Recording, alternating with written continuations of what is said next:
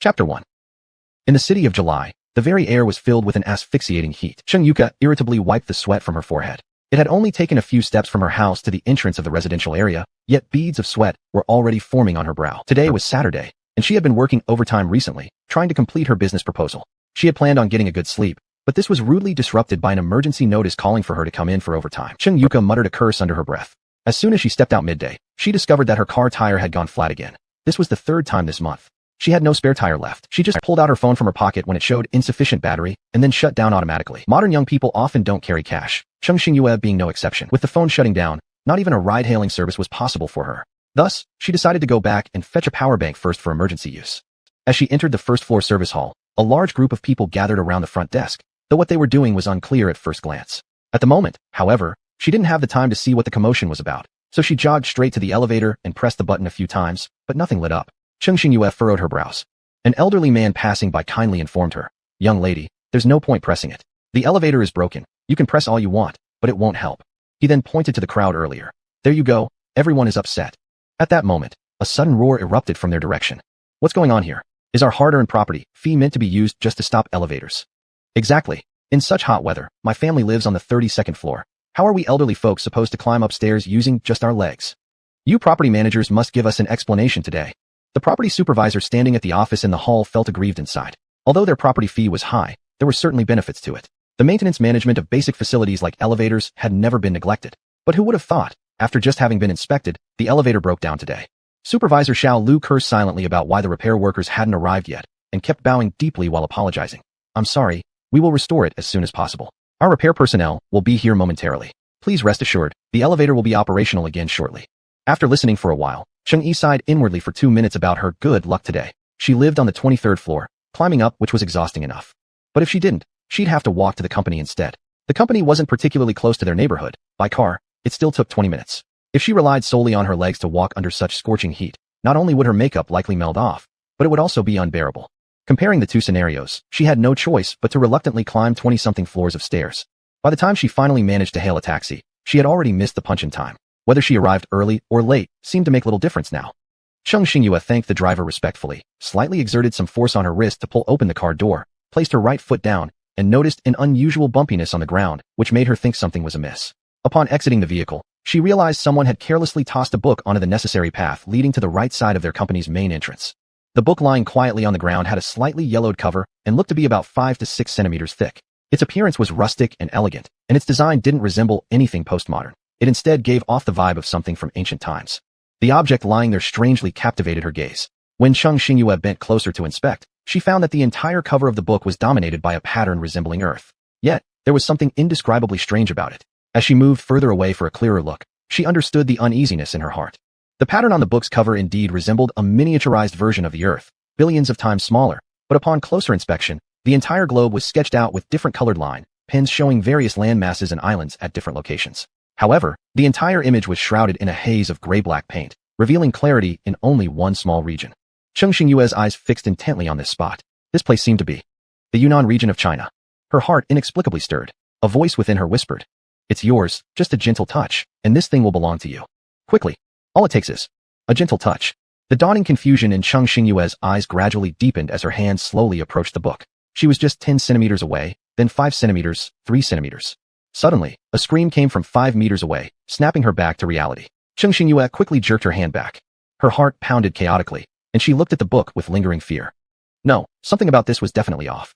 Just now, it seemed like she had been pulled into a void. The book hovered eerily in midair, magnified dozens of times, so that she could see the fine texture of every single line clearly, until a sharp shout yanked her abruptly back to reality. At that moment, her fingertips were less than 0.1 centimeters away from the book. She sat on the ground, gasping for air, hastily retreating backward. What on earth was this thing? But no matter what, she had to stay far away from it. Cheng Xingyue was about to leave when, after the shock, she found that most of her strength had drained out of her body. She gritted her teeth, using both hands to brace against the ground, struggling to prop herself up. As Cheng Xingyue stood up, a roar came from behind her. She instinctively turned her head and saw a burly man suddenly shove the woman in front of him. Caught off guard, the woman stumbled backward a few steps, but still couldn't steady herself. In just a blink, her body tilted slightly. In just a few seconds, the woman toppled toward Cheng Xingyue. Her eyes widened. With the force of the burly man's rage, the woman would likely lose some skin if she crashed onto the rough concrete.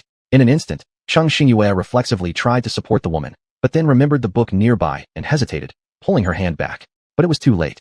Cheng Xingyue lacked strength even under normal circumstances. How could she possibly hold the weight of a woman falling under such force? In just moments, the woman got closer and soon slammed heavily into her, causing Cheng Xingyue to collapse helplessly on the ground along with her.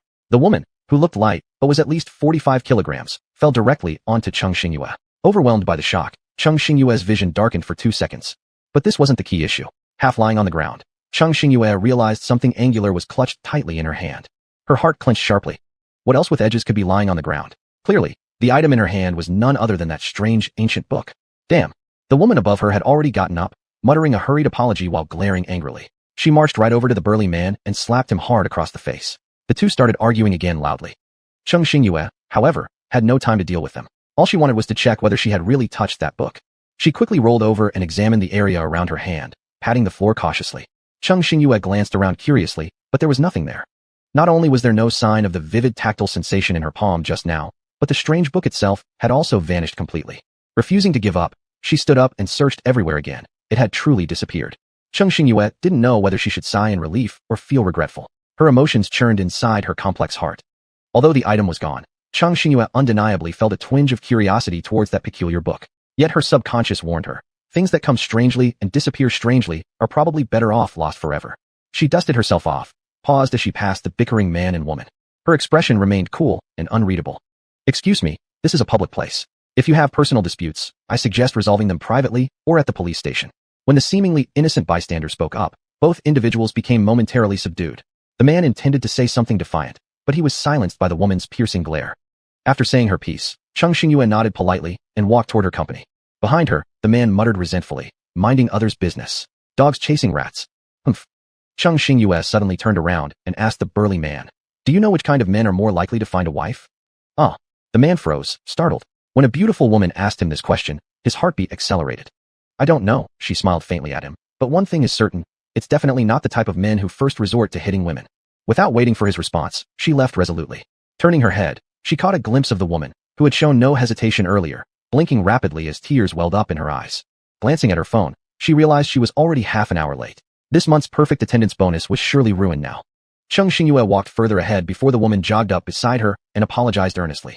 I'm really sorry, I caused you to fall just now. Are you alright? It's no big deal, don't worry about it.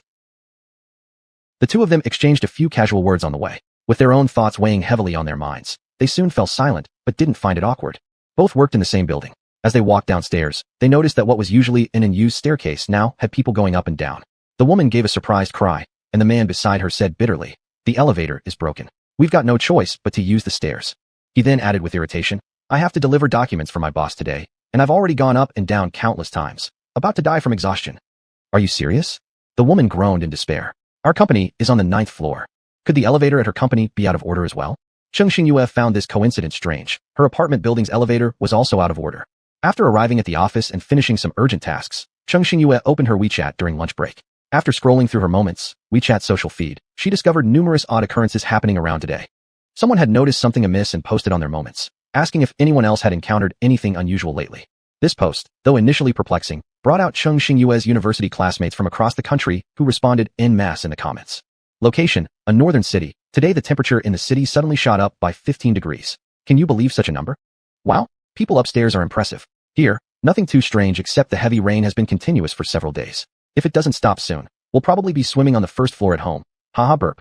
Not in any earthquake zone here. Yet last night, there was a shocking 3.6 magnitude quake. For a moment, I thought whether it was real or not until I wondered if we should evacuate. It was over before we knew it. No way, are you okay?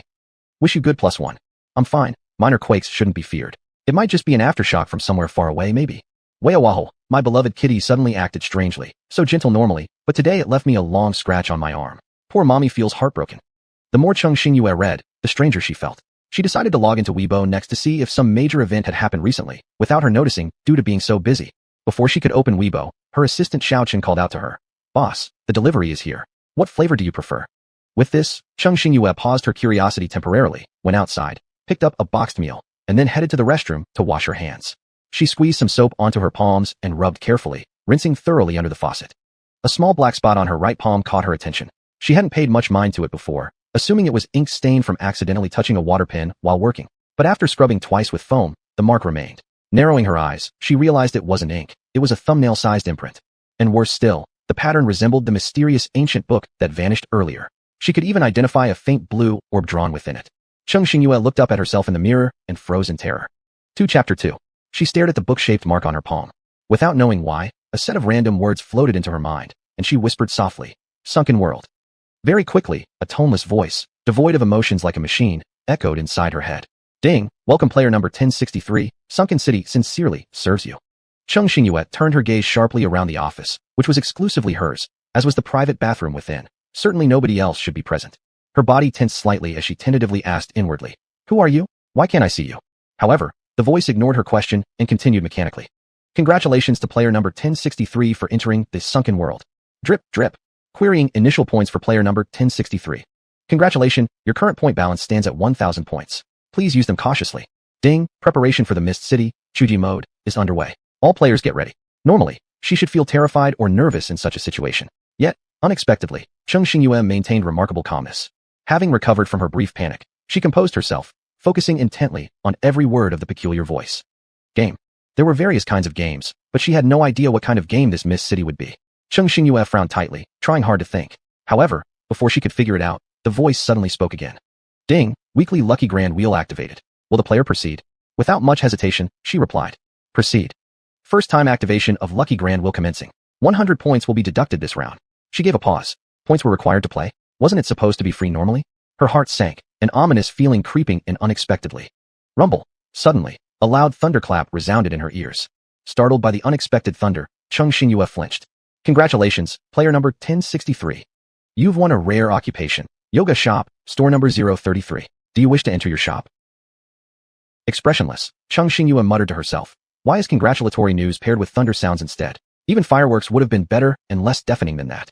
The voice repeated itself 3 times, faster each time, pressing insistently for a response. Player, will you enter your shop? Sighing helplessly while massaging her forehead, Cheng Xingyue answered reluctantly, yes. And then, darkness enveloped her vision, and her physical body slowly faded away surrounded by glowing light. Cheng Xingyue felt her body become weightless all at once, and with a puff, she crashed down heavily onto a wooden plank. She rubbed her shoulders, noting even though the infuriating thunder was gone, its aftereffects lingered. Cheng Xingyue's face paled slightly as her ears continued to buzz from the noise. She shook her head vigorously, attempting to restore her hearing after quite some time. Surveying her surroundings, Cheng Xingyue now found herself inside what seemed like an almost barren house. Is this my shop already? While she marveled inwardly at the strange nature of this game, simultaneously, she began worrying about the poor condition of her premises. Would such a shabby place actually attract any customers? Did she just ruin her business right at the start of the game? The entire room seemed completely unrenovated. Walls made of red bricks stood exposed to the air, and the floor was uneven and full of dirt. Other than a rough wooden bed and a table, there wasn't another piece of furniture. Ascending the stairs to the second floor, she spotted a small globe around 30 centimeters in diameter hanging on the balcony outside the living room. Her expression calm, she approached closer. Recalling how eerily similar this scene was to when she'd entered her previous illusion, she closed her eyes to memorize the increasingly clear outline of Yunnan, ensuring it stayed fresh in her mind before continuing observation elsewhere. The second floor was actually a tiny loft containing nothing but a simple wooden bed along with a few odd items scattered here and there. Among them, a covered frosted glass box caught her attention. Ding, congratulations to the player for unlocking your land. Would you like to begin planting? She was slightly taken aback. Could this plot smaller than 2 palms actually grow anything? However, it wouldn't hurt to try. Without hesitation, she agreed to begin planting. Please choose your seed purchase. A semi-transparent page appeared before her eyes. All she saw was unlocked potato seeds, leaving her somewhat speechless. So, did she have any choice left? Player number 1063 has purchased 10 ordinary potato seeds. Would you like to proceed with planting? Draining every last point from her pocket just to barely cover all the land with potato seeds made her feel a sting. The ground must either be fully planted or else the requirements wouldn't be met for planting at all. Thus, just a handful of seeds swindled away all her remaining integral credits. Walking towards the doorway, she thrust open the wooden door and was struck by the scenery outside. This area mirrored exactly the sky of the real world, white clouds floating gently under the warm sun. 5 timber cottages stood around where she stood, connected via paths paved with rocks. Beyond them lay no trace of other dwellings. Cheng Xingyue stepped out through the fence and opened the tightly secured wooden gate.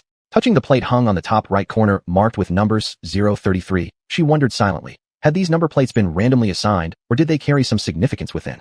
Thinking of exploring further, Cheng Xingyue took one step beyond, but immediately got pushed back by an invisible force. Cheng Xingyue furrowed her brow, tentatively lifting her right foot. Her foot hadn't yet landed on solid ground when a lazy, adult male voice suddenly rang out. There's no point in trying. You can't get out. Cheng Xingyue jumped slightly and immediately turned sharply toward the source of the sound. She didn't know when, but her neighbor to the right was already standing at his yard gate, leaning against it with one hand while stifling a yawn as he looked at her. Cheng Xingyue fell silent for a few seconds before finally raising her head to look at the man and asking, "How long have you been watching me?" Sheng Mingkai's eyes flickered and then suddenly burst into laughter. Take a guess. She snorted inwardly and chose not to pay attention to this odd man anymore, turning around to leave. At that moment, the man called out her name a few times, but seeing that she had determinedly ignored him, he sighed in helplessness and said, "Aren't you curious about where this place is?" "Do you know?" Cheng Xingyue asked back. There was silence again between them. Cheng Xingyue, feeling cold indifference, prepared to close the door. Sheng Mingkai raised his right hand to his ear and spoke solemnly. "Even though I don't fully understand what's going on here, I'm willing to exchange information with you. What do you say?" Cheng Xingyue paused her hand on the doorknob for a while before letting go. Seeing this, Sheng Mingkai secretly sighed in relief. The two sat opposite each other across the fence, neither speaking first. Under mutual unfamiliarity, whoever remained patient would gain control over the situation. Cheng Xingyue calmly observed him as Sheng Mingkai helplessly shook his head, accepting his loss this round. "My name is Sheng Mingkai. Most people call me Brother Sheng." Raising an eyebrow, she selectively ignored those words, only nodding briefly before responding succinctly. "Hello, I'm Cheng Xingyue." Sheng Mingkai smiled faintly, deciding to stop beating around the bush and told her frankly about everything that had happened to him. He pulled down the collar of his shirt and pointed at the same mark as hers. "If my guess is correct, shouldn't you also have such a mark?" "Right," Cheng Xingyue confirmed. Sheng Mingkai took a deep breath and continued. "If I'm not mistaken, you two entered after receiving a book, right? I've been here for a week now, during which I've tried every possible way to escape, but failed." Sheng Mingkai narrated his experiences in meticulous detail. "So, I suspect we won't be able to leave until Mist City opens its game access." Cheng Xingyue nodded in agreement, believing this to be a plausible hypothesis currently. Then another thought occurred to her, and she asked, "Were you brought in directly?" Sheng Mingkai quickly seized on the "you" in her sentence, eagerly questioning her. "Aren't you referring to being mysteriously pulled in without knowing why?" She shook her head. "No, I was forcibly pulled in after winning something from the lucky grand wheel." Sheng Mingkai pondered for a moment before asking, "Can I take the liberty to ask what kind of reward you got?" Cheng Xingyue hesitated a bit, but figured since she was planning to run a shop anyway, concealing it now served no purpose, though she didn't wish to disclose everything just yet. Therefore, she answered half-heartedly, "I cannot reveal specifics yet, but I can tell you, I gained a special occupation." Sheng Mingkai suddenly recalled a broadcast repeated 3 times by the system less than half an hour ago. He looked up at Cheng Xingyue with curiosity, laughing aloud as he slowly remarked, "So you're the owner of that little shop, huh?" Cheng Xingyue. And so easily, her secret was revealed. Standing up, Sheng Mingkai stretched and suddenly clapped his hands loudly, shouting, "Come out already." Cheng Xingyue instantly realized she'd been tricked, retreating hastily several steps to widen the distance between them. Staring at the man, she demanded suspiciously, "Is there someone else here? What are you trying to do?" An innocent, clearly young childlike voice interrupted Sheng Mingkai's next explanation. "Ba, layperson, please don't be afraid, I mean no harm." A childish tone echoed. Fixing her gaze intently, Cheng Xingyue saw the ripples form unexpectedly in her otherwise still heart, almost losing her composure. There was no other reason. This little monk was simply adorable. Around 7 or 8 years old, with a freshly shaved bald head marked by 6 small dots, and despite still having baby fat, his demeanor mimicked that of an adult. The little monk's face turned a bit red with embarrassment, and he intoned ba again. "Pray Miss Cheng, don't be angry, it's just that." His face reddened once more. Cheng Xingyue waited a bit longer, only to see the little monk's face getting redder by the second, mumbling for a long time without forming any coherent sentences. This made her feel truly helpless. Enough of this pretense. Spit it out already. Sheng Mingkai, standing nearby, egged him on further, adding with a smirk, "It's just that he is timid and afraid of female visitors." The young monk's cheeks flushed scarlet, and he quickly interrupted the man. "Not at all. This poor monk merely had a stomachache and went to use the restroom." Sheng Mingkai gave an audible snort and said nothing further. The little monk glared daggers at Sheng Mingkai. "Did I not just go to the restroom?" Sheng Mingkai retorted sharply. "Didn't you say earlier you lacked presence as a mere child monk and were scared, which was why you had me test out the new neighbor, and after that, you happened to visit the restroom?" The little monk cut him off decisively. "Layman Sheng has remembered incorrectly." "Is that so?" Sheng Mingkai sighed, remarking that these days even monks tell lies. Cheng Xingyue couldn't help but want to laugh, just as she was about to ask something. An urgent system notification interrupted her. "Ding, Miss City, beginner mode. Will be opening soon, please prepare. The sunken world will be closing shortly, take notice. The sunken world will be closing. Countdown to return to the real world. 10, 9, 8, 7. All 3 looked up unconsciously, exchanging glances silently. Unlike Cheng Xingyue, who remained expressionless, her thoughts impossible to decipher. Sheng Mingkai's face brimmed with eager anticipation, seemingly unable to wait to explore what this game entailed. Only the little monk wore an anxious expression, his fingers subconsciously tugging at his overly loose gray sleeves. In no time at all, the lower halves of their bodies vanished from sight. As Cheng Xingyue looked toward the cute little monk, an impulse struck her. "Little monk, what's your name?" The little monk obviously startled, replying somewhat slowly.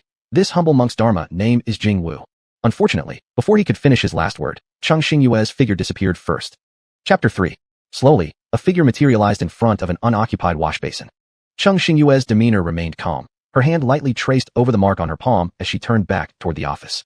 When one has matters weighing heavily on the mind, the time always feels interminably long. Once it was time to leave work, she hastily concluded her tasks and ended her shift early, a rare occasion. Returning home, she washed up then sat in the study under dim desk lamplight, where faint marks could still be glimpsed on the palm of her hand. Closing her eyes, the words "sunken city" echoed silently in her mind, but this time, she failed to enter her little wooden house as wished. Seems like there's no way for me to get in until the game begins. Puzzles upon puzzles lingered in her mind, yet no accurate answers would come to reply to her queries.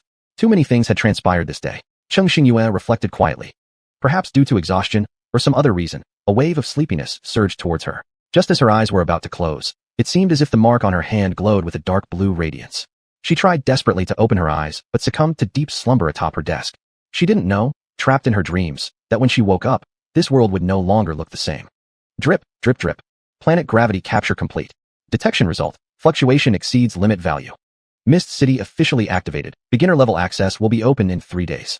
Drip, newbie gift detected. Reform liquid automatically in use. Player number 1063, physical enhancement, starting now, timing 3 days. In her drowsy state, Cheng Xingyue only felt something flowing through her veins, sometimes tearing at her organs, other times bringing a warm sensation coursing through her.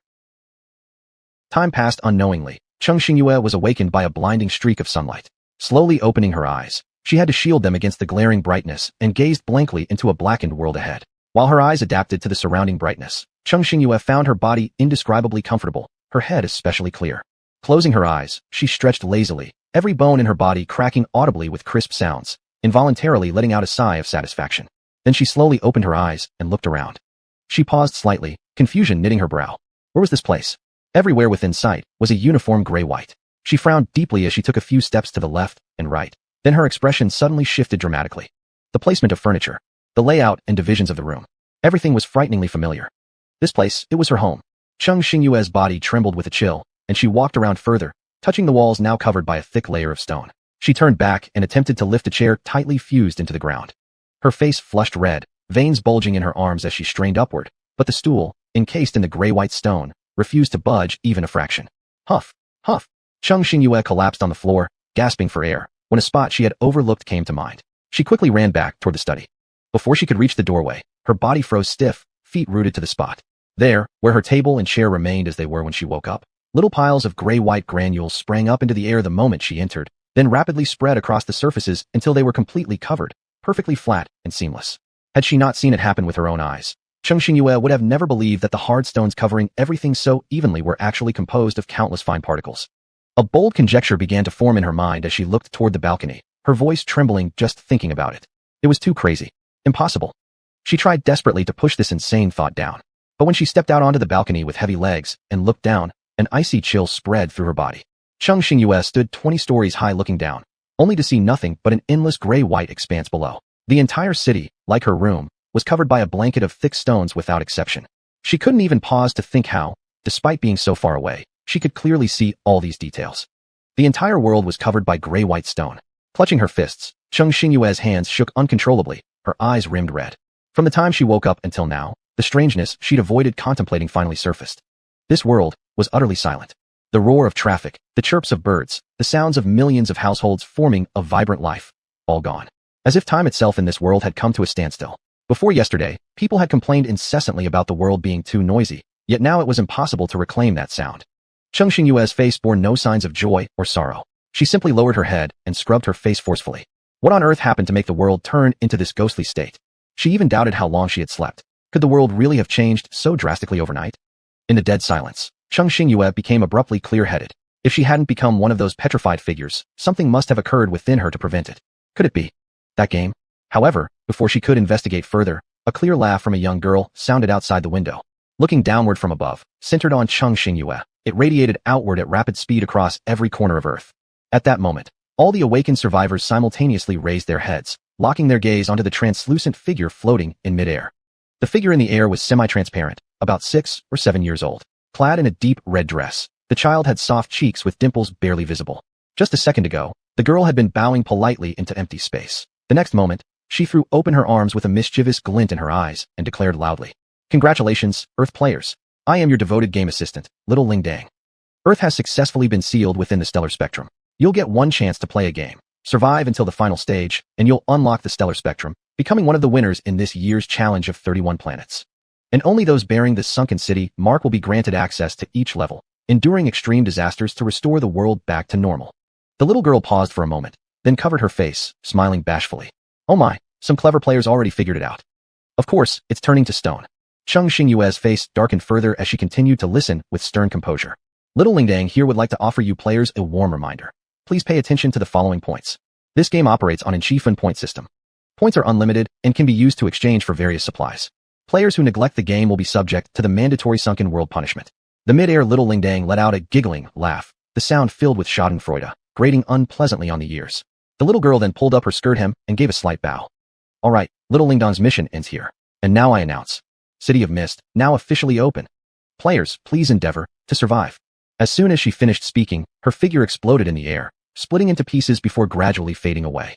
After Little Lingdang disappeared, Cheng Xingyue's mind rang with the system notification. "Ding, City of Mist has been activated. Player number 1063 must enter the target city within half an hour. Failure will result in level 1 petrification punishment." Cheng Xingyue. Half an hour? Nice move. Target city? What kind of place is this? Could it be? She suddenly remembered the map hanging on the second floor of the space, its location becoming increasingly clear from the very beginning. Cheng Xingyue thought for a moment, instantly entering her own little shop. She quickly climbed upstairs and stood before the enlarged globe, lightly tapping her right hand on a small patch of the map. The system's voice sounded once again. "Ding, target city discovered. Would you like to check?" "Yes." "Ding, querying city. Destination located at Yushi, Kunming, Yunnan Province. Enter." "Yes." "Ding, player does not have sufficient Chifun points. Teleportation failed. Please find resources that can be exchanged to gain points." Cheng Xingyue observed that 5 minutes had already passed, but didn't feel rushed. After all, solutions always present themselves. A sudden thought struck her, leading her to approach the mini piece of land that had cost her all her points. Words appeared above the glass cover. "First round potatoes, mature." Cheng Xingyue tapped the collect button beneath, and the potatoes inside disappeared momentarily, then reappeared neatly lined up in a nearby basket, 10 fist-sized potatoes. She took large strides towards the basket, squatted down, and picked up one potato. After scrutinizing it for a moment, she couldn't help but feel a bit disappointed. This seemed no different from an ordinary potato. Could this really earn enough Chifun points? "Ding, please set price."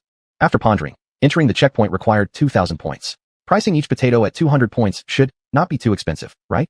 Given the urgency, at least first exchange enough points was necessary.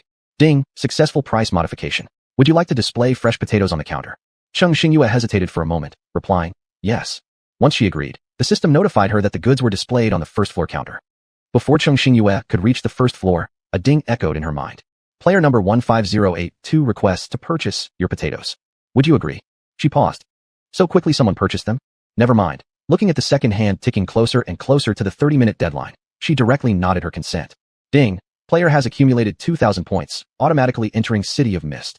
Teleportation to target city ongoing." In front of Cheng Xingyue emerged a black hole of life-size proportions, into which she walked without hesitation. On the other side, the boy holding a bag of potatoes showed signs of delight upon reading the appraisal, rare goods, and carefully placed the items in his warehouse with a satisfied smile.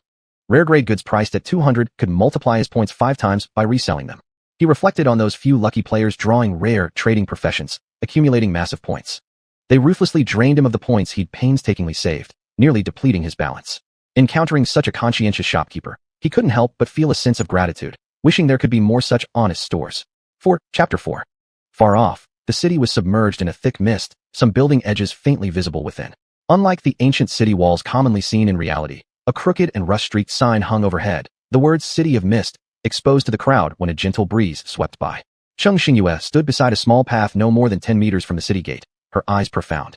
She had been teleported here by the system for half an hour already. Beside her, people continuously appeared out of the mist. Some immediately entered the city upon reaching the gate. Others, like her, remained outside the gate observing their surroundings and the players entering the city one after another. Under this dense mist, visibility by the naked eye barely reached 5 meters. And even after her physical enhancement, Cheng Xingyue could only just make out to about 10 meters ahead. Moreover, with the game just beginning and the fog already at such a level, it was hard to imagine how much worse the situation would become within the city later on. In fact, Cheng Xingyue had been waiting here for a long time, not merely to observe her surroundings. She was waiting for her second batch of potatoes to mature. Since being dragged into the game, she hadn't consumed any food for nearly 20 hours, and with repeated reminders from the system, she knew these points were bound to be significant in the coming future. Given the unclear current situation, both for replenishing her strength to survive and accumulating points through exchanging food for them, this batch of potatoes worth up to 2,000 points mattered greatly right now. A bit longer wait, just 3 minutes left before the potatoes would mature. Cheng Xingyue tightly focused her gaze on the nearby city gate. From the corner of her eyes, she noticed some indistinct stares directed her way and unconsciously tightened her guard. Noon, 12 p.m. Ding, Daily Lucky Will has been unlocked. Player, would you like to activate? Cheng Xingyue discreetly glanced around at the few players nearby. As this sound played, men and women standing in clusters unmistakably suppressed their evident excitement while relaxing their tense muscles. Surprisingly, they seemed to have been aware of the existence of this daily lucky draw for quite some time. She herself only played it during her initial binding process. Of course, she was only a new player who'd just joined. There was no telling when this game started collecting its first group of players. Ding, congratulations. The player has drawn a bag of mid-level protective gear. Your gift has been placed in your warehouse. Please check. Mid-level protective gear. Cheng Xingyue's lips curled slightly, deep in thought as she looked toward the ever-present white mist all around. It appeared there was something peculiar about the fog. Although entry into the sunken world space was prohibited once the game began, fortunately, most basic operations could still be completed via mental commands. After storing away the collected potatoes into the warehouse, she retrieved the newly drawn protective equipment, which turned out to be a pack of pure black masks. She counted briefly. The pack contained a total of 10 black masks, each neatly sealed in separate transparent plastic bags. She flipped over the back and carefully read the instructions for use. There were 3 main points to note. First, each mask could only be used for 24 hours. Once that period was up, it would lose its protective function entirely. Second, the masks weren't bound items, meaning players could freely trade or give them away. Third, apart from bound items, all others were not restricted by the Sunken City rules. Players were free to seize them at will. It seemed this game wouldn't remain peaceful for long. Cheng Xingyue tore open a mask package and slipped it on, instantly covering half of her face in dark cloth, leaving only her extraordinarily bright, calm eyes exposed, shimmering captivatingly. She subtly patted her growling stomach, sighing inwardly. It was time to venture inside, scout around a bit, and perhaps find something to eat along the way. With her hands tucked in her pockets, Cheng Xingyue strolled leisurely into the semi-oval-shaped city gate. On the other hand, a stout man who'd been secretly watching Cheng Xingyue followed quietly behind her, also heading towards the city center. Pausing at the semi-oval-shaped city entrance, Cheng Xingyue took a moment to appraise the situation. There were neither locked gates nor NPCs guarding the passage. Was it possible that in this game, players could enter and exit freely? Anxiety crossed the face of a player walking ahead of her as they hesitated for a moment before striding resolutely into the city. The moment half their body stepped inside, the person paused noticeably before vanishing at the threshold. Cheng Xingyue stared at the wide-open gate, seemingly unobstructed and empty, then moved forward cautiously, slowly raising her right hand to probe the air. Sure enough, at roughly a half-meter distance from her body, a subtle resistance force pushed against her. Her eyebrows twitched lightly, so there was indeed a gateway, though it remained invisible. Loosening her muscles slightly, Cheng Xingyue continued walking forward expressionlessly. A faint, tearing sound reached her ears, and she gave a slight push as if passing through a layer of condensed membrane. In an instant, she stepped inside the city. Cheng Xingyue looked around at her surroundings shrouded in white mist, letting out an unspoken sigh of relief. Thankfully, nothing here had turned to stone. Otherwise, it was hard for her to imagine how everything could remain preserved under a sea of boulders. Surviving here would surely be no easy task. She felt the temperature, which was roughly 10 degrees cooler than outside the city. With the humidity in the air, it felt like autumn had suddenly arrived, sending an unexpected chill that made her shiver involuntarily. She was merely dressed in a short-sleeve shirt, far from being able to withstand the approximate 20 degrees Celsius weather.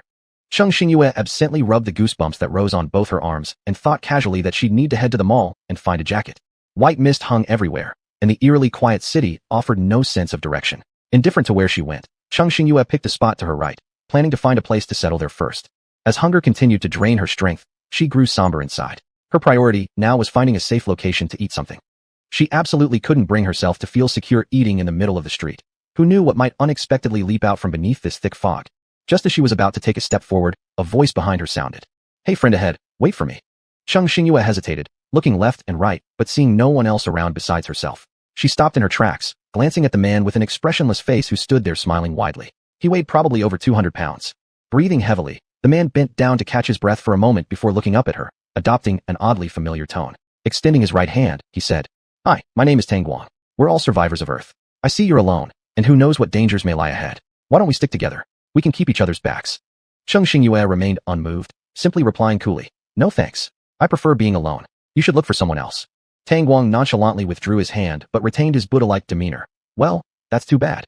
Actually," Cheng Xingyue interjected plainly, "if you have something to say, just spit it out." The man patted his rotund belly heavily and grinned. "Sis, straight talker, huh? Well, I saw that you had some masks back out there. I was wondering if you'd share some with me." She chuckled softly, her voice muffled by the mask. "I do have masks, but I wonder what price you're willing to pay for them." Upon hearing this, Tang Guang brightened further. "To be honest, things change so fast that anything not directly attached to our bodies turned to stone, so I don't really have much." He slipped off a jade bracelet from his wrist, but was interrupted before he could speak further. Cheng Xingyue lightly spoke. "In this world, even the most precious jade is only decoration.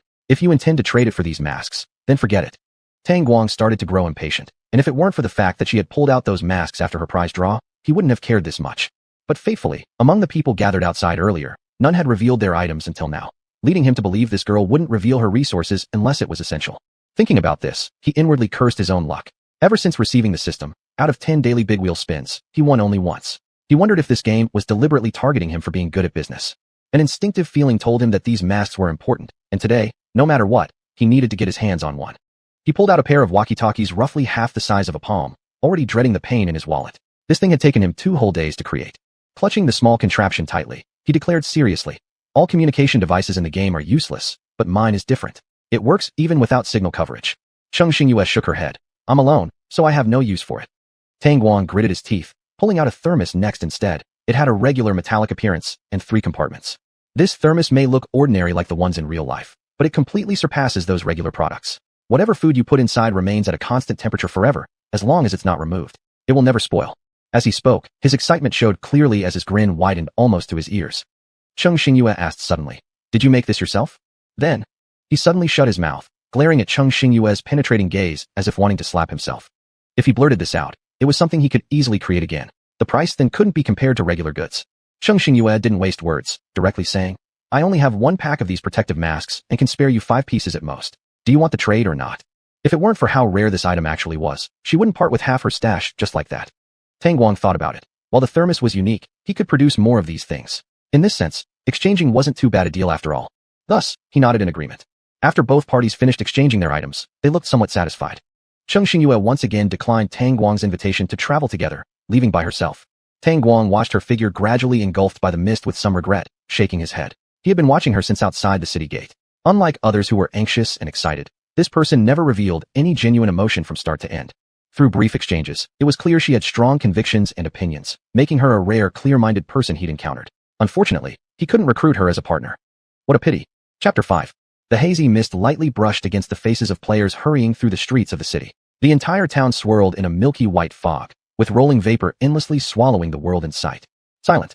Except for fragmented footsteps. Not even bird or insect calls could be heard around them. Likely, most players hadn't entered yet, so the city lay eerily quiet. So much so that some players couldn't help shiver instinctively. As time ticked on, more people began to appear around her. Cheng Xingyue walked roughly 10 minutes before stopping in front of a large supermarket located at the end of the street. She blinked a few times, ridding her lashes of tiny droplets formed there, her complexion pale but lips curved faintly upward. Finally found it. This mall sat at the edge of the city with fully modernized facilities. However, despite appearing freshly renovated, it lacked the usual bustling crowd, adding a peculiar atmosphere. Occasionally, players walked into and out of the supermarket, each one left carrying bulging bags, casually striding away as though they were alone. When Cheng Xingyue stepped closer, a group of muscular men followed her inside. A man looking around carelessly turned his eyes over her body with an indecent expression, loudly declaring to a nearby companion without lowering his voice. "Wow, didn't expect to meet such an elegant little lady just entering the game." Saying this, he started approaching her. Cheng Xingyue gave a barely noticeable smile. Really? No matter where she went, scum would always turn up. As soon as the man approached, he reached out to grab her black mask off her face, muttering, "What's this? Wearing a mask properly? Come on, let me see what kind of beauty you've got under that mask." Before his hand even made it halfway down, Cheng Xingyue sharply kicked her leg high, aiming squarely at his groin. Caught off guard, the man landed with a loud boom, flipping over shelves beside him, sending a cascade of products crashing to the ground. With his vulnerable spot taking a direct blow, combined with her explosive strength, the man curled up in pain on the floor, unable to utter a word for quite some time. "Shit. I bet you're asking for death. Guys, come on, let's beat her ass." Seeing their buddy getting assaulted by a woman, the other burly men muttered curses toward him for being inept, rolling up their sleeves as they rushed toward Cheng Xingyue. Cheng Xingyue hadn't even had time to marvel at her newfound extraordinary strength when the group charged at her. She sneered indifferently, lightly rotating her wrist. Though she often appeared delicate, having grown up alone, fighting in groups was second nature to her. The clamor erupted instantly under the lighting. Her opponent's raised fist was effortlessly pushed back, mixing furious shouts and the dull thud of flesh colliding, prompting surrounding individuals to shriek and scramble for cover on the side. With practiced efficiency, Cheng Xingyue deftly disarmed the blade from the man in front of her, snapping a crisp crack. She forced his wrist sharply backward with a bone-crushing twist, eliciting another scream of pain from the man. Increasing pressure, she lifted him high, smashing him forcefully to the ground, and with one swift motion, kicked him sideways onto open space. Plop, thud. One after another, the men collapsed in miserable heaps, forming a stacked hamburger. The onlookers were sweating profusely, and some men watching this delicate-looking woman who fought so fiercely shuddered at the sight of her punches landing hard on flesh, then glanced at the man clutching his stomach in agony. Were women really that terrifying these days? Cheng Xingyue took a deep breath, struggling to suppress the trembling in her hands as they quaked by her side. After calming down, she spoke softly to the makeshift hamburger of men sprawled across the floor. Do you still want to fight? Several men's faces were streaked with red and purple bruises, looking like color palettes. Hearing her question, they shook their heads furiously without uttering a single word, afraid the fierce goddess would strike again if provoked. That's good. She patted the dust accidentally accumulated on her clothes, adjusted her mask, and continued walking inward. Just as she passed the first lewd man, she suddenly stopped. The man jolted violently, his face contorted with terror as he looked at her. Cheng Xingyue leaned down slightly, stepping on the man's chest with mild force, speaking in her usual calm tone. With his wounds stepped on, the man let out a sharp scream of pain, his expression akin to seeing something horrifying as he continuously shook his head. Next time you see a woman, keep your mouth clean, understand? Though frightened to his core, the man trembled and mentally cursed Cheng Xingyue's entire ancestry. But his face betrayed no such resentment. After a few seconds' hesitation, he vigorously nodded his head. I won't dare anymore.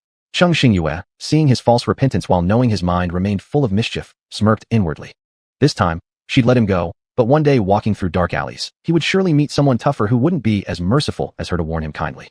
The kind-hearted Cheng Xingyue completely ignored the group of bruised and beaten men she left behind and ascended to the second floor under their wary eyes. Leaving behind a silent first-floor hall, Cheng Xingyue boarded the escalator and waited quietly. She had examined the layout diagram outside earlier. The first floor was mostly fresh produce, which didn't contain what she was searching for. This city had water and electricity. Apart from transportation and communication devices, it was indistinguishable from the normal world. Still, even inside the supermarket, the air was lightly veiled in mist, prompting her to contemplate its origins. Since the game's beginning when she had drawn a protective mask, her mind stayed exceptionally clear. Being alone, not wanting to turn into stone and determined to survive well, she needed to stay vigilant. She couldn't take any risks. Her gaze fell on the radish exposed to the mist, moistened and shining unnaturally vibrant in the moisture-laden air. Her expression cooled.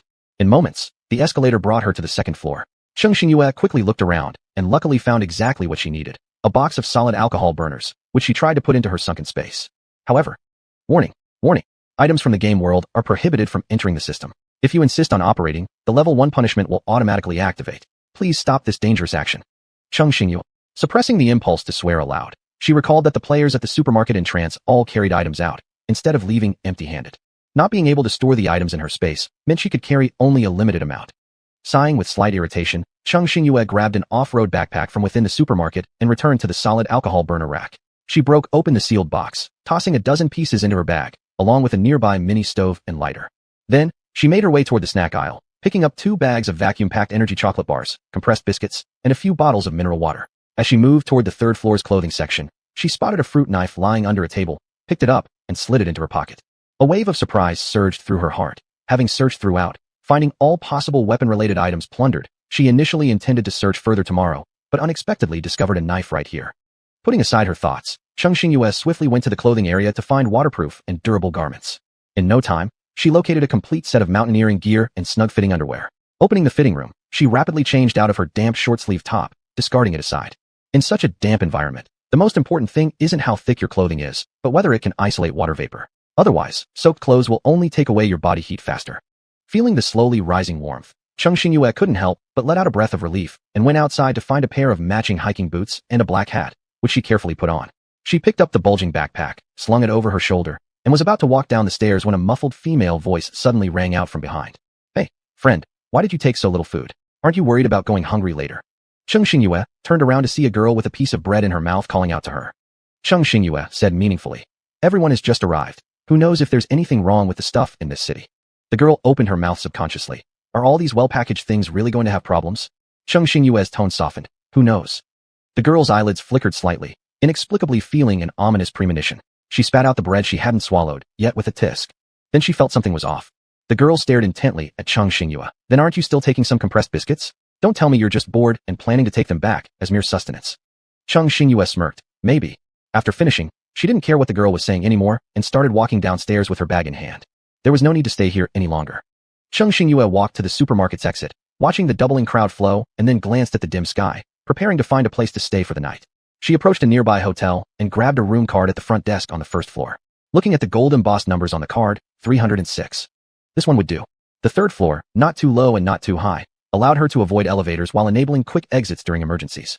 A beep sound rang out. Cheng Xingyue looked at the quiet corridor and swiftly slipped into the room sideways. First, she opened every door in the room, checking thoroughly to ensure that no one else was inside before letting out a small sigh of relief. She placed her backpack on the ground and rested on the soft chair for a moment. In fact, since entering the game, she had been holding her breath, forcing herself to stay alert without relaxing. In reality, she hadn't eaten or drunk anything for nearly 24 hours, and under the glaring survival pressure in front of her, even her enhanced body could barely hold on. Cheng Xingyue took out the mini stove, lit the solid alcohol burner, then pulled out 2 potatoes from her sunken space, using the fruit knife to peel their skins clean, and began roasting potato slices. Possibly being too hungry, she actually thought the aroma of the roasted potatoes was spreading everywhere in the room, causing her throat to unconsciously convulse as her hot gaze fixed firmly on the potato slices that weren't fully cooked yet. At the same time, players living upstairs from Cheng Xingyue and on either side of the hallway were murmuring, "Where's this smell coming from? It's way too fragrant. I'm starving. I can't stand it.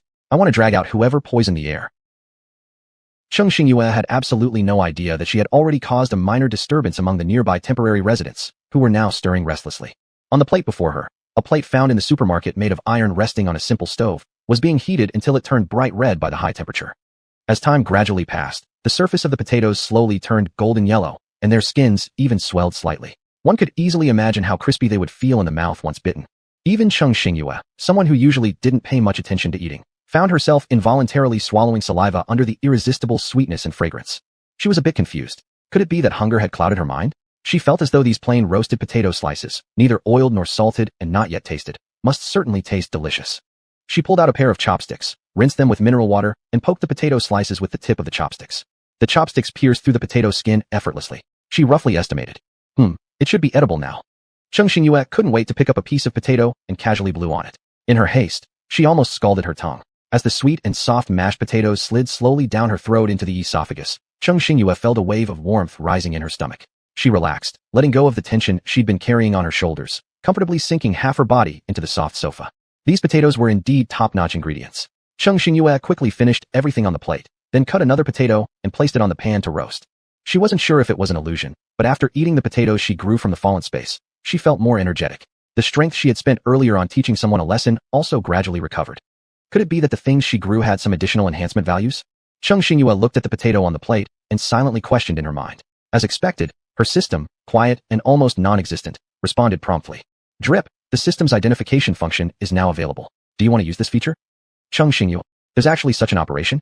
She couldn't help feeling a little helpless. After coming to this game, everything changed so fast that she hadn't had time to explore its detailed functions yet. Drip, identification function has been activated. Source, a small shop, owner's talent skill, talent land. Player's land level, rank 1 cultivator, upgradable. Identification completed, 3-star potato, ordinary. Function, in beginner levels, each one eaten will restore the player's stamina once. Satiety level, 2 stars. Drip, does player number 1063 intend to sell these potatoes at your shop? Cheng Xingyue, hearing the system's response, slightly raised an eyebrow. She never thought that her talent career could actually be somewhat interesting. In this kind of survival game, what was most important? If she asked 100 people this question, 90 out of them would probably answer without hesitation. Being able to eat was the most critical. Humans could lack many things, but filling their stomachs could not be neglected. How long can a person survive without food or water? This ability was undoubtedly practical, especially since the things she planted possessed special effects. Cheng Xingyue gave a wry smile. It seemed that this game did look upon her with favor. But then, she remembered the stout man who exchanged his thermos for her mask. She took the thermos out from the warehouse, put it on the table, and started thinking silently. If nothing went wrong, every player should have their unique talent careers. But she wondered where the man she met, who made items that didn't deteriorate, would rank in this game. She considered it for a moment, and simply sat down on the carpet, placing the thermos beside her. Then, she pulled over her backpack and began counting her current supplies. Except for the stuff grown from her space or manufactured by herself, everything else she obtained in this game could not be stored in the warehouse inside her space. It seemed that she would need to try exchanging as much as possible with other players afterward, because, without incident, anything placed in the storehouse should remain usable for the next stage. However, whether the materials she gathered during this game could carry forward to the next was still unknown. She picked up a package of compressed biscuits and had a sudden idea about whether the items from this game could be identified using the system's function. Clang, the system is querying. Apparently, the other side hadn't foreseen a player asking such a question. There was a faint sound, like electricity cutting off, shh, which lasted nearly 5 minutes before it finally responded. Clang, historical records have been searched. The query function can now be activated. Identifying external items consumes 500 points per usage. Do you wish to proceed? Another cost of points? And exactly 500 points? This game really tried its best to squeeze points from players. Cheng Xingyue paused for a moment, then shut down the system's identification function. What could she do? After all, she couldn't find even a single point in her account. She cursed her own poverty. She was completely broke. She sighed helplessly, muttering, "Indeed, hard currency is the first productivity." Since there was no other way, she decided to keep 2 potatoes and hang the rest on her online store, intending to save up some points. But her eyes curved a bit. It wouldn't be the previous price anymore. Cheng Xingyue slowly changed the price to 500 points per potato, and then displayed it for sale on her store. At the very moment, a small shop posted its latest updates. A young man in another corner of the city suddenly stopped in his tracks. Ding, the shop you specially followed, a small shop, has reopened. Would you like to check it? Upon hearing this, Su Heng's eyes lit up, and he quickly moved to a secluded corner to open the store that he had rated as a trustworthy merchant. Then, as he looked at the small potatoes he had been longing for, before he could burst into laughter, his gaze fell on the price tag below, causing his breath to catch, and after rubbing his eyes, a profound sense of desolation filled his heart. He covered his face and let out a mournful howl. Indeed, it wasn't that they hadn't arrived, it was just not their time yet. There was no business in the world that wasn't a little shady. The same potato this time had skyrocketed 2.5 times in price. With a wretched expression, Su Heng clicked the purchase button without hesitation, making a silent plan to sell these potatoes later for double. No, better still, triple the original price. What a real swindler. Su Heng's heart already had a big appetite, striking both hard and heavy. After all, this wasn't an ordinary potato by any means. As he thought about the special functions of these items, he didn't feel that his own pricing was too high. He even began to greedily consider keeping them for himself, so as not to cheaply give them away to other players. Having long roamed various shops, Su Heng understood clearly how rare these items were, something that could restore one's energy while also providing satiety. Though Su Heng appeared sorrowful on the outside, he secretly planned in his heart. He resolved that he would become a loyal customer of this shop and provide one-stop service for future purchases. Meanwhile, a few other players who were browsing the stores already opened by the system noticed that just as they were about to click Purchase on the displayed potatoes, within the next second, the shelves were already empty. All faces involuntarily froze for several seconds. What kind of speed was this? Goods that were only listed for 1 minute and 30 seconds were already completely snatched up? Ding, the products have been sold out. Please continue to work harder and upgrade your shop level as soon as possible. Again, they were sold out so fast. Cheng Xingyue sighed, wondering whether there were just too many wealthy tycoons or she had priced her goods too low. In merely a few minutes, they were all sold out again so quickly. However, she counted her current balance of points. Exactly 3,000. Cheng Xingyue immediately activated the system's identification function to address her current greatest concern. She picked up a bottle of unopened mineral water. Drop, identification function has been activated. Origin, Mist City. Identification complete. Warning, item shows mild contamination. Unknown source, please use with caution. Indeed, the system wouldn't randomly offer protective items as rewards without reason. The air here had already been polluted. Even sealed food was not exempt from contamination. The things she took out from her space were fine, but she wondered if prolonged exposure to such an environment would affect her physical functions. If the water couldn't be consumed, then she would need to find some clean water to exchange somehow. Cheng Xingyue furrowed her brows slightly and proceeded to test a pack of compressed biscuits. Drop, item shows mild contamination. Please use with caution. It turned out that everything had problems, and her expression grew somewhat grave. The situation was worse than she had imagined. Sitting on the ground, she carefully placed the freshly roasted potato slices into the first layer box designed to prevent deterioration, then covered it and put it back into her space storage. She then used an open bottle of mineral water, wetting a piece of cut-off tablecloth, soaking it thoroughly, and covering it onto the burning solid alcohol to cut off the air supply and extinguish the flame. Cheng Xingyue calculated that for this meal alone, she had already used 4.5 blocks of solid alcohol. It seemed she needed to store more fuel for combustion. After tidying up for quite some time, she finally removed her jacket, leaned against the head of the bed, and placed her right hand over her stomach. In reality, she hadn't eaten enough. Each round of potatoes required 24 hours to harvest, and now, the last batch still needed nearly 18 hours to mature. Since the things inside the game could not be eaten before the next round of harvesting, she had to calculate her food intake carefully. Although she hadn't eaten enough, the energy provided by the special potatoes she planted barely met her bodily needs. And those potato slices she had just roasted would serve as her breakfast tomorrow. Cheng Xingyue's expression became slightly somber as she decided to learn from the experience and take advantage of the spare time to explore all basic functions of the system fully, so that she wouldn't go astray again due to unfamiliarity. Chapter 7. Cheng Xingyue pulled the curtains shut, and the entire room immediately turned dim. She lifted the blanket and leaned against the head of the bed before calling out to the system in her mind. Search for the basic functions of the system. Static. Ding, temporary assistant at your service dash. Amidst the darkened surroundings, a sudden burst of white light appeared. A girl no bigger than a thumb stepped out from it. The girl seemed a bit disoriented, dizzily turning around in midair, and almost stumbled. After observing for half a moment, she finally spotted Cheng Xingyue and let out a relieved sigh with her cheeks flushed red. The girl flashed her a sweet smile and gave a little giggle, flapping her small wings as she slowly hovered towards Cheng Xingyue. Identity verification in progress. Player number 1063. Talent skill, special land. Occupation, rank 1, small shop storekeeper. Land level, 1-star cultivator, upgradable. Open crops, rare potatoes, restore player's physical energy value. Canned goods processing plant, pending activation, storekeeper title level 5 unlockable. Once settled, the tiny figure scanned her up and down a few times before tilting her head at Cheng Xingyue with a soft voice. Hello, little assistant Wu Yu at your service. How may I assist you? Seeing the girl, Cheng Xingyue was somewhat surprised. When she had previously asked system questions, there had never been any human-like replies, yet this time an assistant came forth to specifically address her queries. Or perhaps, the system had always offered the assistant function, only that she had never noticed? Cheng Xingyue couldn't help but feel a degree more favorably toward the water soft-eyed, adorable-looking little angel. She asked curiously, Are you the assistant? Why have I never seen you before? Little Wu Yu hopped onto the bedside table beside her, taking a couple of steps with a tap-tap, and grinned mischievously. I am the assistant employed by this Falling City game session, specially here to serve special players. Special players? Little Wu Yu nodded matter-of-factly. I'm the first assistant of this round of games, providing exclusive service to the top 100 players on the talent ranking. Talent ranking? What criteria determine that? And why haven't I ever seen such a ranking? Little Wu Yu waved her arms and grinned. The talent rankings are only disclosed internally among the administrators. All players cannot see them. And we, several assistants, in order to protect highly talented players who also face tough upgrading challenges in the early stages, have specially provided these players with full explanations this time, hoping to significantly improve their survival rates during the game. Little Wu Yu blinked, clapping her hands together. So, is there anything you'd like me to clarify? As our time is limited, Wu Yu has another player to attend to next, leaving you with 23 minutes remaining. Please treasure it. Cheng Xingyue remained silent for a while before lifting her head. I want to know the requirements for passing this survival game. Little Wu Yu shook her head. This is not within my authority. However, Wu Yu can tell you. You will soon find out. Before the sound ended, Cheng Xingyue followed up with another question. Are the things I grow all equipped with special functions, or are they merely accidental outcomes? Little Wu Yu shook one of her thumbs. Don't worry. This belongs exclusively to your talent skill. Each seed planted has a 99.9% chance of yielding special crops. Moreover, your talent skill has successfully linked to your occupation, blending perfectly with the store you will run in the future, supporting each other. Cheng Xingyue, can you give me a general introduction about the important functions of the system? Little Wu Yu waved her right hand, and suddenly Cheng Xingyue saw a map appear in front of her eyes. A 10-meter scroll floated in the air, with countless spots of different colors sparkling tightly packed together. Roughly estimated, there should be hundreds of thousands of light points. She flapped her small wings and flew over to the suspended scroll map. Each of these light points represents the players who have entered this city and been registered into the database, while the various colors signify different professions. Cheng Xingyue was stunned by the number of existing humans and subconsciously asked, is this all that remains of humanity on Earth?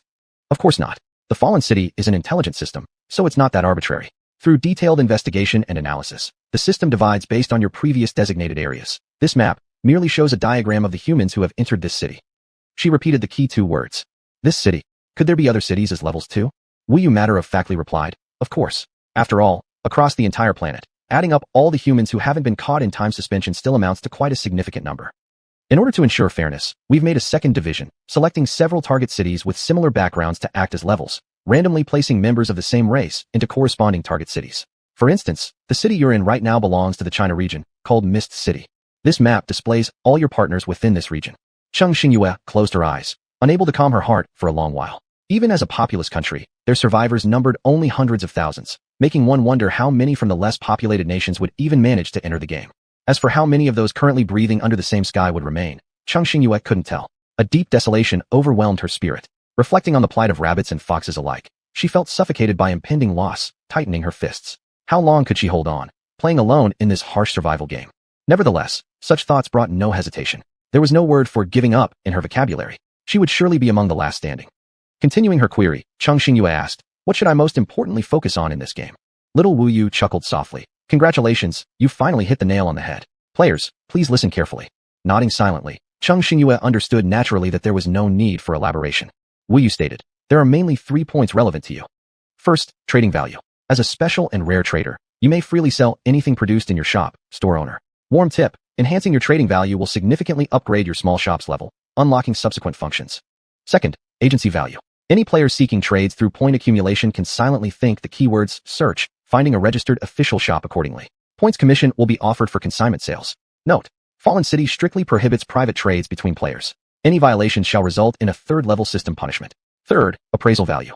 Every player possesses this fundamental ability. Using the system's built-in appraisal function, any item can undergo an official identification process. Furthermore, Fallen City guarantees its appraisal's complete authenticity. Players can rest assured. After finishing, Wu Yu addressed her again. You have 5 minutes remaining. Any further questions? Final question. From which aspect should I start to substantially improve my survival capacity within this game? Wu Yu blinked a couple of times, seemingly surprised by her straightforwardness. After a few seconds, she replied, Player, please strive to upgrade your shopkeeper title. Only as the title progresses will the following features gradually open for use. At the end of the 5 minutes, the thumb-sized figure swiftly vanished from her spot. Cheng Xingyue sat lost in thought, absently tapping her fingertips against the table beside her. To upgrade her title, the volume of goods transactions must increase. To transact, there must be sufficient goods available for trade. Solely relying on selling self-grown potatoes, upgrading the shopkeeper title seemed like an interminable prospect. Thus, as mentioned earlier, the consignment sale might indeed become a pressing matter. Cheng Xingyue pulled out a wooden sign from her storage space and carved a line of neat characters onto it. This store provides consignment services for selling. Interested parties please leave messages on the shop message board. She blew off some wood shavings from it, double-checked for correctness, and then hung it on the door of her spacebound shop. At the very same moment, in an obscure corner of the system bulletin board, a section previously neglected, an unnoticed player notification quietly appeared. Having completed all these tasks, she found herself thoroughly exhausted after just one day. Not long afterward, she fell soundly asleep. Dawn broke the next morning, rousing her. Unsure if it was a psychological effect, she believed she had slept extremely well that night. In reality, she had slept for about 6 hours, yet it felt much better than when resting on holidays, where she usually slept 8 or 9 hours. When the second day began to brighten, she woke up immediately, still feeling somewhat rejuvenated. Cheng Xingyue didn't dwell much on it, guessing that she must have been extremely tired the previous day and her body had adjusted itself for an urgent rest. After freshening up, she pushed the doubt aside, stood up slowly, and pulled the curtain open to look outside. She stood by the window with a somewhat puzzled expression on her face. Was it just her illusion? Why did she feel that the mist seemed a little heavier than yesterday?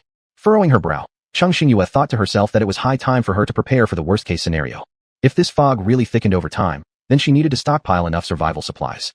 Otherwise, when the situation became the most severe, if she wanted to go out to find supplies but got lost, it would be very likely that she would end up circling around endlessly in the dense fog without being able to find her way. As Cheng Xingyue pondered her strategy, she took out the potato roasted yesterday from the thermal box, bit into it, and nodded contentedly. This thing was indeed good. It went in as is and came out exactly the same. Totally worth it. Finishing the potato chips quickly, Cheng Xingyue glanced at my land again. There were only 5 more hours left before the last round of crops could be harvested. Soon.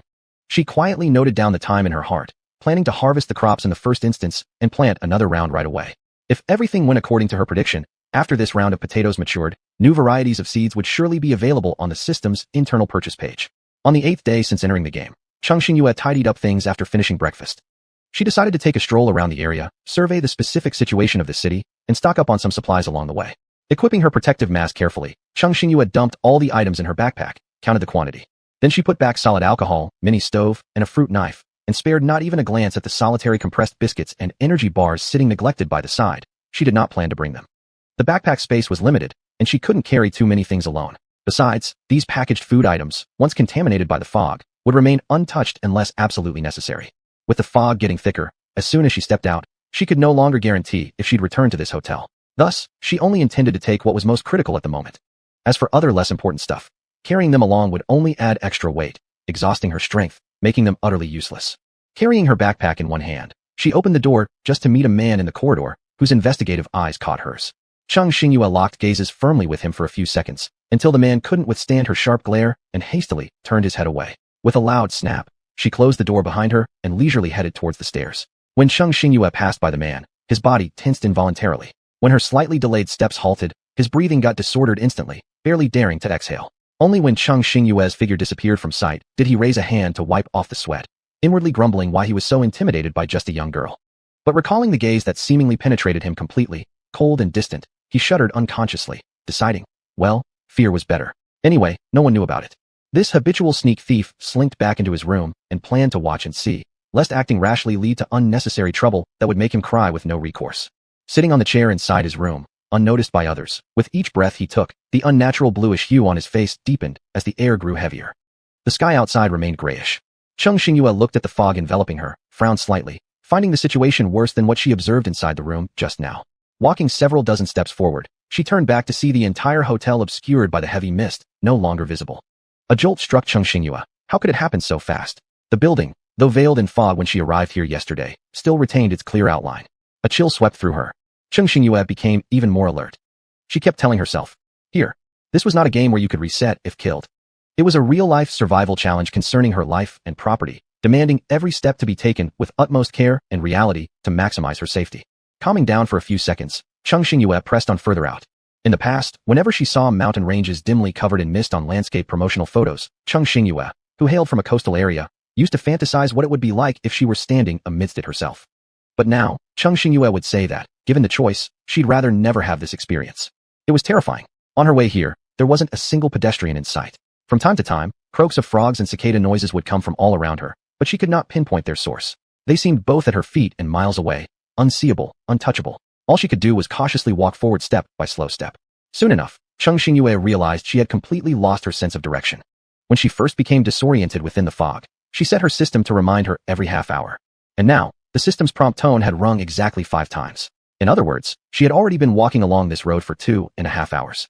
During this period, she mentally counted her steps, deciding that once she reached 100 paces heading deeper into the mist, she'd immediately change direction.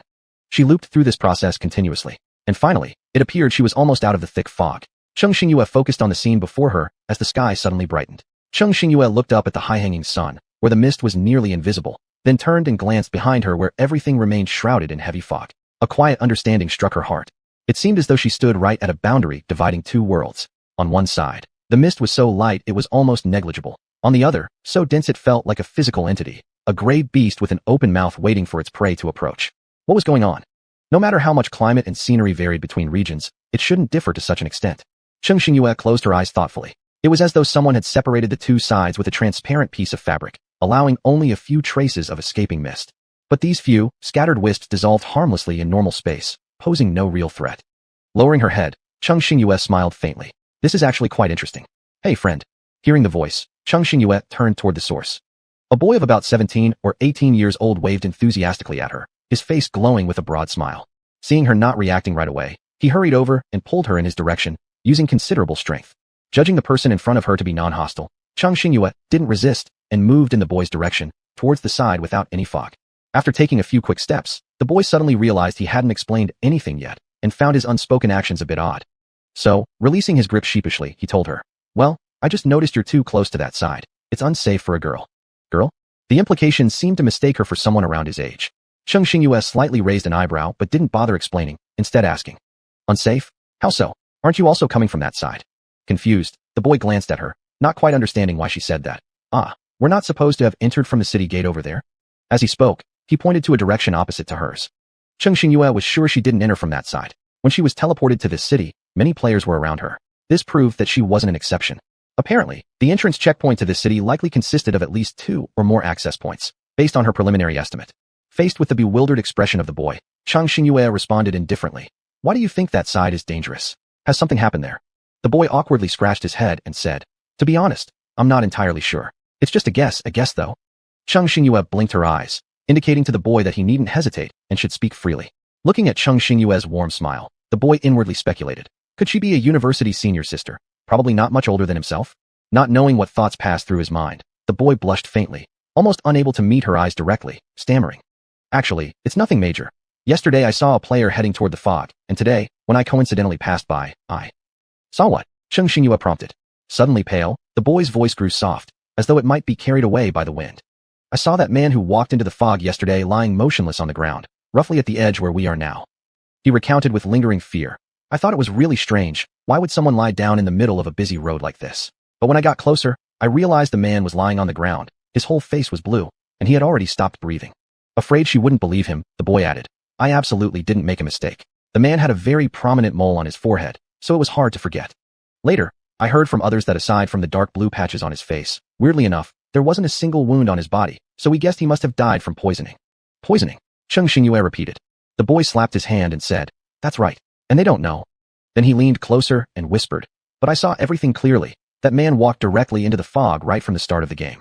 Not long after, such a healthy person unexpectedly died at this boundary. I reckon that the problem lies with this mist. That person might have been poisoned after being in there too long." Cheng Xingyue touched her mask and inwardly sighed. "It's lucky for me that I've been cautious, and I drew a protective device from the system on the day of the game. If not, I might not be faring much better than him." After finishing his explanation, the boy raised his head, looking spirited at her, as if wanting to see whether the girl before him approved of his point of view. Cheng Xingyue couldn't help but laugh somewhat bitterly. It had been quite a while since she'd encountered someone who so openly asked for praise right in front of her eyes. She smiled faintly and said helplessly, "You do have a point." Satisfied, the boy nodded, then remembered that he hadn't introduced himself yet. He scratched his head and looked at Cheng Xingyue, blushing again, his voice full of youthful vitality. "My name is Su Lifan. I'm 18 years old. What's your name?" Cheng Xingyue replied casually without overthinking.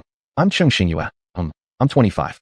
Su Lifan's face registered disbelief. Then he took another careful look at Cheng Xingyue, inwardly moaning. She was 7 years older than him, yet why did she still look so young? Cheng Xingyue stared at him innocently, causing him to feel awkward and turn away once more. Taking a deep breath, he decided, well, just 7 years difference. It's not something to be afraid of. He then lamented, thinking about how Cheng Xingyue was probably in primary school while he wasn't even born yet. Thinking of this scenario, Su Lifan finally felt all the distractions dissipate from his mind, calm like stagnant water. No matter what stones someone threw into it, no ripples could be seen anymore. Cheng Xingyue, and never expected the little boy's thoughts had drifted as far as imagining her childhood, only to be instantly jolted back by one sentence. "I want to go stock up on supplies nearby. Do you know where there's a big supermarket around here?" Su Lifan thought for a moment and replied, "There are some, but many of them can't be reached now. However, there is one place that should still be fine. Let me take you there." Chapter 9. Why do you say many places cannot be reached anymore? Cheng Xingyue asked the boy walking ahead. Instantly, the sparkle on Su Lifan's face faded, his expression showing indignation. Some despicable players entered the game and conspired with people of questionable character, guarding every supply point. They declared that if we wanted to get inside, we would need to exchange things we ourselves have created with them. At this point, he wanted nothing more than to rip those people apart, anger tightening his eyebrows. And they actually expect us to use our own talent creations for trade? Uft, this isn't their stuff in the first place. It's outrageous for them to even suggest it. Running back to her side, he blinked his eyes. "Tell me, sister, what logic is this? Should we just trade away the things we worked so hard to create just because they're stronger in number?" Cheng Xingyue glanced at the boy who addressed her as sister, without any hesitation, inwardly sighing. Were today's kids already so adept at gaining favor through flattery? Still, she found the boy likable, so didn't mind much about the formality. "Did they initially demand you to trade things you've created?" Su Lifan furrowed his brows and let out a heavy humph, showing nothing but disdain towards those people guarding the supply points. "Not really. The first group that occupied the supermarkets and pharmacies originally exchanged things using game points. But after the initial transaction, both sides of the trade turned into stone statues. It's been a whole day now, and they haven't changed back. So later on, those people changed the rules. Only items created by the players themselves could be used for exchange. Afterward, some copycat players seized supply points. When they saw what happened to players who exchanged with points, no one dared to think about using points in trades anymore. The moment Cheng Xingyue heard about using game points for exchanges, she knew the outcome wouldn't be good for either side. Her game assistant, Xiao Yu, had already warned her about this. Private buying and selling of game points would trigger third-level punishment. She shook her head lightly and sighed. They deserved it. If they hadn't entertained any evil thoughts at the beginning, how would they have ended up like this?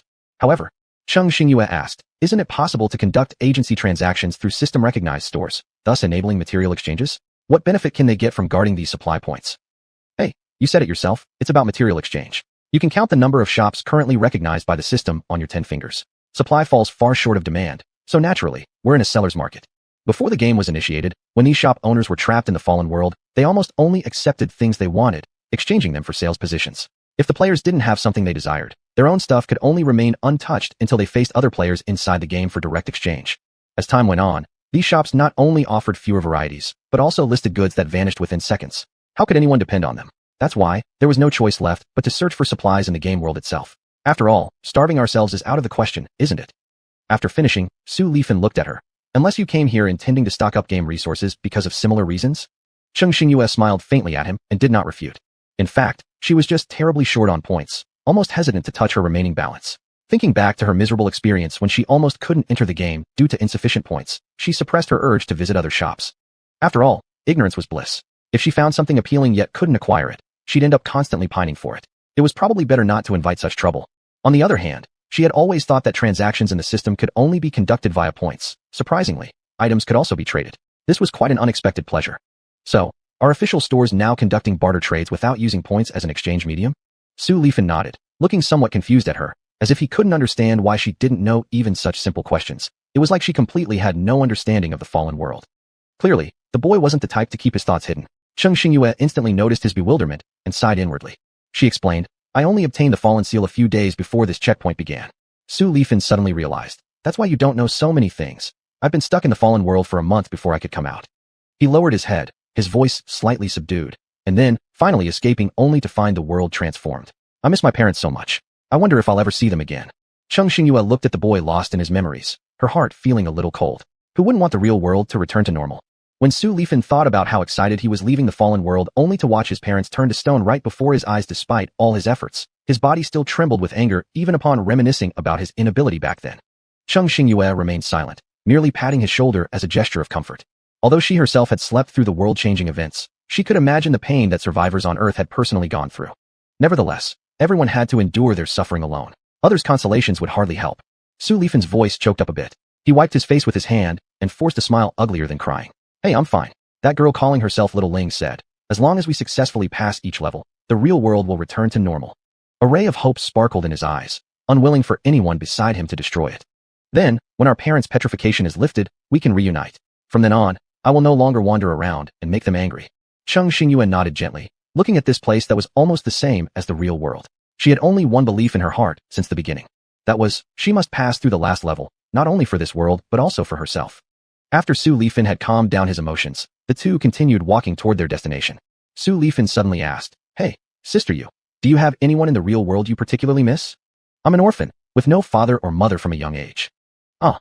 Su Lifan stopped in his tracks, full of apologies as he looked at her. Sorry, I didn't expect. Cheng Xingyue indifferently shook her head. It's nothing, I've been used to it. Being alone is also fine, there's no constraint, free and easy. Look, even if a world-ending disaster like this appears, you don't have to worry about anyone else. Isn't that good too? Su Lifan was silent for a moment, then sighed deeply. Yes, at least being alone means no attachments. Acting without hesitation is pretty good. As they walked along talking, Su Lifan's mood recovered. He strode forward with his chest puffed out. After walking on the main road for quite a while, Cheng Xingyue slightly raised her eyebrows. Not here yet. Su Lifan flapped his hand broadly. Still early. Let's turn this way. He led first to a corner, heading into a small side path. Cheng Xingyue looked at the boy's back shadow, silently calculating in her mind for a moment before pushing those thoughts aside temporarily. Trust those who you employ, and employ those who you trust. Moreover, she had some confidence in her current abilities. Even if something did happen, the one afraid wouldn't necessarily be her. Cheng Xingyue caught up with his steps, and after turning left and right several times, they finally arrived. Su Lifan's face was filled with pride. He wiped the fallen supermarket sign to one side, pointing at the stairwell ahead. Here it is. I discovered it by accident. It seems a disturbance happened here before the apocalypse, causing even the supermarket sign to fall and land on the ground beside it. So, when I came here last time, not many people knew about it. Now, it should still be possible to collect some useful supplies. The two went down the stairs together, Cheng Xingyue lagging half a step behind. Soon, they reached the supermarket entrance. Looking inside from outside, there were sparsely distributed players picking supplies. Cheng Xingyue glanced around once. Perhaps because this supermarket was located in the basement, its position wasn't good, so the size of the supermarket wasn't too large either.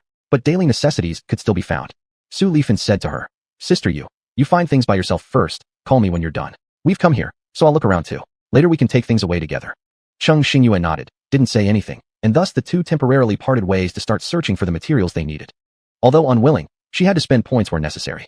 The mist here was not severe, so she wanted to try checking whether the food here had been contaminated. Cheng Xingyue walked to the food area, picked up a pack of chips, and activated the system's appraisal function. Drip, the system has successfully scanned, processing appraisal. Please wait a moment. Origin, Mist City, Safe Zone. Identification complete, edible. Safe Zone. Cheng Xingyue was slightly stunned by these different results compared to last time. Her memory was always excellent. If she hadn't made a mistake, the Safe Zone definitely did not appear during yesterday's appraisal. So, does it mean this place unaffected by the mist is safe for now? Cheng Xingyue relaxed a little inside. No matter what, not having to be surrounded by toxic mists all the time, she could catch her breath, no need to be so tense. Moreover, if everything here was fine, she could store some supplies, saving herself from worrying about eating even the potatoes she grew herself. On the other hand, saving the potatoes could also exchange for points. After all, her next most important plan was to increase her transaction volume as much as possible to upgrade her small shop's level. Chapter 10. This supermarket was not very large, perhaps due to its relatively hidden location, with the gate sign fallen into a corner nearby. Therefore, aside from the players who accidentally discovered this place, there was no one inside, and the shelves were almost all full. The entire supermarket had a few people standing here and there. A rough estimate showed that even if added together, they wouldn't exceed 10 people. Seeing that someone had arrived, those people just flicked their eyelids and continued to focus on their own tasks. Cheng Xingyue looked around once. Unlike last time when she arrived too late, and considering this time she could safely take some food, she planned silently in her heart to try to stockpile as many supplies as possible this time. She threw her backpack beside her feet and stopped near the food section shelves. Chocolate, dehydrated vegetables, fruit canned goods, dried meat, things like these that could promptly replenish nutrients for the body. On the principle that not taking them would be wasteful, she grabbed as much as she possibly could. Cheng Xingyue was clear about her objectives, and her hands moved quickly. Before long, her backpack was stuffed to capacity. After cleaning out the consumable foods, she took 2 large bags from the side, grabbed several large boxes of vitamin tablets, and threw them into the bags. Then she went to the seasoning area, stuffing in a bag of salt and a bottle of oil. After all, she could grow her own vegetables, but when cooking, she couldn't do without adding any seasonings at all, right? When the 2 large bags were completely full, Cheng Xingyue carefully tied them together and placed them on the shopping cart. Then, shouldering the now heavier bag, she walked to the beverage section, picking up a bucket of water and testing its weight, finding it bearable.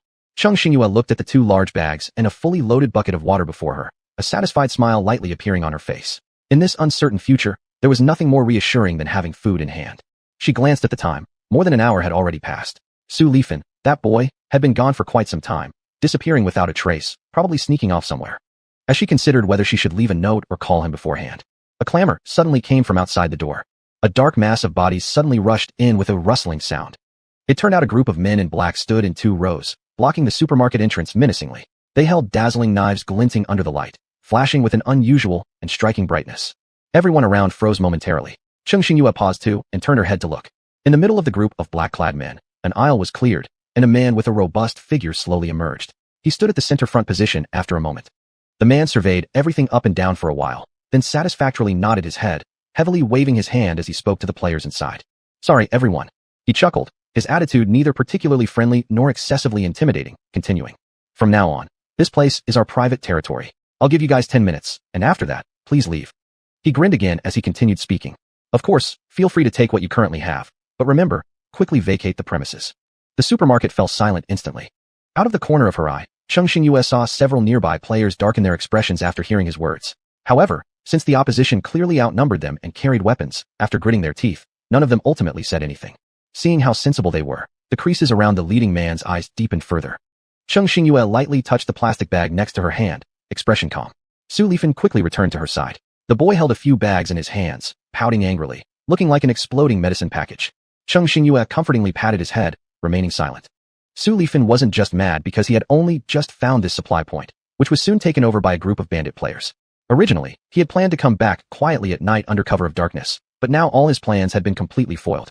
On the other side, the leading man rubbed his chin, sitting on the chair brought by his subordinates. He looked like he might be sleepy, half-closed eyes occasionally flickering toward the players inside. Inside the supermarket, it remained eerily quiet, without a word spoken. As time passed slowly, the players inside still lingered, reluctant to leave. Leaning against the chair, the burly man gradually exuded an ominous aura around him, his temper seeming to rise imminently. Just at that moment, a fawning voice rang out at the staircase entrance, every word dripping with flattery. "Hey, be careful on the stairs. It's quite dark down here. You two must pay attention. Oh, slow down." A man with a voice as icy as winter said. "All right, stop talking nonsense and lead the way properly." Yes, I'll shut up right away." "Ba, Mr. Shang, this monk sees that this person is still trying to deceive us. Perhaps we should teach him another lesson." The high-pitched male voice of the so-called little master immediately panicked and interrupted without caring about any previous promise. "That's not how you should say it. I am truly not deceiving you this time. The nearest supermarket from where we were earlier is right here. I guarantee, even if you gave me 20 more lives, I wouldn't dare to lie to you too." The childish voice continued. "But this monk sees your eyes darting around restlessly. A sneaky look like yours. Anyone can tell your heart isn't upright." The little monk's voice was completely monotone, yet his words sent shivers through the man's spine. "Our abbot once taught us, guiding all beings is our duty. There is no end to suffering, but turning back brings salvation. Since this layman clearly has no intention of truly repenting, this monk suggests we beat him again. If one beating isn't enough, then 2. If 2 are insufficient." A deep and melodious voice suddenly chuckled lowly at these words. Cheng Xingyue's eyebrows slightly rose as she thought these voices sounded oddly familiar. Players inside the supermarket hearing the childlike monk suggest further beatings simultaneously twitched their faces. Are all kids these days this cruel? As the voices became clearer, the figures speaking gradually appeared before their eyes.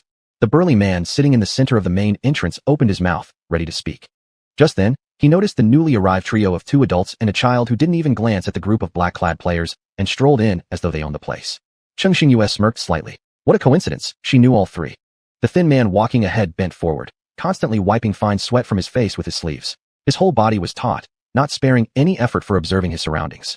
All he could think of was getting things done quickly so he could distance himself from these 2 terrifying stars. The dignified man among them stretched lazily, clearly ignoring the crowd standing by the entrance entirely. Sheng Mingkai quietly glanced around at the shelves, heading straight for the nearest food section. He picked up a packet of almond cookies, paused momentarily, then tossed it casually to the little monk grabbing his pants. This little monk, barely reaching his thigh, lit up instantly. He ripped open the packaging with great speed, chewing away like a tiny squirrel while mumbling indistinctly. Tasty. Beside him, the skinny man who was shrinking nervously offered ingratiating words to Sheng Mingkai. That's the place. As you see, I've led you well, isn't it? Sheng Mingkai glanced at him with impatience. Leave. I'm leaving. Upon hearing this, the skinny man's face instantly brightened with joy, repeating several times over enthusiastically. Before he could rush off, the minor boss among the black-suited gang sitting casually in a chair suddenly barked out with a chilling tone. He says you can go, but we in Shuntian have not agreed yet. The skinny man's expression changed abruptly, losing his temper and turning around, preparing to berate the insolent person who dared ruin his plan. Then he saw the rows of black-clad men armed with large knives glaring fixedly at them, causing him to choke back the curses on the tip of his tongue and freeze in place, too frightened to move a single step. The minor boss had already grown tired of waiting. And now, some reckless people had just intruded despite knowing they were there. For such a long time, they had been treated as air. If they didn't give these newcomers a lesson, would they know their limits? He patted the knife hanging on his waist and grinned coldly at them. My apologies, but starting 10 minutes ago, this place was officially incorporated into our Shuntian territory. If you've eaten anything, please exchange it with something else, or... The little monk paused briefly, recalling Master Sheng's devastating power like a prehistoric dragon. With merely a few people like these, there was absolutely no need to worry unnecessarily. Thus, picking up another pack of cookies, he munched noisily. The few remaining individuals in the supermarket also stopped what they were doing and started watching curiously. The man who had just walked in clearly wasn't someone to be messed with. It was only because the junior boss had lost his cool that he failed to notice the imposing aura surrounding the man. However, if this group of people really met their match, they would be more than delighted. And if they couldn't win, well, it wasn't as though they were the ones responsible for bringing these people here anyway.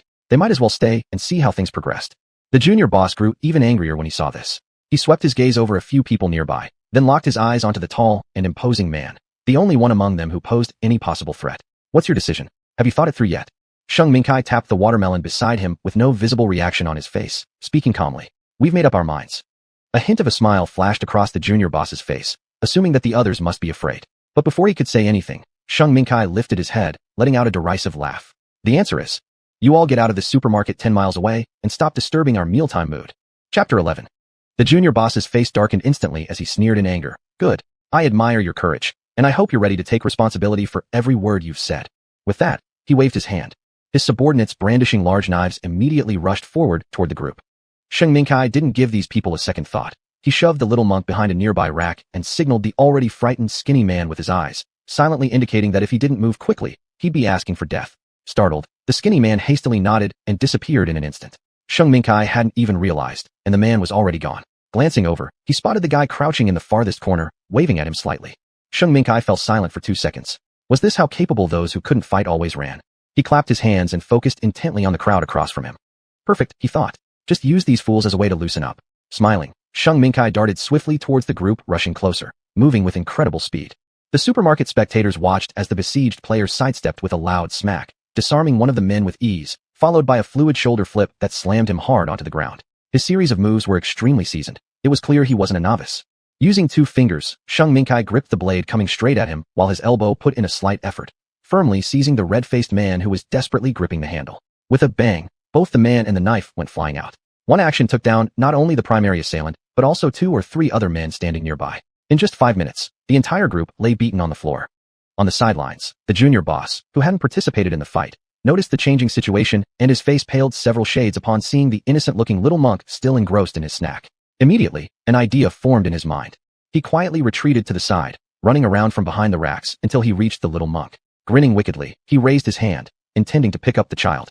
From the start, Sheng Mingkai had kept part of his attention on Jingwu. The moment he sensed something amiss and wanted to rush back, several black-clad men on the ground let out a sudden shout and lunged at him again. Now tangled up, unable to free himself, Sheng Mingkai could only focus on dealing with them first. Jingwu, munching on his little biscuit, belatedly realized something was wrong. He blinked innocently, looking at the distorted face of the man in front of him, and cautiously moved backward. It was too late. The junior boss grinned madly, his hand almost about to grab the small boy when a pale, long-fingered hand suddenly grabbed his wrist tightly. Frowning, the man looked up, only to find it was a woman. Uncertain, he addressed her. What do you want? Don't say I didn't warn you. Our Shuntian organization has hundreds of members. Think carefully before you mess with us. The little monk's eyes brightened, looking at the woman who had saved him in time, and calling out, Chung layperson. Chung Xingyue smiled lightly at the little monk, then turned her gaze to the sinister man who dared harm a child while they weren't paying attention. I'm sorry, but I really don't want trouble. Unfortunately, this little monk is my acquaintance, and personally, I'm not fond of people who sneakily attack children. So perhaps we can all take a step back? Let's wait until your side finishes discussing with theirs how to settle this issue. The underboss's eyes twitched. If he hadn't thought he was about to lose, would he have resorted to threatening a child? And if they followed this woman's advice and waited, once the young man returned and they no longer had a hostage to use as leverage, how could they possibly intimidate him? His thoughts lingered, and his impatience showed on his face even more as he spat out with a bad tone. I've made my stance clear. Get out of the way if you know what's good for you. Or else. Chung Xingyue shook her head regrettably and sighed softly again. Looks like we can't come to an agreement? Bullshit. The underboss glared fiercely at her, attempting to withdraw his hand, but however hard he tried, he couldn't break free from this woman's grip. Seeing that Chung Xingyue was intent on getting involved in this matter, he decided there was no point wasting more words, and reached with his left hand to pull the large knife tucked at his waist. Just as the blade was halfway out, Chung Xingyue twisted his wrist sharply with a snap, breaking one of his hands instantly. The man let out a cry of anguish, and Chung Xingyue followed up by kicking both his knees. He fell to the ground instantly. She swiftly picked up the knife that had fallen beside her, half crouched down, and pressed its tip against the man's neck, her voice slightly icy. I detest people who threaten me the most. Tell me, what exactly do you plan to do if I don't back off? Lying motionless on the ground, the man watched her with sheer terror, too afraid to make any wrong moves lest the blade slice open his throat. He stammered while his stiff body quivered. Friend, I was wrong. Let's settle this peacefully. Please put down the knife first, all right? She found further conversation a waste of breath and responded with only two curt words. No deal. The man choked, momentarily unsure what to say. Chung Xingyue noticed that the sounds of battle seemed to have stopped around them, so she looked up questioningly.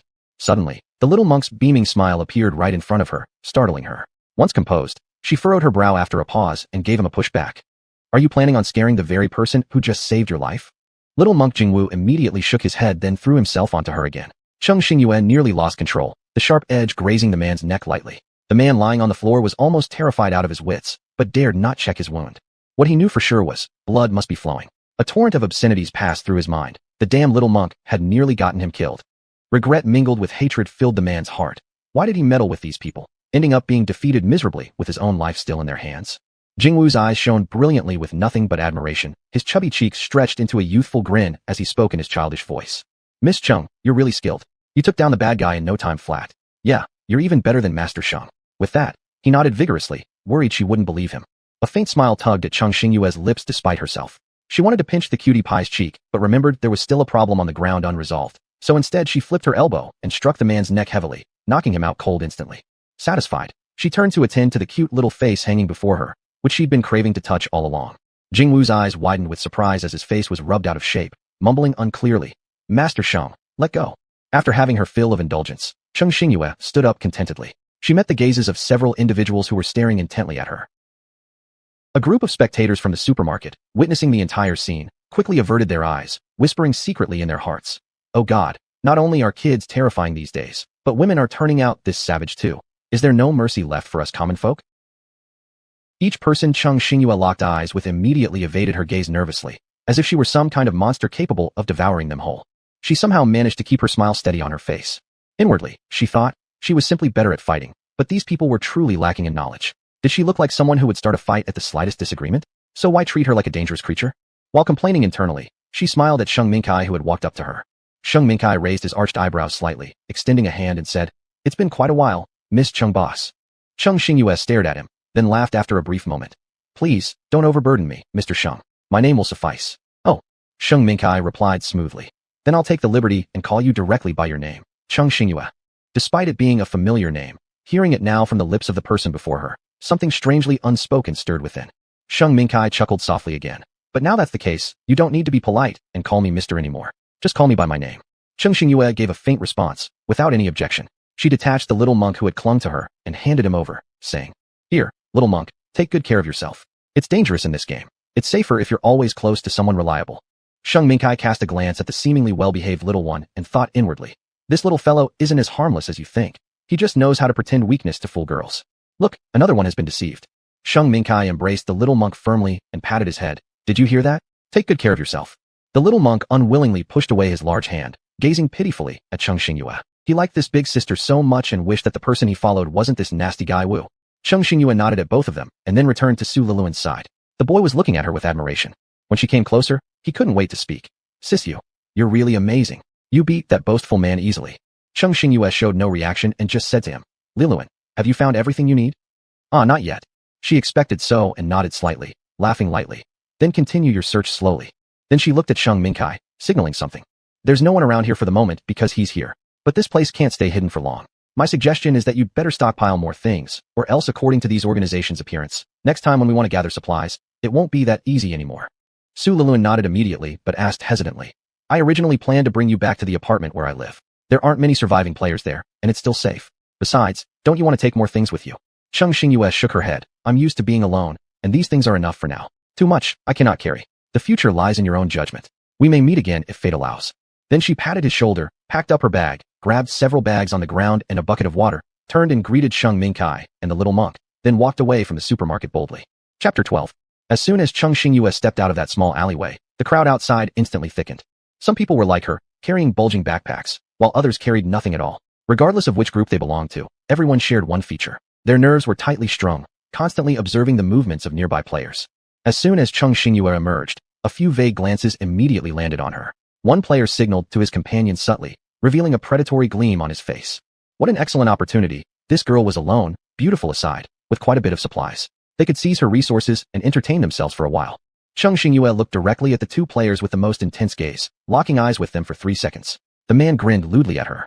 Cheng Xingyue slightly wrinkled her brows imperceptibly, then casually picked a direction and started moving. As soon as she began walking, the two players who had their eyes glued to her followed closely, but at a distance. Coincidentally, right ahead, a player was selling items from a basket made of bamboo at an open spot, with 3 or 5 burly men standing behind him. Then he called out, Hey everyone, come check it out. These chicks are fresh from the fallen realm, bought and taken home, can be either stewed or kept alive until they grow larger for added fat content later. The chicks don't wait forever, only 10 left. Get them quickly before they run out.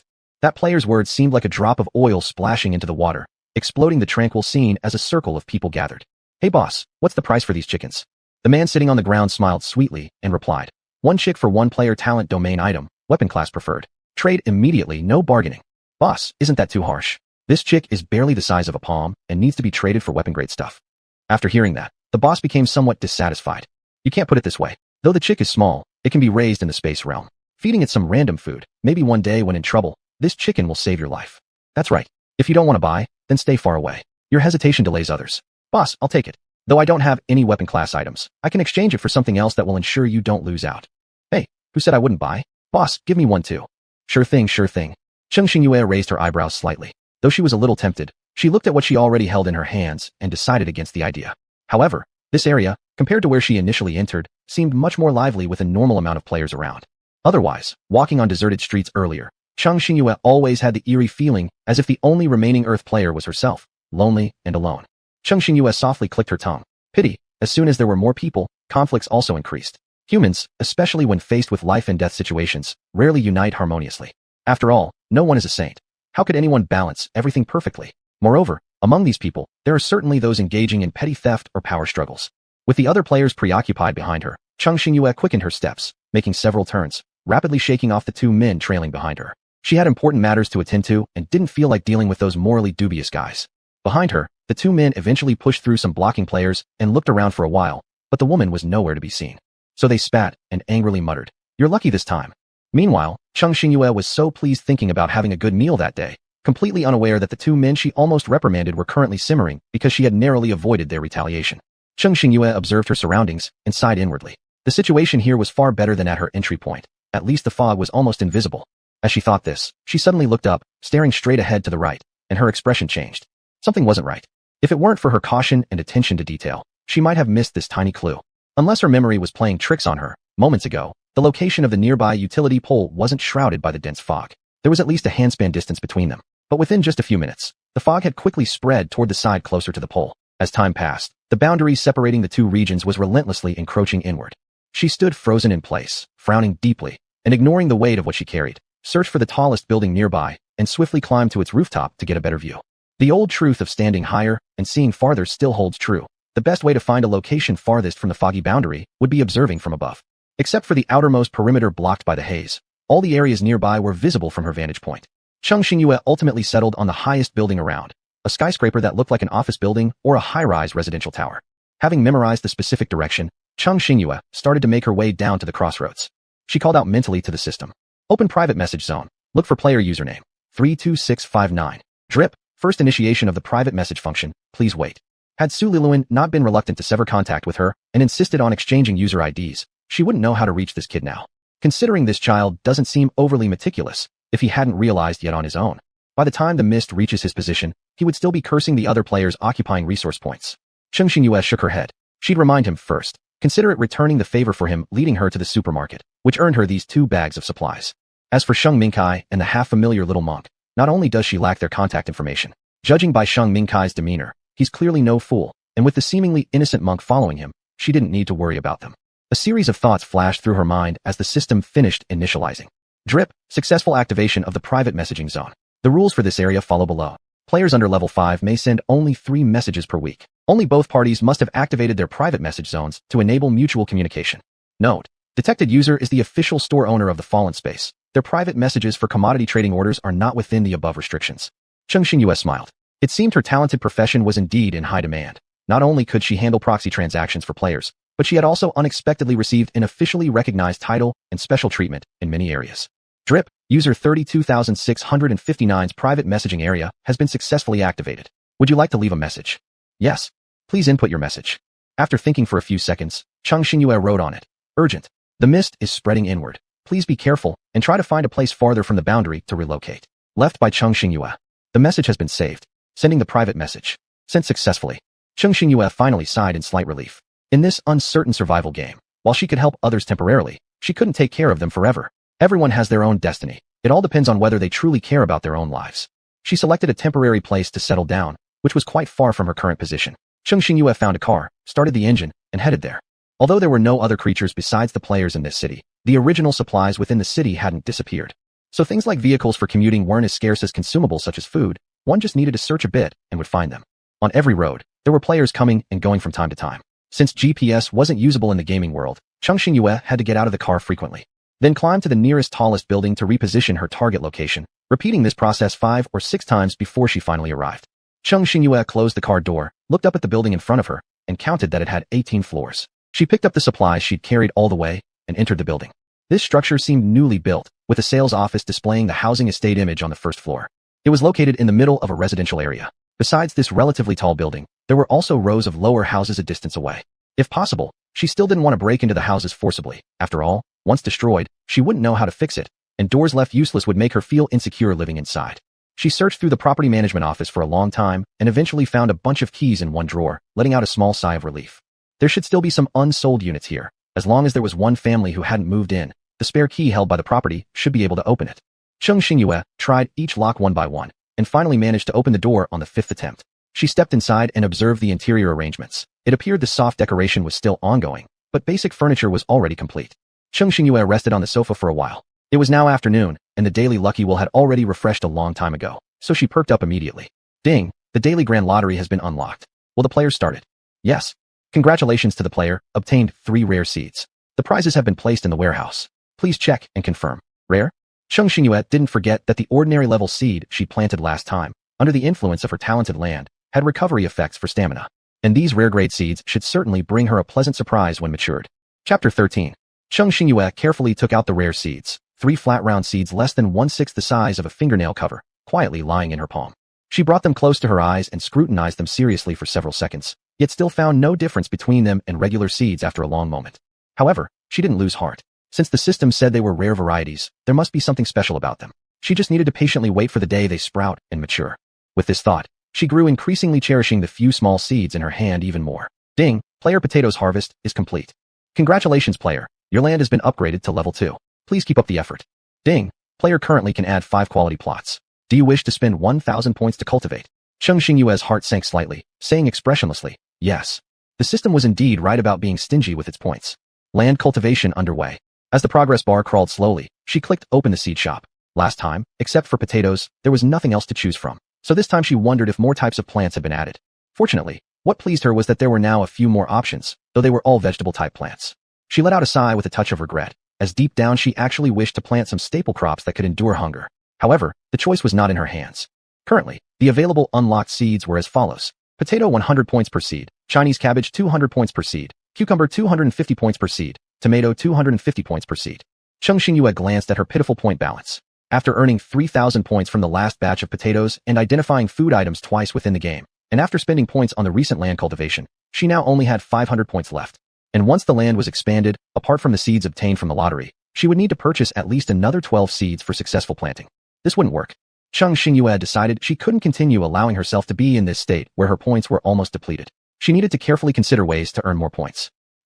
Since she now had enough food to eat for a few days, she might as well sell the potatoes she had just harvested. She opened the back end of her shop and was about to get started when a sudden ding-ling-ling sound startled her. The system then promptly chimed in. Ding, multiple players have left messages on the shop's back end. Would you like to read them? She paused thoughtfully for a moment, roughly guessing what they were about. Yes. Ding, activating communication board. After the refreshing process, a semi-transparent page appeared before her eyes. It was densely packed with text, spanning 6 or 7 pages top to bottom. Cheng Xingyue skimmed through it quickly and found that most of the content involved requests to place goods on her platform for sale. She reflected for a moment and then took a tour of the official stores, finding that the situation was pretty much as Su Li Feng described. Apart from basic bartering, there wasn't any agency selling happening yet. Excluding those who might still be unaware of the concept of agency sales, Cheng Xingyue also roughly understood what the other store owners were thinking. After all, if one didn't enter the system late like her and immediately gain a trading shop capability, as long as given enough time, they generally wouldn't lack in points. With their special advantages, those small store owners can accumulate a relatively significant number of points in no time. Consequently, unlike her own dire predicament where even simple purchases were difficult due to a lack of points, they naturally didn't feel as desperate. In such a scenario, with each level 1 shop having only 50 spots available for selling, they obviously preferred exchanging for things they personally required. On the other hand, she was in desperate need of points, and agency sales seemed like an excellent method for her current situation. She only needed to periodically list a batch of goods without worrying about anything else. After extracting a certain percentage as commission, she would essentially meet her own needs. Once the shop gained a reputation, she would also be able to directly access the goods of players with unique skills before they were listed, thus securing advantageous deals early. No matter how she considered it, this method suited her perfectly. Cheng Xingyue selected the players who marked their goods, placed them in a dedicated area, and then picked out some goods that she thought would sell easily. In the end, she left them a unified reply. Home store. For every item listed in our store, a 15% transaction fee will be charged as an agency fee. Arrangements will be made based on the order of contact. Players interested are kindly requested to add our private chat for further discussions regarding subsequent matters. Thanks for your cooperation. As soon as Cheng Xingyue sent out this message, within less than a minute, 3 players messaged her privately. Xiluan Nima. Boss, 15% agent fee is it? No problem on my side. When can I list my items? The system automatically categorized these types of messages into store trading private chats, and she quickly responded to the first information under the pseudonym of her registered store. Home store, whenever you're ready. By the way, if you appear among the top 3 in the private message list currently, you can enjoy a 5-day listing bonus service if opting for agency services. Xiluan Nima. 5 days? How many days does a normal listing last? Home store. Due to limited shelf space in the shop, we've uniformly set it for 3 days. During this period, similar products will have no quantity limit and players may add them themselves. The agency selling time starts from the day of listing until the end of the 5th day. Please seize the opportunity. Xiluan Nima. Alright, is the pricing determined by us? Home store. Absolutely. As long as players don't deliberately misprice, affecting the store's reputation and harming other players' interests, and after being listed, you'll obtain 3rd-level control over that shelf. Related matters please manage yourself. The store won't interfere. Xiluan Nima. Wow, that's great. Boss, I'll book an agency spot first. Please don't forget to save it for me. Home store. Auto send ding dong. The contract has been sent to your private message. After submission, players please collect their number plate. Xiluan Nima. Hey, wait a minute. Boss, do you still buy potatoes? I've waited a long time for you to restock them. A question mark slowly appeared above Cheng Xingyue's head. Then she found the previous message records, and after reviewing them for a while, she replied silently. Home store. Are you player 15082? Xiluan Nima. Yes, crying face. Are these potatoes grown by yourself? I love them very much. If you have any other self-grown goods in your hands, no matter what they are, please set aside some for me. I will pay points at the marked price. It was totally unexpected. This player turned out to be a regular customer.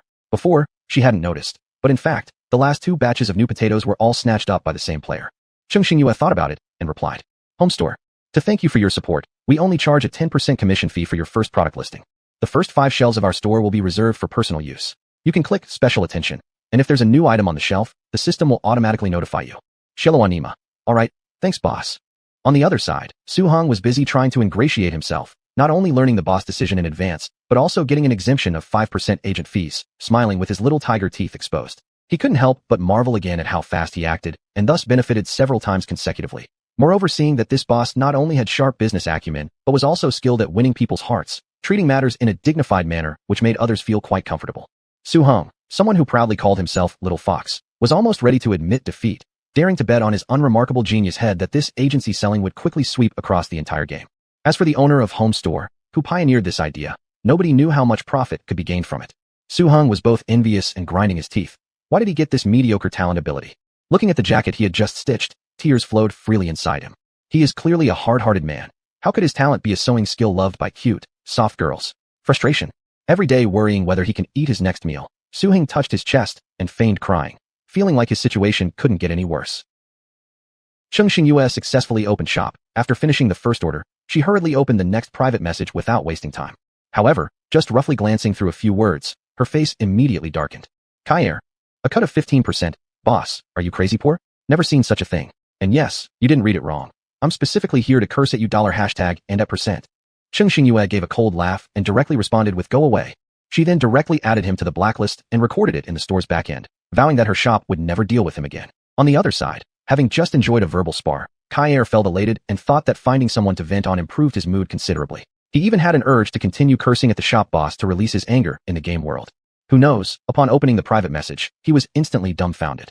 Looking at that short yet arrogant go away, his heart flared up in rage, and he quickly opened the messaging window and typed a series of curses back. Ding, sorry, you have been placed on Home Store's list of unreceptive clients. Operation failed. He froze in place. Deep down he knew that a 15% commission fee wasn't too high. In fact, compared to transactions based solely on moods or whims, this method of agency selling was rare. But he was frustrated in the game, and, seeing such a fortunate player with special abilities earning money so easily, couldn't resist his envy and sought an excuse to scold the boss. Moreover, isn't it common to think one way and speak another, especially when dealing with business people, giving some leeway regardless of internal thoughts? How come his usual tactics didn't work this time? Staring at the words, no longer serving, a strange emptiness crept into his heart, as though something slipped away quietly from his grasp. Cheng Xingyue smirked faintly, mocking his nonsense. She didn't find it odd either. Trolls existed everywhere, and his abusive skills couldn't impact her in the least, only ruining her mood somewhat. More private messages continued to come in sporadically, but she ignored them, continuing to scroll down to open the third private message. Dahu Rinjia. Boss, can my handmade protective gear be sold through your store's agency? A genuine smile appeared on Cheng Xingyue's face, her heart skipping a beat. It was truly effortless to get what she wanted. Chapter 14. Home Store. Of course, may I ask what specific protective gear you want to sell? Dahu Rinjia. Mainly masks, gas masks, and protective suits. The production volume is quite large. I just don't know if your place can handle it all. Though tempted, Cheng Xingyue still needed to ask the necessary questions. Otherwise, buying something without the required anti-gas effects would be meaningless. Home Store. You can rest assured on this matter, but I'd like to first confirm with you. Does your protective gear effectively isolate harmful gases? Dahu Rinjia. Boss, please don't worry. Apart from masks which are basic level, the others are at least medium-grade protective equipment. If they can be sold through you, you can appraise them before listing them to dispel any doubts. Upon seeing these answers, Cheng Xingyue felt her heart settling firmly down as she swiftly responded. Home Store. Hello, here's the thing. Our store originally only provides agency spots.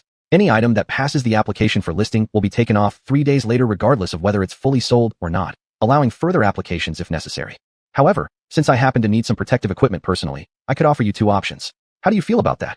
The girl on the other side hesitated slightly, but then thought that since this shop was officially certified, its credibility should be reliable, so she replied. Dahu Rinjia. Please go ahead and explain. Cheng Xingyue sighed in relief. She had to hold on to this client first. No choice, she urgently needed these supplies right now. She only had 3 masks left. In this toxic fog-filled city, once something unforeseen happened, she wouldn't stand a chance, so being prepared was crucial. Home Store. 1. You list the goods on our store and pay the regular 15% commission. If after 3 days, there's any left, I'll take care of it all. 2. You directly sell me the goods via normal transactions. I'll make an initial deposit payment and clear the rest within 10 days either by points or exchanging higher valued items. Which option interests you more? The girl never expected her protective gear to be so favored by the boss, knowing that in her previous dealings with other shops, only 8 out of 10 times were successful. And besides, since she could produce these things in bulk, over time she'd stockpiled more than she needed anyway. But this attitude puzzled her somewhat. Was the boss aware of certain privileged channels of information she didn't? Selling to anyone was selling. Selling directly to the boss spared her a portion of the agency commission fee too. After all, she could always churn out another batch whenever she wanted. Thus, the girl kept a portion reserved for backup and exchanged the earned points for useful stuff again. After all, if the boss lost interest in the future, the half-room worth of stockpile would just lie useless. Dahurinjia. Thank you, boss. I choose the second one. Home store. Okay, please wait a moment. Home store. Auto-send ding-dong. The contract has been sent to your private message. After submission, players please collect their number plate. This deal gave both parties exactly what they wanted, thus concluding smoothly, as both sighed in relief.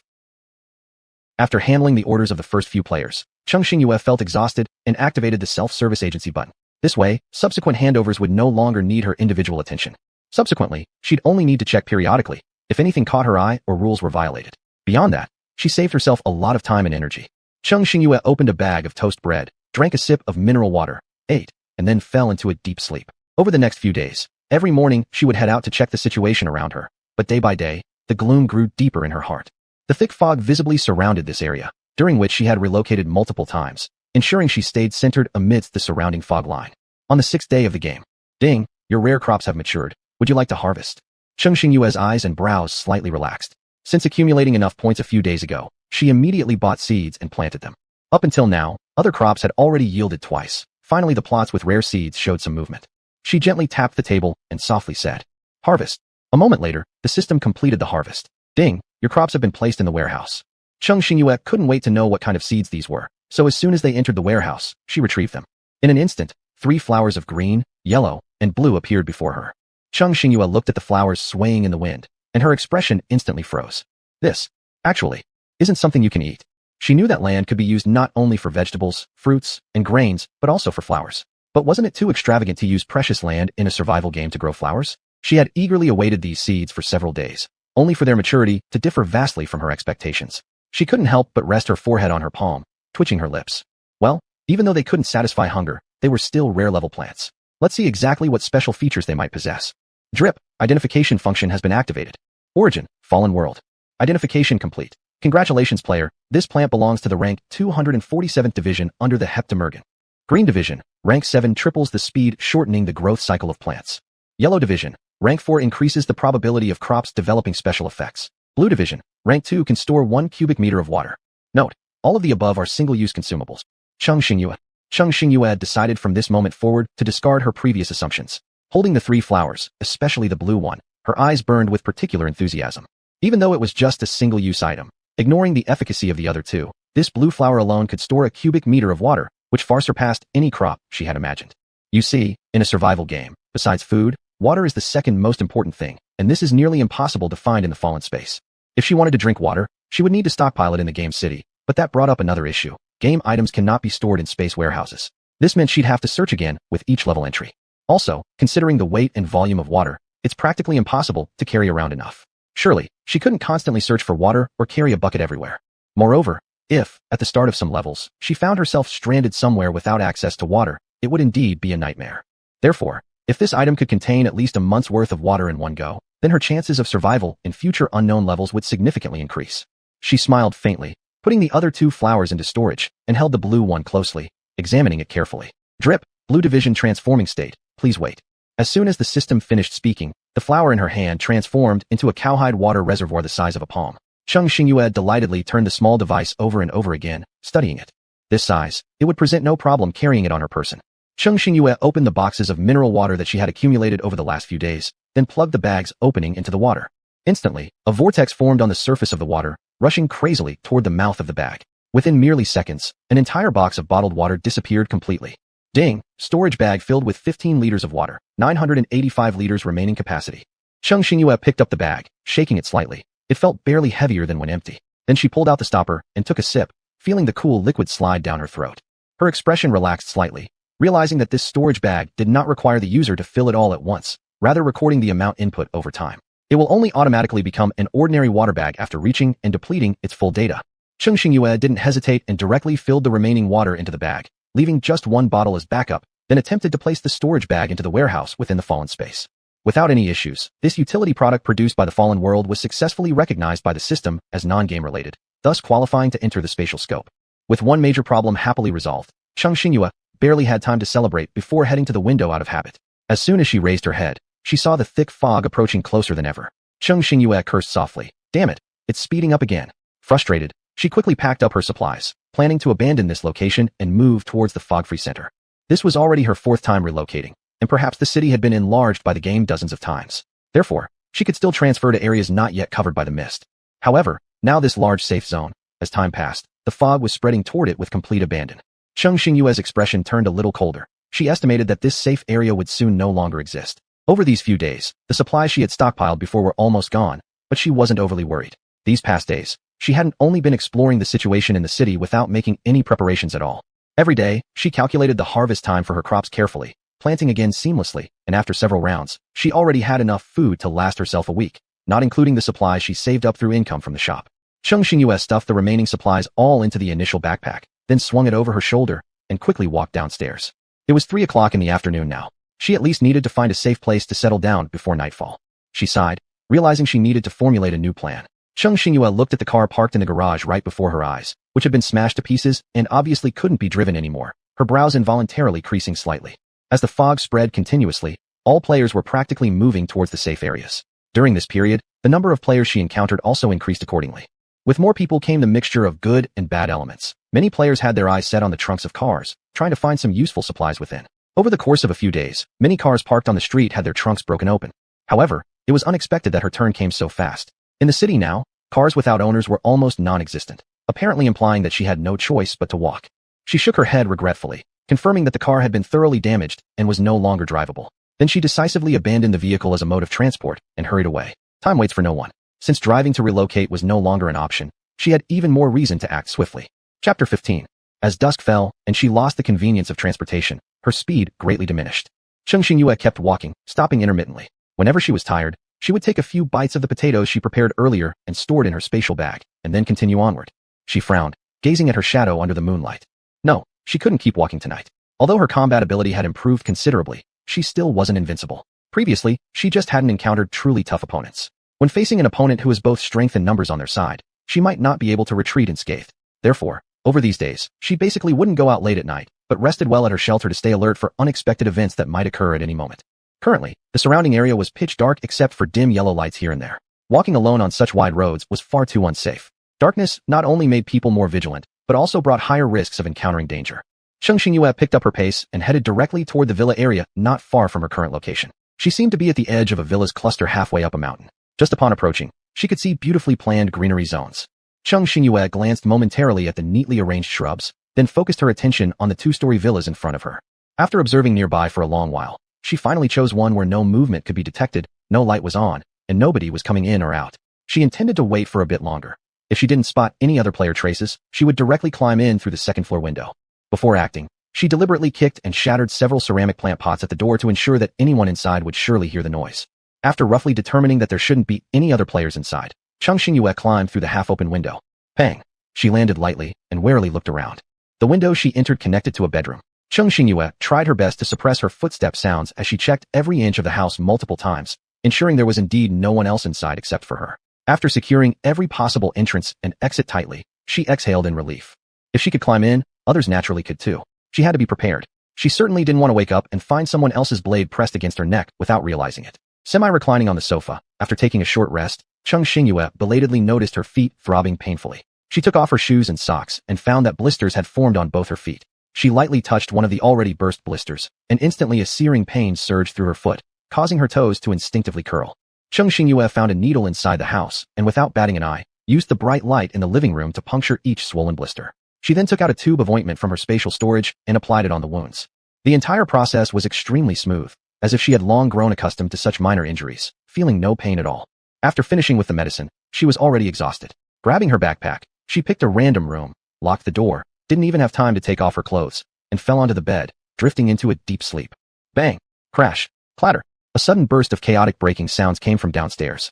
Cheng Xingyue immediately became alert, her gaze towards the door cold and sharp. From her spatial pocket, she pulled out a dagger, concealing it within her sleeve, and quietly moved down the stairs. When she reached the stairway entrance, she heard a familiar childish voice. Ba, Brother Shang, since I broke the door, the next investigating job is left for you. A pleasant-sounding male voice paused and coolly replied. When have you ever done any work? Don't make it sound like we're properly divided in labor and that you never profit from me, little kid. How could Brother Shang say such things? This monk is heartbroken. The young monk's eyes brimmed with two bubbles of tears, hanging precariously on his eyelids. Sheng Mingkai couldn't help but cough a few times under the reproachful gaze and gritted his teeth mentally. Here we go again. Jingwu's clearly black and white tear-filled eyes twinkled twice mischievously. Internally, he laughed aloud while triumphantly crossing his arms. Although Brother Sheng had an irritable character and always teased him, he was undoubtedly too easy to placate with just one trick. Still, he should control how often he used this method because immunity would develop if it were used too many times. A good knife should be reserved for the right occasion. Sheng Xingyue watched the two familiar figures below her and felt quite speechless. What kind of fate had brought them together so repeatedly? The moment Sheng Mingkai's gaze landed on her, he sharply turned to look at her.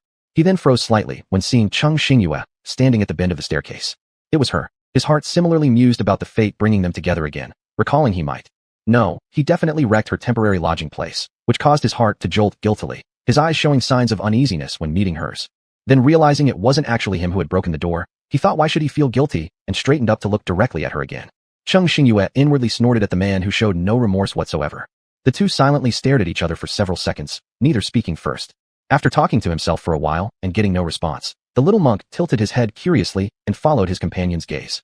With a poof, fireworks exploded in the little monk's heart, his eyes lighting up as he excitedly scurried on his stubby legs toward where Sheng Xingyue stood. Sheng Mingkai immediately noticed the little ingrate running away from him without looking back. Watching his cheerful demeanor made his heart sting somewhat. It's not like you've saved him more than once. Even if she hadn't been there, that person wouldn't dare hurt even a single hair on you. Towing the tiny attachment clinging to her leg, Sheng Xingyue struggled to move towards the living room on the first floor, signaling to Sheng Mingkai, who still stood frozen by the door. Then, she picked up the little monk glued to her leg and placed him on the adjacent sofa. The little monk didn't resist, obediently sitting on the sofa as the three sat silently for a moment. Sheng Mingkai felt increasingly cold sitting there, remembering how this woman had previously silently knocked out a fully grown man. He believed it was probably better to explain himself a bit.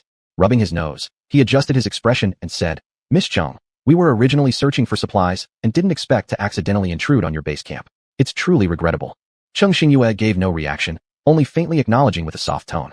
Sheng Mingkai felt a chill run down his scalp. When one was in the wrong, the worst thing that could happen was the other party showing absolutely no response to what you were saying. If it were some other player, he wouldn't care less. After all, in this game, finding lodgings was entirely reliant on chance, and such occurrences were unavoidable for any player.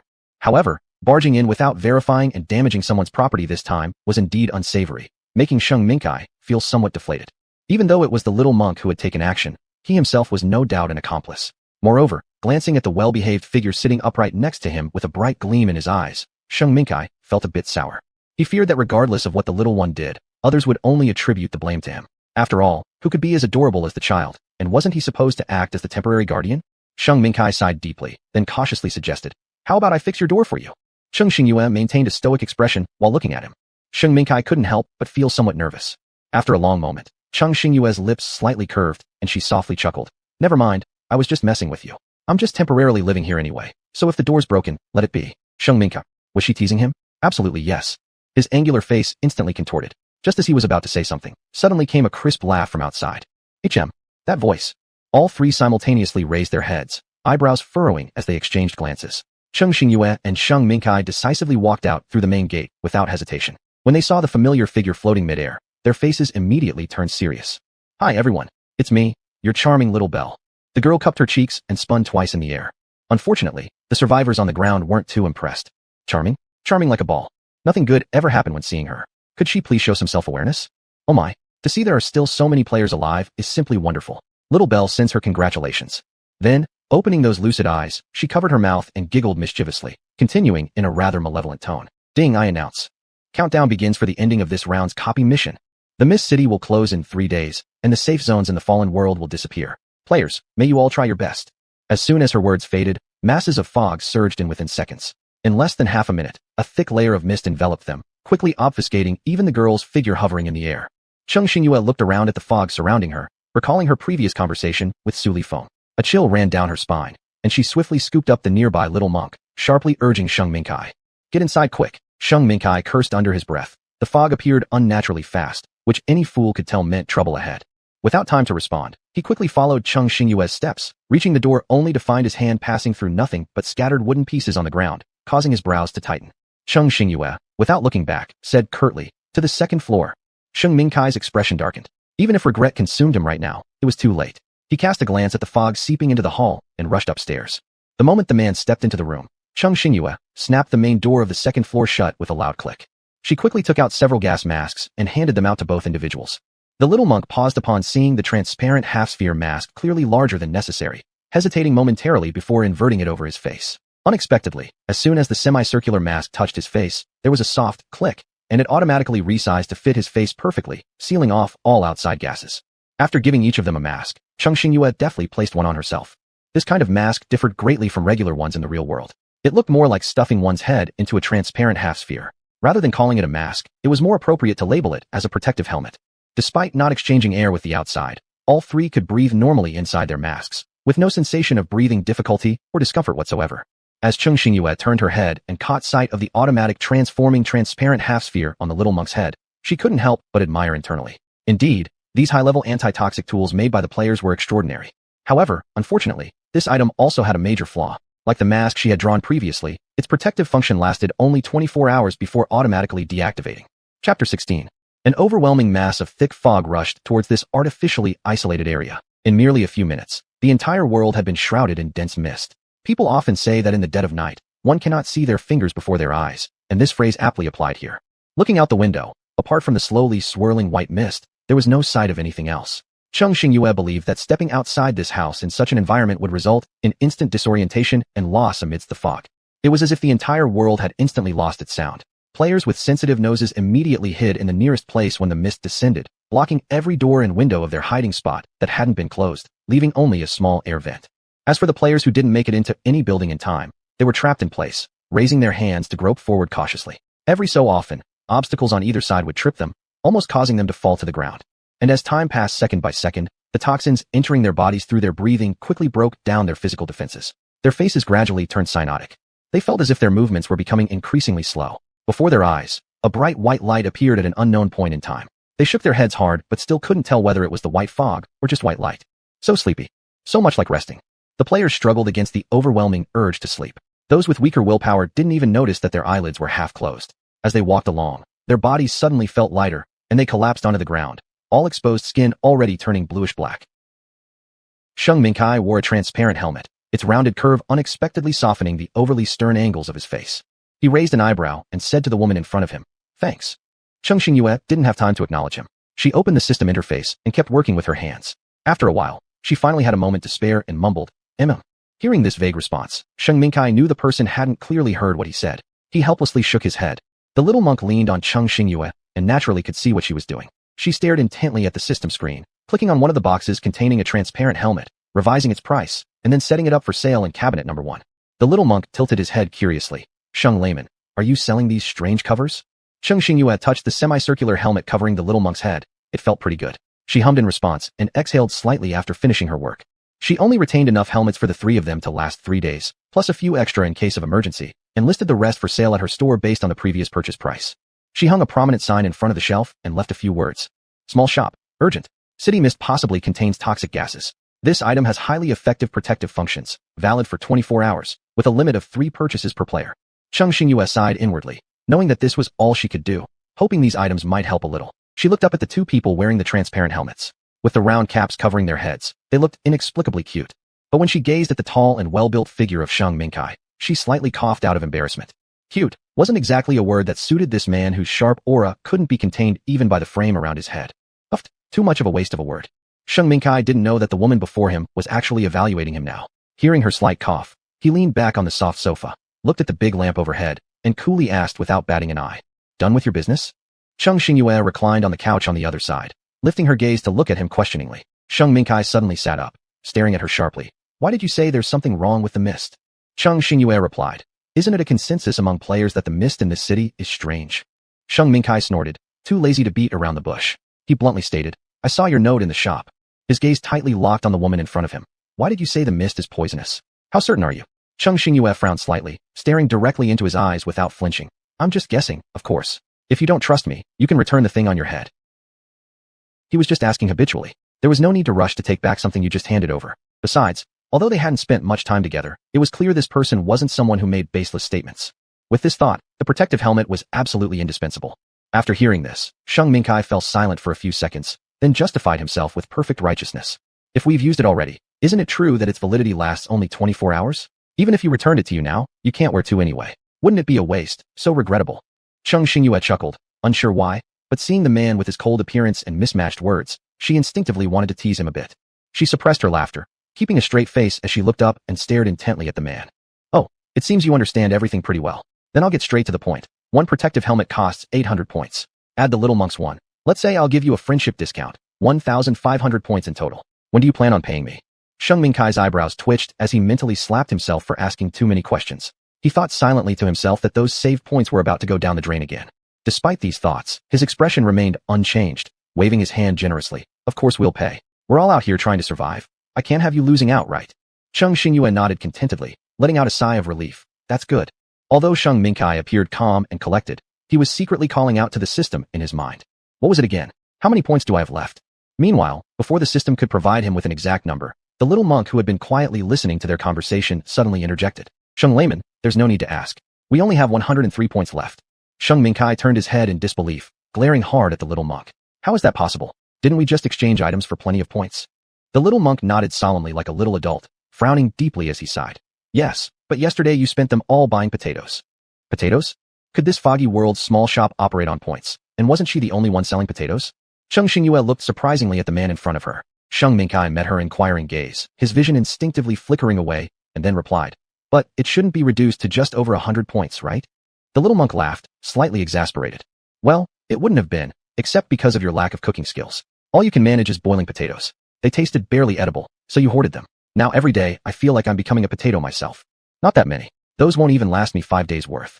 However, he finally understood the reason behind the drastic reduction in points, yet he didn't think he'd done anything wrong and still murmured weakly in protest. The little monk couldn't hold back any longer. With a slap, he stood up and rushed to Chung Xingyue, pointing with his chubby little hand at the unrepentant man. Chung layperson, tell me, shouldn't such an unpersuadable and wasteful man be avoided? After hearing for a while and roughly piecing together the whole situation, Chung Xingyue gently touched the little monk's helmet, sighing. It must be tough for you following him.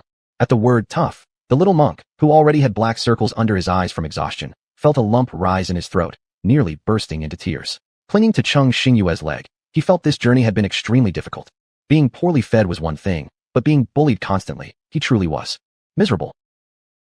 On the side, Sheng Mingkai watched as the plot took a sudden unexpected turn, staring perplexedly, utterly unaware how things got twisted like this. And somewhere else, immediately after Chung Xingyue put up the protective gear for sale, players across every corner of the city who had followed her store either early or late found the announcement. Among them, Su Hong, the unfortunate fellow, when the mist descended, hadn't even had time to take cover in the nearby houses. Dizzy-headed, he stood on the broad street, feeling hazily as if he couldn't keep standing much longer. No, not quite right. He pinched his thigh hard, instantly regaining some clarity. His slightly restored consciousness told him something was definitely off about his current state. Wrinkling his brows tightly, he looked at the white mist. His vision flickered aimlessly until he fixed his gaze on his hand. Realizing the gravity of the situation, he quickly pulled up the sleeve of his wrist. There, an indescribable dark bluish hue spread all over, causing his body to stiffen instantly. Raising his head, he locked eyes on the dense fog surrounding him. Could it be that this fog not only disorients people, but also carries poison? Thinking this, his expression grew cold. If less than half an hour trapped inside had affected his mind, escaping soon would be critical. Otherwise, today might end very badly for him. But he couldn't accept it. He didn't want to die. Su Hong dragged his increasingly heavy feet, pinching his thighs hard each time he felt his consciousness slipping. Within minutes, the skin on his legs was already raw and bloodied. As he lost hope, a peculiar notification sound rang out loud in his mind. Dazed, he wondered, what kind of sound is this? Oh, shouldn't the boss of that specially noted small shop be rushing to hide from this mist as well? How could there be time or mood to update stock at such a moment? Under the influence of the fog, his brain worked far slower than usual. It took Su Hong several minutes before he faintly sensed something amiss. Could it be? Suddenly inspired, though his thoughts were sluggish, his body stiffened and he steadied himself, closing his eyes lightly. Summoning the system in his mind, he effortlessly entered, there's a little shop. As expected, seeing the prominent note on the shop, his chest rose and fell violently, his eyes slightly moist with gratitude as he read the few short words that were no less than a lifeline to him. He swore inwardly that if he managed to survive, Su Hong would forever owe the shop owner a life debt. Looking at the rapidly decreasing numbers, he croaked hoarsely. Purchase 3 sets of protective gear from shelf number 1. Chapter 17. Drip, congratulations player. You have successfully secured this item. Su Hong lifted his weak, trembling hands and caught a transparent helmet that had dropped into them. Taking a heavy, mixed breath, he put on the headpiece. The moment the protective helmet covered his head, he felt instant relief, free from the dizzying mists, and gradually regained strength. Su Hong gazed at his cyanotic hands. The toxins that had already entered his system wouldn't vanish because of his helmet. But as long as he made it through this round, he'd surely find an antidote. He raised his gaze firmly, looking towards the road obscured by the dense fog, and continued ahead, resolved not to die so easily here. Meanwhile, similar scenes unfolded in many corners of the city. Regardless of whether other players had previously purchased items from this particular shop or what opinions they may have held about the lucky ones before, everyone, at least in this moment, sincerely thanked the operator of There's a Little Shop. Inside the villa. Gurgle. In the unusually quiet living room, a sudden faint rumble broke the silence. Two adults near in age glanced at the source of the sound. A stomach. Little Monk, under their gazes, couldn't help but flush his ears red, embarrassedly clutching his flat, starving belly as he muttered softly, "I'm a bit hungry." Upon hearing these words, Sheng Mingkai also glanced at the time. It was around lunchtime anyway. Cheng Xingyue nodded understandingly, and then suddenly remembered something. She briskly walked into the bedroom and pulled open the backpack filled with supplies, conducting a scan via the system. The two behind her paused, unsure of her intent, but didn't stop her. They simply watched as she marched directly into one of the bedrooms. As expected, Cheng Xingyue held up a bag of sealed cookies. These were mildly toxic already, making them unfit for consumption. However, fortunately, during the days past, aside from the crops she had sold, she'd accumulated enough food to last for a while. Cheng Xingyue dumped all the supplies on the floor, separating out tools and fuel that would still be needed later. The rest were tossed into the trash can. Still, she frowned somewhat worriedly at the mist that continued seeping in through cracks despite the closed doors and windows, creating a headache. In this situation, she even dared not remove her transparent helmet.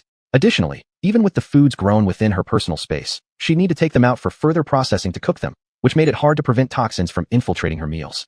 Furrowing her brows, Cheng Xingyue opened the system. She figured she'd better prepare for the worst. If nothing else, she might look to exchange some antidotes with other players. After eating, she'd immediately inject herself with an antidote. Though it was troublesome and costed points, when safety was at stake, these issues were minor. Cheng Xingyue first browsed through her own shop and sighed disappointedly, finding no relevant merchants. It seemed that players who possessed medical or food-related talents were particularly rare in this game. Not finding anything in her own shop, she would need to search other stores. Though shops within this fallen world were limited in number, as long as someone sold what she needed, it should be possible to locate. If no one sold antidotes, then her upcoming predicament might grow difficult. Still, despite the scarcity compared to other types of talent players, within the current player base, some could be found. Furthermore, Cheng Xingyue looked at one store ranked among the top 3 and thought her luck wasn't bad. Endless Shop. In appreciation of everyone's support, the shop will offer a universal antidote daily to all players before the end of this round. To avoid cumbersome procedures, the shelf accepts point exchanges. Supplies are limited. Each player ID can only purchase one. Available on a first-come, first-served basis. Hurry while stocks last. Cheng Xingyue clicked to enter the shop and immediately spotted a sign with 3 big characters, antidote pill. The stock was rapidly decreasing, so she quickly grabbed one. Seeing the dwindling numbers, Cheng Xingyue immediately stood up, intending to warn the 2 people outside. Growing slightly anxious, she opened her mouth to speak just as she stepped out. "You." Before finishing her sentence, she stopped abruptly, stunned by the sight before her eyes. What's going on?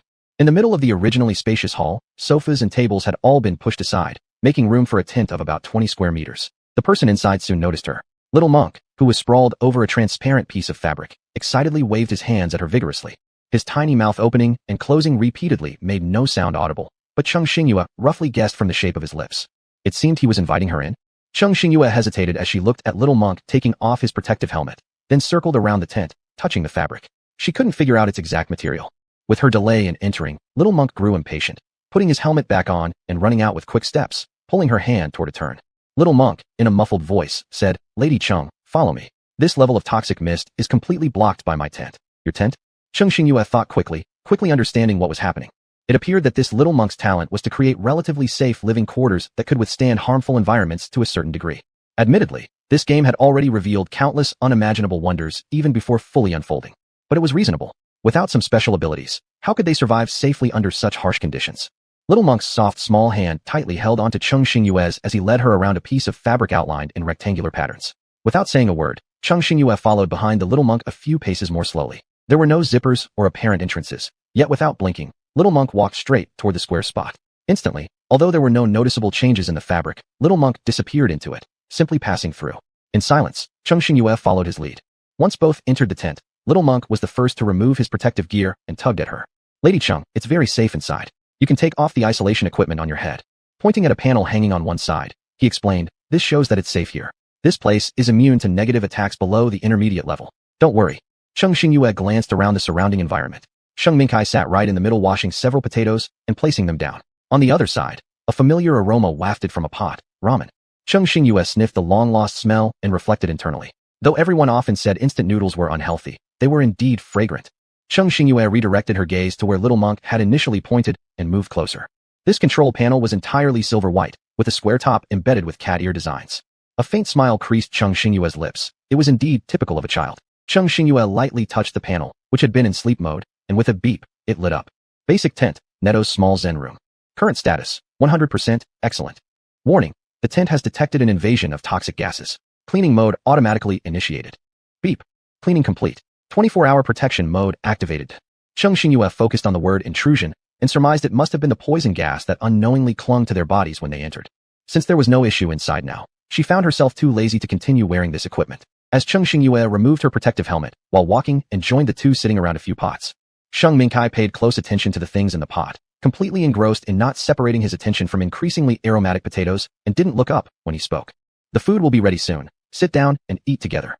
Cheng Xingyue glanced at the potato slices boiling in the pot and helplessly shook her head. It seemed there weren't even enough for 3 portions.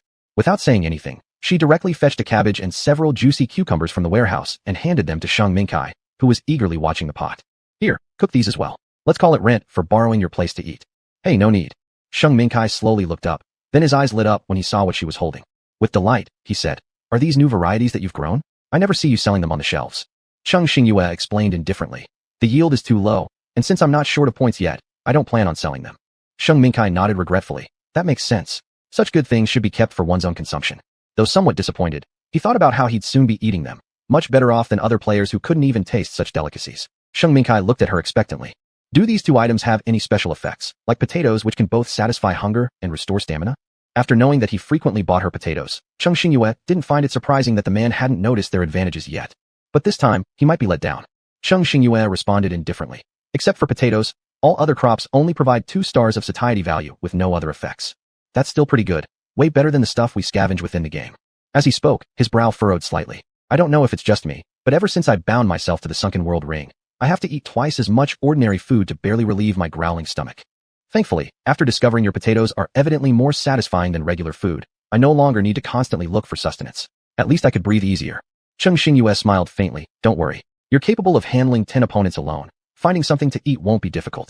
Sheng Mingkai shot a glance at the little monk. I wouldn't mind going solo, but having him around always slows me down. Plus, a flicker of disdain showed in his eyes. If it wasn't for those players in the city forming cliques and guarding resource spots tightly, I wouldn't have to keep searching abandoned residential areas for supplies. The little monk sighed. There are only 3 days left now. The outside is filled with toxic mist everywhere. If we have no way to resist it, gathering a pile of resources will be useless anyway. Cheng Xingyue commented calmly. Those overly greedy ones will end up harming themselves eventually. It's their fate. Chapter 18. While chatting casually, the pot in the middle began to boil. As the enticing aroma wafted through the air, the conversation naturally paused. The little monk watched the steaming pot with great anticipation. Sheng Mingkai stirred the vegetables that had been cooking for some time, judged that they were almost ready. So he took out a bowl and served himself a small portion of the broth, taking a sip. Not bad, it's just that it feels a bit wasteful to cook such an abundance with just clear soup. Sheng Mingkai suddenly remembered his stockpile and looked up at Cheng Xingyue with a question. Can you handle spicy food? Cheng Xingyue raised an eyebrow coolly, fixing her gaze on him. No problem with me. But, do you actually have chili sauce? He didn't have chili sauce, but he had something better to replace it. Sheng Mingkai glanced down at the little monk. What about you? Would you prefer something spicy or milder? Recalling the fiery heat mixed with satisfaction after enjoying a red-hot pot last time, the little monk swallowed his saliva and confirmed with confidence. Spicy. All right, with unanimous approval from 3 people, today we're having a budget version of hot pot. Upon receiving the response, Sheng Mingkai immediately opened a concealed cabinet in the corner, pulling out a package of hot pot seasoning. Then he proudly waved it towards them. Cheng Xingyue. Once the hot pot seasoning was added into the pot, it instantly transformed into an irresistible red broth. All involuntarily followed the movements of the stirring spoon. Sheng Mingkai also said, "It should be ready by now, everyone." Before he finished speaking, the 2 already waiting had swiftly reached out, grabbing the ladle set aside. Cheng Xingyue was the fastest, quickly scooping out a full large bowl first. The little monk, slower by just a step, looked at her with big water-filled eyes as she leisurely ladled out the soup. Finally waiting for her to finish, another hand took over the ladle. The little monk stared at the man incredulously, then glanced at Cheng Xingyue who was eating contentedly. Just because you're tall doesn't make you superior, right? I'll just go find another spoon. The little monk stormed over to the cabinet and rummaged around for quite a while until he finally found a spoon hidden at the bottom of the drawer. Not daring to waste too much time, he squatted slowly and carefully poured some water to clean it before standing up. But as soon as he turned his head, he saw Sheng Mingkai ladling out another scoop from the pot. Thinking about how there wasn't much food left in the pot, the little monk quickly rushed back to their side like a busy bee. He looked carefully into the fragrant pot. Phew, there was still enough for his portion. Sheng Mingkai saw through the little one's thoughts, gave a soft chuckle, and lightly tapped his forehead. Don't worry, I'll leave some for you. The little monk ignored him, anxiously scooping out a bowl of broth that had plenty of potato slices and cucumber chunks inside. He took a bite, and his lips tingled with flavor. Overcome with satisfaction, he stopped talking altogether. Meanwhile, Cheng Xingyue also let out a faint laugh, using the communal chopsticks to pick up several portions of instant noodles that no one else was eating. She enjoyed a mouthful. Compared to these two, her usual diet was far too simple.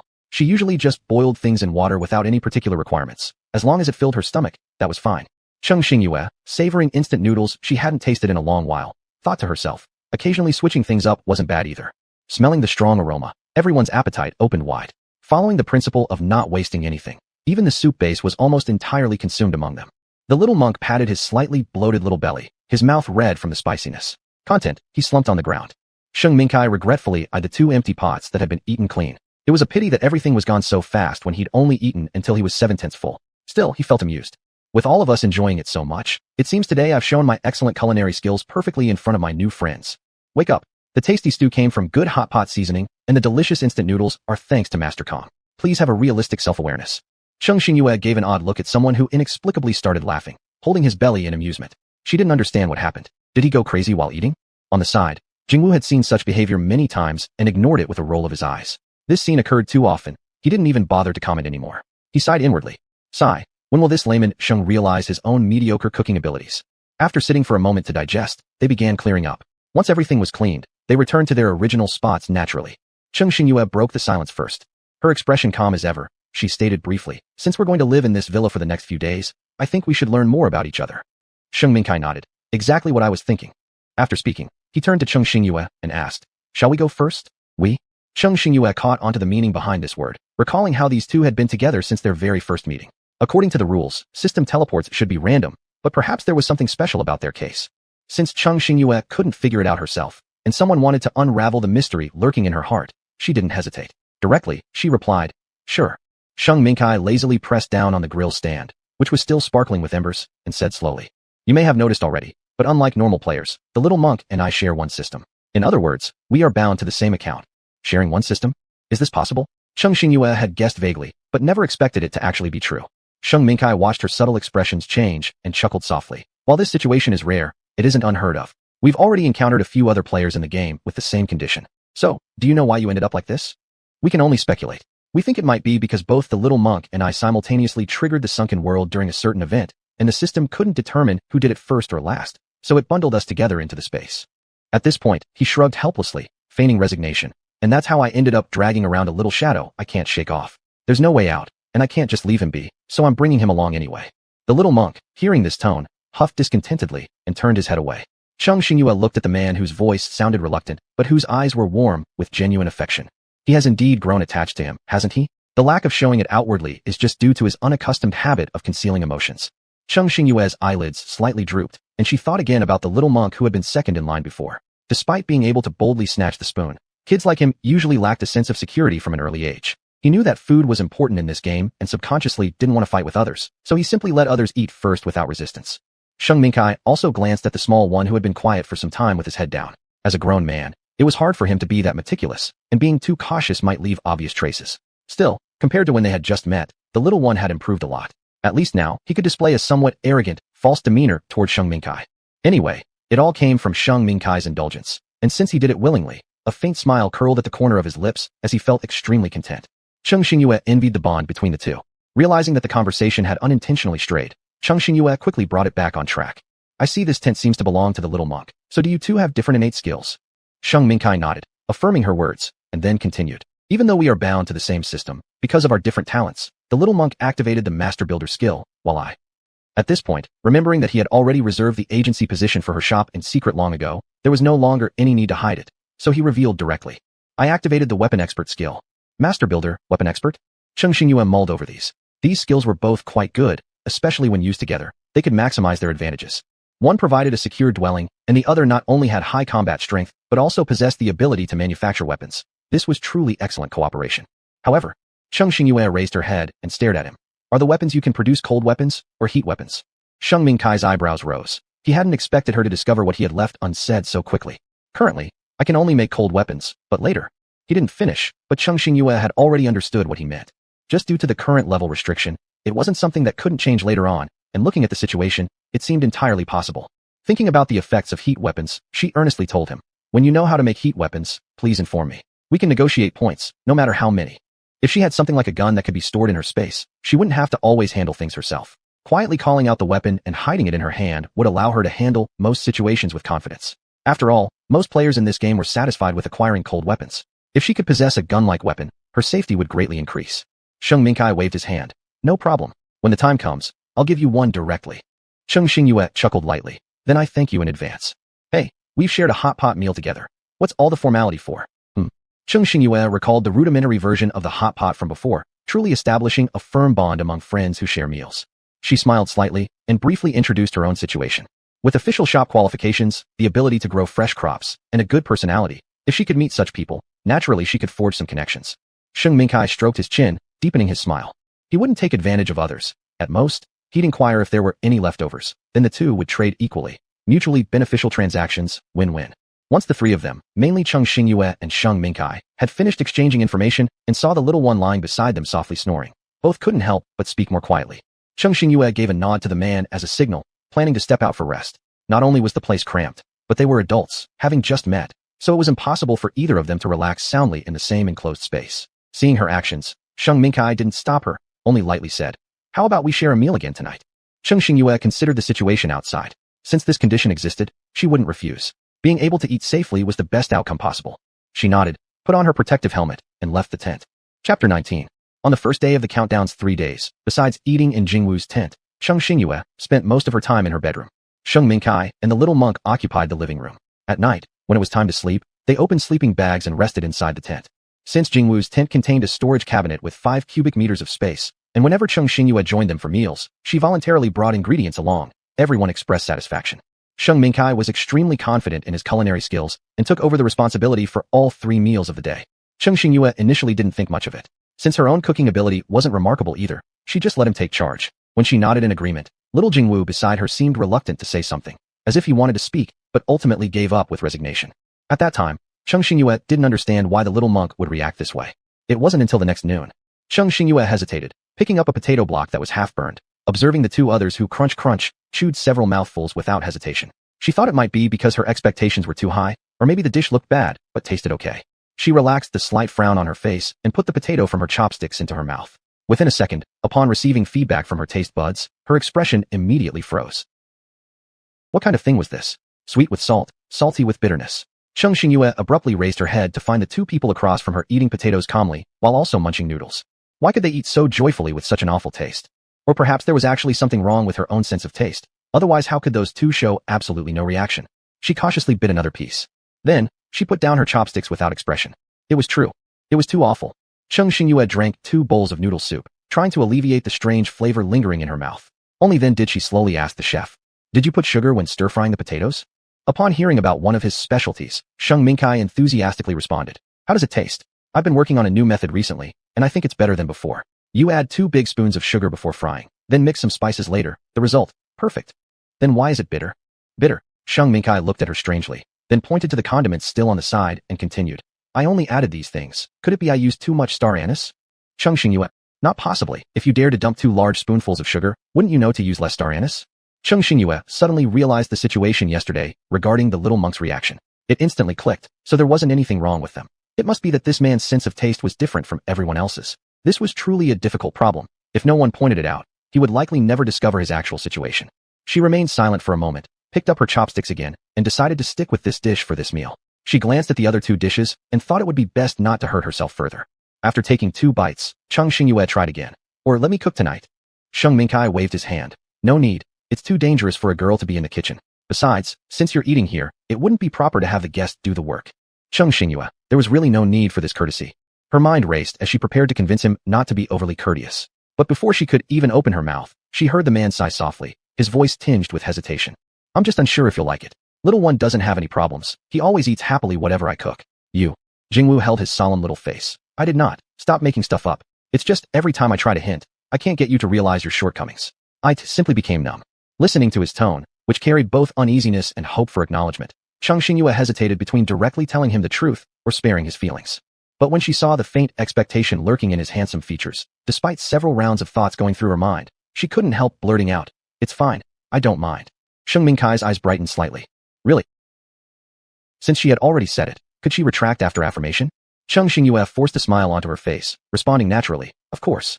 Jingwu, he knew exactly what would happen. The colder someone looked, the easier it was to bring down their guard with soft words. Jingwu almost snapped his chopstick in half, frustrated that they both cared too much about the feelings of others. Since it was impossible to say it aloud, they'd just have to bear the consequences. Encouraged by the reply, Sheng Mingkai immediately became more energetic. After his retirement, he had unknowingly developed a passion for cooking, though alone he couldn't figure out whether his efforts were good or not. But now that he received positive feedback, he believed that not only did he win first place in competitions within his team every year, but his newly acquired cooking talent showed promise as well. What an extraordinary little genius he was. The tent restored its tranquility. Cheng Xingyue pondered deeply. There had to be a solution. She couldn't let this situation persist for days without going crazy. She glanced at the soup noodles that just barely passed muster and yesterday's hot pot. With a faint glance toward the man sitting across from her, Cheng Xingyue proposed, "Why don't we have another hot pot tonight? It might work, but I'm not sure if you'll get tired of it since we had it yesterday." "No problem. We just love having hot pot," Cheng Xingyue interjected firmly, glancing over at Jingwu as if asking for support. "Right, Jingwu?" Little monk nodded immediately. "Yes, this poor monk also enjoys the hot pot you prepare." Sheng Mingkai arched an eyebrow. "Then fine, we'll keep having hot pot tonight." Upon hearing this, both Cheng Xingyue and Jingwu exhaled imperceptibly with relief. After finishing the tough lunch, Cheng Xingyue took a brief rest, then prepared to return to her room for further relaxation. Just as she stood up, the tent started flashing red light in quick bursts.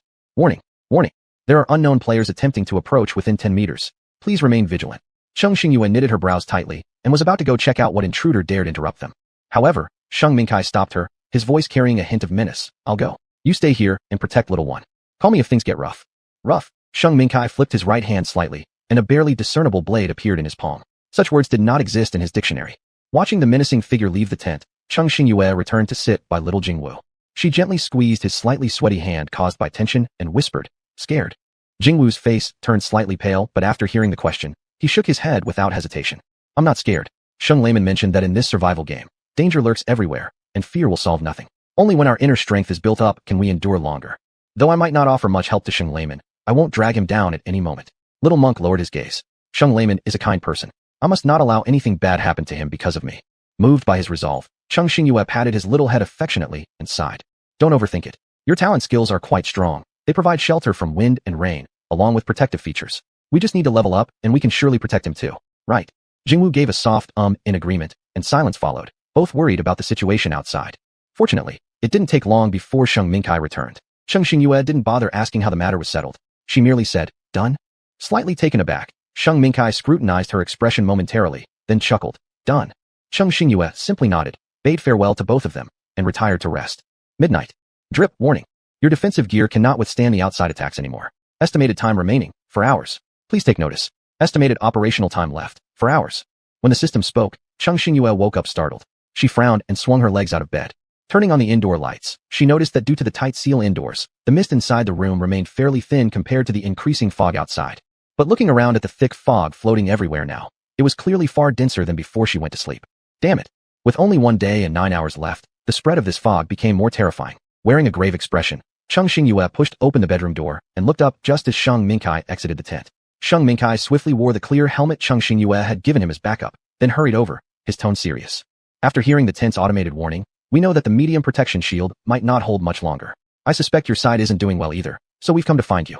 Sheng Mingkai continued rapidly. "Let's go. This place is no longer safe outside. Go into little one's tent where we might last a bit longer." Cheng Xingyue agreed, sharing the same thought. The two quickly entered the tent. Half hidden in his sleeping bag, little Jingwu's eyes lit up seeing them return together. Before anyone could speak, a mechanical system alert interrupted them inside the tent. "Drip, drip, drip. Little Jingwu's Zen room protective shield has cracked. Would you like to use points to repair?" So soon, even the internal protection collapsed. However, this was just the intermediate protection mode. Her advanced protective helmet had already halved its usage time, and for it to hold out until now was already impressive. Cheng Xingyue squatted beside little monk and said, "We'll take as much time as we can here. How many more points do you need? If not enough, I'll contribute." Little monk brought up the talent interface, took a look, then let out a relieved sigh. Each repair only required 100 points, which wasn't too high. However, the shield could only be repaired 3 times. After the 3rd time, it would be irreparably broken. Cheng Xingyue thought about their meager points. As the beneficiary, it was perfectly fine for her to cover these few points. So she immediately decided to have them put something random up for sale, and she bought it back. Through the transaction, the little monk successfully exchanged for enough points. Tense with anticipation, they waited until the shield was fully repaired and the accumulated toxic gas in the tent was cleared before finally breathing a sigh of relief. After some consideration, Cheng Xingyue spoke again. This protective shield, even after being repaired, probably won't last long. Let's eat as much as possible while we still can. Once it's completely broken, we'll no longer be able to remove our helmets to eat. The two found her prediction quite reasonable, so they finished everything edible in the tent. Then there was nothing left but to endure the long tens of hours ahead. Sure enough, 5 hours later, the tent's protective shield broke down again. But their expressions didn't change, they simply repaired it once more. 3 times passed like this, and the tent finally couldn't hold on anymore. They had no choice but to put on the clear helmets again. Unfortunately, with the countdown getting closer, the toxin level in the fog kept rising, further reducing the effective usage time of their protective gear. For the final dozen hours, apart from briefly holding their breath to change out the ineffective helmets, they did not intake a single drop of water or food, barely enduring through the remaining time. Having been awake for over 30 hours, the 2 adults were fine, but Jingwu, being young, already had an ashen complexion. Only their own helmets accurately broadcasted the remaining effective time to the wearer, so they couldn't keep track of how much poison each person absorbed. Therefore, they gritted their teeth and resisted the sleepiness that threatened to overcome them. By the final 10 hours, they could no longer see anything outside their transparent helmets. Their entire vision was engulfed in thick white fog. Under the reminder of their individual systems every hour, they took turns reporting whether they were safe. Clutching replacement helmets in their hands, their anxious hearts slowly calmed again. Time seemed especially slow under the heavy mist, and no one knew exactly how many reassurances of safety they'd exchanged. Finally, the familiar voice of the young girl rang in their minds. Ding! Congratulations players on successfully passing. Mist City. 20. Chapter 20. As soon as the system announced their success, the mist in the air began to dissipate at an astonishing speed. Very quickly, all the fog in this city vanished without a trace. They walked out of the tent that had accompanied them through this tough stage. Jingwu raised his palm, and the worn-out tent shrank to the size of a fist, floating gently onto his hand. With a drooping face, the joy of passing was slightly dampened by his sorrow as he carefully placed it back into the spatial storage. The tent's protective shield had shattered, leaving multiple cracks across it. This was his most successful creation yet, and he wondered if it could be salvaged. Sheng Mingkai extended his fist, with a slight smile, towards the other 2 companions. Congratulations, we've safely made it through this stage. The 2 smiled and similarly raised their fists, bumping together. Congratulations. But the joy hadn't lasted long. Small grayish-white particles appeared around them, and Cheng Xingyue's expression shifted instantly. Could it be? Their faces fell slightly as they hurriedly went downstairs and stepped outside the villa. Sure enough, it was just as they had guessed. Cheng Xingyue watched helplessly as the trees, roads, buildings, everything in this city, were being turned to stone at an alarming speed. Even some survivors who entered the game were not spared. Without any emotion, Cheng Xingyue looked in the distance at a player standing at the entrance to a villa, his body inch by inch covered by the particles. In just a few seconds, half of his body had turned to stone. A chill ran through her mind. If they hadn't made it, would they have ended up like this, forever trapped within stone? Jing Wu's voice trembled slightly. Are these all the players who failed in this round of the game? Sheng Mingkai put an arm around him and said in a low, deep voice, "Don't be afraid." Within minutes, the city that had previously been shrouded in mist transformed into a genuine stone city right before their eyes. The 3 silently observed the drastically changed appearance of the city, feeling weighed down by the somber atmosphere. After a short while, the system's calm voice suddenly echoed from above. They tilted their heads upwards, muscles tense, as they fixed their eyes on where the sound was coming from. Ding! Mist City's stage officially closed. Downfall World returning countdown. 10, 9, 8, 7. Ding! Teleportation starting. Before the 3 could even bid farewell, they were engulfed in a vortex. Cheng Xingyue only felt a darkening in her vision and a sudden lightness in her body. When she opened her eyes, she found herself back in the familiar little shop. She was about to stand up when she heard the system's voice in her mind. Drip! Congratulations player number 1063. Since you maintained over 85% of your life signs throughout this stage, you will receive a reward. Drip! S-grade badge has successfully been stored in your inventory. Drip! Announcement. Initial mode has ended. The Downfall City will upgrade in 24 hours. Please wait patiently. Upgrade? She didn't know if after this system update, the difficulty of the game would increase again. But pondering too much about it now was meaningless. Time would tell, so let's just wait patiently for now. Cheng Xingyue tapped open her exclusive panel, and in the storage section, she pulled out a large red gift pack marked as a stage-clearing reward. In a moment, the package landed in her hands. Drip! Player has successfully opened the Grand Clearing Reward Package. Your rewards for this round are S-Level Custom Package, 5,000 points. The little shop has successfully upgraded to level 5. Talent land expanded by 5 plots. A level 1 canning factory has been unlocked. 1 regular corn seed bag, 10 rare seeds. Cheng Xingyue was somewhat surprised. She never expected that the normally stingy with points system would hand out a full 5,000 points as a reward. Moreover, as she picked up 1 well-packaged small box, she realized she'd not only received a rare grade seed set, but her long-thought-of canning factory was finally in her possession. If it weren't for this clearing reward, she wouldn't know how long it would have taken her to reach level 5 and unlock this cannery. The deeper smile on Cheng Xingyue's face betrayed her satisfaction. She then accessed her identity panel according to guidance. Drip. Updating identity information. Player, number 1063. Talent skill, special land. Occupation, level 5 home shop owner. Land level, 1-star cultivator, maximum plant types allowed, 10. After tidying up this delightful grand gift package, Cheng Xingyue followed the prompts and headed to the second floor destination. However, her movements paused involuntarily for a few seconds. Right beside the mini glass box where her talent land was housed, appeared a similarly sized glass-encased iron skin house. Her lips twitched slightly. She still couldn't figure out why everything belonging to her was a miniaturized version. Cheng Xingyue helplessly shook her head and pressed a finger against the glass lid. Congratulations, player, for unlocking Canning Factory, Basic. This factory follows the rules as below. The player can only process one batch of canned goods every week, limited to 100 cans per batch. Only one raw material may be selected each time and cannot be altered. Canned food production requires 12 hours exactly. The player may choose to purchase acceleration cards to reduce processing time. There is a 50% chance that the produced cans retain the original properties of the ingredients. Cheng Xingyue's eyes lit up. Despite the small quantities per production cycle, the potential additive effects brought her immense delight. As long as she managed them carefully, the cans she would be able to produce in bulk every week would significantly enhance her survival capabilities during future stages. Ding! Would the player like to start processing canned food? Without hesitation, Cheng Xingyue chose no. She wanted to start making canned food, but without any raw materials, there was nothing to do. Reluctantly, Cheng Xingyue opened the planting interface, collected all newly matured crops, and replanted them all with potatoes. Once 24 hours had passed, and she'd gathered enough materials after another harvest, she could begin her first processing run. Clang, clang, clang. Cheng, are you there? Cheng Xingyue, hearing the rather familiar voice of a child, smiled softly. She walked downstairs and sure enough, saw Jing Wuxiao with eyes curved into crescents in a cheerful grin.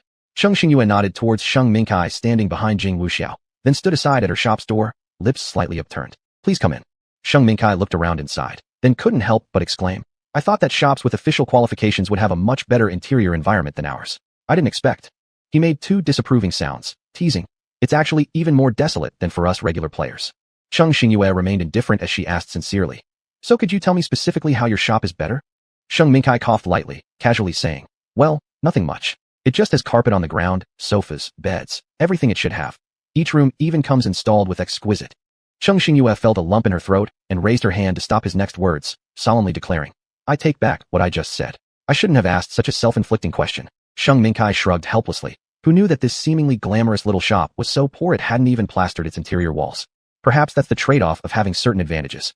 After they entered, both were momentarily stunned when they realized there wasn't even a single chair in this rundown place. Cheng Xingyue expressionlessly pondered for a moment before addressing them. Wait a moment.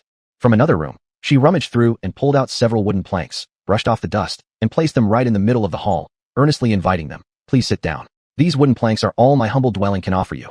Not exaggerating, aside from a few scattered pieces of wood, there truly wasn't anything else left for her to use. The little monk stared at the pitiful sight of Cheng Shizhu for a few seconds, looking rather stunned. Even Sheng Mingkai went slightly. Cheng Xingyue hesitated, asking, unless you guys prefer sitting directly on the ground? Sheng Mingkai looked at her like he was seeing a different version of her, Little Moon, then sighed. No, this is perfect, very good. Cheng Xingyue, although it was an ordinary statement, somehow it didn't sound quite right to her ears. Each person settled onto the rough wooden planks, no longer making jokes. Sheng Mingkai spoke first. You must have also received the announcement. The system is about to upgrade again, and we estimate the next level will definitely be more challenging. He paused briefly, softening his tone.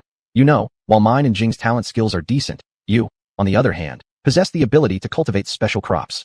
Cheng Xingyue instantly understood their intention and gladly accepted it. What they were saying was overly modest. Their abilities' practicality within the game would surely rank in the top 10 player talents.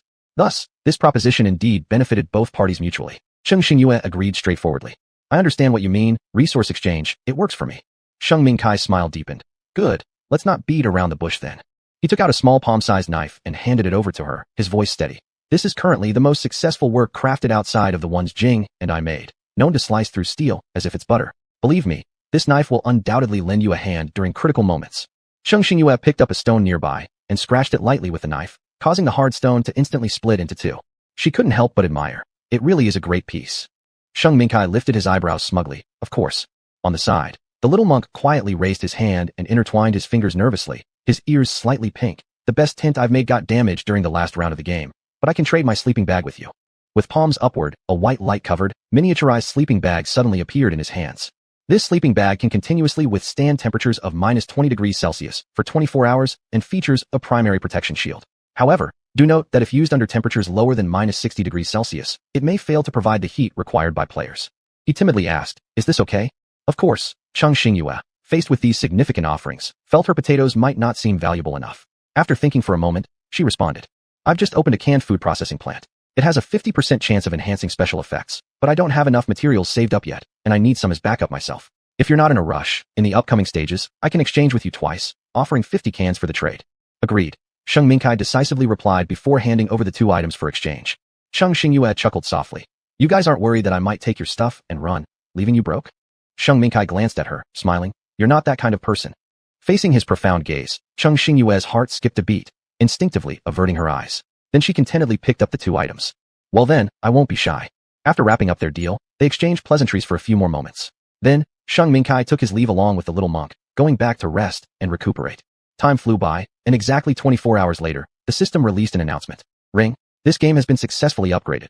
The world map is now online. Please explore its features yourself. The rules of Sunken City have been modified as follows. In each stage, players will randomly spawn at different starting points, escape through extreme conditions using the map to enter the safe zone, and remain there for 3 full days after it retracts. Ring, Snow and Ice Grand World, now officially open. Please strive for successful completion of this stage." Chapter 21. Snow and Ice Grand World? Cheng Xingyue's eyes deepened slightly. Could it be? But she didn't get much time to think it over as the system's prompt grew louder and more urgent in her mind. Hold on. Cheng Xingyue stared intently at a corner on the second floor. The globe that she had clearly seen there just moments ago was now gone. "Ring, please pay 1,500 points within half an hour. Those who fail will receive a level 1 petrification punishment." Cheng Xingyue paused. Was it because the globe was missing, making it impossible for players to find target cities anymore, so the game jumped straight to the phase requiring payment of points? Strangely, the required amount of points seemed to have decreased too. Wasting no more time, Cheng Xingyue swiftly paid the necessary points, and a human-sized black hole immediately appeared before her. No hesitation here. With the experience from last time, Cheng Xingyue walked right in without batting an eyelid. Unfortunately, this journey wasn't as smooth as the last one. As soon as she entered the portal, Cheng Xingyue felt like she was plunged into an advanced gravitational field. Pressure from all around surged toward her, catching her off guard and almost making her lose her breath. Furrowing her brows, Cheng Xingyue forced herself to endure the uncomfortable sensation, finally emerging from what seemed like an extra-long wait into the place where she was teleported. Hulalea! A sharp gust of freezing wind suddenly attacked her. Despite involuntarily shivering, Cheng Xingyue realized that the ambient temperature must have been far below 0 degrees Celsius. Before she even got the chance to open her eyes, a biting cold gale hit her face again, making her breathing hitch. Within mere seconds, half of her body heat had already been sucked away by the frigid air, leaving her no time to properly observe her surroundings. This wouldn't do. She needed winter clothing urgently. Otherwise, with her current condition, not only would she fail to complete the stage smoothly, she might not even make it to the safe zone. Taking a quick glance at her surroundings, Cheng Xingyue mentally ran through everything and confirmed that she indeed had no warm clothing to protect against the cold. Reluctantly, she decided to tough it out temporarily, pulling up her player panel to send a message in her shop. Small shop. Urgent. Seeking cold-resistant clothes quickly. High-priced exchanges welcome. Contact seller privately, ASAP. After hastily writing these words, she promptly curled both palms into the sleeves of her thin coat and calmly looked around. Her current location stretched endlessly as far as the eye could see, covered entirely by white snow and ice. To her left stood towering and varied ice mountains with bizarre and grand appearances, incomparable to any artificial ice sculptures she'd seen before. To her right lay a vast, semi-frozen sea whose waves occasionally churned and played about. The distant sun refracted its rays onto the water's surface, creating a dazzling array of colors. From time to time, small or large chunks of loose ice floated down with the surging currents. Far away, a rumbling sound echoed through the air. Cheng Xingyue looked up and saw that an ice mountain had rolled down towards the sea, instantly triggering waves several meters high that shot high into the sky. Cheng Xingyue's face, frozen pale, was shocked to the point that even the last bit of blood color disappeared. She had to be much more careful and cautious. Preliminarily judged, here, one not only had to deal with extreme cold temperatures, but also watch out for potential avalanches at any moment. Cheng Xingyue slowly walked on the ice cap. These ice surfaces appeared smooth and flat from afar, as if inviting her to run freely on them. But in reality, when personally stepping onto these dense ice-covered surfaces, which were filled with sharp ice spines everywhere, it became clear just how challenging it was to move around in this place. With a furrowed brow, Cheng Xingyue moved carefully and steadily, trying her best to walk out of the ice cap first. This caused her progress speed to significantly slow down. In the previous stage's Mist City, the location where she was initially teleported to was right outside the city gate arranged by the Sunken World.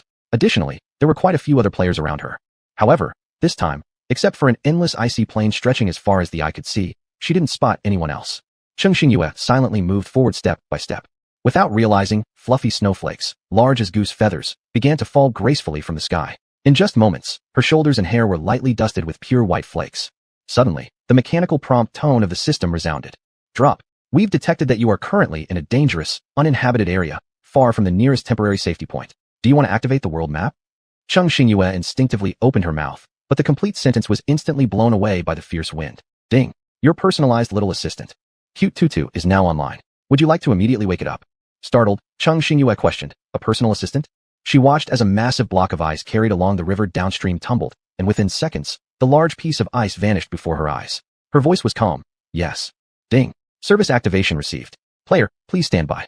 The next second, an enraged voice escalated 3 decibels and boomed angrily in her head. It nearly shook her skull apart. Cheng Xingyue instinctively rubbed her ears, sensing an inexplicable pain. Arf, the son of a gun who dares disturb Grandpa Two's beautiful dream, must be fed up with living. Get out here now. Hearing that intentionally lowered voice which still couldn't mask its slightly immature childlike timbre, a question mark slowly floated over Cheng Xingyue's head. Cute?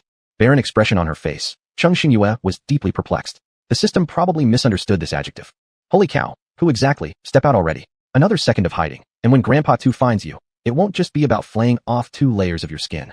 Cheng Xingyue raised her hand, almost numb, exhaled heavily into it, then helplessly realized that even so, she didn't feel any warmth. Ignoring the nagging small entity, she waited until its roaring gradually subsided, then leisurely spoke up. Hello, cute Tutu. Hell no. Who are you calling cute? Sticking this word on your mighty and awesome Grandpa Two. Doesn't it make your heart bleed? Hey, hold on. Isn't that the doggy system's assigned title? The childish voice seemed to suddenly remember something, remaining silent for a while. Cheng Xingyue wasn't anxious, patiently waiting. A few minutes later, the small entity cautiously inquired again. Could it be that a new round of survival challenge has started? Cheng Xingyue thought silently. Finally, this offline tiny brain had started working. It wasn't easy, and she sighed profoundly. Not speaking equated to tacit consent. Thus, it rudely said, seems like you're my new employer then. Employer? Furrowing her eyebrows, Cheng Xingyue asked, weren't you the little assistant distributed by Sunken World? Yes, I am great too. From now on, I'm your assistant, handling both large and small matters for you. But my main task is to search for each stage's set up safe zones for you. As the spirit avatar of the world map, I can help you find the safe zone as fast as possible in the survival game, ensuring you endure until the final 3-day limit of the game. Of course, I don't help unconditionally. The daily employment fee is 50 points per day. Oh, special reminder to my dear employer. If payment exceeds 3 days without being settled, we'll automatically enter hibernation mode. By then, you'll have to find the safe zone yourself. It chuckled, probably harder than ascending to heaven. Cheng Xingyue, why did she feel an itch in her hands just listening to this little guy talk? She suppressed the unexplained impulse in her heart and continued without showing any emotion. I didn't realize you were so expensive. 50 points isn't a small amount. The little guy immediately became furious, as if his tail had been stepped on.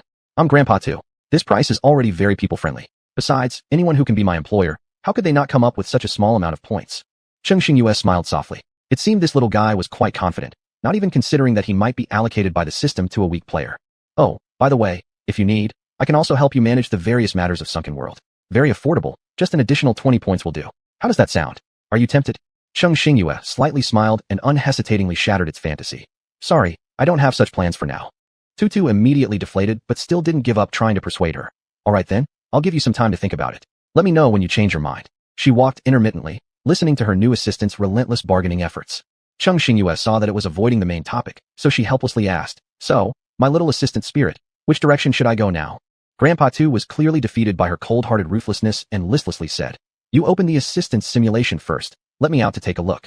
Cheng Xingyue slightly arched her eyebrows, then under the dedicated assistant page, clicked the button to connect to the simulation mode. Beep, your little assistant has activated the simulation mode. Today's activation time is only 30 minutes. Please pay attention to managing your time. As soon as these words were spoken, a snow-white creature visible to the naked eye appeared before her eyes. Cheng Xingyue slightly smiled. No wonder it had such a bad temper. It was a little white tiger. The little white tiger sulkily scratched its chin with its claws, then looked at her with round, chubby eyes. Oh, I didn't expect it this time to be a beauty, but then quickly added, but don't try to trick me into lowering the employment fee with that. I won't agree. Cheng Xingyue's lips slightly curved. Since it wouldn't show mercy, why did its tone soften when it saw her? The tiger wore a serious face, but inside, it had already roared, once. This employer turned out to be female. It had endured enough from those smelly male players in previous rounds, who would solve all problems with brute force. What was the point of its existence if it was only there for them to luck through everything? It didn't want to be a lucky tiger anymore. Although it hadn't handled female players before, recalling past exchanges with post-match partners. A certain fox lifted its polite face. My employer is female. You wouldn't believe how good she is. Her gentleness can mesmerize a whole crowd. Just when she got violent, She could easily kill off half the crowd too. The little fox sighed slightly and swallowed the second half of his sentence. The little white tiger floated in the air, hesitating while clawing at the air beneath it. This employer of it should also be a gentle female, right? Chapter 22. To Grandpa. The little white tiger gazed at her and got lost in its own world. Cheng Xingyue helplessly called out several times until after she called Grandpa too. The little guy snapped out of it. Muddily, "Offindi." Cheng Xingyue. Her face revealed a kind yet courteous smile as she calmly asked, "There are 23 minutes left. Shouldn't you first point me in the right direction?" The little white tiger heard this sentence and grandiosely waved its paw. "No worries, if we use up today's time. Isn't there always tomorrow?" Cheng Xingyue gave a slightly dangerous smile. The little white tiger instantly froze, keenly sensing a hint of threat, and then quickly changed its tone, seriously saying, "Haha, I was just joking. There's limited time outside. How can we not treasure it?" Cheng Xingyue. She was nearly frozen stiff, while her personal assistant was still rambling. What could she do? She wanted to grab it and beat it up so much. The little tiger saw she wasn't replying, merely continuing to look at it with a calm gaze, then snapped back to reality and dared not say anything else. It raised its right paw, threw a ball of light into the sky, and the fist-sized white glow rapidly split into beams of light dotted with tiny symbols. The little white tiger stared seriously for a moment and then pointed to one of the blue dots, saying to her, "The situation is not good. It seems you haven't entered the designated game area for this level yet. Now, the nearest checkpoint is about 100 kilometers away from you." Its voice deepened slightly. "You must enter the game area within 3 days after entering the game. Otherwise, you will be directly judged as having finished the game." Cheng Xingyue's heart sank. 100 kilometers, based on her current physical condition, excluding the necessary rest time, it should take her around 1 day to cover the distance. But that was under the assumption of a smooth road with no obstacles. Looking at the bumpy ice behind her, dotted with icy thorns, and the thick layer of snow far off in the distance, Cheng Xingyue estimated mentally that she would likely need 3 times longer to complete the journey. Apparently, she'd have to sleep a few hours less every day. However, what was now before her was an even more pressing issue. Cheng Xingyue opened the private message section of the shop and scrolled through, but found no players wanting to trade winter clothing. She turned pale, shivering to generate some tiny heat. This wouldn't do. Cheng Xingyue glanced at the time. It was already 8 p.m. in game time. Strangely, the sky hadn't darkened at all, and the glaring sunlight reflected brightly on the icy plains, making her almost dizzy from its high intensity. Although the brightness had somewhat blurred her perception of time, she still needed the necessary rest to maintain a calm mind, something talent potatoes could not provide. After pondering for a moment, Cheng Xingyue asked, "So, which way should I go next?" The little white tiger deliberately lowered its voice, attempting to sound mature despite actually being just a cub. Its attempt failed to mask its youthful tone. "The preliminary map has already been uploaded by me to the assistant station. You let me out once a day to update the map and follow my planned route the rest of the time." Cheng Xingyue. "If you can create the map all at once, what's the point of the earlier reminder to cherish time?" The little white tiger shook its head. Since the game world is ever-changing, especially later stages when unexpected situations arise more frequently, some locations on the map will automatically be concealed. Besides, it mumbled quietly, "We assistants may be only map sprites of the world, but after being sealed away for so long, we need a bit of fresh air to relax our minds, allowing us to draw maps more accurately." Cheng Xingyue remained silent. So these assistants could actually slack off after receiving their employment fee? Well, Cheng Xingyue shook her head. She and the little tiger walked slowly for several minutes, finally leaving the icy patch temporarily behind them. Cheng Xingyue picked a direction towards the snowy destination, walking step by cautious step for a few minutes, then stopped in front of a pile of snow sheltered from the wind. Taking out the knife Ming Kai had given her, she chose a position and struck hard with one swift blow. The snow scattered immediately, and Cheng Xingyue frowned. It didn't require much force after all. Nearby, the little white tiger, who hadn't returned to the entrapment space, froze its claws when Cheng Xingyue suddenly delivered the first strike. Why did this new employer exude such an aggressive aura similar to its previous masters? With a dry chuckle, it reassured itself that maybe it was worrying too much. This employer was female, soft, and gentle. The little white tiger repeated this several times in its mind, then reluctantly ended the morph and was forcibly retracted into the assistant space. Cheng Xingyue roughly planned things out in her mind. She decided to dig a snow cave here temporarily, a place where she could take refuge from the wind and cold and get a few hours of good rest. After all, it wasn't possible for her to sleep in the open on the snow, or else she'd surely wake up buried firmly beneath the continuous snowfall. Cheng Xingyue brushed the snowflakes off her head and focused on digging the snow cave. These thick powdery accumulations were, in fact, 95% air, thus providing excellent insulation for overnight stays in the snow. Building a snow house might seem difficult, but in reality, if done properly, it was quite simple to quickly construct a small snow shelter. Cheng Xingyue's regular habit of reading strange skill books came in handy at last. Time was tight, and she had no intention of constructing something large, merely enough to fit herself snugly inside. First, she needed to dig an entrance passage large enough for her to enter and exit, and the entrance must be slightly lower than the main chamber inside where she would sleep. Only in this way could the warm air rise and cold air sink within the snow house, preventing cold air from entering the main room. Once completed, the snow house would be significantly warmer than the outside. Cheng Xingyue bent her body with her knees on the entrance tunnel she had dug, using the knife repeatedly to dig out snow and throw it outside the snow cave. Not until she had carved out a space large enough to accommodate herself did Cheng Xingyue wipe the sweat from her forehead, feeling that her undergarments were likely soaked through. Sitting in the snow cave to catch her breath, she rested for a bit. After a short rest, she added a ventilation hole inside the snow cave, completing the makeshift snow house. Cheng Xingyue then roughly blocked the entrance tunnel with the snow piled up at the entrance to prevent cold winds from blowing in strongly. With all preparations complete, she took out the sleeping bag given by the little monk from the storage space. Then, she changed into dry clothes, removing the ones drenched with sweat. After all, under such extreme cold, continuing to wear water-soaked clothes would easily result in severe illness, possibly worse than just a common cold. Cheng Xingyue positioned herself sideways in the narrow igloo, laid out the sleeping bag, and then squeezed herself inside. As she felt the slowly rising warmth throughout her body, she let out a heavy sigh of relief. Setting a system timer, she forced herself to fall asleep. 4 hours later, Cheng Xingyue woke up on schedule, prompted by the system. Upon waking, she immediately opened the private message section and quickly browsed through it. Unfortunately, no one had messaged her yet to exchange cold weather clothing. Thanks to the sleeping bag provided by the little monk, Cheng Xingyue felt she had slept unusually warmly. She put on her thin jacket and shoveled aside the snow blocking the entrance.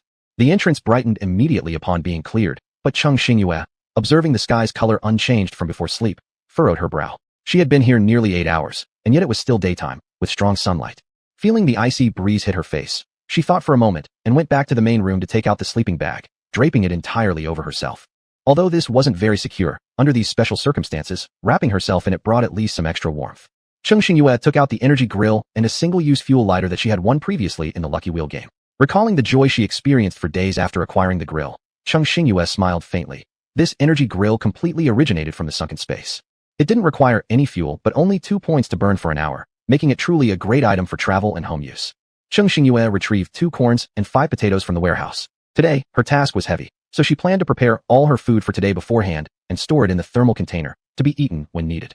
This method would greatly save her time since she was nearing the 3-day entry deadline and needed to manage her time well. The journey over the next few days would surely be difficult, so to avoid her stamina giving out, she would pre-cook the potatoes. When she tired out, eating one would restore her strength for more effort. There was also this corn. Cheng Xingyue examined closely the crop identical to those in the real world, which she hadn't tried since harvesting it. She wondered if this corn might have any special functions. Cheng Xingyue took a piece of wood, cut 2 relatively smooth skewers with the knife, and stripped the corn clean before placing it on the rack above the grill. She then took out the sole iron plate gifted with the grill at purchase. Using the system's appraisal function, she verified the snow was harmless and fit for consumption. She scooped up several handfuls of snow, placed them in the pan, and set it on the fire to melt the snow into water. Afterward, she tossed the potatoes into the pot, starting the water boiling process. Chapter 23. After the potatoes were set to boil, the corn roasted on the grill soon began exuding an enticing aroma. Cheng Xingyue patted her empty stomach, her eyes now fixed intently on the golden corn on the grill. Since the fire blazed intensely below, Cheng Xingyue didn't have to wait long. When the grilled corn was roughly cooked, Cheng Xingyue restrained the impulse to take a bite directly and opened the system's appraisal page. Drip, identification function activated. Source, a small shop owner's innate skill, talented land. Player's land level, level 1 cultivator, can grow 10 types of crops. Identification complete. 3-star corn, ordinary. Function, consuming 3 will enhance player's physical attributes by 5%. The enhancement value is capped at 80%, with the initial consumption standard being used as reference. Satiety value, 3 stars. Cheng Xingyue's eyes brightened slightly. Surprisingly, this corn could strengthen her physical constitution. Even though she wasn't exactly weak now, anyone would agree that something capable of enhancing one's body was never too much. Moreover, the satiety value of this corn had improved by a star compared to the previously discovered special effect potato. Cheng Xingyue felt extremely pleased and found her gaze growing softer on the corn roasting over the grill. Soon enough, the corn became the first item ready to be eaten. Cheng Xingyue picked up a corn cob, took a bite, disregarding the soreness of her cheeks that were frozen yesterday from the cold wind. She remained lost in the indulgence of the food. She took a bite from the corn with her left hand and sipped a mouthful of pre-prepared hot water with her right hand, smiling contentedly as her face curved into a slight smile. Indeed, crops planted under her innate talent land needed no seasoning yet still tasted absolutely delicious. While Cheng Xingyue happily enjoyed her breakfast, the little assistant who had not spoken since being stored in the assistant space suddenly shouted loudly in her mind. Cheng Xingyue started to feel a headache, foreseeing that her life would probably lose its former tranquility after acquiring this little fellow. Collecting accounts. Employer, it has already passed midnight of the first day. You should pay me my points. Don't try to fool Grandpa too. I want every single point. Cheng Xingyue wore an indifferent expression, teasing the little white tiger who feared losing its points from her, with a faint chuckle. You have only been online for a few hours, and already you need me to pay you a full day's wage? Points don't grow on trees, you know. Give me a reason, or let's just talk about your salary again after 24 hours. The little white tiger blushed in anger, lacking confidence, but insisting. That's what the system stipulates. If you are dissatisfied, you can go ask other players if it isn't true that passing midnight marks a new day. The little white tiger appeared somewhat nervous and reached out with its claws to touch its empty stomach. Considering their current mutually beneficial relationship, under the pressure of hunger, it arrogantly raised its little chin again, making a haughty sound. In fact, according to the system regulations, passing midnight indeed counted as the start of a new day. But that was provided that the accumulated time reached 24 hours, or that the player voluntarily fed points to their own little assistant to count the passage of time. However, it was so starving now that it urgently needed points to compensate for its energy needs. Otherwise, without being called by its employer, once withdrawn back into the assistant space, it wouldn't last long and would soon fall back into dormancy. Cheng Xingyue raised her eyebrows. Do you even realize that there is not a single player around me right now? Whether this claim is real depends solely on what you say. In truth, she could simply privately message any player to confirm this information. The little white tiger, having completely forgotten such a detail, found itself powerless when she refused to pay its advance points. Thus, it dejectedly collapsed onto the ground and emitted a low AO. Unexpectedly, this little guy wasn't very resistant to jokes, and Cheng Xingyue shook her head and laughed lightly, no longer caring about these 50 points. Immediately, she transferred them from her account balance to its name. Drip, you have successfully paid the assistant employment fee, and the assistant's functionality will automatically extend for another day. Cheng Xingyue thought inwardly how fortunate she was that, relying on the shop's daily income, she managed to cover the cost of maintaining this little fellow. Otherwise, she doubted she could sustain feeding it for long. As soon as she completed the payment, the little white tiger excitedly roared. In the next second, several crack sounds resounded in her mind. Cheng Xingyue felt curious. What was this sound? Before she could voice her question, the junior helper gave an answer. The little white tiger was gobbling down the points while mumbling indistinctly. It's been ages since I last smelled this scent. Nearly starving Grandpa too here. Cheng Xingyue. Just as she transferred the points to him, he began consuming them. After carefully analyzing for a moment, Cheng Xingyue confirmed that this sound was actually the fine noise made by chewing metal. She couldn't help but remain silent for a while. So this creature's feed was points? Cheng Xingyue ignored it and quickly finished the corn. After placing the boiled potatoes nearby into a thermal box, she began tidying up. Unfortunately, this sleeping bag was too large, making it inconvenient for her to walk, though otherwise it would have been an excellent tool for keeping warm. Cheng Xingyue suddenly remembered the blinding sunlight outside, which left her slightly uneasy. She then opened the official shop and finally found a pair of sunglasses in one of the stores. After purchasing the item, she habitually clicked on the private messaging area.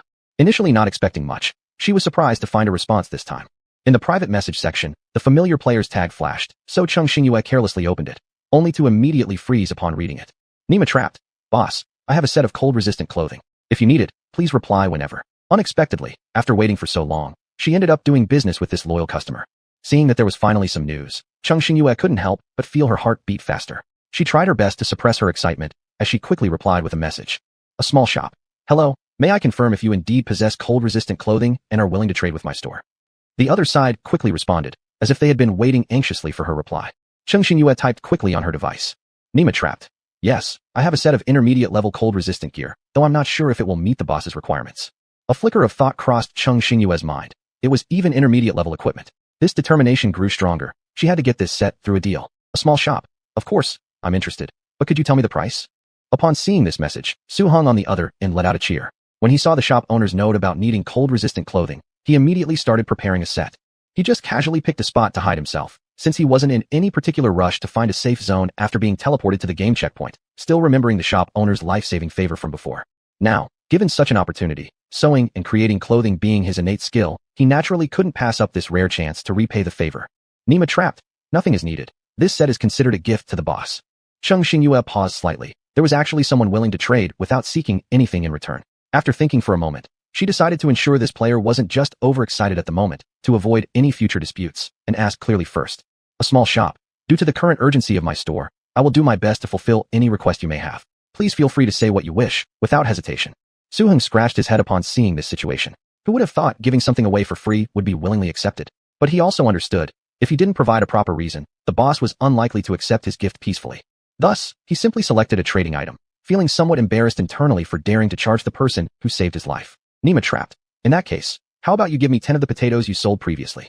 Cheng Xingyue hesitated slightly. Looking at how long she'd gone without receiving this kind of item, in this level, everyone seemed to lack cold-resistant clothing, meaning this level's warmth-related items must command extremely high prices.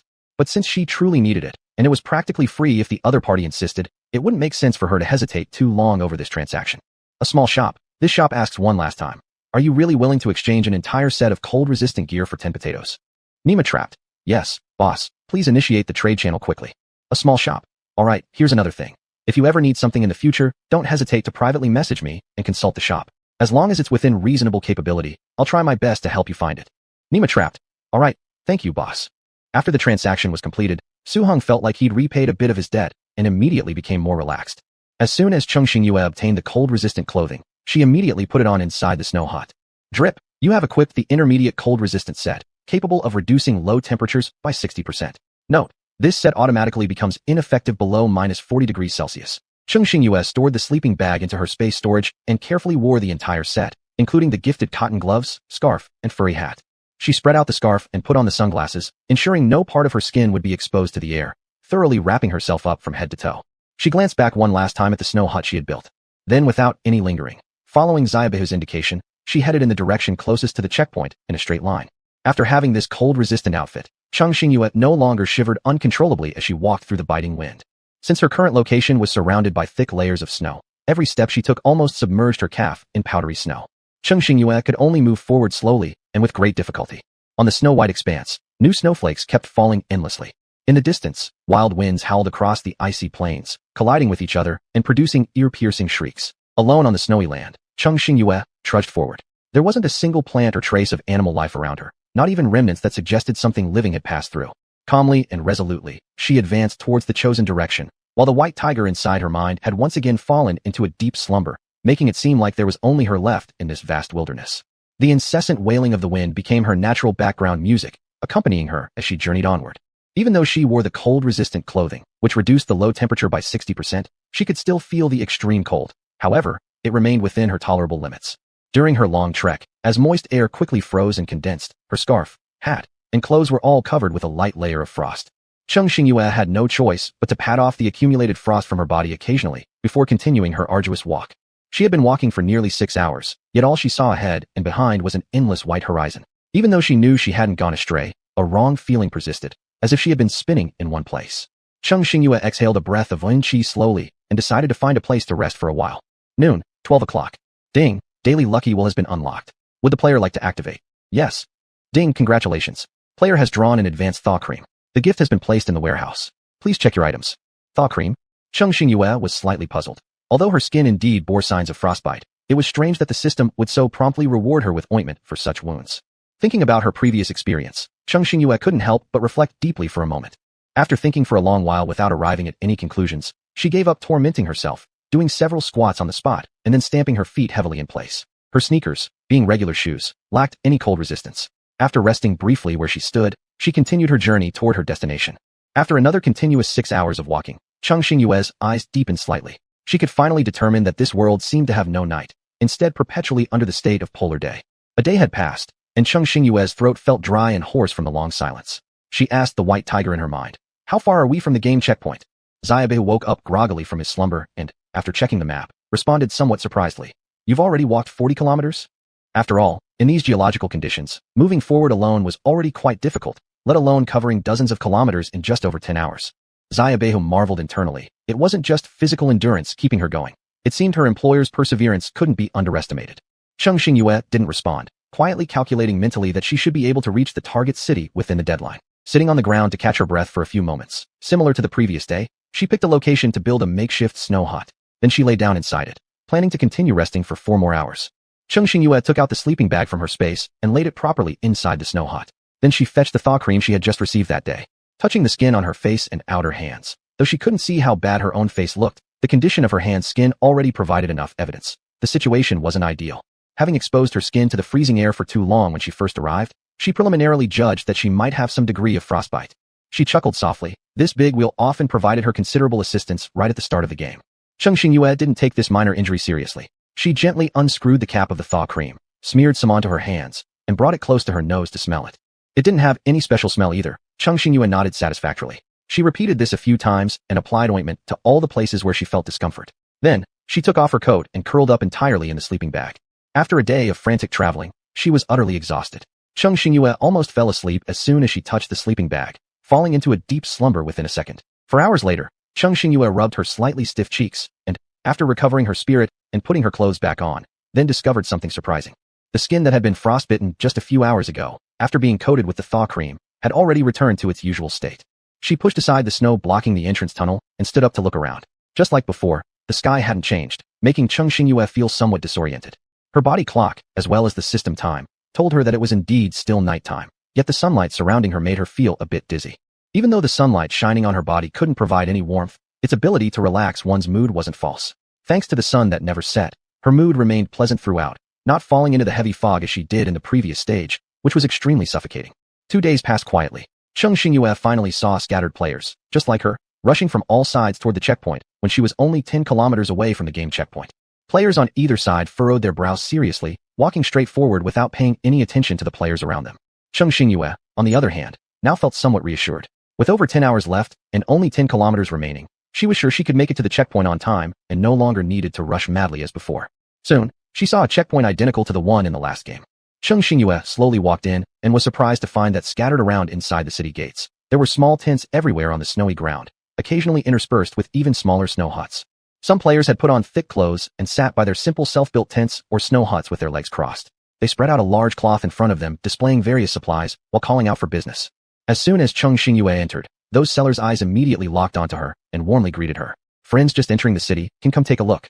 I have both male and female rabbits here. Take a pair home, and in no time you'll be having rabbit meat. Don't miss it if you walk by. New players can check out what I have. We've got everything. I've got homemade liquor brewed using materials found from players, genuine articles from the fallen world. In this cold winter, take a sip and your whole body will warm up. Everyone, take a look. Cheng Xingyue had many speculations about what might be inside the city, but never expected it to be like this.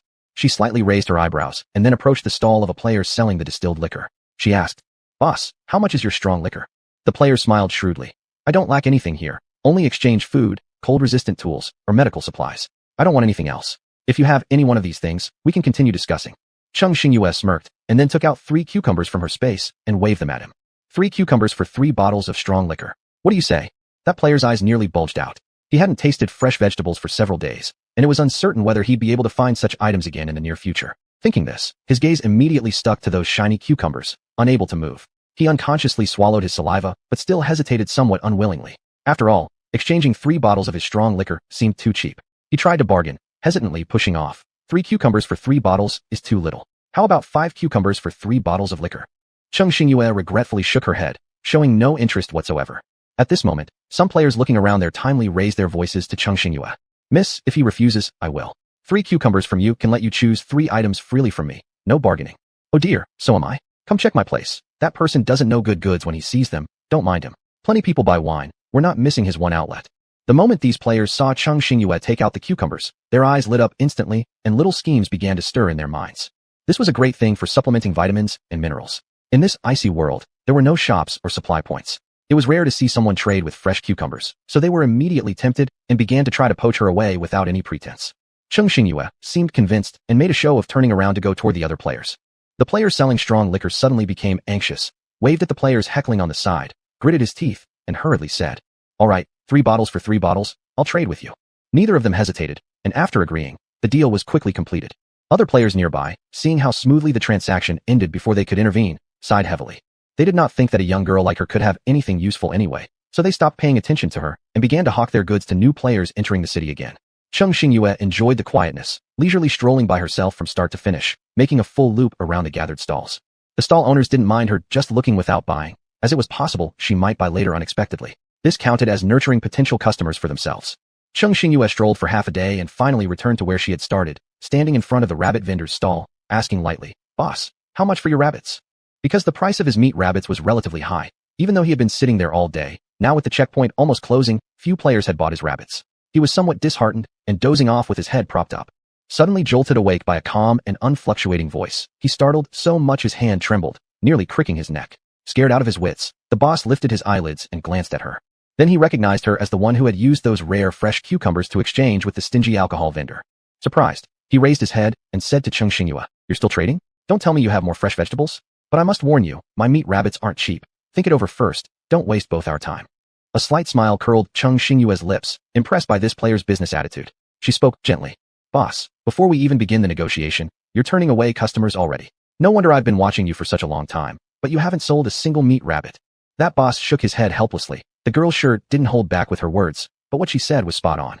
But there was nothing he could do about it. His personality was like that. Anyway, these rabbits wouldn't lack buyers. It's just that he hadn't encountered any wealthy players yet. Besides, Even if they really couldn't be sold, he could keep them himself for continued breeding. After all, there would be no losses anyway. However, since the conversation had reached this point, he now had some interest in chatting briefly with the girl to pass the time until he felt sleepy again. 2 females and 1 male, bundled at 5 pounds of vegetables or 5 special medical supplies. Which one would you prefer? The boss said straightforwardly. Cheng Xingyue inwardly marveled. It wasn't cheap indeed. Since in the Fallen World game, except for the players, there were no living creatures left from the original world. Therefore, if the players wanted to eat fresh meat, they could almost only trade with players who bred domestic animals. Then they needed to raise them in their spaces, constantly reproducing, in order to have the rare opportunity to enjoy a meal of meat. However, because she missed buying the chicks last time, she had been thinking about it for a long time. Thus, she didn't want to miss this chance to buy the meat rabbits. After all, she couldn't always rely solely on crops to meet her nutritional needs. Eating meat occasionally was better for fulfilling various energy requirements for the human body. Cheng Xingyue said seriously. Then I'll trade 5 pounds of vegetables with you. The boss was truly surprised now, looking at the girl in front of him and recalling how she didn't blink an eye before when taking out a few cucumbers, and now she had at least 5 pounds of fresh vegetables. The boss quietly reflected inside. Apparently, this girl was likely a player who could grow crops. Thinking about it, he actually developed a rare intention to make friends, although they might not meet again in the future. But even forming a good relationship could be helpful one day, so the boss whispered enthusiastically. All right, I'll do this deal with you and give you a breeding cage as an extra bonus. All you need to do is put these rabbits into the cage, then add 7 points each week, and you won't have to take care of it regularly. The store owner smiled proudly. Obviously the cage was something he had made. Anyway, it automatically gets the nutrients from the converted points, so the rabbits get what they need without your constant attention, making things easy. Cheng Xingyue watched how the shop owner's demeanor had turned enthusiastic, unlike his previous lethargic state when dealing with her. A thought crossed her mind, and she soon roughly guessed why the boss suddenly became so warm. She chuckled slightly, but didn't ruin the store owner's intentions. Quietly, she added more vegetables to the mix and accepted this unexpected gain silently. Leaning to the side to block the view from those behind her, Cheng Xingyue quickly took out a heap of vegetables from her space and handed them over to the boss. The stall owner picked them up and weighed them in his hand before readily putting the rabbits in the cage and handing them over to her. Cheng Xingyue asked lightly with a trace of doubt. You don't intend to weigh them first? The boss waved off her concern casually. I used to sell goods too. For these things, all I need is a touch, and I can guess their approximate weight. The vegetables you've given me are either at or over 5 pounds. Why bother showing pretense by pulling out the scale? Cheng Xingyue nodded in understanding. That did make sense. Both sides knew clearly. Holding on to every bit wouldn't look very graceful with this unexpected surprise already in hand. Cheng Xingyue tucked the cage into her storage space. Then, both parties exchanged a friendly wave and parted ways amicably. Finally, she managed to enter the game checkpoint within the stipulated time, and Cheng Xingyue relaxed somewhat, planning to find a spot for a well-deserved rest to compensate for the energy she had lost these past 2 days. She sneaked away from the crowded player area by the city gate, not wanting to stay somewhere so conspicuous. Cheng Xingyue quietly asked Xiao Baihu inside her mind, which direction should we head towards for the nearest safe zone? Xiao Baihu lazily yawned and replied, after officially entering the game area, I need to use my mimicry function to redesign the map. So Cheng Xingyue activated the assistant mimicry mode and placed it into the game world. Beep, your little assistant has entered mimicry mode. Today's remaining activation time, 30 minutes. Please manage your time accordingly. Xiao Baihu listened unhappily to the mechanical tone and softly uttered an "Ao woo." In the next moment, a glossy-coated Xiao Baihu appeared confidently in front of her and gave a mighty roar, "Hello." At that sound, other player-released map sprites cowered on the ground, shivering uncontrollably. In another corner of the game, one sprite didn't react to this pressure at all, but instead lit up with excitement, muttering to himself, "Best friend." Cheng Xingyue grabbed the little tiger who kept roaring loudly, rolling him around Guru style right there. Xiao Baihu stared wide-eyed at her, wondering why this female human was so rough when he hadn't even caused any trouble yet. Slightly impatient, Cheng Xingyue glanced directly at the little tiger. What's with all the racket? No one here can see you. Since coming into the city, she hadn't seen any varied assistants present around other players. Naturally, she assumed only the respective players could see their own assistants. Hearing this, the little tiger tilted its chin smugly and arrogantly declared, that's because their levels are too low. Naturally, they can't manifest in front of people. Cheng Xingyue arched a brow. So you're different from them and visible to other players? Of course. Cheng Xingyue sighed in slight worry. You better be careful then, so no player catches you and boils you as an appetizer. This statement startled Xiao Baihu so much that its fur bristled up instantly. They dare. Cheng Xingyue let out a few stifled chuckles. All right, hurry up and redraw the map. I need to find a good place to rest for a while. These few days of rushing are about to exhaust my body. Xiao Baihu proudly lifted its head and showed its teeth toward empty air, seemingly still indignant at the notion of some player daring to covet its body. It shook its plump little belly, thinking to itself, hell no, this fat isn't something anyone can easily digest. After hearing the alarming statement about players potentially eyeing its body, Xiao Baihu reluctantly waved a paw. A flash of white light immediately illuminated the surroundings. Cheng Xingyue lazily watched the burst of light in front of her, utterly bored. A moment later, the map was complete. The little white tiger opened its big mouth and swallowed the completed map whole. It burped, then eagerly said to Cheng Xingyue, "The map's done. Quickly help me in the mimicry mode. Grand map needs to go back to the assistant space for a nap." Cheng Xingyue looked at it with great amusement. This little guy had been unwilling to return to the assistant space every time before. Could it be that it was truly scared by her joke this time, hence so proactive about going back? Cheng Xingyue reflected inwardly on whether she had become too mischievous. She silently prayed, Ba, and decided to continue next time. After all, this little chatterbox could go on endlessly. Occasionally teasing him would save her from dealing with his attitude every day, acting like he was the greatest thing outside the system. She wouldn't indulge his bad temper. Before Cheng Xingyue could pull it back into the assistant space, a raspy voice came from behind. "Hey, friend ahead, please don't move forward anymore." Cheng Xingyue frowned slightly, then slowly turned around to look. Suddenly, more than 10 large men appeared on what was previously an empty snowy ground, standing there menacingly. Cheng Xingyue slightly furrowed her eyebrows at this scene. "Excuse me, but are you talking to me?" The man at the forefront smiled sinisterly upon hearing this, replying in a hoarse voice. "Friend, I noticed you were quite generous at the vendor's stall. Why not sit down with us and discuss some business?" Cheng Xingyue let out a sarcastic laugh and said indifferently, "I've done plenty of deals, but this is the first time I find business discussed like this. Today, I learned something new." After finishing, she ignored them and tried to leave, only to find more than 10 sturdy men also blocking the road ahead. Cheng Xingyue. Her expression darkened slightly as she murmured disdainfully, moving her wrist slightly with a small popping sound from her bones. Cheng Xingyue spoke lightly. "If it's just a simple business deal, why do you need to bring so many people? It seems to me that you're not looking to conduct business, but rather straight-up robbery." The leading man chuckled dryly. "What can we do? We figured you might not care much for our small-scale dealings, so we brought extra manpower to kindly invite you along."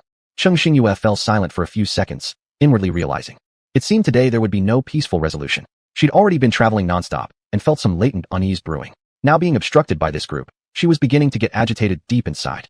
Since these people persisted in testing her patience repeatedly, if she didn't fulfill their wishes, she might appear overly considerate.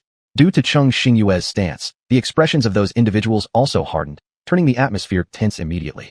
As both sides remained silent, the player beside the leading man whispered secretly, "Boss, I see there's also a little tiger here. Let's catch it together and have the brothers enjoy a good meat feast." Cheng Xingyue instantly lifted her head, her gaze sharp and fixed intently on the man who spoke. Her face turned completely grim. Although the lean man intentionally lowered his voice when speaking, Cheng Xingyue still keenly caught the 3 words, "good meat feast." Humph. Cheng Xingyue's heart brimmed with anger. These people hadn't even started fighting yet, and they were already so audacious to openly plan capturing her personal assistant and eating it in front of her. She had just teased Xiao Baihu with such words, though it was merely verbal intimidation. She never expected someone would actually entertain this idea so soon. Looking at the crowd in front of her now, Cheng Xingyue's disgust grew as these people clearly intended to act on it. Given that someone intended harm toward one of hers, she surely couldn't overlook this matter. At the same time Xiao Baihu heard these words, it also growled angrily, fangs bared. As a former high-ranking assistant in the Fallen World game cycles, it never imagined finding itself reduced to the state it was in now. Not only regressed to early stages in strength, but unable even to stay awake longer daily. And now, it had descended to becoming prey for players at dog-level capability. Xiao Baihu carefully searched around. For so long, it hadn't even encountered a single elemental sprite that could manifest in physical form. It sneered inwardly, thinking they were nothing but low-level players who dared to covet the hard-earned flesh it had nurtured on itself. Xiao Baihu flexed its paws and glared fiercely at the man who suggested catching it to stew for a meal. It growled deeply from its throat, emitting threatening sounds. Especially this detestable person, Xiao Baihu decided that today, it would give him a lesson he'd never forget. And let these daredevils who dared offend it know who Lord 2 really was. Not every player could act arrogantly in front of it. The man who was locked onto by both Cheng Xingyue and Xiao Baihu struggled under their sharp gazes for barely 2 minutes before his eyes began darting away uneasily. His legs started trembling subtly, causing him to step back hastily and nearly fall over. With a sheepish laugh, he didn't dare utter another word. The scene suddenly became rigid. In the icy snowscape surrounded by dozens of players, neither side made the first move. The atmosphere thickened with tension. Finally, the leading man could no longer hold back his agitation and agitatedly waved a hand. "Since you're uncooperative, we'll have to resort to extreme measures and take you back with us." As soon as his hand fell, his subordinates charged towards the woman and tiger. Chapter 24. Before Cheng Xingyue could make a move, Xiao Baihu leaped forward, lunging viciously toward the closest player at the front. Its sharp teeth clamped down, instantly splashing a vivid red across the pristine white snow. Cheng Xingyue remained expressionless. With lightning speed, she dodged an incoming staff and executed a perfect shoulder throw, sending one of the men crashing down into the snow. Bang! The man slid several meters along the snowy ground, leaving behind an uneven trail of crushed snow. These movements were fluid and seamless. Cheng Xingyue was secretly amazed. The corn she had planted to improve her physical attributes was starting to show its effects. She felt her command over her strength was now much more precise than before, and even the once stiff motions had become easier. Though they were clearly surrounded, Cheng Xingyue didn't feel threatened. not only because of the ferocious Xiao Baihu, but also because she herself wasn't worried about being defeated by this group. Despite their imposing appearance, robust figures aside, most of them lacked substantial footing, making their attacks look like mere showmanship. However, Cheng Xingyue had a good trait. She never underestimated anyone, even when confident. At the start, this group rushed them with great momentum, but soon enough, whether it was being thrown or bitten, they started retreating one after another, utterly defeated. Their losses, inside and out, were evident.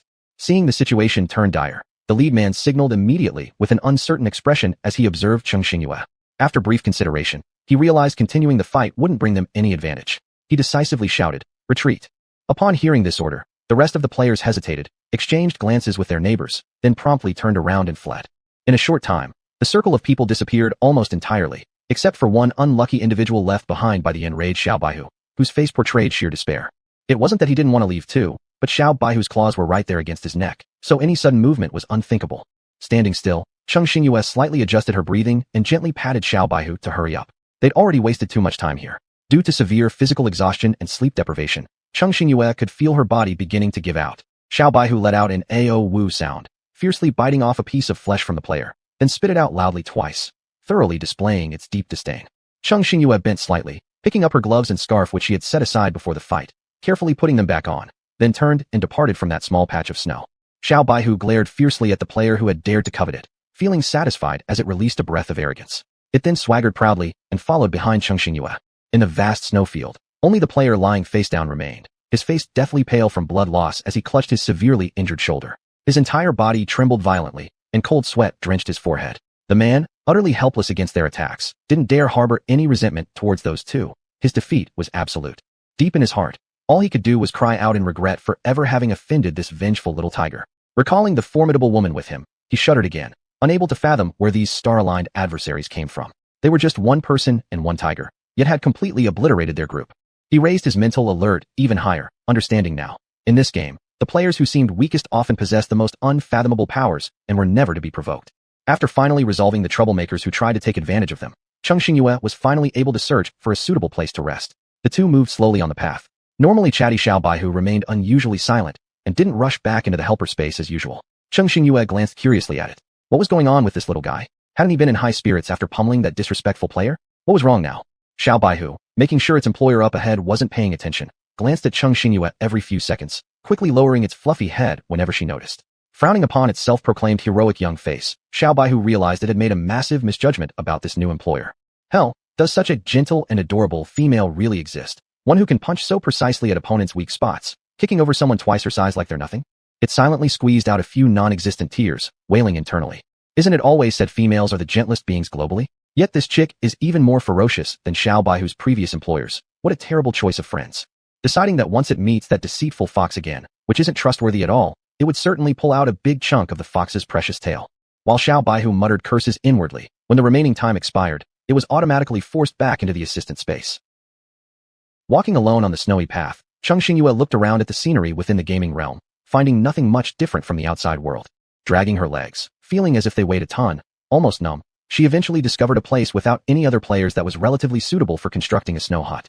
Just before she could let out a sigh of relief, a mechanical robotic voice rang out overhead. Her expression changed abruptly as she tilted her head toward an empty sky.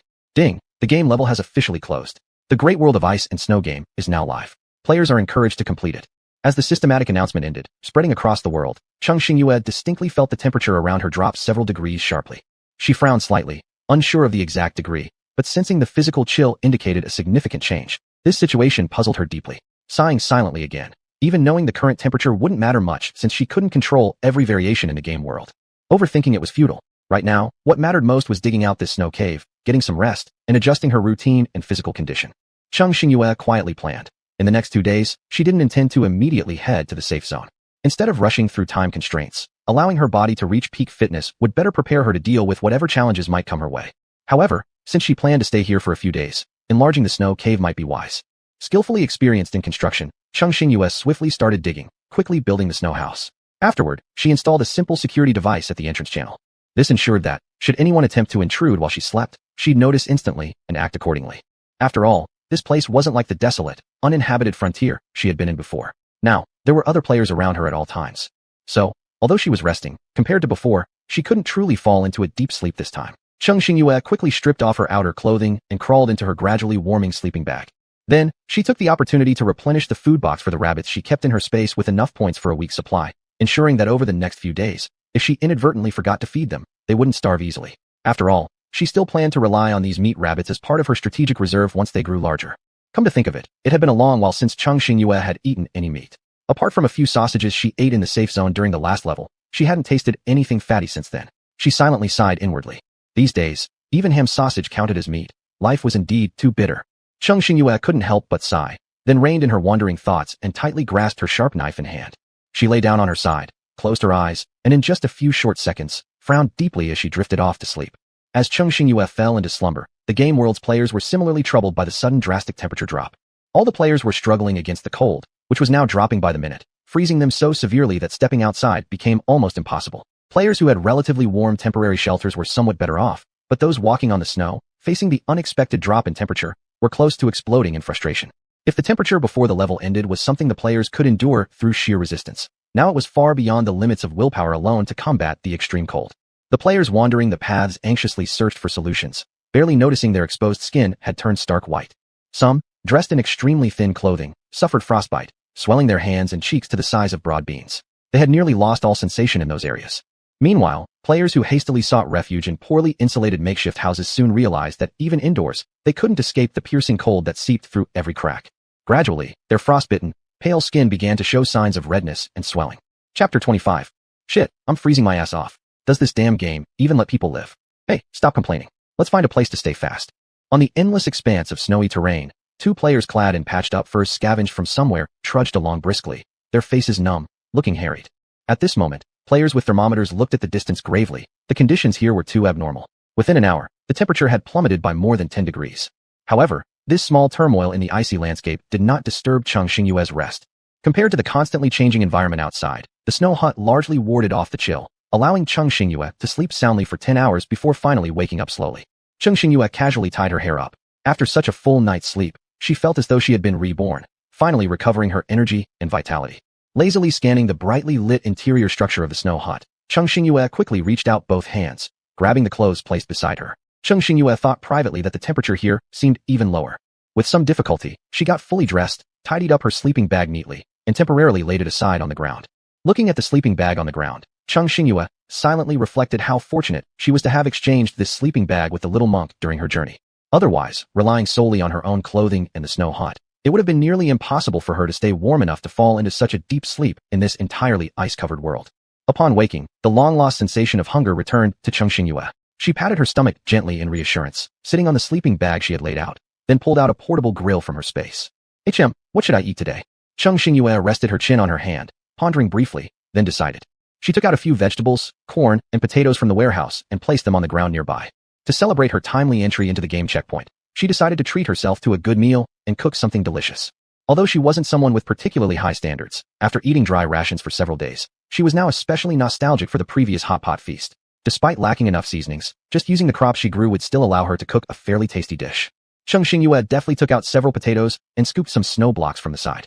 Though she owned water storage bags, since this was a game world, the snow could be safely consumed. After all, her water storage could only hold so much capacity. To avoid waste, unless in special circumstances, she tried not to use the water from her storage bag. Cheng Xingyue took out the pot and melted the prepared snow into water. She then roughly chopped the potatoes into chunks with a knife and washed them once before they were thoroughly cleaned. Next, she washed all the other vegetables, remelted a fresh pot of clean water, and finally dumped everything into the boiling pot. Cheng Xingyue looked at the full pot of ingredients and anticipated the final result. Soon, the fragrant hot pot came out perfectly. Cheng Xingyue eagerly picked up her chopsticks and began to satiate her stomach. Halfway through her meal, Cheng Xingyue felt her whole body warming up, greatly dispelling the cold air around her. She couldn't help but silently marvel that eating a hot pot in such icy weather was one of the happiest things ever. Cheng Xingyue couldn't help but recall the last time she ate hot pot with Sheng Mingkai and others. Looking at herself eating alone now, she thought, it's just missing a few people. Hot pot is more enjoyable when eaten with a crowd.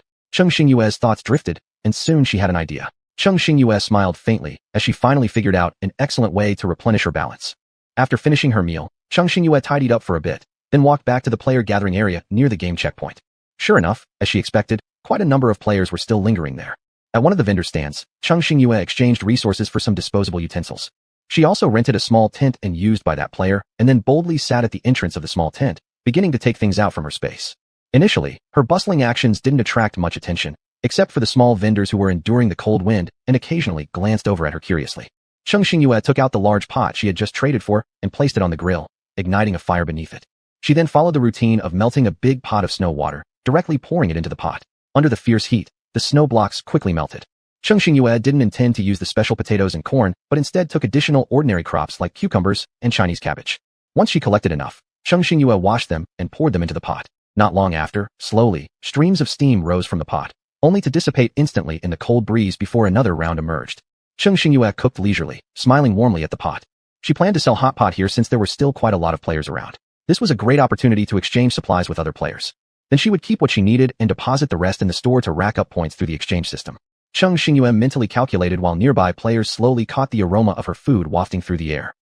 Why did they feel like they smelled something sweet and irresistible? When Cheng Xingyue determined that the food in the pot was almost ready, she stood up, brushing off the snow particles on her clothes. She cleared her throat and called out loudly. Hot pot. Exchange for various goods. Limited quantities. First come, first served. With a boom, the surrounding players exploded into action. Many of the stallholders couldn't help but lament. Why hadn't they thought of it? In such freezing weather, who wouldn't want a steaming bowl of soup? Some players, unable to resist the tempting aroma, hearing this call, rushed over hastily, striding towards Cheng Xingyue. The first player to arrive at Cheng Xingyue's stall asked her, "Boss, how much for your hot pot?" Cheng Xingyue beamed, her eyes slightly curved as she picked up a disposable palm-sized bowl nearby, and said with great amiability, "A bowl like this can be exchanged for an item with special functions. Only those meeting specific criteria will work. After I confirm it, a steaming bowl of hot pot is yours." The player pondered silently for a while, then flipped his right hand over, conjuring up a small lighter out of thin air, and addressed her. "My lighter is waterproof and fireproof, and it can be recharged with points, making it a virtually permanent utility item. What do you think? Would you trade such a lighter for a bowl?" After Cheng Xingyue verified it without issue, she grinned, nodding approvingly, and said, "Of course." She then took a spoon, scooped a full bowl of hot pot, and after snapping on the transparent lid, handed it over to the player. "Please enjoy slowly." The player showed obvious eagerness on his face, gripping the warm bowl of hot pot in his hands, feeling reassured internally. He glanced around once more, seeing Cheng Xingyue busy attending to the next customer.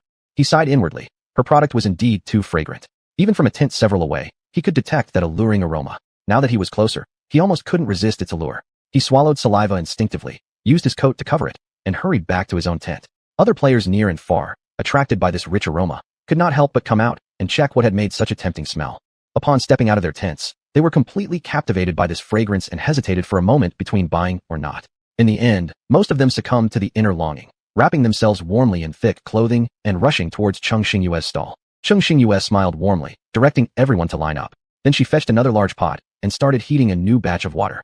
Business was much better than she had anticipated. Since that was the case, she decided to seize the opportunity to earn some special items. They enthusiastically hawked their wares. In no time, the aroma spread even further, drawing in yet another wave of players. That day, Cheng Xingyue practically sold her little hot pot meal to every living quarters nearby. Players who failed to resist this temptation automatically lined up behind her stall. Actually, Cheng Xingyue had already prepared herself for possible jealousy or mischief. Surprisingly, things went better than expected here. At least everyone followed the rules, and there were no incidents of forced buying or selling. When Cheng Xingyue mentioned this to the queue of players, the one in front shook his head with a smile. This is a legitimate trading venue, even though it formed spontaneously. But since we're in business, there should be rules, which have become customary over the past few days. Anyone causing trouble in this area would certainly not escape being harshly disciplined by the other players, vendors, and customers alike. There were a few such instances on the first day, but afterward, anyone stirring trouble got a stern lesson. Cheng Xingyue nodded knowingly, laughing as she remarked, "It seems this has been a pretty effective deterrent against players harboring ill intentions." Suddenly, a female player behind burst out laughing, saying, "Haha, yesterday I saw a group of obviously disreputable players storm off with arrogance only to return looking bruised and battered. Guess they tried something evil again, but ended up getting taught a lesson." "Oh, you mean the group from yesterday? I live nearby. It seems they ran into some tough opponents and fled early this morning." This jokester seemed utterly repelled by the players in question. They deserved it. I caught them robbing players multiple times. If I hadn't looked intimidating enough, I might have been bullied by them. Now that they're gone, it feels refreshing. That gang was really formidable. I roughly counted. There were over 20 of them, yet they got beaten so badly they scurried off, tails tucked between their legs. They must have been truly terrified. I don't know where these masters hail from, but I'd really like to see them.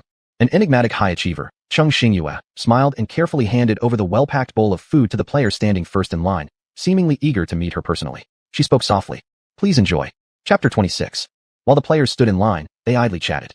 Some even ignored the piercing cold wind, one hand holding something to eat and savoring two steaming soups while occasionally exchanging a few words. "Hey, It's actually pretty interesting that it's always daytime. Interesting. One of the players scoffed, his voice filled with frustration. To be honest, I'm almost losing my sense of time due to this sun that never rises or sets. Ever since starting this game, I initially had lunch at 12 o'clock, but now it's unconsciously been pushed back to 2. Not eating lunch at 2 is nothing. Nowadays, I can't even tell if each meal is breakfast or dinner. As long as I'm hungry, I just grab a bit to fill my stomach and make do. Sigh. One player lamented despondently. You still have food.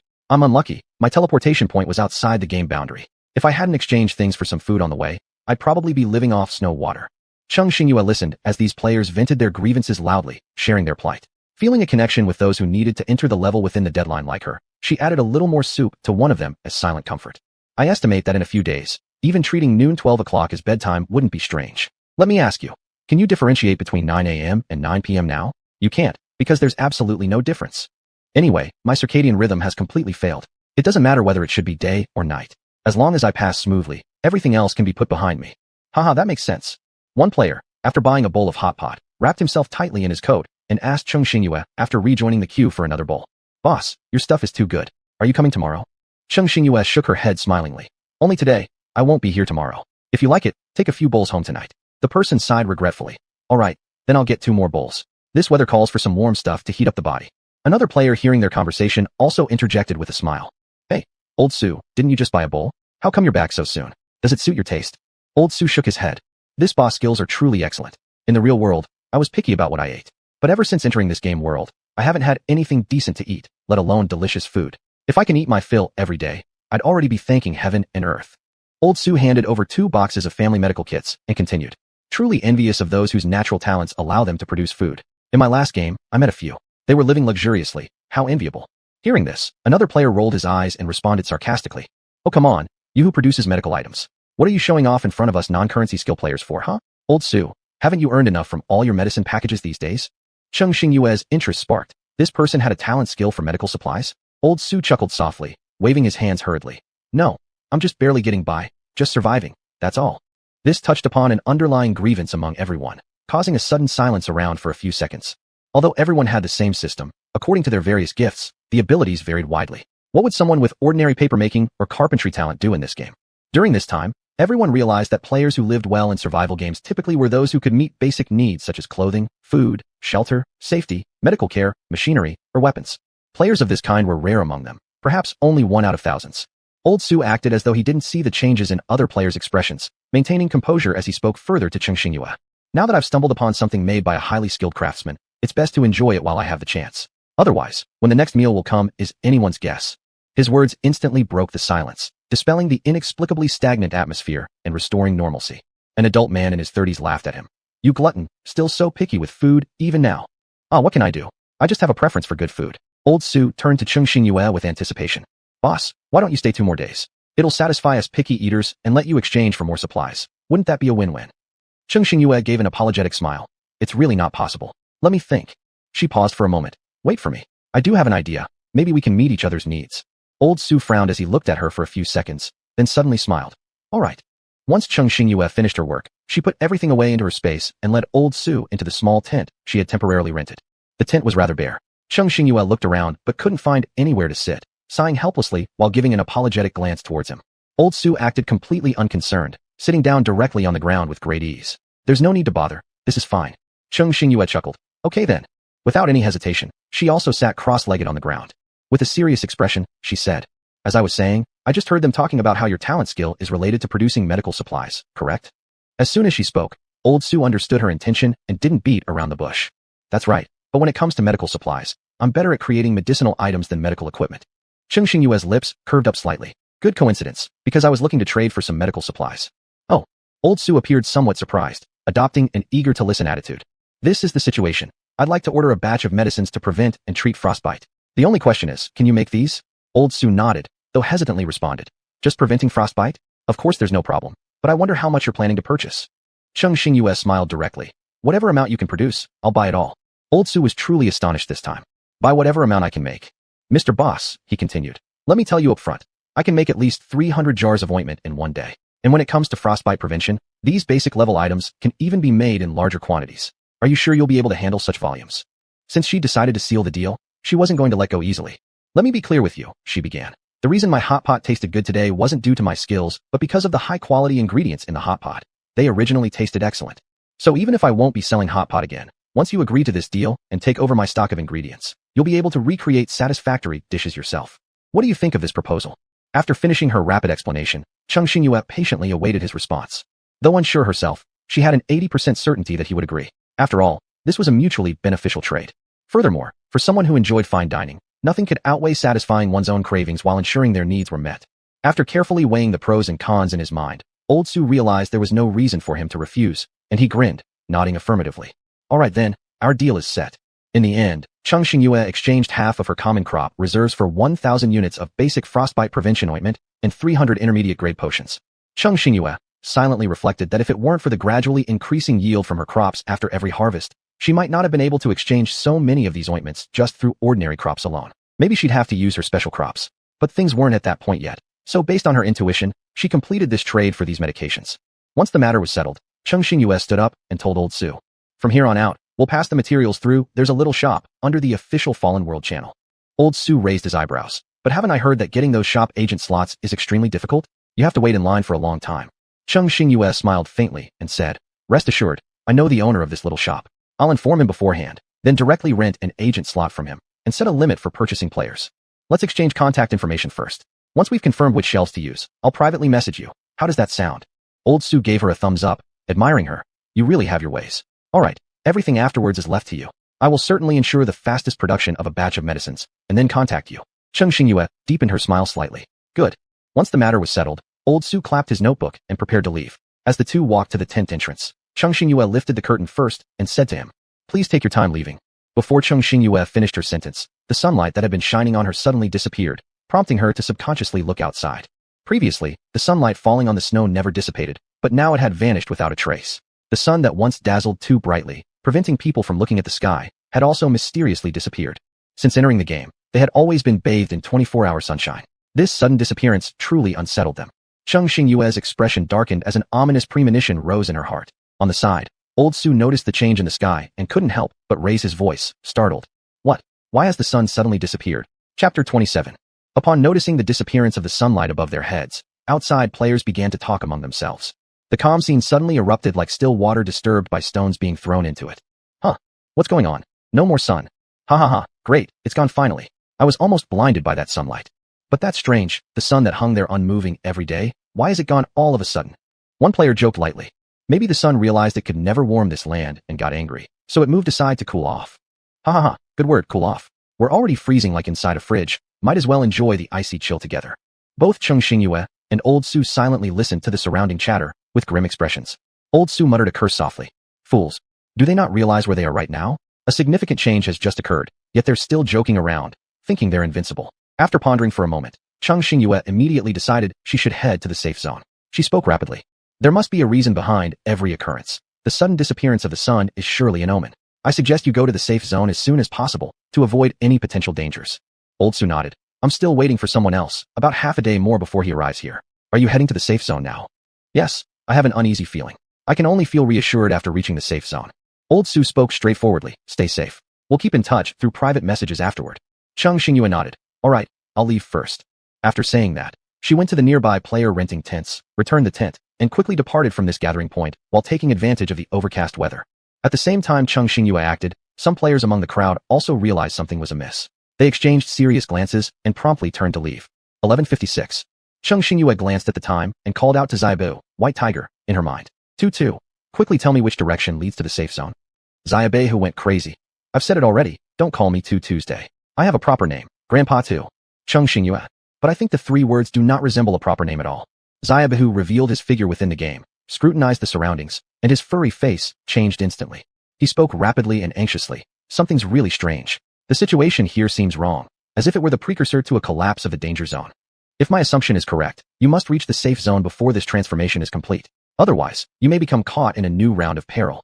In principle, this is the second level you've encountered, and you should have at least a week to get to the safe zone.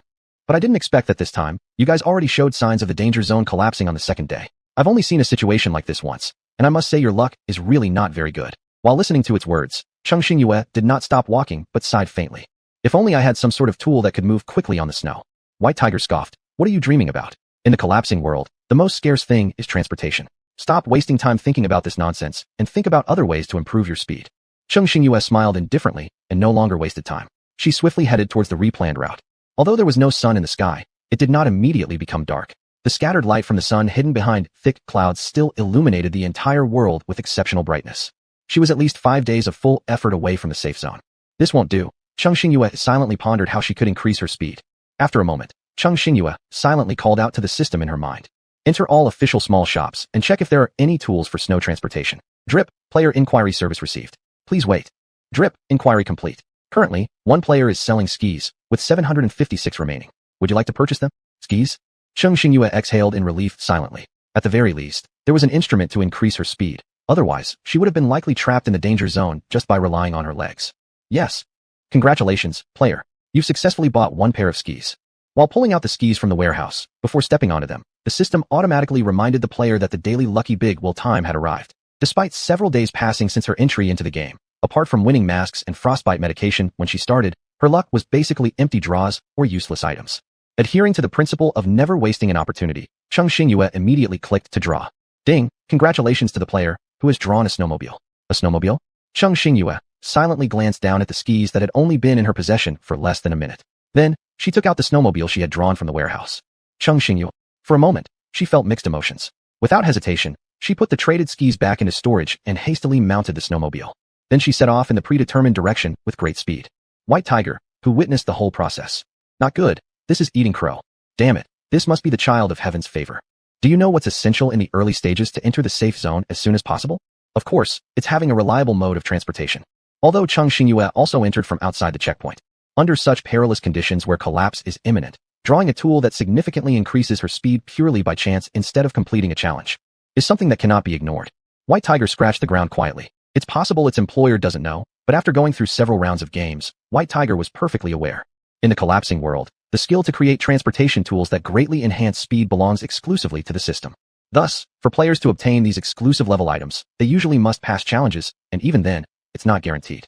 Don't think that I don't know. That Lucky Big Will rarely provides good stuff. Frankly speaking, I've never heard of someone effortlessly getting a mode of transportation from the daily lottery wheel. White Tiger cursed under his breath.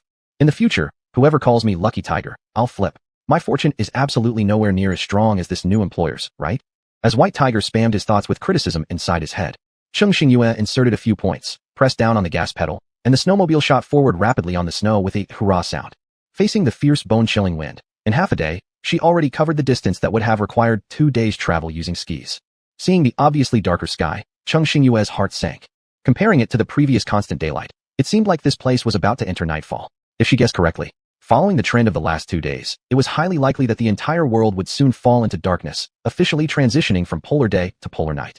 And she had to reach the safe zone before the polar night fell and find a place sufficient for her to settle down. Cheng Xingyue revved the throttle to the max, and the friction between the tires and the snowy ground instantly let out a loud roar. At the same time, another player who was heading towards the safety zone was smug about having obtained a pair of skis, not needing to walk like players who had to trudge with just their legs when a shadow suddenly zipped past them. The skier's face turned dumbfounded, then looked up. Thinking that owning skis was already great, it seemed like they were still too inexperienced. The player felt the superiority they had just developed crumble instantly as they shouted at the retreating figure who only left exhaust in their wake. Damn it! What's so special about having a motorcycle? After saying that, they quietly cried in their heart, wailing softly. It seems people with motorcycles really are extraordinary. The player glanced at the skis they'd saved points for ages to buy, then looked at Cheng Xingyue, now reduced to a little black dot on the horizon. Suddenly, even the skiing equipment didn't seem appealing anymore. They sighed solitarily. It's true that different players have different destinies. Comparing ourselves to others can be truly heartbreaking. As Cheng Xingyue rode her snowmobile, she glanced again at the shortest route planned by Little White Tiger from her current position, and saw the vast expanse of an unfrozen lake ahead.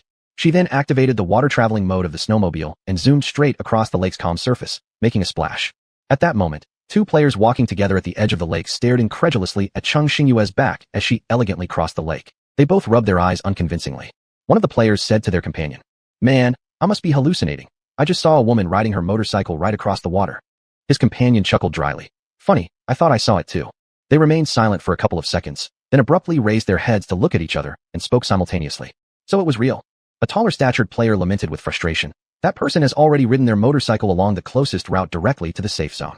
And we can't even afford a set of skis. What kind of messed up world is this? Envious. Envious. Pray to the system for such a means of transportation. Struck by this realization, they stood motionlessly for several minutes without receiving any gifts from the system.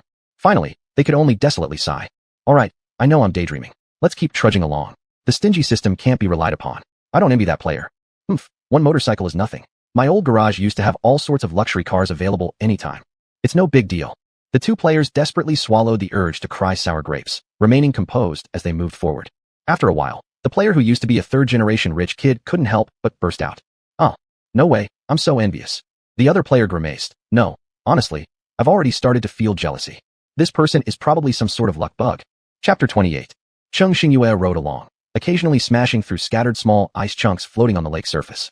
The lake, originally as calm as stagnant water, immediately made a splashing sound, with small ripples churning in its wake where her wheels passed. With another push on the throttle, Cheng Xingyue accelerated once more, colliding with a floating piece of ice blocking the way ahead. With a boom, the sudden collision sent waves splashing several meters high. Cheng Xingyue remained expressionless as she drove straight through. Snowflakes floated gently down from the sky, thick winter clothes shielding her from the sharp cold wind. Cheng Xingyue quickly reached the other side of the lake and traveled continuously for several more hours. She stopped the snowmobile and took out the little monk's sleeping bag from her inventory, unfolding it into a large mat as a temporary cushion. Then she retrieved the grill from the warehouse, setting it to maximum heat before quickly grabbing 2 corns and roasting them over the grill as her dinner for today. A few minutes later, accompanied by a series of snap-crackle sounds, the corn, permeated with a sweet aroma, was roasted to a golden brown. Cheng Xingyue, taking advantage of the lingering heat, gently took a bite. The soft, sticky corn, along with its warmth, instantly made her feel a bit warmer. Cheng Xingyue, feeling satisfied after finishing both ears of corn, brushed off the snowflakes that had accumulated on her during the journey. Ignoring the various curious or envious glances around her, she hopped back onto her motorcycle and continued on her way. The sky grew darker with time, and based on this trend, there wasn't much time left. Cheng Xingyue did not intend to waste any more time on the road. If she needed rest, it would have to wait until she reached the safe zone. As soon as Cheng Xingyue left, a group of players nearby started chattering. A player with a delicate face sniffed hard at the lingering sweet aroma in the air and swallowed a chunk of a hard pancake before patting his stomach.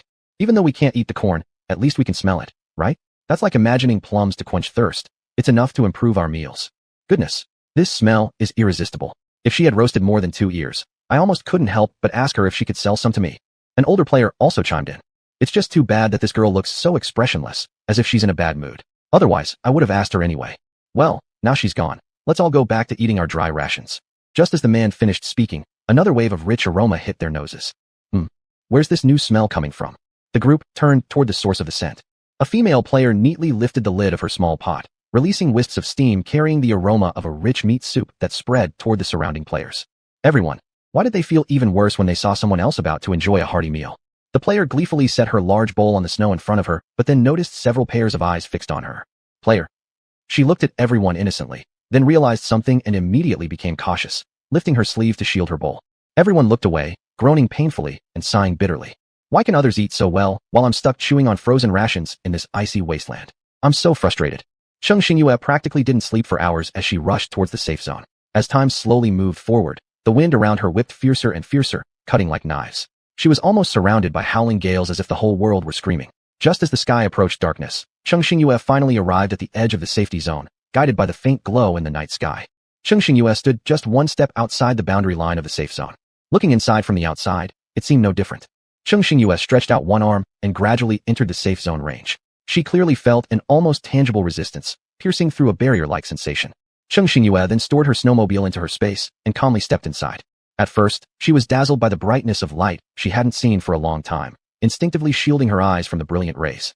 After adapting for a moment, she opened her eyes and looked around. Outside, the sun that had disappeared long ago was now rising again within the safety zone, hanging steadily in the sky.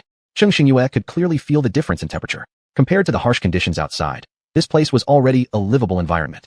There weren't many players inside, only about a dozen visible from a glance. Moreover, Cheng Xingyue noticed several igloos scattered across the area. Unlike the barren ice fields stretching endlessly outside, this place looked more like a human settlement, with igloos built of ice bricks placed periodically throughout. As soon as Cheng Xingyue entered, 3 players walked over in her direction. One of them, a female player standing in the center, smiled at her. Hello, welcome to the safe zone. You're safe here for now. You can relax a little. Another male player added boisterously. We're all survivors of Earth, and since we arrived a few days earlier, we can introduce you to the general situation inside. Cheng Xingyue did not lower her guard, but instead responded nonchalantly. Oh, then I guess I'll trouble you. The female player seemed to greatly appreciate her response and took the initiative to start explaining. Unlike the dangerous zone outside where the temperature is constantly dropping, It's 15 degrees Celsius warmer in here. Even though it's still sub-zero, don't underestimate these dozen or so degrees. Just a one-day delay in the drop of temperature could increase your chances of surviving and clearing this area. After finishing her explanation, she pointed towards the large cluster of igloos before them and continued. These igloos inside were already here originally. Maybe this place used to be a human settlement. And it's not just here, there are others in other places as well. But no matter what, these igloos can definitely not accommodate all the players who come here. However, since you arrived relatively early, you still have a chance to pick a satisfactory igloo to stay in. The scope of the safe zone is vast. We haven't completely explored it yet, but at this point, the female player revealed an air of self-satisfaction on her face. You must excel in some way to have entered the safe zone so quickly, so on behalf of the Hengtian organization, I hereby invite you to join us. Not waiting for Cheng Xingyue's response, the female player continued eloquently about the benefits of joining their organization, as if entirely certain that the person in front of her wouldn't refuse. Our organization guarantees 2 meals per day and provides manpower to protect all igloos belonging to us. Belonging to them. Cheng Xingyue furrowed her brows. Wasn't this supposed to be ownerless territory? How could specific areas become exclusively owned by their organization? Later on, when there aren't enough igloos, would other players have to beg to join them to secure a spot they could otherwise live in unconditionally? The more Cheng Xingyue thought about it, the less she liked the organization. The female player slightly tilted her chin upward as she went on. Of course, we don't give all these benefits away for free. If our organization runs into any issues down the road, you will need to support us unconditionally. Cheng Xingyue subtly frowned. Despite the apparent effort made by this player to suppress their underlying arrogance, every word spoken implied immense confidence in their own organization, assuming Cheng Xingyue was bound to join them. However, coincidentally, Cheng Xingyue disliked such coercive invitations most. In a cool tone, she cut off the player mid-sentence. I'm sorry, but I'm not interested. Not only that, we also have. Before the female player could continue, completely ignoring Cheng Xingyue's earlier rejection, her companion gently tapped her shoulder. Only then did she snap back to reality, remembering what Cheng Xingyue had just said. Her expression immediately darkened with disbelief as she stared at Cheng Xingyue. You actually intend to refuse the Hengtian organization? Cheng Xingyue didn't wish to waste more time entangled with them. In truth, while the other side rambled on endlessly, they hadn't offered any truly useful information. Things she could figure out simply by staying here for half a day, perhaps even learning more. Though technically invited, the other party had not exhibited the slightest hint of proper courtesy. Not to mention Cheng Xingyue herself did not have the habit of forming teams with strangers. Based on their attitudes alone, there was no way she'd consider joining. With a nod in their direction, Cheng Xingyue turned around and walked away. The 3 players stood there, watching her turn her back on them without a moment's hesitation. At first, there was silence. Then, the female player, who had been most enthusiastically speaking moments ago, immediately became visibly displeased. Her voice filled with bitterness as she sneered. Just because she's newly arrived in the safe zone, she acts superior. Compared to us who have been here longer, why should she feel so smug? Refusing Hengtian now. Next time I'll make sure you won't even find the door of Hengtian. One of the silent players finally interjected, his tone calm. Don't speak too confidently yet. This person has survived so long in this game, while still maintaining rosy cheeks, showing no signs of frostbite, and having all necessary cold-resistant equipment prepared. Perhaps in the end, it might be us who need her help. After all, if Hengtian were truly so strong, why would they eagerly seek new members each time they encounter someone? Hearing this, the female player was furious, turning sharply toward the male speaker. Xiangmu, what do you mean? Are you questioning Hengtian's strength? Don't forget, you're one of us. Xiangmu completely disregarded her harsh tone and simply left after dropping a parting remark. If you genuinely want to invite someone, I suggest being more polite. You all figure it out yourselves. Chapter 29. Cheng Xingyue walked around the safe zone, eventually choosing an unoccupied igloo located relatively further away. The wind howled loudly in her ears. Under the low temperature, high wind conditions, the ground was covered entirely by snow. As such, ice became the best building material.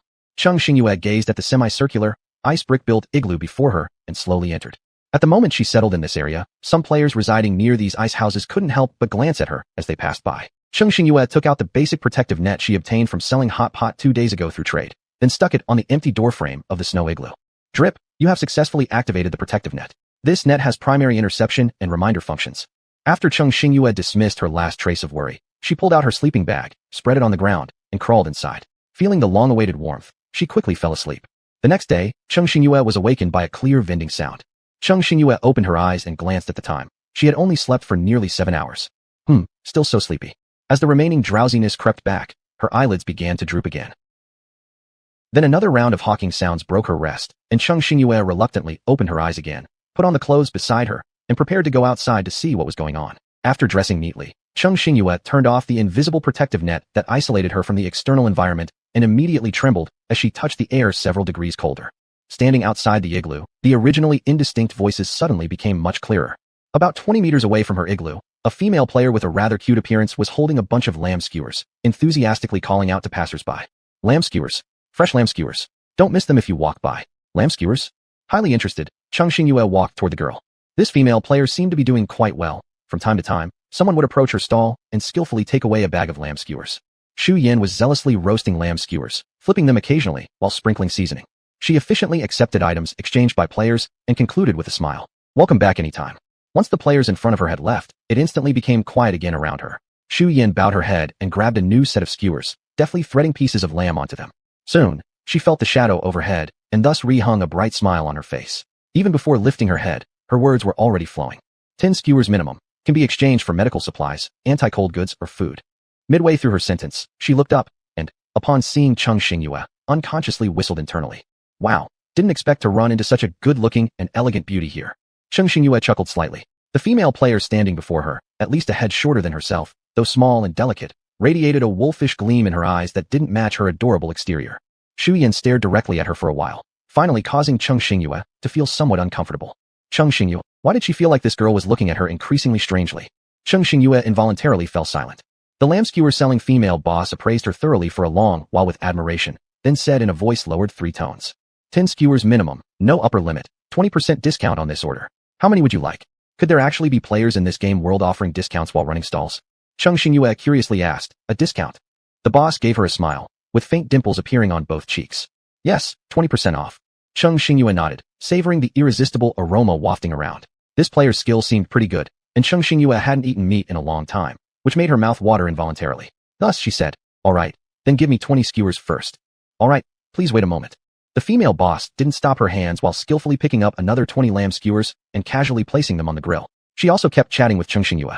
By the way, my name is Xu Yan. I am here at a fixed time, starting at 9 a.m. every day, for 3 hours. Recently, I only sell lamb skewers. If you find them tasty this time, welcome to come back.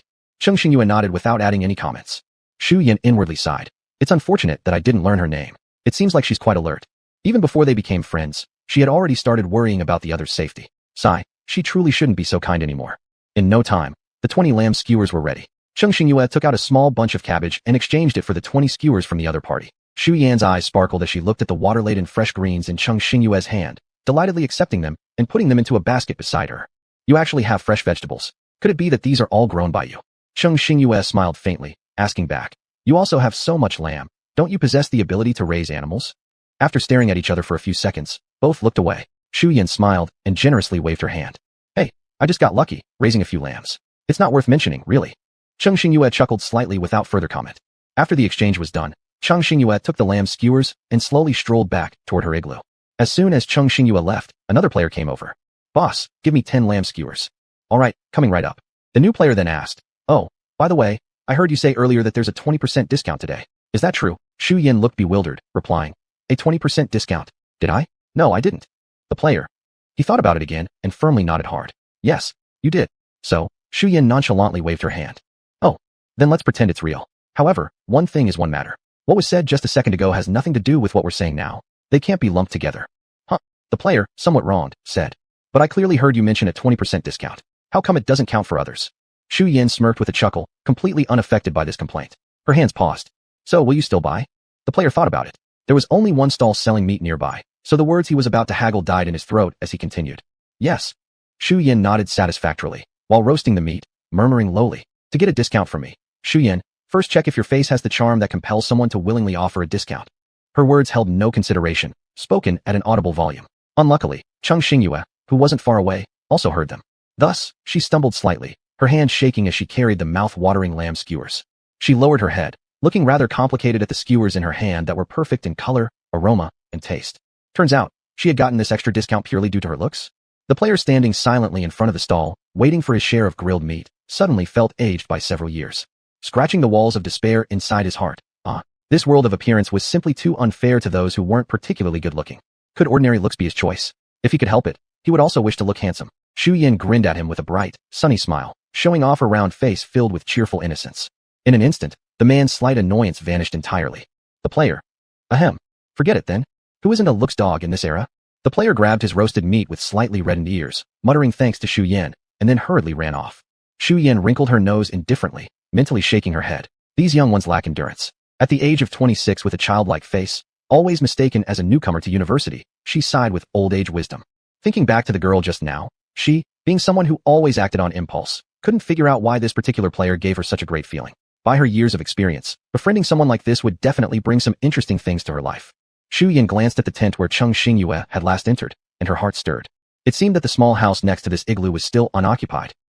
She might consider moving there. After all, no matter what, finding a girl who suited her in this game where male players dominated was extremely rare. Xu Yin completely forgot the sage advice her friends had given her about not ending up with nothing after obsessing over someone. Making up her mind, once she finished her stall for the day, she would start moving. After all, she didn't have many belongings. It was just a matter of changing places. Cheng Xingyue didn't yet know that in this chapter of hers, an unwaveringly clingy person, like a piece of sticky candy, would soon appear. And worse, it was a girl who could be affectionate, take a knife from her, skilled in various ways, and unconcerned with trivialities. Cheng Xingyue opened the protective net by the igloo door, then took out a simple little table from storage. This was casually crafted using some leftover wooden boards from her shop. She threw the roasted meat onto the table and brought out a plate to place it on. Cheng Xingyue, after using system identification to ensure the roasted meat was safe, took a bite in relief. Not bad. Putting aside the fact that these lamb skewers were obtained solely due to her appearance, the flavor alone could be considered the tastiest thing she'd eaten recently, excluding her own uniquely flavored crops. In a few bites, Cheng Xingyue devoured the skewers. Satiated, she returned to her sleeping bag to catch up on sleep. Having been traveling without rest for several days, she was indeed very tired. She needed to use the time efficiently to restore her lost energy. After sleeping nearly 4 hours, Cheng Xingyue finally felt refreshed. Comfortably sighing, she tidied up her things, deciding to explore the surrounding area. However, as soon as she stepped out the door, she met face to face with a bright, cheerful expression. Hi, Cheng Xingyue. Why did she have a feeling that something fishy was about to happen? Chapter 30. Cheng Xingyue hadn't even reacted when the girl before her waved boldly and greeted her with a smile. Good afternoon. Cheng Xingyue looked at the ice house beside hers where this girl was leaning, remaining silent for a few seconds. Then she addressed Xu Yin. You live here? Xu Yin naturally nodded and exclaimed, Yes, isn't that fate between us? Cheng Xingyue. If she wasn't mistaken, this frozen igloo had been unoccupied when she settled in. And this player had already been vending in this snowy field for several days. How, within a few short hours, had she managed to move here? But, why should it concern Cheng Xingyue? Her face calm, she lifted her foot to leave. Xu Yan's eyelid twitched, quickly saying, Hey, so to continue our bond, I just decided to move over. Unwilling to waste more time on this, Cheng Xingyue merely nodded and continued with her next plan. Leisurely watching her, Xu Yan said, You're planning to go for a stroll, right? Actually, any questions you have, I can help you solve them. Cheng Xingyue smiled lightly. There's no such thing as a free lunch. If she could do it herself, she saw no need to trade anything to gain information she could easily find out herself. Seeing her rejection, Xu Yin slowly faded into a small black dot right in front of Cheng Xingyue. Not the least bit angry, she lazily stretched, muttering, calm and rational. I like this personality more. What should I do? With the spot where she stood as the center, Cheng Xingyue circled both sides, eventually walking to the edge of the safe zone. Cheng Xingyue's expression remained composed as she took a step beyond the safe zone. The next moment, she was back within the dangerous area's boundary. Instantly chilled to the bone. In this brief period, it seemed that the outside temperature had dropped further. Cheng Xingyue looked up toward the pitch-black distance. The originally dazzling whiteness under the daylight now lay hidden entirely in darkness. In the dark, whether near or far, there were scattered dots of light moving slowly. She guessed these must be players holding lamps or fire sources. Cheng Xingyue felt a slight chill in her heart. In such a harsh environment, without any light to illuminate the way forward, it was not just a test of physical fitness, but also an adjustment of mindset. After roughly understanding the situation nearby, she decided to head back. However, what she hadn't anticipated was that the exceptionally enthusiastic player selling lamb skewers was at that moment squatted right in front of her own ice house, enjoying the cold wind and chewing away happily on one of the skewers. When this player noticed Cheng Xingyue returning, they immediately broke into a smile and waved at her. Cheng Xingyue, being accustomed to resolving issues straightforwardly, Cheng Xingyue didn't waste energy pondering the meaning behind this person's actions. Therefore, Cheng Xingyue calmly suggested, Why don't we go inside and talk? Xu Yan's eyes slightly narrowed as she readily accepted the invitation. Seating themselves at opposite ends of the simple little table, Cheng Xingyue raised her eyebrows and asked, All right, what do you want exactly? Blinking innocently, Xu Yan realized Cheng Xingyue wasn't joking around and straightened up, adjusting her posture seriously. Ahem, it's nothing much. I just want to be friends with you. Friendship? Cheng Xingyue didn't think one could let their guard down so easily after only meeting once, let alone become close confidants. Xu Yan flexed her fingers slightly and decided honesty was best, as the person in front of her clearly wasn't someone to fool around with, so there was no point hiding anything.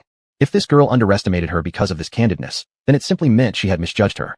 With a clear gaze, Xu Yan looked straight into Cheng Xingyue's eyes. I've noticed you seem to be alone too, and you definitely don't seem like the type who'd hold anyone back. Besides, I'm not fond of those troublesome organizations. But here in this game, having a dependable partner can greatly increase one's chances of survival. So, I thought it'd be a good idea for us to temporarily team up to get through this level. Seeing the earnest expression on the other's face, which revealed no ill intent, Cheng Xingyue quietly reflected. What the other party had said did make sense, but anticipating Cheng Xingyue's silence, Xu Yan added another comment. It wouldn't be anything formal. If you agree, we would still live separately in our respective ice houses. It's just that if anything happens, we can consult each other. Strength lies in numbers, after all, and problems might be resolved more easily together. Of course, in case of real danger threatening either of us, both sides would have the option to step back. Everyone only has one life, and no one should expect others to share their risks. After speaking, Xu Yan looked hopefully at Cheng Xingyue. After briefly weighing the proposal in her mind, and considering the increasingly perilous outside world, Cheng Xingyue finally smiled and extended her hand. Since you've planned everything out so meticulously, rejecting you would certainly mean missing a valuable opportunity, wouldn't it? Xu Yan's face lit up with delight as she joyfully slapped hands with Cheng Xingyue. So here's to our successful cooperation? Absolutely, successful cooperation. After solidifying their temporary partnership, the two began exchanging basic information. Cheng Xingyue only mentioned that she could grow crops. She knew revealing her status as a shop owner was too eye-catching, so unless necessary, she wouldn't disclose it to anyone else. As for Xu Yan's special ability, it matched Cheng Xingyue's earlier assumptions. Xu Yan could domesticate poultry and livestock, with a certain probability of triggering mutations in animals. Currently, in her spatial enclosure, she housed chickens, ducks, and sheep, each type exceeding 10 in number. Cheng Xingyue watched her in amazement and joked, "Never expected you to be such a wealthy livestock breeder." Xu Yan modestly shook her head, "Just enough to keep my belly full." Despite her words, meat was a universally valuable commodity everywhere. Many people actually couldn't afford to trade for it, simply due to its high price. Still, some players were doing well thanks to this skill, ensuring that Xu Yan herself, as long as she exercised caution and didn't recklessly overextend herself, would never lead a life worse than acceptable. After chatting for a while, Xu Yan promptly rose and prepared to leave. The next morning, as Xu Yan knocked on Cheng Xingyue's door, even before entering, they suddenly saw several players running towards them, faces filled with terror. Suya immediately grabbed one of the players and demanded sharply, "What's happening?" The player waved off her questions, taking a short breath, then spoke with evident fear. "You should go check outside. A group of newcomers to the safe zone is causing trouble. We're not sure what exactly. My whole body was frozen. There's hardly a good spot left. It's quite a scary sight." Then he quickly patted his chest. "Fortunately, I didn't waste time, and the place I teleported to wasn't far from the safe zone boundary. Otherwise, with my equipment, I might have ended up like those people." After speaking, he hurriedly ran off. No, it was too terrifying. He had to go back and calm down. Cheng Xingyue and Xu Yan glanced at each other, then tacitly walked out together. The two of them quickly rushed to the boundary of the safe zone, only to see that what was originally an almost empty snowy field suddenly had more than a dozen players lying on it. They both felt uneasy as they looked at this astonishing scene. As that player just now had said, the frostbite on these people was very severe, some were even unconscious. At this moment, more players slowly entered from the border of the safe zone. Most of these new arrivals held a small lamp in their hands. Some players who wore full protective gear and were relatively well prepared, coming from the danger zone, did not show any signs of frostbite unlike those lying on the ground. They were instead startled by this surprising scene. One of the players who had just crossed the border observed for a moment, then deduced the situation. He uncovered his face, which was wrapped tightly, and then spoke in a somewhat raspy voice. "It's no longer a place where humans can stay outside. In just one day, the temperature has plummeted rapidly, and pitch darkness has greatly slowed our progress. If you don't have enough cold weather gear, the people still in the danger zone may not last more than a few days." He pointed at the severely frostbitten players. "And even if they make it to the safe zone, those who spend a long time without sufficient cold protection and remained in the low temperatures will end up like this, despite reaching here." After he finished speaking, the surrounding area immediately fell silent. Everyone was somewhat speechless. This survival game was too cruel, but since the real world had become like this, they had no choice but to grit their teeth and keep going. Afterwards, several strong players worked together to move the people lying on the ground, unable to move anymore, to the nearest ice houses. They couldn't help much beyond that because ensuring their own survival was already difficult. They could only hope that this slightly warmer ice house would make things better for them. Xu Yan felt a chill creep up her heart, and her voice deepened. "Judging by this level, what will be the most lethal yet crucial factor is whether we can survive this low temperature without succumbing to frostbite." After saying that, she smiled again. This time, those players with medical talent skills are sure to have their chance to shine. The ones who won't fall first must certainly include them. Cheng Xingyue shook her head. "That's not necessarily true. After all, greed often brings trouble upon oneself. Given the large numbers, if someone possesses something extremely tempting, it's hard to guarantee that no player will act unscrupulously. If one lacks sufficient strength, they might just turn into a production tool, or worse, they might not even get to use their own medicine." Upon hearing this, Xu Yan's body immediately stiffened. This speculation indeed made perfect sense.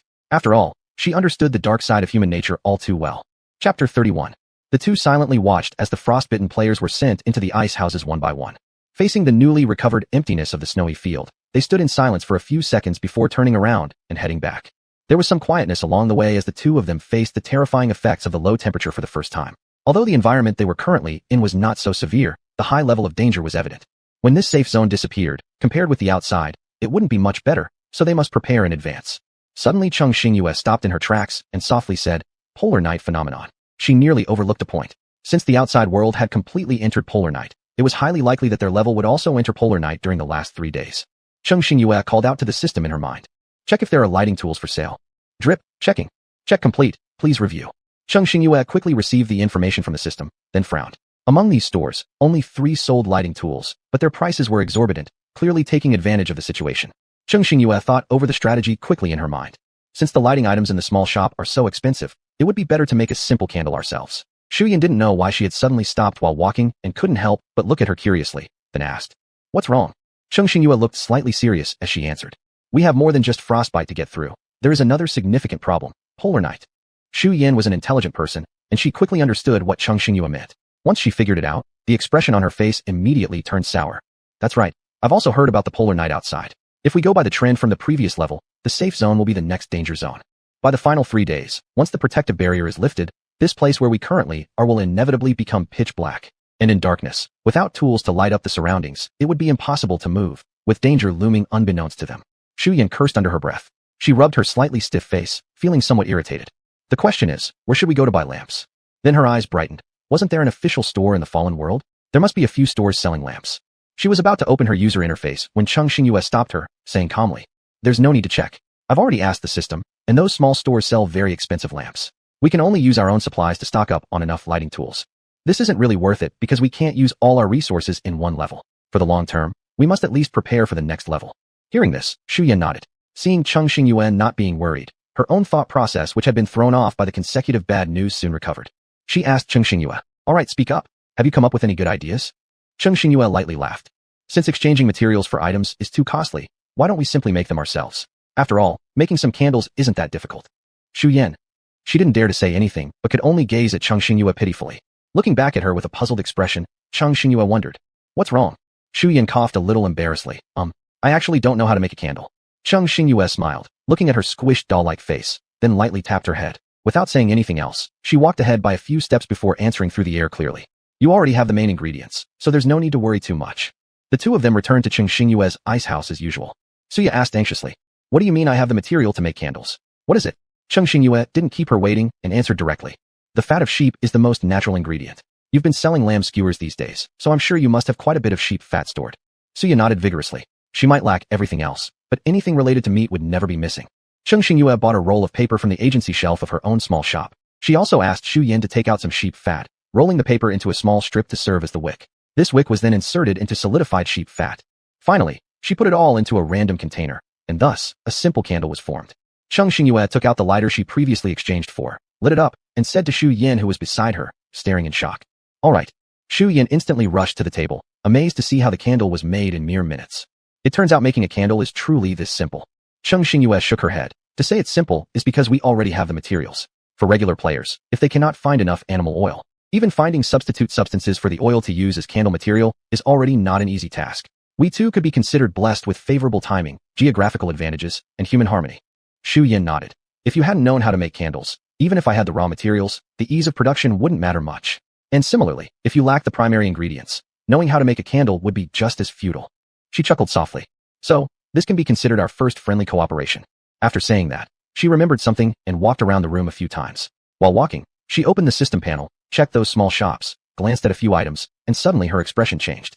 She immediately yelled, "These people are too heartless. They're being so greedy. 20 disposable lighting tools for a set of intermediate cold weather gear? They might as well just rob." She angrily closed the panel immediately, not wanting to see it anymore, and then pulled Cheng Xingyue over. "Come on, let's rely on ourselves. We still have time to make more candles in preparation for any emergencies." Thus, the two began enthusiastically working on making the candles. It wasn't until all of Shu Yan's sheep fat was used up that they stopped. Looking at the table full of candles, they both smiled contentedly. Shu Yan shook her slightly sore arms and yawned. "With this much, we should be good, right?" Seeing the exhaustion on her face, Cheng Xingyue replied, "Whether or not it's enough, we will call it a day here today. Go back and rest quickly. If we end up needing more, we can always make some later." Shu Yan nodded obediently and turned around, ready to head back. Cheng Xingyue called out to her and pointed at the candles on the table. "Aren't you going to take some candles back with you?" Facing away, Shu Yan waved indifferently. Just leave them here for now. The safe zone isn't disappearing anytime soon anyway. We'll allocate them later. A slight smile tugged at the corner of Cheng Xingyue's lips. Was this person really so carefree, or was she cleverly adept at reading others' intentions? However, because of how straightforward she was, Cheng Xingyue felt inclined to treat her sincerely and perhaps even befriend her. Cheng Xingyue placed all the candles into a box, then lay back down in her sleeping bag, preparing to rest. But before she could even take off her coat, she suddenly heard a mechanical voice in her mind. Ding, your cans are ready. Would you like to collect them? The cans were finally done? Cheng Xingyue became instantly energetic. These cans were made from the potatoes she planted earlier, which had been harvested and immediately processed into canned food. Yes. Ding, the cans have been successfully collected and sent to the player's warehouse. Cheng Xingyue couldn't wait to take one out. Immediately, a can about the size of her palm appeared in her hand. Cheng Xingyue opened it and saw several words displayed on the internal lid. Inspection, classified as a common can. Cheng Xingyue didn't find this surprising since there was a 55% chance either way. As long as these cans could maintain their original properties, it would already be very good for her current situation. And if any Diajia cans, stackable cans, could be obtained, that would just be an unexpected bonus. After all, only by maintaining a balanced mindset could she better accept every unknown possibility. Cheng Xingyue opened the can and decided to taste it. The appearance was quite decent. Taking the accompanying spoon, she scooped up a bite and immediately savored its aromatic flavor. It tasted much better than the plain boiled potatoes she usually made. Cheng Xingyue recalled the order she had with Sheng Mingkai. Given their shared experiences and hardships, plus her own sense of integrity, once she promised someone something, she would definitely follow through. Moreover, Cheng Xingyue's lips twitched slightly. Considering Sheng Mingkai's cooking skills, the little monk had likely suffered quite a bit recently. Cheng Xingyue opened her private chat and left a message at the shelf she had specially kept for emergencies. Cheng Xingyue, the cans are done processing. Please come and pick them up from shelf number 1. Within 5 minutes after sending the message, she received a reply. Kong Wu, we've successfully retrieved the cans. By the way, Master Cheng, we have some things we want to give you. Can we place them directly on shelf number 1? Surprisingly raising an eyebrow, Cheng Xingyue opened the permission for him. Wait. Relevant permissions have been granted. Your side can also place items now. Thereafter, the other side did not respond again. Cheng Xingyue didn't rush, waiting for a moment before the system reminded her. Ding, goods have been deposited into your exclusive shelf. Do you wish to check them? Cheng Xingyue was somewhat curious about what the little monk had sent, so she immediately took it out. The next second, the familiar small round ball and a gun appeared in her hand. Cheng Xingyue felt a warmth inside her. Kong Wu, Cheng practitioner, this is the tent I've urgently made. Its functions are the same as the one we had before, with basic protective features. Once you stay inside, it will shield against most of the low temperatures. Detailed information about the functions has already been sent to you. Oh right, the weapon Master Sheng gave you, and its usage instructions are also included. Cheng Xingyue couldn't help but smile. Truly, sincerity begets sincerity, a timeless truth. If both sides hadn't genuinely considered each other's needs, she wouldn't have received such a surprising gift. Cheng Xingyue recounted her situation briefly, then attached the method for making candles after asking further questions. Cheng Xingyue, received. Wishing you all the best. Chapter 32. Not long after the little monk's team entered the safe zone, both sides were quite satisfied with their previous collaboration. They had initially thought they might work together again and pass the trial as they did last time. However, the situation was growing more perilous now. The tracker indicated that the distance between them was far too great. Even if Cheng Xingyue had a snowmobile, taking risks on the road would still be unwise, so she had to abandon that idea. In a certain igloo several kilometers away, the little monk eagerly took out the cans he had just received from his spatial storage. He swiftly opened one, held it in front of him, and deeply inhaled the scent. His eyes instantly lit up. Phew, it smelled delicious.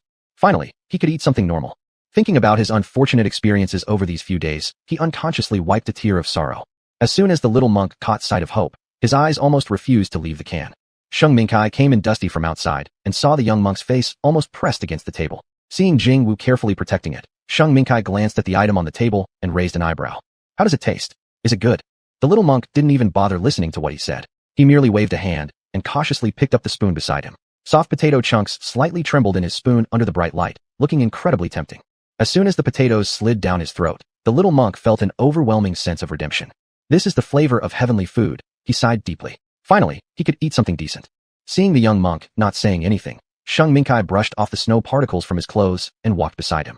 Looking at the nicely presented can, he picked up the nearby spoon, scooped a piece of potato, and upon tasting it, he nodded. It's acceptable. It's not as good as my cooking, but this isn't bad either. Little monk. Sitting on the mat, Jing Wu heard this and abruptly looked up with complex eyes. Please, just be a person. How dare you say that out loud like it's nothing? Sigh. Perhaps this is what the abbot meant by ignorance being bliss. Meanwhile, Cheng Xingyue exchanged a brief private chat with the little monk and skimmed through the attachments that had been transferred, namely, the manual for the tent and gun. Cheng Xingyue quickly reviewed it. After learning the basic operating methods, she carefully returned everything to the spatial warehouse, planning to research more the next day. She couldn't help but yawn, blinking sleepily. then drifted off to dreamland shortly afterward. Early the next morning, she woke up. Cheng Xingyue first retrieved the tent, reduced to the size of a fist, and followed the guide's instructions. Ding, primary tent activated. Please name your tent. Cheng Xingyue paused for a moment. Chili House. Ding, successfully named. The tent is starting up for the first time. The next second, the small round ball in her hand whizzed into midair, whereupon the miniature tent rapidly expanded. When it fully restored, it gently settled onto the snowy ground. Compared to the nearly wrecked tent from the previous trial, these two tents were roughly the same size, with mostly identical functionalities. Cheng Xingyue softly smiled. The tent the little monk had given her earlier had completely broken after the first round ended. But since he could offer her another, it must mean his own abilities had strengthened somewhat. Walking into the tent occupying half of the igloo, Cheng Xingyue went to the hanging operational panel and tapped it lightly. Basic tent, Chili House. Real-time status, 100%, excellent. Warning, external temperature is too low. Constant temperature mode automatically activated. Drip, 24-hour protection mode activated. After the constant temperature mode was displayed as activated, it wasn't long before the entire tent gradually became warm. Cheng Xingyue enjoyed the long-lost warmth and silently sighed, marveling at how useful the little monk's innate ability to adapt was in any situation. He truly had an essential skill for surviving. Similarly, this made him a great asset in these survival games. Once the tent situation was all settled, Cheng Xingyue took out the gun Sheng Mingkai had crafted. Cheng Xingyue looked at its structure left and right, and after roughly understanding how to use it, she decided to give it a try. This gun held 10 bullets per clip. Once they were used up, one could trade in 100 points, which would then automatically convert into the necessary bullets for a refill. However, although this gun wasn't a single-use item, there wouldn't be matching bullets available afterward unless you exchanged more points to recharge, and there were strict limitations on how many times recharging could happen. It could only be done 3 times. After 3 recharges, this gun would have to enter repair mode, waiting for the creator to replace the relevant parts, fix it, and bring it back to operational condition. Cheng Xingyue equipped the gun with a mechanical silencer, selected a target, focused her aim carefully, and then fired a shot. Bang!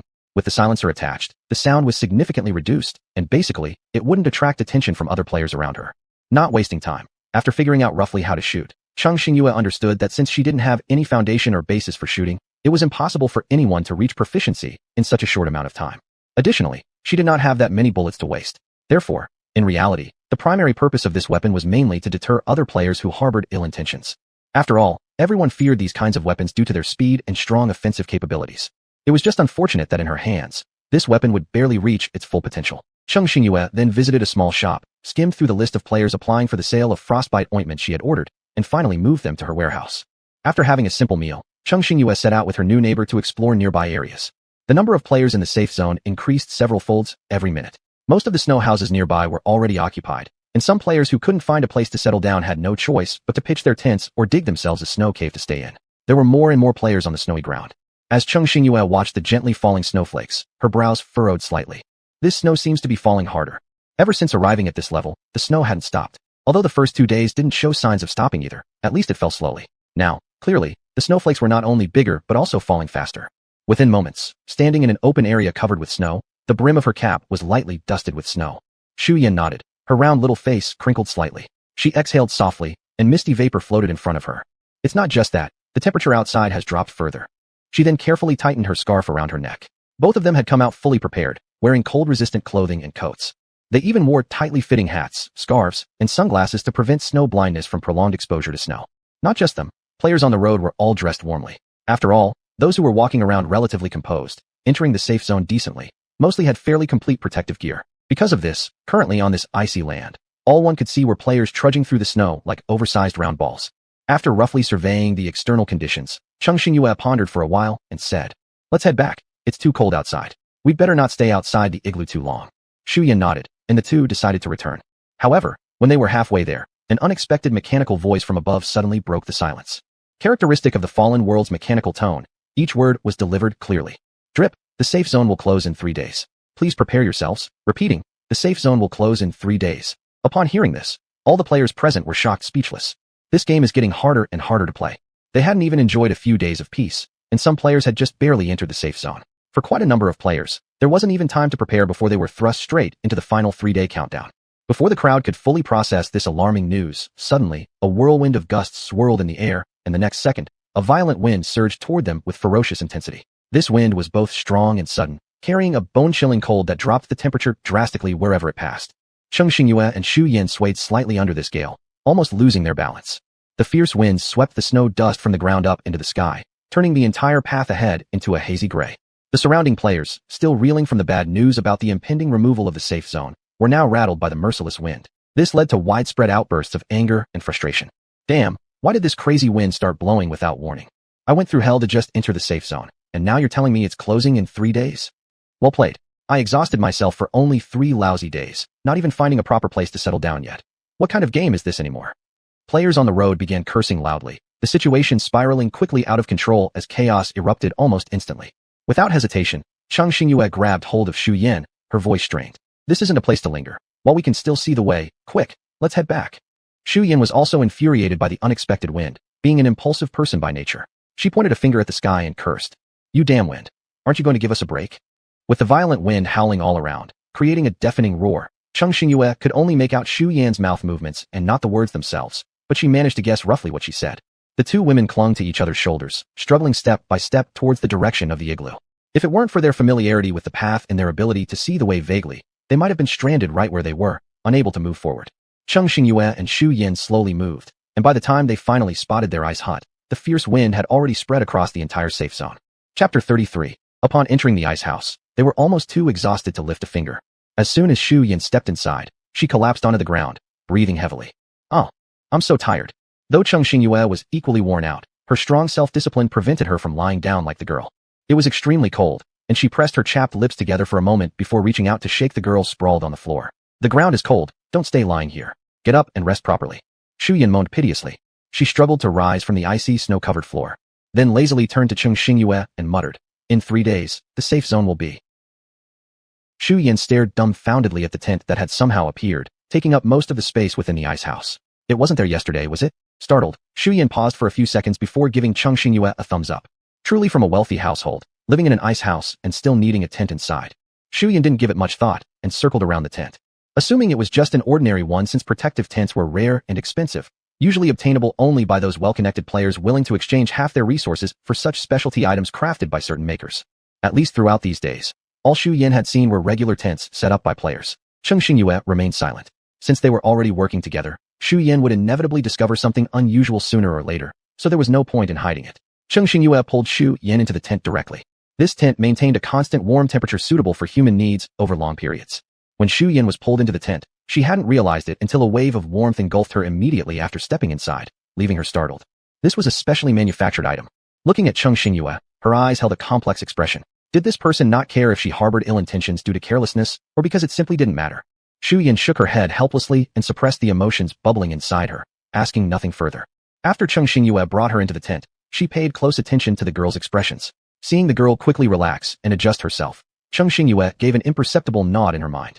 So far, this girl possessed all the qualities of a qualified partner. Since Cheng Xingyue had dared to bring her into the tent, it meant she was confident in her ability to control the situation.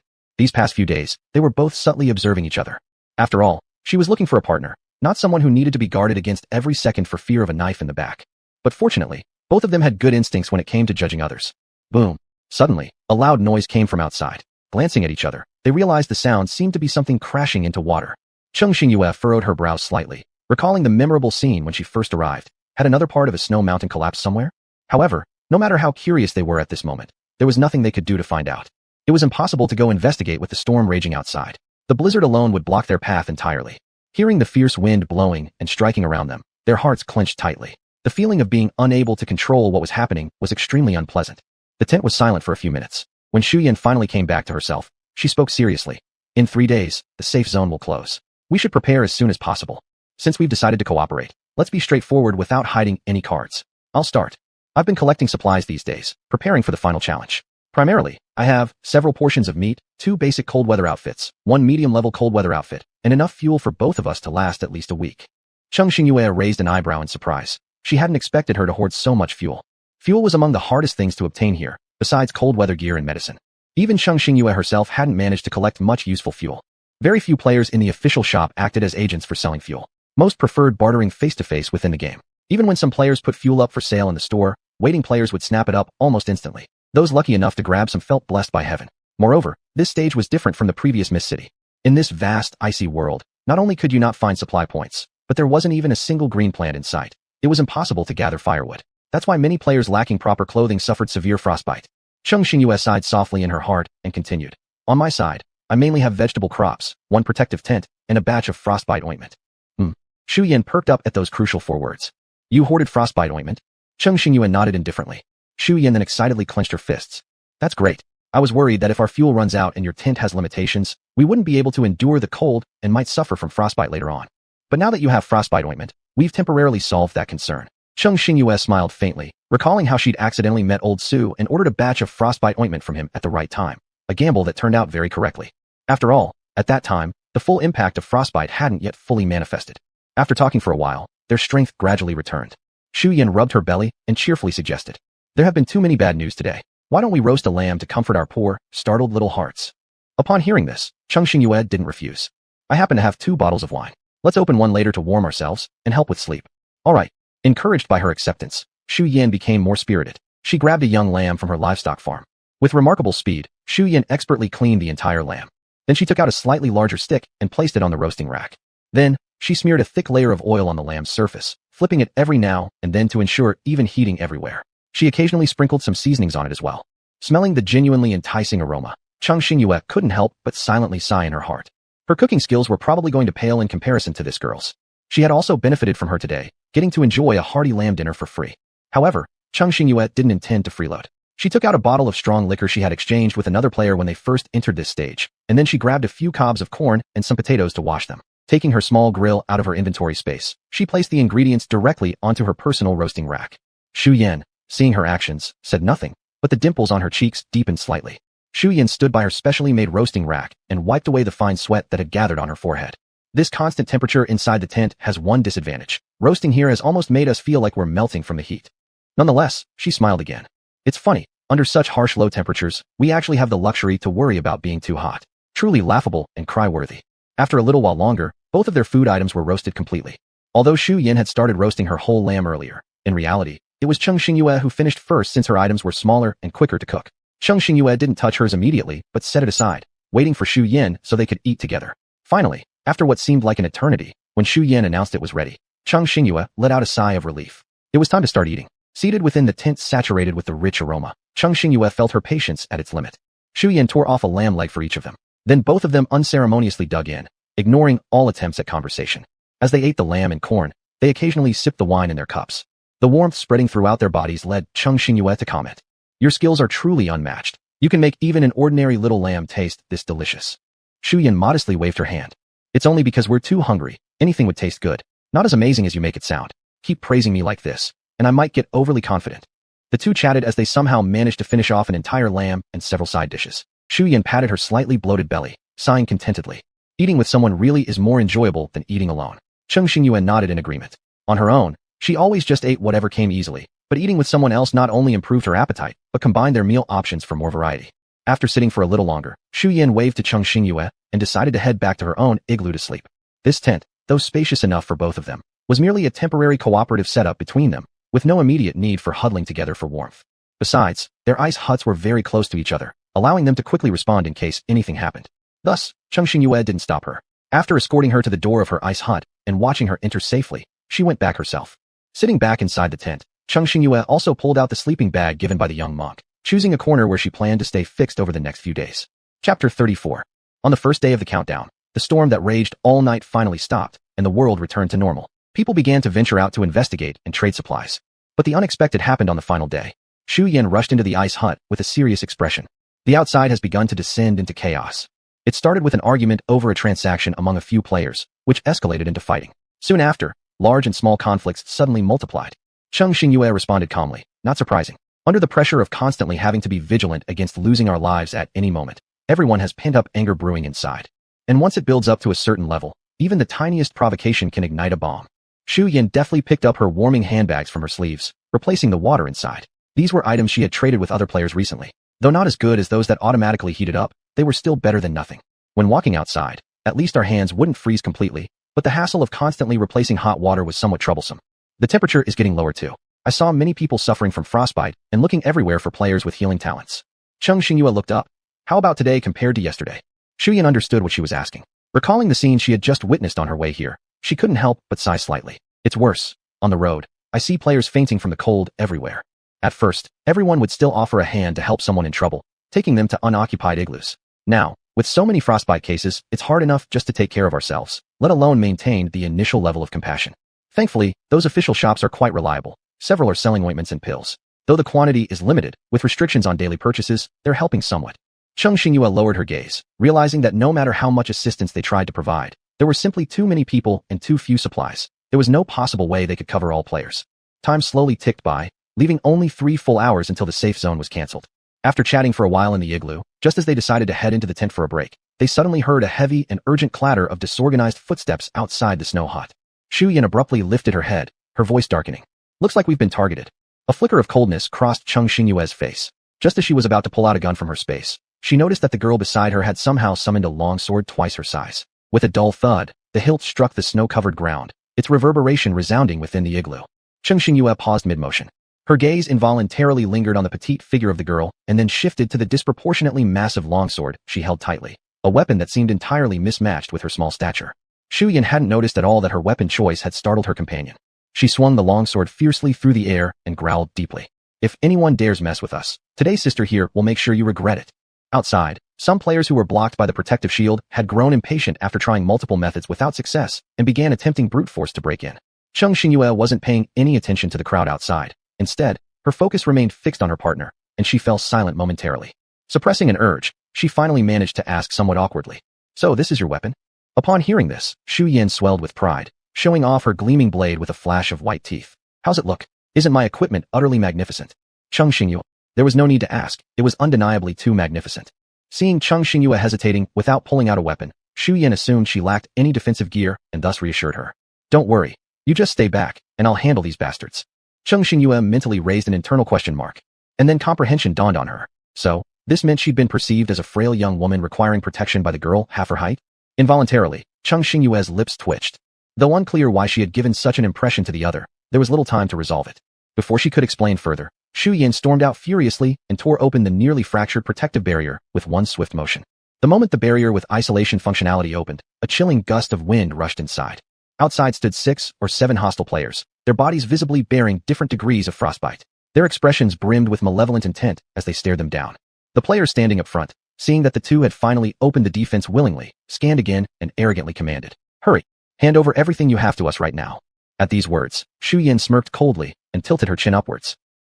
So which fool dared to approach? Looks like a bunch of blind ones. We'd love to give, except you haven't seen the emptiness of our spaces yet. There's absolutely nothing to offer. One of the players instantly flared up with veins popping out, refusing to indulge in pointless banter. Furious, he roared.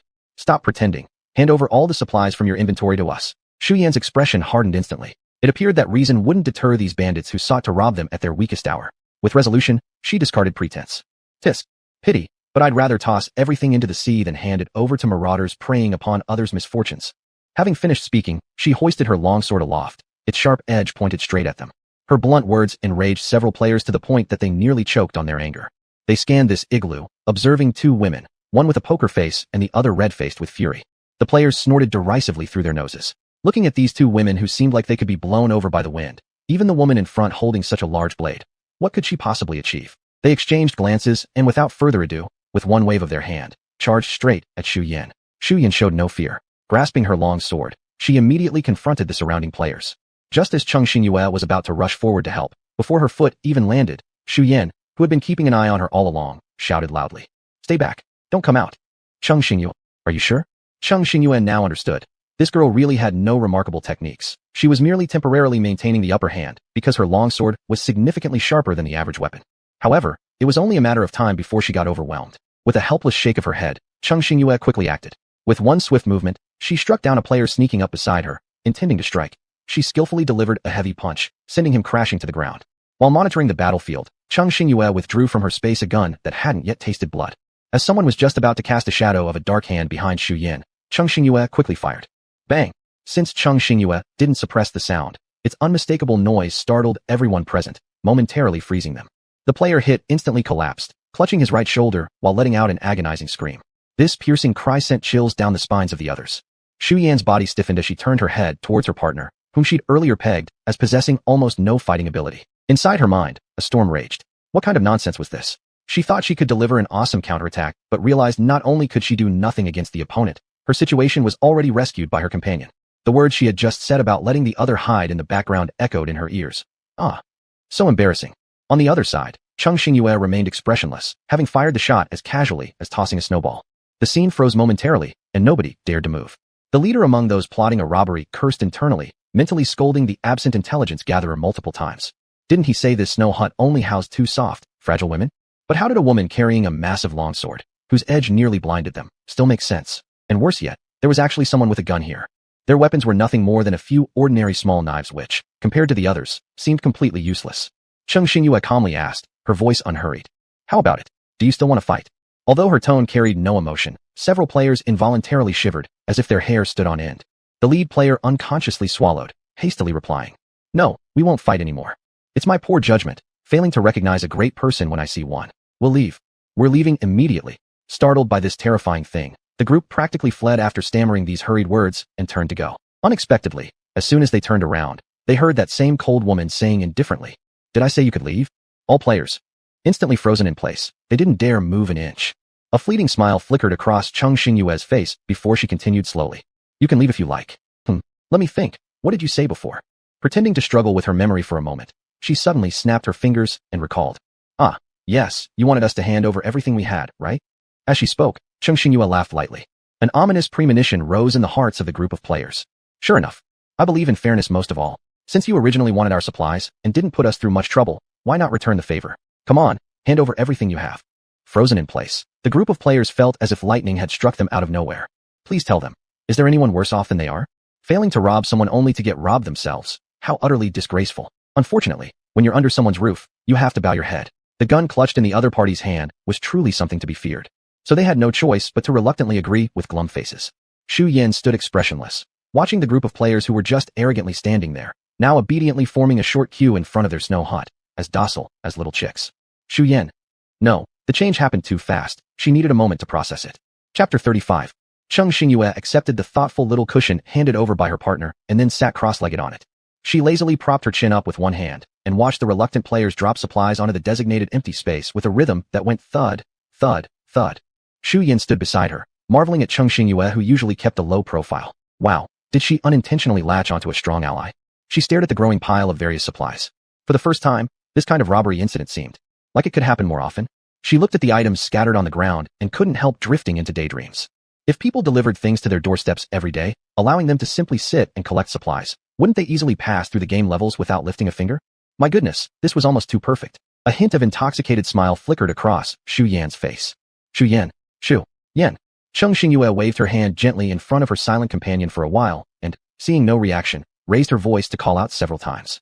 After a long pause, the woman before her finally snapped back from her thoughts. Cheng Xingyue gave an amused chuckle, somewhat exasperated. What exactly are you thinking about? Xu Yan subconsciously wiped away some drool, but found nothing, and thus quickly came to her senses. Her gaze drifted slightly, then she coughed lightly, trying to answer as naturally as possible. Ah, just getting really excited because we managed to obtain so many supplies effortlessly. Cheng Xingyue, looking at her glowing eyes, just now reminded Cheng Xingyue strikingly of those bandits' expressions when they attempted to rob them earlier. Unarguably, her deduction came very close to the truth. Xu Yan blushed faintly and laughed awkwardly, then turned her attention back to the igloo. But then, she froze. Hey, where did those players go? How come they suddenly disappeared? Cheng Xingyue. Yes, she confirmed it. This person had completely zoned out, not even noticing such big figures leaving. Xu Yan locked eyes with her, slightly embarrassed, blushing a little, and unconsciously touched her nose tip. Then she hurriedly approached the pile of supplies. She rummaged through it a bit and exclaimed happily. Wow, there are actually protective gloves, slingshots, survival whistles, needles. Needles and thread? Xu Yan picked up a roll of thread twisted into a neat ball curiously and said to Cheng Xingyue, If I haven't lost my mind, none of those players were female, right? Upon receiving Cheng Xingyue's nod, Xu Yan couldn't help but mutter twice in amazement. These days, men really are more virtuous than women, carrying around sewing stuff that makes me feel quite ashamed. I, who can't sew to save my life. Despite what she said aloud, Cheng Xingyue didn't notice even a trace of embarrassment on her face. But is this all they have? By logic, it shouldn't be. Cheng Xingyue sighed inwardly. After all, these items were stored in personal space warehouses, and if they refused to bring them out, there was no way to know the exact amount. They were only forced by me to hand over supplies. This much already isn't bad. Otherwise, should we detain a few big guys, and then also take care of their meals and accommodations? Not mentioning the inevitable inconvenience it would cause us, that would obviously be a raw deal. Cheng Xingyue glanced at the supplies on the ground. Though not particularly valuable, collecting them herself would certainly take significant effort. With a mild laugh, she said, Just these things will make them sore enough for a while. Xu Yan tilted her head, pondered for a second, and then burst out laughing. If she hadn't spent some time with Cheng Xingyue, she would have surely been scared out of her wits by Cheng Xingyue's serious demeanor moments ago. Even though she didn't witness it herself, considering their positions, the players likely didn't dare casually toss out random items to placate her either.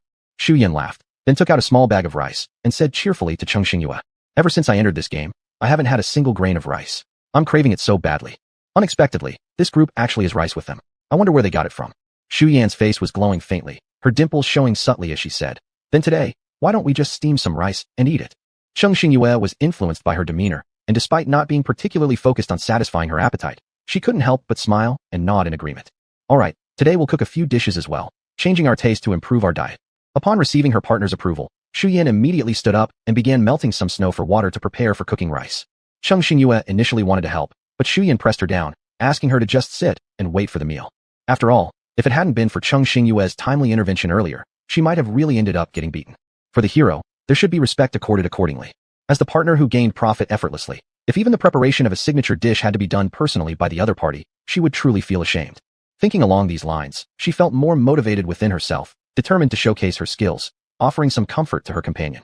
Cheng Xingyue sat idly aside, contemplating the rough plans for what came next. Then, as Xu Yan lifted the tightly covered lunchbox, an aroma filled with nostalgia instantly permeated the entire tent.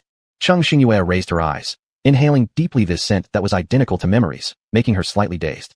This smell, though having been encountered countless times before, at this very moment, carried a strange unfamiliarity that seemed almost untouchable.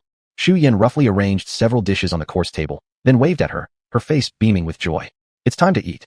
Cheng Xingyue's smile deepened slightly, her voice neither too loud nor too soft, carrying a calming composure. "I'm coming." Pinged up. Accompanied by the crisp sounds of clinking chopsticks and bowls, they naturally formed the most wonderful symphony of their mealtime. Xu Yan picked up a large piece of meat and scooped up a generous portion of rice, swallowing it heartily, shaking her head while sighing. To have food and vegetables, this is what living is about. Cheng Xingyue also laughed. "Ever since teaming up with you, not only do I have meat in every meal, but I also get to taste your culinary skills rivaling those of a 3-star Michelin chef. This is such a great deal for me." Xu Yan wolfed down a mouthful of greens, then waved her hand. "Heh, I wouldn't have been able to eat rare vegetables either if it weren't for you. It's mutual benefit. If you like my cooking, from now on, the kitchen duties are mine. Rest assured, I'll satisfy you." Cheng Xingyue shook her head. "That won't do. Though my cooking isn't extraordinary, it's still edible. I can't just leave all the work to you." But Xu Yan persisted stubbornly. "No worries, anyway I'd cook alone regardless. Since it's something I love doing, whether tiring or not doesn't matter much." This round, both ate until thoroughly content. Xu Yan looked regretfully at the bag of rice. "It's just unfortunate that we have so little rice, it won't even last us 2 days." Cheng Xingyue nodded in agreement, rubbing her stomach stuffed to the brim. "Indeed, it is a bit scarce." Time passed swiftly. In the blink of an eye, it was time for the safe zone to be abolished. Ding! The countdown for the end of this round of the Fubun has begun. Snow World will close in 3 days, and the safe area in the sunken world will disappear. Please try to pass through successfully, everyone. Since finishing their meal, the two moved Xu Yan's belongings into Cheng Xingyue's igloo. After all, these last 3 days were the most dangerous and crucial for passing the level. With some understanding already established between them, including the character assessments, sticking together made more sense than facing it individually. Therefore, without hesitation, they decided to cooperate closely during the final critical period, helping each other in hope of passing the level successfully. As soon as the system's announcement faded, the whole world plunged into darkness as predicted. This place, now devoid of the safety zone protection, entered complete nighttime akin to the danger zones outside. "Kacha!" Cheng Xingyue lit her permanent lighter, half of her beautiful pale face flickering under the intermittent light.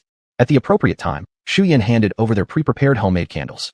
Once the crimson candlelight illuminated, Xu Yan carefully placed them on the racks fixed beforehand in each corner. After lighting the candles on all 4 sides, the whole igloo became bright. Since their homemade candles didn't match the quality of those made by experienced masters outside, they could only light more candles to meet their basic needs. Cheng Xingyue picked up another candle, gently touched the wick to the firelight in the corner, and then carried it into their tent. Xu Yan quickly followed her. Once both entered the tent, they finally let out a slight sigh of relief. It's just been 5 minutes, yet the temperature inside the snow house has plummeted sharply. It's unimaginable how cold it is outside right now.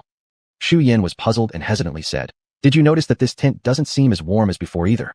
Cheng Xingyue slightly frowned. She had noticed this the moment she came in. However, if the protective shield couldn't hold up, according to the previous experience, the tent should have triggered an automatic warning. Cheng Xingyue quickly approached the hanging panel. Beginner's tent, Shilio house. Real-time status, 65%, poor. Warning, tent is being damaged by freezing gas. Drip. Attention, related functions automatically weakened. After quickly reading the text above, Cheng Xingyue paused for a moment. then spoke to Xu Yan, who was quietly standing beside her. The tent won't last much longer. Let's count all the collected fuel we have carefully. Next, they must use every ounce of resources precisely where it matters most. Only in this way would they have a chance to safely pass through this precarious phase hanging over their heads. Chapter 36. At the same time, the heavens darkened abruptly. In various corners of the game world, players who hadn't managed to return were shivering in the biting cold, their faces pale as they struggled forward through the darkness. With the drop in temperature, players severely lacking in winter clothing could only demarcate a spot at their feet to start a stove for warmth. However, no matter how hard they tried, frostbite appeared on their bodies. The areas badly frostbitten gradually lost sensation, so they could only try harder to get closer to the flickering firelight. Drip. Seeing the prompt on the panel, Cheng Xingyue woke up Xu Yan, whose expression turned solemn as she lightly patted Xu Yan. Wake up, you can't sleep anymore. Startled awake by this cool voice, Xu Yan, whose rest was already uneasy, found her voice somewhat hoarse. What's wrong? Cheng Xingyue pointed to the panel not far away. As seen, it displayed a few stark lines in bold letters. Beginner's tent, Shilyo house. Real-time status, 30%, terrible. Drip. Constant temperature function automatically removed, protection function failed. Cheng Xingyue's tone deepened. After losing the protection function, the heat inside here is dropping rapidly. Sleeping like this any longer is too dangerous. In extreme low temperatures, one might never wake up from sleep. Thus, even though her companion had rested for only 2 hours, she still had to wake her. Upon hearing this, Xu Yan's face straightened. Looks like we have to use the fuel ahead of schedule. Originally, following the best expectations, using fuel as late as possible was preferable since, combined, their inventory should be enough to last through the final days. But this was under normal circumstances based on the most basic usage amounts. Now they needed fuel not only for cooking but also several times more for heating, so avoiding using their final reserve would be wise. However, the current situation did not allow them much leeway. If they were in a city, they could at least dismantle tables, beds, cabinets, or anything else suitable for burning to keep warm. Even in the wilds, they could use trees or plants to start a fire pile. But, in this round, their location was neither a city nor a forested wilderness. Instead, it was an endless snowy plain where there wasn't even a trace of greenery, let alone wood to burn. Therefore, the fuel they had prepared was mostly obtained through exchanges with other players. Soon, the temperature inside the tent was about the same as outside, its current utility essentially equal to zero. Cheng Xingyue decided to simply take it back and store it in her own warehouse. Xu Yan, fully geared up with a scarf covering most of her face, took out from her inventory a round coal stove made of unpainted cast iron and placed it between the two of them. Then she retrieved several coal briquettes, using tongs to place 3 of them into the stove. As the coal blocks burned, they gradually turned into a scorching red glow. Their rapidly dropping body temperatures finally began to rise noticeably. Cheng Xingyue stood up again and poked a few holes for air exchange, ensuring they wouldn't be poisoned by the carbon monoxide while burning coal inside. Sitting by the stove, Xu Yan rubbed her frozen hands and reminisced. It's only when we leave the tech-based society that we realize just how convenient our previous lives really were. Her small face scrunched up as she sighed deeply. I miss the old power grid so much. If this were before, there'd be no need for all this trouble, relying on coal to stay warm. Cheng Xingyue said faintly. Only after losing a relatively complete urban ecosystem can people discover just how hard-won their former conveniences actually were. At least we still have sufficient fuel and don't need to worry about freezing to death in this level. These 2 simple words, freezing to death, under their current extreme cold conditions, were certainly not an exaggeration or joke. Without enough fuel, the ensuing frostbite would be more than enough to keep someone here forever. Still, she felt confident about passing this level, even if they later ran out of fuel. She could always trade with players who listed fuel on her small shop. By then, for most players, fuel which had already been expensive but not too difficult to buy would definitely cost far more than before. Most of Cheng Xingyue's supplies were exchanged through her own shop with players who applied to be agency selling points. She was well aware that with her store owner's inherent advantage, as long as those players wanted to maintain a partnership with her, they wouldn't dare to extort unreasonable prices. After all, such little shops could be counted on one hand, especially those opening authorized selling points. Cheng Xingyue took out a pot, filled it with a tray of snow chunks, and poured it in. Then, she opened the neatly categorized food box sent by players who provided resources. She took out a few ginger roots, chopped them into pieces, and added them to boiling water, intending to drink some to expel the cold. Xu Yan, wearing thick gloves, carefully held the cup with both hands, occasionally sipping the hot water as she felt her body gradually relaxing, bringing her immense tranquility. Although outside, terrifying winds howled fiercely, battering the ice walls indiscriminately, they now sat steadily in their little home, which was just big enough for the 2 of them. With the constant heat radiating from the stove nearby, and sipping a warm cup of tea, this was already a rare kind of happiness. The 2 chatted casually from time to time, leaving one person on watch to prevent any accidents, and then the room returned to its peaceful silence once more. They took turns resting like this and successfully made it through the 2nd day. Thinking this stage was about to end. Unexpectedly, changes came on the 3rd day. Cheng Xingyue was woken up by Xu Yan, stepping out of the tent that had long since lost its special protective effects. She shivered violently from the cold. She quickly put on her thick coat and said with certainty, "It's dropped in temperature again. To think, Throughout this phase, they had already been forced to adapt repeatedly to the strange and extreme low temperatures, prompting their bodies to adjust to the environment. And yet, despite this, she could still clearly feel different temperatures, indicating that this time, the drop wasn't minor at all. Shu Yan, voice trembling, said, "Yes, it's dropped again. I just lit up 2 more stoves, and it's still no match for this plummeting temperature. There's nothing I can do but wake you up." This cursed weather, moments ago when she attempted to check the exterior situation like usual by opening the protective nets serving as their door. Even though she barely cracked it open less than the width of a finger, the intense blast of freezing cold air froze her nearly breathless. Outside was no longer as gentle and peaceful, with snowflakes gently falling. It had started a blizzard without warning. In this situation, venturing outside would be no different than walking straight into death, disregarding the fact that overwhelming snow could swallow someone whole in seconds. The freezing temperatures carried within the wind and snow could lead directly to death. Cheng Xingyue glanced at the 3 lit stoves beside her, feeling the temperature seemingly dropping every second, frowned slightly, and decisively said, "This won't work. Hurry, let's bring out all the stoves and light them all up. At this rate, there's no way we can hold out." Shu Yan gritted her teeth and decided to trust her partner's judgment. After all, there was only 1 day left. Even if they exhausted all the fuel to give themselves a chance to clear the level, it would be worth it. With determination, she didn't hesitate further, retrieving the 2 remaining stoves from her inventory and lighting them with coal. Cheng Xingyue also lit all of her own stoves, but even so, they could barely maintain an acceptable temperature range. It was unimaginable just how terrifyingly cold it was outside their igloo without any protection. Cheng Xingyue fell silent for a moment, estimating that even the strongest players might not last more than 5 minutes out there. Shu Yan looked at the circle of burning stoves, her face pale. "At this rate of consumption, our fuel won't last long." Cheng Xingyue nodded. "We'll deal with it as we go. At least now we can manage. Let's keep going." She glanced at the system timer. "Only over 20 hours left. I believe we can make it through."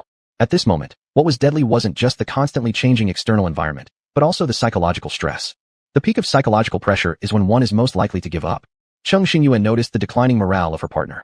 She placed her hand on the other's shoulder and looked directly into her eyes, attempting to convey her resolve. Supporting her head, Shu Yan sighed helplessly and then smiled. A moment later, she lifted her drooping head, breathed out, and her eyes showed some warmth as she said, "You're right. It's just a matter of hours. It'll pass in a blink of an eye. We'll definitely survive and pass the level." After speaking, she rubbed her face and reorganized herself. This pressure accumulated over time dissipated somewhat as she jumped a few times in place, loosening her body and promoting blood circulation. A slight smile graced Cheng Xingyue's lips. She took out 2 blankets and tossed them to the girl who was already trying to get as close to the burning stoves as possible. Shu Yan perfectly caught the blanket and tightly wrapped it around herself, moving closer to the stove to absorb whatever heat it offered. As time ticked away, both of them had lost all sleep, watching as the final countdown approached. Yet, there was no hint of joy on either of their faces. Shu Yan felt unbearable swelling and pain in her fingers, so she removed her gloves. Both their eyes unconsciously fell on the clearly swollen half hand. They were drawn into a deep silence. With resignation, Shu Yan muttered, "I've been so careful, using every possible method to stay warm, yet I'm still like this. This test is too merciless, doesn't leave us a single way out." Chapter 37. Outside, the wind rampaged madly, mercilessly battering the icy plain. Frustrated players burrowed deeper into their blankets, trying desperately to block out the deafening, rumbling sound. Those who hadn't built shelters like igloos or snow caves watched their tents struggle violently against the storm, terrified that they'd blow away at any moment. Cheng Xingyue took out a jar of ointment and handed it over. "It's the same for everyone. In the face of such an environment, since we can't change it but want to survive, the only way is to confront difficulties head-on and push beyond our limits." Shu Yan sighed deeply. "Yeah, ever since the world mysteriously changed, I stopped hoping for a peaceful and stable life. All I hope is that I can endure until the final round and once again witness a reality like before." She smiled bitterly, her voice tinged with sorrow. "After this game round ends, I wonder how many players have failed and turned into stone statues." Though there was no toxic gas or fog this time, the extreme cold equaled lethal weapons, making this round a significant test of the player's innate abilities. Unless a player could produce cold-resistant gear or medical supplies, or unless they had something valuable to trade with others, or another means of self-preservation, survival in this level was nearly impossible. However, those who managed to endure this far usually had a good chance of passing the level altogether. This was, undoubtedly, a screening process. Cheng Xingyue quietly organized her scattered thoughts and glanced at the clock. There were only 5 hours left. Soon, in the 4th hour of counting down, their fuel was already 2/3 consumed. Facing its rapid depletion, they had no choice but to turn off 2 of the coal stoves. Then they gathered the rest together in one place, ensuring that the heat could at least radiate to their positions. The penultimate hour. With the temperature dropping so fast, even with fewer coal stoves operating, the amount of fuel used remained unchanged. They could only calculate carefully, trying to slow down the consumption of fuel as much as possible. They bundled up tightly in thick clothing and immediately applied ointments upon noticing any signs of frostbite. It must be said that the medicine bought from other players was extremely effective. However, Cheng Xingyue soon realized that the defrosting cream she had drawn initially not only healed frostbite, but also served as an exceptional preventative measure. As a result, they no longer faced the challenge of frostbite. After reserving enough for backup, Cheng Xingyue listed on her shop all the supplies she had traded from Old Su at the original price-to-point ratio she had paid. At such a time, she wasn't concerned about a few points. Under the premise of protecting herself, helping others accumulated good karma, and also enhanced the reputation of her small shop, a win-win situation. In the final hour, the temperature had dropped so drastically that it was almost impossible for the coal to burn. Cheng Xingyue and Xu Yan's faces were grave as they closely watched the flow of time. Simultaneously, nearly everyone was fixated on the countdown displayed on the system page. Starving players who hadn't eaten for a long time exhibited eyes filled with intense survival willpower. Players tormented by frostbite lay on makeshift beds, moving their numb fingers. Whether they were well-prepared or barely hanging on, all players eagerly anticipated the count hitting 0. 3, 2, hurry.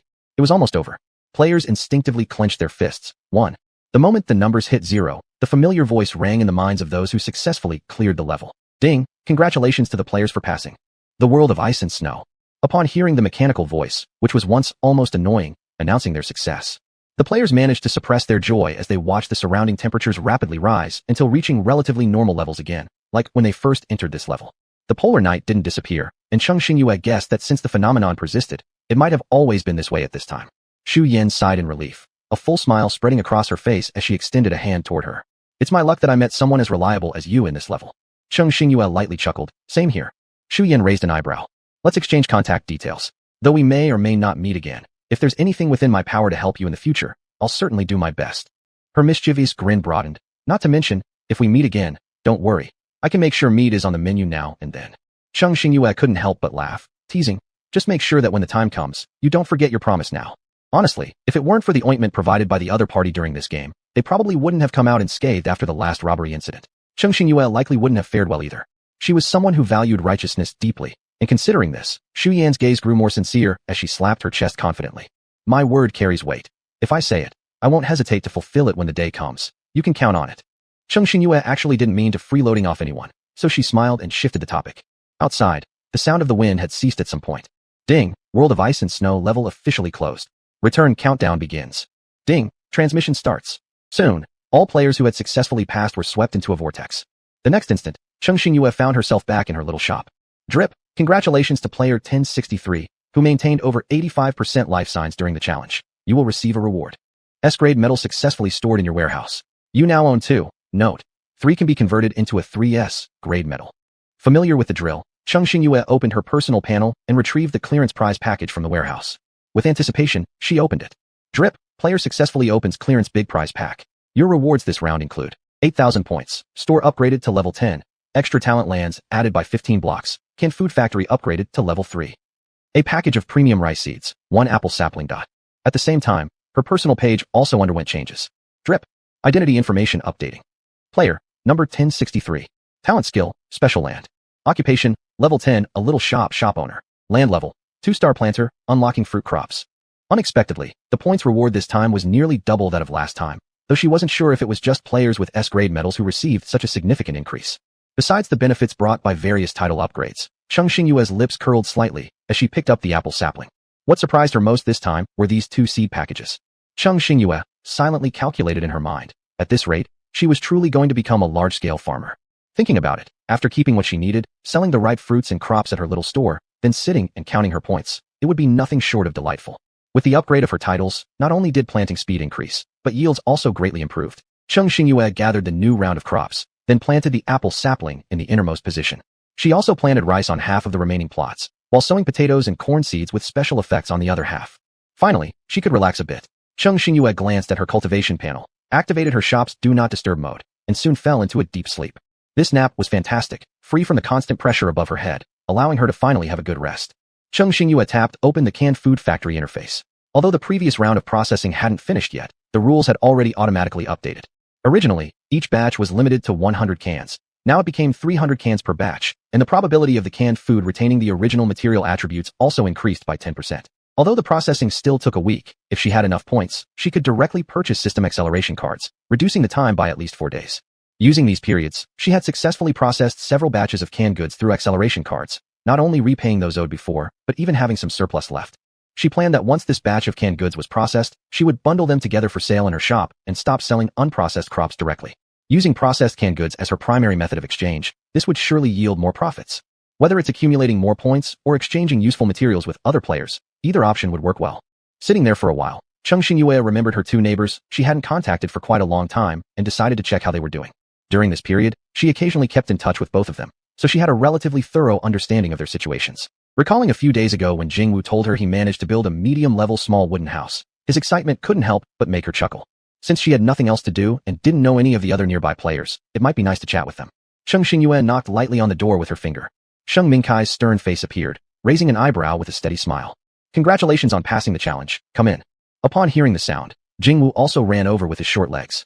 Cheng Xingyue glanced at the little monk, finding him seemingly changed in many aspects. How to describe it? He seemed to have matured in all aspects. The slight unease in his eyes disappeared without a trace. Sheng Mingkai brewed a few cups of tea, placing one in front of her. After taking a sip, Cheng Xingyue was somewhat surprised to look at him. Sheng Mingkai smiled, raising his cup in acknowledgement. It was a gift from a player whose talent field he unintentionally saved during the challenge, stir-fried specially as a thank you present, not only with a good taste, but also with the effect of soothing the spirit.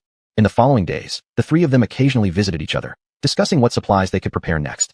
Though they still didn't know what the next stage would be like, being well-prepared wouldn't hurt. It seemed that the system gave all players a sufficient time to adjust their psychology and physical abilities. It took a full week this time before the notification sound rang. Ding! Fury of the Storm. Officially launched. Please try your best to pass the challenge. 38. Chapter 38. Based on the experiences from the first two stages, the name of the stage was the theme for this survival challenge. Often, after locking onto keywords, even if one cannot search for supplies within the limited time, it at least gives the players a sense of what to expect. However, this time the word storm was rather ambiguous. Whether the source of the calamity was strong winds or storm surges could not be confirmed unless they entered and truly witnessed it. Time was tight. She had no room to ponder further. Ding! 8 minutes remaining for the points submission countdown. Players, please hurry up. Cheng Xingyue quickly changed into a set of lightweight, windproof, and waterproof clothes from her warehouse and knelt down to securely tie her shoelaces. This set of clothing was custom-made by a particularly well-connected player. Though not high in grade, its material was excellent. After obtaining it, Cheng Xingyue had tested it with an ordinary knife, finding it remained undamaged under forceful attempts. Excellent for basic defense. Compared to the clothes she alternated between wearing before, these now looked much better despite being subjected to wear and tear until barely recognizable. Cheng Xingyue smiled at her reflection on a slightly blurred glass mirror as she pulled up the zipper of her black jacket. On the right collar, wrist, and seams of her pants were embroidered with dark blue mysterious patterns. Then, the next second she disappeared into the black hole. Plop. Cheng Xingyue felt her body lighten as intense sensations of weightlessness dragged her straight downward. Then she crashed hard onto the water's surface. Instantly, half her body was drenched from the splashing water. Lowering her head, her eyes closed tightly as she wiped her face fiercely. Once she regained her senses, she noticed the large piece of wood she clung to almost half her size and the clear water beneath her. Cheng Xingyue paused, bewildered. What exactly happened?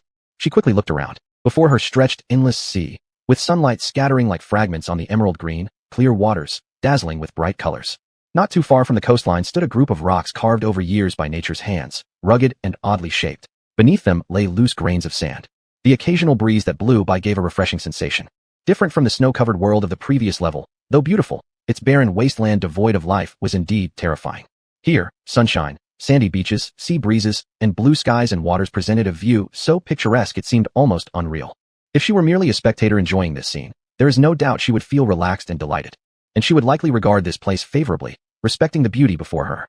However, Cheng Xingyue's expression remained emotionless as she looked at the rough tree bark-covered wooden stick she embraced with her hands. Unfortunately, not only was she just floating aimlessly in the middle of the ocean using only this stick, but also at any moment she might get swept away by waves to an unknown destination.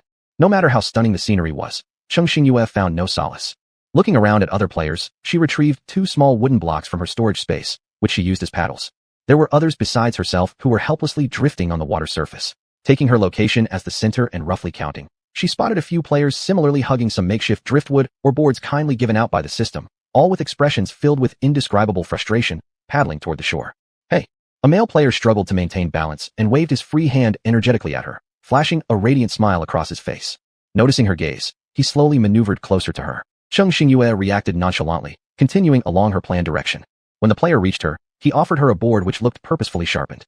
Cheng Xingyue declined, as she was already close to the shore. Besides, this item wasn't urgent, thus unnecessary for her to take, and owe him a favor. The player didn't find her refusal odd. Being cautious here was appropriate since such games required vigilance. He just saw she was using inconvenient tools to paddle and thought it harder for her. Coincidentally, having extras, giving them away didn't bother him either. Not seeing her accept it, he didn't insist. Cheng Xingyue held up the board she had. Thank you, but I don't need it temporarily. The player nodded, remarking, you're still lucky. I've been paddling for over half an hour before spotting the shore. The man sighed as Cheng Xingyue reflected internally. In this game, not only are the teleportation positions for each player different, but even the durations of the teleportation varied greatly. Just as she arrived, some players had already been rowing on the sea surface for over half an hour. Afterward, other players continued to arrive at the end of the teleportation. The player chatted a bit before leaving first. His rowing speed was faster than Cheng Xingyue's, and after floating on the sea surface for so long, naturally he felt more urgency to reach the shore quickly. Cheng Xingyue then resumed rowing alone toward the shore. Since the seawater flowed in the same direction as her movement, and it wasn't too far, she didn't expend much effort to reach the shore. Once ashore, she set aside the piece of wood, wrung out her thoroughly soaked clothes, and frowned slightly. These clothes were no longer wearable. Cheng Xingyue glanced around. Apart from herself, quite a few other players were also present. Some, like her, had drifted over from the sea, while others had been directly teleported onto the shore. However, up until now, not too many players had landed on this small island. Here and there, scattered players sat hugging piles of matches, evidently preparing to eat. Cheng Xingyue looked away, took out her tent which had been repaired by the little monk, fully restored with a 20% increased protective rating. After swiftly changing into a dry set of clothes, Cheng Xingyue sat down and started contemplating strategies. Currently, the most crucial issue was that she needed to confirm whether she was within the range of this round's game. After all, without entering the safe zone, one would merely experience the extreme conditions during the last 3 days, but if one did not enter the area designated by the game within the deadline, it would be game over directly. She tapped her fingers on the table and then awakened the sleeping little white tiger who snoozed for 20 hours a day. Growl. Grandpa Tu yawned loudly, then said weakly, "What is it? Say it fast, I'm busy sleeping."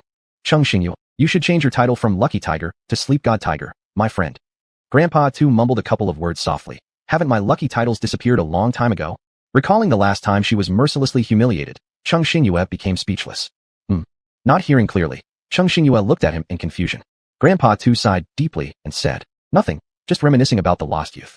Though still a young tiger cub, he appeared old and profound as he tilted his head and sighed deeply, making him look unexpectedly cute in contrast. Cheng Xingyue couldn't help but feel a slight tickle in her throat and chuckled softly. Grandpa Tu glared at her resentfully. Cheng Xingyue immediately returned to her usual serious demeanor, though if Grandpa Tu hadn't seen clearly, he might have been fooled by this employer. Cheng Xingyue seriously said, we won't waste any more time. A new level has opened. Check if I'm within the designated game area first. Stepping out of the tent together, the little white tiger found the refreshing breeze extremely comfortable. It purred softly in its throat, finding itself even sleepier. But being a professional tiger, having received her payment for the job, it couldn't direct her blindly. It released a light ball, studied the complicated messy lines for a moment, then relaxed its face. Phew, this time you haven't been teleported out of the boundary, good luck though. He paused thoughtfully. You are still several islands away from the safety zone specially created for players in the fallen world. Cheng Xingyue's eyelids flickered. What did he mean by several islands? Gazing at the vast, endless ocean without a hint of another island, Cheng Xingyue fell silent. For once, Grandpa Tu showed emotional intelligence and consoled her. Don't worry, didn't you draw a snowmobile in the previous level? It can also run on water. Ride it, and you'll get there soon. Although saying this, the little white tiger still doubted the reliability of driving a snowmobile on the sea. Cheng Xingyue said nothing, planning to bring out the motorcycle first and test it outside when she heard the system notification ringing in her ears. Ding, transportation cross-frequency use detected, locked. Would you like to transform the tool for 3,000 points? Cheng Xingyue raised an eyebrow. Although it required points for modification, it was already better than what she expected. Yes. As soon as these words were spoken, the snowmobile in front of her disappeared. Ding, see motorcycle under transformation. Remaining time 23 hours 59 minutes 59 seconds. Seeing that she was temporarily free, Grandpa Tu transmitted the preliminary map to her and then hurried her along. I want to go back to sleep, stop the morph simulation. Cheng Xingyue looked at it and asked, didn't you love coming out at first? Why don't you like staying outside now? Grandpa Tu snorted. The sky is big, the earth is vast, but sleeping is the biggest. Who said I like to stay outside? Cheng Xingyue shook her head and stopped talking. Since it was the little tiger's own choice, she wouldn't interfere any further. After Grandpa Tu returned to the helper space, the surroundings instantly grew quiet once again. Cheng Xingyue had long grown accustomed to this. She walked slowly into the tent. This level wasn't as pressing as the previous ones. Everything around her seemed normal, though overly so, which was a form of abnormality in itself. Now that the means of transportation was still being remodeled, it wasn't possible for her to waste effort building a raft just to cross the sea early by a bit of time. Not only would that be a waste of time and energy, but it also wouldn't advance her arrival much earlier than planned. Entering the tent, Cheng Xingyue began considering her next plan. She opened the system page and saw the update status on the canned food processing plant's interface. Ding, your cans have been processed. A faint smile spread across Cheng Xingyue's face. The main goods for her little shop were finally ready. Chapter 39. Cheng Xingyue counted through the current stock of cans in the processing plant. It turned out that during this time, she had accumulated a total of 803-pound boxes of canned food. While not an overwhelmingly large amount, it wasn't negligible either. It was certainly enough for a grand opening promotion. Still, Cheng Xingyue didn't plan to sell all of them. After some thought, she hung a relatively noticeable signboard on her shop's exclusive shelf. Announcement: starting from today, this shop will offer 666 special cans for sale. Physical power potato cans times 200. Strengthened corn cans times 200. Instant rice cans times 266. Purchase note: each can has a uniform price of 2,500 points. No haggling allowed. Remark: this shop's cans use a special self-heating device, and there's a chance to obtain cans with stacking effects. Please explore on your own. Each player is limited to purchase a maximum of 10 cans. Limited quantities, buy soon. This pricing was the result of extensive research before finalizing it. Due to the small number of shops in the Fallen World and the significant professional permissions, there was a cap on the highest selling price of goods. If the price exceeded the official estimated upper limit, the item couldn't be listed for sale. On the other hand, if the price was set too low, the official system would automatically supplement points to encourage players. Since these cans she put up for sale were her highest valued products so far, she didn't intend to sell them too cheaply and ultimately priced them according to the official upper limit. Cheng Xingyue tapped the can beside her, deepening the smile on her face. The rice obtained from the reward after passing the level did not disappoint her. Although it didn't possess any other special properties, its filling capacity alone blew away all the crops she currently had. Not discussing the potential stacked effects after processing the cans, a single ordinary can already provided a full day's worth of sustenance, making it incredibly potent. After finishing the announcement, Cheng Xingyue rechecked everything and sent it out upon confirming there were no errors. At the same moment her cans went on display, the Fallen World pushed her little shop to the top of the rankings and labeled it recommended behind the name. A series of system notifications also sounded in Cheng Xingyue's mind. Drip. Notice: after official scanning, your listed product qualifies as a super-grade survival material and has automatically been given a recommended position. Drip. Query complete. Player 1063 is the first merchant to list super-grade food zone merchandise, triggering a special reward. Cheng Xingyue was somewhat surprised. There was actually a reward? Moreover, based on what the system had just implied, she was the first merchant to trigger the food zone reward, which meant there must already be shops in other zones that had triggered this reward. Ding dong. The current rewards are as follows: 7-day pinned recommendation position, shop level upgraded to level 15, increased 20 shelves, 1 advanced medicine box. As Cheng Xingyue listened to the system announce the rewards, other players took notice when one shop suddenly shot up to the top spot on the official store list. All players shopping for supplies at that time simultaneously discovered this newly appearing shop, and Yu Fei was among them. Ever since the game started, Yu Fei had consistently prowled various stores, dedicated to treasure hunting and seeking useful materials. Yu Fei was originally browsing shops in a suddenly leisurely manner when he noticed the shop rankings. A store name that clearly wasn't there a moment ago had abruptly appeared. A small shop? Yu Fei glanced at it, noticing the words recommended prominently displayed after the shop name. This sparked his curiosity, and he clicked into it. This small shop had suddenly shot to first place and even been officially recommended. Since he was going to browse anyway, why not take a look at this one? Perhaps the quality of supplies here would be decent, and he might even find some special materials. He opened the store called Yu Jia Xiao Dian. There's a small shop, and scanned around, catching sight of agent boards in front of each shelf. Then it all made sense to him. Now he understood. It was familiar because this was the very first shop to have enabled agency rights. Back then, it set a precedent, but since the agency slots were filled too quickly, after checking the rankings, he dismissed the idea immediately. Subsequently, more shops also opened up agency slots, so he had gradually lost track of this particular store.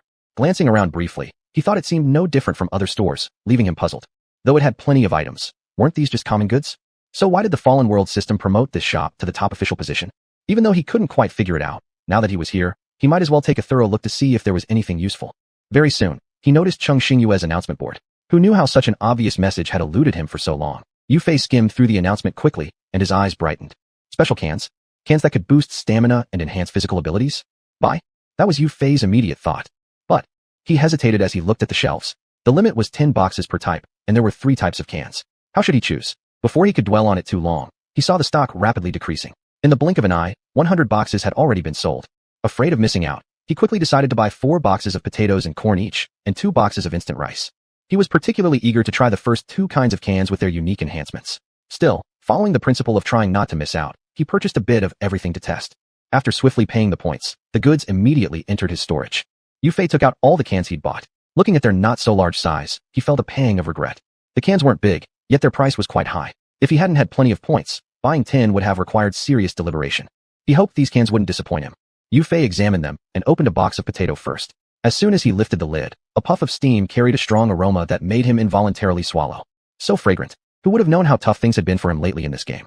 Setting aside his own lack of culinary skills, it was difficult to find good food in general. Meals were often cold instead of hot. To his surprise, when opening the can, the contents were actually steaming hot. Taking a bite of the potato, Yufei felt deeply moved. While eating, he glanced at the lid and then discovered something amazing with delight.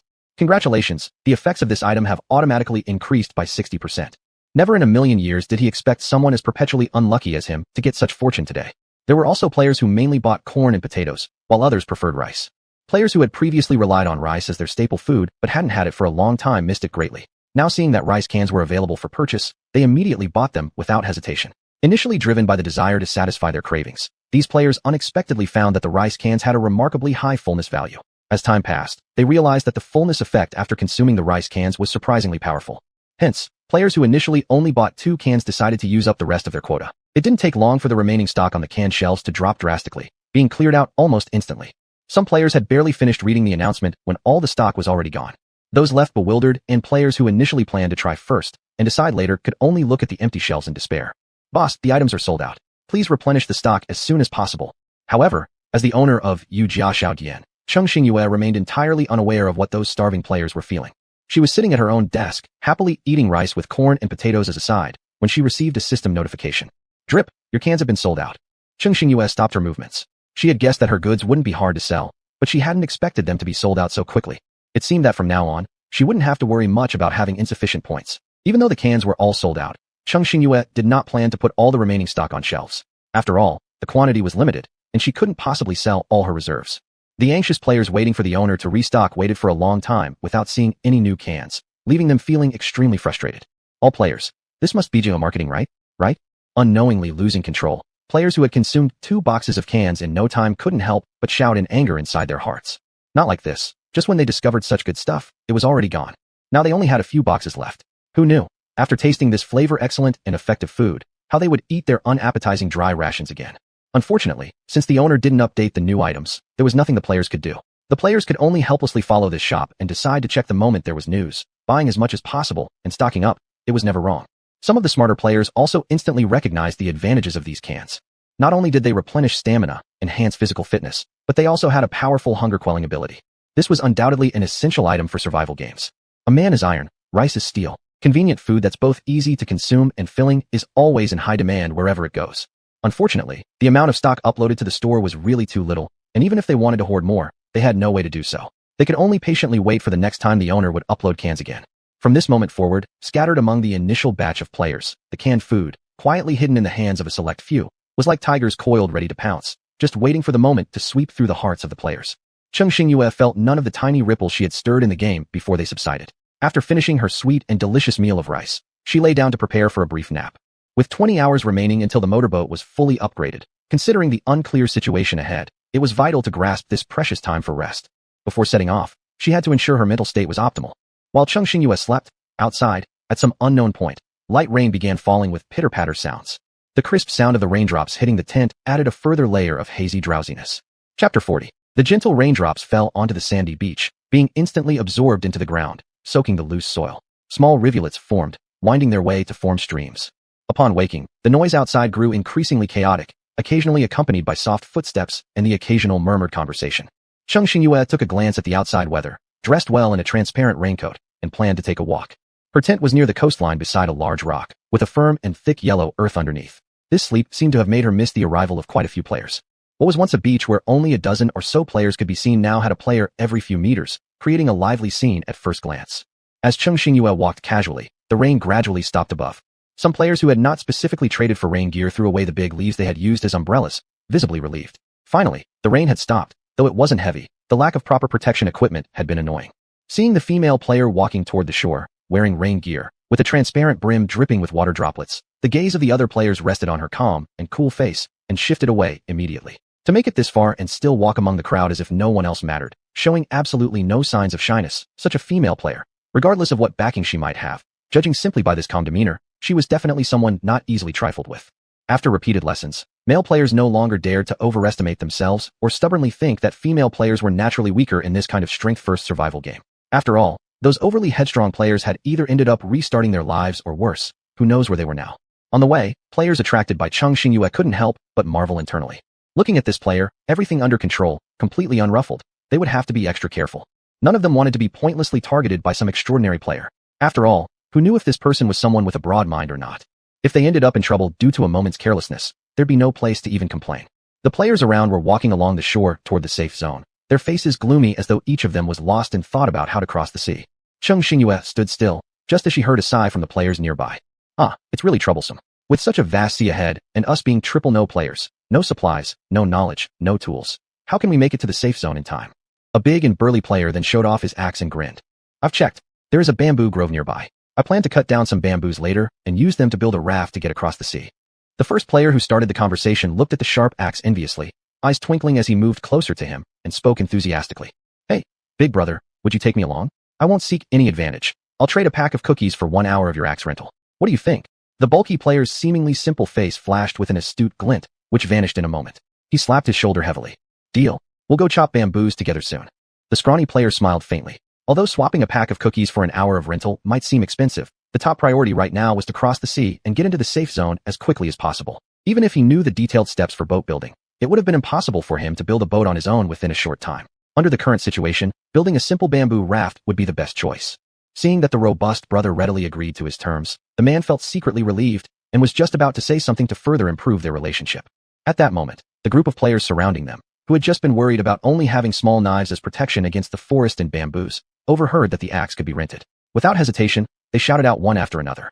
Friend, I'll offer a piece of bread for an hour's rental of your axe. And me too. I'll take an hour. I'll trade a pack of compressed biscuits to secure myself the very first slot. Hearing this, the original thin player became upset. What makes you think your compressed biscuits are so special? Don't you understand the basic principle of first come, first served? The man scoffed, ignoring him completely, and continued addressing the hardy-looking man. What about 2 packs? My time is precious. I don't treasure these 2 packs of biscuits much. Let me get the first rental right. Enough deal. Fury surfaced on the thin man's face. Damn, it was this kind of people he disliked the most. Who says everyone doesn't value their time? Just because you have supplies makes you think you're great, showing off like this? Still smiling broadly, the honest-looking man turned toward the shouting crowd and said, don't rush. Let's discuss slowly, carefully, patiently. Inside, the man was practically overjoyed. He roughly estimated that this round alone would bring him quite a lot of free supplies. Thinking of this, the excitement almost overwhelmed his control over his expressions. Watching this instantaneous craze unfold before her, Cheng Xingyue remained completely unfazed. She stepped aside to let pass a player heading toward her and decided to find a quieter place to stay. In a small cluster of players, there were only 3 to 5 who weren't affected like her, and among them, the only one who looked perfectly composed, eyebrows never fluttering, was Cheng Xingyue herself. Cheng Xingyue walked calmly toward the outskirts of the crowd. Suddenly, a voice from the back right startled her. Hey, aren't you going to rent that guy's axe to chop trees and build a small raft? Cheng Xingyue paused briefly and looked up to see who approached her. This person had extraordinarily attractive eyebrows and gentle features. His facial contours were soft, but his overall aura gave no hint to doubt his gender.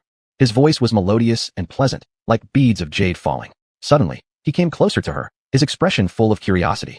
Cheng Xingyue frowned slightly and stepped backward without hesitation. Xie Buoshuan's face twitched momentarily before instantly wearing a sincere smile again. Had Cheng Xingyue not been sure that what she saw was real, she might have thought the flicker of disbelief she noticed in front of her was merely her own illusion. When Xie Buoshuan realized she hadn't responded to his question, he repeated it once more. Cheng Xingyue replied coolly, Why do you assume I need to rent his axe? The man chuckled enigmatically. It seems I overthought things. Apparently, friend here already has plans to cross the sea. Cheng Xingyue stared intently at him for a while, and finally returned a light smile. Judging from you, it seems you're also not at all worried, and still have time to mess around with a stranger like me. It appears that you've already got things well under control. Xie Buoshuan raised an eyebrow and sighed. You shouldn't say it like that. Where can you find such a beautiful and intelligent passerby? Cheng Xingyue inwardly scoffed. Although this person's face clearly showed disagreement with her description, he didn't even bother to conceal the unrestrained glint in his eyes. This person was either someone who had extraordinary control over their own plans, or he simply didn't care and was just chatting with others for fun. But Cheng Xingyue believed. No, she could confirm, this person definitely belonged to the first case. The man continued speaking without waiting for her response. Still, what you said isn't wrong. I do have some confidence in how to reach the safe zone. Hearing this, Cheng Xingyue's eyebrows flickered slightly as her gaze met the man's. Suddenly, Xie Buoshuan clapped his hands loudly and then earnestly looked at her. Excuse me, would you like to rent a boat? Cheng Xingyue thought there must be something wrong with her ears. The man waved his hand, and instantly, a small luxury yacht appeared on the shore. The moment the yacht appeared, the scene turned eerily silent. Cheng Xingyue. She maintained her polite smile and woke up the white tiger. You said transportation was only controlled by the fallen world officials, so why does this guy show off a yacht that screams, I'm expensive, as soon as he moves? Is this guy robbing the system? The white tiger crunched on its points, then bewilderingly looked up, puzzled as to why Cheng Xingyue was asking about something so obvious. Cheng Xingyue wasn't really interested in hearing an answer from the white tiger anyway, feeling the shock that almost made her choke dissipating, and slowly replied. Thank you, but I don't need it for now. The man sighed regretfully and continued courteously. That's quite a pity. I enjoy cooperating with people who pass the 3 checkpoints. Cheng Xingyue. Seeing her confusion, the man felt honored to clear it up for her, a slight smile curling at the corners of his lips as he explained. Their face has to meet my standard. Anyone one level uglier than me won't make the cut. Cheng Xingyue. She inspected him, a face that ranked at least top 3 in her short life. Intelligence must be good enough. I worry that those 2 stupid will cover their faces in shame and flee under the glow of my intellectual brilliance. Oh, this man was certainly overconfident. And we get along well. After all, having someone unpleasant around all the time will lead to them disappearing someday when my mood isn't great. Cheng Xingyue fell completely silent. The man didn't feel at all that his words matched the symptoms of a moderately narcissistic patient, instead frowning his handsome eyes regrettably and saying, as a qualified new yacht merchant, not earning money is indeed against professional ethics. It seems I'll have to invite some mediocre partners to share several long days and nights. Cheng Xingyue hesitated. Then, I won't disturb you anymore. Carry on, please. Sieb Basan loudly announced to the surrounding players. This yacht rents seats. First come, first served. As soon as these words were out, the scene exploded into chaos as several players sprinted toward them immediately. The former burly man suddenly found everyone around him vanished except for the first player who rented the axe, leaving both of them staring awkwardly at each other. Cheng Xingyue quickly stepped aside and moved to the side, avoiding the group of players who had gone mad.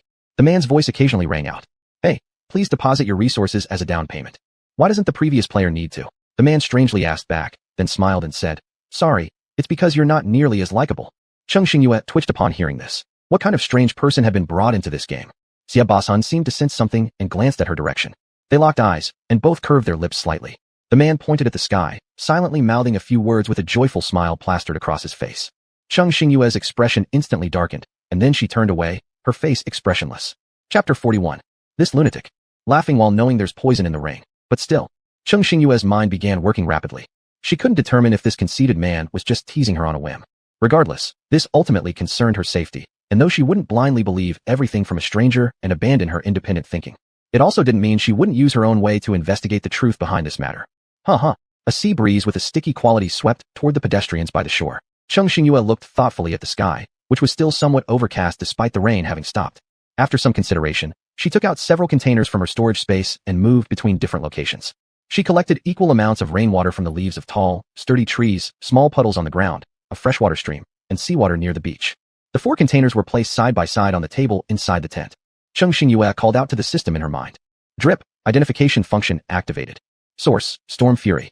Identification complete. Warning. The item shows slight contamination. Source unknown. Please use with caution. The item shows trace contamination. No contamination detected in the item. The rainwater stored on the tree leaves and the small puddles created by the rain both showed slight contamination. However, no issues were found in the water samples taken from the stream and the sea. Cheng Xingyue closed her eyelids slightly, tapping her fingers lightly against the table. Even though the results were split evenly, they were already enough to point out the problem. The first 2 water samples, both containing high levels of rainwater, were contaminated. In contrast, the contamination was diluted in the river and seawater due to their larger original water content, resulting in a differing pollution status from the primarily rainwater-based samples. It seemed like the rain earlier indeed had an issue. Cheng Xingyue sighed mentally in relief that she had worn all the proper gear when going out, specifically digging out the raincoats she'd accumulated during her explorations. While it wasn't yet clear how the polluted rain might affect the human body, it was always better to err on the side of caution. Cheng Xingyue almost determinately left a note on the general bulletin board of her shop, warning others, then logged out. Though she might not be able to directly help other players, as long as she had this platform for information dissemination, even just giving a reminder could possibly save many unintentional victims. It was truly a small favor, but well worth doing. After exiting her own store's page, she intended to browse around other shops to check for potential useful supplies. Surprisingly, however, the second-ranked merchant, suppressed only by her shop thanks to the system's recommendation, also left a note reading, Toxic Rain, use with caution, in its shop profile. Cheng Xingyue's gaze deepened at the familiar name of the store. This endless shop also started selling antidotes ahead of everyone else during the first stage of the game. Now, they were once again the first to discover the problem of toxic rain. If the rain earlier fell across the entire game area simultaneously, that would be fine. But if it rained in only certain isolated areas, it was highly likely the owner of this shop was among the few players who were teleported to those raining zones. Perhaps, she was very close to the owner of this store. Thinking about it, this almost exclusively medicinal goods store had suffered being suppressed into second place simply because of her sudden appearance.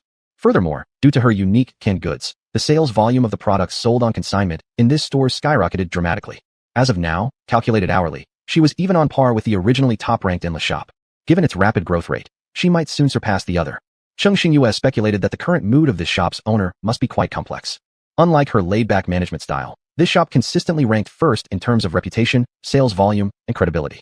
And now, suddenly overshadowed by a relatively less renowned store, its reluctance is easy to understand. Cheng Xingyue chuckled slightly, throwing away the messy thoughts in her mind. She then replanted a batch of crops in her talent land. Afterward, she doubled the higher fee for her assistant space, where the little white tiger, transformed into a housebound creature, happily indulged in cycles of eating and sleeping. Just then, surprised by the unexpected double points from its employer, without any hesitation, it connected the communication button and asked curiously, "Did you take the wrong medicine today? Why did you give so much extra?" With a lazy flick of her eyelids, Cheng Xingyue's voice carried a hint of amusement. "Oh, my finger slipped just now, and I accidentally entered the wrong number. How about this? Let's just say I paid the next round of points in advance. What do you think, little white tiger?" "It's my own fault for not being able to keep my mouth shut." After a moment of silence, it responded with feigned righteousness. "Points given are like water spilled. Since you've given them to me now, they count as this time's payment and cannot be confused with other compensations." As soon as it finished speaking, the little white tiger hastily disconnected the communication button and began pretending to log off. There was no way it could afford to let the current employer slip up, especially when compared to its previous employers. Although the last thing it wanted was for the employer to escape paying next time, it sure as heck wasn't going to give back what it had already received. Unbeknownst to it, this employer was no longer the poverty-stricken player she once was. She was now swimming in wealth, her balance booming and expected only to grow. While munching on its points, the little white tiger recalled how even when the employer had borrowed future pay in advance, she still bargained for hours. The tiger decided that silence truly was golden, and that it would pretend as if nothing had happened. Thinking about the unexpected windfall, Master Two's fur became shinier than ever as it pulled out all its saved points and stacked them in front of itself. A satisfied smile crept onto its face. Growl. Delicious points. Hurry into Master Two's stomach. While little white tiger happily rolled around, Cheng Xingyue shook her head lightly. The little guy sure runs fast. In fact, it was all part of her plan, an intentional bonus meal for her small assistant. She had expected the little one to quietly rejoice after receiving the gift, but hadn't anticipated it being so blunt, running directly over to ask silly questions. With no other option, Cheng Xingyue couldn't help herself from taking this perfect teasing opportunity. After all, there were so few interesting things left in this game now, and occasionally poking fun at this reclusive little white tiger who lived inside the space had practically become a pastime for her during her idle moments. After entering the stage, time seemed particularly long. The agonizing 24 hours had finally passed. Cheng Xingyue stretched her waist lazily and listened to the system prompt sound in her mind. Ding! Your motorboat has been successfully remodeled and is now automatically sent to your storage. A hint of relief crossed Cheng Xingyue's face. The motorboat remodel was finally complete. After roughly tidying up her things and putting away the tent into the space, Cheng Xingyue calmly walked toward the earlier shore, deciding to simply place the motorboat on the beach and set off right away. However, unexpectedly, Cheng Xingyue glanced towards the distance. That cruise ship had yet to leave. The player owner of that luxury yacht was sitting at the bow of the ship, and a long queue of players lined up in front of him. This made Cheng Xingyue curious. The man's small yacht should be able to hold around 100 people. Since she had left the shore until now, nearly 9 hours had passed. Even if many players were lining up to board, by now the yacht should already be full. So why was the man still accepting new passengers? Having questions, Cheng Xingyue didn't hesitate to ask a nearby player for the specific situation. That player shook their head, also seeming quite exasperated with the ship owner. "You must know, that guy sometimes says he's too tired and needs a rest, and sometimes tells players who have waited in line for a long time that they don't meet the boarding requirements. He keeps saying next, thus dragging along intermittently, and up to now, it hasn't filled." As the players spoke more, their expression turned somewhat strange, sighing. "I've never seen such a neurotic player." Cheng Xingyue smiled faintly and then approached the shore, withdrawing the motorboat from her storage. It turned out that she was right to take out the motorboat at the shore. After the modification, the appearance of the motorboat had completely changed. What was originally designed for just one person now had 2 additional seats behind the main driver's position. Cheng Xingyue studied the user manual for a while, then clicked a button. In an instant, a transparent plastic covering swiftly enveloped the entire motorboat. Her actions weren't discreet either, quickly drawing the attention of several players, whose eyes shifted toward her. One nearby player couldn't help but marvel aloud. "There's a wealthy tycoon driving a yacht over there, and someone here just revealed an impressive motorboat. And me? I can only laboriously chop down trees in hopes of building myself a boat that will cross the sea." The player made no attempt to hide their frustration, envy visibly glimmering in their eyes. At that moment, another player, watching Cheng Xingyue casually produce a motorboat without batting an eye, sighed deeply. Sigh. Another day of routine jealousy. Cheng Xingyue listened to the surrounding discussions without raising an eyebrow, as if what she had just taken out wasn't a particularly scarce means of transportation at this moment. Her calm and collected demeanor was truly impressive. Everyone silently marveled in their hearts. Perhaps this was the difference between themselves and wealthy big shots. Cheng Xingyue, completely unaware that the players around her had already come to a conclusion about her, seemed outwardly cool and composed, overly calm. In reality, however, she was mentally stroking her chin, pondering something secretly. There are 2 vacant seats in the back. Perhaps I can make some extra money? Some people may look like powerful figures on the outside. But Cheng Xingyue, who was actually calculating how to target other players' purses, chuckled lightly. 42. Chapter 42. As everyone was still stunned, a voice suddenly rang out. Hey, what a coincidence. Cheng Xingyue raised her gaze and looked at the player whose voice seemed somewhat familiar. Then she saw a face that looked somewhat familiar, which prompted her eyebrows to slightly arch. Wasn't this the player who enthusiastically offered to gift her a paddleboard when she was teleported to this level? The man appeared radiant, waving casually at her with a broad gesture. Cheng Xingyue was somewhat surprised that they would meet again so quickly. The man, who had been smiling since their first encounter, seemed like a natural optimist, much like a little son. His easily penetrable smile relaxed the atmosphere around him. Walking up to her, the man straightforwardly asked, You've encountered me again, is this your motorboat? Though phrased as a question, his eyes showed complete certainty. Cheng Xingyue smirked slightly, and then nodded composedly. The man's eyes lit up, and he continued, You seem to be alone, but your motorboat has 2 more seats. I wonder if you're interested in renting them out. Of course. At hearing this, the man, who seemingly had just entered society a few years ago, immediately brightened up. Rubbing his hands together expectantly, he asked, Forgive me for my forwardness, but could I recommend myself first? What do you think of me? If you give me a ride, I'll do whatever you ask during the trip, no questions asked. I'm very useful. Useful?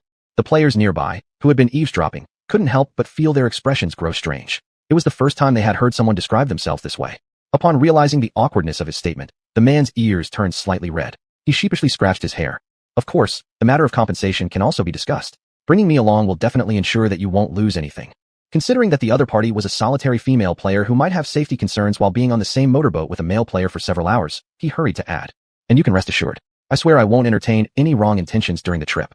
Upon hearing this, a few players in the growing crowd who indeed harbored ulterior motives could not help but sneer and glare. You little brat, you're the only one allowed to speak nonsense, aren't you? This situation reminded the woman that maybe she hadn't thought much before, but now it was timely. Cheng Xingyue coolly glanced at the rare few players whose faces showed obvious resentment, then said offhandedly, There's nothing to worry about. Going alone or going with 3 others, it makes no difference. Why should I push away the opportunity to make extra cash? The surrounding players, seeing her crystal clear reasoning, became even more enthusiastic. If she decided to take a few more people along, and given that the motorboat had 2 available seats, who could say that one of those seats wasn't meant for them? So, the surrounding players began to speak up. Friend, how about me? Reserve a spot for me, and I'll procure whatever materials you want. Just give me the time. One player, upon hearing this, disdainfully shot the person a glance. TSK, talk big much, promising stuff you don't even have. We're all waiting here. If you don't have anything substantial to offer, don't bother opening your mouth. Friend, I'll exchange a bag of cured meat for the fare across the sea. Hey, don't listen to him. I have an old hen that's been simmered into a nutritious stew, and I'll trade it for a seat. Before Cheng Xingyue even had a chance to say anything, the surrounding voices instantly surged toward her, and the area quickly became chaotic. Especially near the yacht, a player who was covered in gray from head to toe shouted with all their might. They really didn't want to miss this opportunity, so people nearby instinctively began to compete by offering their supplies, hoping to secure one of the available seats. Cheng Xingyue slightly raised her hand. Caught up in the heat of the moment, players who almost forgot about her presence looked at the woman who remained completely unaffected by their clamor. Gradually, their voices lowered.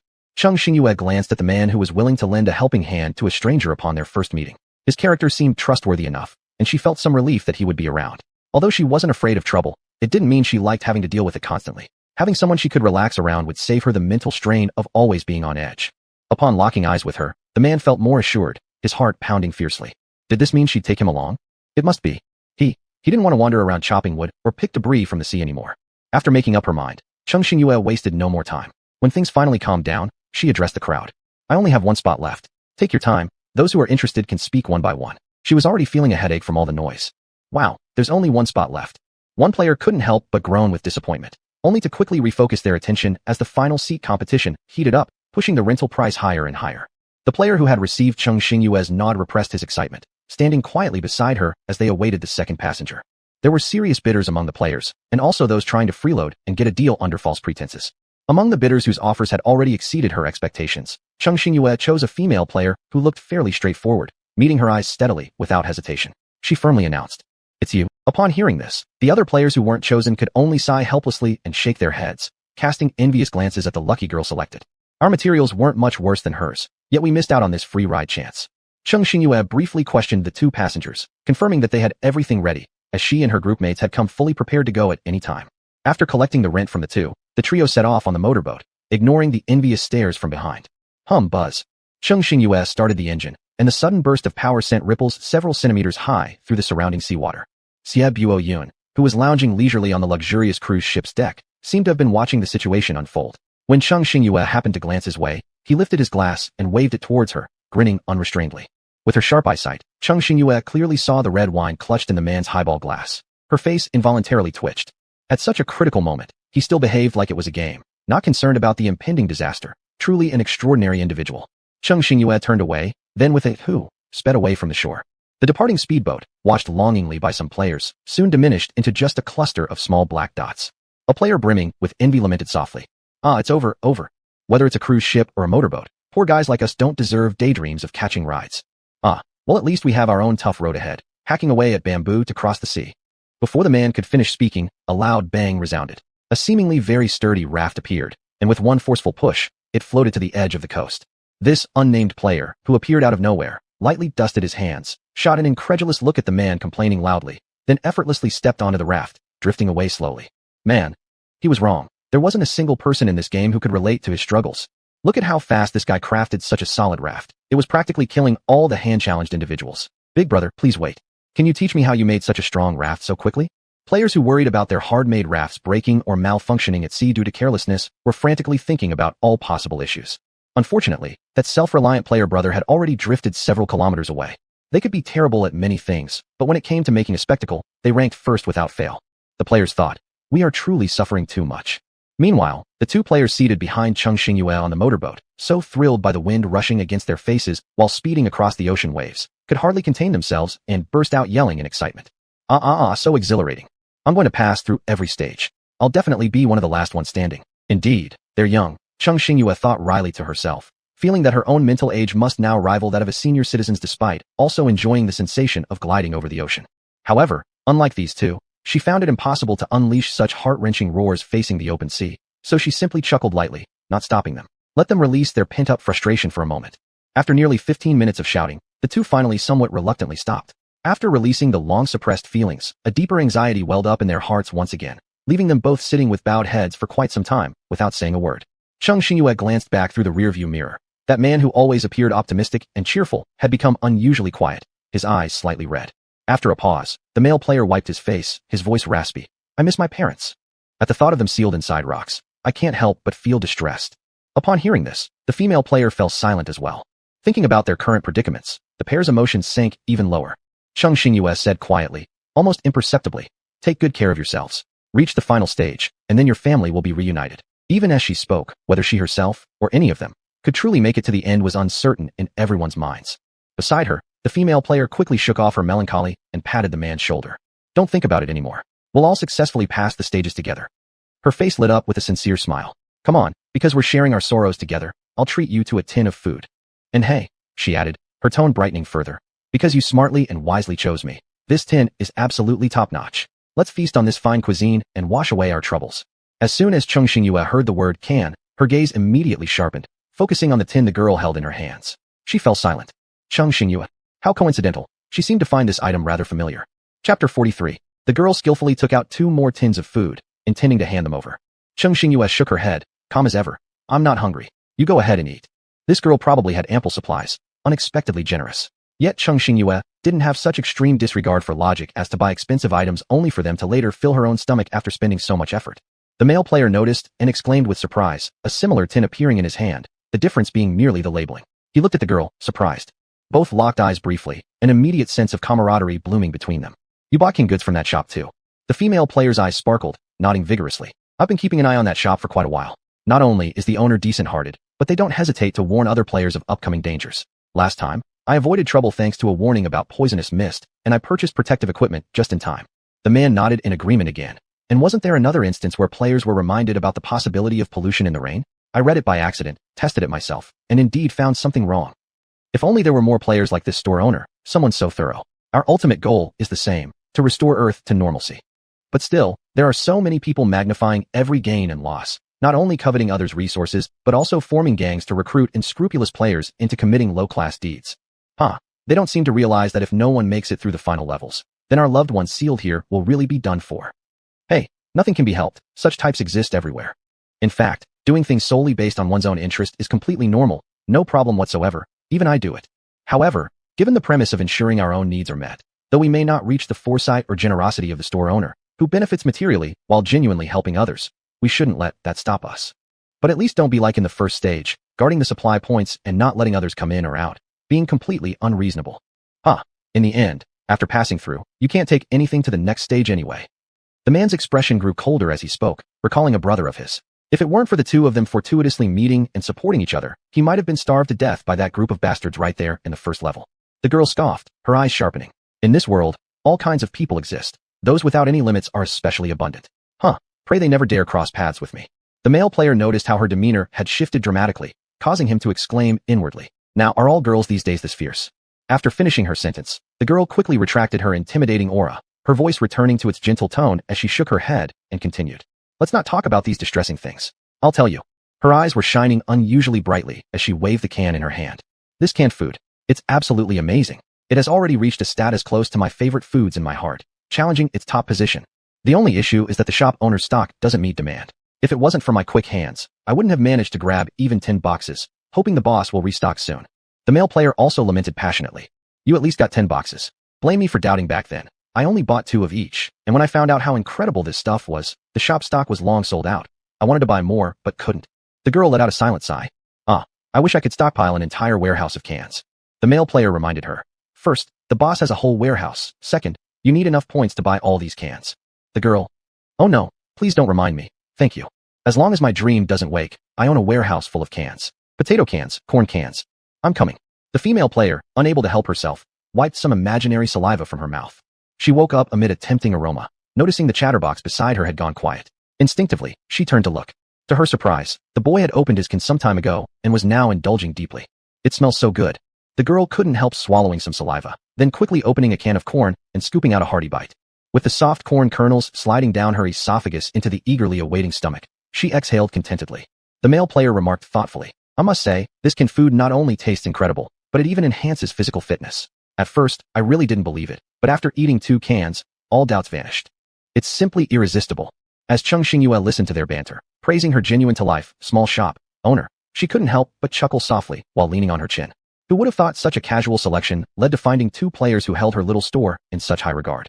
However, judging from small details, it appears both her small store and its canned goods have successfully penetrated the player community market. Over there, seeing her genuinely favored shop being so affirmed, the girl felt greatly pleased deep inside, making her view the boy increasingly favorably and become even more talkative. They kept chatting excitedly, the subject always circling back to the can in their hands. Seeing they never strayed from the topic of cans, Chung Xingyue couldn't help but smirk lightly. "But speaking of which, I still prefer potato cans. Even though corn ones can improve physical attributes, one serving of potato canned food instantly boosts stamina. It's just too good." However, the male player had differing opinions. "Corn canned food is nice too, but I prefer the energy-boosting potatoes. Eating it can almost immediately restores my stamina, better than medicine, and also fills the belly. A double benefit." The girl didn't argue, instead adding, "Instant canned food is also excellent, providing a super sense of fullness. One meal can last roughly a day's worth, truly the best choice for a survival game. Next time, I must stockpile more potato canned food and instant rice. Though it's expensive, it's certainly worth it." The girl laughed twice. "Fortunately, I have a big enough wallet and don't really worry about not affording what I eat." The man glanced at the girl momentarily, lamenting silently in his heart. "My goodness, I'm too poor myself. Even if the boss hadn't run out of stock, I'd barely have been able to afford more than 2 boxes." The girl looked distant, slowly saying, "I wonder if the shop owner will introduce new canned food next time. Anyway, as long as the boss restocks sufficiently, I'll buy even if there are only 3 types of canned food." The male player. He didn't dare to expect any new items. He could only hope that before the boss restocked, he'd be able to earn enough points for another 10 cans. Still, in order to eat better, after a while, he'd go and check how many more items he had to trade for points. Chung Xingyue occasionally chimed in on their conversation, somewhat complicatedly listening to the girl incessantly praising the canned goods. Chung Xingyue thought to herself, "To tell you the truth, I am the shop owner. Really, you don't have to promote my store this hard, friend." However, she only considered this line internally. Others wouldn't notice her true identity unless she revealed it herself, but doing so would only make her stand out more. Revealing her as the store owner wouldn't enhance her survival ability at all. They conversed casually a few times more, the atmosphere becoming increasingly pleasant. On the way, light rain started drizzling from the sky once again. Both players were ready, pulling out specially prepared raincoats. Just before they put them on, a transparent shield slowly rose, completely blocking out the wind and rain. The 2 players. What kind of karma did they accrue to so perfectly catch a ride with a big shots motorboat? If they'd built a raft instead, not only might they have faced uncertain risks at sea, but also the polluted rain mixed with wind scattering everywhere would have exposed them to some contaminants, something no one could have endured. Neither of them tried to hide their excitement as they batted their eyes at Chung Xingyue. Chung Xingyue couldn't hold up against their heated stares for long, speaking lightly. "Sit tight. I'm about to speed up. Alright, continuing towards the safe zone, the motorboat moved quickly. About 6 to 7 hours later, the group smoothly reached the target island. All dressed in their respective raincoats, they disembarked from the motorboat and stood on a series of charming little houses within the safe zone's range. Seawater intermittently splashed onto the beach, waves sometimes surging violently, sometimes calm. They gradually walked toward the safe area. As they moved away from the shore, the landscape unfolded, a rocky scene perfect for a serene time on an island. Everyone looking at this staggeringly picturesque scenery, similar to a resort, fell silent. The male player spoke leisurely, voicing what everyone was thinking. The goal location isn't bad? Goodness gracious, this is not just fine, it's absolutely great. The girl felt like she wasn't in a perilous survival game anymore. This place was entirely a standard vacation haven. She couldn't help but exclaim, life is so unpredictable. I originally thought I'd spend ages on that initial teleportation islet just making a bamboo raft, and then paddle across these endless seas for days until reaching safety. But unexpectedly, not only did I successfully swap for a seat on a motorboat, but even the safe zone environment is incredibly ideal. It's just too good. Both people naturally smiled on this perfect-to-every-detail island. Cheng Xingyue's expression slightly shifted. She looked at the idyllic scenery, but her heart remained untouched. The more beautiful a place, the more shattering its ruin tends to be when mercilessly destroyed. It's like a garden ravaged by storms, with petals scattered haphazardly over the ground. Only the unadorned branches left lonely in the wind cry softly, evoking an unforgettable memory. So, it might be better not to get too hopeful about this place from the beginning. Chapter 44. Most buildings on the island were of a European style, individual small courtyards. Cheng Xingyue didn't act like other players who rushed to find lodging right after entering the safe zone. Instead, she circled around briefly first and finally stopped in front of a two-story building. This resort hotel was surrounded by a large circle of fences, with inside composed of rows of elegant and tasteful concrete constructions forming connected housing, all structured in 2 or 3 floors. The location wasn't too close to the coast where they had landed. Most importantly, it sat at the highest point of the island's terrain, capable of effectively resisting certain levels of floods.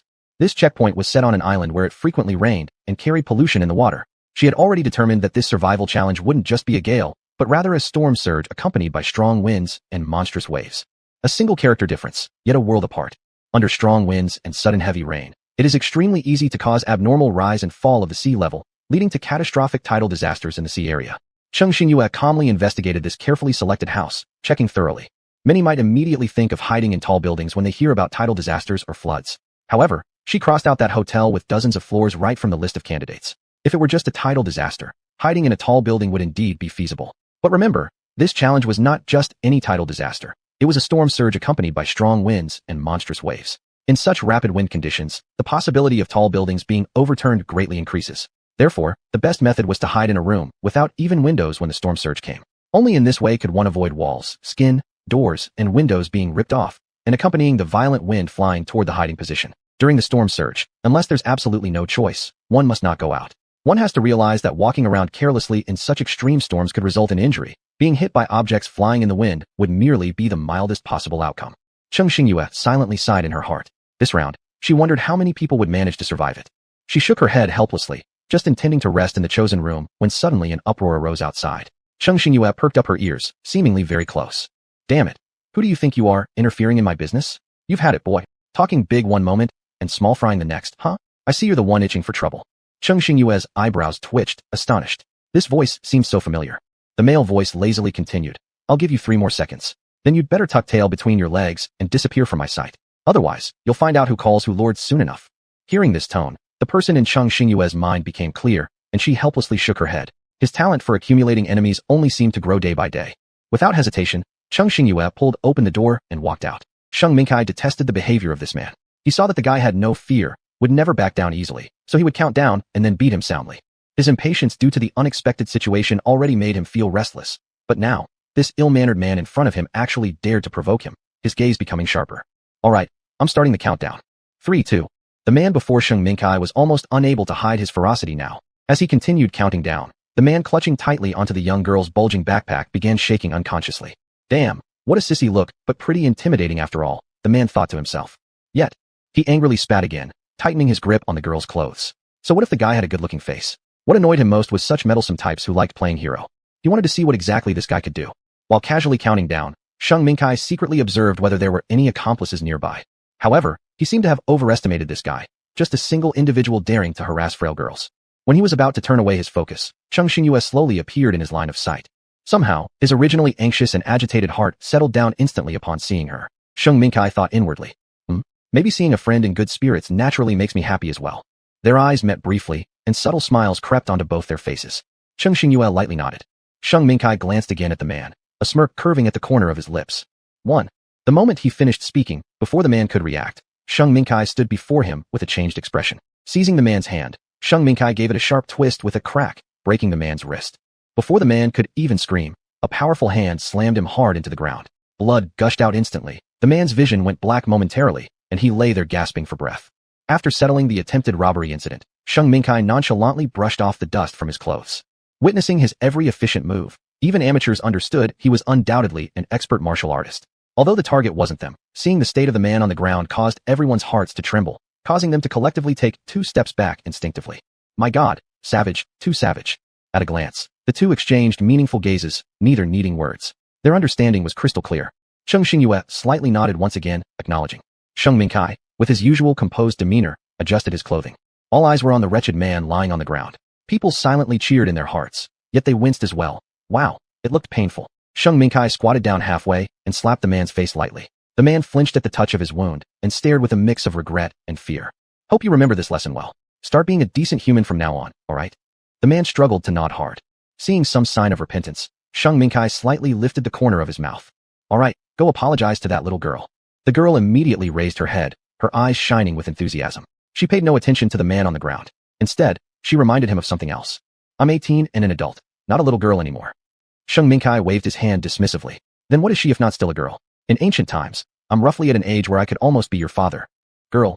No, he was still younger than that. Wait, what nonsense about fathers? This was clearly just normal interaction between a man and woman. Why did she feel like there was suddenly a generation gap between them? Sheng Mingkai, having heard the sincere apology from the man on the ground, then asked the girl how things should proceed. The girl wasn't focused on this matter at all. She was pondering heavily why things had turned out this way. As such, she merely responded absent-mindedly. Since the involved party no longer cared, and this man had received his lesson, Sheng Mingkai stood up, intending to leave. The girl was startled for a moment. They hadn't even exchanged a few words. The person who had saved her just planned to walk away? Not acceptable. She felt there was still a chance to remedy the situation. She gritted her teeth. Friend, to express my gratitude, let me treat you to a good meal. Cough, and casually discuss our respective romantic lives to see if either of us are currently single. Sheng Mingkai showed no wavering and firmly said, No thanks, I'm not hungry. The girl, infuriating. In a standard hero saves the beauty storyline, isn't there supposed to be a follow-up story? Why was hers filled with so many obstacles? After speaking, Sheng Mingkai promptly dismissed the whole incident from his mind and walked straight towards Cheng Xingyue. Cheng Xingyue watched as the girl approached her state of frustration, while the man beside her seemed naturally indifferent to romantic feelings, making the scene rather amusing. As Sheng Mingkai reached her side, his voice returned to its previous tone when he was with her. Cheng Xingyue collected her scattered thoughts and asked a question she'd noticed since their first meeting. Where's Jingwu? Sheng Mingkai's voice deepened. We got separated during teleportation. We share one system. I don't know if after splitting up, the incomplete system caused our positioning functions to fail as well. Cheng Xingyue paused thoughtfully before lifting her gaze. Can you two still contact each other then? Sheng Mingkai nodded. We can send messages through the system. He's safe for now. You've already arrived in the safety zone smoothly. It's just unclear whether the little guy can make it into the safety zone alone in time. Sheng Mingkai, considering this point, became increasingly annoyed and sighed softly. At least his natural talents remain active, and we have access to the same storage. As long as he stays careful, doesn't get scammed, won't lack food, or worry about accommodation, he should still be safe. Cheng Xingyue shook her head helplessly. I can't locate his position either. It looks like we can only wait inside the safe zone. At the very least, regardless of anything else, the location of the safety zone remains locked. Using this as reference is the best choice. Yeah, without following the map, if we left the island, it would be nearly impossible to find anyone. The two strolled slowly, exchanging experiences from the past few days. Each individual has a different experience. Understanding more might lay the groundwork for possible surprises next time. Especially for both with sharp minds, the optimal decision-making processes the other made in response to emergencies are the most valuable resources. The two gradually disappeared from sight. Seeing there was nothing more entertaining, everyone around started to disperse. Only the girl remained, looking at the tall and short figures walking off together, quietly wiping her face and sighing inwardly from exhaustion over her fragile, prematurely ended crush. Well, so what about men anyway? Isn't enjoying solitude just as fine? The girl suddenly saw things clearly. Forgetting the second-ago attraction by male charm that delayed her counterattack, she cast a cold look at the man lying on the ground. How dare he try to snatch what belongs to me? Moments later, this place, which had been crowded with people just 10 minutes ago, echoed again with a scream. After a little while, the girl finally clapped her hands, put away the special wooden stick she always carried, and having personally taken her revenge, she walked off contentedly humming a tune. Only the unlucky guy left on the spot remained, his mouth agape as he burst into tears with an oh. He would never dare to rob anyone again, especially those who looked gentle. They're all fakes.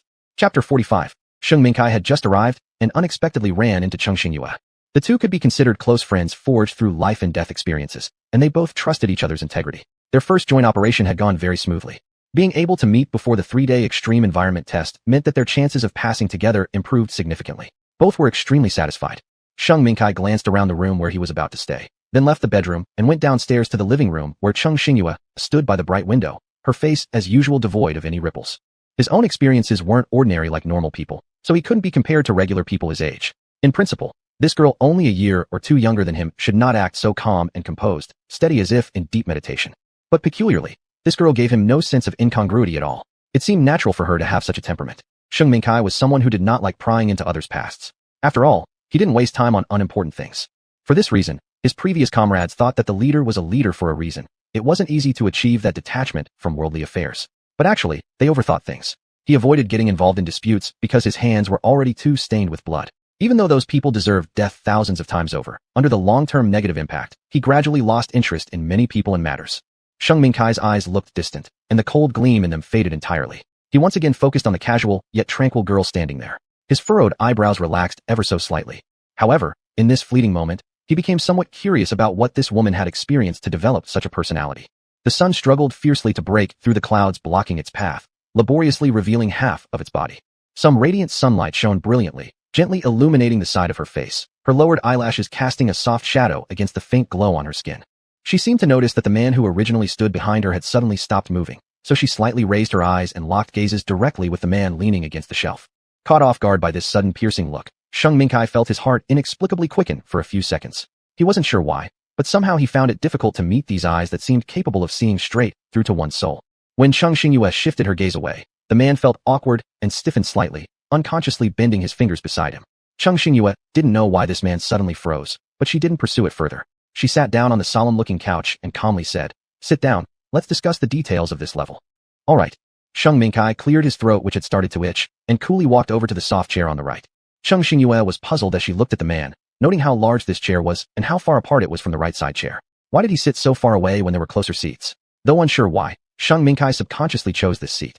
He glanced at the current distance between them, met her eyes, and said naturally, "This chair is softer, more comfortable." Cheng Xingyue nodded indifferently and said nothing more, simply and naturally standing up and sitting on the edge of the long chair, instantly closing the gap between them. Cheng Xingyue didn't notice the slight pause in the man before her, quickly moving on to the main topic. "I've scouted the area, and most of the terrain on this island is relatively low. Many coastal outlets are trumpet-shaped." Sheng Mingkai's expression grew serious as he cursed internally at himself for feeling uneasy today, even though it was just a normal conversation with a friend. What was there to panic about? He made an effort to shake off the confusion and said gravely, "That's correct. Judging by the current conditions, if the sea level rises and a flood tide occurs, this island will likely be submerged. So, we must start preparing now, just in case." Cheng Xingyue nodded and said, "However, the most important thing is to reinforce this house. Compared to the flood, I am more worried about whether our shelter can withstand the storm and its fierce winds and rain. So we must tackle both tasks at once, reinforcing the house and preparing escape equipment. Starting today, we will work separately to improve efficiency, focusing on our respective projects after meals and necessary breaks." Her motorboat could also navigate through water, but with no way of knowing when or how long the subsequent flood would last. Every minute spent using it would rack up a large number of points, not to mention its limited resistance against wind and waves. It was too small, easily overwhelmed by whirlpools or other unexpected forces. The motorboat was only suitable for short-term use, and she couldn't put all her eggs in one basket. Cheng Xingyue continued, "I'll build a vessel. I'll check what supplies are available in the store that can be used. Assembling them will save us time." Sheng Mingkai agreed. "Then I'll handle the house reinforcement.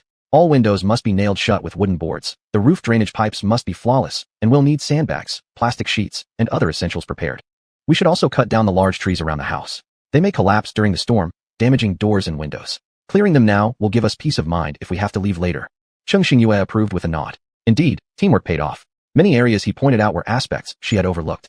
Sheng Mingkai stood tall and upright, stating, "Time waits for no man. Let's start now." "Good." With that settled, the two went straight to work without further ado, determined to prepare everything before the storm arrived. Both were focused and took action immediately. Soon enough, players already living nearby heard sounds like clang clang clang and bang bang bang. It was still early, so making noise didn't count as disturbing neighbors. Besides, such a concept didn't exist in this game anyway. The rhythmic tapping wasn't loud enough to disturb, but was steady enough to spark curiosity among their neighbors. One player from the left residence scratched his head repeatedly, wondering what exactly was going on. Thinking they were tearing down walls, the curious neighbor peeked outside, only to see nothing unusual. Meanwhile, Sheng Mingkai had made 2 trips with his homemade cart loaded with 2 carriages full of wood. Using his crafted knife, he trimmed an enormous pile of wooden planks onto the ground. These boards, or rather blocks, weren't finely polished but roughly shaped by the man before being hammered together into similar-sized pieces nailed firmly against the walls. His movements seemed effortless, betraying no sign of physical exhaustion whatsoever. As Cheng Xingyue passed by, she raised an eyebrow in surprise. She realized she'd underestimated his stamina. Even under such immense physical exertion, he remained calm and composed, something not even she could achieve. After nailing thick planks inside every window, the house grew dim, illuminated only through tiny slivers of light between the gaps of wooden panels. However, since the house's electricity system functioned properly, bright indoor lighting solved the problem completely. When Sheng Mingkai flipped the switch, the interior lit up once again. After finishing with the windows, he carried another stack of wooden boards across the increasingly diminished supply pile toward the wide main entrance on the first floor. Effortlessly unloading the heavy load off his shoulders, he grabbed the hammer once more and began pounding away diligently at securing these critical reinforcements. This door served as the central gateway connecting the interior and exterior spaces. Unlike solid concrete walls, it was far more vulnerable to destruction during the storm. Furthermore, its size necessitated twice the amount of effort, which would take significantly longer to complete. Therefore, it was essential not to leave this door for last. Ultimately, they retained only a small side gate leading to the backyard for entering and exiting. Leaving just one access point ensured none of the main routes were sealed off, while guaranteeing ample time for reinforcement if needed later. On Sheng Mingkai's end, progress surged forward with momentum. Over at Cheng Xingyue's area, developments unfolded just as impressively, if not even smoother, to the envy of many other players. Cheng Xingyue listened intently as the system chimed beside her ear. Ding dong, congratulations. You've drawn a set of advanced miniature private boats. Cheng Xingyue, closing the store interface calmly, she placed aside the materials she had gathered earlier for constructing a boat. This time, there was still some progress. At least, she didn't waste her points on an item only to have the lucky wheel spin again and obtain a far superior one. After purchasing from another player, she hadn't even turned around before listing it for sale in the store again, a pointless expenditure of points. Cheng Xingyue wasn't overly surprised, as after these few rounds, she'd realized that in every level, she could draw at least one item highly beneficial for passing it. Of course, their ranks varied, but the commonality was that they all gave her hints pertinent to the challenge ahead, providing strong impetus towards solving the difficult aspects of the stage. Cheng Xingyue took out a long, not particularly large box from the warehouse. Then, she pulled out a deck much larger than the box by several times. In the moment of pulling, the opening of the box seemed to warp like twisted space. A faintly translucent folded light appeared, making a splash sound as the material immediately restored to its original size, instantly occupying a large portion of the second-floor hall. Cheng Xingyue expressionlessly continued rummaging through the box, swiftly placing the divided ship skeleton, side panels, and hull ribs on the ground beside her. Sheng Mingkai had initially just passed by to fetch something, but a glance caught him intrigued by the motions of the woman sitting casually on the floor. His gaze followed her hand, landing on the pile stacked up into a small mountain in the corner of the room. Sheng Mingkai, you've already collected a set of materials to make a boat this quickly? Moreover, looking at the silver light boards which clearly weren't produced on the island, he continued. Did you get them by trading with other players in the shop? They look pretty decent. Cheng Xingyue shook her head calmly. No, I drew them from today's lucky big wheel. She added, not bad, it's a high-level tool, but we have to assemble it ourselves, which is a little troublesome. Drawn. Was it the same luck he'd held on to while idly spinning the wheel, thinking it wouldn't hurt to give it a shot, yet ended up only drawing a single pearl that barely counted as okay? Sheng Mingkai fell silent for a few seconds. Excuse me, it wasn't that the wheel didn't have good stuff, it was that he simply had no compatibility with this wheel at all. Cheng Xingyue smiled slightly at the man, her calm demeanor fully revealed. Seeing her reaction after drawing this high-level assembly ship from what might as well be renamed Daily Calm Single Draw, Sheng Mingkai inexplicably began questioning life. Chapter 46. Sheng Mingkai's heart churned wildly within, yet his face betrayed not a trace. So what if it was just a high-level tool? So what if it was just a small boat? He was a man who had weathered storms. Sheng Mingkai lifted his foot and finally asked inexplicably, how about a lottery round when we successfully pass the stage? Though he certainly didn't lack money, who wouldn't want more? Especially considering the odds were extremely high, it was almost a cost-free deal. Cheng Xingyue, sitting on the floor, she clearly saw the man whose foot was 1 centimeter off the ground but hadn't yet come down. His eyes gazed seriously at her, flickering slightly. She found this man increasingly incomprehensible. Cheng Xingyue hesitated and replied, sure. Hearing the affirmation, Sheng Mingkai's gaze settled, and he finally left the subtly nerve-stimulating living room. Mysterious as the depths of the sea, Cheng Xingyue decided not to delve into the strange realms of this man's mind, shifting her attention back to the task at hand. The model ship produced by the sunken world came with many parts, seeming simple enough according to the finished product image in the manual, but that was merely an impression. Upon opening the thick procedural guide that followed, Cheng Xingyue fell silent for a moment. Then she rolled up her sleeves and started with a rib plate. These ship body ribs, though seemingly made from basic metal, were actually different from the familiar types in the real world and felt lighter in hand than expected. After reviewing the key points of assembly in her mind, Cheng Xingyue first categorized all the plate pieces into groups and marked their corresponding positions on the deck, ensuring quick assembly in the following steps. Each time a piece was correctly assembled, the model slot would produce a click sound. If it was incorrect, there would be no sound. Based on this, Cheng Xingyue quickly judged and finished installing the ribs. Once they were combined with the keel, a shape resembling fish bones had already been neatly pieced together. Following closely, she proceeded to install the ship's bottom and the rear cargo hold, resulting in the bow and stern fitting perfectly into place, creating an essentially complete vessel. With too many parts of the ship to deal with, by the time everything was done, the sky had already darkened. Cheng Xingyue patted her stomach, originally planning to go downstairs to find Xing Mingkai for a quick meal of canned food, but she unexpectedly found him already standing in the kitchen. The pot in front of the man exhaled a white, misty steam. Leaning against the door of the kitchen, Cheng Xingyue felt rare relaxation. If it weren't for the awareness that this was a survival game rife with potential dangers, this atmosphere would be akin to coming home after work, having the rare opportunity to catch up with a friend over simple family dinner, chatting about the trivialities of life, ordinary yet warm. Unfortunately, such everyday lives were unattainable fantasies for today's gamers no matter how desperately they yearned. Xing Mingkai turned around and saw the girl lazily standing behind him and said, "Don't just stand here. Go outside and sit down. The noodles will be ready soon." Cheng Xingyue's brows curved gently, her voice showing unusual ease. All right. Though skeptical about the man's culinary skills, especially in stir-frying dishes, she decided to give him confidence when it came to soups. Propping her head on a square cushion, Cheng Xingyue idly placed her hands on the sofa, waiting quietly. Soon, Xing Mingkai came out carrying a large bowl of noodles. He put it on the dining table and turned around to get another one. Unexpectedly, Cheng Xingyue beat him to it and carried the second bowl out first. Xing Mingkai raised his eyebrows, then sat down. Cheng Xingyue set the seemingly well-prepared noodles on the table and sniffed lightly. She looked somewhat surprised at the slightly smiling man opposite her and said, "It seems the master chef has significantly improved his skills lately." Xing Mingkai smiled wider, saying, "Thank you for the compliment. It's my duty as someone who enjoys free meals from you." And indeed, she genuinely meant what she said. Although these bowls of noodles seemed ordinary, Xing Mingkai not only added 2 eggs to each bowl, but also generously topped them with freshly appetizing chicken. Xing Mingkai's eyes lit up a bit, his tone tinged with laughter. Despite always moving forward under pressure, one needs moments of respite now and then. After all, life is tough enough. We need to reward ourselves occasionally. To me, eating something nutritious and tasty is one of the best ways to unwind. Cheng Xingyue agreed. However, every meal featuring meat and eggs wasn't something everyone could manage, so she sighed softly. That makes sense. The two casually chatted as they ate their meals. After finishing dinner, they continued focusing on their tasks. Until 10:30 p.m., they put their affairs aside and went to bed to replenish sleep. Early sleeping and waking up is the most scientifically sound way of living and the most suitable regulation according to human physiological mechanisms. After entering the game, many players noticed better sleep quality drastically enhances thinking ability, leading to optimal decisions at crucial times. Therefore, unless unforeseen situations arose, they aimed to sleep early. In the night, it started raining again quietly, silently soaking the ground. Early the next morning, the two woke up one after another. Xing Mingkai stepped out of the door. After a night of continuous rain, there was already a thin layer of water on the ground.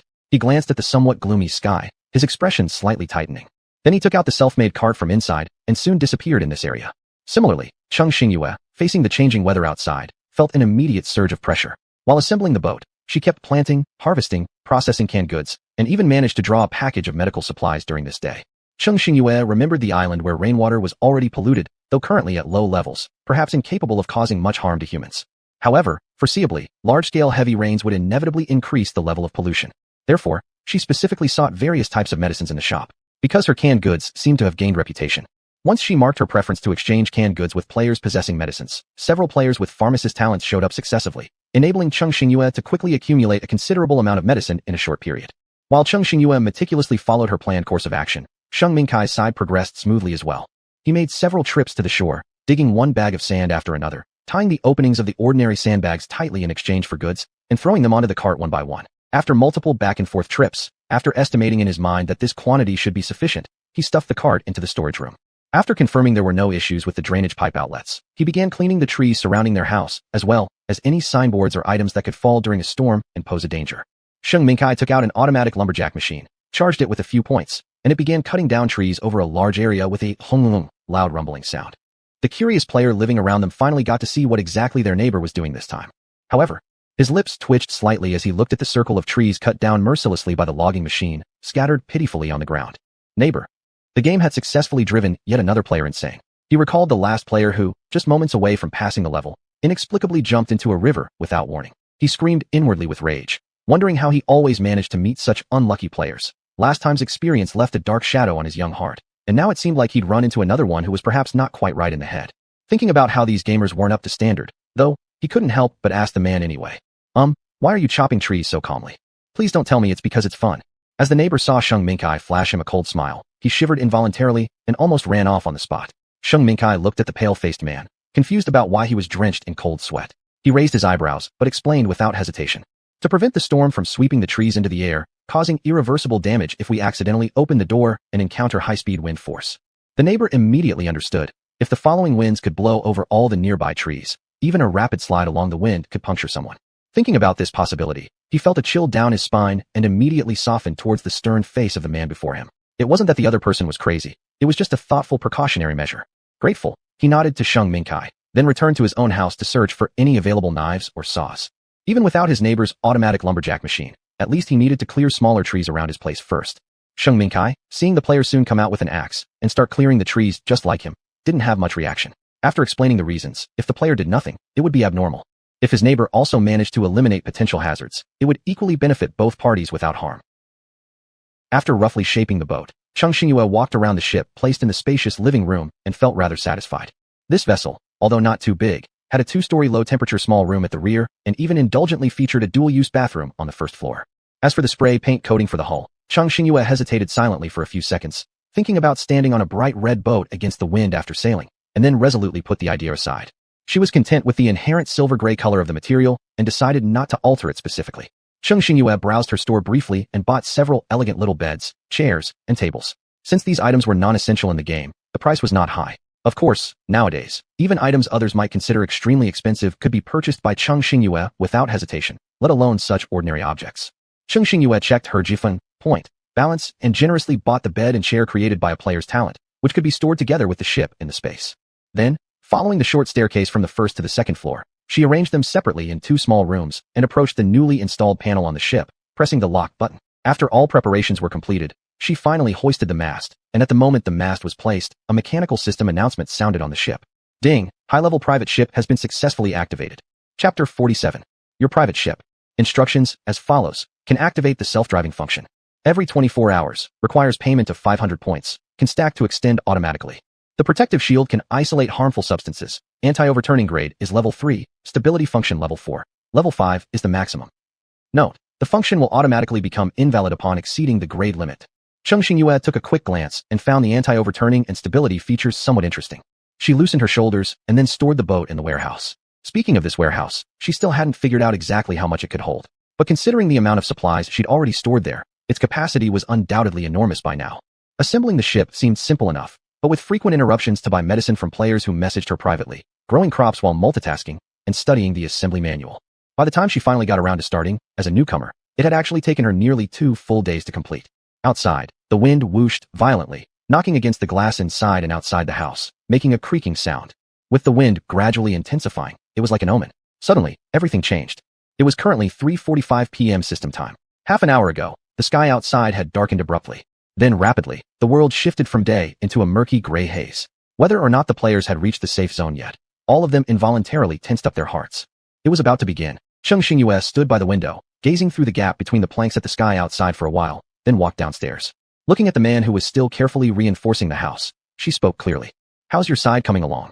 Sheng Mingkai didn't even turn his head. He was already extremely accustomed to her footsteps. He hammered the nail in his hand into a slightly unstable plank. Then with a clang, he put down the last piece of wood, slowly exhaled, and said with a relaxed expression, "Mission accomplished." After finishing, he stood up and patted his calves, which had grown stiff after maintaining the same posture for too long. Sheng Mingkai looked around at the sandbags piled up all over the room, then sat down on the wide, thick chair, relaxing his body that had been tense for so long. Cheng Xingyue raised her hand and took a sip of lukewarm water purified by low-grade medicine, ensuring its safety for consumption. The sky outside looks like it's about to collapse. It seems this island is going to be hit by a heavy storm soon. Sheng Mingkai's eyes darkened slightly as he recalled the perfect depiction of dark clouds pressing down like the city is about to fall. His mind paused for a moment before he continued. In these past 2 days, quite a number of players have successively entered the safe zone. At this point, both of them simultaneously thought of the little monk who was alone during their first encounter. That kid still hadn't arrived. Cheng Xingyue asked, "Are you in contact with Jingwu?" Sheng Mingkai's expression lightened slightly, waving his hand dismissively. This kid is smart. He met a male player, did some thorough research, and discovered the other person wasn't bad. Since both were alone, they've now reached a consensus and are heading toward the safe zone together. Sheng Mingkai knew clearly in his heart how perceptive the little one was. When it came to critical moments, he had his own clear ideas. After confirming the other player's trustworthiness and deciding to team up, there was certainly a high level of confidence. Moreover, even if the other person had ulterior motives, Sheng Mingkai's gaze turned cold. The arsenal he'd placed in the communal warehouse wasn't just for show. The little one might think quickly, but due to his age, many things would naturally be more difficult than for adults. Now, with a companion by his side, it was foreseeable that many tasks would become simpler. Cheng Xingyue stood up and looked at the pitch-black sky outside, silently hoping in her heart that the little monk would reach the safe zone as soon as possible. Otherwise, if he exceeded the deadline and happened to be stranded at sea, it would be very hard to escape. They weren't sure whether it was because they shared a system or something else entirely. After this accidental separation, the positioning feature had broken down and hadn't returned to normal until now. Thus, they still didn't know the exact location of the others. After several hours of a gray sky, when nighttime officially set in, the heavy rain that should have fallen earlier had still not come. Thus, the players stared into the pitch-black night sky, uncertain what the current situation truly entailed. If not for the strong gusts of wind still blowing occasionally outside, they would have almost thought the sudden change in the sky that afternoon was a mere illusion. After filling their bellies with food, Cheng Xingyue and Sheng Mingkai each returned to their respective rooms to rest. Having endured tight nerves for several days, both fell asleep as soon as their heads hit the pillows. It wasn't until midnight that all the players' minds simultaneously echoed with that familiar mechanical voice. Ding! The safe zone will close in 48 hours. Please prepare yourselves accordingly. When the all-too-familiar ding sound rang out, almost all players instantly opened their eyes. Then came a grit of teeth. Bloody hell, crossing the sea was no easy feat this time around. Yet the safe zone closure alert had come a whole day later than in the previous level. Cheng Xingyue furrowed her brows. According to previous experience, beyond tomorrow, those outside the safe zone would face conditions exactly as when the zone revokes at the last day. If after 24 hours one still couldn't enter the safe zone, it would be better to simply choose a secure foothold for the upcoming extreme survival challenge. Cheng Xingyue's thoughts raced. If by then the little monk still hadn't entered the safe zone on time, she'd suggest that he quickly find a place to anchor himself. After all, an ocean during a storm would be dangerous multiple times over compared to land. Listening to the sudden downpour outside that plinked against the windows, Cheng Xingyue's heart unexpectedly calmed. She reviewed the current preparations and then lay back down. They had done what they could do, and the rest was about improvisation. Although for most players, 48 hours felt too tight, this time, collaborating with Sheng Mingkai gave her ample time. The heavy rain continued unabated, even growing more violent. Cheng Xingyue collected a basin of rainwater and testing showed that its contamination level had reached intermediate grade. Outside, even wearing a raincoat couldn't prevent polluted rain from splashing onto uncovered faces. To say the least, if players didn't want to accidentally try absorbing moderately contaminated water and learn whether the short or long-term impacts on the body were worthwhile, they shouldn't leave their shelters. Had it not been that all necessary preparations between them were already in order, actually Cheng Xingyue did have ways to go out. After all, she still had some spare protective helmets from the first level stored in her warehouse. Though designed mainly for toxic gases, they sufficed temporarily to block out the rain. Aside from the daily system alarms reminding her to plant and harvest, Cheng Xingyue even had time to enjoy a carefully prepared bowl of noodles by Sheng Mingkai. Cheng Xingyue chuckled slightly. It seemed her reactions on the first day had given him plenty of encouragement. These past few days, he kept asking for her opinions and cooking various styles of noodles. Last but 2 meals ago, it was beef knife-cut noodles. Last meal was sour cabbage fish shredded noodles. She understood now. He truly loved cooking, and his noodle-making skills had been improving day by day. It looked like this guy had an abundant inventory. She wasn't sure how he managed it, but the range of ingredients available seemed limitless, like he owned a wholesale grocery business. Touching her cheeks, which seemed somewhat rounder recently, Cheng Xingyue sighed softly. If she kept this up, she'd undoubtedly gain 5 pounds in no time. While she mused, Sheng Mingkai called out to Cheng Xingyue, who was quietly watching the rain outside the window. Dinner's ready. Today it's egg vegetable plus crispy duck meat noodles. Upon hearing this, Cheng Xingyue hesitated for just a second before decisively heading to the dining table. Being fatter meant nothing when faced with such delectable food. Sheng Mingkai handed her a pair of chopsticks and didn't hurry into his own meal. Instead, he turned toward Cheng Xingyue beside him. Try it and see if you like it. Cheng Xingyue took a big mouthful of noodles and drank a sip of soup, then told the man next to her. Tastes great. Hearing this, Sheng Mingkai's face lit up even more. For reasons unknown, just seeing the faint smile on her face after eating his dishes brought him indescribable joy. He smiled lightly. That's all I need to hear. After finishing the warm noodles, they sat aside and rested for half an hour. Since they had free time anyway, recalling the superior combat skills of the other, Cheng Xingyue asked whether he could teach her some practical techniques for actual fighting. Sheng Mingkai gladly accepted this request. In his view, as friends, and ones bound by mutual life-saving experiences, it was ideal to help enhance combat strength within his specialized area. One's own capabilities are etched into their bones, something no one else could take away. This was especially true in such peril-filled games. Perhaps his help would provide the partner with a ray of hope in a future moment. Still, mastering a complex martial arts set or combat method in a short span of time wasn't feasible. After pondering, Sheng Mingkai decided to directly spar with her. Through practice, he tailor-strengthened her physical control and offered targeted guidance accordingly. Sheng Xingyue was an excellent student, and in this aspect, she exhibited a startling ability to learn. After just a few sessions, even Sheng Mingkai, with his keen eye for talent, couldn't help but marvel at her rapid progress. Whenever Sheng Mingkai explained fine details, Sheng Xingyue listened carefully and remembered everything he said. For the areas where there were gaps in her understanding, after being prompted, she never made the same mistake twice. Sheng Xingyue also felt that she was gaining a great deal from their sessions. She felt as if she had touched upon a world she had never entered before, sensing that she was just one step away from breaking through to the next level. Although this single step remained stubbornly unachieved, Sheng Xingyue did not overly worry. What must come will come, and what cannot be achieved cannot be forced. It was better to wait patiently and believe that the moment was not far off. As they helped each other refine their techniques under mutual guidance, time flowed by incredibly fast. Before they knew it, out of the 48 hours until the safe zone closed, only 10 minutes remained. At that time, the sky outside hinted at the coming of a storm, as the heavy rain that had been falling earlier inexplicably stopped. There wasn't a single cloud in sight. The rain clouds moved rapidly with the airflow. The water near the coast was unusually still, without a ripple, and the air carried a salty tang that weighed down on people's chests. Chapter 48. Meanwhile, on a small island not far from the safe zone, the little monk, they, who were outside the danger zone, felt the impending typhoon first. In the blink of an eye, the color of heaven darkened as heavy rain cascaded down like a flood bursting from a breached dam. Strong winds whipped around, causing leaves on trees to flutter wildly, while sharp howls covered up the curses of nearby players. The little monk stood outside his wooden house, clutching at his collar that was blowing wildly in the wind. His heart sank as he turned to the tall man beside him, whose expression was also tense. There's no time left. We need to find a place with higher ground and relocate our shelter. They could have arrived yesterday, but unfortunately met with unexpected trouble along the way, delaying their journey considerably. Even though they were not far from the safety zone now, reaching it in time would not change much for them. The little monk anxiously thought about Sheng Mingkai and Sheng Xingyue, silently hoping that things went well for them, so they could pass this level smoothly. Boom boom.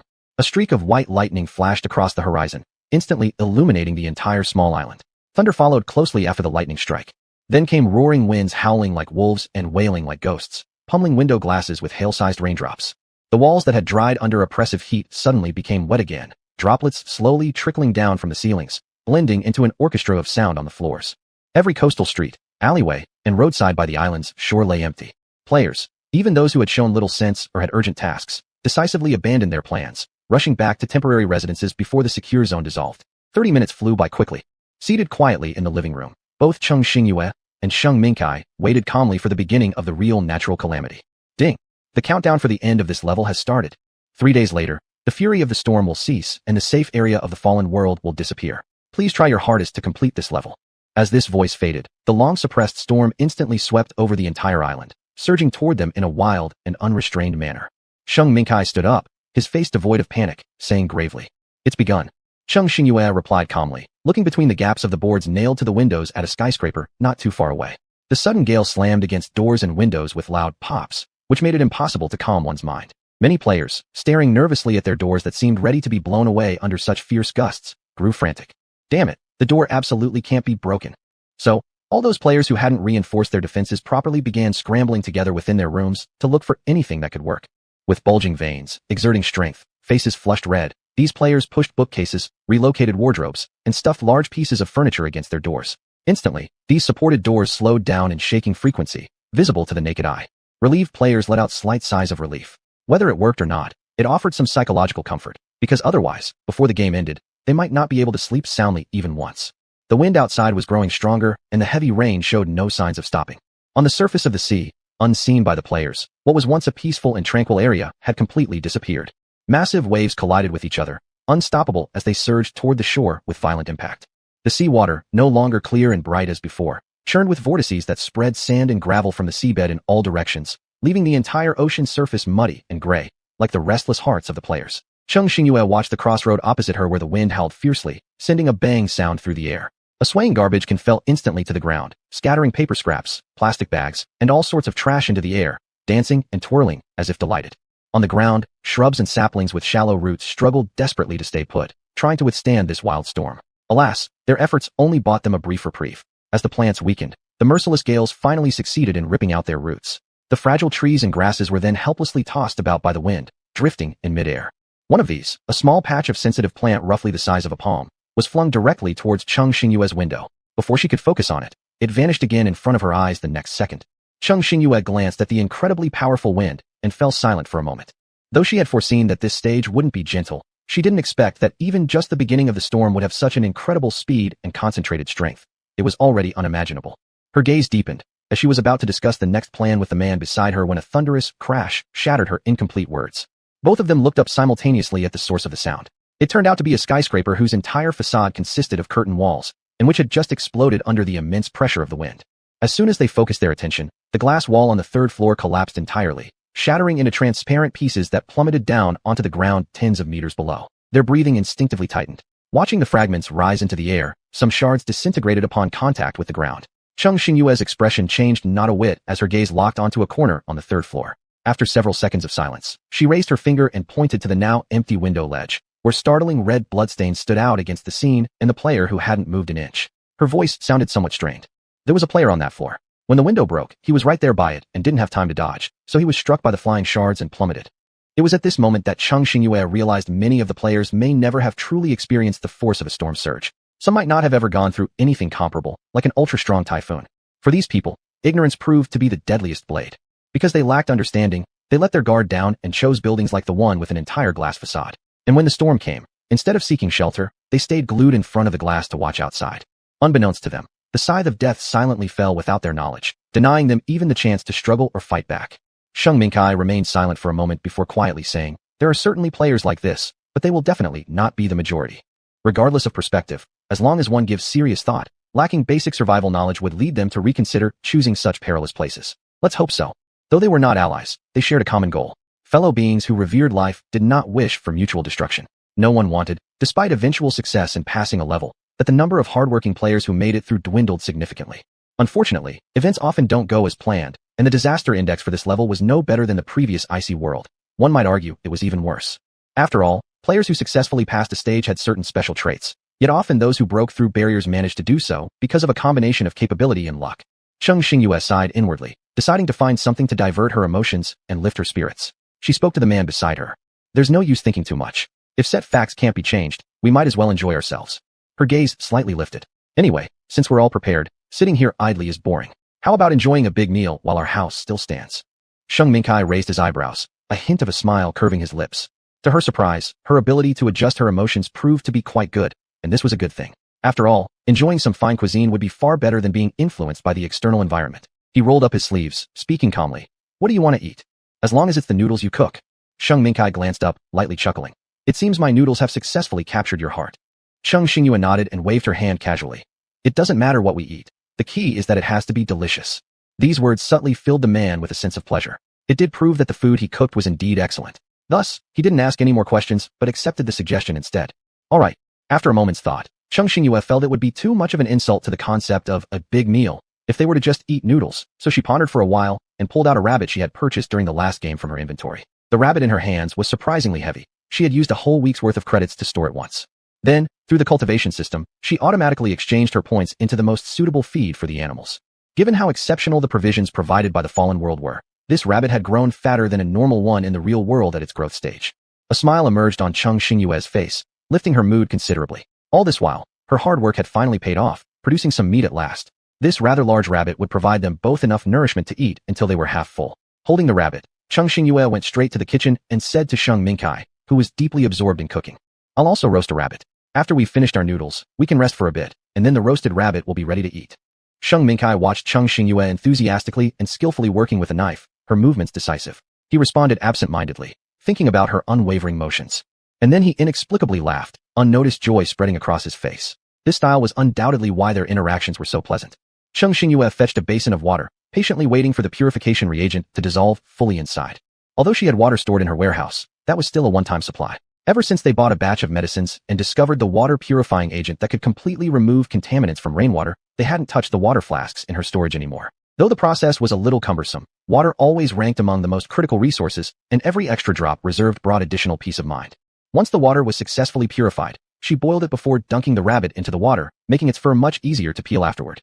With the cleaning done, Cheng Xingyue took out the special marinating seasoning given to her by Su Yan, letting it soak in briefly to absorb the flavors. Then, she retrieved her grill. Just as she started a fire and placed the rabbit over it, an unexpected faint squeak sound reached their ears. The entire house plunged into darkness instantly. The two of them stared wordlessly. Sheng Mingkai paused his bowl, watching Cheng Xingyue under the flickering candlelight, her striking features highlighted yet overshadowed by her frustrated expression. His fingers moved slightly as a soft laugh escaped his lips. Cheng Xingyue remained silent. This gentleman seemed oblivious. A blackout had occurred, probably due to a widespread electrical fault on the island. They would likely spend the night eating in the dark. And yet, he could still laugh? Of course, Sheng Mingkai could still laugh. With a lift of his palm, a glowing, warm, fist-sized object appeared mid-air. Cheng Xingyue was astonished. Is this a night pearl? Sheng Mingkai placed the pearl on the table, illuminating the entire Shitolanya restaurant as if it were daylight, then nodded approvingly to indicate she was right. Picking up the cooked dishes again, he laid them onto the table. Cheng Xingyue remarked, "This thing is pretty peculiar, but I've never seen any player sell such an item." Upon learning it was drawn from the Grand Lottery wheel, Cheng Xingyue couldn't help but praise. "Seems like your luck isn't bad either." Sheng Mingkai fell silent. Truth be told, after so many attempts at the luck wheel, this was the only thing he'd won by sheer chance, utterly useless for anything other than lighting. Thinking back to how effortlessly she drew high-tier items, Sheng Mingkai gave her a faint smile, his heart stirred with complex emotions. Chapter 49. Watching the sincere demeanor on her face, Sheng Mingkai stayed silent for a moment. Unacceptable. If he continued this conversation, those previous trinkets he'd received, pins, flower seeds, etc., things tantamount to tokens of encouragement, would surely expose him entirely. In order not to leave the impression with his partner that his luck value was practically zero, the man smiled faintly and cleverly shifted the topic. "Don't just stand there. Eat first and pad your stomach a little." Unfortunately, his attempt at changing the subject had been spotted from the beginning. Cheng Xingyue fixedly stared at the natural demeanor of the other person, her fingers lightly tapping on the wooden chair. As the two spent days together, their understanding of each other deepened day by day. Likewise, they had gained some grasp over each other's micro-expressions. Especially Cheng Xingyue, who was someone with a keen sense for details. This guy's performance seemed too unnatural to be real. She set aside her faint doubt and then walked to the dining table, enthusiastically starting to eat the noodles. The taste wasn't bad. Sheng Mingkai relaxed slightly upon seeing this and felt like he'd gotten through this part. As they ate and chatted, Cheng Xingyue suddenly got an idea and subconsciously asked, "Actually, the best thing you drew from the lucky roulette is this night pearl, right?" These unexpected words left Sheng Mingkai momentarily unresponsive, his facial expression slightly stiffening. Seeing this, Cheng Xingyue had her answer. The man across from her paused with his chopsticks in hand, his expression complicated. Cheng Xingyue couldn't help but tease him. "Sheng Mingkai, the law of Murphy really does strike without fail. What you don't want to happen can never be avoided." This saying indeed held true. Cheng Xingyue's lips curled up. It was rare to see that the man usually as steadfast as a mountain actually showed cracks on his face. Cheng Xingyue got interested and started teasing him recklessly. Sheng Mingkai bore her mocking gaze, and after a brief silence, suddenly smiled at her. His voice, slightly hoarse, resounded. "So, I need help from the big shot, do I?" Cheng Xingyue maintained her composure, feeling a slight itch in her ears. "Just talk. Why get so close?" After his words ended, the air suddenly filled with a strange heat. Cheng Xingyue resisted the urge to rub her ears, coughing lightly, thinking how this reaction was entirely different from what she expected. Then, she wisely decided not to mess around anymore. Cheng Xingyue took a sip of soup, which was full of color, fragrance, and flavor, and said with satisfaction, "Delicious." Sheng Mingkai chuckled indifferently, watching the small tentacles that had just poked out retract immediately. He couldn't help but raise an eyebrow. Hadn't this girl just been trying to tease him? Why had she retreated so quickly now? Before any formal seduction began, Cheng Xingyue had already withdrawn. "Ahem. Seems something is off. I'm retreating first." Cheng Xingyue pretended to remain calm, holding her chopsticks steadily, perfectly maintaining a uniform speed while eating, making the contents in her bowl decrease rapidly. Sheng Mingkai couldn't help but smile. Watching the strand of hair between her brows fluttering with her movement, Sheng Mingkai's fingers moved involuntarily, mysteriously arising with the intention to push the strands obscuring those bright eyes behind her ear. His hand slightly shifted an inch, then realized it was inappropriate, hastily clutching back before lifting his hand again, causing a slight hesitation. There it was again. He felt his recent thoughts were all strange, completely beyond his control. On Cheng Xingyue's side, she was fully engrossed, paying no attention to the fact that the normally unperturbed man beside her had subtle ripples in his heart. Cheng Xingyue quickly finished a large bowl of noodles and looked towards the opposite side, where the bowl remained almost untouched after such a long time. She couldn't help but raise an eyebrow. "Not hungry? If you don't eat soon, the noodles will cool down, and the taste won't be as good." Sheng Mingkai smirked, and then said, "Eat." Cheng Xingyue didn't pay attention to him anymore, enthusiastically beginning to prepare the rabbit roast. The sound of wind and rain outside grew stronger, yet neither of them paid it any heed. This was only the beginning. If the carefully prepared defense items crumbled so quickly, then they might as well give up, because this round of hellish level would nearly eliminate 9/10 of the players. Cheng Xingyue retrieved the tender rabbit meat specially soaked in the marinade. The rabbit meat soaked in the dark brown special seasoning had its skin dyed with a thin layer of color, filling the space with a rich aroma. Cheng Xingyue nodded satisfactorily, looking forward even more to the roasted rabbit. Effortlessly, Cheng Xingyue put the whole rabbit back onto the grill, occasionally flipping it with one hand while sprinkling some chili powder from time to time. Both being fans of spicy food, the marinade merely used for flavoring was far from enough for the both of them. Thus, sprinkling more chili powder was essential. Cheng Xingyue concentrated fully, her eyes following the rabbit meat releasing increasingly strong aroma under her hands. Together with the man sitting next to her shortly after, they watched intently as the oil sizzled and spat tiny sparks. Sheng Mingkai's throat moved slightly, and what he initially hadn't paid much attention to, the rabbit, started to spark some interest in him. Cheng Xingyue's eyes were also glowing with fervor, her gaze locked onto the rabbit meat roasting on the grill. It wasn't surprising that they appeared as if they'd never seen such delicacies before. After all, they considered themselves players who didn't have to worry about food or drink, always having meat and vegetables for every meal. Yet, against this astonishing aroma, they could barely contain their excitement. Thinking about how rabbits had an incredible ability to reproduce, she reflected that from the initial quantity, the number of rabbits she started with had quintupled by now. One litter consisted of an impressive amount, which was truly amazing. However, Cheng Xingyue thought silently, it seemed the remaining rabbits in the breeding pen should indeed be used more effectively. The rabbits hungrily nibbling on feed, looking pitifully sad. What did we do wrong that we don't deserve to grow a few extra pounds before being slaughtered? Sheng Mingkai couldn't help but remark. If one overlooks the high quality of the rabbit itself, it's no surprise that even the semi-cooked rabbit meat smells so aromatic. It's mainly due to that seasoning package you took out earlier.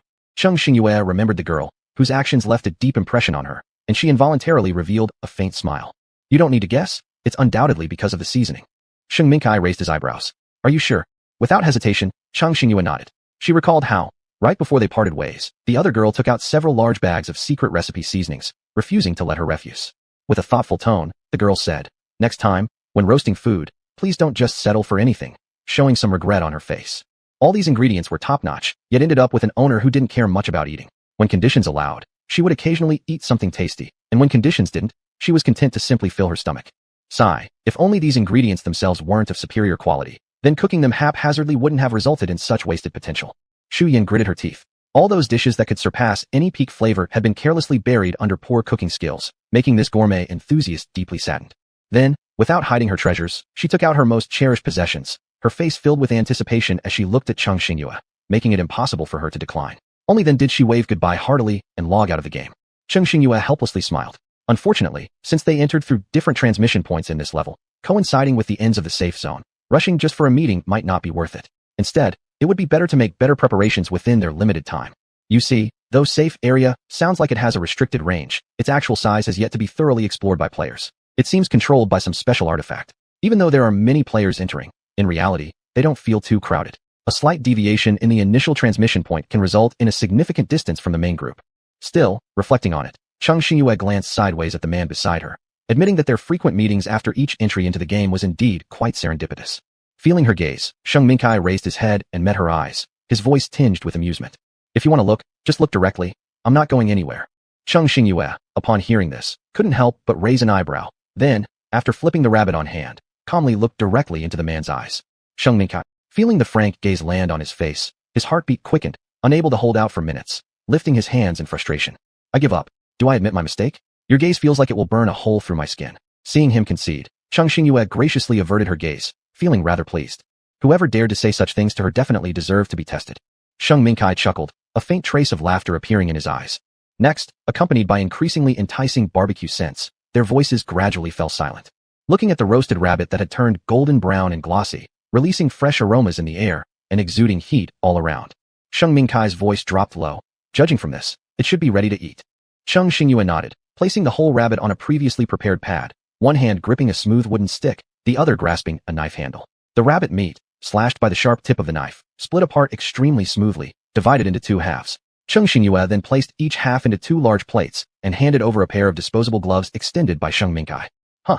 Cheng Xingyue felt a bit surprised, looking up at him. You even brought these? Of course, this is one of the spoils I got from that damn spinning wheel. Sheng Mingkai kept a calm expression as if it were completely insignificant, and gave a slight smile. Cheng Xingyue felt like she had an inkling of what it was, but decided not to bring it up. She simply put on the gloves and tore off a rabbit leg with great force before taking a bite. The moment the delicious and fresh rabbit meat entered her mouth, her face relaxed instantly. She exhaled a warm breath and silently marveled that this meat did not disappoint at all. Crispy on the outside and tender on the inside, free of greasiness and gaminess, truly deserving of being called a delicacy. The roasted rabbit not only smelled appetizing but also tasted fragrant in the mouth, aromatic, crisp, and utterly addictive. Sheng Mingkai didn't rush to eat, but upon seeing her enjoying it so much, he no longer hesitated. He tore off a piece of rabbit meat and placed it into his mouth. Absolutely delectable. Both of them unconsciously began chewing faster, their rhythm surprisingly consistent, even their words of praise identical. Inside the room, the two enjoyed a rare sense of calm, and the entire City Lanya restaurant under the warm white glow of a large bead entered a tranquil yet cozy atmosphere. Chapter 50. Although they had eaten a bowl of noodles earlier and weren't really hungry, the smell of this crispy on the outside, tender on the inside rabbit enticed their appetites. An entire rabbit, more than enough for a full meal, was almost entirely devoured by the two. Cheng Xingyue leaned back in her chair contentedly, her voice carrying a hint of laziness. Her eyes shone brightly, showing utter satisfaction. She lightly touched her slightly protruding belly and immediately became alert. No, this couldn't continue. After all, she maintained her superior and healthy figure through countless sweat-filled hours in the gym. Cheng Xingyue slowly stood up and started pacing around the room while Sheng Mingkai watched her, a faint smile tugging at the corner of his lips. Cheng Xingyue felt somewhat between laughter and tears. While most people still worried about having enough to eat and wear, it was quite rare for people in a disaster game like them to worry about eating too much. Perhaps this was the kind of trouble happiness brought. Despite the house being tightly reinforced, the rising storm outside barely affected it, sharply contrasting with the aromatic scent within. Meeting such a reliable partner in this stage was simply fantastic, Cheng Xingyue thought. Without Sheng Mingkai's help, almost everything she would have done would have taken nearly twice as long. And finishing everything ahead of time would have been highly unlikely. Even though she could technically stay awake overnight fixing the house and assembling a private boat, the cost was clear, an early depletion of energy. Even under favorable conditions, perhaps she could get some extra sleep. But should anything go wrong, it might lead to another excruciating battle with headaches. Calmly staying indoors, gnawing on the spicy and delicious rabbit meat, enjoying the peaceful tranquility separate from the chaos outside was practically like a daydream. Inside the room, one propped their chin on their hand, a gentle curve to their lips, while the other wandered lazily around the wall. It has to be said, the taste of roasted rabbit was indeed excellent. Thinking about the first batch of rabbits she raised which could now be slaughtered for food, Cheng Xingyue clenched her fists with anticipation and began planning when to indulge in a whole rabbit feast next time. Neither of them spoke but were extremely relaxed, their hearts light like breaking through clouds to see the sun. They deliberately refrained from thinking too far ahead about the potentially worst scenarios they discussed beforehand. After all, no matter how tough things got now, they could encounter something worse later. One must maintain a mindset capable of finding joy in every little detail of life, and strive to expand that joy bigger and wider, keeping a positive attitude toward facing any hidden threats ahead, defeating them head-on, and breaking through limitations. While they relaxed comfortably, many other well-prepared players were also trapped inside by the eerie storm outside. Some players were naturally impatient types. After being stuck in the restricted room for half an hour, they grew restless. One of these players was Zhuang Lian. As a player with a rare talent skill, he never lacked for food or drink. Just the commission from transmitting items was enough for him to accumulate half a box of points. Zhuang Lian yawned, sent an order from a certain organization to various target players, and then sat on a rocking chair with a bored expression on his face. Since many players took the opportunity to form large or small organizations, but due to the uncontrollability of teleportation points, some players were unable to gather in time at the designated headquarters. As a result, many members who joined these organizations were forced to leave the main force. Moreover, attracted by the superior treatment and rewards of the organizations, numerous players accepted their tasks. If they see potential talents, they should try their best to recruit them into the organization. In case of encountering a powerful player, if it's really impossible to recruit, they must at least obtain a way to contact them privately, aiming to establish long-term trade relations for resources. Of course, no one could truly pay attention to these matters during the last 3 days of the game. But the major players who devoted themselves to managing their organizations seized this golden opportunity to win the hearts of capable individuals, determined to tie those competent players onto the same boat tightly. Therefore, Zhuang Lian, already quite famous among the organizations, frequently received items of encouragement and care. Through his spatial transmission button, according to the map annotations, he accurately sent these items to all kinds of players. Though most standard packages contained merely a packet of cookies and a few candies, they were precious food items, which no one would refuse. Some players even managed to hold out through difficult situations thanks to this meager supply. The man, accepting orders big and small, thus became a highly sought-after hot potato in the eyes of various organizations. Who would have thought that when he first entered the game, he almost starved to death because his seemingly useless initial skill nearly buried him. However, the man's gaze deepened slightly. In the later stages of the game, with the significant reduction in the number of players, it was likely that his skill would again become an ineffective disadvantage. Stretching his long legs, he stood up again. After walking around the room for half a while, he leaned against the wall and opened the system interface. He listlessly browsed through the various shops without much interest, intending to exit. But suddenly, his peripheral vision caught the panel of potato stamina cans. The man's eyes flickered as he suddenly remembered something he had overheard a few days ago. A group of players discussing a small shop, Stamina, instant cans. He looked at the store name again. Yes, it should be the can from the store they mentioned back then. Recalling the undisguised excitement and fondness on the faces of those players back then, he couldn't help but grow interested. Recently, upon entering the safe zone, he'd been busy nonstop and forgot that he originally intended to take a look at this item. Now that he'd come across it, he decided to buy a few boxes to try it out. Still, Zhuang Lian glanced at the limited stock of 105 cans and the words indicating purchase restrictions, and couldn't help shaking his head lightly. He grew increasingly curious instead. Before confirming its effect on food consumption, he didn't intend to buy too much, so he only ordered 3 boxes as a trial. After paying with points, the goods were automatically stored in his warehouse. The man sighed again. If not for these little stores that mostly disregard transporting goods between players as a viable business model, he probably wouldn't have much business either. But speaking of profit margins, those shop owners would certainly prefer direct product transactions for efficiency. Thinking about the player who was the first to open the agency rights and made a tidy sum of points, the man let out another sigh. People compared to other people could indeed make one feel defeated.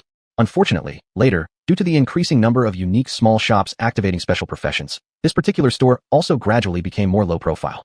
Had it not been for his accidental overhearing of players praising this canned good so much, he might have forgotten about this obscure little shop lost among countless others. Ding! Please select your desired goods. After confirming, the next moment, the items appeared on the coffee table in front of him. Looking at the shell, seemingly no different from ordinary cans, he did not hastily draw any conclusions and then lifted the lid with one hand. Instantly, a tempting aroma wafted through the air. His eyes lit up with genuine anticipation. Then he opened another can of rice and paired it with the soft potato pieces. Zhuang Lian solemnly discarded the unenhanced cap to one side and carefully scooped up a piece of potato, hesitatingly moving it toward his mouth. The moment it touched his lips, his eyes instantly sparkled. In a hurry, he quickly took another bite, experiencing both the obvious effects of recovering stamina and a delicious taste beyond description. In just 3 moves, the entire box of potato cans was completely devoured by the man, leaving him regretfully staring at the now empty can. After satisfying his appetite, Zhuang Lian suddenly slammed the table. Oh no, he was so engrossed in eating the canned food that he almost forgot. After selling out, there were fewer than 100 boxes left of this product from the store owner. The man felt somewhat frustrated and quickly entered Youjia Xiaodian, a little shop. The moment he saw the shelves, his heart sank. As expected, it was all gone. He couldn't help feeling sad. He had finally found a food item that suited his taste and provided nourishment, but now he had missed his chance to stock up on it. Despite its limited availability, it had been swept clean so quickly. Clearly, his hopes of stocking up would be delayed for some time. With no other option, the man reluctantly followed the small shop and its inventory before logging out. In an exceptionally foul mood, he changed his player profile description. Rarely do I find such an incredibly effective canned food, and yet the store is out of stock. Heartbreaking. Over the next 20 minutes, the man's mood didn't improve, just as he was about to adjust his emotions. Suddenly, an alert from his specially monitored notifications sounded in his mind. Surprised, Zhuang Lian immediately opened the small shop he'd just tracked. Upon closer inspection, a flicker of joy appeared on his face. It seemed that luck was on his side. The owner had restocked without making him wait an indeterminate length of time. He suppressed his excitement as he watched the inventory numbers drop at lightning speed. There was no time for astonishment. He swiftly purchased 7 more boxes of cans. Sighing deeply, he regretted the purchase restrictions. Otherwise, he would have willingly spent half of his points on these cans. After all, such food items in the game are hard currency, let alone these special cans. After buying them, while observing the still rapidly depleting stock levels, a slightly strange sensation arose in his heart. Though the cans were truly excellent, their high price should have deterred many players. Why were so many purchasing them now? Could he have underestimated the wealth of these gamers? Perplexed, he shook his head and, just before closing the page, suddenly remembered something. He wasn't just anyone, he held some influence. Recalling the recent update to his player profile introduction, a chill ran down his spine. Perhaps, unknowingly, he'd given the store owner free publicity, inadvertently drawing a horde of competitors. Realizing this, he hesitated no longer, rushing to delete the status update from his profile. His mind weighed heavily on the potential outcome. With a bitter expression, the man thought, if it was indeed himself who spread the word, he would certainly grow extremely irritable. By unintentionally creating more competition for himself, it was truly exasperating.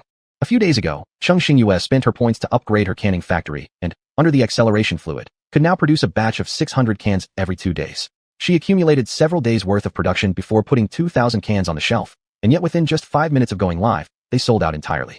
This was much faster than usual, leaving Cheng Xingyue quite puzzled by what had occurred. Her cans never lacked for sales, so to open her little shop's reputation, limiting purchases per person worked like a charm. Not only did this strategy significantly increase her shop's transaction volume and bring in heaps of points, but even so, how could she sell out this fast? Were players queuing daily for this opportunity? Just as she pondered this question, in various corners of the game, numerous players witnessed a flashing notification on their system interfaces. In the top right corner, the 4 glaring words, Chuyu Zuji, First Encounter Organization, were clearly visible. This organization, which ranked among the top 5 in scale, posted a routine task just half an hour ago. Attention, members may now buy 10 cans through Youjia Xiaodian. The organization will exchange for equivalent priced goods and reduce the basic organizational task load for 1 week. Chapter 51. However, there were also some players who, despite securing 10 cans, cleverly refrained from submitting them. After tasting the cans themselves, they firmly ignored the notice. What a joke. How could they possibly give away something they'd worked hard to secure for nothing in return? though promised equivalent value in the exchange, who knew exactly what kind of materials were involved. There's nothing as reliable as what's already in your hands. Many players, without exception, hid the fact that they had bought cans and stored them in their warehouses. Thus, the canned food that was previously highly popular among a small group of people now formally caught the attention of a broader audience among the gamers. Many players with friends or family within the game started spreading the word far and wide, enthusiastically recommending this food, especially the instant canned meals, which unexpectedly became what common players looked forward to the most. Hey buddy, I bought those cans you recommended last time. They are indeed pretty good. The best part is they fill you up. Totally perfect for us folks who worry every day about how to get enough food. Ha ha ha. Didn't I tell you they were great? How many boxes did you buy?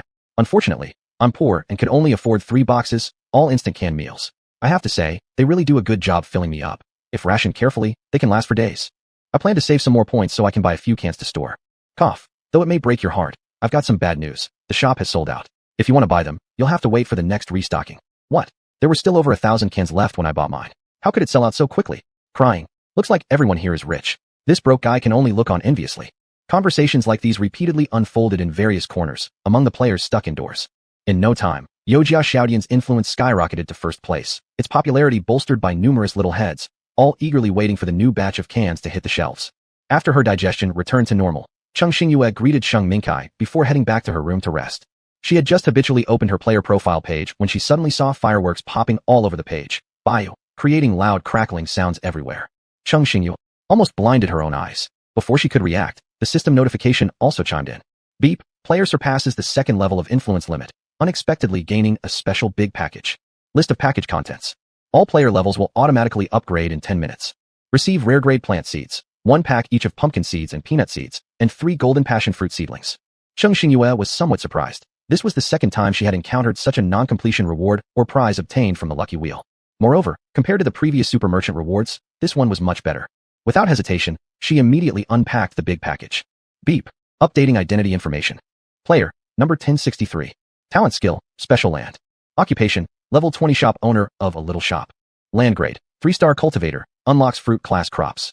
Canned food factory, intermediate level. Rule updates. Processing time shortened to 3 days, each batch increasing to 1,000 canned goods. Chance of preserving original material attributes boosted to 75%. Cheng Xingyue. Happiness came too suddenly. Cheng Xingyue wasn't swept away by joy, but remained calm as she meticulously counted through each reward, gradually deepening her smile. This was a real windfall. Cheng Xingyue thought to herself, it seemed that putting canned goods in her shop was undoubtedly the right decision. Not only had it significantly improved her dwindling financial resources, but she had unintentionally reaped such bountiful rewards. Each item here was genuinely useful. Lost in thought, Cheng Xingyue observed the items before her, beginning to plan. Pumpkins, after maturing, could be made into pumpkin cakes or paired with rice to make pumpkin porridge. Not only soothing to the stomach, but also nutritious. Peanut seeds, besides later being processed into snacks, could also be crushed into peanut oil. In the future, if she needed to bake things, she wouldn't need to painstakingly trade with other players for ingredients anymore. And moreover, Cheng Xingyue smiled faintly. Passion fruits were truly excellent. They contained a wealth of vitamins and microelements such as calcium and iron essential to the human body. Some even claimed that the nutritional value of 1 passion fruit equaled that of 8 apples. Additionally, they contained ultra-fibers beneficial for intestinal health. One could say that just this single system-provided seedling was worth 10,000 points, since planting it would generate a steady business stream. Cheng Xingyue carefully stored the seeds and seedlings in the warehouse, planning to plant them once her next harvest of crops was complete. When the new crops matured, her range of canned goods could diversify. It was unknown whether this time's rare seeds possessed any unique effects. She lounged lazily against the table. This upgrade of the canned food factory also resolved her urgent needs. Otherwise, at the previous speed, it would be hard to supply enough cans for those hungry players. Thinking this, she chuckled softly again. Even so, it might still be difficult to satisfy the players. However, she didn't take it to heart. From start to finish, she had never intended to support a hoarding model for everyone. After all, this stuff had a market and value, and moving forward, she wouldn't increase the quantity on the shelves either. Since she had accumulated enough points to last her for a long time, it was also time for her to stock up on more cans as a precaution. Cheng Xingyue's decision led to the unique canned goods becoming a potent medium of exchange among the player community because of their limited quantities and high values. Occasionally, when a player took out a can in the public area and ate heartily, it drew envious glances from many. This development was unexpected by Cheng Xingyue. As Cheng Xingyue listened to the thunderstorm raging outside her tightly closed windows, she felt no disturbance inside, growing ever more confident about her success with each increasing advantage. She turned off the lamp and fell into a deep slumber. The next morning, after brushing her teeth and washing her face, she was pleasantly surprised to find that the first batch of apple saplings had matured. Although the fruit trees were good, it had to be said that their growth rate was too slow. She had really gone through great efforts over this period, not only buying various nutritional supplements, but also growth accelerators. Yet it still took so long for the first apples to finally be harvested. For such a long time, apart from eating fruits during the first level of the game, she hadn't seen any fruit trace during the following 2 levels. In the last level, there were simply no supply points available, and in this one, it was just a small island with few stores. At first, they searched through nearby shops with slim hopes, but obviously, everything valuable had already been emptied, leaving them nothing before even getting a chance. Therefore, throughout this period, the price of vegetable and fruit exchanges had skyrocketed, making it almost impossible for normal players to trade. Cheng Xingyue had once taken on an agency order at her little shop, but since she already possessed the apple tree seedlings, it wasn't necessary to spend many points exchanging them. Cheng Xingyue picked 2 apples which didn't need washing. Crops grown in her special land talent automatically filtered and cleaned themselves before being stored in the storage bins. She went downstairs and tossed an apple to the man who was practicing his boxing skills. Sheng Mingkai stopped mid-punch. Out of the corner of his eye, he saw a fist-sized object flying quickly toward him. He lifted his hand and caught it perfectly. Holding the round fruit, he smiled while occasionally taking a bite of his own apple. Apple, what excellent treatment today. We even have pre-meal fruit arranged. Cheng Xingyue nodded slightly. They've just been harvested. The taste is pretty good. For a while now, the two had shared meals together. Sheng Mingkai, although not a food-type talent player, his knowledge of hot and cold weapons made him very valuable and ensured a stable market. So, naturally, neither of the rich households hesitated over a mere apple, even if they didn't consider their current friendship. Just the meat-filled dishes previously served by Sheng Mingkai could easily be exchanged for several equally precious fruits.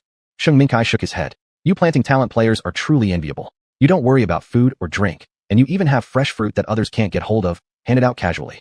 Cheng Xingyue glanced at the man dramatically acting, not directly exposing his insincere flattery, and replied in a tone similar to his.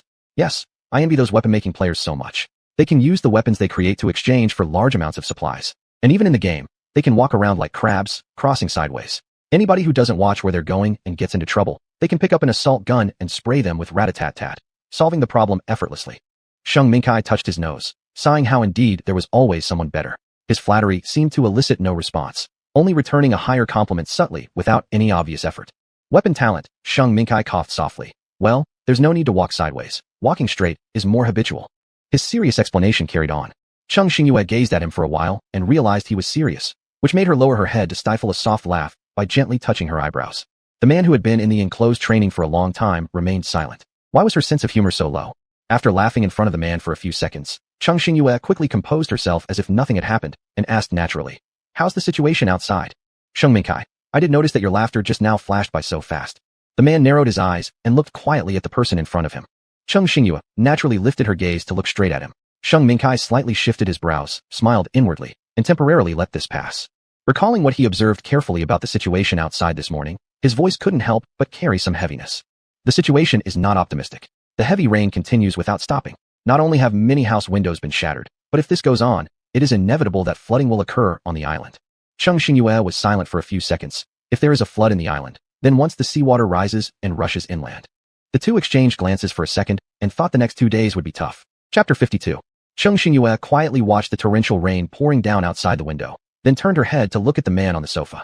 However, since we are on higher ground, even if flooding breaks out, we can at least hold out longer. If there were indeed going to be floods, the players at the edge of the coast would be the first to be hit, and then slowly spread to the higher central areas. Sheng Mingkai's eyes darkened a little, leaning one hand against his head, lost in deep thought. If they were flooded, then inevitably, they would face raging storms. Even when staying on small boats, it would be hard to avoid being overturned by the surging floodwaters. They must endure for a longer time. If possible, they wouldn't abandon this well-reinforced best refuge point until the last moment. Outside, the heavy rain continued relentlessly. After finishing breakfast, the two began focusing on their own tasks. After handling a round of pending matters at her little shop, Cheng Xingyue looked at the man calmly, making weapons at the table. Cheng Xingyue walked over with interest. It's the first time I've seen you making weapons outside. Sheng Mingkai didn't look up, simply PNG, and continuing with his work. After a moment, he said, usually, I concentrate on making talent weapons during the hours before sleeping. It's not surprising that you haven't seen me do it before. Cheng Xingyue nodded and did not speak further to disturb him, watching as the distinct edges of the man's face softened somewhat under the glow of the pearl. It was like a tiger planning to sleep soundly. Though powerful, there was also a time to relax. Watching the focused man whose eyes held a sincere love for what he was doing, Cheng Xingyue couldn't help but smile faintly. Judging from his actions, this man was obviously delighted with his talent abilities, something he had accompanied himself for years and was more familiar with than his own self. Although he hadn't said so, there was still a great deal of joy within him. After all, for them, there was nothing better than their guns that could provide true reassurance. Seeing the thoughtful man furrowing his brows, Cheng Xingyue's heart moved slightly. This saying, serious men are the most charming, truly wasn't wrong. Sheng Mingkai worked very fast. Although she didn't know much about weapon making, judging by the swift assembly speed, she could roughly guess that his ability to make weapons was absolutely not low. Finally, after completing all the material stocks in his hands, Sheng Mingkai exhaled softly. Upon raising his gaze, he saw the woman lounging lazily in front of him, munching on a cob of corn, and it seemed as if she sensed something, looking back at him. Her eyes blinked once, and then she raised her hand, revealing a thermos emitting warm steam. Do you want to eat? It's the roasted corn I cooked earlier. The items placed inside this thermos will remain exactly the same when taken out. Sheng Mingkai chuckled and shook his head, handing her several freshly made bullets and a gun. Cheng Xingyue looked up. Sheng Mingkai said, I'm giving these to you. The ammunition here will allow you to sustain yourself even if we encounter real danger, and this gun can be used as backup. Cheng Xingyue didn't hesitate, accepting directly without declining or even saying thanks. Given their current relationship based on mutual trust and interdependence, being too clear-cut would damage their feelings. Indeed, seeing this, the man's smile became even wider. These things were specifically created for her anyway. After all, there was no knowing what lay ahead in future levels. Having enough modern weapons for defense gave him more peace of mind. Therefore, seeing the other side accept his gift without hesitation made him feel that his intentions were fully recognized and appreciated. He gathered the remaining tools and put them in the warehouse, just about to speak when a loud boom startled them both. They looked up simultaneously. They saw that something heavy had struck the living room window from outside, shattering all the glass. Then, there were also signs of cracks on the front door as water started seeping into the house. It has finally come. Both felt their hearts tighten. Sheng Mingkai said curtly, let's go upstairs. With that, he took long strides towards the upper floor. Cheng Xingyue followed closely behind, and they walked to the corridor between the living room and bedroom on the second floor, where there were no windows. Sheng Mingkai retrieved 2 recliners, placing them at a comfortable distance one after the other before saying deeply, this will be our temporary resting spot. Cheng Xingyue nodded. This was already what they had agreed on. The best place for shelter if the first reinforced line of defense downstairs failed. But Cheng Xingyue's face grew tense. If the situation outside worsened, whether these walls could hold against attacks from all sides remained uncertain. Seeing her grim expression, Sheng Mingkai softened his tone slightly. Don't worry too much. If it gets unbearable, we can retreat into Little Monk's tent, which should still provide protection for some time. Cheng Xingyue thought about the rising water spreading downstairs, lowering her gaze while deep in thought. Occasional thuds of heavy objects hitting the ground or walls outside accompanied the howling storm sounds, making the players inside quiver with fear. The two of them lacked sleepiness, leaning on the recliners set up and listening to the commotion outside, their expressions uneasy. The floodwaters were rising extremely quickly, within an hour, reaching adult male thigh level on the first floor. After carefully examining the situation and returning, Sheng Mingkai couldn't help but mutter a curse before raising his voice to Cheng Xingyue. This speed is way too fast. We're clueless about the external conditions, leaving us very restricted. Judging by the rate of increase, things are obviously dire out there. Cheng Xingyue nodded, raising her voice amidst the surrounding chaos. We need to prepare mentally. It appears worse than we expected. Sheng Mingkai said, we'll take turns resting. We must ensure someone observes any changes in the situation. Cheng Xingyue agreed with this proposal. During the next round of challenges, they might face prolonged periods of resistance without rest, which would be highly disadvantageous. Sheng Mingkai continued gravely. You sleep for 3 hours first, then switch. Without hesitation, Cheng Xingyue reclined fully. Despite having no drowsiness, she forced herself into slumber. Just as they swapped duties once, Cheng Xingyue, noticing the water gradually rising onto the second floor, piled prepared sandbags at the entrance of the stairs. She hoped to buy more time, even though it may only last momentarily. Once they abandoned the second floor, they'd have no choice but to head up to the rooftop and retreat into Little Monk's tent. By then, if the shield breaks faster than its repair rate, things could get complicated. Sitting back in the chair, Cheng Xingyue waited patiently until the tide rose alarmingly quickly, prompting her to nudge Sheng Mingkai awake. Sheng Mingkai opened his eyes immediately upon feeling her presence, his gaze alert without any confusion. He sat upright and noticed the accumulating water now reaching the ankle area of his waterproof boots. Cheng Xingyue retracted her hand, stating calmly, it's enough. The water's rise is too rapid to wait further, wasting time for little gain. Instead, we risk getting trapped here, possibly exposed to poisonous rain. Entirely unwise. Hearing this, Sheng Mingkai took the raincoat Cheng Xingyue handed him along with a protective helmet, chuckling as he examined the familiar transparent half-sphere-shaped helmet in his hands. Who would have thought this helmet could prove so useful under such circumstances? Truly, everything finds its use. Cheng Xingyue smirked. I've also sent several helmets to Little Monk's side. After all, anything that works, whether anti-toxic or waterproof. Even though we're still unclear on the effects of rainwater pollution on human bodies, wearing these can completely isolate its contamination. Reducing danger, even slightly, is worthwhile, especially considering the unknown nature of such pollution. As he spoke, Sheng Mingkai swiftly donned the raincoat and helmet. The two of them tightly fastened the buttons on their raincoats, donning clear helmets as they cautiously left this floor. Once outside the corridor, they saw that the window boards they had fortified had been smashed and were hanging loosely from the walls and ground. Shards of glass, broken long ago, lay in a fine powder near the windows. They waded through the accumulated water, moving at a steady pace with Sheng Mingkai trailing behind. They made their way around towards the staircase. With all his senses alert, Sheng Mingkai constantly scanned their surroundings for any danger. Suddenly, a shadow caught his peripheral vision. He shouted, "Watch out!" Almost simultaneously sensing the danger, Cheng Xingyue quickly leapt back, just as she was forcefully pulled by Sheng Mingkai. She crashed into his sturdy chest. "Oof, that hurts." Cheng Xingyue felt like she'd been flung against a hard piece of wood, her cheeks stinging from the impact. Barely able to process what happened, she glanced towards the metallic sheet that had almost hit her. Upon recognizing it, both their faces turned grim. A metal plate, carried by the storm's strong winds, had violently shattered the small window on the landing.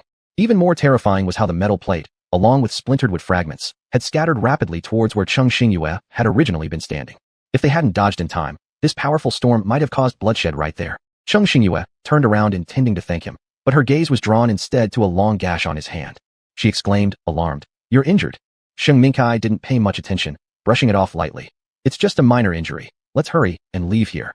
Cheng Xingyue lowered her eyes slightly. Even without his help, although there was some probability that she could get slightly hurt, she had full confidence that she would be unscathed. Still, there was no denying he had gotten injured because of her. Quickly retrieving a bandage from the warehouse, she temporarily soaked up some of the rainwater that had blown onto the stairs alongside them. Then gripping his arm firmly, she said seriously, "Let's go." Sheng Mingkai remained silent as the two swiftly continued upwards, and, upon reaching the rooftop, Cheng Xingyue set up the tent under the sheltered, wind-deflected side of the ceiling. In the brief seconds while they waited, they finally took in the sight outside. True to their prediction, seawater had completely inundated the surrounding coastal area within view. Nearby houses appeared similarly ravaged, with doors and windows battered beyond recognition. The entire scene resembled nothing short of a catastrophic disaster film, perhaps worse. At least, both Cheng Xingyue and Sheng Mingkai felt an overwhelming chill at what they witnessed. Chapter 53. Beep. Initiating basic tent, Cyrilo. Current status, 100%, excellent. Warning, severe wind and rain detected externally. Initiating force stabilization mode. 24-hour protective mode activated. The tent shot out from Cheng Xingyue's hands, landed at the predetermined spot, and quickly expanded. However, even the fastest setup couldn't outpace the torrential downpour sweeping in with violent gusts. In the span of mere moments, the rain whipped by the fierce winds shifted direction. Thus, even under supposed cover, the two were still lashed by the tempest, feeling as though they were caught directly in the rainstorm. The ferocious winds battered their raincoats, making loud snapping noises as their clothing flapped wildly. Thankfully, due to their well-protected gear, their whole bodies remained safe beneath the raincoats, and even their hair avoided being drenched. As the relentless assault from outside dragged on, the passage of time seemed stretched indefinitely until the notification confirming successful tent deployment came. Cheng Xingyue swiftly declared, "The tent is fully set up. Quick, let's get inside the tent." Amidst the tumultuous chaos, the storm swallowed most of her words, allowing Sheng Mingkai only faintly to catch a few syllables. He looked over to his companion beside him. Given the worsening external conditions with flying debris posing constant threats, Cheng Xingyue wasted no further time waiting for a reply. Grasping his wrist firmly, she led them both into the tent. Sheng Mingkai, looking at the hands that had once again tightly gripped his own, cast a profound glance. Even though layers of clothing separated them, why did the spot where their bodies connected feel subtly scorching? As soon as they entered the tent, the howling wind and rain from outside seemed to be instantly subdued. Cheng Xingyue slightly exhaled a sigh of relief, then without hesitation let go of the man's hand and removed her soaking raincoat and helmet. She hung these items on a hook near the entrance before finally turning to look at the silent man beside her. With an arched eyebrow, Cheng Xingyue inquired, "Why don't you take off your raincoat? Isn't it uncomfortable?" Lowering his gaze to his wrist for a moment, Sheng Mingkai let out a low chuckle and said to the puzzled woman, "Yes, I'll change right away."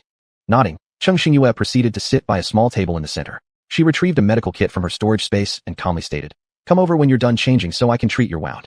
Sheng Mingkai briefly smirked, gazing at the arm that was no longer bleeding and didn't decline his companion's good intentions. He swiftly slipped out of his raincoat, which had been damaged by the metallic board, and placed the helmet steadily on the nearby ground. Then he approached Cheng Xingyue, who had already prepared ointments, alcohol, gauze, and other supplies. Lifting her eyes, Cheng Xingyue motioned for him to extend his injured hand. Without saying a word, the man silently took off the thin jacket layer. A roughly 6 to 7 centimeter long, 1 centimeter deep blood mark was instantly exposed under the light.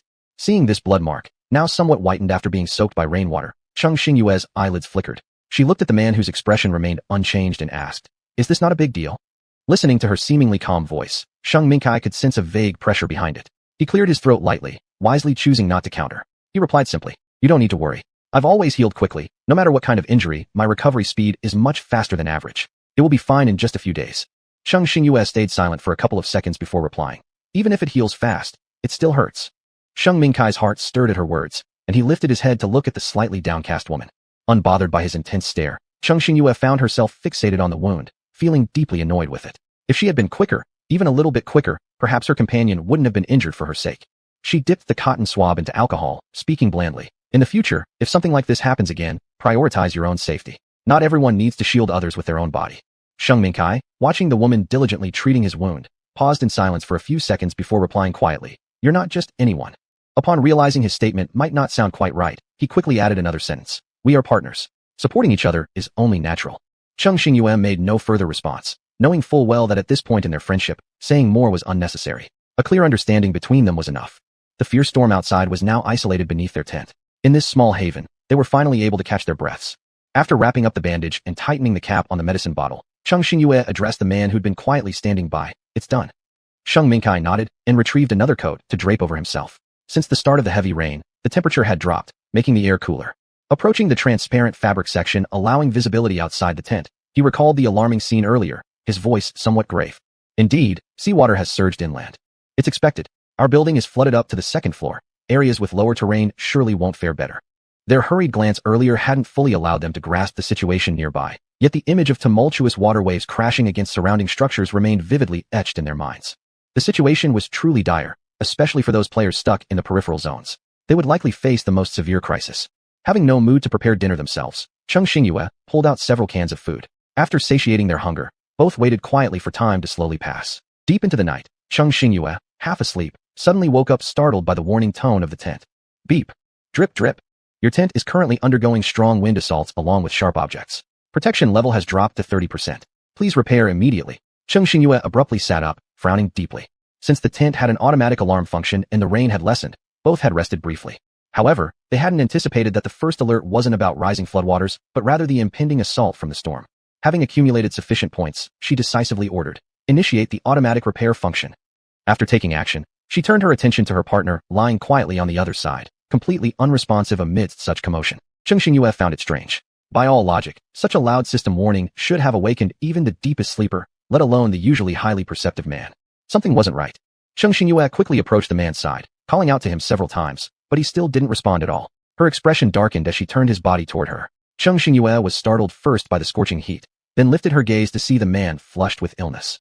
Considering their current physical fitness levels, it shouldn't have caused a high fever due to an injury that wasn't fatal. What was really going on here? Wait. Cheng Xingyue instinctively thought back to the wound that had been slightly whitened from soaking in the rainwater during bandaging. She couldn't help but mutter. Undoubtedly, it was the contaminated rainwater seeping into the body through the wound and greatly accelerating the absorption speed. While listening to the tense system battling against intensified attacks in real time, Cheng Xingyue tried her best to speed up the repair progress, watching the unconscious man beside her, filled with worry.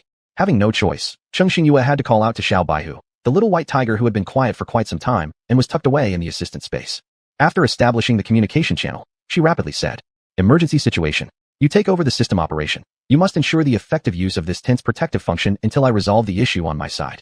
Xiao Baihu was originally relaxing lazily, eating Jin integral points, taking a good nap, showing no signs of the previous desire to go outside. This wasn't surprising. The game world inevitably came with various disasters, which made this young feline not fond of such environments. Tu Dai heard her unusual tone and didn't say much more, directly stating, "Don't worry about it. Leave it to me." As Cheng Xingyue checked the man's temperature, she quickly retrieved some antipyretics and, after quite a while, said to Xiao Baihu, "Thank you. After this is over, I'll send you a big red packet, definitely worth more than the employment fee you asked for at the beginning." Tu Dai scratched his paws, naturally not refusing the extra food reserves, and pounded the ground heavily. "Roar, rest assured. Old Tu always delivers." With this response, Cheng Xingyue paid no more attention to what happened on the other end, focusing instead on handling the more serious condition of the man. Fortunately, the man wasn't completely unconscious. It seemed he recognized the familiar voice trying to lift his eyelids, though without success, unable to overcome this oppressive heaviness. Cheng Xingyue softly reassured him, "Rest easy, I'm here. Everything will be fine." Cheng Xingyue mixed boiled water with cold water, judging it suitable before placing the cup to the man's lips. The man seemed aware, lying smoother on the sleeping bag, unconsciously swallowing the water and the pill given to him, his throat faintly rolling. Seeing this, Cheng Xingyue slightly breathed a sigh of relief. At least he could swallow the medicine, meaning the situation was under control. Otherwise, not only would the other party's condition worsen, but making him take the medicine would also be extremely troublesome. Before the medication fully took effect, Cheng Xingyue continuously used physical methods to reduce the man's temperature. After about an hour, the man slowly opened his eyes. He immediately sensed something wrong with his body, his voice raspy. "What's wrong with me?" Cheng Xingyue's voice softened slightly. "It's likely because the wound from earlier today got invaded by contaminated rainwater, causing your body to be unable to resist, resulting in a sudden fever. Don't worry, your fever has subsided. As long as you rest well tonight and don't spike another high fever, You should be fine. Sheng Mingkai slightly raised his slightly weak hand, quietly looking at the clearly tired woman. Standing up, Cheng Xingyue scooped a bowl of congee that had been simmering for a long time, originally prepared to store in the thermos in case he didn't wake up and bring it later. She opened a can of potatoes and placed it on a small table moved next to the sleeping bag, saying, "Eat something to pad your stomach. These potatoes will help restore your strength quicker." Sheng Mingkai, this porridge looks unappetizing. Cheng Xingyue completely ignored his resistance, firmly stating, "It's not that the porridge doesn't taste good, it's that with your illness, everything seems unappetizing. But there's no way around it. To get better faster, you have to finish this porridge." Sheng Mingkai hesitated, having absolutely no desire to eat. Seeing this, Cheng Xingyue added, "I personally stewed this porridge for almost an hour. Are you really not going to drink it?" Sheng Mingkai, thinking about how the other person had been running around tirelessly without rest and cooked this pot of porridge for him. If he didn't drink it, it'd be far too unreasonable. Looking at the slightly weary Cheng Xingyue, Sheng Mingkai made a decisive decision. "I'll drink it." Cheng Xingyue showed a gratifying smile, and under this look, Sheng Mingkai involuntarily finished drinking half a pot of porridge. The remaining amount was left as he looked truly tired from drinking. Cheng Xingyue didn't force him further. This half pot of porridge should suffice to last for several hours. After finishing his porridge, seeing her fatigued figure, Sheng Mingkai swallowed his questions and gently said, "There's nothing wrong with me now, you go rest quickly." Cheng Xingyue measured his temperature again, and, confirming there were no immediate issues, nodded, then returned to her sleeping bag and lay down. The situation in the tent had been managed well by Xiao Baihu after taking over, who had dealt admirably with everything after rescuing the man who fell into a coma due to fever trying to save her.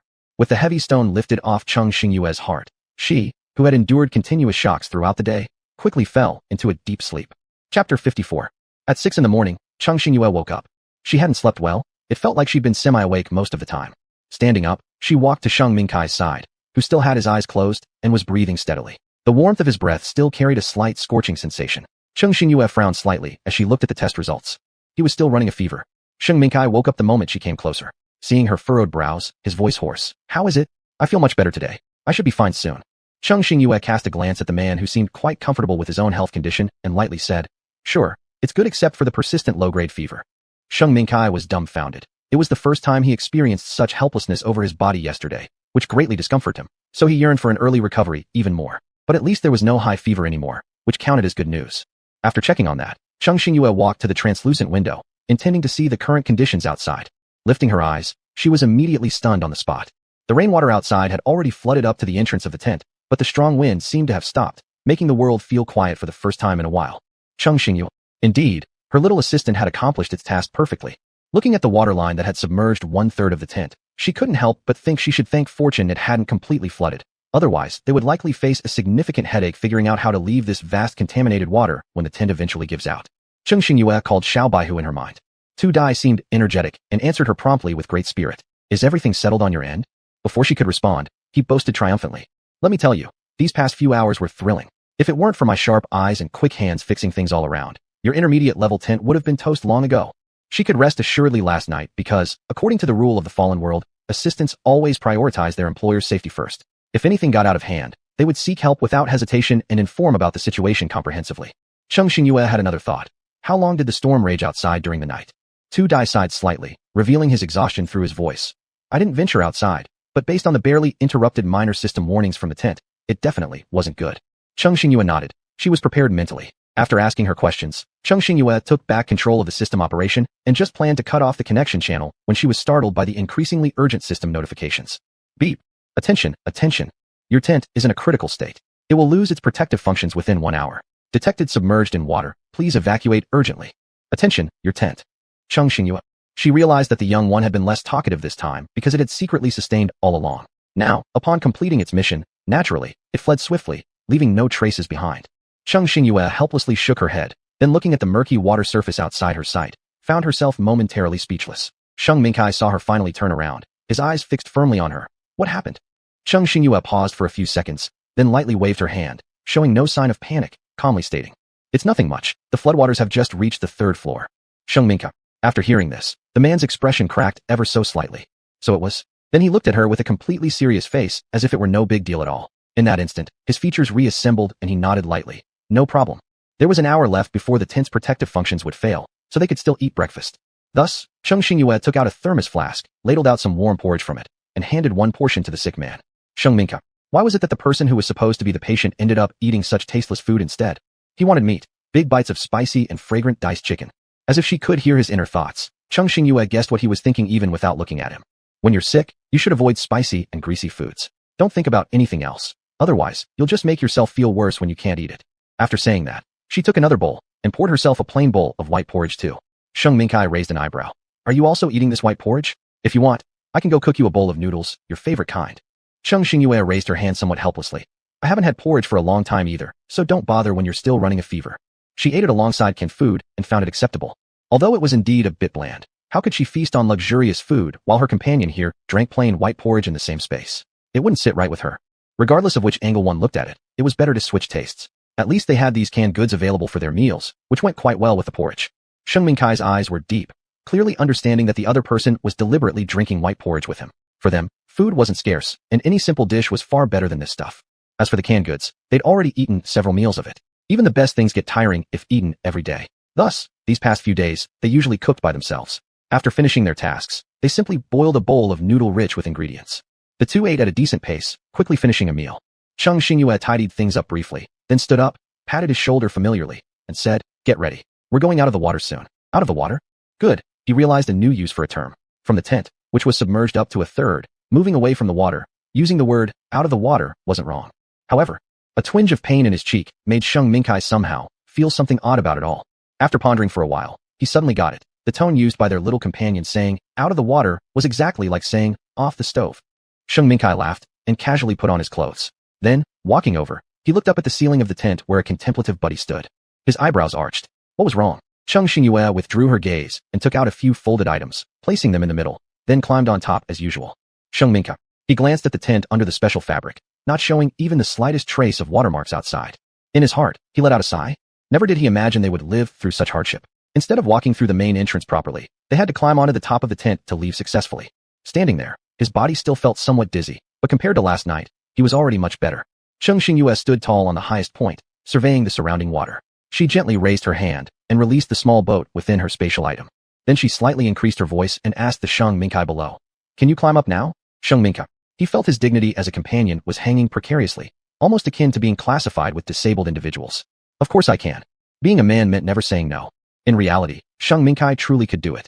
Years of training provided a solid foundation, and even though he was still running a low-grade fever, yesterday's near semi-comatose state was an anomaly caused by overlapping factors. With some recovery today, there was naturally no issue. He stepped firmly on the ladder planks and quickly ascended to the top. Cheng Xingyue had only asked casually since traces of his weakness from the previous night still lingered. But after reflecting for a moment, she realized she had worried too much. When the man reached the center, she jumped nimbly onto the deck of the small boat first, then watched as the man appeared quickly before her, waving to him. Before Sheng Mingkai's smile could fully unfold, he was shocked speechless by the disarray in front of him. As far as the eye could see, there was nothing but murky water filled with various floating debris, half-full mineral water bottles, broken tree roots thick enough for one person to hug, and assorted scraps of garbage, all of them drifting silently on the surface. The heavy rain continued with a hiss, but after the violent storm had subsided, the wind now blew much more gently. Without the fear of being hit by flying objects or blown into the water, the players finally had some respite and occasionally caught glimpses of each other. Sheng Mingkai carefully moved around a player who was floating lifelessly in the water, their body listless and carried away by the current. His expression turned solemn. He stood still on the deck and said, "It's only been 2 days, and we don't know how many people couldn't make it through." They tried to guess the number, but unfortunately, the departed were still visible before their eyes. Both remained silent, observing the outside scenes with heavy hearts. Every few hundred meters, they would spot another fallen player. After seeing over 10 such sights, the atmosphere had sunk to its lowest point. It wasn't hard to deduce that in this vast sea area frequently dotted with raindrops, countless lives had perished here. Cheng Xingyue suddenly spoke up thoughtfully. With so many people floating on the water, already contaminated water quality becomes even worse when combined with these bodies. She met the man's gaze and almost surely predicted the greatest challenge they would soon face.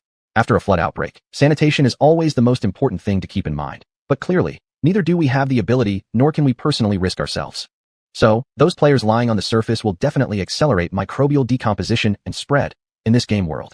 Sheng Mingkai's brows furrowed slightly, picking up where she left off. Players in the game, like me, who get injured unintentionally or accidentally, will likely be the first batch affected by illness. Cheng Xingyue nodded in response. But I suspect you getting sick earlier might instead have helped you avoid a serious condition. At least one source of danger has already acted upon you, so if you fall ill again, it shouldn't be fatal. Sheng Mingkai's eyes deepened, regardless of anything. Although it was the last day, the improved conditions of the disaster were strangely clear. There must be an unusual reason behind this, and evidently, they weren't safe yet. Sheng Mingkai remembered the private message he received early in the morning, returning to his thoughts with a smile on his face. Jingwu mentioned that when he saw the storm stop early this morning, he immediately set out towards the safe zone. By now, he should be close. Cheng Xingyue's eyebrows arched. Her interest peaked at what the small monk's upgraded talent skill had transformed the alleged, awesome, and explosive wooden house into. 55, Chapter 55. After discussion, they selected a marked, boulder cluster on the map as their meeting point. Half an hour later, the downpour ceased without a sound, though the sky was still overcast and restored the original sweltering heat of the island. To avoid bacteria brought by the floods, except for temporary rest inside the boat cabins, they all wore protective helmets to ensure maximum safety. The two activated the autopilot function, loaded the map, confirmed the destination, and could then stop paying attention to the direction the boat was traveling. The speed of the little boat was not slow, and along the way, they had passed through several areas.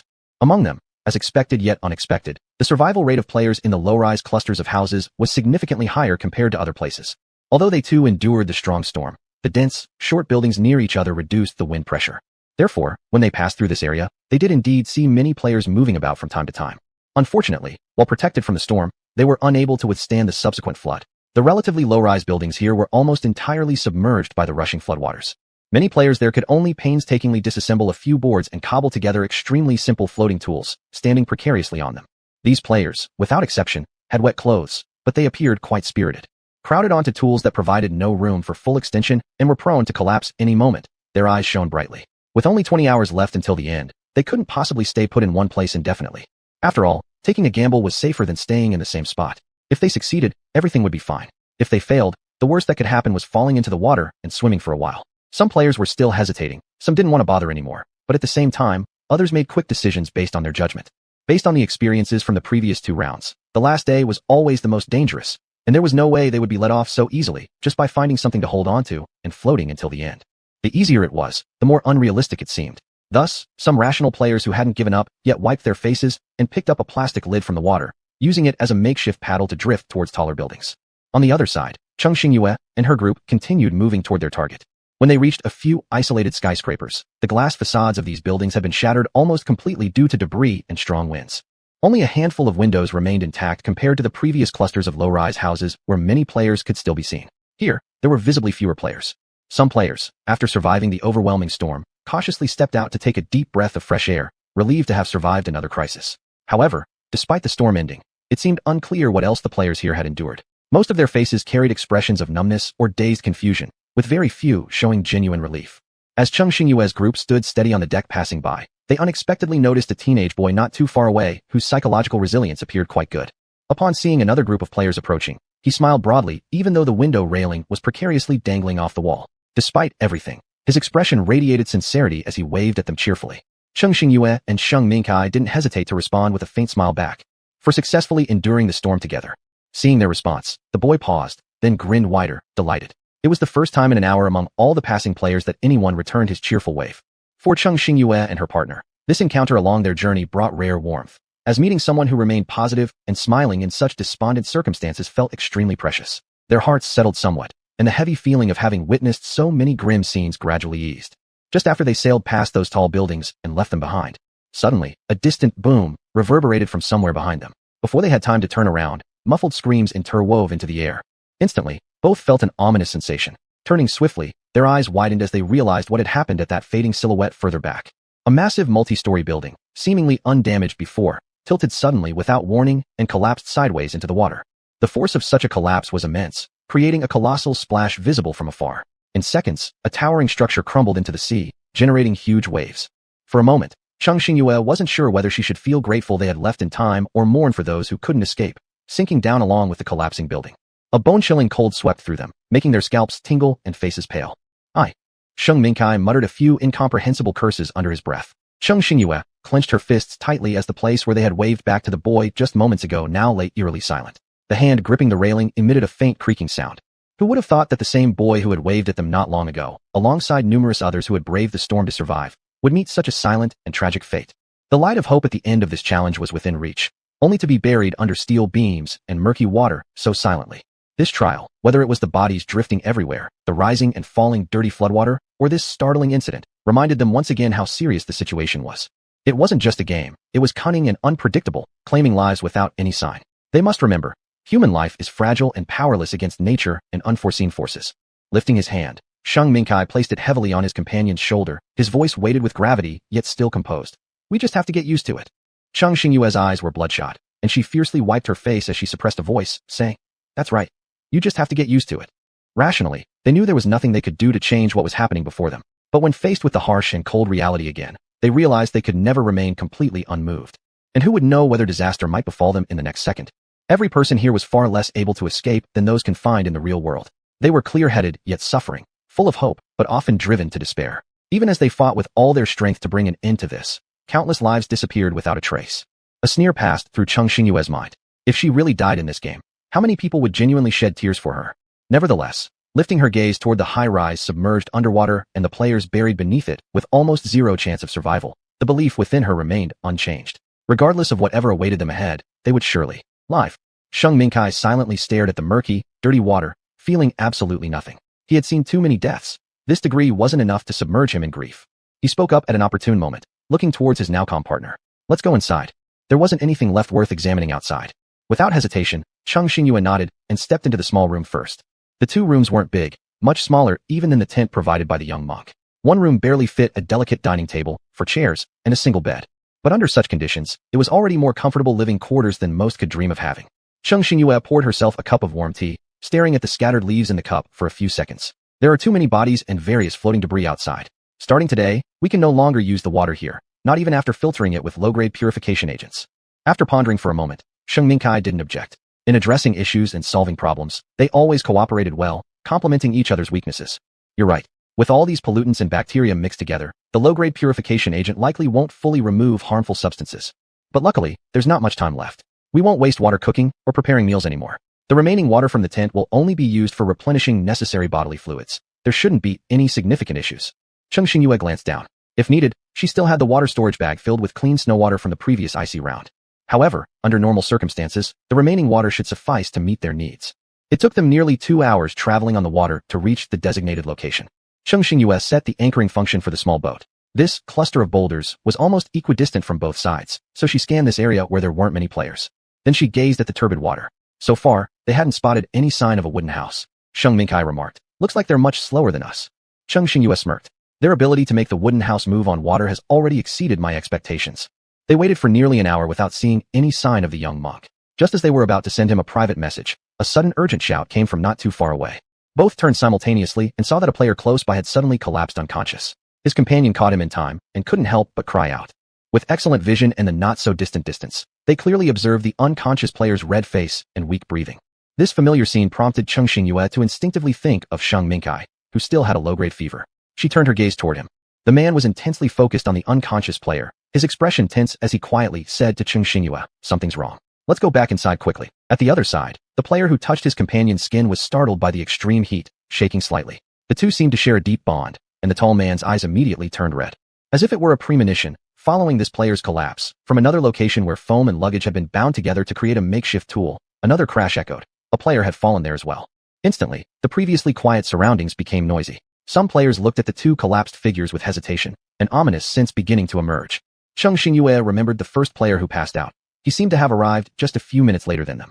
Then, after reaching this cluster of boulders, they had tied their small raft to a large rock with a rope and paused for a short rest. Recalling the man who showed no signs of anything unusual before suddenly collapsing for no apparent reason, Cheng Xingyue furrowed her brow slightly. She thought about the bacteria and viruses that often followed floods. Although both of them were wearing protective helmets, she couldn't help but feel tense inside. Without delay, the two quickly entered the house. Cheng Xingyue paused for a moment in thought, then activated the environmental monitoring function on the boat. Drip, monitoring function has been initiated. Please wait. Drip, drip. Warning. The cabin is under a high level of contamination. Please immediately close the door and perform a comprehensive disinfection. Repeating, the cabin is under a high level of contamination. As the mechanical electronic voice continued, the two exchanged a sharp look, their expressions darkening. Indeed, what they feared the most had finally come. Chapter 56. At this point, there were only a little over 16 hours left until the game ended. Ting, primary disinfection function has been started. This time it will eliminate 70% of bacterial activity. Sheng Mingkai frowned, lifting his head to speak. This level of disinfection isn't enough for us to lower our guard. Even if we're inside the house, we must continue wearing our protective helmets. The bacteria very likely had already spread into the air, omnipresent, highly infectious even without direct contact with water. Although the basic disinfection function of the boat could not completely eradicate all remaining contaminants, it at least diluted the severity. At this rate, their protective gear should hold up. Cheng Xingyue internally thanked her habit of being cautious, replenishing stocks of items that were running low to meet any unforeseen needs. Reflecting now, this turned out to be one of her wisest decisions. The disinfection progress bar of the ship's microsystem advanced slowly. With solemn expressions, the two quietly waited. Clang, clang, clang. Cheng Xingyue immediately looked up. Sheng Mingkai instantly stood up, grabbing a gun he kept close by and walking silently yet sharply to the door. Who's there? The sound outside paused for a moment, then an anxious voice came through. Hello, I'm a player temporarily taking refuge near these rocks. My companion has a fever. I was wondering if you have any antipyretics? I'll trade 3 packets of compressed biscuits for 1 pill. Cheng Xingyue slightly raised an eyebrow. Sheng Mingkai deftly turned the door handle, never lowering his guard. As soon as the door opened, his gun instantly pointed directly at the visitor's head. It was a pale-faced man filled with obvious concern, who stiffened upon seeing the intimidating gun. But thinking of his critically ill partner, he clenched his fists tightly and swallowed nervously. I swear, I have no other intention. I just want to know if you have any extra medicine.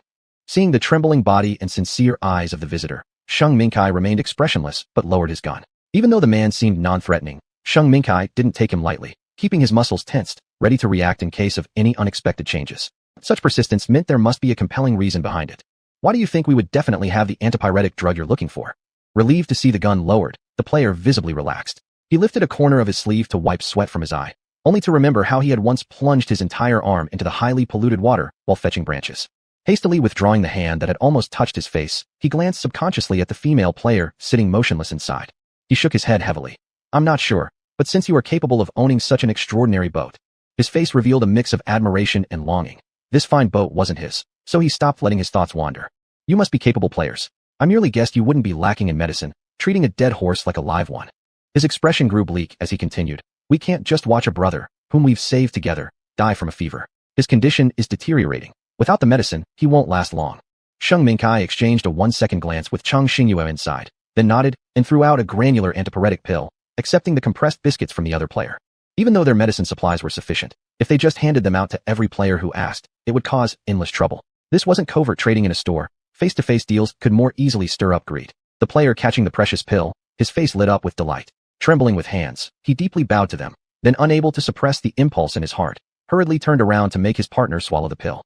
Seeing the raft owner's barely concealed excitement next to their boat, Cheng Xingyue and her companion didn't linger further and quickly returned to the house.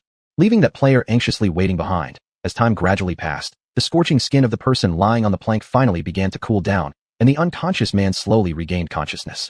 Me? The raspy voice of the newly awakened person hadn't finished speaking when he was hugged tightly. Only hearing an unsteady voice, his chest rising and falling dramatically. No one knew how many times before successfully exchanging for the medication, he had returned empty-handed after multiple attempts. He was angry at his own inability to help, yet clearly realized that in this terrible environment, no one had any obligation to lend a hand. Fortunately, they encountered those 2 players, seemingly difficult to negotiate with but willing to exchange with them, just in time. Although their compressed biscuits were also in high demand, when relatives, or even players themselves were feverish without end, such a small piece of medicine was worth a fortune. After waiting another 10 minutes in the room, they finally saw Little Monk and his partner for this level approach. Little Monk, who had just come over from the crowd, even had no time to say much, as his little wooden house neared their ship. The young boy stood by the window frame of the wooden house, exchanging looks with them, his expression serious as he quickly said, Big changes outside. Air and water sources have been severely contaminated. Miss Cheng, does your small boat have enough protective capabilities? Without hesitation, Cheng Xingyue directly replied. This little boat only has basic disinfection functions along with other regular vessel features. It lacks protection functionality. Upon hearing this, Little Monk similarly thoughtlessly said, My wooden house's protective functions have also been upgraded, able to barely combat this contamination. You may as well move over. We can also look out for each other. Neither opposed. Since there was a safer place available, they naturally wouldn't refuse. Cheng Xingyue had full control over her own small boat, plus it was sitting idle anyway, so they temporarily rented it out to the pair of emotionally bonded players. The player who exchanged for the medicine was extremely delighted, promising not to disturb the interior arrangement. All they needed was a safe space inside, which was a tremendous help already. And the other player who just recovered from high fever, his eyes softening slightly, presented his most cherished items to the people who saved him again and again, his voice light and weak. These are a few varieties of seeds from the fallen worlds I collected unintentionally. Unfortunately, we aren't planning type players, originally planning to find a good seller to exchange for other resources, but failed all along. He took another low breath. You've saved my life and given me and AMO a place to stay. Let these be our gifts to you. We hope you won't despise them. Cheng Xingyue faintly shook her head. It's just what we happen to do. You don't need to feel obligated. This gift is too heavy. You'd better keep it and exchange it for some resources later. In the market, food-related materials always ranked in the top 3 needs, and and these seeds capable of producing crops were highly favored by planting-type players. Saying she was reluctant was merely humility. The male player gazed softly, smiling gently. The repeated fevers drained him of too much energy, and he waved his hand weakly but firmly stated, "Owing someone a favor is the hardest debt to repay, let alone for saving my life. These are just trivial seeds, meaningless to me. Please accept them, fulfill my humble wish." The other party insisted resolutely. Cheng Xingyue looked into the genuine eyes of the giver and did not dissuade further, instead leaving behind some additional medicine, hoping the recipient might recover as quickly as possible. After they left, Amo, who had exchanged the medicine, hesitated and asked, "Second brother, we gave away those seeds like that?" There was one rare-grade seed among them. The player called second brother did not answer immediately, closing his eyes for a long while before letting out a sigh. Amo, players who can casually produce a small boat and various medicines. If we give away our dispensable items to cultivate good karma, perhaps in the future, we might reap some benefits from it. Besides, rejecting such valuable seeds proves how rational they are. Players with both ability and intelligence, and also a fine character, are incredibly rare. I hope after this level ends, there will be an opportunity to establish a connection. Imo suddenly became serious. How could he have forgotten that his second brother was someone who could stir up great changes in the investment world? Every result always proved that his second brother had impeccable vision, making his hesitation entirely unnecessary. The two of them, Cheng Xingyue and her companion, reached the little wooden house, and, seeing the space twice as large as the tents previously made by Little Monk, nodded at the player standing next to Little Monk. That player deepened his smile slightly and proactively extended his hand. "Hello, my name is Su Hong." Cheng Xingyue chuckled, for it had been quite a long time since she'd last exchanged formal handshakes so politely. She then extended her own hand. "I'm Cheng Xingyue." After briefly exchanging introductions about each other's background information, upon learning that the other's talent was as a tailor, Cheng Xingyue inwardly felt something stir and couldn't help but let out a gentle laugh. "The last icy world round must have been your forte. The clothes you made were likely all in high demand." Su Hong waved his hand dismissively. That was just the previous level. Neither side denied their awareness. Both understood they were substantial resource owners and saw no reason for one to covet the other, finding further concealment meaningless. Su Hing turned out to be a genuine joker. Though the group wasn't overly familiar yet, through their conversation, they already gained initial favorable impressions of each other. The protective effects of the little wooden house were exceptional, ensuring no worries about being invaded by pollution from outside within it. In this area, which originally wasn't heavily populated, many players, noticing the changing situation, decisively purchased items like medicine and protective gear at a high cost from the stores of the fallen world. They then hurried toward the nearest group of buildings because staying on these tiny floating devices was far too inconvenient. It was better to quickly find a closed-off place to rest and regroup. Thus, very soon, the surrounding areas grew quiet. The entire cluster of boulders was left with only 2 or 3 groups of players who possessed relatively safe sheltering tools. Cheng Xingyue stood by the unchanging basic interface created by Jing Wu, observing the full picture map thoughtfully. Finally, she understood why this wooden house could float on water. Logically speaking, the weight of this wooden house, combined with its furniture, should make it almost impossible to float effortlessly on the water surface, let alone sail smoothly across the sea. She observed the smallest part of the house's outline diagram where, every 3 meters, there was an unclearly textured miniature roller, seemingly discovered by the young boy. After several were stacked together, they were capable of enabling the house to move slowly and stably when first encountering the water surface. Once they stepped inside from that perilous outdoor environment, they immediately noticed how much faster the flow of time seemed. It felt like an eternity had passed, yet also like merely a blink of an eye before that long-awaited notification sound subtly rang. Ding! Congratulations to the player for successfully passing Storm's Wrath. Though this outcome was expected, upon hearing the completion announcement, everyone still unconsciously exhaled in relief. This level, with its severe casualties, was finally over. Su Hong gently crouched down, patted Jing Wu's head, and took out a special vest more powerful than a bulletproof vest. He gave a light laugh. "Clearance gift, hoping for another chance to team up again sometime." He winked. "And don't forget, I'm still a tool master. If you need me, message me privately, and I'll fix your little wooden house for free." Jing Wu clung tightly to Su Heng's broad frame, unwilling to part ways. Su Hong tenderly rubbed the boy's recently grown hair stubs. He slowly released a breath, then stood up, smiling to Cheng Xingyue and her partner before being the first to be sucked out of the game. Chapter 57. Regression countdown for the fallen world has begun. Ding, transfer starting. Hearing this voice in her mind, Cheng Xingyue experienced a dizzying sensation. In the next moment, she returned to the small shop. The empty shop looked exactly the same as ever, except for the increasing number of racks. Cheng Xingyue had no strong desire for external objects. In fact, she wouldn't waste any points on items useless for clearing levels. Drip, congratulations player number 1063. Due to maintaining more than 90% vital signs during the passage of this checkpoint, the S-Class medal has been successfully awarded. Would you like to exchange it for a 3S class medal? Cheng Xingyue didn't hesitate. Yes.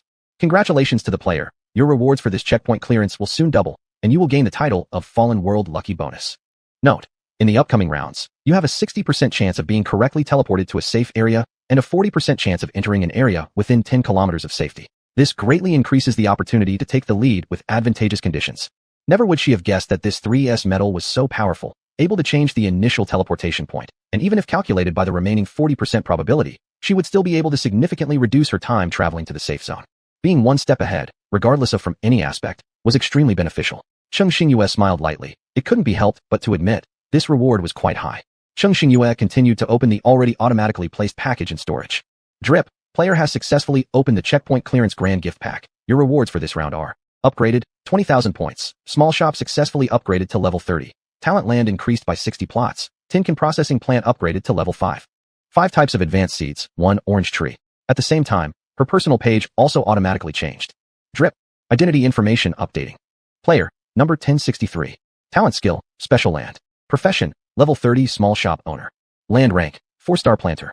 This checkpoint had its twists and turns, but the result was relatively pleasing. She carefully stored all the prizes from this attempt into the warehouse. It appeared that she could continue expanding her operation scale. The talent land had grown several times compared to when she first began. Each planting cycle followed by 3 rounds of harvest could only enrich her material reserves more abundantly. Cheng Xingyue's eyes grew deeper. No matter what happened next, at least food-wise, she didn't need to worry about anything anymore. Before the next checkpoint opened, Cheng Xingyue along with the 2 companions residing nearby, did as many predictions as possible regarding the potential situations that might arise later. As for everything else, they decided to handle specific issues individually and adapt accordingly. Time passed quickly. After resting for 10 days, news of another checkpoint suddenly surfaced. Ding, extreme heat checkpoint. Formally unlocked. Please, players, clear the checkpoint successfully. Extreme heat? At this moment, the trio were discussing affairs. Sheng Mingkai and his partner received the notification first. They both originally intended to inform Cheng Xingyue, who seemed entirely oblivious, about the name of this checkpoint. However, they discovered, no matter how hard they tried, those 4 characters just wouldn't come out of their mouths. Big and small, startled, it seemed that this game didn't allow revealing the replica beforehand to other players. Their brains worked furiously, but before they figured anything out, Cheng Xingyue's hand paused, and her expression changed slightly.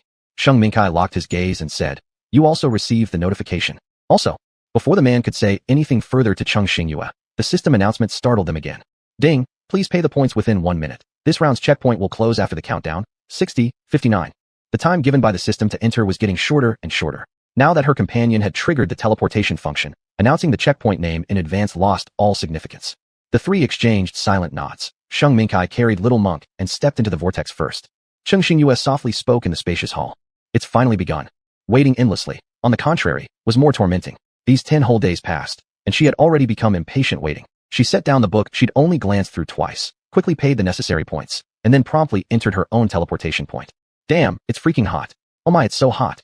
Under the blazing sun emitting dazzling, searing light, in modern cities made of steel and concrete, one player after another would appear out of nowhere on the streets. Currently, under the roadside trees where players either stood or sat cooling off, there was no longer even a flicker of emotion upon seeing others appear. Under the tree, a few players who, due to rushing, had started sweating profusely, simply squatted in the shade, furiously fanning themselves with large leaves they had torn off. A player idly supported his chin, watching the opposite asphalt road parched under the sunlight, looking as if it might smoke up any time. His eyes half closed, he stifled a yawn. This noon hour is unbearably hot and exhausting, yet we must hurry to get into the safe area. His head was nodding continuously, and suddenly in his slightly closed eyes, a woman wearing a full set of black clothing appeared. Wow! This idle player, who looked like he had nothing better to do, mouth slightly agape, muttered softly. Anyone brave enough to wear all black under such scorching sun is truly a hero. Of course, this newly transported player didn't really have time to change clothes, but it didn't stop him from enjoying the spectacle. TSK, this female player would surely get overheated as soon as she entered the game. However, he glanced at himself wearing dark gray shorts, sighed deeply, realizing he wasn't doing much better. They were all pitiful players with the same misfortune. Cheng Xingyue sharply raised her head and suddenly stared at the gaze lingering on her. The seated player waved innocently toward her, causing Cheng Xingyue's eyebrows to furrow. Gazing at the harsh sunlight beating down directly on her, she decisively walked into a nearby building. Black clothes absorb heat easily. She had to change out of them immediately. She quickly entered the nearest building, and the moment she stepped away from the blazing sun, she instantly felt cooler. Cheng Xingyue casually chose a door, knocked for a while with no response, and then simply kicked it open forcefully. After checking inside thoroughly, she rummaged around and barely pulled out a light-colored outfit from her space to change into. She didn't directly opt for summer essentials, but chose to continue wearing long sleeves and pants. Since this round was about extreme heat, even potentially escalating to disaster levels, preparation had to be made from the start. Changing into clothing that could shield against intense sunlight was essential. One must know that under high-intensity sun exposure, leaving your skin exposed is the most foolish move. After changing into more suitable clothes, Cheng Xingyue left the house.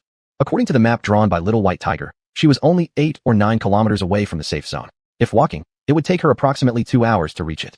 This was the first time she was so close to the safe zone, so she planned to proceed directly there before making further plans. As soon as she exited the building, the sweltering air enveloped her entire body. In just a few steps, beads of sweat began to form on her forehead. She quickly inspected the area, noticing that due to arriving late, all surrounding cars had already been driven off by earlier players. Cheng Xingyue's peripheral vision flickered when she saw what seemed like sunlight reflecting off metallic shine from a secluded alleyway about 10 meters away. Cheng Xingyue moved instinctively towards it for a glance, and then a slight smile graced her lips. This peculiarly arranged alley was leaning against a wall with a half-new off-road vehicle crookedly placed. Although it was an off-road bicycle, given the intense sun, any mode of transportation minimizing road time was preferable. Cheng Xingyue approached, patted the searing saddle, pedaled a few times to check if everything was okay, then bent over and sped up. Shoo! The disheveled player who had been sitting idly on the ground, ready to continue his journey after lazily flicking his shirt, habitually glanced toward the exceptionally bright, unobstructed highway. Unexpectedly, he spotted Cheng Xingyue riding her bike out of the alleyway and quickly speeding past. The player screamed internally, why was there a bicycle there?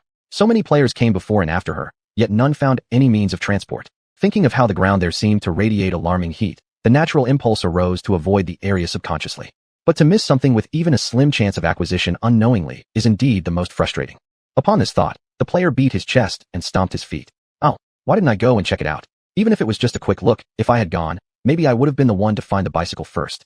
The player gazed skyward with a wistful expression, habitually trying to pull out a cigarette from his pocket, but found it empty, adding another layer of complexity to his facial expression. Watching the now vanished silhouette of the bike, he sighed deeply, consoling himself. Perhaps the fallen world still thought the trials weren't sufficient enough for him, intending to make him persevere and build endurance further. After all, he was a man who had passed 3 checkpoints with an S grade. He refused to give up. So what if he missed it? So what if it slipped through his fingers? It was no big deal. Glancing back at the group of male players taking a rest, he clenched his teeth and thought bitterly, unaware that a player who noticed his twitching face muscles grew uneasy and subtly shifted away. My goodness, the sight of this man seemingly weeping yet laughing was terrifying, as if the game had driven him to some sort of breakdown. No way. He needed to keep his distance from this guy, lest he suddenly fell ill nearby. Unaware that he had already been tagged with a dubious expression of someone driven mad, the male player inwardly whimpered again and lightly patted the grass stains off the cuffs of his pants. The man's facial muscles tightened. It wouldn't do to stay idle any longer. Players who arrived later than him had already disappeared, so what justification did he have to sit lazily around resting? Over there, Cheng Xingyue was relentlessly pedaling her bike, and it must be said that the addition of the bicycle had indeed accelerated her pace considerably. Unfortunately, the omnipresent heat still lingered around her. No matter how much she sped up, the suffocating warmth carried by the light breeze provided little relief from the heat radiating off her body. After cycling for more than half an hour nonstop, ahead at a 3-way intersection hung a bright curved sign that neatly inscribed 4 large characters. Wholesale Market. Cheng Xingyue maintained a steady rhythm, inhaling and exhaling in a controlled manner while riding the bike. She even spared a hand to calmly wipe the constant stream of sweat dripping from her brow, glancing at the wholesale market less than 3 meters away. Her gaze deepened slightly, thoughts turning within. She decided on the spot to pause her journey and check out if there were any useful items to find. Although she wasn't lacking basic supplies and had made other appropriate preparations, one couldn't predict everything. It was impossible to place all bets in advance on the same place. Therefore, she didn't carry many materials tailored for extreme heat. Since her planned route coincidentally had such a supply point, there was no reason to let it go. And Cheng Xingyue glanced carelessly at the glaring, blinding sun. She touched her face, which had been exposed to the sun, and was now feeling slightly uncomfortable, muttering to herself. Perfect timing. She could wait until the sunlight weakened before continuing her journey. Chapter 58. The closer to the safe zone, the fewer players there were, and correspondingly, tools available for riding increased on the road. Around this small wholesale market was a car sales center, just separated by a few storefronts. Since there were cars here, there was no need for her to strain herself pedaling a bicycle, especially since the quantity of vehicles here meant no immediate worry about finding a ride. Cheng Xingyue chose a spot, placed the off-road bike aside on the road, and stepped towards the compact and elongated market street. There weren't many players in the wholesale market at this moment. Only 6 or 7 individuals scattered about. One of the players on the outer edge noticed her first. Seeing that it was only one person, he lowered his head again, flipping through things for any useful supplies. Without changing expression, Cheng Xingyue continued walking straight ahead, bypassing hardware stores, fishing equipment shops, everything temporarily irrelevant.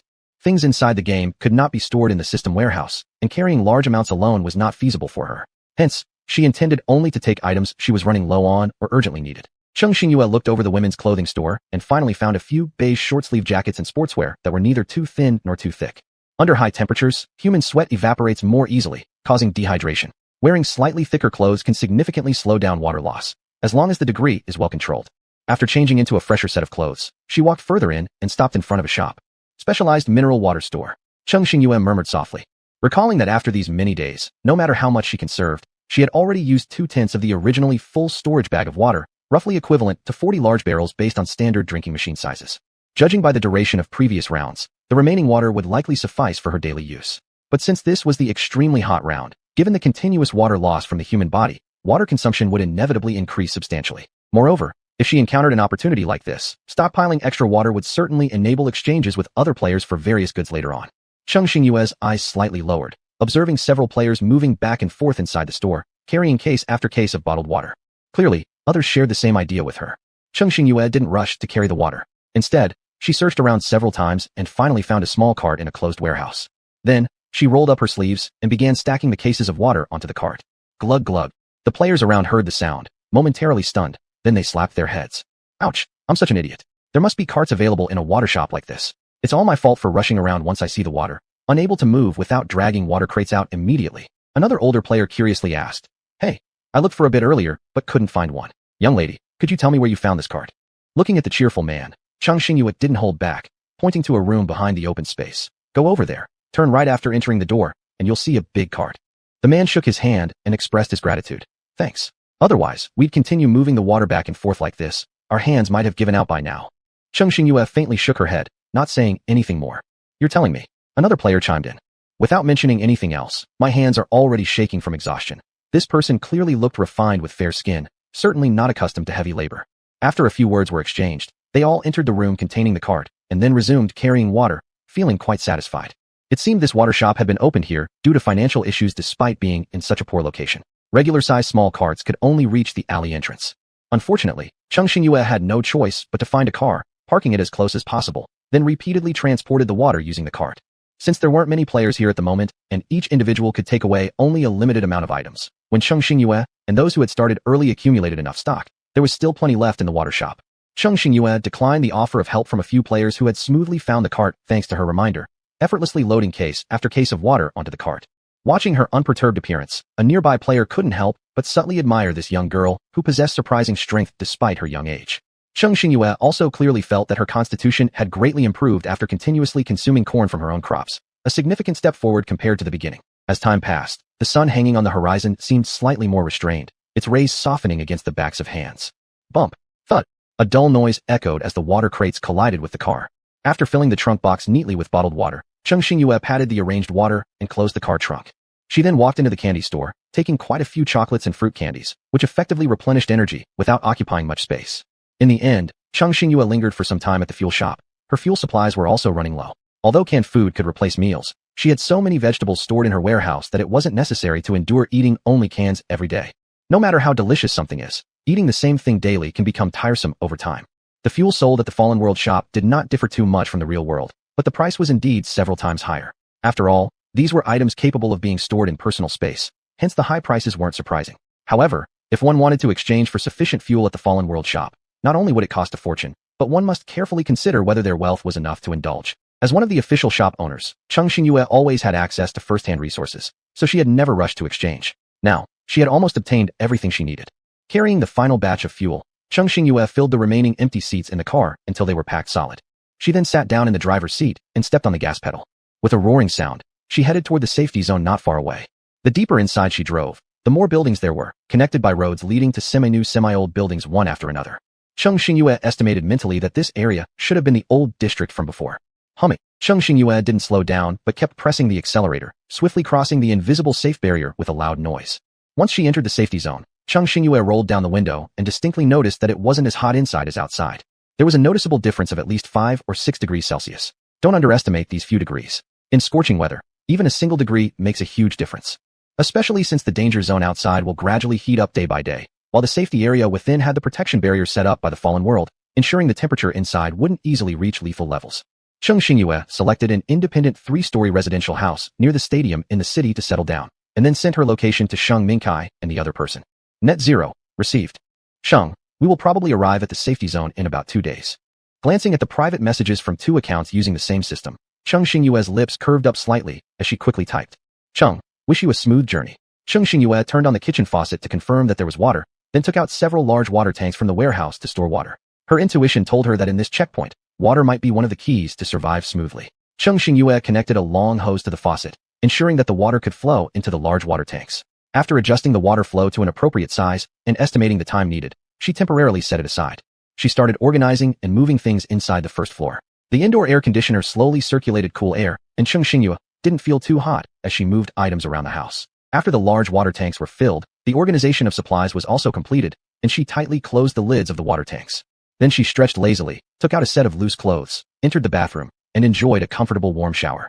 Once all current matters were organized, Cheng Xingyue sat quietly by the table for a while. She felt unusual being so smoothly within the safety zone earlier than expected, and it made her somewhat unaccustomed. Supporting her chin and lightly tapping her fingertips, she decided to cook herself a sumptuous dinner. Just right, she had brought a few packs of seasonings from the wholesale market. Thinking of this, Cheng Xingyue smiled faintly. It was the first time she remembered to bring non-critical supplies. If not for the superior crop she cultivated, she would have been enjoying dry, flavorless food a long time ago. You see, she was someone who could eat boiled potatoes with plain water for 3 consecutive meals without variation, yet now she began paying attention to food texture. It was undoubtedly a significant improvement. She took out 7 or 8 varieties of greens, then added some beef, kelp, mushrooms, meatballs, etc., collected earlier from the market. Finally, she poured an entire bag of army-style hot pot seasoning into the pot. As steam rose with the boiling water, a rich aroma wafted through the air. Cheng Xingyue watched the red chili oil swirling on the surface of the pot, her throat slightly rolling. So fragrant. A player standing a few walls away from Cheng Xingyue, intoxicated by the faint scent in the air, followed the fragrance to the outermost window, trying to find out who the poisoner was. Don't they know it's dinner time? There's nothing wrong with eating, but please don't make it smell so good. But these aren't the key issues. The crux is, he can't eat it. The worst part is when the delicious meal is just so close, but you neither see nor taste it. The wind carried the strong aroma, instantly scattering it everywhere. It seemed impossible to trace where exactly this tempting fragrance came from. The young player crouched on the ground, his mindset somewhat breaking. Crying pitifully, he pulled out a pack of instant noodles and tried to comfort himself. Noodles and hot pot are similar, they're both spicy soups. There's no difference between them. Cheng Xingyue never realized that she unintentionally deprived a player of their usual appetite for instant noodles. She placed the full pot of soup on the table, bit into a meatball first, and its bursting juice spilled tenderly between her teeth. Its flavorful texture revealed every detail of its deliciousness. Cheng Xingyue raised an eyebrow, finding that this impromptu dinner was better than she imagined. Facing a pot of bright red soup, her appetite increased, and she gripped her chopsticks with a relaxed mood, starting to enjoy her day's dinner. Chapter 59. Though her appetite soared, Cheng Xingyue didn't finish the entire pot alone. Wiping her mouth, she regretfully transferred the leftovers into an appropriate container and carefully placed them in the refrigerator for chilling. It was already getting dark. She walked outside, reached out to sense the temperature. Not a single degree cooler. She furrowed her brow, then immediately turned back into the room. The next morning, when she went out again and saw the rising sun, a chill ran down her spine. There seemed to be absolutely no temperature difference between day and night here. Ever since entering the safe area, although the temperature has clearly dropped and the rate of increase slowed down compared to the danger zones. Still, it only means slowing down. With the slow passage of time, the temperature here certainly wouldn't stay low forever. After carefully locking the door and attaching protective nets to every window and door, Cheng Xingyue went out to take a look around. Although this protective net's ability to withstand impacts is average, it has one advantage. Once activated, if someone tries to break in, the connected system will automatically sound an alarm. Cheng Xingyue didn't go too far. She only moved within the highest time limit that the protective net could sustain, ensuring she could return immediately if something unexpected happened. There were plenty of supplies in the small house, as well as boxed drinking water. She wouldn't easily abandon these things unless absolutely necessary. At 7 in the morning, the sun that had risen quietly had already been hanging high in the sky for quite some time. Cheng Xingyue walked quietly on the street, secretly taking note of her surroundings. This place was located in the center of the city, with all sorts of shops dazzling to the eye. Since many players had yet to enter the safety zone, there weren't many people on the road. She took advantage of this natural superiority, picking up useful small shops from various big ones, then loading them into the trunk and slowly transporting them back to her own house. She was driving when, from afar, she saw a player move into the building next to hers, sweating profusely while moving stuff in and out with great effort. As Cheng Xingyue's car got closer to the small building, she naturally spotted the man's face. She didn't expect that he would be the first to arrive. Her eyebrows slightly lifted as she rolled down the window. Su Heng, having just finished moving a bag of rice, looked up and saw Cheng Xingyue calmly looking at him and greeted her. A faint smile gradually appeared on Su Heng's lips. It's nice to see you again. Before Cheng Xingyue could ask, Su Heng voluntarily explained. Jing Wu said they are on their way here. I happen to be close to this direction's safety zone. Thinking it might be safer with more people around, I decided to stay here temporarily. I hope you don't mind having such a neighbor around. These words were too humble. Even if it wasn't him, other players would eventually settle into the neighboring area. Besides, Jing Wu had mentioned sending the location only after getting Cheng Xingyue's consent. If Cheng Xingyue hadn't agreed, Jing Wu certainly wouldn't have sent the address to him. Seeing Chung Xingyue's completely unsurprised expression, Su Hong felt a slight movement inside him and pinched his brows. He had fallen into a thinking trap. Shaking his head with a sigh, Su Hong said, I thought wrong. Apparently, Miss Qing knew I might come over. Chung Xingyue gave a faint smile. Just call me by my name. We spent a few days together in the previous checkpoint. No need to be so formal. Moreover, Jing Wu, though young, possessed a keen insight into good and evil, right and wrong. Since he had ultimately sent the address to Su Hong upon inquiry, Chung Xingyue judged that his character likely had no major issues.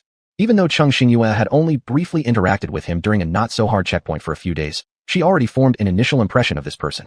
He behaved gently, thoroughly considerate, and respectful. Even though he had accepted the address given by Jing Wu, he still chose to stay in the house next to hers, showing that he had a clear sense of boundaries. Having a reliable friend nearby would always be beneficial. Chung Xingyue glanced at the pile of items before him and said, It's hot outside. Let's avoid disturbing each other further. We'll focus on our own tasks. Su Hong smiled warmly at the corner of his lips. All right, feel free to knock if there's anything. Chung Xingyue nodded slightly, then parked her car beside her little villa's flower bed, opened the trunk, and started to make trips to move the items. Su Hong was nearly done, so it didn't take long before his task was completed. Seeing her load wasn't finished, he came over to help without hesitation. Chung Xingyue didn't refuse. There were indeed quite a lot of things, and it was very time-consuming for her to go upstairs and downstairs by herself. Carrying 2 boxes of oil, Su Hong asked, Where should I put these this time? Thanks. Bring them to the living room on the first floor. Working together efficiently sped up the process significantly. Soon, all the things were finally carried into the building. Chung Xingyue prepared tea for both of them using tea bags from Sheng Mingkai's collection. After tasting a sip, Su Hong raised his eyebrows in surprise. This tea has a rich, lasting flavor, and seems to also have calming and invigorating effects. Chung Xingyue blew lightly on the leaves floating on the surface and responded quietly. They're considered primary soothing tea bags. Although they can't compare to specialized medicines, the effects are not far off. You can't compare them directly. All medicine carries certain toxicity. It's better to avoid it if possible. Since this tea bag is comparable to medicine, its value is bound to be much higher than similar drugs. Moreover, exchanging for these items wasn't easy either, and one needed proper channels. Chung Xingyue smiled slightly. Sheng Mingkai apparently had a decent stock of these items, thanks to the overly honest player he'd unintentionally saved who left a large box of tea outside his door and quickly ran away after knocking. Sheng Mingkai didn't even have the chance to refuse, and it turned out the tea was actually Chuji healing tea. It would be a pity to waste such useful items. So during her rare free time, Chung Xingyue took a stack of vacuum-sealed bags as a form of leisure activity, packing the rest into iron tins for storage until needed. Tea is something that can last long without going bad. Even after drinking for a long time, Chung Xingyue hadn't finished more than 1/3 of what Sheng Mingkai gave her. Seeing that the man seemed to really like it, Chung Xingyue arched her eyebrows lightly. These tea bags aren't food replacements. I still have quite a bit left. You might want to take some with you. Su Hong raised an eyebrow and replied with a smile. In that case, I won't decline your generous offer. Since they were planning to clear the checkpoint together, being overly formal wasn't wise. Keeping this favor in mind, Su Hong could repay it double later. As time passed, more players entered the safe zone, and the nearby supermarkets, big or small, were swept clean. After stockpiling enough supplies for half a month's survival, Chung Xingyue decided not to leave again. Not only because it was too hot outside, but most importantly, because if this place got accidentally intruded by some players, all her hard work collecting things would go to waste. And also, probably because she was alone yet kept transporting goods frequently, it seemed like someone had already targeted her. A wry smirk flickered across Chung Xingyue's face. She realized that some people simply couldn't let go of their greed. If anyone dared to approach, she wouldn't hesitate to twist off their heads. In this game, while you can maintain a bit of kindness toward fellow players, once the hungry eyes of those vermin fixate on you and you still consider showing mercy, then you're nothing but a fool. Chung Xingyue considered herself to be above that. As long as someone harbored ill intentions and threatened her life, she would never forgive them easily. Chung Xingyue stood up and lifted a corner of the thick curtain. The intense sunlight immediately shone against her cheek, casting half of her face into shadow, flickering between light and dark. Players outside all looked hurriedly about, walking briskly under the scorching sun. Every few steps they took, beads of sweat streamed profusely down their faces. Although the temperature in the safe zone was better than outside, it still lingered at levels unbearable for ordinary people. Chung Xingyue, staying inside the air-conditioned room, barely felt the heat. However, players stuck in the danger zone weren't so fortunate. Even though reason told them they should enter the safe zone sooner, to be honest, many still preferred finding temporary comfort in cool houses rather than braving the harsh outdoors until the countdown of the final 3 days approached. After all, in this place where everything was provided, except for the heat, staying indoors avoiding the last days of countdown isn't much different from being in the safe zone. If so, why put oneself through such hardship when the last checkpoint had reports of people surviving just fine even without entering on time? With such thoughts, they brushed off vague discomfort and indulged in ultimate bliss during the summer day inside comfortable air-conditioned rooms. However, these kinds of players made up the minority. Most players, although tempted, still believed entering the safe zone offered greater peace of mind. After gritting their teeth, they put on hats, applied sunscreen, and continued heading toward their designated destinations. Ding! You have a special reminder from Yu Jia Xiaodian. Would you like to view it? Cheng Xingyue's expression flickered as she opened her private message section, focusing on the wildly flashing red dot at the top. The official store's special reminder system required filling out application forms comprehensively and passing automatic system checks before activation, aside from certain special circumstances. Curious as to what had prompted this player to act so urgently. Just as long as I run fast, boss. Help. Just as long as I run fast. There's something I'd like to discuss with you. 3 days ago, I finally obtained a long-awaited agency qualification. I know your store only allows listings for 3 days. There was no problem in the first 2 days, but on the final day, yesterday afternoon, my products were sold out within half an hour. Keep in mind, I had reserves of over 3,000 units. That's not all. Right up to now, there are still people using the contact methods I previously left, persistently asking if I can continue transactions. Messages poured in one after another, but Cheng Xingyue remained patient, reading further. To sell out 3,000 units within half an hour was somewhat rare, even after all her years managing the shop. As long as I run fast, since there's such a demand, but by the time I secure the next agency qualification, I'll likely have missed the best opportunity. The other player thought to himself, this struggling player wants to accumulate enough items so that he won't have to worry about points in the future. After mulling over his fluctuating thoughts for half the day, he finally decided to give it a try and not let this chance slip away easily. With renewed determination, he continued typing. As long as I run fast. Moreover, it takes several days to produce my goods here, so I'd like to negotiate with you whether you could reserve an agency spot for me in advance. Regarding the commission, we can definitely discuss. Wow. Cheng Xingyue silently opened her mouth. Although her shelves specifically designated for agency couldn't break their set habits. Given the other party's enthusiasm, Cheng Xingyue started considering using her private reserved shelf. If it was suitable, she wouldn't mind freeing up one for him. After all, this was a golden opportunity falling right into her lap. Cheng Xingyue's face lit up with a seemingly honest smile. Yu Jia Xiaodian. Of course, but the agency commission will be doubled. The other player's face stiffened as he thought about a long-coveted item from an official store that could only be exchanged for points and cost exorbitantly. Inwardly, he moaned. His lips twitched slightly before finally making up his mind. As long as I run fast. As long as I run fast. Deal. Cheng Xingyue typed a few more words and sent them. Yu Jia Xiaodian, please provide your personal account, and we'll make a note of it on our side. It seemed the other player had been closely monitoring the screen because, almost instantaneously after sending, a string of numbers appeared. Cheng Xingyue entered the query and reviewed the player's shelf records, her expression turning slightly serious. These goods sold out quickly within a short time, turned out to be Chudi sunscreen. Chapter 60. Cheng Xingyue looked somewhat worried as she rapidly switched to check other official shops. Sorry, sunblock spray is out of stock. Sorry, heat relief medication is sold out. Sorry. All the items related to sun protection had been completely sold out. She was most familiar with the seller of sun hats, having purchased quite a few herself. But even that shop, which still stocked plenty the day before, now bore the notice. This product has been sold out, please wait patiently. Things were fine here, yet evidently something had changed outside in the danger zone, forcing players to go on a frenzied spree for sun protection items. She wondered how Xing Mingkai was holding up. Before she could finish the thought, a knock came at the door. Clang clang, clang clang clang. Standing up, Cheng Xingyue quietly walked to the door and peered through the observation mirror, letting out a sigh of relief upon seeing two figures, one large and one small. Finally, they had arrived. She opened the door, cutting off the quiet conversation between the two. A pleasant smile flickered across Sheng Mingkai's handsome face as he nodded at her. Cheng Xingyue patted the little monk on the shoulder. The three didn't exchange many words and immediately stepped inside. Inside and outside were worlds apart. As soon as they entered, the refreshing chill of the air conditioner enveloped them, dispelling every trace of heat. The two, who had just made it to the safe area, removed their outer sun-protective clothing. After drinking 2 cups of tea, they spoke with evident unease. The area outside the safe zone feels like a blazing furnace. Every step taken under the scorching sun is torture. From midnight yesterday until now, the temperature has soared rapidly. On the way here today, we saw numerous players collapsing suddenly, without warning, while walking. At this point, his expression grew serious. A single case might be an accident, but dozens of them indicate a fact. It seems they fainted due to heat stroke. Although she'd guessed something similar, Cheng Xingyue was still startled upon hearing the details. It's come to this? Little Jing Wu's tiny face was taut.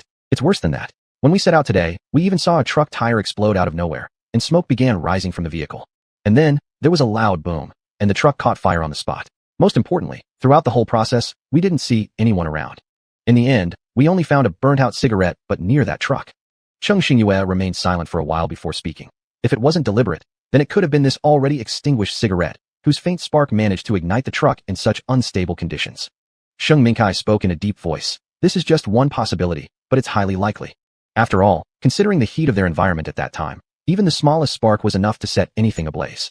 Fortunately, the vehicle was parked on an open, unpopulated stretch of flat ground, and no accidents occurred as a result. However, this also gave them a reminder. Under no circumstances should they use fire carelessly in this extremely hot stage. Otherwise, any mishap would almost certainly be uncontrollable. Jing Wu continued after taking a sip of tea, slightly calming his nerves.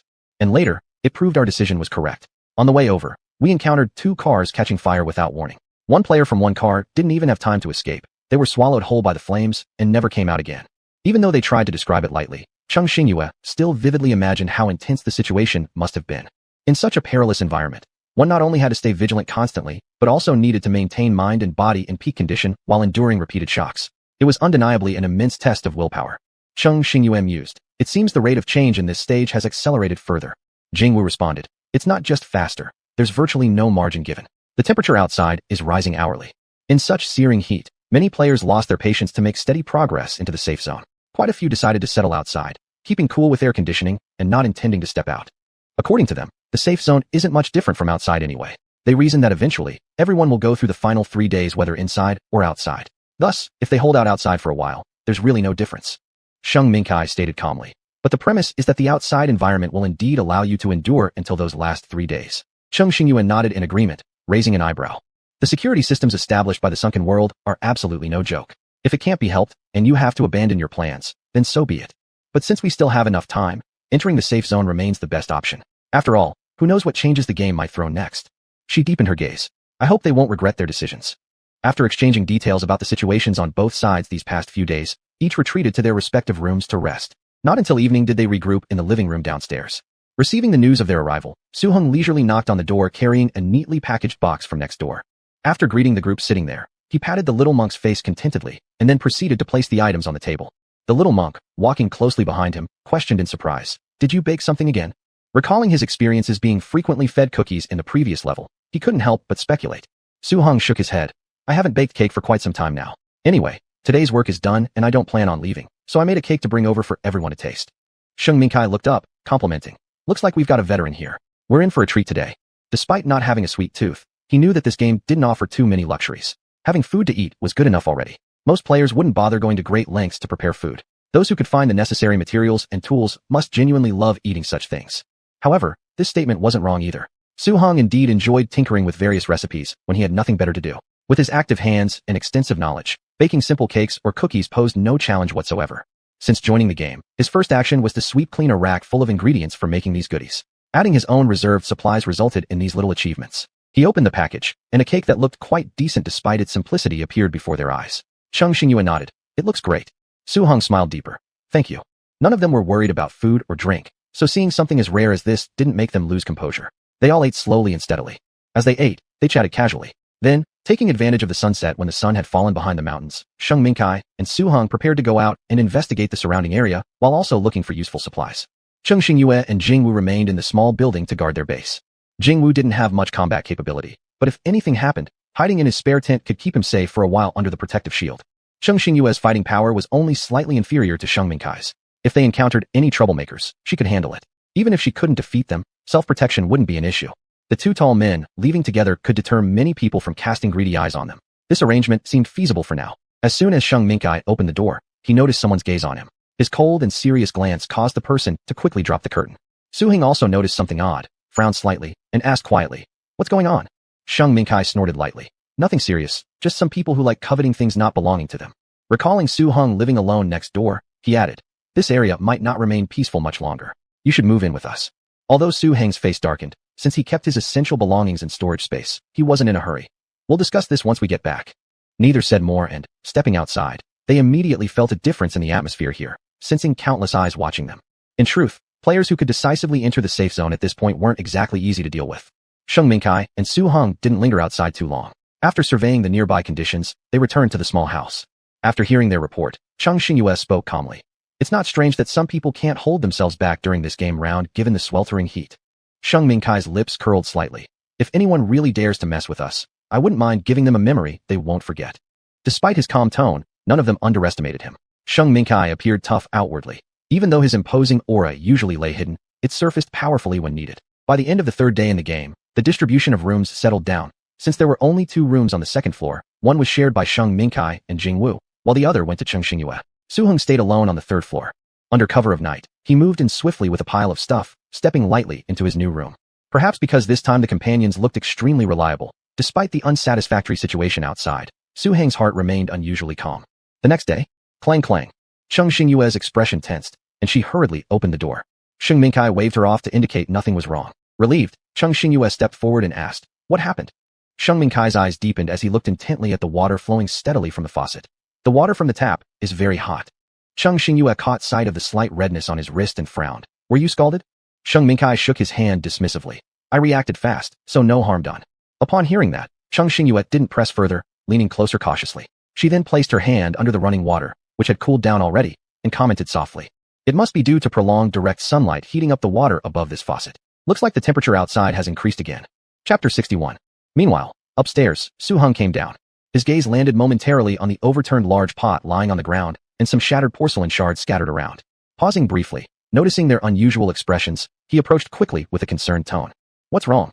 Sheng Minkai shook his head. "A minor accident. While washing something, I got startled by the unexpectedly hot water from the tap and accidentally knocked over the bowls and plates beside me. As long as nobody got hurt, it's fine." Su Heng sighed in relief but still found it odd. Isn't the water from the faucet supposed to be cold?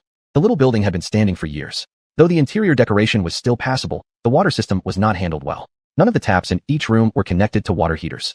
Therefore, there was absolutely no possibility of having hot water, let alone scalding hot water. Could it be?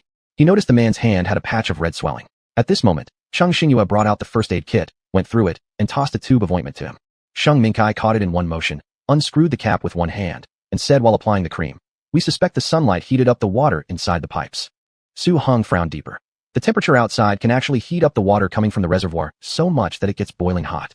Staring at the water pool which had already returned to normal, he muttered, "This heat won't possibly cause all the large pipelines leading here to explode later on." After speaking, he chuckled and shook his head at how terrifying the thought was. This level seemed incredibly long. A full half-month passed, yet the system's countdown had not yet appeared. Su Heng sat on the couch, waving goodbye to the two people heading out. Cheng Xingyue and Sheng Minkai nodded before quickly opening the door and walking away. As soon as they opened the door, a wave of intense heat hit them. The sky was dim, streetlights cast their heavy shadows along the roads. After about 10 minutes outside, more players began to appear on the streets. Their supply of daily necessities was also running low, such as seasonings, toiletries, and toilet paper, items that aren't exactly big but are also small enough to easily overlook. However, lacking these essentials when needed truly is an exasperating situation. Other things aside, human needs don't wait, and toilet paper cannot be overlooked, especially in a game round that lasts so long. Because of this, sanitary paper and other daily goods in the shops of the fallen world had become newly popular items. Not only were their prices soaring higher, but trying to stockpile larger amounts was extremely difficult. Cheng Xingyue and her three companions were no exception. Apart from avoiding the scorching daytime sun, they didn't waste time during the night, going out at dusk and dawn in rotating shifts to search for supplies. But the useful items in those shopping districts and stores had long been swept clean. Later arriving players could hardly find any useful materials, leaving them suffering silently under the oppressive heat and stepping out grudgingly. Mentioning this, we couldn't avoid talking about Cheng Xingyue's accidental find. On the 6th day of entering this round, she drew a map that was not quite ordinary. Walking down the road, Cheng Xingyue's eyes sparkled slightly with amusement, involuntarily recalling the peculiar reactions of the other three after she revealed the map, so clear and detailed, annotated with every hidden resource point within the game. Sheng Minkai maintained a composed expression, though his hand accidentally trembled while raising the teacup, then nonchalantly wiped off the moisture from his fingers. Jingwu looked bewildered, seemingly unwilling to believe what he'd just heard. And new team member, Su Heng, fell silent for several seconds before asking what was on their collective minds. "You mean the map marked with both major and minor hidden resource points across the entire safe zone?" Cheng Xingyue casually nodded, grabbing an apple and taking a big bite. So sweet. Seeing her lack of surprise, Su Heng felt internally torn. This was a map marked with resource points. Why was this person so calm? Calm to the point that it made him question if he himself hadn't seen enough of the world. Glancing at the utterly unfazed individual beside him who drank tea without any reaction further increased his doubts. But realizing that this was a priceless treasure, maybe even the only one recording various secret resources, if this news leaked out, countless players would envy and go crazy over it. He glanced at Cheng Xingyue occasionally munching on the apple, feeling a twitch at the corner of his mouth. Finally deciding silence was golden and that he didn't want to appear too inexperienced in front of his newest teammate. Thus, when he gave up struggling, moving several large bags of bread earlier in the last couple days, and now watching Cheng Xingyue leave once again. Though this was something to rejoice about, why did his heart feel a faint complexity? Wasn't this perhaps the sorrow of a non-lucky player encountering someone exceptionally lucky? Su Heng silently looked at his own hands, wondering if staying longer with this master could rub off some luck. He wasn't greedy. Just obtaining basic clothes and a draw would be very satisfying indeed. On the other side, Cheng Xingyue and the other continued their journey. Their target tonight was a warehouse located near the old city area by the mountain, relatively close to them, but somewhat secluded, hoping they might stumble upon some scarce supplies. Although the resource points indicated on this map updated in real time, once discovered by anyone, the red dots marking the locations would turn black. This also reminded them that there was no need to waste time on those almost impossible chances of finding good stuff. However, although the map clearly showed whether a resource point had been opened, they could not know the exact amount of supplies left at each point. Thus, over these few days, their gains varied greatly. When they failed to find relatively scarce daily necessities, they would bring food as backup, especially when Su Heng went out to search for supply points. Although he wasn't short of food at the moment, every time they pooled resources for breakfast and lunch, he would consciously add his own share of ingredients. Still, he wasn't a food-oriented player and needed to store some integral supplies in case of unexpected needs, which made him the one most willing to stock up on more food. Sheng Mingkai also didn't lack anything. The cold he made were extremely expensive and always in demand, so his market for trading various supplies was secure. Jingwu didn't value external items much, and his daily eating and drinking weren't extravagant either. Selling the small tents, he made himself completely covered his living expenses. As for Cheng Xingyue, she was by far the richest in food among them all. Without even mentioning her self-grown crops, just the processed canned goods aside from those used for earning points already gave her enough to last for several weeks. Therefore, whenever she went out to stockpile at night, her focus included not only good eats, but also daily necessities and female-specific items. The two walked cautiously while keeping an eye on the players around them. They were here to search for supplies. Drawing too much attention with aggressive moves was the worst option. Their main task was to preserve energy and find what they needed. They sped up and quickly zigzagged through the area, shaking off another group of sneaky-looking players following them. Sheng Mingkai's skills in investigation and counter-investigation were top-notch, which helped them lose tracking multiple times from other players. Behind them, 6 or 7 players gritted their teeth furiously, and the leading man crushed his cigarette ashes on the ground, frustrated. The duck we thought was in our hands escaped again. A player behind hesitated and asked, "Big brother, should we still chase?" Before the words were out, the guy got a knock on the head. The man angrily replied, "Are you dumb? These people are already gone. What's the point of chasing air? You tell me how to catch them." The player touched his head and laughed nervously. "I thought since it's only 2 people and one is a woman, the chance of succeeding would be higher." The leading man muttered, "You can never be sure." "Huh, don't talk nonsense. Continue searching immediately. Any well-dressed and refreshed person looks like a rich target, but anyone meeting the above criteria, who also outnumber us, must absolutely be left alone unless specifically instructed. If something goes wrong because of this, you're going to suffer, and no one will save you." The group reluctantly agreed and began to search again for isolated targets. Only the leading man stared down the road where Cheng Xingyue and Sheng Mingkai disappeared, his expression inscrutable. Despite their extreme caution, they'd unknowingly lost sight of them entirely. Perhaps if they hadn't directly faced these two earlier, luck was simply on their side. 1 a.m. Cheng Xingyue and her companion deliberately set out later, avoiding the peak hours of travel. By now, they'd been walking nearly 3 hours. All around them was uneven muddy land. Both drenched in sweat. Nighttime was only cooler without the burning sun, yet the oppressive heat that blanketed the world remained unchanged. In recent days, news constantly spread about cars spontaneously combusting and exploding. They weren't foolhardy enough to risk life and limb depending on a wobbly scale. Last night, the final tire on their last SUV blew up, so now they no longer struggled with having someone without a vehicle. Instead, they obediently continued their journey on foot toward tonight's supply point. "We're here." Sheng Mingkai raised his head to look at a small warehouse hidden behind a patch of bushes and tall trees. He moved slightly, and the sweat trickling from his temple instantly hit the dry ground, disappearing completely in seconds. Cheng Xingyue casually wiped her face. Those enormous sweat drops dangling precariously from her eyelashes finally fell through her fingers. She glanced around the eerily quiet surroundings and said, "Be careful. This place seems unnaturally quiet." Sheng Mingkai nodded. Neither of them spoke further, instead carefully inspecting the surrounding area first. After a long period of checking, they confirmed no one was nearby and proceeded to walk cautiously toward the wooden door secured with an ancient, large lock. As Cheng Xingyue's mind rapidly ran through several methods of brute force, Sheng Mingkai retrieved a long piece of wire from his space pocket. In just a few swift movements, there came a faint click sound from the lock. Cheng Xingyue, without any ripples of emotion, Sheng Mingkai removed the now opened lock and slightly tilted his head as he said, "It's done."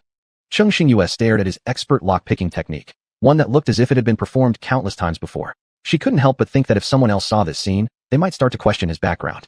Not only was his action extremely light and fast, but his facial expression remained natural. Cheng Xingyue arched an eyebrow with a smile and said, "You guys really seem capable of everything, huh?" Sheng Mingkai shrugged. "It's just basic skills. I can teach you when we have time." Cheng Xingyue, "Deal." "Great. This would count as successfully learning a new skill." Chapter 62. As soon as the two opened the wooden door, they couldn't help but pause for a moment. Inside, the shelves of the entire warehouse were stacked to capacity. Sheng Mingkai raised an eyebrow, lightly laughing. "Not bad. Looks like our trip wasn't in vain this time." The amount inside wasn't only large, but the variety was also extensive. Glancing over, they could see towels, toothpaste, soap, tissue paper, toilet paper, fruit candies, jelly, and much more. Cheng Xingyue squatted down, untying a jute bag piled up in the corner. Her fingers grazed a handful of bright, round grains of millet, and her lips curved upward slightly. Indeed, not bad. Even though they couldn't clear out the entire warehouse, today they both decided to take more than usual, which should be enough to last them for some time ahead. A pleasant curve formed on Cheng Xingyue's lips. Since our luck is so good today, wouldn't it be a waste not to take more? Sheng Mingkai took out a cart created by Su Heng during his spare time from the space pocket. It was about the size of an ordinary cart, roughly 3 times bigger than the back trunk of a small car, requiring manual pushing or pulling. Its biggest advantage was its ability to be stored and accessed from space easily. As long as all non-ruin world items within were taken out, it could be restored into the space pocket afterward. Therefore, these past few days, they had relied on this device for transportation. Only due to their previous meager gains did they mostly load things that weren't urgently needed. Under the somewhat dim yellow lighting, the two began swiftly moving the required supplies. Sheng Mingkai heaved 2 big sacks of rice onto the cart, then turned around again to continue searching for more necessary supplies. Cheng Xingyue didn't hesitate. Although she herself could grow rice, the quantity was limited, and a large portion had already been made into cans for sale, used to exchange for other goods or points.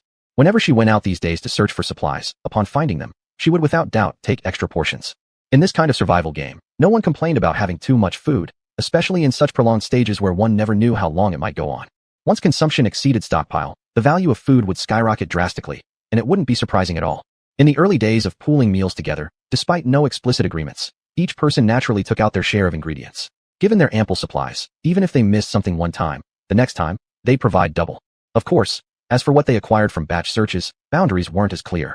Whether staying home guarding supplies or venturing out, both were equally important. Naturally, there was no need to differentiate their gains too clearly. Cheng Xingyue's lips lifted slightly, particularly because her companions were so well synchronized, knowing their limits and understanding their boundaries, ensuring that lines between individual shares didn't become overly strained. As the main staple, they moved 3 large bags of rice and 2 bags of flour, enough to comfortably feed all of them, including the 2 men with relatively larger appetites, for a month. They also loaded several bags of chocolate, significantly increasing caloric intake, tightly securing the bag openings before placing them into empty spaces. On the far edge, the pre-packaged vegetables and crates of fruits, unable to withstand the sweltering heat, had rotted too quickly to be salvaged anymore. Cheng Xingyue gently closed another box filled with shriveled and moldy fruits, calmly yet promptly covering it, then continued her search. Opening one box, Cheng Xingyue couldn't help but let out a genuine smile. Raising her voice and turning her head, she called out, "Good stuff. Come check it out quickly." Without hesitation, Sheng Mingkai immediately came over. Looking down, surprise flickered across his face. "A home-use compressor?" Cheng Xingyue nodded, her smile deepening. "We've been looking for this for several days now, and we couldn't find it. Who would have thought, after twisting and turning, we'd stumble upon it here without effort?" The weather was unbearably hot, and microorganisms thrived in conditions that suited them, leading to the spoilage and deterioration of food. Their refrigerator could only hold so much, and they had to prepare early for power outages or other adverse situations. For instance, just the other day, they discovered that their open bag of rice had started growing rice weevils. After all, it hadn't even been a week since they opened it. Sheng Mingkai said, "Check if there are any vacuum bags. If there are, take them all back with us. Putting items into vacuum bags will at least greatly slow down the rate of spoilage." Since there was a vacuum machine here, it was natural that packaging bags wouldn't be missing either. Cheng Xingyue practically turned the entire warehouse upside down, eventually gathering over 300 vacuum bags. Although this wasn't too many, it would still last for a while. Cheng Xingyue didn't feel disappointed but instead treasured both items as she carefully placed them on the cart and continued looking for other useful supplies. On the other side, Sheng Mingkai took no breaks, lifting heavier goods tirelessly and loading them back and forth onto the cart. Time flew by quickly. Before long, they had completely filled the cart to its brim. Cheng Xingyue grabbed a tissue from the shelf and handed it to the slightly disheveled man, saying, "Wipe your sweat, you can rest for a bit." Sheng Mingkai pressed the tissue against his face, instantly absorbing the beads of sweat. The previously dry thick paper soaked through in the blink of an eye. The two casually sat by the door of the warehouse, gazing at the bright, gentle moonlight and twinkling stars scattered across the sky. Looking at star patterns identical to those in the real world, neither of them spoke. However beautiful this world might be, it couldn't compare to the vibrant, life-filled past worlds. Fortunately, they were both people with strong wills and didn't let themselves sink too deeply into these musings. Sheng Mingkai broke the silence and asked, "Are you sleepy? If so, you can rest while I stay awake and keep watch. You can trust me." Cheng Xingyue shook her head, faintly smiling. "I've slept enough during the day. Now, even if I wanted to sleep, I couldn't fall asleep." Hearing this, Sheng Mingkai chuckled lightly, lowly mocking. "We've become just like night owls now. Throughout history, humans followed the physiological habit of waking with the sun and resting when it sets. How many times has this game twisted our natural cycle?" Cheng Xingyue also sighed somewhat. The vast icy world blurred people's perception and control of time. This stage forced them, with a mix of softness and hardness, to live nocturnally and hide during the day. One could go out during the day, of course, unless one didn't care about being mercilessly sunburned within half an hour of stepping outside under the scorching sun. However, even if someone had the courage to challenge the norm, stubbornly wandering around outdoors at the peak hours of sunlight without buying sunburn ointment, they would soon encounter something far worse than heat. If the skin swelled and developed spots, it was bad enough. But if the wounds got severely infected, leading to ulceration and peeling of the skin that would only bring unnecessary pain, leaving one no choice but to endure it. When the outside sky began to brighten, the two finally rose, stretching their muscles, then changed into the specially made primary sunblock suits designed by Su-hong, which could block half of the blazing sunlight. Early morning, before the sun became too strong, was enough to last them a few hours. Pushing a cart full of supplies, they stood out too much. To avoid unnecessary trouble, they set off just as the first glimmer of sunrise appeared on the horizon, heading home. The supply points selected over these few days were mostly located in more secluded places, minimizing the chances of being found first by other players. It would save them the frustration of getting close only to see the light on their map dim again. It also allowed them to rest for a bit and quietly transport the collected supplies back to their building during the times when very few players dared to move about and were likely beginning to sleep. Although there was still plenty of stock inside, the two weren't greedy. Efficiently moving the cart outside, Chung Xingyue gently patted the closed wooden door. If there were no surprises, this should be the last large-scale collection of supplies in this round. From then on, they would only need to replenish consumed goods nearby. Once everything was ready, they left without looking back, pushing their bountiful haul step by step under the increasingly brightening sky, and slowly made their way back. Meanwhile, as the duo was making their way back, the Old City District's players were experiencing their first unexpected situation. At 9:16 a.m., Jing Wu yawned, wearing the suitable slippers he'd specifically searched for. He shuffled his short legs, pat-pat, towards the sink. They had long since developed the habit of waiting a bit before using water to avoid being scalded accidentally by the initial hot water that pooled at the faucet, thus preventing any unnecessary harm. Jing Wu patiently waited for a while, and then cautiously extended his hand to test the water, only to be jolted awake from his drowsiness by the surrounding heat. Instinctively, he paused mid-motion, pulling back his hand already halfway into the air, narrowing his eyes to see. Even after 2 minutes, the gushing water was still steaming hot. He tried another sink in the toilet, but it was the same, only steaming water flowed out. Just as he was about to inform Su-hong, who was sitting in the living room, he heard a subtle clunk, immediately putting him on high alert. Before he even managed to turn around, the sounds grew louder behind him. A chill ran down his spine as the warning bells in his mind rang loudly. Without time for multiple guesses flashing through his mind, he bolted for his life with a speed akin to a 100-meter dash. Bang! Rush! Jing Wu felt a gust of hot air rushing toward him from behind, accompanied by splashing water. Even though he didn't turn back to look, he had a good idea of what just happened behind him. He hastily turned the corner, tightly pressed against the temporary wall dividing the two sides, bending over as he panted heavily, watching the scorching hot water rapidly flowing indoors, feeling a pang of dread. Meanwhile, Su-hong, hearing the commotion, strode over in astonishment, staring speechlessly at the winding streams on the ground and the quickly forming thin layer of water. He snapped his jaw shut just in time and bewilderedly pointed at the splashing water spurting outward, his emotions wildly fluctuating. What's going on? What could have possibly caused this deluge? Su-hong was thoroughly startled by the unexpected sight, the veins on his forehead twitching involuntarily. Jing Wu didn't have the chance to figure things out yet. It was a miracle that he'd escaped unharmed. Not taking the time to explain upon being asked, he urgently said, "I'll go turn off the water valve. Stay away from the water. Be careful not to get scalded." With that, he hurriedly rushed off to close the valve. Standing there, Su-hong watched the water spouting like a hole had been punctured, tensely tightening his jaw. Swiftly, he moved several waterproof items stacked nearby on the ground away. Then he took out a large number of absorbent fabrics from his spatial storage, laying them on the ground. After a string of frenzied efforts, he finally managed to slightly control the flooding situation. I, Lord Su, may lack many things, but absolutely not cloth materials. Let's see you keep seeping water like that now. Chapter 63. As they finally gained control of the situation on their end, bursts of angry roars echoed sporadically throughout the game world in various corners. The players inside the rooms pulled the curtains tight, blocking out the scorching sunlight outside, turned the air conditioner down to its lowest setting, and lazily covered themselves with blankets. Before falling asleep, they thought hazily. Even though it was hot outside, as long as they stayed indoors and stocked up on enough supplies, it seemed like there wasn't much difficulty. After recounting the supplies they currently possessed in their minds, they were quite satisfied, smacking their lips contentedly, feeling rather pleased within. Lost in their thoughts, their minds gradually slipped deeper into sleep, their breathing growing increasingly steady as their muscles unconsciously relaxed. The man's breathing became more rhythmic, seemingly falling into deep slumber. Suddenly, a loud bang intruded into the man's mind. His tightly closed eyelids flickered slightly, yet he still wasn't awakened. Crackle, snap, gurgle, gurgle.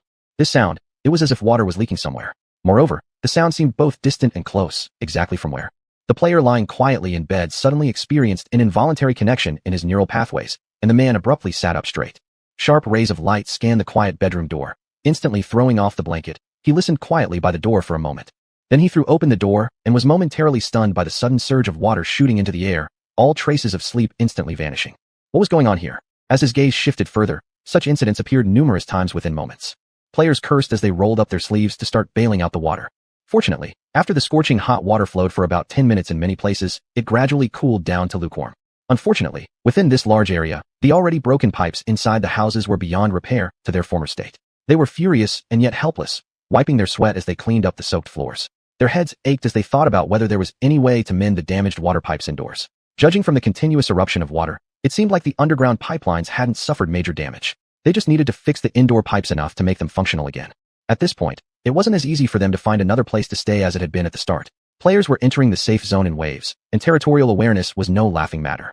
What's more, those roars outside suggested that something unexpected had happened, not only at their location. Upon realizing this, the player couldn't help but rub his head. If they couldn't finish repairing the pipe, then every time they turned on the valve, they would face another stressful battle. Sheng Mingkai and another individual immediately sensed something was off as soon as they entered the city district. The ground-level pipe outlets buzzed, mixed with the curses and cries of players growing louder as they approached. After exchanging glances, the two hastened their steps. It looked like something had gone awry in the safe zone while they were out. Clang clang. Su Hong, upon seeing them return safely through the peephole, let out a sigh of relief but quickly remembered what had happened earlier, gritting his teeth. Damn, this was clearly done on purpose to prevent them from resting in peace. Su Hong unlocked the tightly secured door, allowing the duo to push a cart into the emptied hall. Closing the door casually behind them to cut off the scorching heat outside, Su Hong sighed deeply. You're finally back. Cheng Xingyue frowned. What happened in the city? Why is there so much noise everywhere? It looks like a full-blown riot. Su Hong rubbed his face hard. Though I hate to ruin the mood, I have some bad news to tell you. Both of them raised their eyebrows simultaneously, waiting for the rest of the news. Jing Wu heard the voices upstairs and trotted down on his stubby legs to take over the explanation of their confusion. There are 3 leaks in the water pipes in this building. If we hadn't closed the water valve in time, there would be even more than these. Leaks. Jing Wu sighed heavily. That's right. And it seems the water temperature got too high, causing old pipes to fail under the pressure. When it hit a certain point, they exploded. They went upstairs to the worst hit location on the 2nd floor. The floor was already clean except for the fragments in the trash can next to it, and the large holes in the wall, which painted a vivid picture of what had happened. Su Hong leaned against the wall. Fortunately, we spotted it in time or things would have gotten worse. And from the sounds outside, it seems our building got treated first. Sheng Mingkai said. On our way back, the areas we passed through still occasionally had screams and angry shouts. Looks like they just discovered or are dealing with the beginning of similar situations. Su Hong glanced downward slightly, sighing helplessly. That makes sense. So, for now, we shouldn't open the water valve. Later, I'll check if I can find materials to replace the pipes. We can't keep being forced to go without water forever. Cheng Xingyue nodded. Once the water pipes can no longer transport water successfully, we will have to use the water from the storage tanks. Su Hong pulled over a chair, sitting down exhaustedly. We're lucky we've stored enough water. In the short term, we don't need to worry about having no drinking water. However, not everyone was able to swap out for enough water tanks, store them securely, and then never touch them again easily. Therefore, with their current water reserve, they didn't really have to overly concern themselves. Cheng Xingyue noticed the gloomy atmosphere and waved his hand, smiling. Although there's bad news, didn't we bring some good news too? What do you say? Are you interested in hearing it? The two who stayed in the house had been tormented by the sudden water leak for hours, mentally and physically exhausted. Su Hong replied despondently. Even though I doubt anything could really uplift my spirits at this point, if I don't listen, I might truly miss my chance. Fine, what is the good news? A smile appeared on Cheng Xingyue's face. This will definitely be good news for you. Su Hong raised an eyebrow. So, what is it? She stopped teasing and came straight to the point. We found a vacuum packaging machine. Boom. The man who had been glued to his chair stood up straight the moment the last word was spoken. His face was solemn, unable to suppress the excitement in his heart, and he exclaimed aloud. I take back what I said earlier. This is indeed a great piece of good news. You wouldn't believe it, as a lover of pastries, knowing that you have all the ingredients, the equipment, and the time you need, yet cannot create freely to your heart's content. Their fridge only had so much space, nowhere near enough to meet his needs. Now with the vacuum packaging, it will significantly slow down the spoilage of the pastries, and finally, he wouldn't have to constantly worry about the waste of unused materials after opening the packages. Of course, most importantly, the supplies they brought back over these days could now start playing their actual roles. He got up and headed downstairs again in a flash and disappeared from sight before anyone else could say a word. The 3 remaining looked at his fleeting figure disappear, feeling quite helpless but amused. He sure was in a rush. Seeing his haste, the others helplessly shook their heads and followed him downstairs. Surprisingly unexpected situation aside, the supplies they just brought back still hadn't been organized yet. Now that they understood the overall situation, it was time for them to roll up their sleeves and start tidying things up. Before they even reached the bottom floor, they heard Su Heng's voice, filled with amazement, echo from the front. Wow, you guys have really good luck today. All good stuff. Su Heng opened the square board on the card and immediately saw all sorts of food and daily necessities on it. He picked up a pack of tissues and weighed it in his hand, then touched a large bag of chocolate, muttering to himself. Did these two raid a general merchandise store? How come they found everything? And all these things are treasures hard to find now. When the group reached the first floor, everyone spontaneously started organizing the supplies. They sorted packaged foods, daily items, seasonings, and other items by category and placed them on the shelves set up in the storage room one by one. After the sorting was complete, Su-hung looked at the piles of supplies that covered the whole wall and the ground. Couldn't help but feel satisfied. To tell the truth, this is the first time I've stocked up so many supplies. Thinking that all these are our lifelines makes me feel we have a better chance of succeeding. Sheng Mingkai raised an eyebrow. If we can't make it even with this advantage, there would be hardly anyone left to pass the test. No matter how, we've done what we needed to do. Next, we'll just have to play it by ear. That made sense. Everyone nodded. Sheng Xingyue tightly closed the door to the specially prepared storage room, rehung the protective net, ensuring the safety of this room, which related to their quality of life and success rate of survival. After all the hustle and bustle, everyone was somewhat exhausted. The two who stayed behind were doing relatively better, having recovered from the shock already. As for the pair who went out to stockpile goods, they were utterly fatigued. It was no easy feat, especially the latter half of the journey back. Pushing a fully loaded cart of supplies and deliberately traveling when most players didn't dare to step outside. As you might imagine, there was no possibility for this to be easy. Players avoid stepping out during the day not because they're lazy, but because daytime temperatures are several degrees hotter than at night. More crucially, the strong ultraviolet rays are no joke. Starting from the day before yesterday, some players who refused to give up walked under the sun despite dizziness and blurred vision. Those who fainted and lost consciousness were considered lucky, as at least they didn't experience suffering. Worst of all, some players couldn't bear the intense sunlight, leading to red spots and pus-filled blisters on their exposed skin. Without access to treatment medication, the wounds easily became infected in this weather, almost impossible to heal on their own. Their conditions worsened day by day, pain preventing sleep, making eating unpleasant, enduring unbearable agony day in and day out, living worse than death. Counting the days on their fingers with growing anguish, these players knew not how long more suffering lay ahead or how many unknown dangers remained unseen. Each time some players felt they couldn't go any further, yet they refused to let themselves give up. So they gritted their teeth, eyes bloodshot, telling themselves to endure just a little longer. Perhaps they'd soon escape the torment. They couldn't have gone through so many trials and lose their lives here. They had so many family members waiting for them back in the real world. Chapter 64. They thought the pipe bursting yesterday was the worst thing that could happen, but they never expected that even worse accidents would be waiting for them next. Afternoon. A clear blue sky stretched endlessly, with scorching sunlight creating a bright image as it illuminated the artificial pond and shimmered off its surface accompanied by the stifling wind lightly brushing by. The world seemed to glisten with silver light. At exactly 2 p.m. in the sunken world, blinding light embraced the whole area. Inside houses, air conditioners hummed noisily as most players enjoyed the rare tranquility and fell into a peaceful slumber. Dong! An ethereal bell suddenly rang out. Faint waves of curves stirred up mysteriously in the air, like a dreamlike illusion, seemingly there, but almost intangible. Players who happened to be awake couldn't help but freeze momentarily at the sound. Where could such a heavy, continuous drumbeat come from? Huh. A player holding a black chess piece perked up his ears upon hearing something. After listening for a while, the sound disappeared. Ha. Back to reality. The player snapped back to his senses. Unconsciously rubbing his fingertips together, his eyelid twitched as he hesitantly asked his seemingly oblivious companion. Did you hear any sound just now? The other player looked confused, saying, What sound? I didn't hear anything. He continued. I just saw you staring at the air for so long without making your move. Tell me, are you scheming something nasty? Let me warn you, if you dare to capture my cannon in the next step, you'll surely lose me, as your only chess buddy.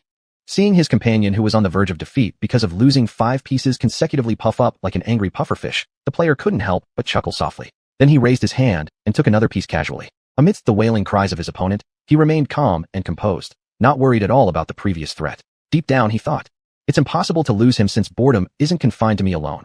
Everyone here is bored out of their minds anyway. Still, recalling the array of drumbeats, he felt strange inside. Could it have been some kind of hallucination? Similarly, among the awake players, some heard it, others didn't. But eventually, this trivial matter was quickly forgotten. However, changes occurred without anyone noticing. Creak, clunk.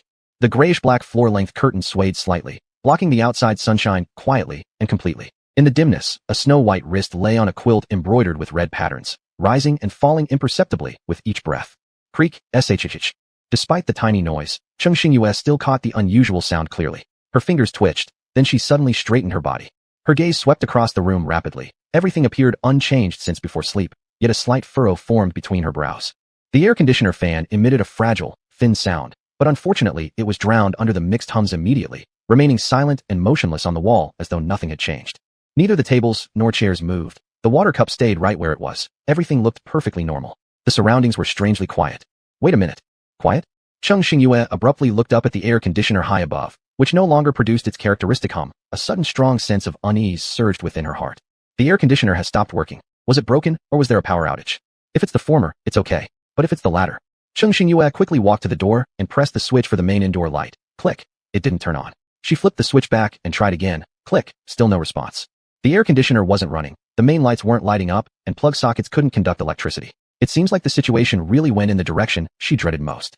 Standing still in place, Cheng Xingyue thought calmly for a moment. She repeatedly reminded herself in her mind.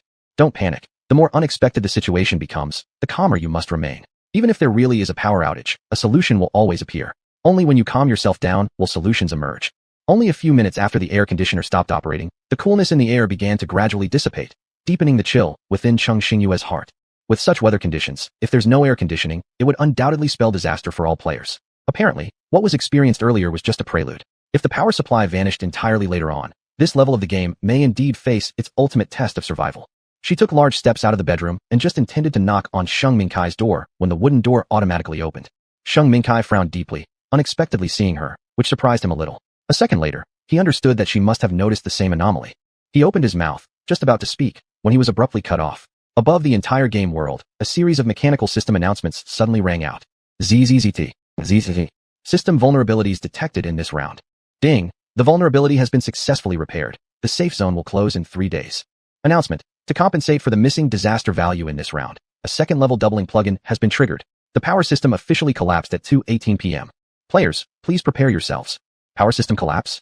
Both of them couldn't help but silently curse under their breaths, feeling somewhat heavy-hearted. Cheng Xingyue's lips tightened slightly as she looked at the man in front of her. To be honest, I expected that the later stages of the game would definitely undergo changes. But it still took me by surprise when it became so harsh and cut off the electricity. After all, although the sun was scorching and temperatures were high in this round, as long as they stocked up enough supplies and stayed indoors with air conditioning, they could comfortably win without much trouble. But based on their understanding of this game, each level always had its own potentially fatal difficulties, with an increasingly challenging trend. If things went on as before, it only made them harder to believe. After this announcement, Cheng Xingyue actually felt somewhat relieved, as if a weight had lifted from her heart. Sometimes, blindly waiting in confusion causes more anxiety. Sheng Mingkai also wore a serious expression. This round has lasted for half a month without closing the safe zone, allowing many players to escape the danger area even at the slowest pace. Looking back now, every benefit comes with a price. Cheng Xingyue sneered. There's no such thing as a free lunch. Although we didn't intend it, adding over 10 extra days requires the game world to restore balance accordingly.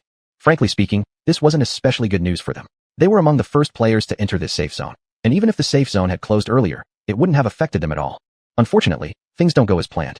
Even though they arrived early, they still had to endure the double disaster value challenge. Since they couldn't overturn the rules, they could only go with the flow and look for the critical point of breakthrough within the given boundaries to clear the level. I wonder how many players are going to hit the ground after hearing this news. In reality, not only hitting the ground, if they could, they would already be smashing walls.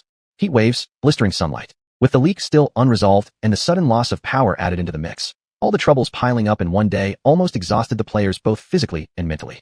The phrase "before the last wave settled, another one rose" probably described the situation perfectly. Meanwhile, Jing Wu and Su Hong, shocked by the abrupt announcement, quickly left their rooms as well.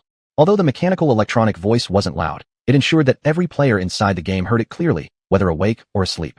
Upon waking up, Jing Wu immediately noticed the noticeable rise in indoor temperature. Wrinkles creased on his forehead as he muttered, "The power is out." He frantically searched for solutions in his mind. Although the tents and wooden houses he built came with basic constant temperature functions, under this weapon-like heat, they might not hold up for very long. Regardless, holding out for a few more days was better than nothing. It seemed that this building would no longer be livable. Su Hong, one of the people who'd been in contact with intermediate wooden houses for the longest time, naturally realized this as well. While contemplating, he spoke slowly. Just relying on the small guy's wooden house won't last too long. We need to find a place with naturally lower temperatures compared to other areas to settle down. Only then can we maximize the extension of the wooden house's usable life. Cheng Xingyue lowered her gaze, her eyes locking onto Sheng Mingkai, who seemed to have a similar realization. After exchanging glances for a few seconds, a smile appeared on her face, and she said calmly, "If we're talking about relatively cooler places within the safe zone, there's one I want to try." The other two, completely unaware, gazed at her curiously and expectantly. "Where?" Cheng Xingyue reached out, pulled out the special map she'd drawn, and spread it across the table. Her fingertip hovered lightly above a small black dot not too far from their current location, then shifted a centimeter to the right, where she pressed down firmly. Her demeanor calm, her tone collected, she explained, "About 2 kilometers from the warehouse we reached yesterday, there are towering trees and low shrubs. More importantly, there's a large lake nearby. The trees can block most of the direct sunlight, and this lake not only can meet our daily water needs other than for drinking, but also increase the humidity of the surrounding air, thus reducing the surrounding heat. It's truly a two-pronged advantage." Sheng Mingkai nodded. They had come to the same place in mind. Although that area is remote and lacks any human settlements, since we're just looking for a more suitable location to settle the wooden house, these factors are no obstacle to us.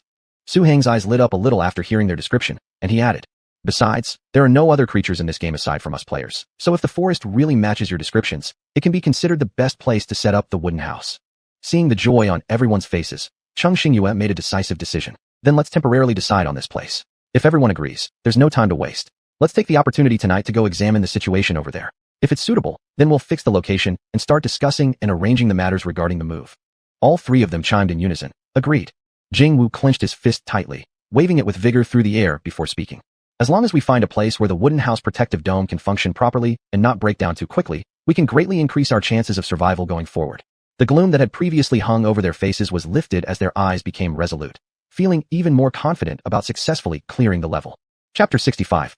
When the embers of sunlight finally dissipated at the horizon and the whole day trapped indoors was over, the players could no longer hold back and decided to use this time to go search for supplies. Unfortunately, those who arrived early naturally weren't short of food or clothing. But for most players, by the time they got here, all shops within the city had already been completely ransacked.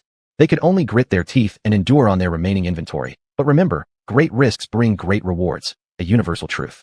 For some players utterly out of resources with no choice left, they could only risk venturing out when the daylight wasn't yet unbearably hot, hoping to find undiscovered supply points.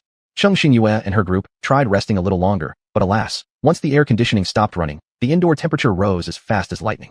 This devilish weather. Does it plan to steam cook us alive? Su Heng fanned himself furiously with a torn newspaper, sighing exhaustingly and adding, I feel like we're lambs waiting in a pot ready to be boiled, and now that the water has boiled, the prey must jump into the pot. Jingwu wiped sweat off his brow, finding this analogy fitting. Although he wasn't very old either, he had never sweated so intensely in his memory. Indeed, such weather easily made one irritable. Cheng Xingyue glanced at the clock and quietly said, let's wait another hour, and then Jingwu and I will set off. An hour later, although the outside temperature wouldn't decrease, at least they could miss the busiest travel time during the first wave. This trip was crucial to their future living environment, so they wanted to avoid complications and hopefully locate the settlement point smoothly before evacuating this building as soon as possible. However, due to their substantial amount of supplies that couldn't be taken in one go, they had to divide into two batches. Cheng Xingyue and Jingwu would scout the position first and then privately inform the other two, still stationed in the small building, of the specific coordinates. Although the built-in cabinets of Jingwu's wooden house had storage functions, they were limited and could store only an extremely small portion of their supplies. But this wasn't why Cheng Xingyue and Jingwu went ahead first. Since undergoing body enhancements during this period, Cheng Xingyue's combat capabilities had fundamentally improved from when she first entered the game. If they encountered danger, Jingwu could retreat to his wooden house, where he could shoot noiselessly, forming an excellent tactical partnership. This had already been proven effective when Jingwu and Sheng Minkai ventured out a few days ago. While waiting arduously, Sheng Minkai came holding 4 palm-sized objects. Upon recognizing them, Su Heng immediately sat upright, gazing intensely at the petite fans. Ah, fan. Tell me, it works, right? Sheng Minkai revealed a faint smile without directly answering. What do you think? I say, it must have come to save us. Who knows? I'm about to melt from the heat. Sheng Minkai chuckled slightly, seeing how Su Heng's eyes were almost glued to the objects. He deftly tossed one of them over to Su Heng and said, this little thing has a small size and limited airflow, so we'll just have to make do with it for now. Su Heng shook his head firmly. Even a tiny bit of relief is better than nothing at all. He scanned the small fan up and down, not finding any buttons, leading him to pause momentarily, feeling as if his intelligence had been challenged. But he thought again. This was certainly not the time to dwell on such trivialities. Su Heng decided strictly to follow the principle of not making life harder for himself or others. Just as he opened his mouth to inquire, his hand unconsciously tapped the back cover twice. The small fan began spinning in his hand. Su Heng. So, it could be activated this way? Over there, Sheng Minkai handed 2 of the fans to Cheng Xingyue and Jingwu while explaining. This mini fan was made by a player I frequently trade with, and since he had stock, I bought them at a friend's price. To turn it on, you tap the back twice lightly, and to turn it off, 3 taps. Sheng Minkai added somewhat regretfully. It's just too small, in this heat, but it's better than nothing. The big shots always seem to have their ways through everything. Su Heng gave a thumbs up and continued. I just took a quick look. The official stores in the Fallen World have begun selling fans that use points as energy ever since the air conditioners stopped working.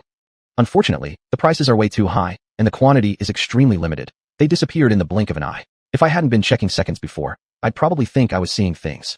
Cheng Xingyue fanned her cheeks with the fan she held, her hair flickering slightly. Despite its tiny form, the airflow was maximized. Feeling the long-lost breeze flow continuously, Cheng Xingyue leaned against the sofa, quietly cooling down her body heat. But alas, due to the excessively high surrounding temperature, even the wind produced by the fan felt hot. However, Su Heng already found great satisfaction with it. After all, automatic ones worked much smoother than manually fanning oneself with a broken newspaper. He inspected the fan moving smoothly in his hands. After we move to a cooler place, once we have time, I'll definitely try studying how this thing works. Then we can make ourselves a large point-driven fan.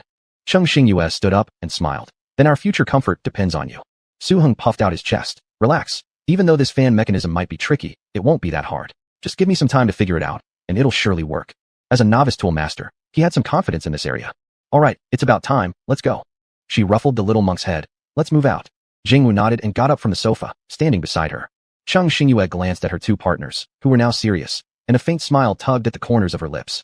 Wait for our good news. Sheng Mingkai scrutinized her carefully. Safety first. Message us immediately if anything happens. From now on until we regroup, we will constantly check our private messages. Su Hong also chimed in. The situation here is under control between the two of us. You two must be careful on the road. Cheng Xingyue responded. Okay, then let's stick to the plan. Everything waits for us to confirm the specific conditions on our end. Contact us via private message if needed. With that, Cheng Xingyue and Jing Wu set off immediately. As soon as they stepped outside, the heat seemed to increase several degrees instantly. Jing Wu murmured softly. In comparison, it's hotter out here. Given the air conditioning had been running nonstop inside, the walls wouldn't naturally reach the scorching level like this ground outside, which has been baked continuously for half a month. The players on the streets looked hurried. Cheng Xingyue frowned slightly, noticing how tense the atmosphere outside was compared to when they ventured out yesterday. It was now several times more suffocating. However, they were not alone. There were quite a few players, each carrying luggage of various sizes, aiming to find new accommodations just like them. Yet, with the unbearable heat outside, neither of them had the luxury of time for deep thoughts, quickening their steps hoping to arrive at their destination as early as possible. Huge beads of sweat poured ceaselessly from the players' foreheads, sliding onto the ground and vanishing instantly. Virtually all players had clothes drenched in sweat, feeling even more worn out after the power system collapsed without proper rest. Thus, an unprecedented scene emerged. Players on the road displayed a rare serenity. The sounds of disputes and chaos disappeared entirely. After all, the players had been heated to the point where they didn't even want to utter half a word, mechanically and numbly trudging forward, with no time to care about anyone or anything else. Cheng Xingyue and Jing Wu made their way without idle chatter and arrived relatively smoothly at this forest. The city was nestled against a vast mountain on one side, and this forest lay in a certain location below it. The moment they entered the towering trees, both of them immediately felt significantly cooler. Jing Wu exclaimed with pleasant surprise, it's certainly several degrees cooler here than in the urban area. Even if it continues to get hotter later, the protective barrier around the cabin will hold out much longer inside here. As soon as they stepped into the woods, they instantly felt the air freshen slightly, and Cheng Xingyue smiled. Let's continue toward the right. There's a lake over there. Once we reach it, it'll be even cooler. Jing Wu nodded slightly, tilting her head to look at a nearby patch of shrubs. Her footsteps were soft on the loose earth, her eyes sparkling faintly. The two continued walking, crossing thorny plots of land along the way and passing ancient towering trees that were centuries old. Perhaps due to their anticipation, time seemed to flow extremely fast. It felt like they had barely traveled for about 15 minutes when they spotted the crystal-clear lake ahead. Water nourishes everything, and likely because this lake existed, the surrounding trees and flowers grew lush and robust. Jing Wu ran a hand through the lake water, letting the shimmering ripples shine in the palm of her hand. Nearby, a dry leaf swirled down slowly, lightly clinging to the water surface. With this lake as the center, the two circumnavigated in a 500-meter radius and finally chose the junction of two particularly tall trees as the placement spot for the wooden cabin. Although they had determined the precise location, they did not immediately retrieve the cabin, but followed their plan to first investigate the warehouse they had entered the previous day. If the contents of this warehouse had not been taken by others, then they could discard some of the supplies in the smaller building and just move the most essential items over, avoiding unnecessary attention from others who might scrutinize them pushing a noticeable cart. Especially during this time when players were moving again, looking for places to settle, the traffic of people would easily attract unwanted followers and cause trouble. However, all of this depended on the condition that more than half the materials still remained in the warehouse. If it had already been emptied, then they wouldn't worry about arousing others' greed. Weighing the two options, while they preferred not to invite endless disputes, they absolutely weren't afraid to face challenges either. Still, their luck held out fairly well. This warehouse was located in an obscure place, and if it weren't for Cheng Xingyue's precise map, it would have been difficult to discover such a small warehouse here. It wasn't clear under what circumstances this storage facility had been built originally. Perhaps because of this reason, apart from Cheng Xingyue and her group, no one else had come to this warehouse since. Cheng Xingyue opened the private message section and sent a message to Sheng Mingkai over there. Cheng, the warehouse supplies remain intact. We can proceed with Plan B. Sheng, received. Cheng Xingyue and Jing Wu moved a batch of supplies to the base of the two carefully selected big trees, then sent the location to their partner. A miniaturized version of a wooden cabin appeared in Jing Wu's hands, returning to its normal size before gently descending beneath the overlapping leaves of tree shade. Looking at the hard-earned success of the cabin placed after traversing miles, the two couldn't help but reveal a smile on their faces, their long-suspended hearts finally settling somewhat. Chapter 66. Upon receiving the message, Sheng Mingkai immediately sprang into action. The duo wasted no time, wearing the initial level sun protection outfits from Su Hong, setting out as the sky gradually brightened. Even though the general position had been decided, neither Cheng Xingyue nor her partner wasted any time. Instead, they crafted a simple utility cart right there, continuously transporting goods back and forth between the warehouse and the wooden house. Though the distance between the cabin and the hidden warehouse wasn't too close, the two didn't hesitate at all. Even if it meant tiring themselves out beforehand, anything that could enhance their survival rates afterward was worth it. Jingwu's wooden cabin couldn't carry large amounts of supplies due to Fallen World's limitations. When shrinking the storage space, it was impossible to exceed the original dedicated cabinet size, but as long as they didn't change its size, they could treat it like a normal item and place it within the cabin. Cheng Xingyue sweated profusely, attempting to control her rhythm and steady her breathing. For over an hour, the two kept moving stuff, having transported the majority of it, now panting heavily from exhaustion. Though the forest blocked most of the sunlight, it didn't mean all light was excluded. Coupled with the relentless heat from moving supplies, their physical stamina drained faster. Fortunately, the temperature of this forest hadn't yet exceeded the capacity of the wooden cabin, preserving most of its constant temperature function intact despite some influence from the outside heat, which might continue to degrade it. But for now, the difference between the outside and inside was nearly 10 degrees. No matter how you looked at it, being inside this cabin already counted as a kind of luxury. Cheng Xingyue pulled over a wooden chair made of vine and immediately drained an entire glass of water. The transparent liquid slowly slid down her parched throat before being absorbed by her body everywhere, finally making her feel a bit better. Jingwu pushed a small utility cart, wiped a big sweat with his hand, then squatted halfway to catch his breath heavily for a moment. His little face was flushed red from the heat.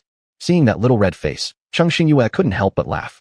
Come drink some water quickly. Your face is so red it's like it's about to burst into flames. Jingwu swiftly drank up a glass of water and then mumbled in dejection. It's all fake. Whenever I do any intense movement, the redness just wells up endlessly on my face, though it's purely just a bodily constitution thing. It only looks a bit frightening. Seeing the young one's slightly depressed appearance, Cheng Xingyue stopped teasing. She gazed at the wooden cabin, which wasn't particularly large to begin with, and was now crammed full of supplies, leaving hardly enough space to place a foot. Jingwu, sharp-minded, caught sight of her gaze falling onto those neatly stacked supplies and instantly understood.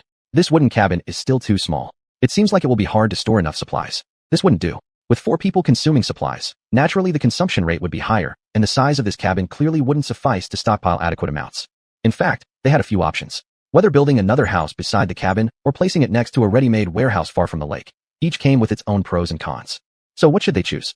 Cheng Xingyue furrowed her brows and pondered for a while. Suddenly, a spark of inspiration lit up in her mind, and she abruptly got up, walking to the door and directly fixing her eyes on the vast expanse of lake water. As Jingwu furrowed his brow, trying hard to think, he heard a calm voice from the doorway. Cheng Xingyue's lips curved slightly upward as she spoke softly. A floating boathouse isn't a bad choice either. Jingwu. What did this mean? Jingwu didn't fully understand at first, but when he saw her intently staring at that vast stretch of the lake, his heart leapt suddenly, and his face could not suppress a smile as he tightly clenched his fists. That's right.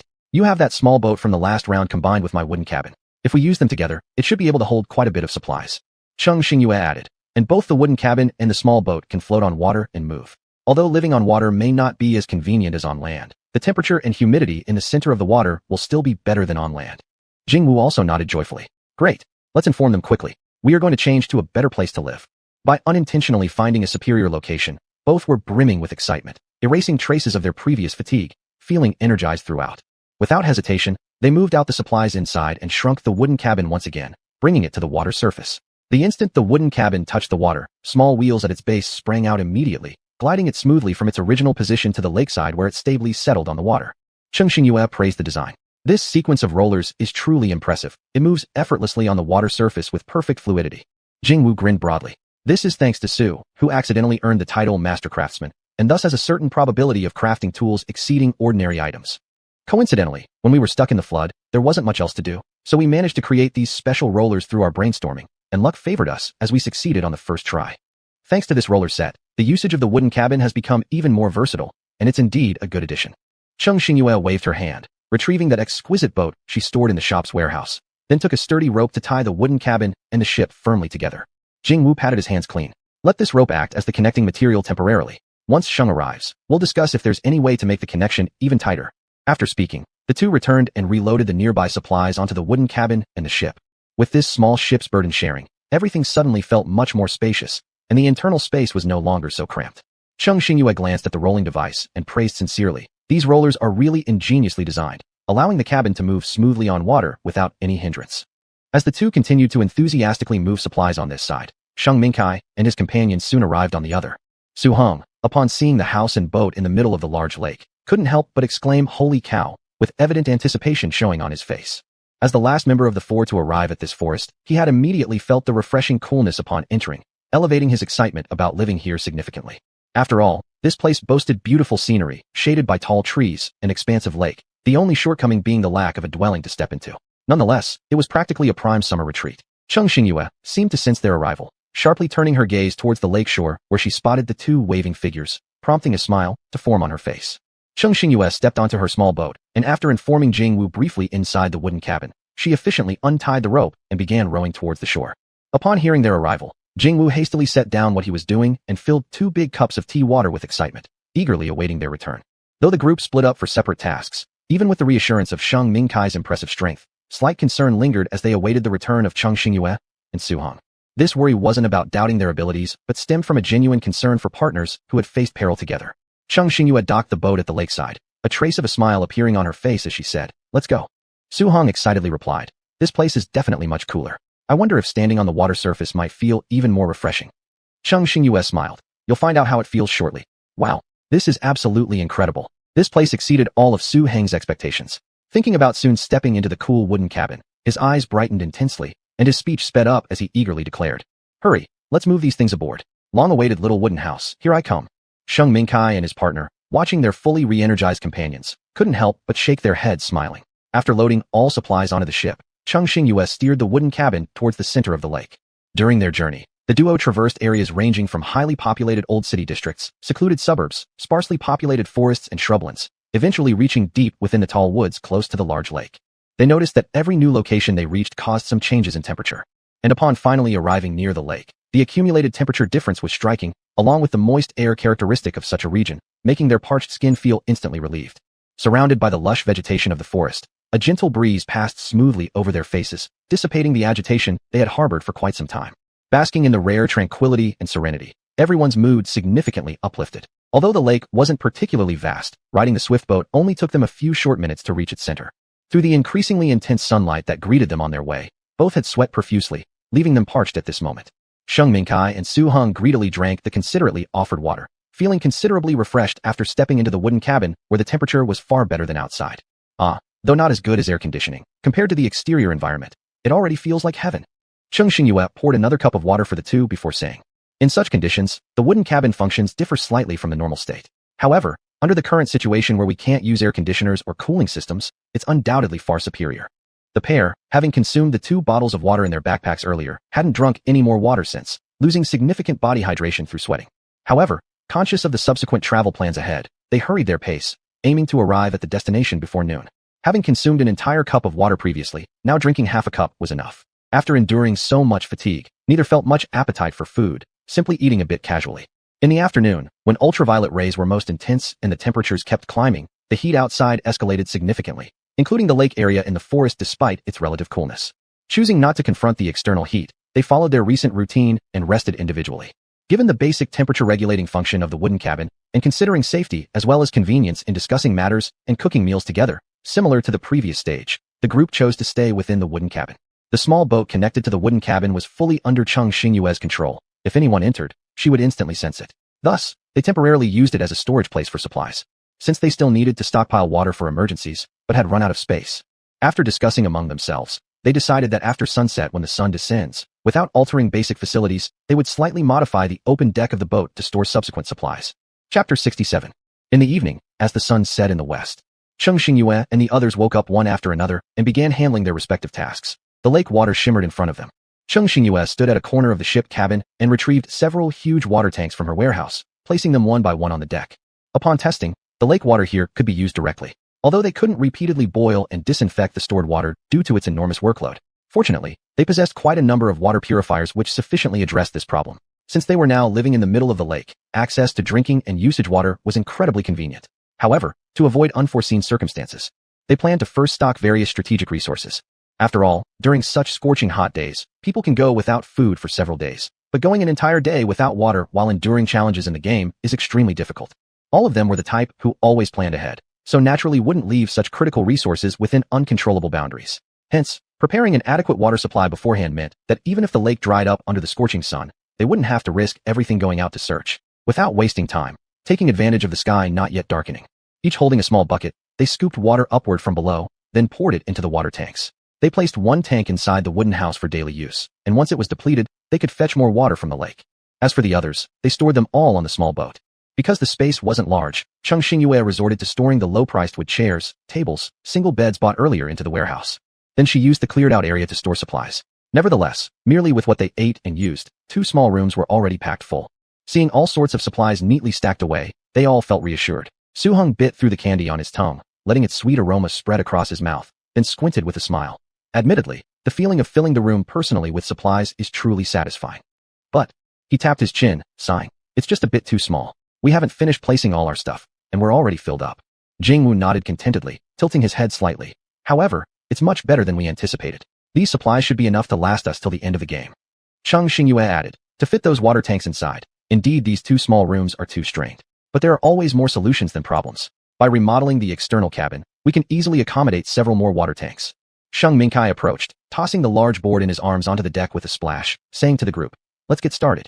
Standing straight, they embarked on their significant task of the evening. They planned to surround the vacant exposed bed boards entirely except for a small door. Then, after securing it with protective nets, they could safely stack the water tanks on the deck. With everyone working together, a task that would take one person quite some time was quickly accomplished. Time flew by, and the safe zone closing time had long passed. As time went on, the heat outside grew increasingly unbearable. Without air conditioning, players, no matter how unwilling, had to retreat towards surrounding areas of the safe old city district, desperately seeking ways to alleviate the escalating swelter. Therefore, over the past couple of days, though this forest where the 4 resided lacked houses with significant terrain fluctuations, a large batch of players surged in. Another evening came as the sunlight disappeared. Players around them began pitching their own tents or simply constructed makeshift wooden huts. No matter how harsh the environment, nobody cared to complain. Having a livable tent-like structure built satisfied them immensely. Of course, seeing their boat and house floating serenely on the lake, numerous players were also enticed. A few capable players also sailed boats onto the lake surface, embarking on their aquatic life journeys. It had to be admitted that living on the lake surface was cooler than staying under the scattered tree shades by several degrees. Moreover, compared to the increasing number of people moving near the lakeside, it was much quieter here on the water. Thus, a subtle division emerged between those on and off the lake, 2 camps existing side by side, yet mutually undisturbed. The players settled around the expansive lake envied intensely those who could live steadily on the lake's surface. However, none dared provoke them, as these weren't ordinary players. Their appearances alone were enough to ward off unwarranted covetousness. And indeed, any player secretly plotting against them wouldn't dare easily expose such intentions. They would carefully weigh the pros and cons, considering if they acted, whether or not they'd gain an advantage. If they failed to even scratch the others, but instead stirred up trouble, regret would be inevitable. Therefore, though the total number of players settling on the lake's surface added up to less than 10, until now, no one dared challenge them. As for those who resided by the lakeshore, they often simmered in resentment due to the scorching heat. Conflicts usually escalated into major brawls 9 times out of 10. In stark contrast, the sparse few households settled on the lake's surface presented a far calmer picture. Cheng Xingyue lazily leaned against the window, catching the eye of a player from the nearest neighboring house. The 2 exchanged calm gazes. Without any actual conflict of interest between them, there was naturally no need for unnecessary hostility. That player smiled lightly at her with a nod, signaling friendliness. Cheng Xingyue returned the smile, then retracted her gaze toward the lakeshore and pulled down the curtain. This forest, Cheng Xingyue thought indifferently, was increasingly taking on the feel of daily life. Just at that moment, a sudden system notification rang out in her mind. Ding, congratulations player. Your small shop has made its first breakthrough in single-day sales, earning you a custom-designed checkpoint reward package. Cheng Xingyue's eyebrows arched slightly, showing little surprise about her shop breaking single-day sales records. After all, during this period, she had been progressively stocking fruit cans, such as apples and oranges, albeit with still limited production quantities. Nonetheless, the accumulation of products over time meant she now had enough inventory for some decent sales. More importantly, many players in this level struggled to find sufficient supplies in the game world itself and had no choice but to rely on various shops within the sunken world to replenish their stocks. Clearly, the quality of items from the sunken world shops far surpassed standard goods, which naturally came with significantly higher prices. Whether exchanging with points or trading with personal items, the cost proved quite substantial. Hence, when the fruit cans were newly launched, while numerous players craved them, most could only afford to purchase a tiny bit for tasting purposes. However, though wealthy players were few, each one splurged lavishly like high-spending customers. Over time, Cheng Xingyue's shop gained increasing fame, trending towards becoming a beloved spot among gamers. After all, food items both delectable and imbued with special effects couldn't help but draw attention. Even if players saved points painstakingly, they'd make sure to buy a few boxes. As a result, Cheng Xingyue's store, operating semi-freely, had steadily climbed to secure the top 3 positions in rankings. Cheng Xingyue retrieved the just-arrived reward package from her warehouse, intrigued by the word custom preceding it. What could it be? With decisive hands, she opened the package. As her fingers brushed the item inside, the familiar system voice promptly announced. Drip, checkpoint custom package being disassembled, please wait. Congratulations player. You have successfully received a high-level ice maker. Cheng Xingyue's eyebrows lifted again. It turned out to be a high-level item.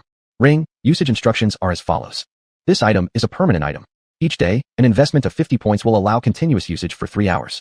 Ice production duration depends on the size being produced. The larger the ice block, the longer the required time. For precise durations, players should conduct further exploration. Cheng Xingyue's eyes grew brighter with every word. With radiant charm, she immediately picked up the fist-sized ice maker, briskly walked outside next to the dining utensils, and scooped a large bucket of water from the tank. After connecting the ice maker to her personal system, Cheng Xingyue fed it a full 50 points, and it responded with 3 blinks of white light. Her eyes never left the squarely shaped item hanging above the bucket. Coincidentally, Su Heng strolled by, yawning and wanting to pour himself a cup of water. He saw his buddy half-squatting beside the water bucket with a silver-shining object dangling straight down. At the moment of contact, the water surface immediately emitted a delicate, plop sound. Su Heng, while lifting the water pot, casually asked, "What are you doing so intently?" Cheng Xingyue was concise and brief, answering curtly, "Experimenting with making ice blocks." Ah, expiry. Making ice blocks. He was suddenly so startled that he wasn't thirsty or tired anymore. He wondered why, after waking up, his buddy had already surpassed normal capabilities. Who would have guessed that while he was still struggling to research sustainable methods for accumulating points from fans, the person right in front of him had already advanced 2 levels and started trying to make high-difficulty ice blocks. With this thought, he became even more curious about her methods, so he came over quickly with his cup, planning to observe. "You're amazing, my buddy." He squatted down as well, and both their eyes didn't leave the little bucket that was starting to emit cold white mist. They both knew that if these ice blocks succeeded, it would greatly improve their lives. Su Heng pondered dreamily, thinking that if they could place 2 basins of ice in every room, it would be perfect enjoyment. With ice, they would no longer have to endure the increasingly hot heat. Su Heng looked forward with anticipation. Looking at the cold air emanating from the bucket, he was almost drooling. In order not to become too excited, he decided to divert some attention and let time pass faster. He looked at her intensely without raising his head and asked, "Where did you get this great item? I've never seen it before. Judging from its appearance, it should be a product of the sunken world. What kind of material did you use to exchange for it? Or did you buy it directly with points?" Cheng Xingyue fell slightly silent. Since Su Heng hadn't received any response for a long time, he couldn't help but look at her curiously. "Do you really want to know?" Su Heng replied without hesitation. "Of course."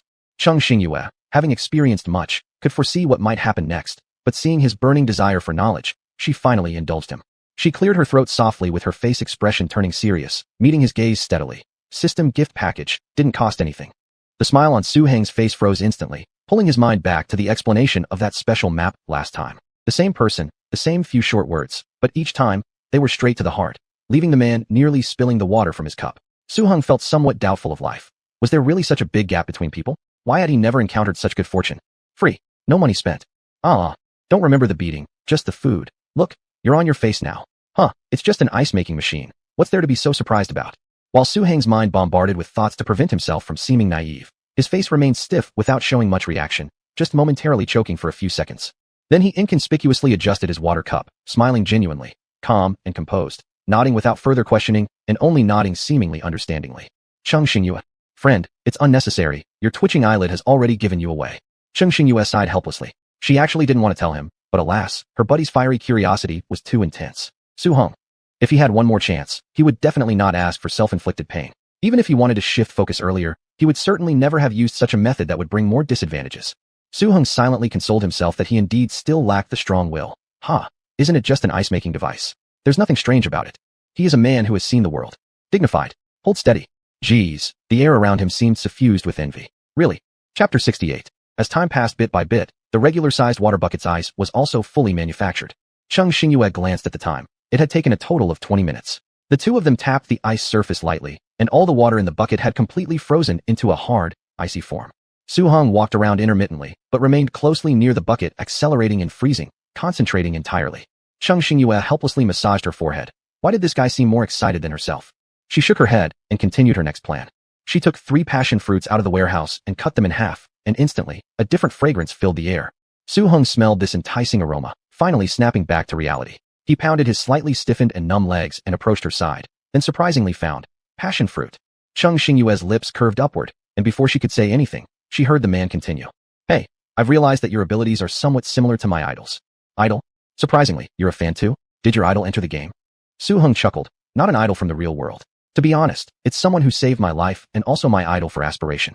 Cheng Xingyue raised her eyebrows. "This is quite intriguing. Tell me more." Su Heng had been waiting for her to say this all along. The man with unreleased passion finally began talking freely. "My idol should be a player with cultivation talent. Right at the beginning of the game, when there was no talk about agency rights yet, they were already selling crops. At that time, prices had no standard. No one knew how much would be appropriate. But I, with my sharp eye, snatched up the first batch of crops from the idol's store. The store. Chung Xingyue felt oddly familiar. Su Hong grew more excited as he went on, his enthusiasm surging. I guarantee you, buying those crops was the best decision I made after entering the game. The items in his small shop, super duper amazing. His expression turned fervent as he gestured with one finger. Just one bite. I took only one bite of that potato and found its uniqueness. It wasn't just quality superior. It even possessed special effects, making it an absolutely wonderful experience. Chung Xingyue's eyelids twitched slightly, sensing something amiss. Her wrist paused while scooping out the fruit flesh. Su Hong coughed softly, somewhat embarrassedly saying, well, I won't hide it from you guys anymore. You probably know who my idol is. An alarm rang in Chung Xingyue's mind as she instinctively wanted to stop him from continuing further. Wait. But it was too late. The man quickly continued. She is the owner of a little shop.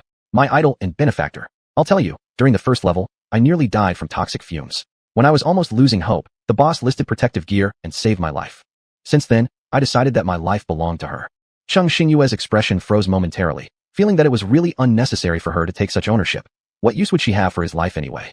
Unfortunately, he shook his head regrettably. There are so many players in the game, and the boss stays extremely low-key. I have no idea about any related information behind the scenes. Even worse.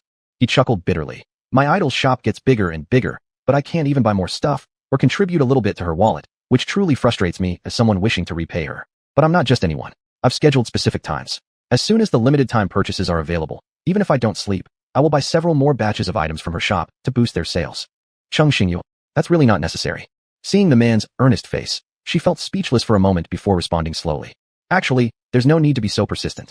Think about it. At the time, she wasn't selling protective items solely to save people. After all, everyone has to make a living. It was simply a coincidence. Su Hong shook his head, looking very serious. Not everything comes easily, and money transactions are reasonable. If another player, even harsher, had been in charge, even with those items around, we couldn't afford them. But the boss didn't do that. Instead, within the range most people could handle, the items were released in limited quantities. Only a truly rational person who still preserves the most valuable human traits would do this. His smile ran deep. And this is precisely why I regard her as an idol. In this game, to stick to your true self and help others within your capabilities without hesitation is admirable. She neither incurs any loss to herself and yet gains even more hidden benefits. This flawless operation genuinely leaves one awestruck. Chung Xingyue, shocked. Ahem, why does this guy sound so corny? She feels like she can't keep it up much longer. Chung Xingyue inwardly sighed. Fortunately, she hadn't slipped up earlier, otherwise wouldn't they end up blowing each other off with compliments until outer space? Chung Xingyue thought she prefers being subtle, quietly earning profits, and keeping accomplishments under wraps better suits her.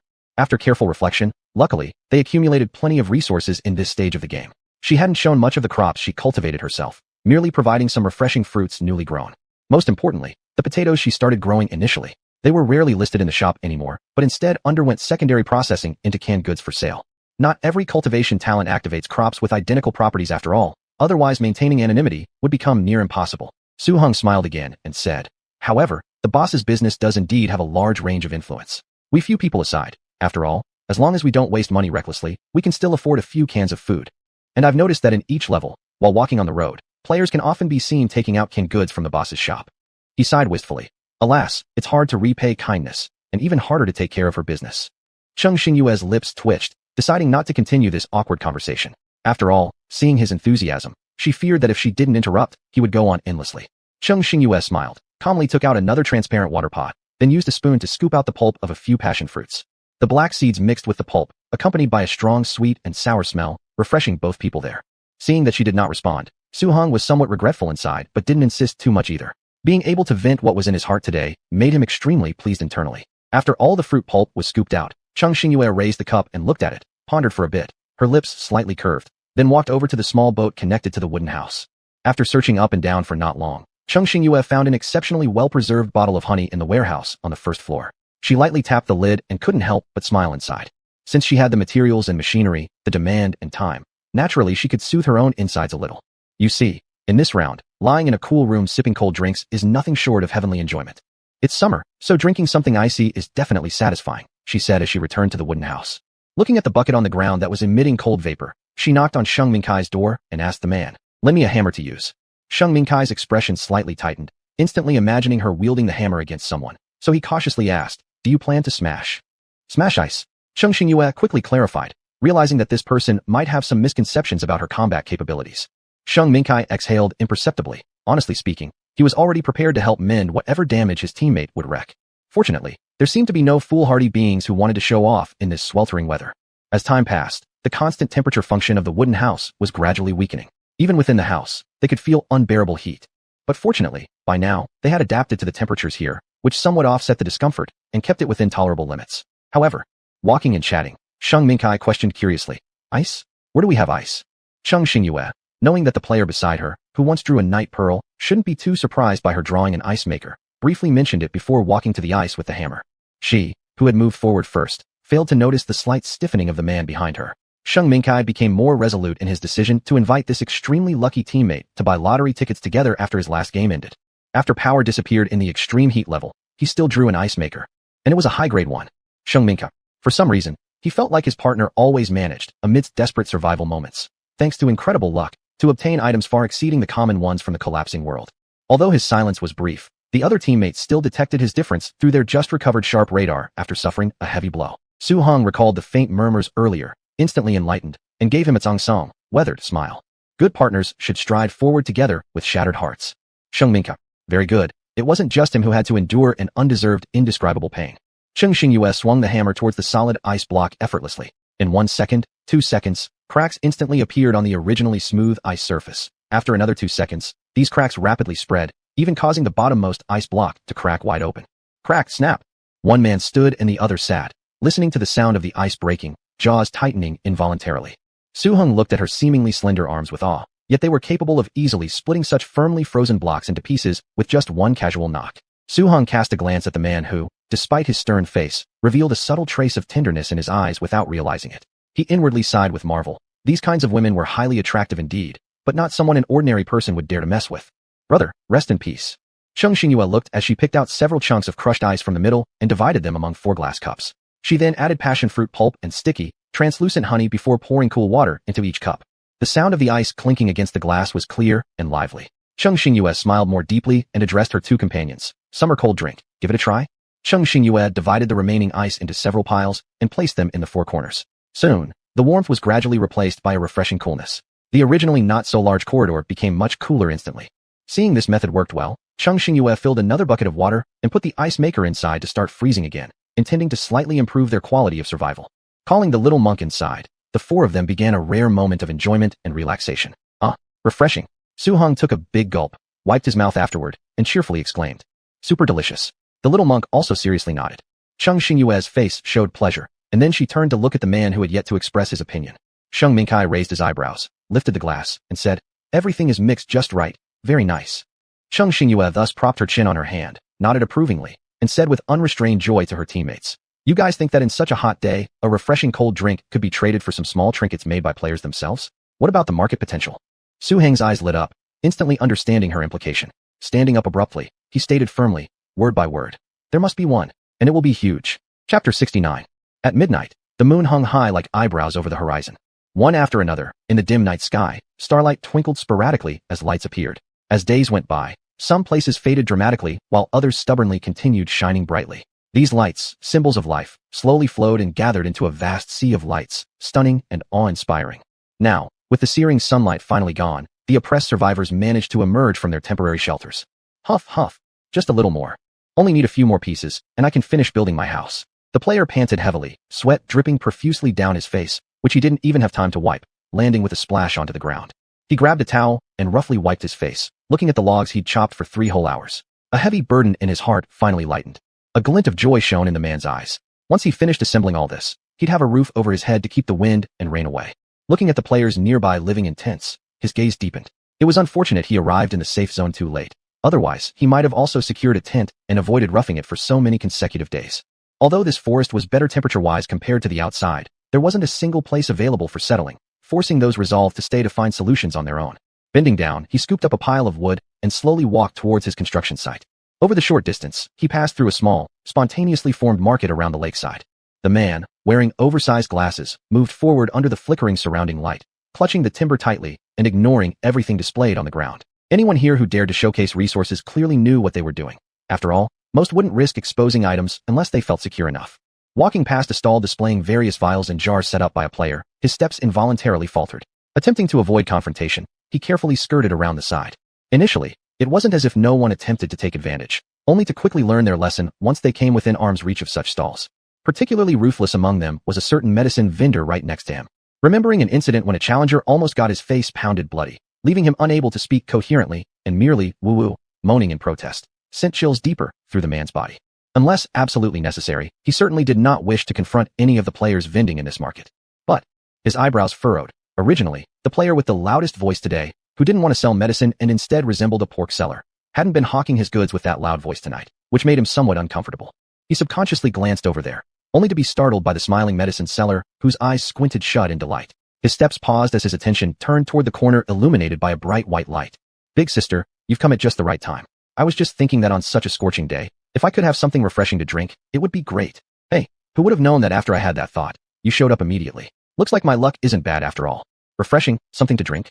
The man's gaze inevitably fell on the round iron canister nearly as tall as half a person. The canister looked familiar from the real world, and white mist floated around it. This mist. Wait, the man's eyelids twitched as he noticed the condensation formed on the can lid, causing his breathing to pause momentarily. Could it be that the can is filled with ice cubes? It wasn't until this moment that his less sensitive senses came online, and he caught a faintly sweet aroma lingering in the air. He swallowed hard at the dryness of his throat. This smell is so fragrant.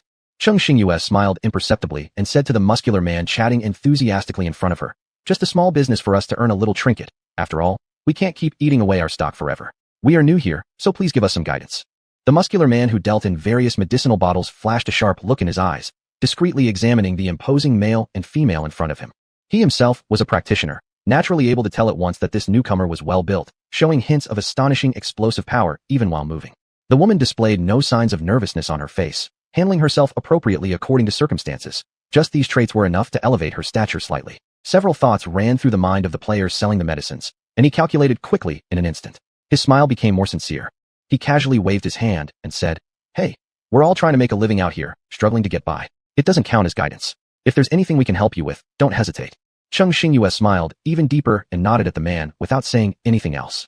After they discussed in the afternoon, they quickly made a decision to conduct some small trades outside. First, it would help them accumulate more supplies. Second, it would give them a general understanding of their environment. Although they resided on the lake surface, their interactions with these people wouldn't be frequent. But precisely because of this, they needed to venture out more. After all, there were more and more players nearby, and they couldn't remain completely unaware of the external situation. In case of any unexpected situations or any latest important messages, they wished to be well informed and in full control.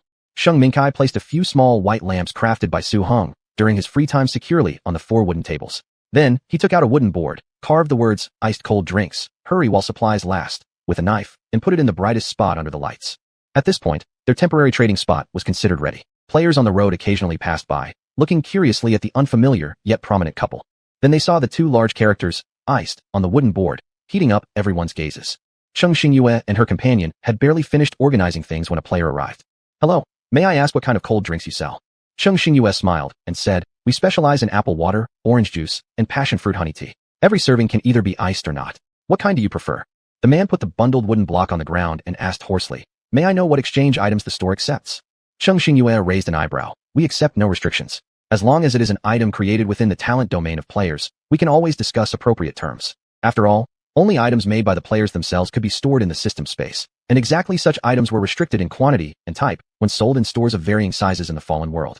Players possessing fewer such items often found it difficult to secure agency permissions. Therefore, many non-mainstream items in each level remained incomplete. Since Cheng Xingyue and her companions weren't lacking food supplies in this level, they wouldn't collect unnecessary materials. Thus, they set the conditions of the transaction within the range of space-usable resources. Hearing this, the man's eyes lit up. He took out a pair of glasses from his space and seriously addressed her.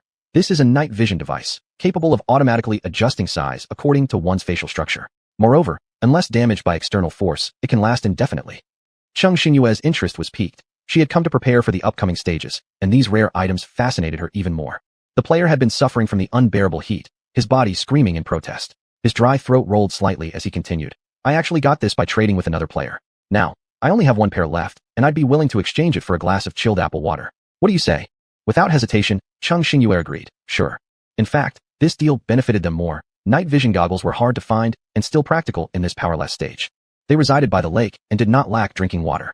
It was only because of this scorching weather that they decided to casually trade it for a glass of cold drink. The transaction complete, the moment the player got hold of the chilled apple water, his spirit immediately rejuvenated. He gulped down several mouthfuls, the fine ice cubes sliding down his throat, instantly sweeping away all his inner heat. Refreshing. The man slowly exhaled, feeling much of his recent distress dissipate. Just as he wanted to chat further with the seller, he noticed both shop owners were already surrounded. He chuckled cynically, finished off what remained, and picked up the wood by his feet to continue his journey back home.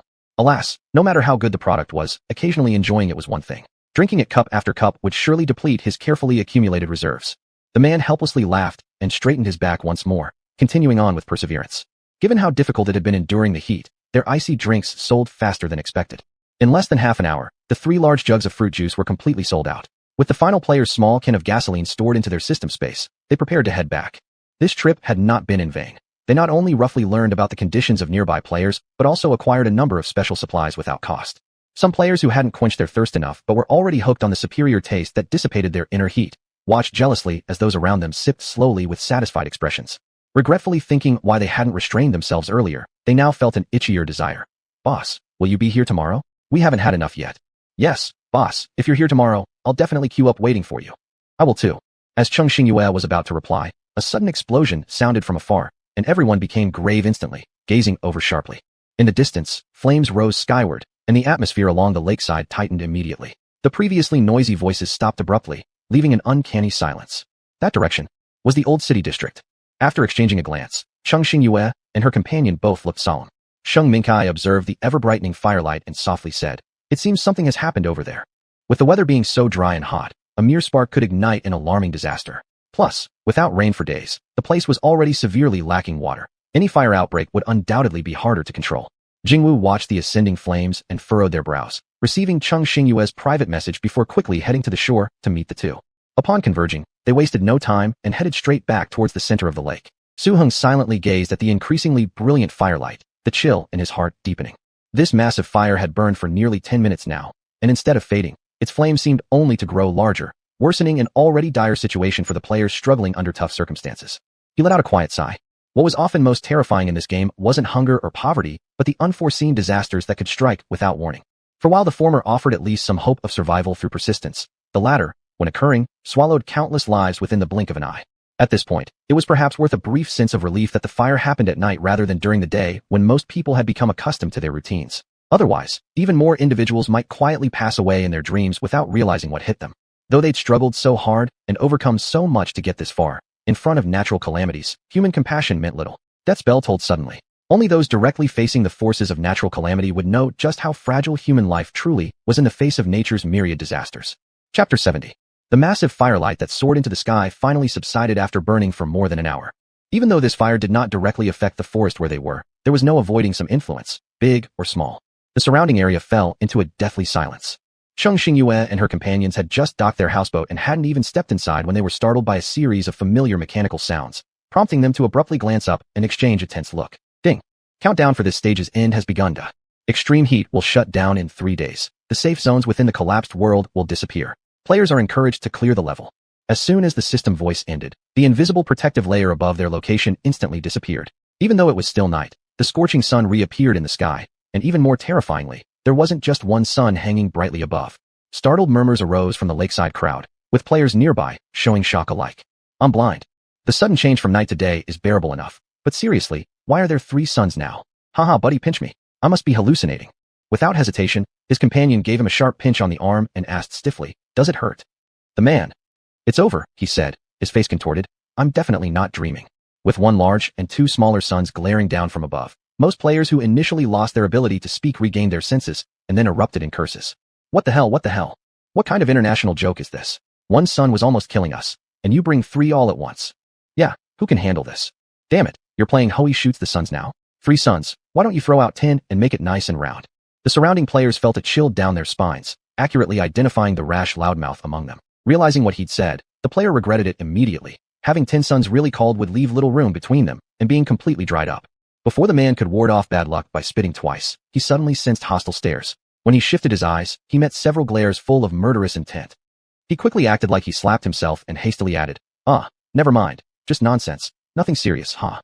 After hearing this, everyone else moved their gaze away from him. Finding his understanding acceptable, he avoided summoning more calamity with his words. At the thought of this game really showing 10 suns in the sky, every player present involuntarily got goosebumps. None of them wanted to experience those dreadful days.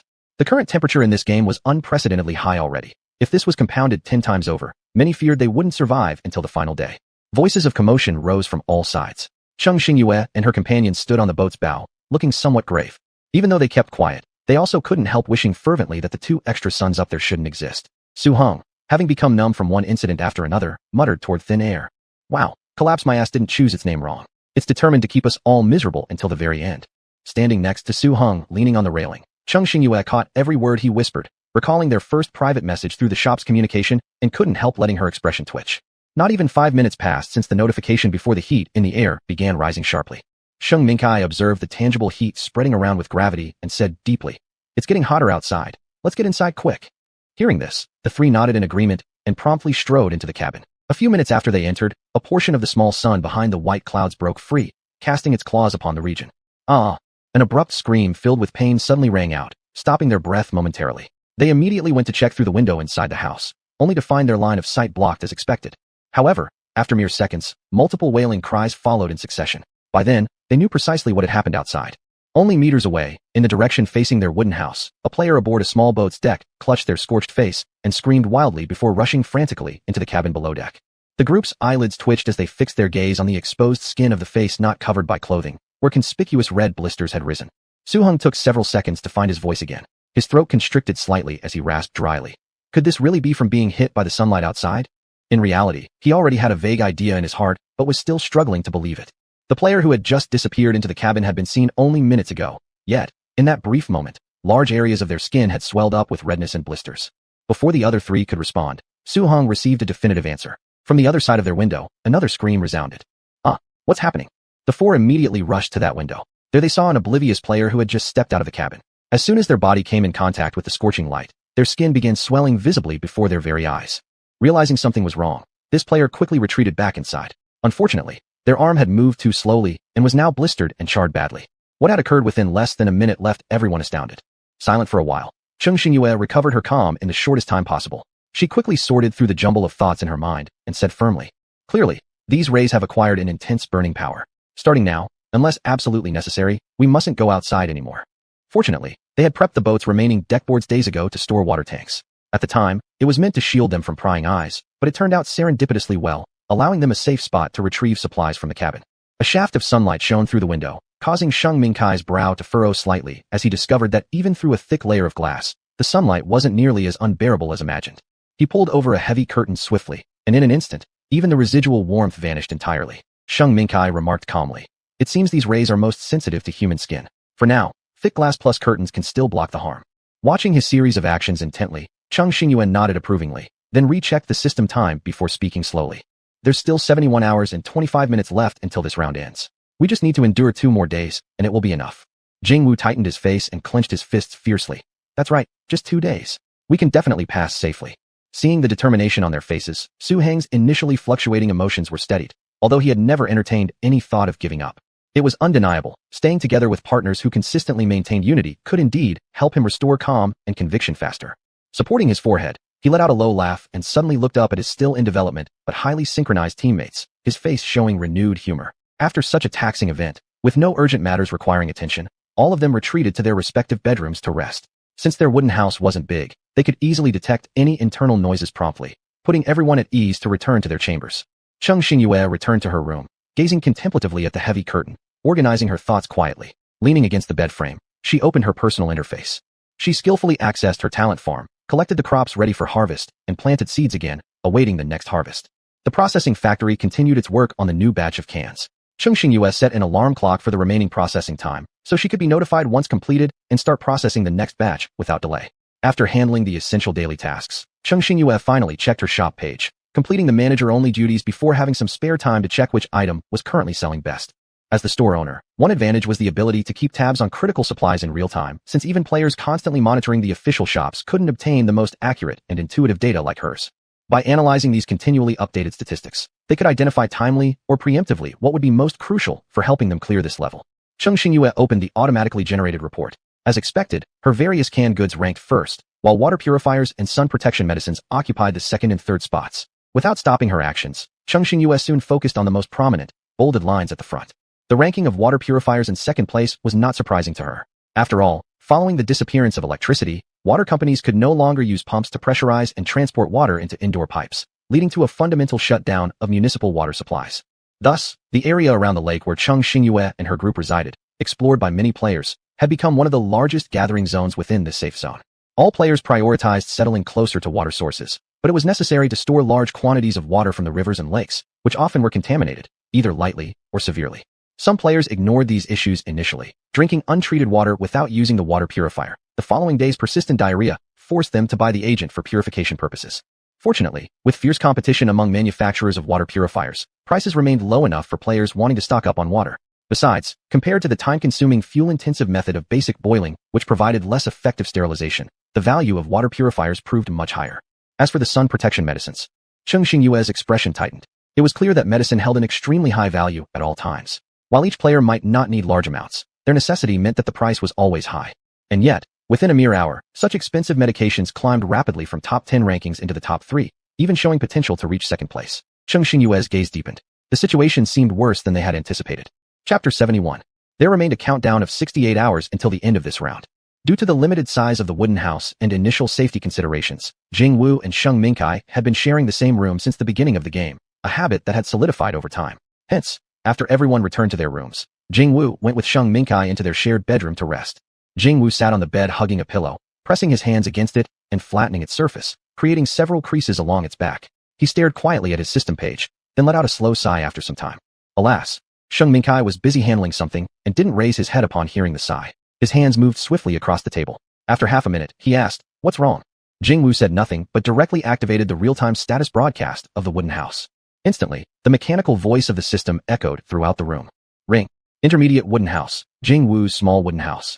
Real-time status, 70%, good. Warning, high temperature factor detected. Full protection mode automatically activated.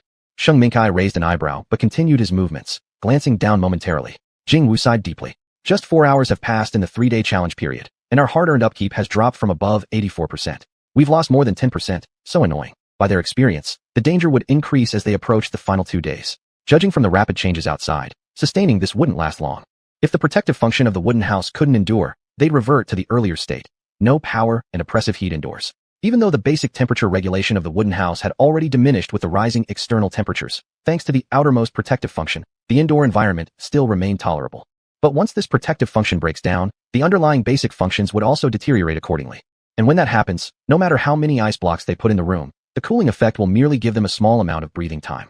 Sheng Mingkai stood up, rubbing his head knowingly before slowly saying, "The boat reaches the bridge, and there'll be a way. There must be a solution, don't worry. Believe in our strength, it's only a few dozen hours left. We can definitely get through safely." Jing Wu frowned slightly, sighing, "I hope there won't be any more accidents ahead. Unfortunately, things rarely go as wished." Now, with only the final 3 days of the game remaining, the survivors could only stay indoors, minimizing unnecessary outdoor exposure. Thus, no restrictions were imposed on resting periods. On the first day of the countdown, players all went to sleep early without prior arrangement.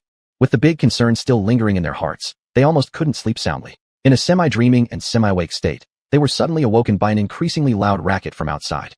Cheng Xingyue immediately sat up straight, hurried to the small living room, and yanked open one of the curtains. She then looked out of the window, which had never before been illuminated by strong sunlight.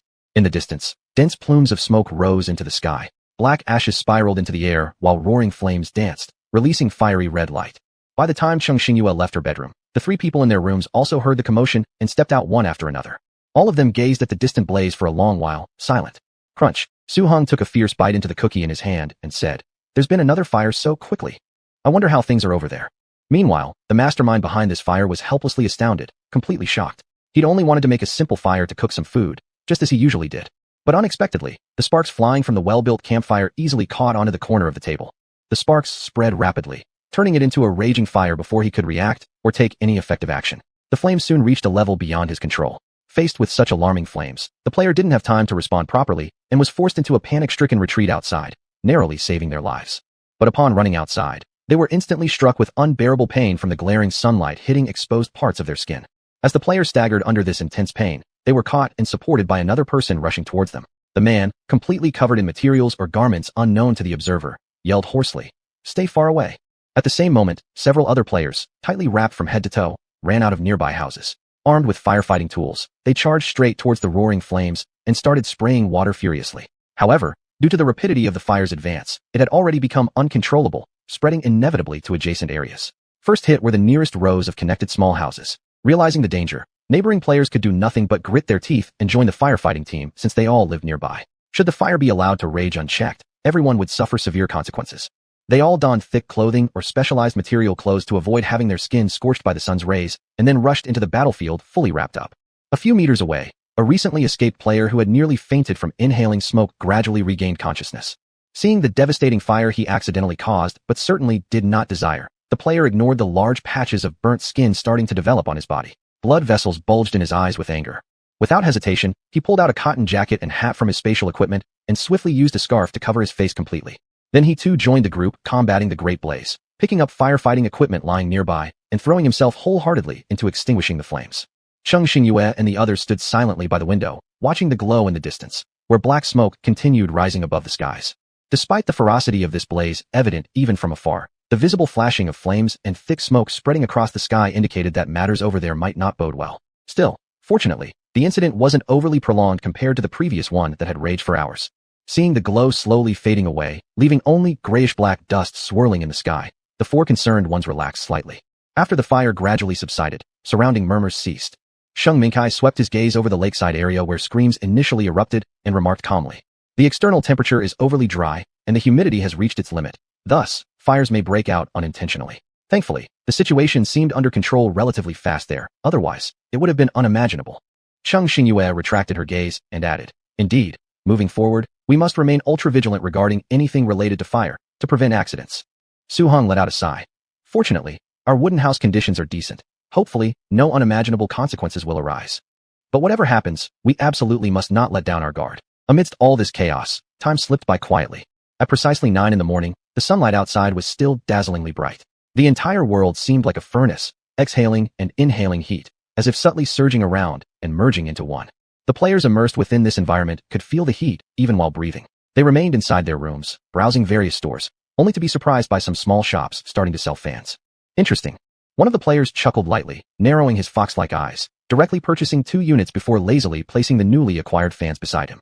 With one fan on his left and the other on his right blowing softly at him, the player felt slightly refreshed, breathed out slowly, and closed his eyes for a short rest. Even though several small shops were selling these items simultaneously, the supply fell far short of the demand. Players tormented by the sweltering heat acted swiftly, managing to snatch the first batch of limited fans. Sitting on a chair with a smile, Su Hong realized that these items were more popular than he had anticipated. After deciphering the rough process for making the fans, Su Hong quickly produced a batch. He kept enough for his group and listed the excess for sale. Thus, among the players offering these fans, Su Hong was one of them.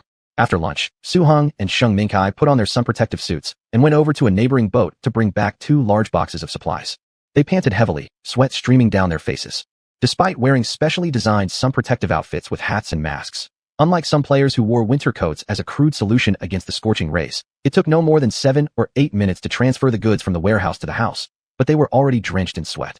In just the brief 1 or 2 seconds between opening and closing the wooden house's door, an intense wave of heat struck them. Cheng Xingyue paused briefly, stunned by the drastic temperature difference akin to entering 2 entirely different worlds. Cheng Xingyue's gaze slightly dropped, her nerves tense as she hastily and tightly shut the wooden house's door. Unable to endure the heat from outside, they both immediately changed clothes upon returning indoors. A few moments later, they re-entered the small living room. As Sheng Mingkai pushed open the bedroom door, he remarked, "The increase in external temperatures is faster than we imagined. We barely lasted out there before breaking into heavy sweats, becoming intolerable to bear." Nodding thoughtfully, Cheng Xingyue agreed. Under these conditions, regardless of whether we're exposed to that harsh light and risk getting burned, prolonged exposure to such high temperatures outdoors increases the risk of heat stroke with each passing second. And indeed, their assumption was not incorrect. Among those players who had stockpiled sufficient food and water, many were well prepared.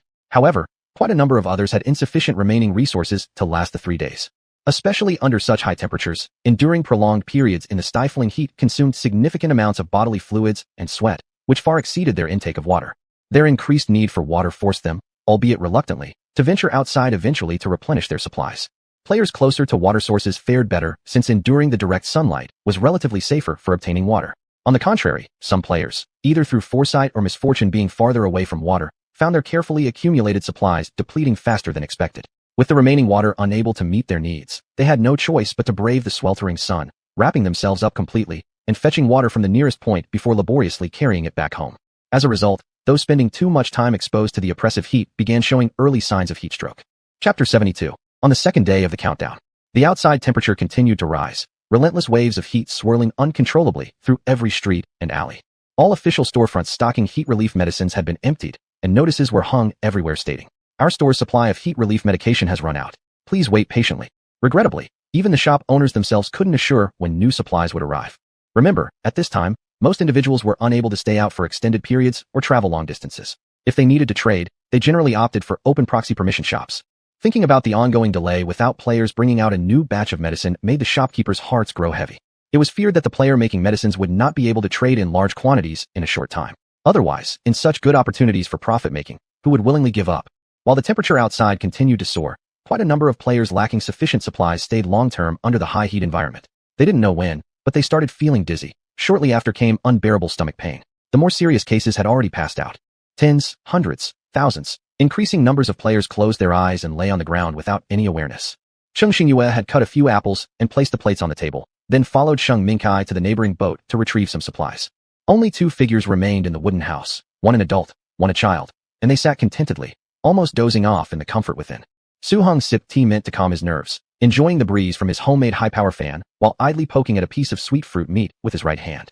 Everything appeared so leisurely and carefree. Perhaps this was the most enjoyable post-meal relaxation one could have in this game. But only if the red light in the whole house would stop flickering so erratically. This light nearly blinded Su Heng's eyes. With a groan, he complained to the little figure frowning beside him. Great, another record broken. It's been 15 hours since our last repair before the one before that, and only 8 hours from the last repair. Jingwu held her face solemnly, sighing deeply. Still, this wooden house isn't reliable enough. Under such suppression and destruction, it's lasting less and less time each time. I hope I can quickly gain the ability to construct advanced buildings. If this keeps going back and forth like this, forget surviving this round. Getting through the next one will be difficult as well. After all, the difficulty level of the game kept increasing gradually. They couldn't predict what awaited them in the next level, but they were certain it wouldn't be easier than this one. Su Hong took another bite of the fruit, then patted himself and said, "All right, we'd better hurry and fix it. This red light is too blinding. If it continues flashing like this, these bright big eyes might get ruined. How then will they match my handsome face?" Jingwu. Talk about boasting.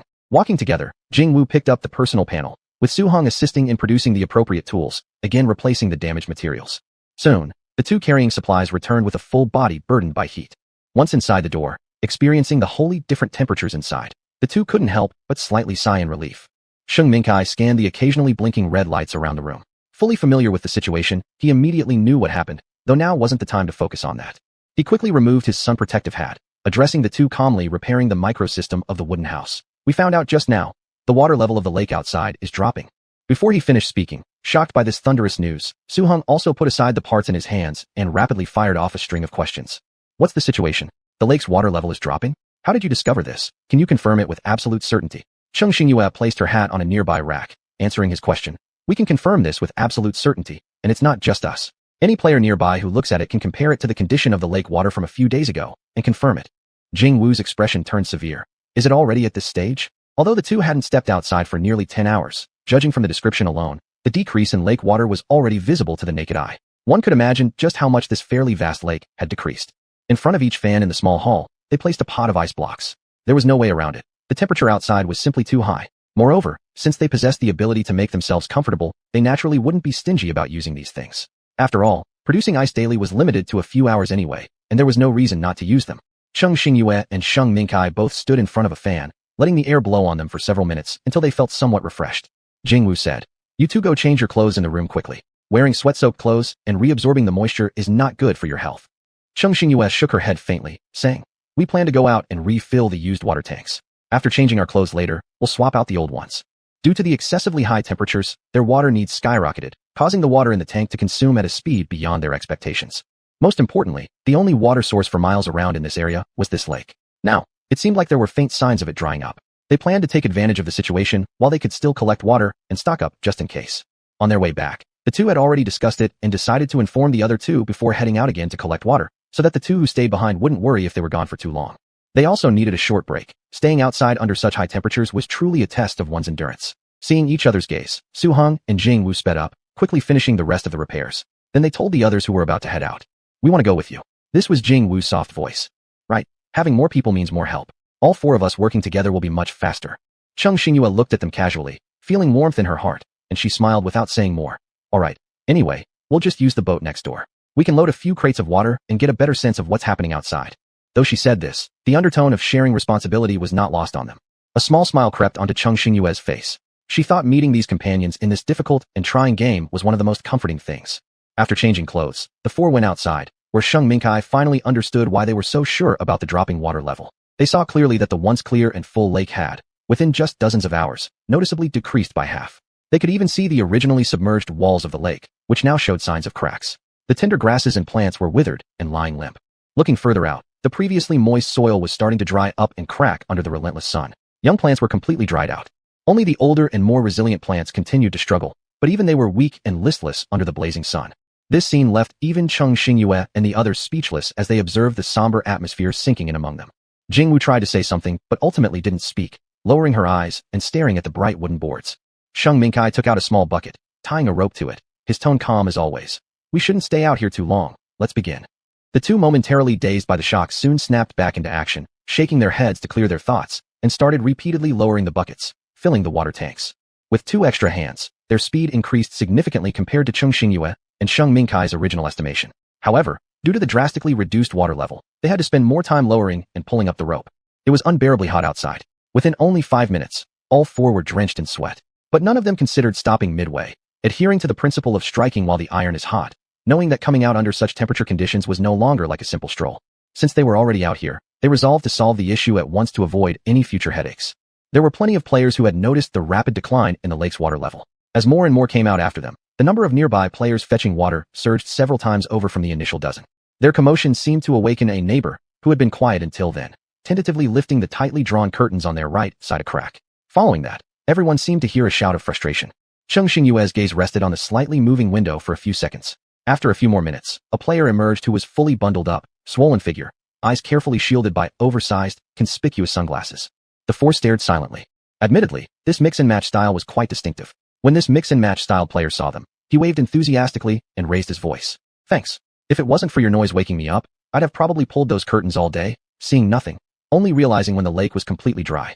Cheng Xingyue twitched at the corner of her mouth. Although the temperature changes happened quickly, it was rare to find a player so unconcerned, completely ignoring the external changes. She couldn't decide whether to admire the person's confidence or their sheer lack of care. With a slight laugh, she shook her head, waving back to acknowledge this closest player. Next, they paid no more attention to the growing number of players rushing out in panic and focused on the task at hand. Cheng Xingyue and the other 3 quickly filled the remaining water tanks after speeding up. Su Heng placed purifying agents into each of the newly filled cold water tanks before tightly sealing them. He then stepped back slightly, his lips chapped and cracked from dryness, though he paid no mind to it as he observed the hard-earned stores of water and food they had amassed. In his heart, there was a sense of great reassurance knowing that these supplies were now their most valuable resources for the last 2 days ahead. Once the water was all set, the 4 didn't linger any longer since every extra minute outside was a torment. Thus, they swiftly returned to the wooden cabin. Inside the house, they finally exhaled a breath of relief, blowing directly into the crazily spinning fan blades until they felt somewhat revived. 73, Chapter 73. Ah, it's so hot. In this weather, having to wear several thick layers is ridiculous. Poverty makes me cry. Why don't we have money for protective clothing? I'd rather bundle up than end up blistered from sunburn. That's enough chatter. Let's get the water back already. You aren't really not bothered by the heat, are you? As players came and went along the lakeshore, one group left only for another batch to appear promptly in its place. The scorching sunlight hit them head-on, sweat dripping down faces without a single person pausing to wipe it away. Cheng Xingyue gazed distantly at the figures in the distance. Even as they faced extreme heat like never before, her eyes gleamed with hope for life. Difficult as things were, no one chose to give up. There was no doubt that in such a severe disaster environment, this kind of hope was the most precious thing there was. Cheng Xingyue chuckled lightly, turning her attention to her companions who looked tense and burdened by low pressure. All right, it's nearly lunchtime, she said cheerfully. Let's get up and stretch a bit while thinking about what we'll have for lunch. Her voice rang out clearly, her expression calm and a smile lingering on her face as she spoke slowly.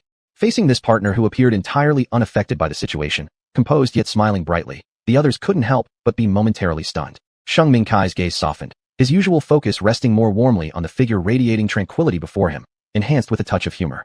Su Heng instantly understood her intention and couldn't help but admire internally how inadequate his own skills were in regulating psychological states. Frankly speaking, very few people could maintain their composure through such repeated shocks, much less still notice and timely guide their companions' mental health. Thus, it became evident that the partners they encountered were extraordinary compared to ordinary players, showing an attitude better suited to survival challenges. To tell the truth, many sought this state of mind tirelessly over days, yet struggled to reach it.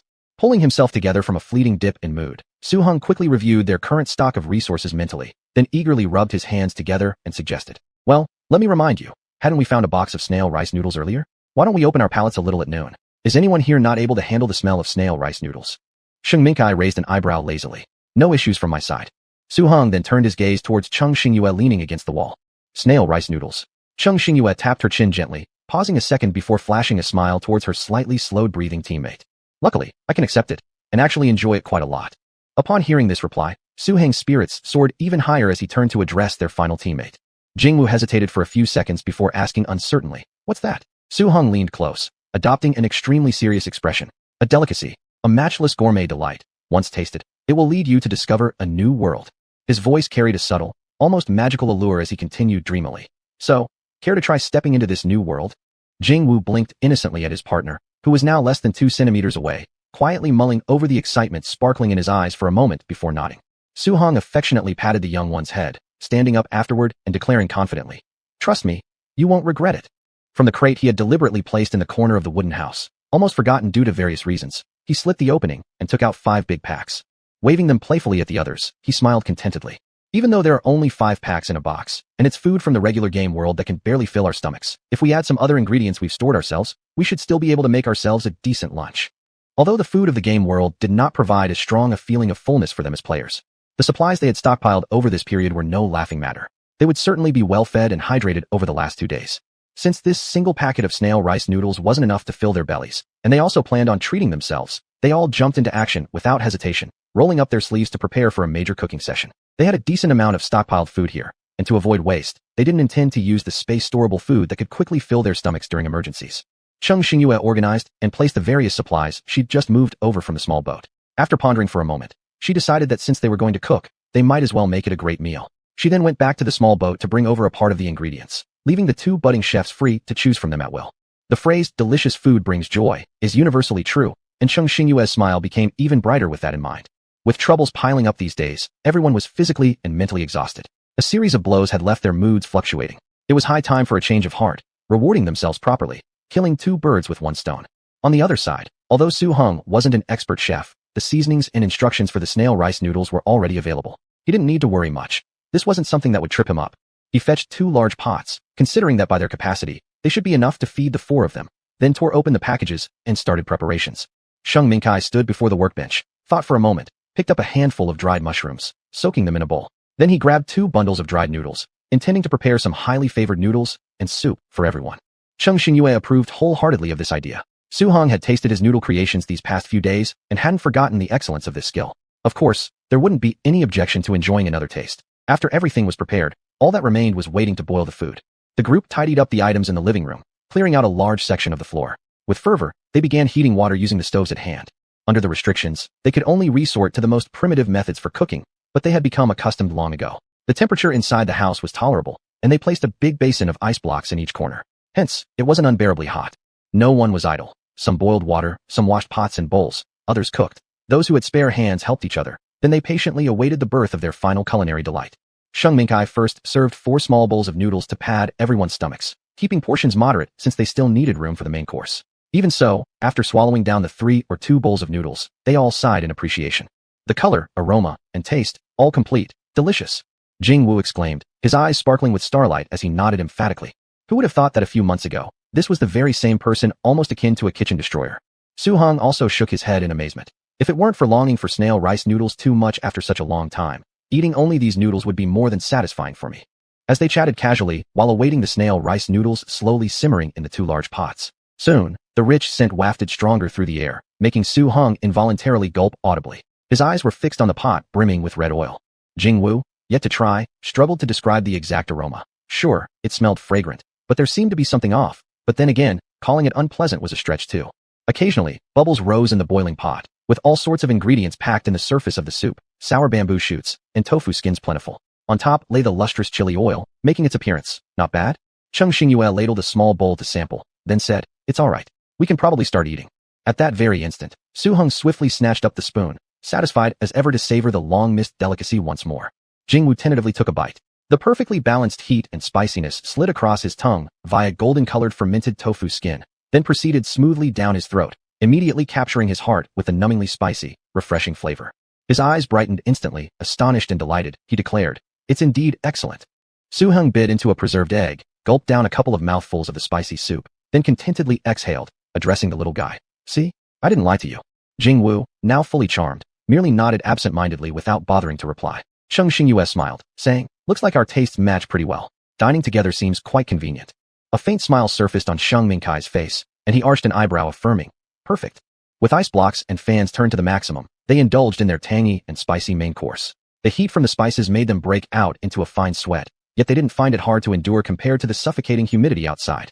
This spicy, flavorful food invigorated them through every pore and lifted their spirits significantly as it traveled down their food pipes.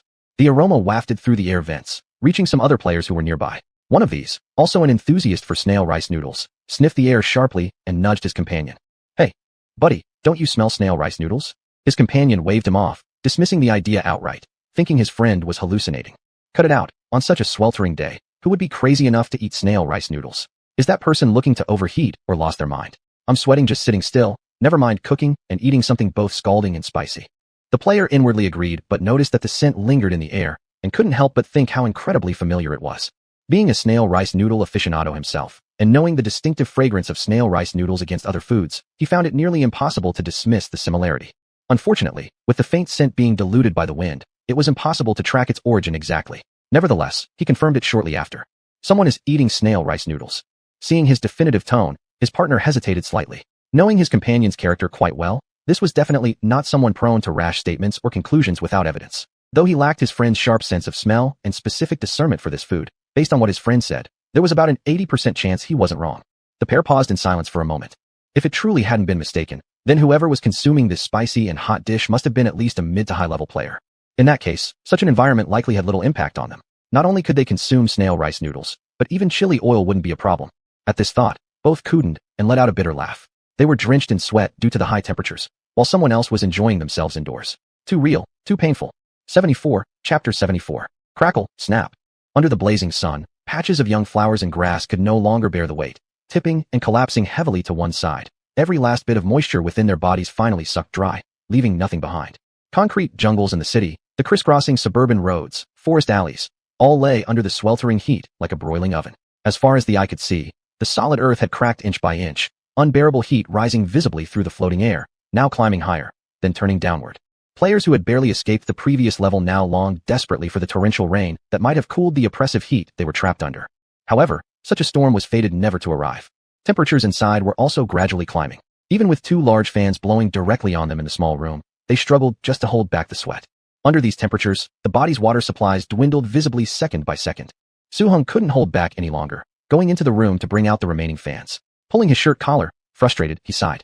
Damn this weather. If not for our cabin's barely functional temperature regulation, coupled with our good physical constitutions, we'd probably suffer heat stroke even staying indoors. Sheng Xingyue felt discomfort as well, but could still endure it within limits. Only 9 more hours until this trial ended, she said. It'll be over soon. Keep holding on. Unable to resist, Su-hung collapsed onto the table. His hand touched the tabletop and realized it too was warm. He sighed deeply, finding this trial unbearably grueling on their willpower. As time passed drop by drop, the indoor temperature seemed to subtly rise again. Since the daily ice maker could only run for 3 hours, they agreed not to use it until absolutely necessary. Suddenly, a mechanical voice akin to electricity rang through the wooden cabin. Their eyes froze momentarily, sensing something amiss. Sure enough. Beep. Warning. Warning. The wooden cabin's protection function has suffered severe damage due to extreme heat. Unrecoverable. Notification. Related basic functions automatically weakened. Estimated to fail entirely within 2 hours. Repeat once. The wood cabin's protective function. Jingwu's delicate face was slightly furrowed, and she let out a soft sigh. But for this result that had been anticipated, her reaction was not very strong anymore. Come to think of it, over the past 2 days, while patching up things, they hadn't expected that a mid-level protective wooden cabin could last until now. Therefore, regarding the protection function that lasted a few more hours than expected, they were quite accepting. Su-hung spread his hands and chuckled bitterly. Well, we can finally experience the true temperature. Approaching the final moment, he had already come to terms with it. After all, it was just a matter of a few hours. One could count them down on their 10 fingers. With the supplies they had prepared, there was no need to go out for water or worry about starving. As long as they didn't do something foolish, as long as the game didn't pull any crazy tricks, they had practically secured their spots to pass this trial. Since the wooden house could no longer hold up, they did not waste time and started making their final preparations. Huff, huff. In the old urban area, a player wrapped a towel tightly around their face, fully dressed in thick clothing. slightly bending over. They heavily trudged each step back home, holding the water bottle in their arms. Hold on, just a few more steps, a few more, and I'll be home, thought the parched player. The body that had consumed several gulps of water just moments before now desperately demanded even more hydration.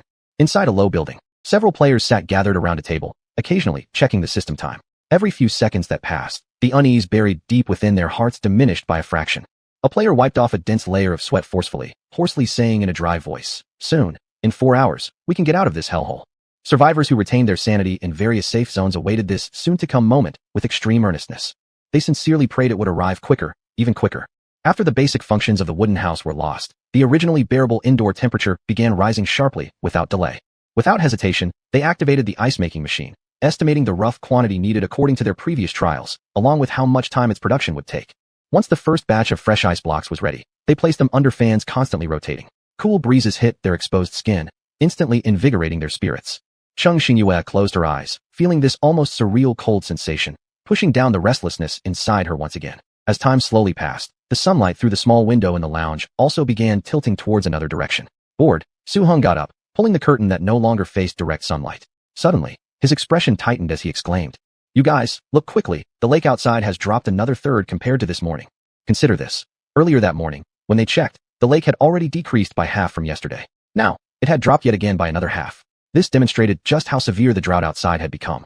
Sheng Mingkai's pupils tightened as he took a big step forward to look out of the window. After a long silence, he murmured, "It's hotter today than yesterday." With the whole land extremely short on water, the flow from natural springs must have diminished significantly too. The lake is deprived of new water sources and is itself drying out continuously, so such a situation isn't surprising. Compared to when they first saw it, the lake water had undergone an earth-shattering change. Cheng Xingyue recalled the crystal-clear, full-bodied lake from before, her gaze becoming profound. Right now, the remaining water level was barely reaching adult ankle height, and walking from the wooden house to the shore presented no difficulty at all. Fortunately, only the last few hours remain. Even if this lake completely dries up, we don't have to worry about our stored water. Su Heng sighed in relief. Jingwu nodded in agreement. If this trend continued for half a month, the number of people unable to withstand the heat would probably increase manyfold. Under these temperatures, the speed at which the ice blocks melted was also rapid. They did not relax for long before having to face the heat once again. Then, timing their moves, they promptly replaced the melted ice blocks with new ones to keep themselves cool. Repeating this cycle made the ordeal feel less unbearable. The more you paid attention to the time, the slower it seemed to pass. To them, the last few hours felt as if stretched into half a century. Finally, just as they were nearing the breaking point, the message signaling passage came. However, this time it was not the mechanical and rigid system voice, but instead someone familiar they hadn't seen in a long time. All players who endured one survival challenge after another couldn't help but stand up simultaneously, craning their necks tightly upward to look. In midair, the little girl in a deep red dress appeared to be at an equal distance from each area. Her substantial body-like form dipped slightly, as if that of a well-bred young lady, and her voice sounded neither too light nor too heavy in each player's ears. "Hello, long time no see. I'm your thoughtful assistant, little Ling Dang. Aren't you all missing me?" The dimples on the little girl's face were faintly visible, but before they could answer, she tilted her head down to look around carefully. Cheng Xingyue and several others froze, acutely sensing a gaze lightly scanning over them, fleeting yet impossible to ignore. The little girl's voice carried a hint of surprise. "Wow, there are actually 31 players whose survival points have surged into the top 100 of the Interstellar Challenge rankings. Truly worthy of being the third highest cumulated survival points planet for the remaining players." Cheng Xingyue frowned slightly at the mention of survival points, but before she could think it through, the little girl continued. "Congratulations to all the players. According to the rules, all of you will proceed to the final round of challenges. I will now announce the new rules. The next round begins today and is strictly limited to 30 days, divided into 3 phases, 15 days, 10 days, and 5 days. The final round is divided into 2 competition zones. As a reward, based on the overall ranking of survival points on this planet, from top to bottom, you will choose to enter either the solo zone or the team-up zone. The world map has been disabled. Players need to find the respective safe zones for each stage independently. Ling Dang tip. Surprises await the top 100 in each region entering the core safe zone. From the next round onwards, the fallen storage space will have its deposit and withdrawal permissions fully opened. You can store game items within, with their size shrunk 1-to-1 based on current space item capacity. Upon hearing this string of announcements, everyone was shaken. Clutching their fists tightly, they suppressed their wildly pounding hearts, whether from excitement about smoothly making it to the last level or relief at having stored more items in their spaces. Of course, the first 2 facts were set and unchangeable, while for the third rule, they could only adapt accordingly when the time came. However, the last tip had a very high degree of uncertainty. It went without saying how critical the storage space was in this survival game, especially given the ability to store in-game items. Therefore, players who quickly grasped the significance immediately checked the status of their spaces, reacting with various emotions. Some players rejoiced because their storage was rich with supplies. Even if they discarded useless items in preparation for the next phase, they would still have ample room left to stock up useful resources. However, for those whose inventory was almost depleted in this round, holding less than a square meter worth of goods, they lamented bitterly. If only they had purchased some place-taking items earlier, it could have helped. Alas, hindsight never comes early enough. Since opportunity and luck were always unpredictable, and matters had already been decided, they could only focus on leveraging their remaining advantages to push forward. Little Ling Dang observed the players' shifting expressions, seemingly finding amusement in it all. She watched with interest for quite some time, before continuing regrettably. Lastly, a warm reminder. Due to the limited energy successful conversion of every collected survival point in the Fallen World, each game opening can only guarantee restoring the first 3 planets in the trial matches.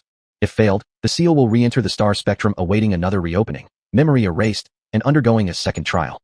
However, even if unsuccessful, you shouldn't worry much. Just waiting a few tens of light years isn't so bad. But Little Ling Dang warns you, every planet gets exactly 3 chances. After the 3rd failure, the entire planet will completely vanish and ultimately self-destruct. Cheng Xingyue and the others slightly lowered their eyes, knowing what she meant. Though enduring such a grueling natural disaster-based survival game once was already agonizing enough, who would willingly sacrifice their memories to repeat the process? Sitting in midair, Little Ling Dang waved her hand, her eyes crescent-shaped like moonlight as she smiled. Well, Little Ling Dang's introduction concludes here. Congratulations to all players. This round Extreme Heatwave has officially ended. In the next level, please strive to survive. Chapter 75. After finishing her speech, the little girl in midair yawned lightly and began to gradually dissipate right before everyone's eyes. As she disappeared, the temperature of the entire game world dropped at a visible speed. Within moments, the suffocating constraints felt by the successful players dissipated slowly. Withdrawing their gazes, Su Heng paused for a moment and asked first, "Do any of you have thoughts on the next round of trials?" Cheng Xingyue's eyes locked straight onto him, and then she raised her eyebrows with a faint smile. The truth is, 3 commoners can rival 1 brilliant mind. The more people, the higher the survival chance, especially when our talents and skills are different and can complement each other. But, she furrowed her brow slightly. There must be many players thinking the same thing. Also, the next stage is the ultimate test, so we can estimate it won't be easy. Based on the information we know, forming teams will obviously be the best option. Especially since they already have some understanding of each other, working together would be even better in this situation. Sheng Mingkai and the other 3 had chosen to join forces earlier in this round, and naturally wouldn't give up their reliable companions for the final challenge. Su Heng joined them later in the game, but had quickly established a trustworthy partnership. After exchanging glances, the group gave each other knowing smiles. Then suddenly, the transmission vortex appeared unexpectedly. In the blink of an eye, half of Su Heng's body merged into the vortex. He immediately added, "We'll keep in touch through private messages about the specific details." Good. After all, whether they had the right of first choice was still uncertain, so they could only make a rough plan beforehand. If any obstacles occurred, they would have to consider other plans. Cheng Xingyue's vision went black momentarily as a sense of weightlessness surged through her. In the next moment, she found herself back in her small shop. The reward from this round also arrived instantly. Drip, congratulations to player number 1063, issuing S-level badge. Ding. According to the investigation, your survival points rank among the top 10 of the interstellar ranking list. The preferred card has been successfully sent to your system. Please continue to work hard. Cheng Xingyue was moved by the result, surprised that her ranking turned out to be pretty good. However, she still wondered how exactly the survival score was calculated. She mentally called out to the system. Ding. Survival score includes the player's physical attributes assessment after every level, including but not limited to satiety levels, status value, combat power, talent value. Drip, drip. After testing, both your talent skill value and luck value ranked first across all attributes. Cheng Xingyue. Talent skill value made sense, as it was the foundation for survival in games like this. But the fact that her luck value was also the highest in her overall survival score? Cheng Xingyue couldn't help but chuckle, realizing she had underestimated her own good fortune. Thinking back to the resource map obtained in the last round, based on these few rounds so far, even without a first-class planting skill, she estimated she'd probably not starve. Shaking her head, Cheng Xingyue continued opening the gift packages which were automatically stored in her warehouse. Drip, the Grand Passage Completion package has been activated. Your rewards this round include 30,000 credits, successful upgrade of the store to level 45, increased talent plot count to 80 blocks, canning plant upgraded to level 6. 3 rare seeds, strawberry, tomato, lemon, 5 high-grade trauma treatment medicinal plants. At the same time, her personal interface was updated automatically. Ding. Profile update in progress dash. Player, number 1063. Talent skill, special land. Occupation, shop owner at level 45, a small shop. Land level, 5-star grower, max level. Cheng Xingyue lightly touched the corner of her chin and carefully brushed the root hairs of one medicinal seedling, gazing at the advanced medicine plant and curling her lips in a faint smile. It had to be admitted that her farming talent was indeed a 1 in 10,000 skill, capable not only of addressing basic food needs, but also taking over part of the pharmacist's job. It truly was killing 2 birds with 1 stone. Unfortunately, there were too many restrictions in the seed store, particularly in the medical herb direction, which wasn't yet available. But now, with the ability to carry items aside from personal clothing, maybe she could collect some herbal seeds in future challenges and experiment to see if she could grow them. Lost in thought, Cheng Xingyue looked out the window, then connected to the helper space. However, there was no response for a while. She opened the system panel and noticed the assistant button had dimmed down unknowingly. Cheng Xingyue hesitated slightly, originally wanting to chat a little with Bai Xiaohu before leaving, but didn't expect this opportunity to disappear so fast. Sighing regrettably, just as she was about to stand up, a weak voice suddenly echoed in her mind. Grandpa too is still here. Cheng Xingyue immediately lifted her head. Before her eyes, the figure of a white tiger slowly formed. She looked at its cute little paws and couldn't help but break into a warm smile. The little guy pawed at the air beneath his feet, head held high as he declared, I knew you couldn't bear to part with me. So, I've decided to stick around a bit longer. Tell me, isn't it a pleasant surprise to see Grandpa too? Cheng Xingyue's gaze did not waver in the slightest as she straightforwardly replied, Indeed, it's quite a surprise. The little white tiger was caught off guard by her direct response, which didn't quite align with what he had imagined. He hesitated for a second before awkwardly uttering an oh, clearly unsure how to handle such candid emotions. But who was Grandpa too? He was the experienced little white tiger who'd participated in multiple games and always managed to lie back and win big time. After a brief moment, he regained his composure, exuding an air of superiority as he announced brashly, My mission is complete here. From now on, it's all up to you. Cheng Xingyue said quietly. I seem to have relied solely on myself all along. The little white tiger thought about this contract period being even more enjoyable than the previous ones, gritting his teeth inwardly as he realized that his lucky tiger label wouldn't be coming off anytime soon. However, what could he do? After all, every time he bonded with top-tier players whose skills outshone everyone else's, the little white tiger sighed deeply again, realizing that his current employer didn't even need his help to solve problems. Looking up silently, the tiger had already come to terms with this setup of effortless winning, even finding joy in it. What wasn't great about a life of eating and sleeping? Why should he bother acting overly energetic when it suited him just fine? Staring intently at his first female employer who treated him so well, he felt extremely reluctant to part ways. Though this employer differed somewhat from his initial assumptions. Take, for instance, her excessively powerful martial arts abilities. It couldn't be denied that this employer treated him fairly well. She required little worry from him, occasionally throwing in extra snacks, perfectly matching his recently cultivated hermit personality. Parting ways like this left him feeling rather reluctant. Despite its feelings, sensing the increasingly strong calling force between them after their few chats, it could only regretfully wave goodbye. With a body now much larger than before, its sleek fur swayed in the wind as it said, All right, I'm off. Cheng Xingyue had quietly stockpiled a lot of provisions for the little guy, then softly bid farewell. Take care. Waving his paw, the little tiger left behind one last statement as his body disappeared. I've also left you a small gift. Don't thank me too much. Cheng Xingyue raised an eyebrow. A gift? She searched for a while, a sudden realization dawning on her. Opening her personal interface, she indeed discovered an unfamiliar button there. Roar. 2-2 Mini Pathfinder successfully bound. Activate. It seems this little thing had given her something special. Cheng Xingyue's smile deepened slightly as she mentally replied, Yes. Ding. The Mini Pathfinder has been successfully activated. Here's the device introduction. Within 30 kilometers of a safe zone, it can automatically detect the location of the safe area and automatically draw a small map. Note, this device can only be used once daily. Once used, it will automatically lock for 24 hours. Cheng Xingyue slightly arched her eyebrows, acknowledging that this gift was quite thoughtful. She definitely hadn't lost out giving him some snacks earlier. Even though at the time, she hadn't expected any return favor, merely wanting to give the somewhat eccentric little guy a token of appreciation. It turned out both sides were thinking along the same lines, secretly leaving each other gifts. Over there, returning to his long unseen space, he opened the point board. Seeing his rations had roughly doubled, his round eyes immediately widened. The little guy quickly deduced the approximate reason behind it, grabbing his brother's fox hair hard and heavily declared, You were right. Females are far more reliable than stinky males.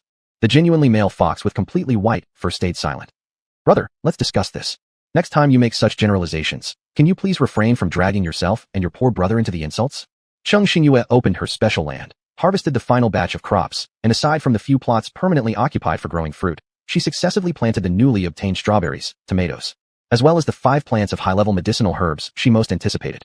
Drip, your medicinal herbs have been successfully planted. Remaining time, 6 days, 23 hours, and 59 minutes. Please wait patiently. Compared to vegetable and fruit seeds, these herbs evidently took longer to grow. However, she wasn't overly worried. Noting down the timeline, she planned to inspect the results at the first opportunity. Cheng Xingyue rested briefly after tidying up. Estimating that the other teammates had more or less received all the necessary information, she decided to simply knock on her neighbor's door. The 3 gathered around the table. Sheng Mingkai said, All 3 of us have successfully gained the priority rights to choose our competition zone. Now we just need to see how Su Heng is doing over there. As soon as he finished speaking, Jing Wu stopped his rapid clicking and looked up, saying with a smile, Brother Su informed us that he also managed to secure a priority selection card. Excellent. From now on, We just need to prepare our supplies while waiting for the next level to arrive, Sheng Minkai replied gravely. However, something they didn't quite expect was that this transition period turned out to be much shorter than anticipated. In the blink of an eye, by the third day at precisely noon after their success in returning from the sunken world, they heard the familiar system announcement. Ding, alien intrusion. Now officially open. Please choose to enter the individual competition zone or the team competition zone. Ding, selection complete. The system sound paused briefly before continuing. Participant Cheng Xingyue number 1063, Participant Sheng Minkai number 0625 and Jingwu, Participant Su Hong number 15082. Team invitation being processed, please wait. Ding dong. Congratulations to the 4 players. You have successfully formed a team entering the same competition zone. Players, do your best to pass the trial. Chapter 76. At dawn, the first ray of sunlight pierced through the air, shining directly onto the vast land below. An immense black vortex suddenly appeared amidst an endless plain. Plop, plop. Amidst faint sounds of struggling, 4 figures emerged from within the vortex. Encircled by the swirling vortex, these 4 were quietly enduring the protracted darkness awaiting its end. It felt like an eternity, yet merely an instant when the sensation of weightlessness finally faded away. Stepping firmly onto solid ground, their slightly suspended hearts suddenly settled down. As the black vortex dissipated, the 4 players of varying heights formally entered this particular stage. TCH, can't they improve this crappy transportation function already? I'm suffocated to death every single time. A man with a refined and handsome appearance slowly opened his eyes, then vigorously patted his calves, his movements somewhat stiff despite the apparent casualness of his gestures. In just a few moments, he dispelled any previous sense of gentleness from his demeanor. The man smirked lightly and greeted his companions whom he hadn't seen for several days. Congratulations, let's work together once again to get through this. Each of them couldn't help but flash genuine smiles, yet their words soon halted. Their faces sobered. All 4 gazed at the teleportation site, which aside from themselves, had not yet shown signs of anyone else appearing. Doubts began to creep into their minds. The current temperature was rather cold, with nearby meandering streams covered in frost, the icy breeze sending slight shivers down their spines. Jingwu, the youngest among them, clad only in a jacket and undershirt, struggled against the biting chill. He shivered, pulled out a thicker sweater from his storage space, and put it on, muttering quietly, so cold. Indeed, it was cold, yet not as bone-chilling as in deep winter, nor as brutally freezing as some worlds they'd previously endured. This gaming world seemed to hover perfectly between the intersection of late winter and early spring. Though the earth gave hints of warming, patches of thin ice still covered young buds fighting their way through restraints. Through cracks, one could faintly glimpse the flourishing green energy beneath. In the sky, a flock of geese flew past, shaking off the drab feathers accumulated over an entire winter, filled with renewed vigor as they prepared for their northern migration. Close by, followed by barks and chirps, the world seemingly came alive in an instant with a resounding splash. Cheng Xingyue observed thoughtfully, taking in this slow, cold yet undeniably vibrant world. Truly, it had been a long time since she had been surrounded by such vitality. This life force, unnoticed during human existence, became impossible to overlook upon its absence. Su Hong sighed inwardly, remarking, I haven't seen any creature outside humans for a very long time. Since entering the fallen world and undergoing consecutive rounds of trials, aside from surviving human players, they had encountered no other living creatures, not cats, dogs, geese, or birds. Moreover, even plants in most stages appeared desolate, frail, and devoid of strength. Being immersed in such environments, the piercing feeling of fragmentation lingered heavily in their hearts. They were acutely aware that those worlds, although identical to reality in every way, were ultimately false. A world devoid of normal vitality could never truly fool anyone. Sheng Mingkai's eyes gleamed brightly as his sharp gaze swept over the expansive fields before them. He spoke quietly. It seems that the creatures we didn't encounter in the previous stages will not be scarce in this one. Especially since the keyword for this stage was creatures. Behind it, the 2 words, alien intrusion, followed ominously. However, from their current observation, it appeared no different from ordinary reality so far. Su Hong momentarily lost focus, suddenly recalling a phrase with unsettling implications, which caused his expression to darken slightly. The adults among them, Cheng Xingyue and others, did not feel particularly cold. After all, their bodies had undergone modification through transformation fluids. Though its effects varied depending on the individual, for them at least, the mild chill was nothing significant. If it weren't for Jingwu, whose body had yet to fully develop and thus started with a slight disadvantage compared to the others, who also strictly adhered to advice from their elder mentors and developed an early awareness of self-care despite being young, he might not have needed additional clothing either. Jingwu's small face tensed up slightly as he frowned while surveying the surroundings. It's strange, we've been here for some time already, and haven't even seen another player. Logically speaking, although players entering the game were teleported to uncertain times and locations, they should still encounter other players sooner or later. However, in their vicinity, there was not a single trace of any other player. Su Hong nodded. It is indeed strange. Perhaps we are among the first batch of players to enter? It's possible, Cheng Xingyue said. But regardless, let's find a way out of these fields first.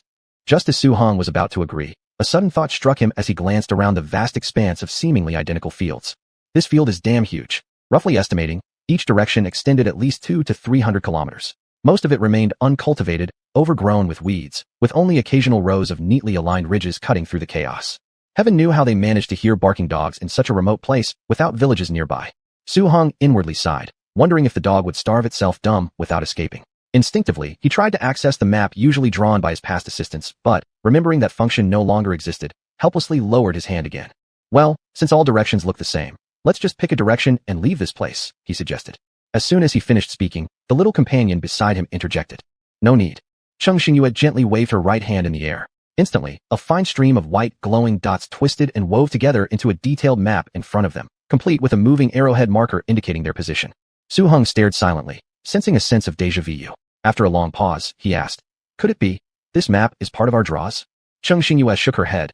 Nope, it wasn't. Relieved, Su-hung felt fortunate. At least his partner wasn't cursed with bad luck to such an extreme extent. Just a small present given by someone. She replied with a faint smile. Gift. Gift. Realizing something instantly, Su-hung looked at his partner, calmly causing frustration, understanding everything at once. Regardless of format, these invaluable items sought by others were too common in his partner's possession, making it hard to show typical player responses. Thinking back to when she won motorboats, personal yachts, and high-end ice-making equipment, Su-hung admitted his experience was insufficient. How could he have mistaken what occurred with her for anything ordinary? That was entirely inappropriate. Observing his other companions, upon hearing her words, they hadn't even blinked, appearing far more qualified than he did. Clearly, his character wasn't yet refined enough. Looking skyward, Su-hung realized such incidents were bound to happen often. However, he misjudged one point. His other companions weren't overly calm, but rather already immune due to constant stimulation. Being neighbors in the fallen world, Sheng Mingkai and the others had known about this matter beforehand, so naturally, they couldn't react with the same surprise as they did the first time hearing about it. Nonetheless, possessing a map was undoubtedly a great advantage, ensuring their safe arrival at the safety zone while providing reliable support. Su-hung, after gently massaging his heart several times to recover from the repeated shocks it had received, decided to start acting calm from that day forward. This thought flashed through his mind momentarily. Upon realizing they wouldn't have to wander blindly without a purpose from the very beginning, Su-hung suddenly felt mentally and physically uplifted.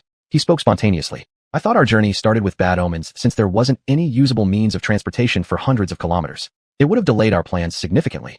But now everything is good. No matter what, we at least won't walk for half a day and end up going in the wrong direction. The group exchanged amused glances as they began moving step by step towards their destination across the steep, barren fields.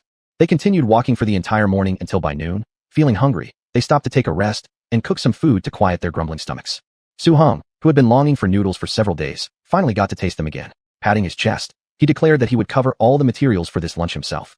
After rummaging around for a while, he brought out a case of fuel and 4 small barbecue grills, along with pots and utensils, and announced, fortunately, I packed plenty of cloth and clothes in my space before. Even 2 10-kilogram silk quilts were stuffed inside, plus the tools I made later, and the supplies gathered so far.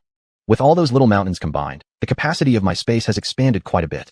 After the last level's fixed dimensions 1-to-1 ratio adjustment, my current storage space proves to be more than enough. Speaking with great interest, he picked up a stone from the game world, placed it into his personal space, then took it back out right away. Cheng Xingyue raised an eyebrow and asked, how large do you think your space can go? Su-hung touched his nose and responded, well, it should have more than 100 square meters. Sheng Mingkai smiled. It seems like you are definitely the one among us with the largest storage space. He and Jingwu clearly knew the approximate sizes of each other's spaces. Cheng Xingyue, although a regular producer of goods sold on her shop for useful exchanges, was also well within their understanding due to the multiple rounds they went through together. Though not exact, having over 100 square meters occupied just by large bedding and clothing was rather rare. If it had been earlier when only player talent-related items and canned foods could be stored, trying to squeeze in such a vast area could have easily bankrupted them from constant material trades. Su-hung turned to another companion with a look of doubt. Cheng Xingyue nodded, confirming the final accuracy of the guess. Cheng Xingyue, supporting her chin, gazed lightly at the man concentrating fully on cooking noodles who seemed particularly attractive at that moment. My space is about half yours, she casually remarked. But anyway, it's the last round. We won't have to worry too much about future rounds and the possible needed materials. Neatening up, we'll have sufficient room for packing. In fact, being outstanding players, Cheng Xingyue and her companions naturally excelled in hoarding supplies. So to sum it up, although their storage spaces weren't as spacious as Su-hang's, compared to other unlucky players whose spaces drastically shrank down to merely 5 or 6 square meters, they stood out qualitatively. Chapter 77. With a bowl of warm noodle soup drunk, the cool sensation spreading throughout their bodies disappeared instantly. Cheng Xingyue looked up and observed the surrounding environment, then said, all right, let's continue on our journey while it's still early. Sheng Mingkai carefully wiped the gun attached close to his body, then put it back in the holster tucked at his waist. Standing up, legs taut, he spoke calmly, let's go. Though this stage remained eerily peaceful thus far, None of them had dropped their guard. After all, this was a world where anything could happen. A moment of carelessness could cost lives.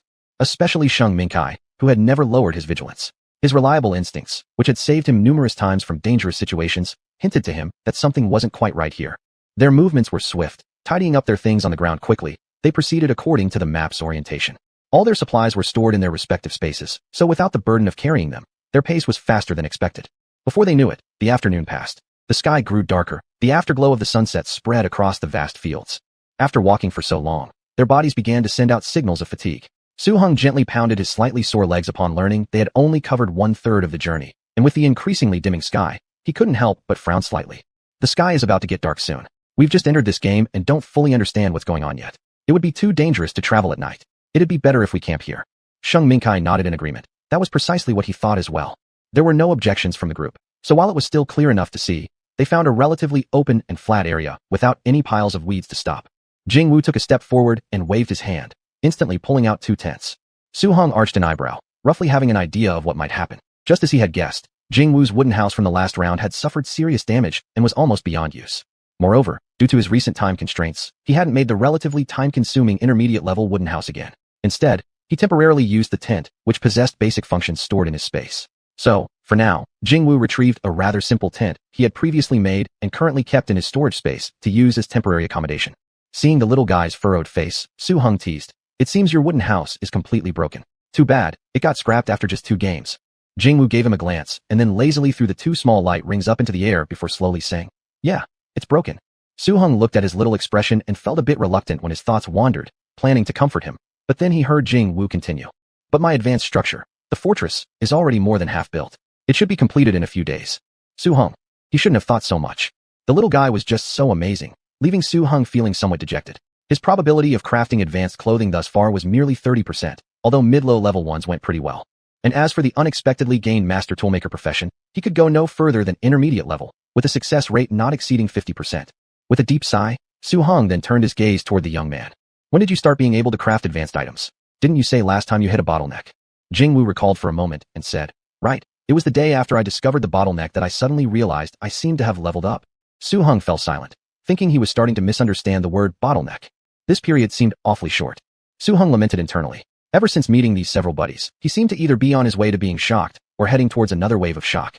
He glanced at Sheng Mingkai, then sighed sadly and shifted his focus away, thinking that this big shot not only had super combat skills, but his trading talent for market goods was unmatched. Everyone wanted to buy what he sold. And with Jing was sharing the same system with him, they often displayed synergy greater than the sum of their parts. At least his own natural ability and follow-up profession weren't terrible. Otherwise, it would have been very easy to lose confidence in life. While they conversed, the 2 tents had already unfolded entirely. Jingwu tightly pushed them together, shining softly yellow against the vast expanse of land. In fact, at this point, Jingwu could produce several such primary tents in a day, but for safety reasons, they decided collectively to take out just 2 tents for rest. After all, for people paired off into 2s, which was safer than being alone. Since Jingwu was still young, he shared a tent with Cheng Xingyue, while the other 2 adult males automatically chose the remaining tent. Su Heng followed Sheng Mingkai into the tent, using the available basic toiletries inside. With a cup cover in place, he quickly forced himself into slumber. After all, when dawn broke tomorrow, they must continue their journey. As the tiny lights inside the tent extinguished, the entire field sank back into silence. A gust of wind swept by, rustling over the ground covered with a thin layer of mist, revealing dry earth underneath. In a fleeting moment, the breeze stirred up some thin pieces of dirt, exposing sparse streaks of green beneath, momentarily showing under the vast starlit sky. The game's progression was quietly beginning to experience some unusual changes, bit by bit. Everyone slept soundly throughout the night. The first faint noise from the edge of the tent abruptly woke Cheng Xingyue. As her eyes popped open, she sat up, her eyes no longer showing the slightest hint of drowsiness. Cheng Xingyue's steps were very light, not disturbing Jingwu, who was still asleep on the adjacent single bed. She quietly walked out. Cheng Xingyue's face revealed a faint smile. "You woke up so early." Sheng Mingkai, his face without a trace of fatigue, gazed at the sky, paused for a moment, and softly said, "I'm used to it. Anyway, since I couldn't sleep, I might as well come out and take a look around." Cheng Xingyue nodded, looking around the surroundings. Yesterday, when they arrived, it was almost dark, so they could only roughly outline an area that was flat and had nothing to hide in as their temporary campsite. For some reason, Cheng Xingyue felt an indescribable strangeness about this place, as if something here was different from yesterday. However, upon closer inspection, everything seemed the same. Suddenly, Sheng Mingkai's voice rang out. He was as calm and composed as ever. "Do you feel it too?" Cheng Xingyue abruptly looked up at him. His expression tensed slightly. This place is indeed different from yesterday in some way. Although he couldn't pinpoint the exact source of this feeling, his subconscious told him that, even though nothing visible had changed, there was definitely something beginning to change quietly. It just hadn't materialized yet. Cheng Xingyue stood up straight and declared firmly, "Since both of us have this feeling, it certainly isn't a coincidence. Let's wake them up. We'll leave as soon as possible." After speaking, the two quickly returned to their respective tents and began packing up. Jingwu was woken up with a somewhat confused gaze, but soon shook off his drowsiness. He obediently crawled out of the blanket, glancing at the time, which was half an hour earlier than expected, and didn't ask more questions. By now, their mutual trust had grown far beyond the ordinary. Cheng Xingyue and the others would never do anything to harm him, just as he wouldn't either. Once they came out, Jingwu dismantled the tents. The four exchanged glances as the first rays of dawn lit up the sky, and they started anew on their journey. In winter, night falls early, and the first light from the horizon always seems to come a little later. They had a quick meal and continued along their planned route. After walking for over 2 hours from where they started, they began to see other players scattered in small groups here and there. Among them, there were those who formed teams of 3 or 5 people like theirs, and others who formed larger teams nearing 7 or 8 members. Su Heng counted silently and then muttered, "It seems the maximum number of players allowed in a team cannot exceed 10. When they had previously submitted their group size, the system did not impose any specific restrictions or ranges, possibly because their numbers were significantly below the limit, allowing them to directly enter the game without any obstruction. Cheng Xingyue had originally considered inviting Su Yan to join them, as she had some grasp of Su Yan's character. Having a reliable companion would surely be mutually beneficial. Unfortunately, Su Yan's private message had gone unanswered for quite some time. Cheng Xingyue wasn't sure what happened to her. Her expression grew somewhat cold with worry, hoping Su Yan hadn't encountered any issues. The four walked intermittently for a total of nearly 2 days before finally reaching the boundary of the first safe zone. Cheng Xingyue said coolly, "We're here." Upon hearing this, everyone relaxed a little. They raised their heads and gazed at the ancient town ahead of them. Indeed, after leaving the vast expanse of the countryside lanes, they continued for a few more hours until they entered this slightly faded, brick-red, green-roofed, simple, and elegant old town. At this moment, they stood on a stone bridge paved with blue stones, with streams gently flowing on either side. In front of them stretched neat rows of houses. Crossing the bridge and continuing forward, an old market street suddenly appeared before them. Along the streets were various storefronts displaying fans hung out for drying, ink-scented umbrellas crafted into intricate designs, teapots, and decorative pieces made from different types of wood. Su Heng was originally a native southerner who grew up in a similar environment of bridges over running waters, but after growing up, his visits back home became less frequent. Encountering a hometown like Old Town, he couldn't help but feel sentimental. However, no matter how much he longed for his family and friends back home, all he could do was think of them. But it won't be long. Su Heng's smile became increasingly genuine. As long as they could successfully pass through this final stage, his fellow villagers would no longer remain an unattainable existence. Seeing a group of unfamiliar new players arrive in the town, many of the players who had entered beforehand exchanged glances with their companions. Their gazes quietly locked onto the new arrivals. Cheng Xingyue and the others acutely noticed the occasional glances that fell upon them, yet their expressions remained completely unchanged. They glanced at the distant sky, now darkening once more, and decided to temporarily settle in a 2-story building. And just after they woke up, in merely one night, the entire game world had clearly changed again. This time, it was even more direct and astonishing. Chapter 78. In recent days, after Cheng Xingyue consciously adjusted her circadian rhythm disrupted during the last stage, her biological clock stabilized again. The next day, surrounded by mountains and water, they entered the ancient town where an elegantly designed building awaited them like a replica reconstructed from old molds. Cheng Xingyue's eyes flickered lightly, and she immediately became fully awake. She hadn't slept deeply, especially in this uncertain gaming environment. In the dimness, Cheng Xingyue habitually looked for her clothes on the bed frame. She glanced at the time. It was already 6:30 in the morning. They had arrived at the first phase of the safe zone ahead of the game schedule. This area, not only taking up the longest duration, but also being the first activated safe zone. Every player, upon entering the game, would instantly sense the distance between themselves and the nearest safe zone, but players were only granted 1 chance per day to refresh their location. Thus, without other positioning items or means like theirs, finding the correct position in the shortest time possible wasn't easy. But no matter what, under Cheng Xingyue's possession of a direction detector, the group did not need to focus their energy on this task anymore. Cheng Xingyue gently pushed open the door, meeting the gaze of the man in the living room. Sheng Mingkai had just finished washing up, with a few droplets still lingering on his face. He took out 2 cups, waving them slightly towards her. "You're awake. Would you like a cup of milk tea?" A slight smile curved Cheng Xingyue's lips. "Sure." Sheng Mingkai skillfully boiled water, rinsed the cups, then took out 2 silver-gray packaged sachets from his spatial bag. Their other 2 companions were still asleep, while Cheng Xingyue, leaning her chin on her hand, scanned the surrounding decor before shifting her gaze back to the man leisurely tearing the packaging, beginning to prepare the milk tea. Glurp. With every gesture, he exuded a special grace. His wrist bent slightly, revealing distinct knuckles, while his long fingers revealed hardened calluses at the base. Cheng Xingyue paused her gaze momentarily, focusing on his palms before lazily commenting as she propped her chin. "I didn't expect you to have instant milk tea here. It's pretty rare. Sheng Mingkai carefully placed the freshly prepared milk in front of her, chuckling lightly. I just traded for it. The player likely has animal breeding skills, and they process the products through stores, system identified as highly nutritious substances. His nails tapped lightly on the rim of the cup. Taste it. How does it feel? The temperature wasn't as scalding as she'd expected, seemingly pre-adjusted earlier to a perfect warmth. Cheng Xingyue was somewhat surprised at the thoughtful consideration. She cradled the warm milk tea in her palms, savoring its creamy flavor as it smoothly slid down her throat. After careful tasting, she praised, "Not bad." Sheng Mingkai, seeing her satisfied expression, smiled faintly. "That's good. Next time, if there's stock available, I'll buy another batch to store." Cheng Xingyue raised her eyes to look at him, eyebrows twitching slightly. Sheng Mingkai coughed lightly. The player didn't sell much this time around. When I saw, only 2 large packets were left. Since you like it, we can directly wait until he restocks and buy some more for reserves. Anyway, in the collapsing world, these packaged foods have quite a long shelf life. No need to worry about waste. Cheng Xingyue nodded and took another sip of her milk tea. Seeing this, Sheng Mingkai returned to the kitchen, deciding to cook some food since there was plenty of time, and they should make use of the equipment provided here. By the time she finished her milk tea, her body had warmed considerably, and with her stomach filled, she felt more energetic. Lazily leaning back against the chair, her thoughts drifted between supply storage and strategies for passing this round, wandering in various directions. Suddenly, her body jolted slightly. Something was off. Wasn't that cup of milk tea brewed just now? How could everyone already be talking about liking it enough to stockpile more? Cheng Xingyue touched her chin thoughtfully, feeling as though there was something she hadn't fully comprehended.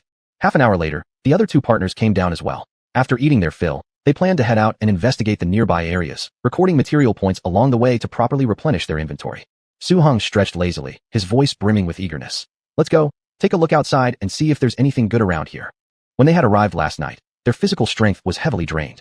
Plus, it was evening already, and having just entered an unfamiliar town, they decided it was more suitable to restore their energy and wait until the next day to go out searching for supply points. After tidying up casually, the group walked out of the small building. Jingwu took a deep breath. The air here is pretty good. By this time, there were scattered traces of players on the roads, as the streets and alleys of the ancient town gradually started filling with people. Is this town infested with locusts or something? Almost everything's been emptied out. Su Hong complained while observing the almost barren shelves displaying only useless items. "Let's check the next place," Cheng Xingyue said after walking a loop inside and hearing his complaint, lightly patting his shoulder in reassurance. Su Hong let out a heavy sigh. After all, they had spent several days at the initial teleportation point, and given that everyone could now store supplies infinitely within their space bags, encountering such situations was indeed expected. This was also one of the reasons why they hadn't rushed into seeking material points immediately upon entering the town. Though the group had mentally prepared themselves, there's no denying that spending half a day without even spotting a single biscuit wasn't a pleasant experience. Just as they stepped out of the 3rd large supply point they found, they collided face-to-face with 2 or 3 hurriedly passing players. "What the hell? Yesterday when we came, everything seemed fine. How did it change overnight?" Bang! The man didn't even glance at who he'd bumped into but exploded with anger. "Shit, who's that? With so much space on the road, are you looking for death by deliberately charging in?" Su Heng's gaze turned sharp, making the man's complexion slowly stiffen as words tumbled out of his mouth. "I mean, on such a wide road, crashing right into us really is like asking for death." The player's face froze as he instinctively glanced over the less-than-impressive-looking individual before turning to notice the composed demeanor and imposing presence of the others nearby. His radar quickly scanned them, barely swallowing back the impulsive retort. They had merely come out to gather intelligence, the team divided into several groups. Judging by the opponent's formidable aura, confronting them directly wouldn't bring any benefits. Since there was no damage done on their side, antagonizing the others would be clearly unwise, so the player pasted on a fake smile and muttered a low sorry, intending to turn and leave. Su Hong noticed how fast his expression changed, conceding instantly, rendering the weapon tucked under his sleeve redundant. However, since the opponent seemed fairly reasonable, he chose to let it go for now. The player and his companions nervously lifted their feet to leave, wondering why the ominous premonition in their minds felt so overwhelming. Fortunately, the other side didn't press further. Internally scolding himself for needing better control over his tongue next time to avoid getting into trouble, the group walked away. After taking only a couple of steps, a toneless voice from behind sounded deeply. "Wait." The man who had previously sighed in relief thinking he avoided calamity froze immediately. Was he going to be allowed to leave or not? Cheng Xingyue quietly stared at the 2 men who paused briefly, then halted completely. Sheng Mingkai's eyes gleamed darkly as he calmly asked, "What did you mean about last night's changes?" Realizing it wasn't a provocation after all, the player exhaled softly, yet recalling what he saw earlier, his voice grew hoarse, and his fingers twitched uncontrollably. Just outside the separation line of the safe zone, plants and vines grew as if injected with hormones, wildly expanding towards all directions. Cheng Xingyue's group exchanged slightly serious glances, intensely focusing on the speaker. The player's face displayed genuine terror, pausing momentarily before continuing. "Our initial teleportation point was near here, and we reached the safe zone days ago. In these few days, we've been searching everywhere for supplies. And today, just as my buddy and I crossed that boundary line again, I wasn't too concerned initially. At this, his absent-minded companion added on coolly with a pale face. But as soon as we looked up, the trees outside were twice as tall. The leaves became thick and dense, and the grass and flowers down below grew madly, easily reaching the height of an adult's lower leg. Hell, just yesterday afternoon, everything outside looked normal. What the heck happened so quickly, turning into this freakish state? Rampant growth of plants and grass. If this person wasn't making it up, the time of these trees' mutation was much shorter than the two people's conservative estimate. After all, their group had just crossed over from outside the safe zone yesterday evening. No one knew better than them. At least until yesterday evening, there was no abnormality on the outside. After getting the information they wanted, the group stopped intercepting the others. The two players seeing this, quickly walked away, evidently intending to go back and report the situation. Cheng Xingyue frowned as he looked at his companions. Let's go see. The three nodded and immediately headed towards yesterday's entrance. Investigating abnormalities was one of their objectives, and since they found something unusual, they naturally had no intention of ignoring it. Crossing that short little bridge brought them right to the entry point into the safe zone, where they were yesterday. They didn't even need to approach to confirm. There was no visual boundary marking the safe zone. However, the distinction inside and outside was crystal clear. On the external side of the safe zone, grass and trees grew not 2 or 3 times larger, but bloomed with flowers the size of soccer balls, swaying gracefully in the wind. On either side, a neat line of towering trees stood, all reaching 7 or 8 meters high. Compared to branches they could touch before, these were easily twice as large. Just then, another group of players came in from the outside, each face pale with shock. For those who spent a day or more outside the safe zone yesterday, the night had been truly thrilling. Su Heng's eyes widened in amazement, muttering under his breath. These plants didn't just eat hormones. It's like someone poured supergrowth solution by the buckets. Had someone told him a year ago that trees could double in height overnight, he wouldn't have believed it. He might have even given that person a bad review for such nonsense. However, Su Heng standing here now wished to slap himself across the face and asked aloud, what wouldn't happen in this messed up game? Su Heng chuckled lightly. Next time, even if this game turned upside down, he doubted he'd be surprised. Cheng Xingyue thought for a few seconds, decisively walking up to some newly arrived players within the safe zone borders, his gaze calm and determined. 79, Chapter 79. Hello. Cheng Xingyue offered a faint smile to one player. You must be new arrivals. Could you tell me if everything outside has turned into this state? That player turned around, meeting Cheng Xingyue's unusually bright and peaceful eyes, causing him to pause momentarily. However, as it wasn't something worth hiding, he responded directly. I'm not sure about other places, but within 20 kilometers from this safety point outward, it's all this monstrous mess. Recalling last night's inhumane anomaly, the player shivered involuntarily, filled with complaints needing an outlet, and upon finding Cheng Xingyue, started venting profusely. Wow, we had only just entered the safe zone, and you don't know how it completely changed our understanding of the world last night. It nearly scared us to death. Cheng Xingyue gave a silent nod, showing keen interest in listening. Upon seeing this, the player patted his still racing heart, unable to contain retelling his shocking experience from the previous night. We were rushing last night, dusk was setting in, and we couldn't reach the safety zone boundaries in time. There was no choice but to rest under a tree nearby. We originally planned to set off again the next day. Sheng Mingkai, standing a few steps away, also became intrigued. Then during the night, when I was half asleep, I heard a series of subtle rustling sounds from the ground. However, out in the wilderness, a bit of noise is pretty normal, so I initially didn't pay it much attention. Then after a while, he broke into a nervous grin, and his surrounding companions also paused their whispers, expressions equally shocked. The sound grew louder and even woke up some of our sleeping mates. Once we saw what was happening, we opened the tent doors cautiously. Wow, outside, the previously 2-meter-tall trees had their trunks trembling, leaves rustling uncontrollably. In less than 2 minutes, the tree trunks became almost twice as thick as they originally were, and the other bushes and plants around us grew wildly fast right before our eyes. He swallowed hard, calming himself. Fortunately, apart from growing bigger, these things didn't seem to have any attacks. So, we managed to tough it out until morning and rushed straight back into the safe zone. Indeed, as we expected, the speed of mutation within the safe zone boundaries lagged behind the outside, still relatively normal up till now. He then asked Cheng Xingyue for confirmation. You just heard about the anomalies outside and came out of the safe zone to check, right?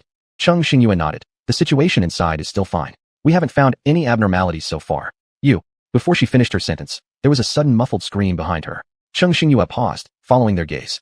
Outside, the trees were undulating in height, lush and verdant. Inside the boundary of the safety zone, plants remained sparse as usual, not far from this clearly demarcated line. A few players had expressions filled with anxiety, supporting one player in the middle who had half his clothes soaked in blood. One hand was hanging limply and uselessly, while another sleeve hung empty beside it. Holy shit, what on earth did this guy encounter? He looks utterly wretched. A whole hand gone. A nearby player muttered angrily. Cheng Xingyue's eyes tightened slightly. She gave that player a light nod before turning back to her companions. Sheng Mingkai, his eyes glinting deeply, looked at the increasingly close, severely wounded player, then after a brief pause, gravely stated, the shape of the wounds on that person appears to have been caused by a large wild animal. Everyone was shocked momentarily, realizing that with the rapid growth of vegetation outside, it wasn't strange for beasts from the nearby mountains to have wandered closer. Jingwu's expression turned serious. We don't know exactly what creature it was, but the injured player won't last much longer. The injured player seemed unconscious now. The 2 or 3 players at the focus of everyone's attention were approaching quickly.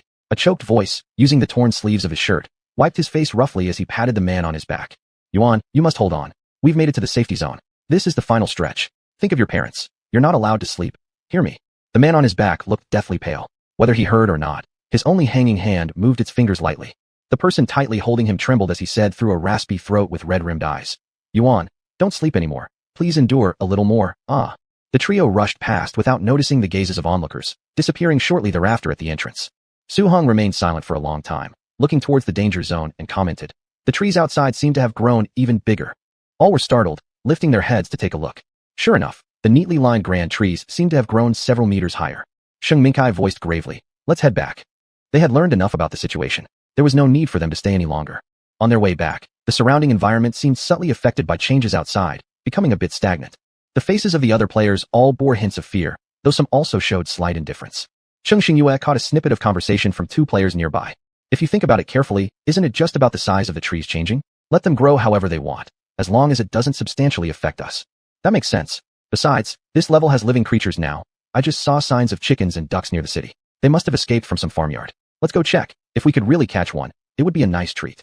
Really? Is that true? Why lie? You coming? Of course. Haha, whatever changes happen outside. Aren't we still inside the safety zone? No worries at all. Well. Cheng Xingyue smirked slightly, gazing at the clear blue sky, taking a slow breath. It'd be perfect if the change was indeed simply larger trees. But remember, this is the ultimate challenge. Would it be so easy? In the next 5 days, they occasionally ventured out to various supply points, eventually finding a decent warehouse during one of these trips. This temporarily filled the remaining corners of their personal spaces. Meanwhile, the danger zone had become an enormous primeval forest. Countless towering trees covered the area, and even small grasses and bushes had grown as high as adult thighs. The incident within the safety zone happened on the 8th day since all the players entered the game. This morning, Cheng Xingyue woke up as early as usual, but when she opened her eyes, she found it as dark outside as nighttime, with not a ray of light piercing into the room. She checked the time. It was already 6:30 a.m. These days, it had been getting hotter, transitioning directly from winter to spring. They had already changed into thin spring coats. It made sense that the morning sunlight should have appeared earlier each day, so why was it still so dark at this hour today? After all, the blackout capability of the curtains in this small building wasn't strong. It didn't make any sense from any perspective. Cheng Xingyue suddenly lifted her eyes, having an inkling in her heart. She turned over, got out of bed, and pulled open the tightly shut curtains to look outside. Cheng Xingyue quietly stood by the window, her eyes not blinking as she looked at the several big trees outside that had completely blocked out the sunlight, leaving only scattered spots of light on the ground. The lush trees, growing wildly taller and wider, had cast her side of the wall into a shadowy darkness. This world was truly going insane. The originally tiny trees, which were less than 1 story high, managed to completely obscure the 2-story house within just a dozen hours, making it hard to imagine that they looked peaceful and calm before she went to sleep last night. However, thanks to the changes in the danger zone acting as a buffer, they were mentally prepared for this. There were no previous experiences to follow in this level, and they could only prepare for the worst. Apparently, their assumptions were correct. Cheng Xingyue went downstairs and surprisingly found that a few people were already awake.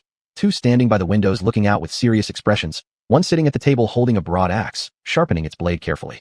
Sheng Mingkai, upon hearing the noise initially, noticed something was wrong. He slightly raised his eyebrows at Cheng Xingyue, saying, "Breakfast is on the table, still warm." Cheng Xingyue stared at the man with a placid face for a moment, then slightly curled the corner of her lips, replying with a smile. "Good. I remember very clearly. Yesterday the roses planted next to our neighbor's wall hadn't bloomed yet, their buds no larger than my thumb. But overnight, not only did they bloom, but each flower became as large as a basin." Su Hong chuckled without emotion. "If you can grow like that, why don't you go fly, huh? I've really opened my eyes now. This delicate flower deserves applause for being utterly amazing." Jingwu tugged at the window and pointed towards a certain direction to the northeast. "That little sapling shorter than me has already grown several centimeters higher." Jingwu pouted irritably. "If I could grow like that, it would be great." Su Hong rubbed the little guy beside him and joked mercilessly. "You're dreaming if you think you'll grow that fast someday and become a giant. Then we poor guardians who've worked so hard raising you will turn gray just worrying about how to keep your belly full." The young one in the game often felt disheartened when seeing tall adults, realizing his own height barely increased by 2 or 3 centimeters over months. After all, in the game, kids not only lacked the intimidating presence of adults, but also frequently faced limitations when doing things. Jingwu sighed. "It's truly frustrating to be a kid. But what I said earlier was just a joke anyway. Given my age, even if there was a way, forcing rapid growth isn't beneficial for the long term." Su Hong then sighed thoughtfully. With these rampant trees spreading everywhere, our travels might not be as easy in the future. They say the vines in the danger zone have evolved and began to.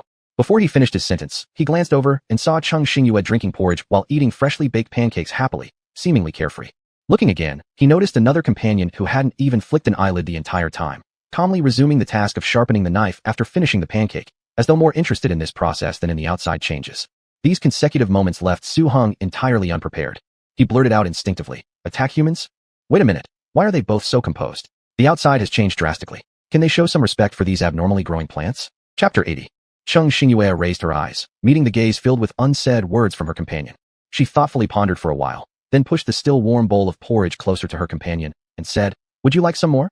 There was only her portion of roasted pancakes left on the table, meaning the other three must have already been full.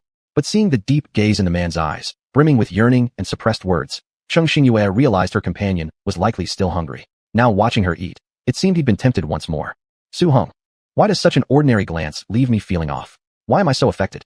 Seeing the earnest expression of the person in front of him, and how he would eagerly serve a full bowl of thick porridge with just a nod of approval, Sheng Minkai suddenly understood. This left his mood even more complicated. However, watching the buddy enjoying their meal with immense satisfaction, despite having little appetite at first, he couldn't help but unconsciously swallow once or twice. Without hesitation, he declared, "Eat." Su Heng scooped up a large mouthful of rice congee and took a bite of a pickled spicy radish that was sour yet savory. In an instant, all previous complicated emotions were tossed out of his mind. Huff, these mutated things dare come near, and he'll cut them down one by one, not wasting any thoughts or worries. He swallowed a warm sip of the soup while tears seemed to well up in his heart, confirming that sharing meals with people who opened up and enjoyed food truly was the best way to improve one's appetite. As both ate enthusiastically, Jingwu turned his head, rubbed his belly, and joined their group. The three of them happily ate together with their spicy radishes, their faces radiating contentment. Sheng Minkai's lips curled into a smile upon hearing their generous praises, realizing it seemed like the dried radishes he'd attempted making were rather good after all. The group successfully consumed the entire pot of leftover porridge, saving Cheng Xingyue from the hassle of having to seal it properly in a thermos for later use. Although they weren't exactly short of food, mountain delicacies and seafood might have been hard to come by. They still led simpler lives compared to their original days. 3 square meals could suffice as luxury, which wasn't easily obtainable for most players. Sheng Minkai gripped the handle of the axe, quietly observing it for a moment before submerging its sharp blade into water. It swiftly emerged. Huff, whoosh. Sheng Minkai weighed the giant axe in his hand, lightly carving through some prepared wood. His swift movements created only whistling sounds as the axe cut cleanly through the air without the slightest noise. Cheng Xingyue noticed this, and a glimmer of amusement crossed her eyes. 1 second, 2 seconds. Bang! The cylindrical piece of wood on the ground instantly split neatly in half. Cheng Xingyue stepped forward, gently touching the smooth cutting surface, laughing. "The weapons you've made now are better than before." Sheng Minkai raised an eyebrow, chuckling lightly. "This is my first advanced grade axe. Although not perfect, it meets the basic requirements." He flicked his wrist, several blades appearing abruptly on the table. "These are some high-level weapons I've forged recently. If those massive plants outside truly possess attack capabilities, close combat firearms may be less effective than cold steel. You should each choose one to carry just in case." Without hesitation, no one refused. After all, they formed a team. Enhancing each other's strength multiplied their overall efficiency. Cheng Xingyue picked a sleek, curved dagger, testing it lightly with a blow of air, revealing its sharp silver edge. She tapped the blade, slightly curving her lips. Jingwu was small, unable to wield overly large weapons, so he chose a short sword about arm's length. Equipped, it gave him a particularly sprightly appearance.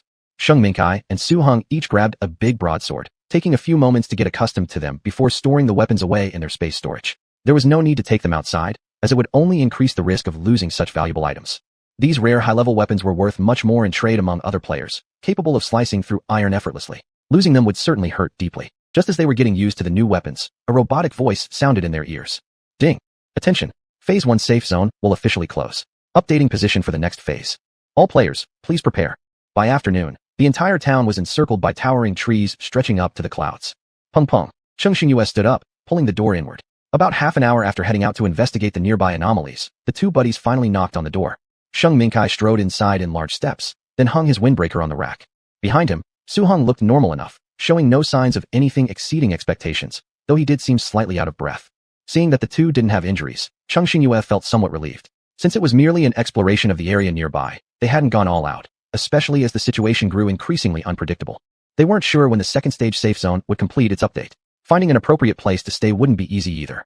They wouldn't abandon this foothold lightly. Thus, to prepare better for their journey ahead, they had to send out part of their members for necessary reconnaissance. On the other hand, someone had to stay in this small building as well, just in case anyone intruded later, and they ended up willingly giving away this relatively decent small building. Thus, each of them left behind a duo with extraordinary combat capabilities. Cheng Xingyue and Jing Wu stayed at the small building, ready to respond promptly to their companions outside. Cheng Xingyue got straight to the point and asked, "How is the situation outside?" Su Hong waved his hands, feeling that his stress resistance had grown increasingly stronger. The grass outside has almost all grown to thigh height. Trees stretching over tens of meters covered nearly every inch of sky. It's as if their shade blocked out most of the sunlight above. We haven't encountered many open and bright places on our way. Sheng Mingkai also said, the originally cemented or stoned roads are still okay, but plenty of areas have been split apart by rampantly growing plant root systems, making it basically impossible for us to traverse like we did before. Su Hong sighed deeply. Human beings walking under these colossal trees truly feel too insignificant. Before personally experiencing it, he couldn't imagine how it felt to be enveloped under dozens or hundreds of times larger plants. But after going through it, his thoughts became clearer, just more amazed at nature's magnificent power.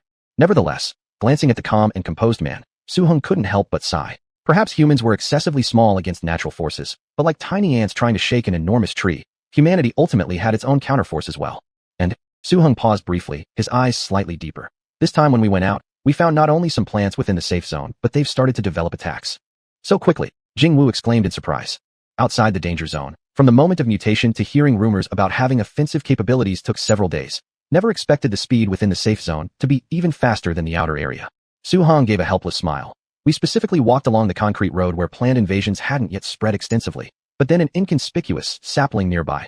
Cough. Compared with other large trees, this absolutely counted as not too ridiculous in size. It suddenly leaped up, the branches and trunks acting alive, rushing fiercely toward us. With the speed of our legs, there was no chance for us to run fast enough to escape its attack range. Fortunately, we wore high-grade protective armor clothes which helped us block the most fatal blow once anticipated.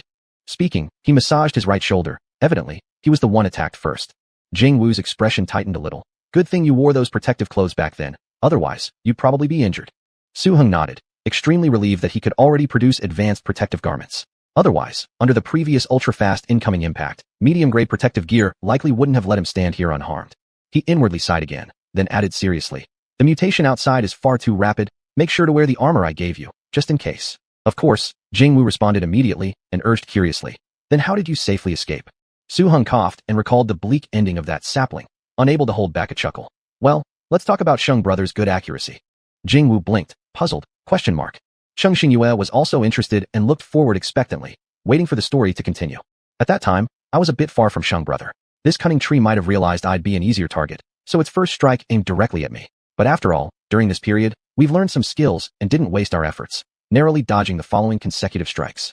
He smiled, believing his response under emergency circumstances wasn't bad, at least not dragging his partner down. Naturally, Su Hong wiped his face forcefully and shook his head helplessly. Actually, seems, maybe, he simply didn't have any way to drag his partner down. It's indeed a kind of relaxed joy that makes one both sigh with relief and laugh wryly.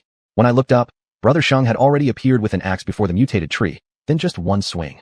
Su Hong emphasized with his finger pointing hard. Just one swing, and the entire tree was cut down flat.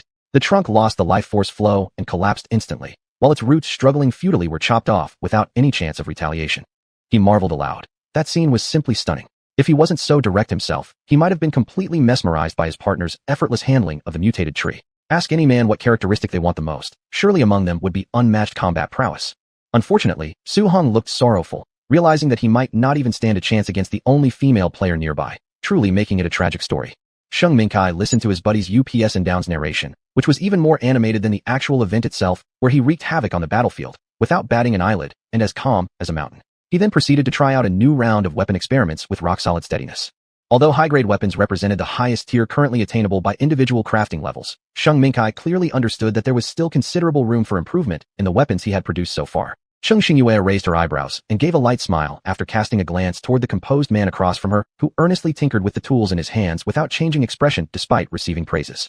Lost in thought, she walked to the window and quietly gazed at the sea of green outside.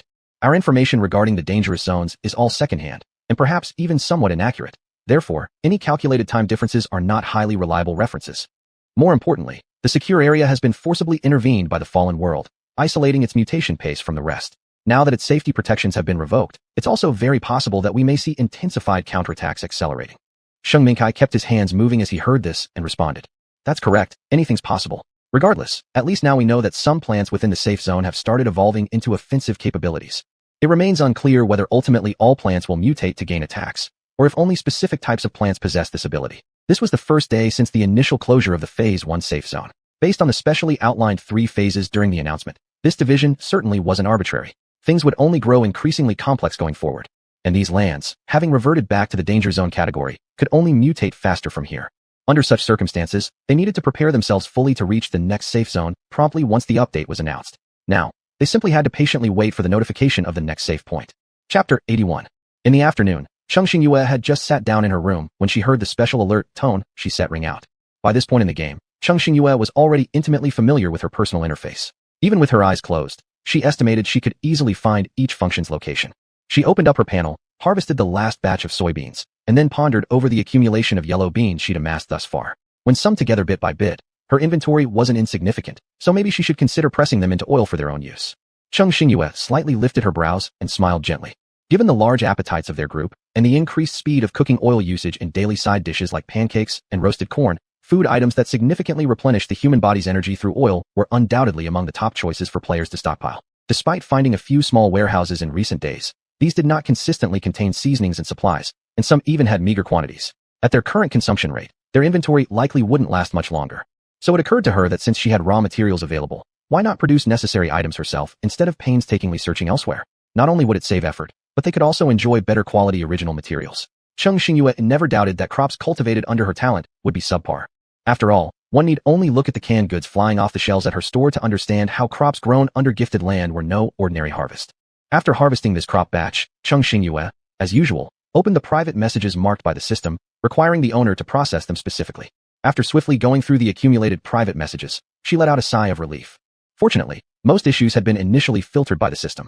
What remained were mostly content restricted by system limitations, necessitating the store owner's direct intervention. Thus, Cheng Xingyue made sure to clean up the private message section every few days to avoid any omissions that could affect her negatively later on. Ding! Your herbs have finished processing. Would you like to check them? Cheng Xingyue's eyes lit up. Finally, it was done. The first harvest of 5 premium herbs rewarded in the previous level had matured a few days ago. If another person had received them, they might have struggled to understand the nuances of roasting temperatures, water heat control, processing durations, and subsequent drying techniques required for herb refinement. However, Cheng Xingyue already had a processing plant at her disposal, so she didn't need to worry about anything. She just needed to input various materials into the processing plant and wait for a while to obtain refined secondary pharmaceuticals. With a wave of her hand, Cheng Xingyue took out all the medicines that had been automatically stored in the warehouse. Among the 5 types of herbs, there were 2 overlapping symptoms targeted, so although she had 5 types of herbs this time, they actually only corresponded to 3 categories of conditions. The first harvest of medicinal herbs was not abundant, and the total amount processed was only 10 porcelain bottles, all containing powdered medicine. The first one was burn ointment. Sprinkling the medicine powder on the affected area could eliminate 30% of the injury during the first application and 10% the next time. Progressively, and moderate injuries could be perfectly cured. Severe burns could mostly be healed, but only if treated promptly. Then with proper care, avoiding worsening the injury repeatedly, it would recover to a point where it wouldn't affect movement. Cheng Xingyue picked up the 2 smallest bottles and set them aside. If another extremely hot level came up, even if she didn't use it herself, trading it with other players could fetch an unforeseeable price.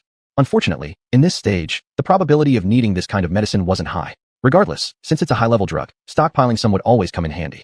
Cheng Xingyue showed no sign of disappointment on her face. Her gaze fell on the remaining 8 bottles of medicine, feeling slightly excited inside. The second one was tonic agent.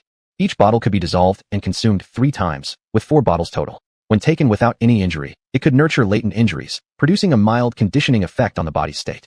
When suffering from internal injuries, it could also restore physical condition in the shortest possible time. Minor injuries would show results within an hour of consumption, while moderate or severe injuries required relatively more time to recover. Even so, compared to the recovery time of minor injuries, this newly brewed agent significantly increased the recovery speed by nearly 3-fold compared to using ordinary medicine or letting the body naturally endure without medication. The third type was wound paste. Although its initial form was powdered, as soon as it was applied to a wound, it would quickly turn into a paste that spreads over and adheres comprehensively, having quicker effects than regular intermediate-level external wound medicines, promoting faster wound healing. Not mentioning the first one, these last 2 categories remained incredibly precious healing aids in any scenario. Cheng Xingyue gave a soft laugh, carefully putting the porcelain bottles back into the storage facility. Without a doubt, the quality standards of items produced in the fallen world are top-notch. Each is big and full-bodied, with basically no impurities, making them perfect as oil ingredients. Su Heng leaned against the edge of the table, addressing his companion who was stir-frying something. And the leftover bean cake can still be used to make tofu. Nothing goes to waste. Sheng Mingkai added. Su Heng was surprised. He knew the specifics of pressing bean oil because his family used to do it when he was young due to the unsatisfactory quality of oils available outside. He never expected both his friends to know the detailed methods. Meeting Su Heng's surprised gaze, Sheng Mingkai laughed softly and said briefly, I once had some interest in tofu production, so I looked up some oil-making methods along the way. I see. Su Heng nodded understandingly. Cheng Xingyue smiled with slightly bent eyes. Beans aren't only for extracting oil or making tofu. We can also make soy milk. I deliberately left some aside. How about we try freshly pressed soy milk later? Hearing this, Su Heng immediately rolled up his sleeves and said, No problem, let me handle the soy milk extraction. After speaking, he immediately took out an exquisite juicer from his spatial pocket, which was his earlier creation and turned out useful now. Extracting soy milk had fewer steps, shorter time requirements, and low difficulty. After just a few minutes, they were all holding a glass of soy milk, enjoying it to their heart's content. Relaxing on a soft sofa, Su Heng sipped a small mouthful, feeling the rich aroma of soy juice glide down his throat. He exhaled in satisfaction and smiled. In this game, our current lifestyle must be the ultimate indulgence. Not every player could be like them, with practical talent skills and enough points accumulated in their mini treasuries to satisfy daily needs without worry. And having a teammate with planting talent who improved meals from time to time elevated their living standards much higher than ordinary people. Sipping his homemade soy milk, which tasted better than he remembered, his eyes lit up. Without considering the differences in raw material quality, things made by oneself truly tasted better than usual. Thinking this way, Su Heng couldn't help but feel itchy to try his hand. A few days ago, they had found some butter, and with the materials he had in storage, making some biscuits was certainly feasible. With such thoughts brewing in his mind, the desire to make pastries grew stronger. Su Heng took a sip of warm soy milk, continuing to think about what else he could create. Never mind, it would be better to just make some cookies. The idea of other recipes, though doable with the materials at hand, would have to be postponed for now. After all, cookies not only lasted longer in storage, but also served well as snacks whenever hunger pangs hit. Su Heng grinned to himself. Since staying indoors was relatively safe for the time being, and there wasn't much else to do anyway, why not put together some treats? It would surely enhance their living standards. This survival game was already thrilling enough, so if they didn't devise ways to enjoy themselves, their life here would indeed become unbearably hard. Unfortunately, just as he eagerly prepared to embark on his cookie-making adventure, an announcement updating the system's safe zone crushed his spirits. Ding! Announcement. The safe zone for the second phase has been successfully refreshed. Please continue to work hard, players.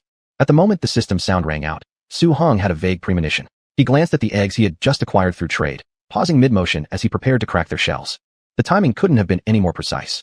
Su Heng thought expressionlessly, wondering whether he should be grateful that his preliminary work hadn't officially started yet. Jing Wu stood on tiptoe, attempting to pat the man whose excitement had been doused, only to find his efforts futile due to his shorter stature. Trying to reach the partner's shoulder standing in front of him was nearly impossible. Unperturbed, Jing Wu switched targets and consoled him elsewhere within reach. No worries, once we reach the next safety point, we can still make them.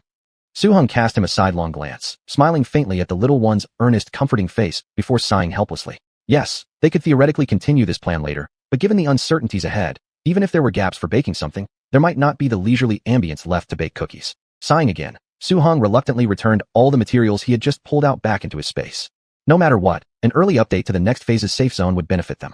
Arriving earlier would increase their chances of safety. Since the location of the next safe zone was determined, every second ahead from now on was precious. Naturally, they wouldn't waste such valuable time staying put here. After tidying up briefly, they decisively abandoned this resting spot, which had now lost its utility. Cheng Xingyue studied the upcoming route map, straightening her spine slightly, and her facial expression turned serious. Sheng Mingkai acutely noticed the change in her demeanor and immediately asked, "What's wrong?" Cheng Xingyue's eyes deepened, raising her gaze slowly. The shortest distance to the next safe point is 60 kilometers, and it's all toward the previous danger zone's direction, meaning. Sheng Mingkai furrowed his brow slightly. That means there's no avoiding it. We must pass through where plants began mutating earliest. And this implies that we will directly encounter plants that have already evolved offensive capabilities, Su Heng spoke gravely. Cheng Xingyue stood up, looking out the window with calm eyes and a quiet tone. Yes, as soon as we enter regions with longer mutation times, the probability of encountering plants with attacking abilities will greatly increase. This was the worst scenario they had anticipated. Even though half of the journey toward their next destination fell under the territory of their current safe zone, it was still preferable to the almost entirely hazardous area they'd soon traverse. Nevertheless, they had already mentally prepared themselves earlier, so their emotions weren't overly tense right now. Cheng Xingyue turned around, her fingers subtly moving beneath her sleeve as she tilted her head slightly. Let's go, to the next safe point. Chapter 82. Huff. It's so hot. Su Heng carefully observed the surroundings, sweat dripping profusely from his forehead covering his face. He wiped it off while breathing heavily and muttered lowly. Have you noticed? The temperature around us keeps rising. I reckon it's already over 30 degrees. Cheng Xingyue nodded in agreement. It's definitely hotter than before. Though they kept walking, naturally causing their bodies to heat up, it was evident that sweating like many players, where fresh beads were formed moments after wiping, was abnormal, regardless of the exertion. Ugh, This heat is unbearable. I need to take a break. Let's rest a bit before continuing our journey. A player ahead of them, waving leaves picked up along the way, said with fatigue laced in their voice. Huff, okay. We'll pause for a moment. Cheng Xingyue called out. As they were about to enter a taller and denser forest, it wouldn't be too late to recuperate their strength and spirits before going in. Thinking this way, the leading man's expression relaxed slightly. The man sitting without decorum on the ground drank some water from his bottle with appreciation, then carefully tightened the cap and placed it back into storage. When they left, none of them expected such a dramatic change in temperature. With sweat glands working overtime, their body's need for water only grew more intense, while their stored water naturally depleted quickly. Fortunately, most players by now had already developed a habit of storing necessities for emergencies. But that was only to some extent. Water took up a lot of space. Not all players could store enough within their limited storage. In fact, just by seeing if a player carried a bag or walked empty-handed, one could estimate how much personal storage space they currently had. A player watched enviously at a group of people walking around nearby, without carrying anything, and bit their teeth after a while. If we hadn't used almost all our supplies during those last few days, who would have needed to carry these heavy bags, adding unnecessary burdens? Who could have imagined? In previous stages, if someone told me my storage space would shrink down to just 2 cubic meters, I'd slap them in the face. No curse like that. The man laughed bitterly. Now look at us. Less than 2 cubic meters. I can't even think about putting a few thicker outfits in there. Hey, if only the size of our storage spaces was determined according to the end of Snow and Ice Wonderland, it's unlikely our storage space would have shrunk so much. He chuckled sarcastically. Who doesn't own some thick clothes or blankets? Just shove them into storage. We'd never need to worry this way. Unable to bring good stuff along, no matter how desirable it might be. Because most had very small private storage, they only packed enough water to last several days at departure, using the rest of the space for more practical materials they thought they'd need. At moments like this, players always lamented why they didn't randomly stash items away in their storage last stage. After full storage capacity opened up again, they had to meticulously plan every inch of their resources for this realm, a notion so deeply ingrained that it had become one of many players' biggest regrets. The weather too. It changes so abruptly, wearing cotton coats just a couple of days ago, and now we're down to short sleeves. Incredible. Though the rise in temperature caught many players off guard, reminding them briefly of an earlier hot level's early unpleasantness. Still, as long as they stayed in this heat for longer, their bodies gradually adapted. Jokingly speaking, everyone who made it to this stage had gone through situations far worse than this. When it came to endurance, hardly anyone here lacked what it takes. Their initial discomfort was because of transitioning from deep winter to spring, then from pleasant spring to sudden summer-like conditions. Their bodies simply required some adjustment time. As soon as they entered the forest, lush green leaves formed a dense canopy covering the earth tightly, every tree providing ample shade that blocked out sunlight. All players instantly felt refreshing coolness upon stepping in. Jingwu's cheeks, flushed from the heat, had been stripped of his jacket halfway along their journey, leaving him in just a top. Wearing long sleeves under these conditions was pure hardship. They were still only 30 kilometers into their walk from the last safe zone, leaving behind urban brick and stone roads, passing streams on the riverside, and quickly approaching a vast forest much grander and more magnificent than any primeval one. Originally, this forest was just a small park renowned for its flourishing plants. Post-transformation, it had grown several times larger. Under trees that rose high into the clouds, all the players seemed no more significant than mosquitoes, tiny and inconsequential. Su Hong basked in the gentle, cool breeze, his expression easing a little as he stepped over a protruding tangle of tree roots in front of him. He remarked curiously, "It seems our luck isn't bad." Continuing, he cast a content glance at the companion beside him. Cheng Xingyue. She arched her brow but gave up trying to decipher what lay behind that gaze, inwardly marveling at how increasingly unfathomable her young friend had become. Indeed, men's hearts were like needles buried beneath the ocean floor. Satisfied, Su Hong continued speaking. Although plants outside are mutating, we've passed through so many places, yet we haven't encountered even one. While the companion beside them was talking, the surrounding environment remained as silent as before. Unknowingly, they had walked ahead of most of the players. At this moment, apart from the low voice of the chatting companion, there was no other sound. Cheng Xingyue slightly lowered her gaze, and in this silent environment where only the rustling of leaves could be heard, her senses to the surroundings became even sharper. No, something wasn't right. Suddenly, Sheng Mingkai, who was walking ahead as a scout, paused his steps and quickly turned back to look behind. At the same time, Cheng Xingyue also stopped in her tracks and abruptly turned her gaze to the partner just a few steps behind her. Anyway, it's better that we didn't encounter any. Although our new weapons haven't been used yet, at least we didn't have to waste resources. Su Hong, noticing that his two companions had stopped, thought they were taking a breather after being tired. So, he also stopped, continuing his previous conversation. Looking up, he met Cheng Xingyue's cold and serious expression. Su Hong. He was a bit stunned. What happened? Why did she suddenly become so serious, as if a great enemy were about to appear? Feeling curious, Su Hong glanced at Sheng Mingkai, who was looking fiercely at the same direction as him, and then at Jingwu, whose face was tensed but with a slightly pursed lips. He couldn't help laughing slightly. In the next second, his sight fell on Cheng Xingyue, who was very close to him. If she bent down slightly and stretched out an arm, she might be able to encircle his body. Cheng Xingyue gently pressed the handle of her long knife, and silently said several words. Rumble, rumble. Upon recognizing the lip movement of Cheng Xingyue, Su Heng felt like a thunderous roar echoed in his mind all of a sudden, a chill running up from his feet to the top of his head. What Cheng Xingyue told him was, stand still. Don't move. There was a deathly silence around. In a flash, many images flashed through the man's mind, including the sentence he had spoken just moments ago, so long. Haven't encountered any yet. And realizing his misjudgment, it wasn't them observing him earlier, but rather, behind him. A moment later, his somewhat delayed senses finally caught onto an inexplicable strangeness hidden in the air. At this point, time seemed to stretch out infinitely. The rustling sounds behind grew closer. The stiffened man could even feel the force carried by the wind, cutting straight through his thin jacket. Su Heng firmly stood in place, his breathing instinctively becoming lighter.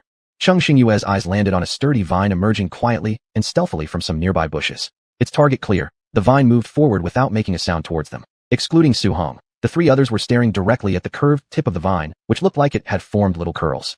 Now less than 2 centimeters away from Su Heng, its jagged edge presented a sharp thorn. Cheng Xingyue tightly focused on the vine not far from them, her peripheral vision catching Sheng Minkai, retreating slowly to one side. She was too close to this mutated vine. If she made any movement, it might easily get startled and lash out. Hence why her intervention would only come if all else failed. But even in the worst-case scenario, given their proximity, she had enough confidence to save him completely, albeit with a high likelihood that her male companion would end up marked by a badge of honor. The situation stabilized slightly here, while Sheng Minkai had already flanked behind, gripping his broadaxe. With a fierce gleam in his eye, he swung his axe down in one decisive chop. Time stretched as though frozen in that split second. Sheng Minkai exerted full strength, severing the base of the extended vine.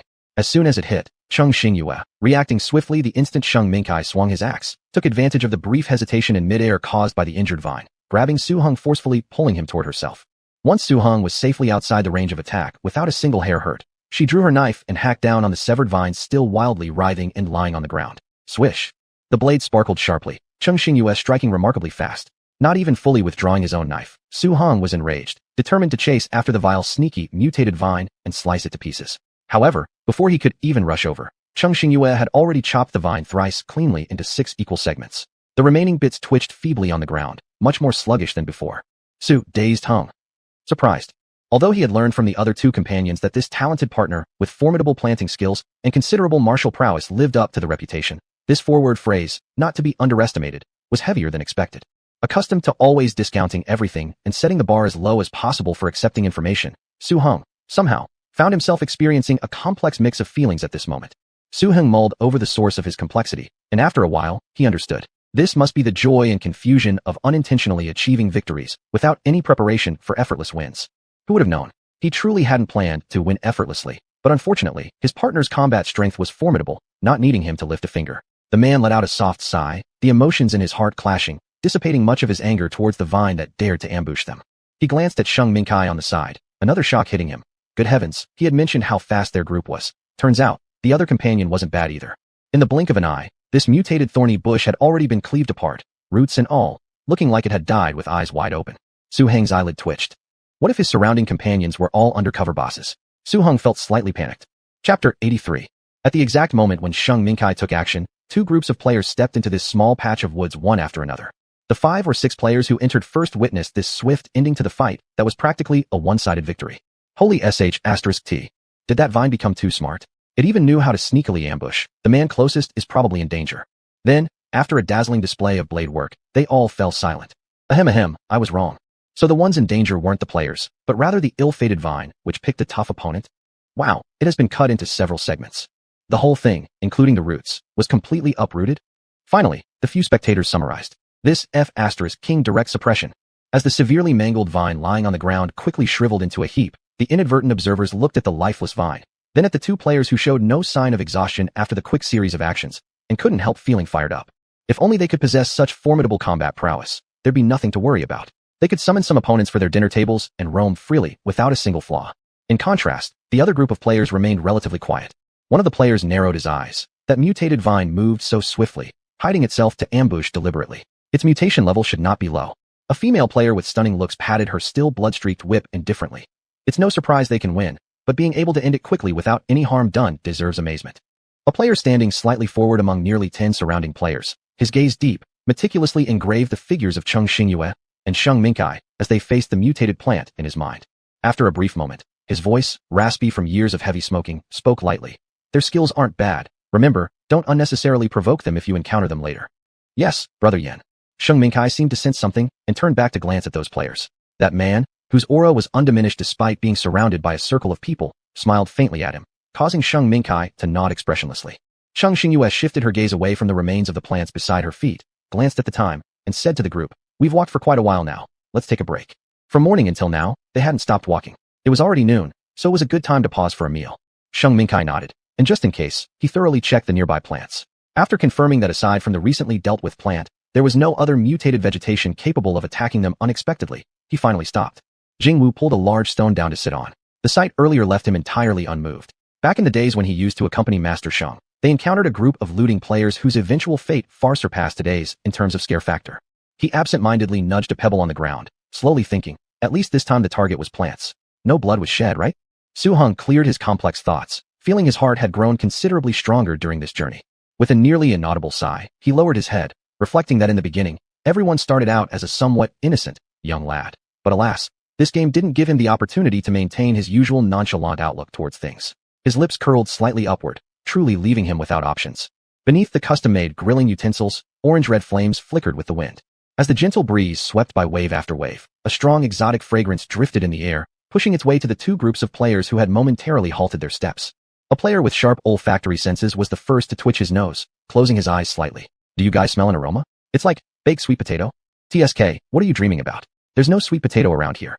The responding player looked at the man sympathetically, thinking that this kid had started hallucinating even in broad daylight. The player blinked, glancing around at the other teammates who remained unaware, inwardly wondering, could it really be a hallucination? After a while, even those with duller senses of smell began to detect the scent wafting through the air. A player couldn't believe it as he rubbed his nose. There's really the smell of baked sweet potatoes. He looked down at the bread he'd eaten day and night until he wanted to throw up, gritting his teeth. How can there even be the smell of baked sweet potatoes? He had originally thought eating bread for all 3 meals was already quite a good deal, considering they had rushed to grab some supplies earlier, filling their space bags after moving several shelves worth of goods. But he didn't expect that, unprepared, he would suddenly encounter someone baking sweet potatoes, delicious, sweet, and fragrant roasted sweet potatoes. No need to doubt. A companion nudged his arm weakly. Case closed. It's those players from earlier who defeated the mutated plants. They're roasting sweet potatoes. Several players stared at a man holding a golden yellow, steaming hot object, putting something into his mouth. Upon further inspection, on that piece of ground, one of the men fished a ladleful of noodles out of a large pot, garnished with bright red pepper flakes. It smelled just as good as it looked. Another scoop revealed fresh greens, clearly very fresh and vibrant green, and there were even eggs showing golden yellow. Glug! Someone audibly swallowed, starting a chain reaction as everyone let go of their restrained demeanor. One player couldn't help but exclaim in disbelief. Am I seeing things? They not only have roasted sweet potatoes, but they can also eat fresh vegetables. Let me tell you a ghost story. When most people can only gnaw on hard biscuits and barely plan to economize on food, some people can not only eat sweet potatoes, they also add expensive ingredients like eggs to their noodle soup. I don't know why, but watching them eat makes me hungrier. Yeah, who wouldn't crave anything else after having bread for breakfast, lunch, and dinner? I haven't had a properly flavored meal in days. As a serious foodie, I'm baffled by how I've survived so far. Huh, isn't that true? Eating bran cakes, they don't even have bran. The verdict is clear, we're all broke. Alright. A player who had been mute the entire time suddenly spoke up slowly, pointing toward a closer direction. Wow, over there, they're enjoying grilled fish and wings too. Everything served in one go. He felt a twinge of pain deep inside, bitterly commenting. This must be the power of the elites, huh? Apparently, we underestimated high-level players. We forgot that some people can eat whatever they want, whenever they want. As the topic shifted to this larger group of players, one of the men with a constant smile turned his attention toward Cheng Xingyue and their team. Fresh vegetables? He murmured quietly. Could there be a cultivation talent type player among them? It was well known that fresh vegetables were rare. Most players wouldn't spend their points on such luxuries when they could hoard beans to sprout or trade for vitamin supplements to make do. And observing the completely confident manner in which they tossed a large amount of fresh vegetables into the pot without hesitation. If it was a regular player, even the boldest-hearted person would hesitate when faced with the opportunity to eat such a rare vegetable. That's interesting. Jing Wu carefully blew on the charred exterior of the sweet potato in his hand before taking a contented bite of the fragrant, steaming flesh. As soon as the first mouthful of sweet, glutinous potato entered his stomach, his body transmitted waves of pure joy. Jing Wu peeled away the scorched skin underneath, taking bite after bite, his face filled with pure delight. Cheng Xingyue chuckled softly. Is it really that good? If this little guy had a tail, it probably would have wagged in circles by now. Jing Wu nodded seriously. It's extremely delicious. In fact, although it was unclear how other cultivation-type players were faring, at least after appraisal, not a single crop under Brother Cheng's Tifu land was of poor quality. Even with just simple processing, the results would easily outshine ordinary produce in reality. Sheng Mingkai lifted the lid of the noodles that had started boiling later and said, "The noodles are ready too." The remaining 3 responded in unison, quickly devouring every last bit from the pot. A flicker of amusement crossed Sheng Mingkai's eyes as he glanced at his happily eating companions and slightly raised his eyebrows. Jingwu rubbed his somewhat bloated little belly with satisfaction and exclaimed, "This is so delicious." Su Heng grinned as he looked at the little one's slightly protruding stomach and teased, "Look at what our elder brother Sheng has been feeding this little one. Since we set off, he's clearly gained some weight." Sheng Mingkai scrutinized the little one for a few seconds, a smile spreading across his face as he slowly said, "Compared to the beginning, his face does look much rounder."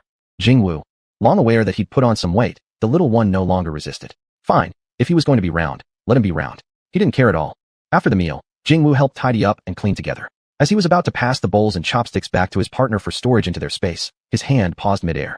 "Ding, congratulations to the player. Your advanced fortress has officially been completed. Please name it." Sheng Mingkai seemed to sense something as he glanced over. Although the two shared a system, the construction prompt messages under their respective talent fields wouldn't simultaneously show up for both. Unless during significant breakthroughs, they would faintly feel each other's progress, but notifications wouldn't be cross-transmitted. It had been since the little one successfully built the wooden house that such a feeling had occurred. Joy flickered in Jingwu's eyes. It was wonderful. They'd been worried while rushing on the journey and had only been able to make do with basic tents. Little Jingwu's talent ability was considered quite high. After completing the intermediate wooden house, he also immediately obtained the blueprint for advanced architecture. And whenever each construction master built higher-level structures, correspondingly, other lower-level buildings would automatically lock, unable to be built simultaneously. If he wanted to start exploring and building advanced architecture without wasting time, the wooden house, which took significantly more time to construct compared to beginner items, would need to be temporarily abandoned. Luckily, there were still some backup tents from before. Unexpectedly, after destroying 2 precious models just a few days ago, the higher fortress not only successfully surpassed its final obstacles, but its completion time turned out to be even faster than expected. Sheng Xingyue ruffled the little one's coarse hair and chuckled lightly. "So it seems we can rest easy tonight." Jingwu's eyes sparkled brightly as he nodded without hesitation. He was also eagerly looking forward to the results of his highest-tier fortress. Chapter 84. As the sun sets, gray-white cement roads were covered with shredded branches and leaves. Unlike the plants which simply grew larger, along the way the group had encountered 3 waves of mutated plant attacks. Crack.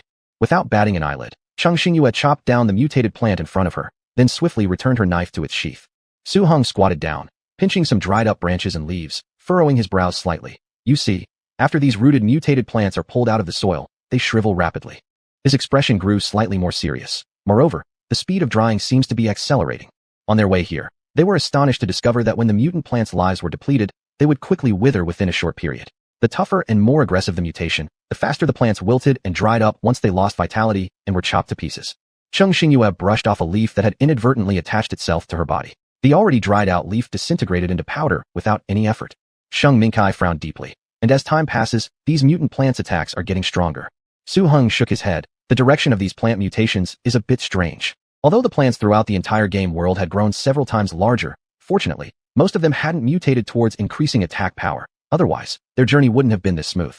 With 2 teammates with high combat capabilities in the team, Su Heng had significantly improved his own combat abilities during this time. In case of real danger, he could at least mutually support Jingwu, ensuring self-protection with room to spare. And most crucially, Su Heng's lips twitched faintly. Even if they really couldn't handle the situation, they could take refuge in the little one's fortress without hesitation. The high-level buildings in Jingwu's system weren't just easy to defend, with significantly boosted protection compared to the initial levels. When threats were detected from outside, the protection mechanism would be automatically triggered. A fundamental defensive function known as attack spheres would then be activated around the building. Eliminating a mutated plant like they had in the previous 2 instances wouldn't take more than 5 minutes. Don't ask how they obtained this figure. Ask, and they'd say they experienced it firsthand. Sheng Mingkai took a glance at the sky and slowly said, "It's going to get dark soon. We'll stop our journey here for today." Due to the increasingly difficult terrain ahead, their progress greatly slowed down, and they estimated that it would take them another 1 or 2 hours to reach their destination for this leg of the journey. Along the way, the landscape had been full of uneven protruding roots and vines of various plants, so no vehicle could drive on the ground here. Everyone had to walk by foot, and they practically had no chance of reaching their destination before complete darkness fell. Sheng Xingyue looked around and gestured toward the companions. "There's quite a large open space over there. Let's check it out." "All right." Su Heng stood up, patting his legs, and then the group moved in that direction. Without any hesitation, they began heading towards the empty plot.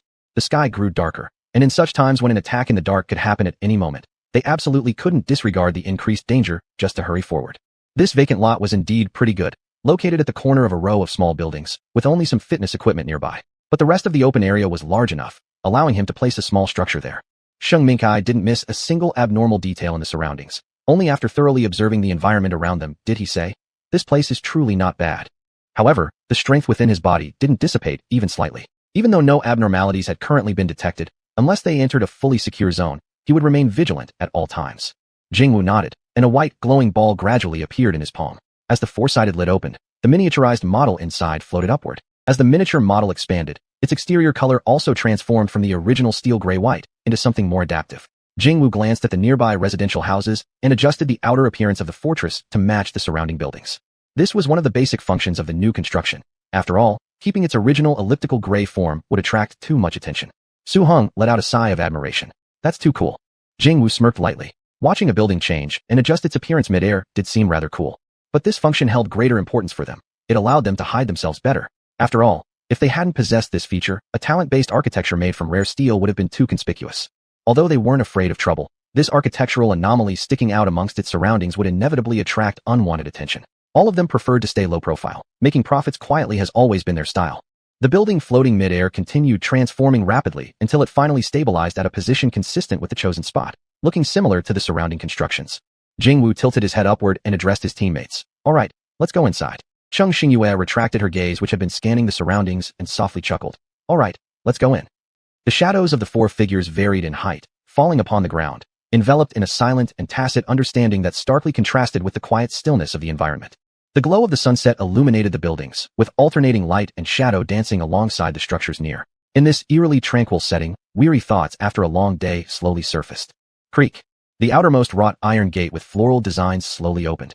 After the four entered, it immediately closed again automatically. Based on the preset settings, this fortress had only adjusted its external appearance once more.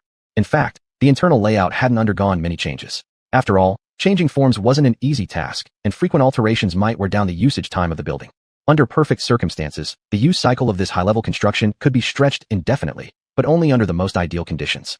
Affected by various irresistible factors, managing to survive a month under dangerous conditions was already considered decent. If caught in an extremely adverse environment, lasting a week was already commendable. All the buildings created by Jingwu possessed temperature adjustment functions, and naturally, this high-level building was no exception. As soon as the group entered the house, they were greeted with a comfortable temperature.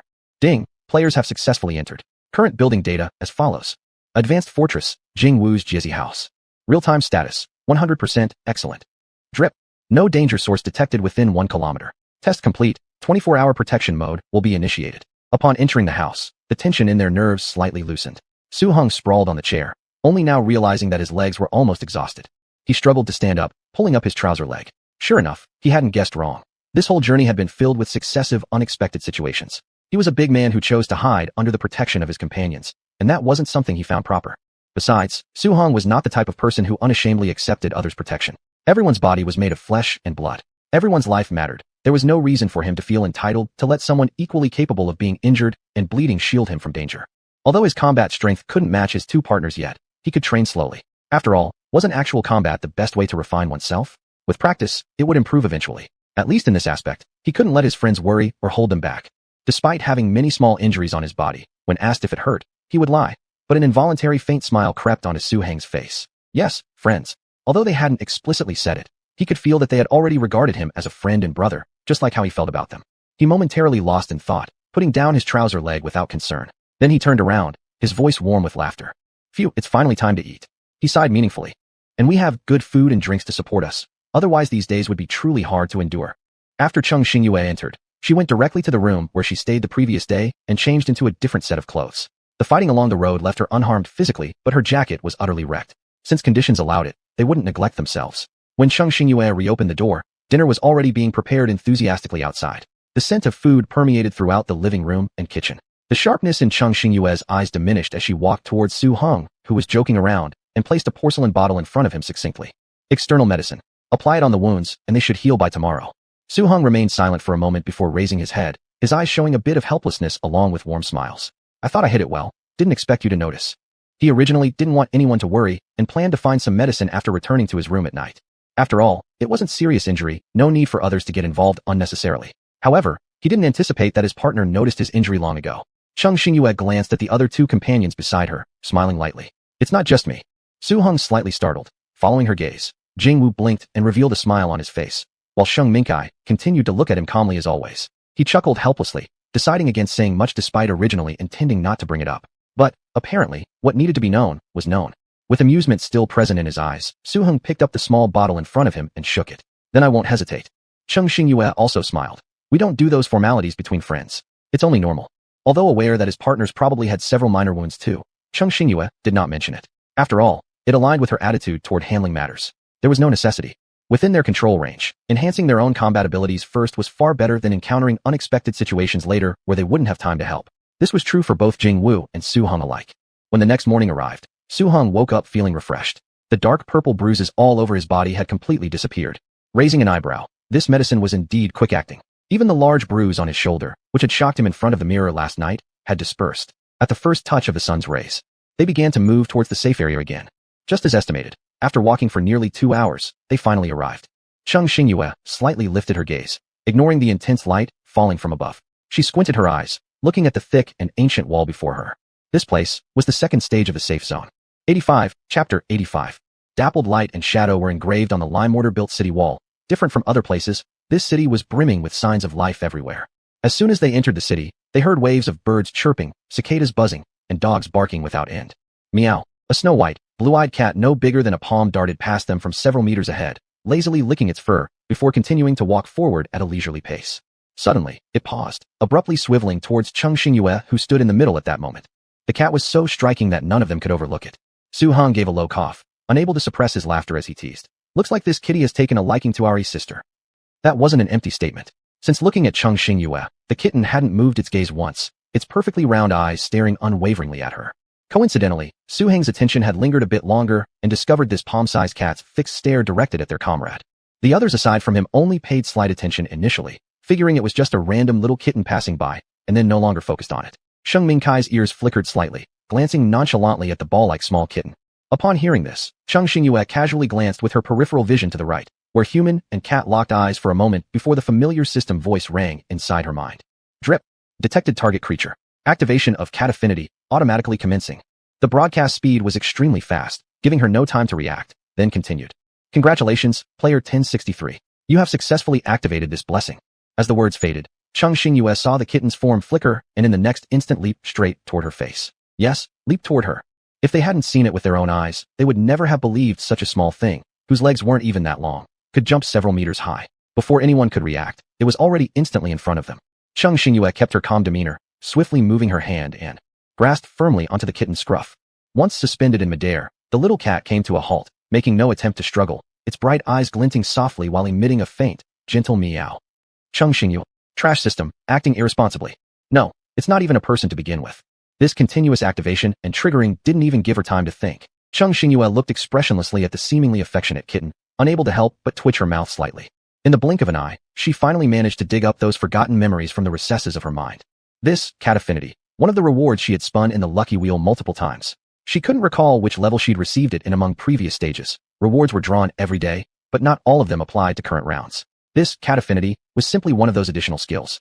However, at the time, there wasn't even a bird to be seen, let alone a cat, rendering this reward completely useless to her. Plus, given her own straightforward personality, she wasn't someone who enjoyed sitting around idly chatting with small animals. Throughout the years, she had grown up alone. Even when lonely, she had never considered adopting an animal. For one, these little creatures seemed too frail compared to humans. Secondly, she also didn't want to go through the heart-wrenching pain of saying goodbye after forming an attachment.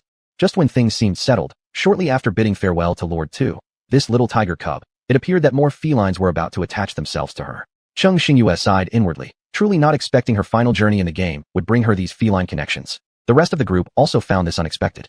This little guy doesn't seem shy, looking at us pitifully. Su-hung shook his head, jesting. Why don't we take it back? Of course, that was a joke. There was still much to happen in the upcoming stage, and they certainly didn't have the leisure to take care of another cat. Cheng Xingyue opened her mouth, intending to release the little kitten, but unexpectedly, the forehead of the kitten emitted a flash of light. The voice inside her mind spoke again. Ding, congratulations to the player. You have successfully earned the sincere blessing of a cat. Accumulating these can provide access to a special item. Current progress, 0.165100.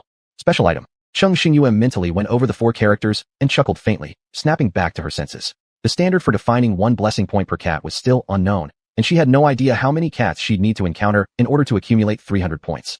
Cheng Xingyue maintained a stable mindset and didn't overly pursue this big pie. After all, given their strength, whether they had more or fewer items would only be icing on the cake. A slight smile tugged at the corner of her lips as she stroked the kitten's head, which looked like a little bun, then put it down on the ground. Even though under the influence of this skill enhancement, the small cat sent its blessings toward her, perhaps it wasn't something naturally occurring. Nevertheless, in any case, facing a little life form that showed sincerity towards her, Cheng Xingyue could no longer remain unmoved as she had been at first. The kitten seemed to understand her meaning, winking quite human-like before taking a few steps back and leaping mightily, quickly disappearing from their sight. Cheng Xingyue watched its figure vanish from her vision and lifted her eyes, calmly addressing her companions. Let's continue. The remaining three nodded and didn't comment much on what had just happened. Such small episodes were but insignificant occurrences in their gaming journey. They couldn't afford to keep every pretty animal they encountered either. After all, this was just a game world, and once the game ended, they'd have to leave this strange place. The group continued forward. There weren't too many players in the city, with people occasionally entering and exiting various sized supermarkets along the road. Sheng Mingkai gazed intently at a shop sign hanging not far from them labeled supermarket, and spoke solemnly. We should take a look inside as well. Su Hong smiled slightly. Finally, we're early back to the safe zone. This time, we should be able to stock up more useful supplies. In the last safe area, they were only 2 days late, and the town's resources had already been almost entirely scavenged. Recalling their previous 9 misses out of 10 attempts, Su Hong couldn't help but sigh inwardly. It was really difficult finding fuel, food, and other necessities before the first players arrived. Their yield often didn't match their consumption, and the inventory of various supplies kept decreasing step by step. Without hesitation, the group entered the supermarket, immediately greeted by a wave of stifling heat upon entering. Jing Wu murmured lowly. It seems the initial game time is set in winter. These devices functioning normally are configured based on winter mode. Sheng Mingkai glanced once. The heating has turned off, but it will still take some time to cool down. Indeed, none of them were overly surprised, similar to the previous levels where everything except for the movable living creatures remained identical to the real world. At the start, everything froze in time as if the whole city stood still and normal, yet eerily silent. However, different from previous stages, in this round other movable living creatures besides humans coexisted here and hadn't disappeared. Inside the store, there were only 2 or 3 other players. One shook his head regretfully before walking out of the supermarket. No help for it. His storage space was already filled to the brim. Thankfully, his accumulated supplies would suffice even if he found nothing else to see him through the remaining 10+ days. Having determined the duration of this stage, the man's expression relaxed slightly, his craving for supplies lessened somewhat. Cheng Xingyue glanced around the environment and said, as usual, we split into pairs to act. Walking last, Sheng Mingkai cast a sharp gaze at the 2 pots of plants by the door temporarily referred to as potted plants. The outside flora was growing wildly, so naturally, the ornamental plants planted in these pots wouldn't be an exception. The 2 trees in front of them were stretching upwards ceaselessly, even reaching the ceiling of the floor and forcibly splitting it apart, causing the ceiling to break into pieces. Gray-white concrete fragments lay scattered all over the floor beneath. There wasn't much concern regarding the combat capabilities of Sheng Mingkai and Cheng Xingyue. Thus, pairing with another partner each sufficed for handling most situations. Moreover, they wouldn't wander too far away. Should an unexpected situation occur, assistance would still be close enough. Cheng Xingyue and Jing Wu gave a nod to the other 2 and took the lead in searching for useful supplies. This time, their main focus remained on looking for food, fuel, daily necessities, and seasonings. As their physical fitness improved continuously, or possibly due to progressing deeper into the timeline, their food requirements also gradually increased, resulting in a steady decrease in the food supply stored in their shared space. To say nothing of daily necessities, single-use consumables such as toiletries, anyone seeking comfort in their basic needs like eating, drinking, and using the restroom would surely not avoid these essentials. In short, they aimed to elevate their quality of life as much as possible under such harsh survival conditions. Su Hong rolled up his sleeve, looked at the large circle of shelves with plenty of supplies left, and couldn't help but say to his partner beside him, let's start. Go over there and look for anything good. As they spoke, they slowly walked towards the other side of the shelves. Apparently, not many players had been to this supermarket, so the various supply shelves were still relatively full. Sheng Mingkai stuffed a few bags of flour into the remaining space, all sealed in packages.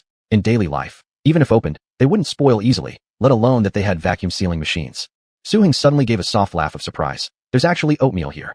Sheng Mingkai glanced at it and shook his head, smiling. Indeed, it's rare.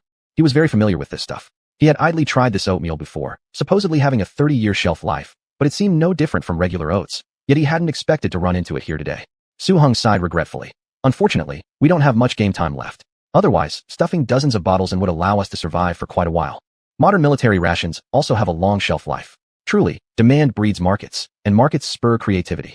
Sheng Mingkai grinned. Most military rations from recent times are either canned luncheon meats or modern compressed biscuits and various provisions, which can be heated directly using small stoves and solid alcohol, making them easy to carry and save much trouble. These rations can not only replenish minerals and vitamins promptly, but also taste pretty good. I personally prefer the salted sesame flavor among original, salted, and sesame variations. Su Heng's eyes brightened slightly. Never thought there were so many flavors. After we safely leave here, I must find out if I can buy some to try. While such military provisions available online aren't numerous, there are still a few types circulating, and buying them is not too difficult if one has the intention. Sheng Mingkai raised an eyebrow. It's worth a try. After saying that, they continued searching for necessary supplies, but the two didn't pick carefully, cramming instant noodles, sausages, candies, cookies, Snickers bars, energy bars, and others alike. On their way around, Su-hung also grabbed materials for baking pastries, like butter and low-gluten flour. Everything went smoothly, and Su-hung revealed a pleased smile. It just happened that they'd advanced to the second stage safe area earlier. The current materials he'd gathered plus the previous stockpile would be enough for him to indulge himself as someone obsessed with sweets. He had been eagerly waiting for a long time. A deeper smile appeared in Su-heng's eyes. Given the slow pace of the coming days, he could put his interrupted pastry plan back on track.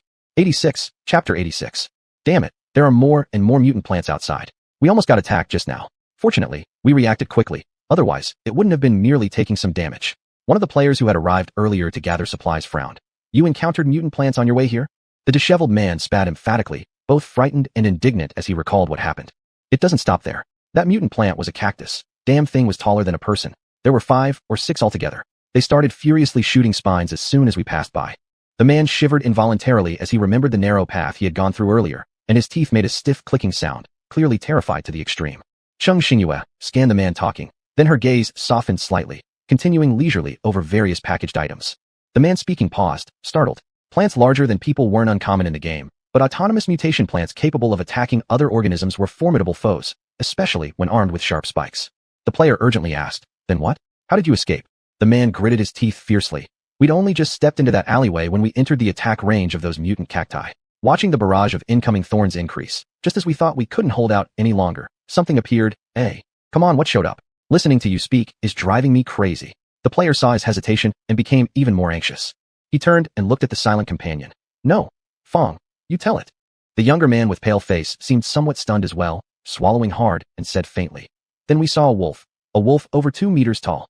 A wolf? The player blurted out in alarm, instinctively raising his voice. After a few seconds, he regained his composure and apologized to the 3 or 5 players who were frowning at him. Sorry, please go on. After apologizing, he lowered his voice and continued. Are you sure you didn't hallucinate? This is the city. Logically, there shouldn't be any wolves here. The game's setting was a one-to-one extraction of the real world, and in this era, let alone urban areas, it would be hard to find even a single wolf in remote mountains. And now it seemed like the wolf they encountered might also have been mutated. That's right, even if it was a wolf. The man, shaken from that nightmarish scene, spoke slowly. The player gazed at him intently. Are you absolutely sure? The man shook his head. If it weren't for that wolf, we probably wouldn't have escaped the attacks of the mutated plants. What do you mean? Did the wolf actually save you? The man sneered upon hearing this. Don't get me wrong. If we ever meet that mutated wolf again, just praying that it has some sense and doesn't attack humans will be our best hope. Still, in a way, it did save us. When the wolf showed up, the mutated plants seemed to hesitate their increasingly dense attacks for 2 seconds, then redirected their assault towards the wolf. They chuckled helplessly, unsure whether they should lament their extraordinarily bad luck for encountering aggressive mutated plants and an apparently never heard of mutated animal simultaneously, or celebrate their miraculous survival despite such dangers. Upon hearing this, the player sighed deeply and patted the man speaking first, saying, Misfortune may sometimes bring fortune. Perhaps after this ordeal, next time we'll encounter better events. Where were you injured? Seriously hurt. We dodged quickly, so there aren't too many wounds, but those spikes from the mutated cactus are really sharp and large. Each stab leaves a bleeding hole. Their voices faded into the distance as Cheng Xingyue and her companion stood beside the shelves, immersed in thought. Jing Wuqing murmured softly. It seems what we met last time wasn't just a rare case. Although seemingly vague, due to their mutual understanding, it wasn't necessary to explain further what he meant. Cheng Xingyue gazed at the backs of the group retreating into the distance and said slowly. In the wake of large-scale plant mutations, it appears animals are also preparing for action. A wolf over 2 meters tall. Cheng Xingyue's fingers twitched slightly as an unfamiliar surge of excitement welled up within her. This was indeed a crazy yet wondrous world. Su-hung lowered his eyes and reflected for a moment. We haven't encountered a single mutated animal along our way. It seems these animals mutate more slowly and with greater difficulty compared to plants. Once they had almost finished stocking up, Sheng Mingkai and his companions searched around once more, cleaning through the remaining areas and packing all the required supplies into their spatial storage. Su-heng's lips curved upwards faintly. Our mission is accomplished. With this trip, we won't need to worry about our remaining supplies. Cheng Xingyue raised her eyebrows slightly and glanced in their direction, falling silent for 2 seconds in peculiar contemplation. You guys, did you sweep clean almost half of the shelves? By now, the other players remaining in the supermarket had already left. After all, everyone's storage space was limited. Taking too much would be impossible. The same applied to them. Their original items inside the storage already occupied a fair amount of room. Apart from replenishing some used items during these days, they could only discard less important materials to replace them with potentially more valuable ones. Cheng Xingyue shifted her gaze back from the composed man to Su Hong, whose face showed something different from his usual self. Humph. Su Hong waved his hand dismissively and began to explain. As a qualified tailor expert, nothing occupies space more than clothes in the spatial bag. The various tools and other items produced later don't really take up much space at all. He rubbed his nose and grinned. Didn't I find a clothing compression bag last time? These past nights, I took the opportunity to compress all the clothes, sheets, cotton fabrics, etc. inside it. And guess what? Once compressed, the originally bulging material instantly became only a few centimeters thick and consequently freed up a significant amount of space, enough to hold plenty more things. Cheng Xingyue couldn't help but laugh. That was indeed a great idea. In the previous stages, there were no restrictions on spatial capacity, so no one really gave it much thought. They simply stored as much as possible. But someone like Su Hong, who made clothes, needed not only finished products but also plenty of materials, which themselves consumed considerable space. Therefore, back then, naturally, there was still a fairly significant amount of unused capacity preserved, and what's more, the contents could still be further compressed without having to worry about discarding useful resources. However, there was one disadvantage. None of them knew whether the item they perhaps exchanged or discarded just a second ago might come in handy the next. On the other hand, Su Hong managed to resolve this issue effortlessly and successfully stockpiled an ample supply of goods. Cheng Xingyue clapped her hands. All right, since we've stocked up enough stuff, let's find a place to settle down. A flicker of amusement appeared in Sheng Mingkai's eyes as the corner of his mouth curved upward. Here, settling down was used as a literal verb. In other words, instead of moving before settling, they would directly find an open area and hastily set up their shelter. They had spent almost 2 hours inside. By now, it was already afternoon. However, they weren't hungry yet. There was food all over the supermarket. A few bites were enough for them to fill up. Finding a good location to settle wasn't that easy though. They would need to stay for several days, so they wouldn't be as casual about this decision as they were the last 2 times. Considering the rampant mutation of plants outside, finding a place far from dense vegetation was the first priority, although the surrounding trees were growing taller and wider uncontrollably. Fortunately, in large areas of concrete processed artificially, apart from some exceptionally tenacious plants even able to crack the solid ground, the effects remained relatively minimal. They weren't in a rush either. After all, they had reached the boundary of the safe zone, so these couple of hours weren't an issue. Each of them looked for a relatively suitable position while discussing what Cheng Xingyue and her companion had unintentionally overheard earlier. At that time, Sheng Mingkai and the others had been sweeping through the materials on another section of the area, so apart from that muffled scream, they didn't pay much attention beyond that. Sheng Mingkai frowned deeply. A wolf over 2 meters tall? Could it be that animals have also mutated? Then a glimmer passed through his eyes. It seems that player we encountered last time may have faced not only wild beast attacks, but also encountered animals undergoing mutation. Just then, a rat about half the size of a fist darted out of a nearby sewer and quickly scurried away. Su Hong muttered softly. Why is the mutation speed of these animals so slow in comparison? Suddenly, he felt a stirring within. Could this be the key survival test point for the second phase? Jing Wuqing's expression became slightly serious. No matter what, we must prepare ourselves mentally. We may encounter more such mutated animals in the future. That's right. If their guess was correct, and these animals had already grown up to 2 meters high at the beginning of the mutation, then what would come next? Su Hong shivered unconsciously at the thought of 5 meter, 10 meter, or even larger animals appearing later. And regardless of those originally ferocious beasts, just the regular bugs, rats, mosquitoes, ants, cats, rodents, birds, they were enough to cause major headaches. After walking for roughly 2.5 hours and covering some distance from the entrance to the safe zone, they finally found a piece of land that met their expectations. Sheng Mingkai carefully surveyed the surrounding environment and said, "This place isn't bad. Sparse trees, fewer mutated plants, plenty of houses, which is advantageous for concealment." Cheng Xingyue and the others nodded in agreement without hesitation and promptly finalized the spot. This was a rather secluded industrial zone, most buildings being 1- or 2-story houses, with vast stretches of cement ground in each park area. The spot they selected was at 1/3 of this expansive factory complex, surrounded on both sides by 2 massive buildings, with a considerable distance between the factories. Their chosen location lay within this middle space. As for whether this place was too far from the city center where greenery was most lush, that wasn't part of their considerations. After all, they had almost finished stocking up essentials, so their demand for resources wouldn't be substantial going forward. Moreover, they had even spotted what seemed to be 2 logistics sorting warehouses here. From any perspective, there was no need to remain in the more densely populated urban areas fraught with greater hazards from mutated plants. Su Hong stretched lazily and chuckled. This place is nice. We can finally rest a bit. All this way, hurrying along and dealing with those mutated plants had left Su Hong with a wry smile, particularly his full body aches making sleep uncomfortable for the past few days. After Jing Wuqing completed setting up the fortress, they tidied up briefly and returned to their respective rooms. As night fell gradually, the darkness enveloped the entire game world. The lights by the roadside lit up at some point, glowing faintly white against the surface of the water. Midnight approached. A snow-white kitten about the size of a basketball deeply sniffed the night air. Its blue eyes grew brighter in the darkness. Suddenly, It arrived in front of a large stretch of factories. A look of satisfaction akin to a human expression crossed the kitten's eyes as it memorized the location and then vanished back into the shadows. It's hungry. Better find some food to fill its belly first. Then it will come back to take a closer look at the person nearby who makes it feel so comfortable. The sleeping Cheng Xingyue didn't realize that behind the skill derivatives on her personal page, a line of small characters gradually appeared. Note: positive biological attraction is being released, targeting objects 10, 33, 56 units. At the same time, all cats, big and small, near and far from this industrial area, without exception smelled an extremely familiar and endearing scent. Chapter 87. Half the game time had passed. In this safety zone, apart from the growing number of players and increasingly wild plants, everything remained stiflingly hot, seemingly unchanged. Still, there were some differences. Su-hung pulled open the curtain, chuckled a few times, then cleared his throat. Come on, let me count. Oh dear, another 30-some cats of various sizes have come to pay respects. He turned his head with an even wider smile. Cheng-er, seeing their enthusiasm, why don't we further cultivate our feelings with them? Cheng Xingyue.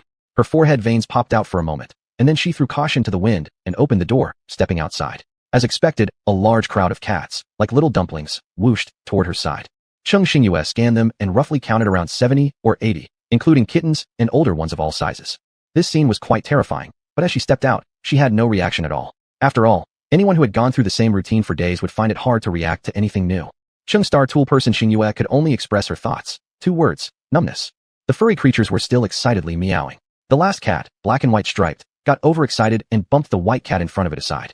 Startled for a moment, the pushed-away white cat quickly realized what happened, immediately becoming furious. It leapt onto the clumsy offender, teeth bared and flashing, ready to bite.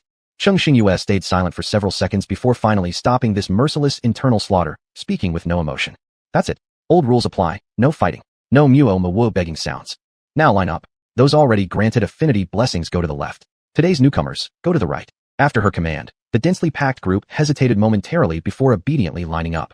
Some knew they wouldn't get their fix of affectionate rubbing from the kind human today, and simply rolled over on the spot, exposing their soft bellies as a ploy, trying to act clueless. But they were picked up by the disinterested fellow felines, dragged by their scruffs to join the long queue where they couldn't gain any attention anymore. One cat dragging its companion thought inwardly, "Idiot, after so many days, you're still not getting it? Even if you come this way, it's uncertain whether you'll rub against the sweet human. If you misbehave, there's no chance. So why not behave properly? You might snatch a quick rub." Thus, in front of this disguised ordinary factory building, 2 lengthy queues formed with cats. Inside, Su-hung couldn't help but laugh softly. Too funny. Our Cheng seems like a walking cat magnet. These cats are equipped with radars. They come in batches, and some even refuse to leave.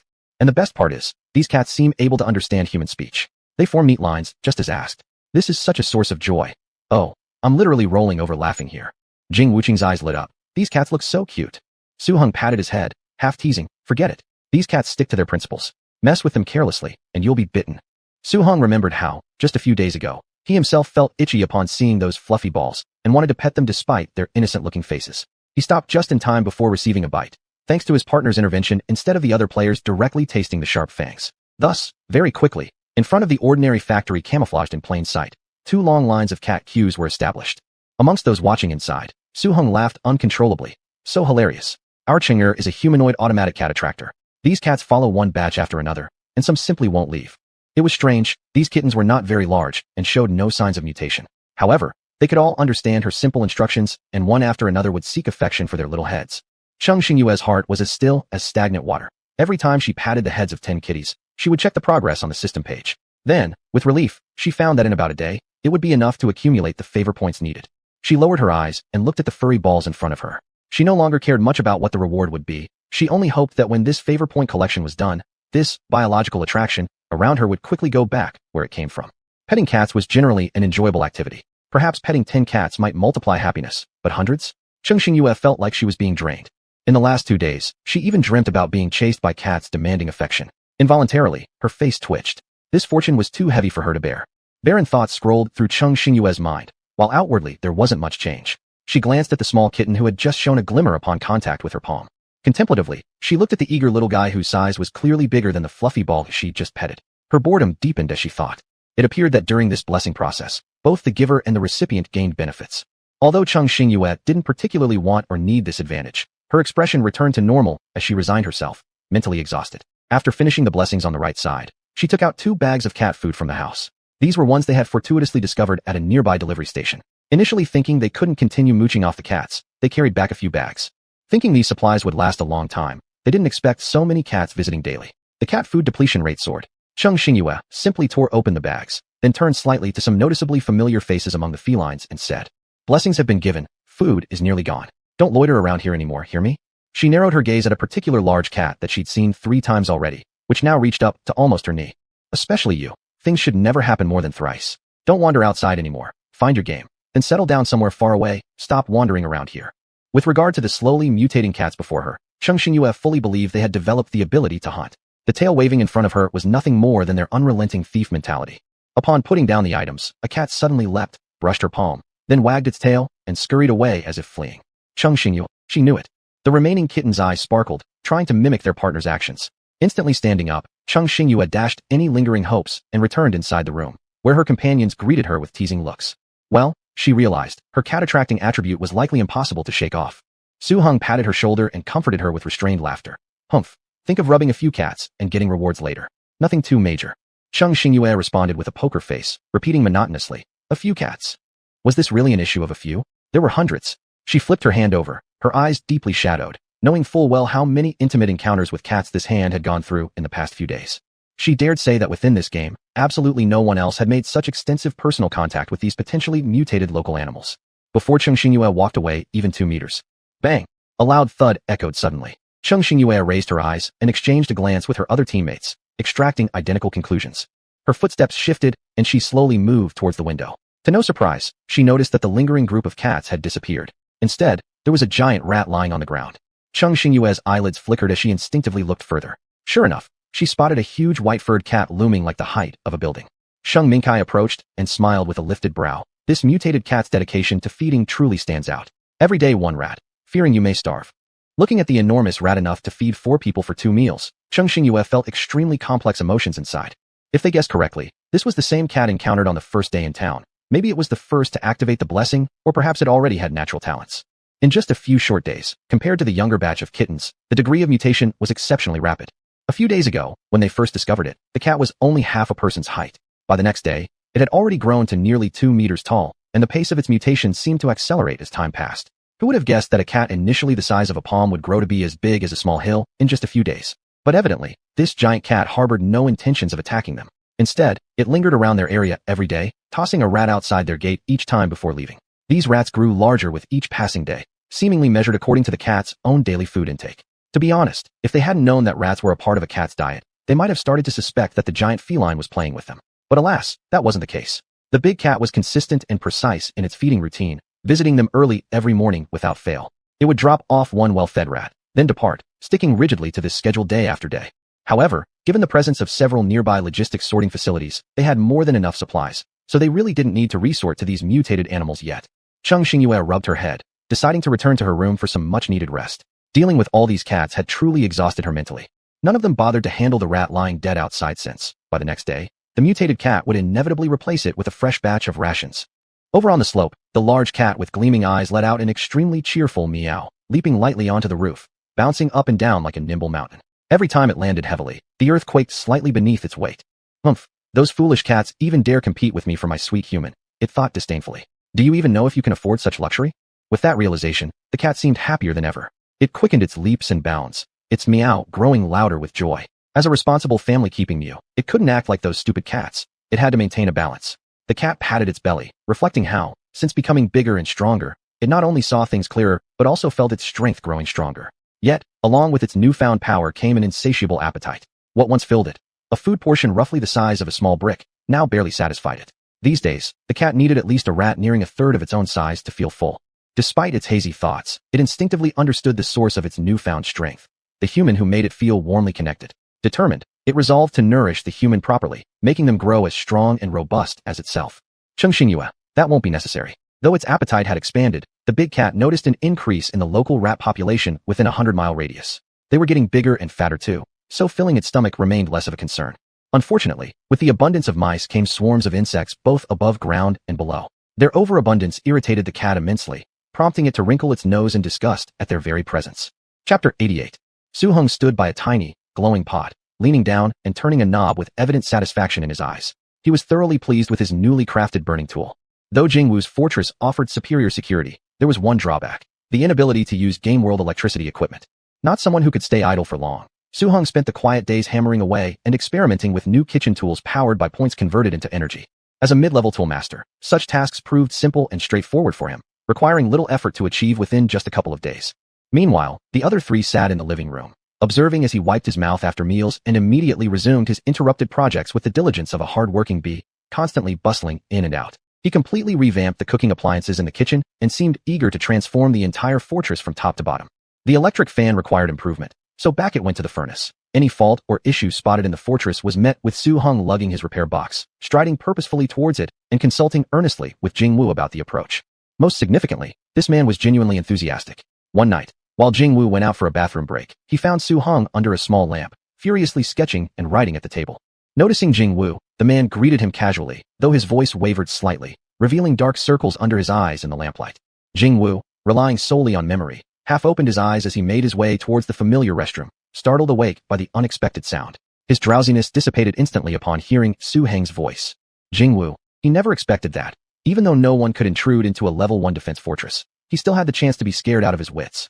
He grimaced, thinking if he hadn't developed some courage lately, he might have lost his gall altogether.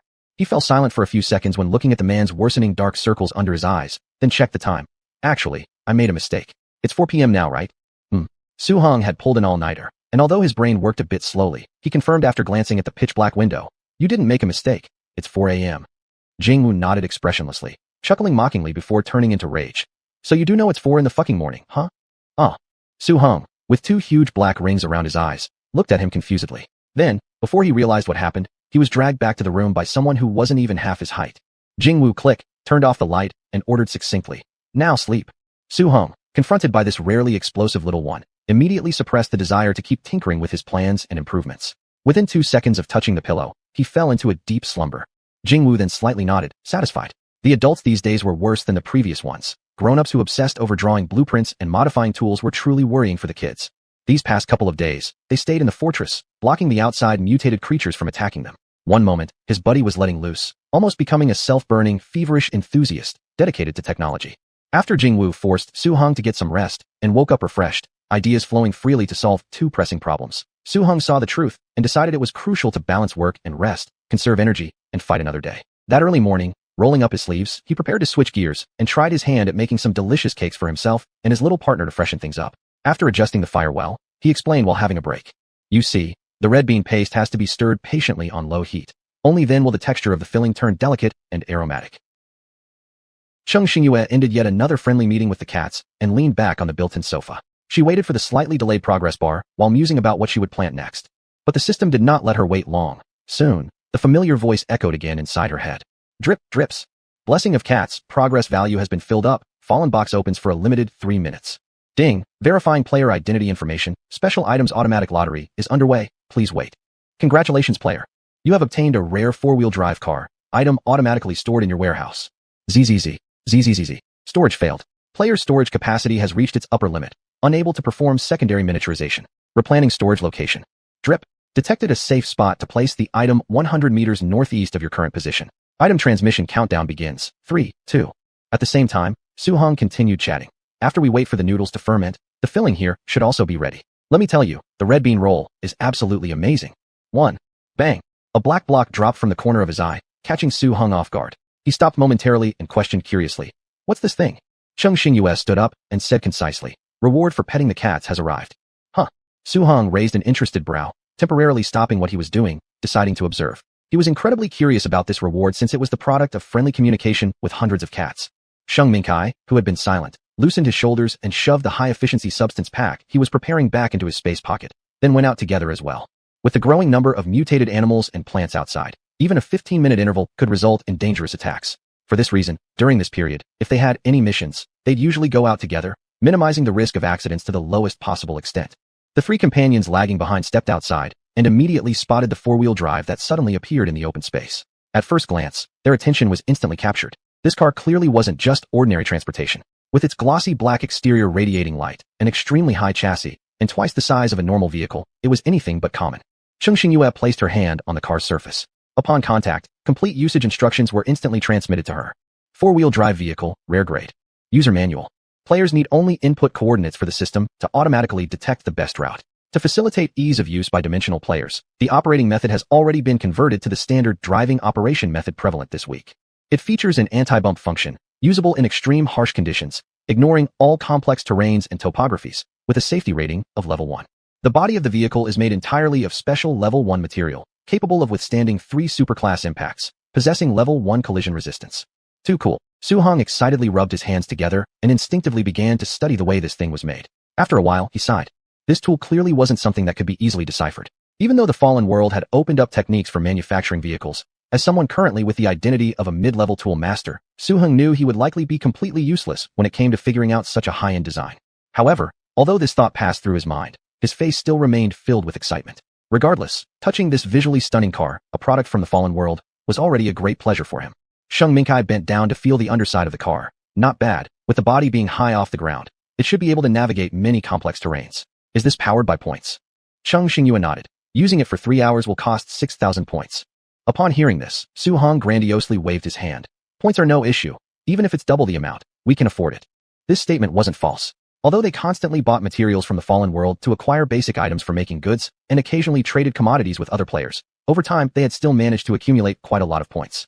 Additionally, considering the acceptance ability of players for subsequent stages, each time they entered a stage, the number of points they had to pay seemed to decrease. Thus, aside from necessary purchases from the system, their point consumption wasn't too large, especially given that each of them had pretty good talents. Cheng Xingyue patted her new partner, feeling that her efforts over these days hadn't been wasted, a slight smile appearing on her lips. There's still one final battle ahead, then it's all up to you. Nowadays, disregarding the situation in the dangerous zones, even within their safe zone, the number of mutated plants was increasing. Mutated animals were beginning to appear more frequently. Originally, they planned to immediately relocate once they received the third-stage safety checkpoint information, not overly concerning themselves with being among the first 100 to enter the core safe area, since survival was paramount. But now it seemed, maybe they could give it a try? This car looks like an excellent item, but putting it outside makes it too noticeable. Su-hong walked around the car several times, frowning. Jingwu thought for a moment. That's easy. I'll just have the fortress alter its form layout, clearing out a room on the first floor, then enlarge the entrance, so the car can be parked inside. The fortress originally had 2 small rooms remaining, requiring only adjustments to merge them into one and transform them to the first floor. Something not difficult for a high-grade building that could automatically change its shape. Su-hong chuckled and shook his head, realizing he'd forgotten about this possibility. He struck his palm forcefully together. Good idea. Although this item has a specific binding effect, with so many people coming and going, it's likely to attract attention. Moreover, we can't always keep an eye on it. Better to store it somewhere safer. After speaking, there was no need for them to go back and collect any external items. Jingwu mentally sketched the areas needed for transformation and redesign, merging and redistributing the remaining space accordingly. Within just a few minutes, the transformation was complete, and the entire process went unnoticed by others, with the internal spatial changes happening quietly. After a brief period of contemplation, Jingwu directly replaced the outer door with a panel that could automatically adjust its size. Once Cheng Xingyue drove the car inside the fortress, the exterior door returned to normal size automatically. After Jingwu finished the setup, the group tried out various functions of the car, without lingering outside much longer before heading back inside. The 4 busied themselves separately, making pastries, harvesting cultivated crops, studying weapons, and optimizing the fortress, all busy to no end. 3 days passed quietly, seemingly peaceful, yet under the surface lay latent turmoil. In the afternoon, Sheng Mingkai stood by the window, carefully counting nearly 10 oversized animals that had appeared within the last 10 minutes. These included red-eyed mutated rats, extremely enlarged hedgehogs with larger spikes, and ants that were nearly half the size of a fist passing by in large groups. Over the recent days, there were almost no traces left of players venturing outside. Instead, these unrestrained mutated creatures had begun to appear more frequently. Cheng Xingyue's gaze darkened slightly as she spoke calmly. The numbers of these mutated animals are increasing. It seems like the time for this safety zone to fall isn't far away. Chapter 89. Screech. Screech. A gigantic rat suddenly darted past the desolate and overgrown cement road, then rolled quickly into a dilapidated wall corner that had already been torn apart. Under the shade of towering trees that reached toward the sky, the growth speed of the secondary wood plants, which had been shaded from sunlight, had unknowingly slowed down. The initially spotted mutated rat disappeared shortly after it appeared. And within less than 5 kilometers of these tall grasses and trees, a decrepit factory began to be quietly infiltrated by a batch of mutated creatures. Bang! A heavy object was slammed hard on the ground. After a moment, Sheng Mingkai pulled his knife out from the completely still, dead-as-can-be mutated animal, whispering to the other companions nearby. Let's go back. Cheng Xingyue solemnly nodded in agreement. Let's go. With that, they quickly returned to their small building. Outside their home, the large and small cats that once attracted various creatures had now all vanished. As for those mutated cats lurking not too far around, due to an innate affinity, they harbored no offensive intentions toward the small building. Over these days, more and more mutated flora and fauna began to emerge. Quite a number of animals seemed able to accurately pinpoint where the players were located, frequently attacking their dwellings. Things were better for Cheng Xingyue and her group since they were protected by advanced fortified structures. However, for most players who merely lived in regular houses, these days were spent with only light sleep indoors. After all, there were increasingly more mutated animals, giant ants breaking walls, colossal rats gnawing at them, and countless others. If any dared to sleep soundly, a lethal mutated creature might step through next second, slowly walking to consume them. Every step so far was about survival. No one wished to die so easily. In this game world over these days, cries of rage would often ring out, accompanied by clattering sounds, sometimes dominated by human voices, sometimes ending with the mournful wails of dying animals. Upon hearing such noises, every player would subconsciously grow colder in demeanor, becoming even more vigilant about their surroundings. Although Cheng Xingyue's group had a relatively safer base, it merely allowed them enough sleep time to avoid frequent external attacks damaging the protective function of the fortress. They regularly ventured outside to exterminate the batches of determined mutated animals that sought to invade and devour them piece by piece. Su Heng gulped down a cup of water with loud glugs, then panted for a while, finally catching his breath. Jing Wu, on the other hand, seemed to have fared better. Although his strength was insufficient, his natural speed was quick and his build slight. Especially when facing mutated beings several times larger than himself, he managed to dodge incoming strikes using his speed and deliver fatal injuries with his gun. They had been battling outside for more than an hour today. With their bodies under prolonged high tension, their stamina depleted rapidly. Considering how prolonged engagements hindered recovery of strength and energy, they always maintained a balance between exertion and rest. We should still have 3 to 5 mutated animals and plants left around our small building, Sheng Mingkai said, his eyes dark with thought.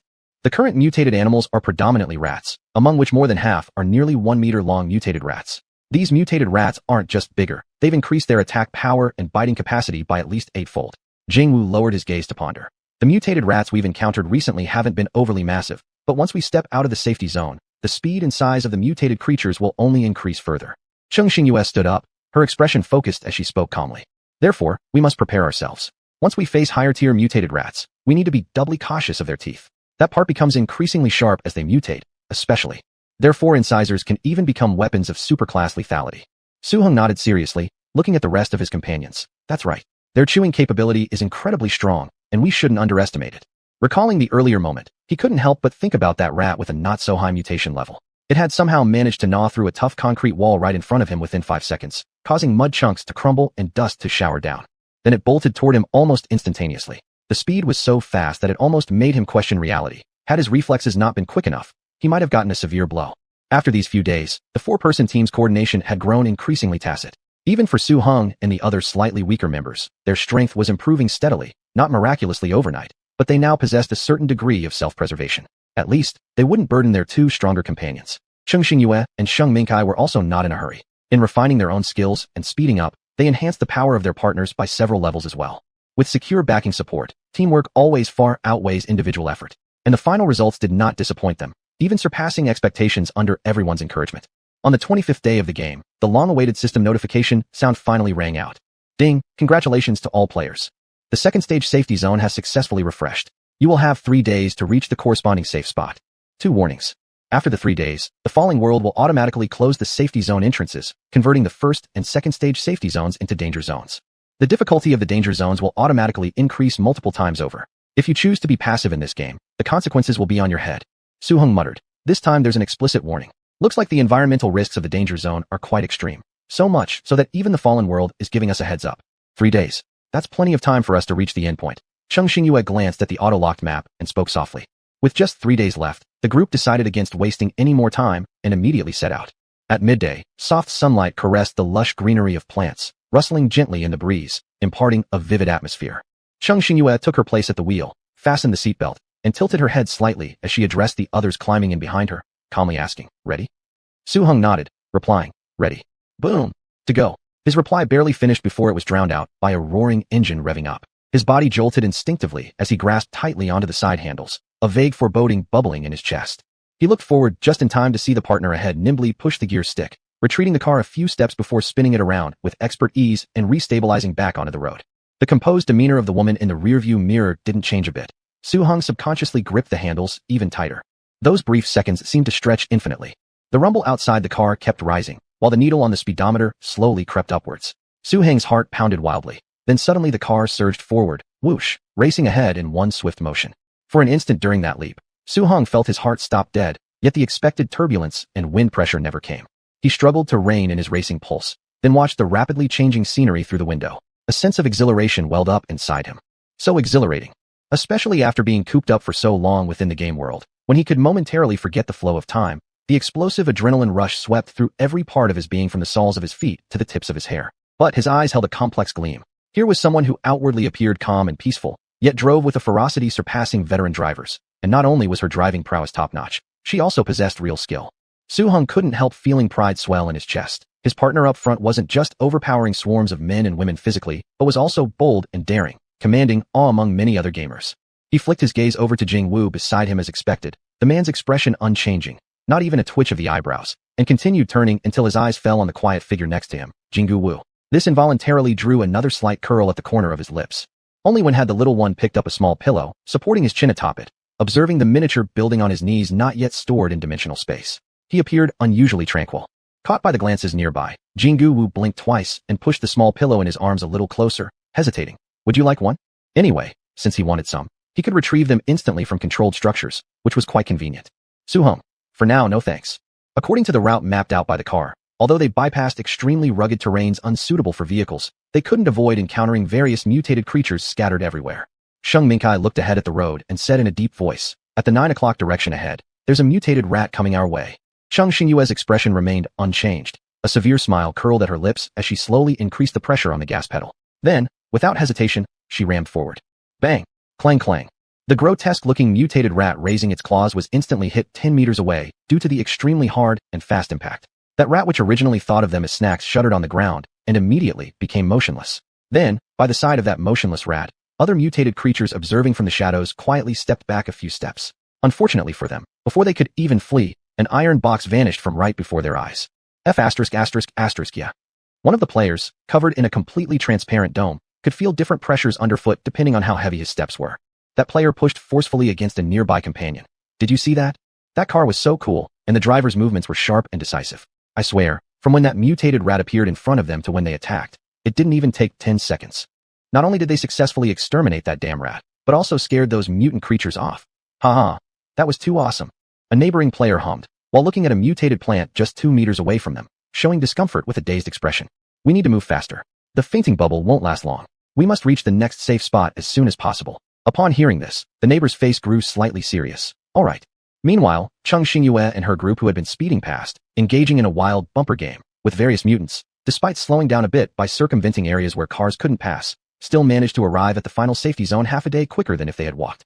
Throughout the journey, those alternating as drivers kept their energy in peak condition. Cheng Xingyue, seated in the passenger seat, let out a breath, gazing at the safety zone not 10 meters ahead. They had finally, step by step, leaving marks on the ground, they had come to this ultimate point. Chapter 90. The final safe point was established at the center of a vast yellow earth devoid of any human settlement or suitable flora for habitation. With no villages before or behind, even the few remaining huts were decrepit. Mud-covered walls and mold-stained brick walls stood precariously, ready to be demolished by just a gust of wind. As more and more players arrived, those who had better conditions, like Cheng Xingyue's group who had portable accommodations for several people, could simply retreat inside and catch their breath. On the other hand, those either unable or considering the cost of building higher than the value of rest, with the time running out to clear the stage, opted for finding a spot, flattening threatening plants around them. They then marked a circle on the ground, erected a few wooden rods, wrapped alarm lines around them, and finally unfurled a blanket retrieved from dimensional space, lying down for a brief nap. Not many players had these portable residences. When later groups arrived and saw the situation, each started devising their own methods. There wasn't much to ask for since sky is big, earth is big, but victory is bigger. Just maintaining enough sleep would suffice. Thus, seen from the sky above this wasteland where even plants seemed malnourished, the landscape was dotted with strange makeshift shelters. On the 27th day, Cheng Xingyue's team was among the first to enter the safe zone. In contrast, fewer than 10 teams entered both before and after. On the 28th day, the number of players increased somewhat, tripling the amount from the first day. These incoming players carried plenty of blood stains, some of which were their own, some from companions, and others from mutated creatures. By the 29th day, which was the final day before the safety zone closed, the number of players was basically the same as on the second day, contrary to expectations of a sudden surge in numbers. And these players entering on the last day bore injuries even heavier than the previous days. One particularly battered player swallowed a handful of healing pills with saliva, his blood nearly soaking through his entire shirt. Wringing out his clothes, he gritted his teeth and cursed. The mutation rate of those creatures outside has been accelerating. One day we'd encountered just one super large animal. The next, their numbers multiplied tenfold. Here, His voice broke noticeably, and then he wiped his face furiously. All 4 of my teammates have fallen, leaving only me. Yet they were so close to the final step. They just needed a few more days, and they could have personally seen their loved ones in the real world, proudly telling them that their child or friend was one of the great heroes who saved Earth. But fuck, who gives a damn about any of this? The man's eye sockets reddened with bloodshot veins as he clutched tightly to a paper in his hand, which hadn't been stained by a single drop of blood. It contained the contact information and details for those whom the deceased team members most wanted to reach in the real world. This had been an insurance measure planned out in advance, written down with laughter at the time, but never dared to be carefully thought through until now when it would finally be used. Now all I want is for us to succeed in unsealing the real world. Then I'll find their families and hand over these final words from their hands into theirs. The man covered his face with his trembling hand, bulging veins prominent. I can't even imagine how I'll tell them that their sons or daughters are gone. Swallowing the emotions rising in his chest, the man lifted his head with an unprecedented sharpness in his eyes. I will survive. When we successfully unseal reality, Earth must take its rightful place on the new planet. And I will survive, whether it was for himself or his comrades who were as dear as his own limbs. As time passed bit by bit, the atmosphere within the safety zone grew restless and oddly saturated with an intense combat readiness. At first, all players braced themselves, prepared to face off against mutated creatures at any moment. However, after hours went by without any incident, they eventually realized that this safety zone, isolated with extraordinary force by the fallen world, showed no signs of being invaded by a single mutated creature. Yet, paradoxically, this realization made every survivor who had fought through hardships up until this point not dare let their guard down, not even slightly. Instead, their alertness increased several levels higher. Cheng Xingyue gazed toward the distant boundary line where outside, the rapidly multiplying mutated animals paced frenziedly. Even mutated plants had started moving on the ground instead of staying rooted. In a deep tone, she said, "Though these mutated beings are held back, once the protection cancels, they will rush in at terrifying speeds. By then, even fortresses won't withstand a few blows from their onslaughts. So, our best course of action is to fight fire with fire. If we can just hold out until the last moment, we'll succeed." With that, Cheng Xingyue pulled the curtain shut. Now rest. Time was running out. They had to adjust their state to peak performance in order to face the toughest day ahead with full strength. Just as the final second of the game world was ticking down to 0, the system notification finally rang out in everyone's minds. Ding, limited world reversion countdown, officially initiated. Above them, a colossal clock suddenly appeared, its tick-tock sound, da-da-da, slow and steady, echoing ominously. Cheng Xingyue stood up, her body filled with determination. The fists of the 4 companions clashed firmly midair. In the quiet space, there was no need for many words. Their unwavering trust built throughout their journey left nothing left unsaid. Finally, the most crucial moment had arrived. They'd waited too long for this day, and now excitement bubbled in their veins. Whether alive or dead, everything depended on this last day. Boom boom. A pack of mutated animals charged inside first. All players either stood or positioned themselves, coldly observing nearly 100 animals invade the safety zone within seconds. The clang and clash sounds filled the entire area immediately after. Now, the number of mutated animals outnumbered the survivors by more than double, but the players who had made it this far were not easily defeated. A single strike sent 2 mutated beasts falling. Amidst the continuous cacophony of battle from other teams, Cheng Xingyue's group faced their own dire situation. Barreling towards them was a rat over 3 meters tall, accompanied by cockroaches and mosquitoes the size of fists. Over the past few days, the weather had shifted again, transitioning from summer to autumn. Although fewer mosquitoes lingered in the air, the remaining ones still weren't insignificant. This rat before them was larger than any they'd encountered before, thick-skinned and sturdy. Fortunately, it still reacted to bullets and blades. The giant black rat raised its fur-covered claws and slammed them onto the fortress of Jingwu. With just one blow, the fortress let out an alarming noise. Attention required. Building suffered heavy external damage. Current status, 75%, fair. Please identify source of damage and minimize further degradation. Sheng Mingkai sprayed gunfire for 2 minutes, and found it only slightly delayed the creature's movements. With another attack looming, he cursed under his breath and drew his large axe to leap out of the window. In the next instant, a sharp silver light slashed directly toward the giant mutated rat's thigh. Screech. The mutated rat emitted a shrill scream as one of its claws was cleanly severed, retreating a few steps with a thud.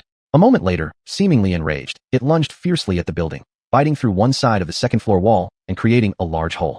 Cheng Xingyue frowned deeply, cutting off the head of a mutated mosquito in a decisive slash. Turning to Su Heng and the others, she said, "The mutated rat outside is too powerful. I'll go assist from the outside. Be careful." Su Heng responded solemnly, "Go quickly. Don't worry. There are only small mutated creatures entering here, and they can't do much to us." As soon as Su Heng finished speaking, he and Jingwu leaned back to back. The fortress had suffered heavy strikes, reducing their protective strength and giving smaller mutated plants and animals some chances to intrude. However, at this level, they could still hold out. Upon stepping outside, Cheng Xingyue immediately spotted the giant rat wildly ramming into the walls. Her grip tightening on her massive sword. Her enhanced physical abilities meant her strength, speed, and combat techniques were now incomparably improved compared to before. Cheng Xingye leapt onto the windowsill, hooking her arm over the eave of the first floor, then pushed her feet backward, instantly rushing toward the mutated rat's abdomen. She lifted her hand and plunged it forcefully downward. The mutated rat instantly roared furiously. She continued to apply pressure, bending her large blade further into the beast by a few more centimeters. Meanwhile, due to the presence of this highly advanced mutation, other large animals veered off and avoided attacking this foul-smelling rat's food. Thus, although they encountered a big monster here, through their coordinated efforts, they didn't fall behind. This mutated rat, not only thick-skinned but also extremely forceful and clawing, seemed unwilling to retreat despite being beaten step by step by these preys.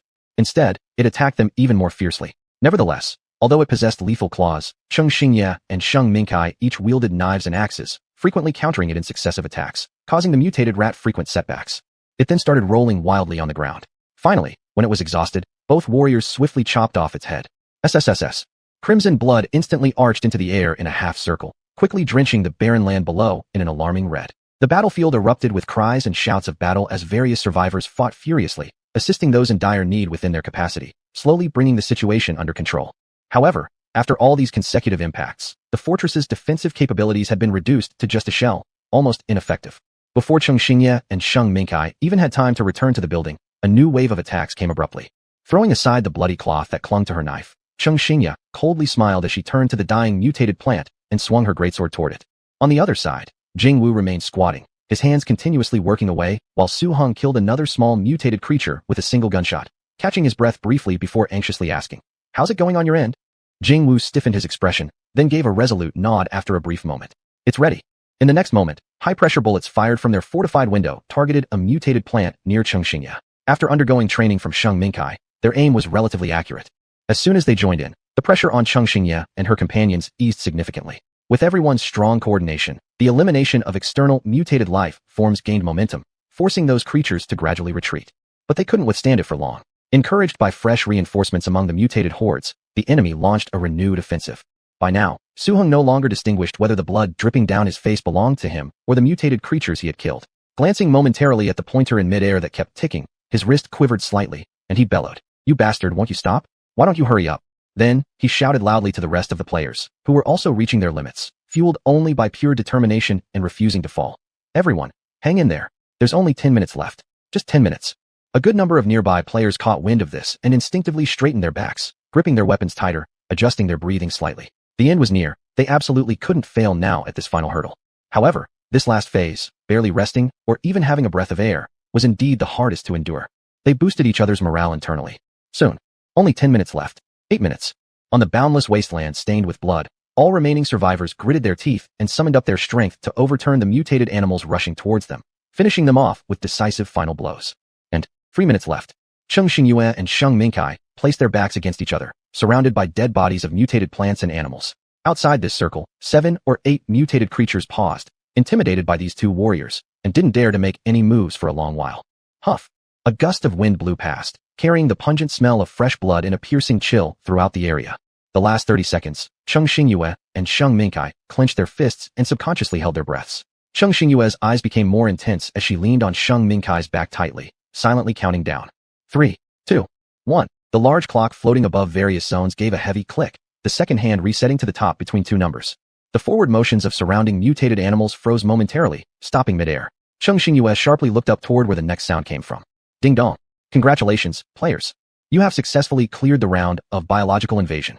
Game data loading. Then, the mechanical system voice paused briefly before increasing its volume in the next moment, every word resonating deeply in everyone's heart. Ding. Data settlement complete. Congratulations to Earthzone players for making it into the top 3-star systems of this year's Fall Protection Tournament and becoming the newly crowned champions. This region's planetary gravity limit is being restored. Ding. Objective World Ultra Limit Gravity Repair complete, star chart opening.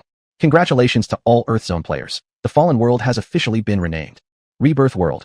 Real World Transmission countdown starting. All players felt a flicker of darkness before their eyes. Then they were simultaneously teleported in front of a skyscraper in the next instant. At that exact moment, standing still, the players opened their eyes, staring intensely at the world before them. A world both familiar yet somewhat strange. Crack, snap. Suddenly, large areas of grayish-white stone sculpture began to crack along several seams, flurrying, flakes falling down, revealing their original appearances. The players involuntarily drew in shallow breaths, their fingers trembling slightly. They had finally returned. Back to this world, returning to normalcy. Chapter 91. Settling the Dust, Rewards. After returning to the real world, the surviving people felt both joy and regret. Joyful that their home remained, regretful that things were no longer the same. In the final battlefield, he meticulously kept records, word by word soaked in tears, carefully preserving the contact information of comrades' loved ones in the present world.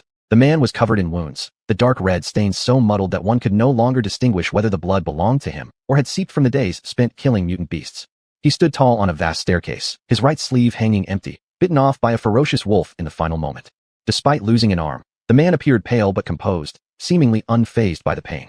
Suddenly, a streak of sunlight rose majestically from the east, scattering faintly over his face. He half raised his sole remaining hand, letting the broken light fall warmly upon him. The man smiled suddenly, the corner of his white, cracked lips curving gently. Then he carefully touched the priceless piece of paper hidden inside his chest, turning around and walking away, first while others were still dazed. He had survived. Finally, he could do what he wished to do, what he must accomplish. Cheng Xingyue's gaze swept over the man who walked slowly but firmly, her eyes pausing momentarily. She met the dark bright eyes of the towering man beside her. Sheng Minkai asked with a smile, "How about you? What's your plan moving forward?" Cheng Xingyue rubbed her sore shoulders. "Let's see as we go. These few days have been too tiring. I'm planning to return home first and have a good rest before saying anything else." Sheng Minkai flexed his fingers and said softly, "That's good." Cheng Xingyue raised her eyebrows. "What about you? What are you going to do?" "Check on some old friends first, hoping they're still around, and send Jingwu back for a trip." Sheng Minkai squinted slightly under the dazzling sunlight. Cheng Xingyue's tone softened as she smiled. "That's good." The sound of fragment bursts echoed from time to time along the road. Apart from those with deep concerns and homes nearby who had left early, most others stayed behind. As for the large number of people who were either forced or calmly walking slowly on the road, it wasn't because they weren't anxious. The entire world had been petrified, and the time required for the stone to dissolve also seemed to take a long while. Even if they wanted to move quickly, there simply were no means of transportation available. Speaking of which, Sheng Minkai suddenly said, "Have you noticed that our connection with the system seems intermittent, but is faintly still there?" Cheng Xingyue stopped in her tracks upon hearing this, her expression turning slightly more serious. "You felt this too? I tried calling out to the system just now, but there was no response." Sheng Minkai furrowed his brow slightly before smoothing it out again, calm as ever. "Do you remember that initial prompt before the biological invasion started?" Cheng Xingyue reflected for a moment. "Are you referring to when the small bell announced the top 100 from each region entering the core safe zone would be in for a surprise?" Sheng Minkai gave an unfazed smile. "Looks like the fallen world. No, the rebirth world system might have left us a little surprise after all." Cheng Xingyue tugged at the corners of her mouth, stuffing her hands into her pockets. "Hopefully, it's joy without any shocks."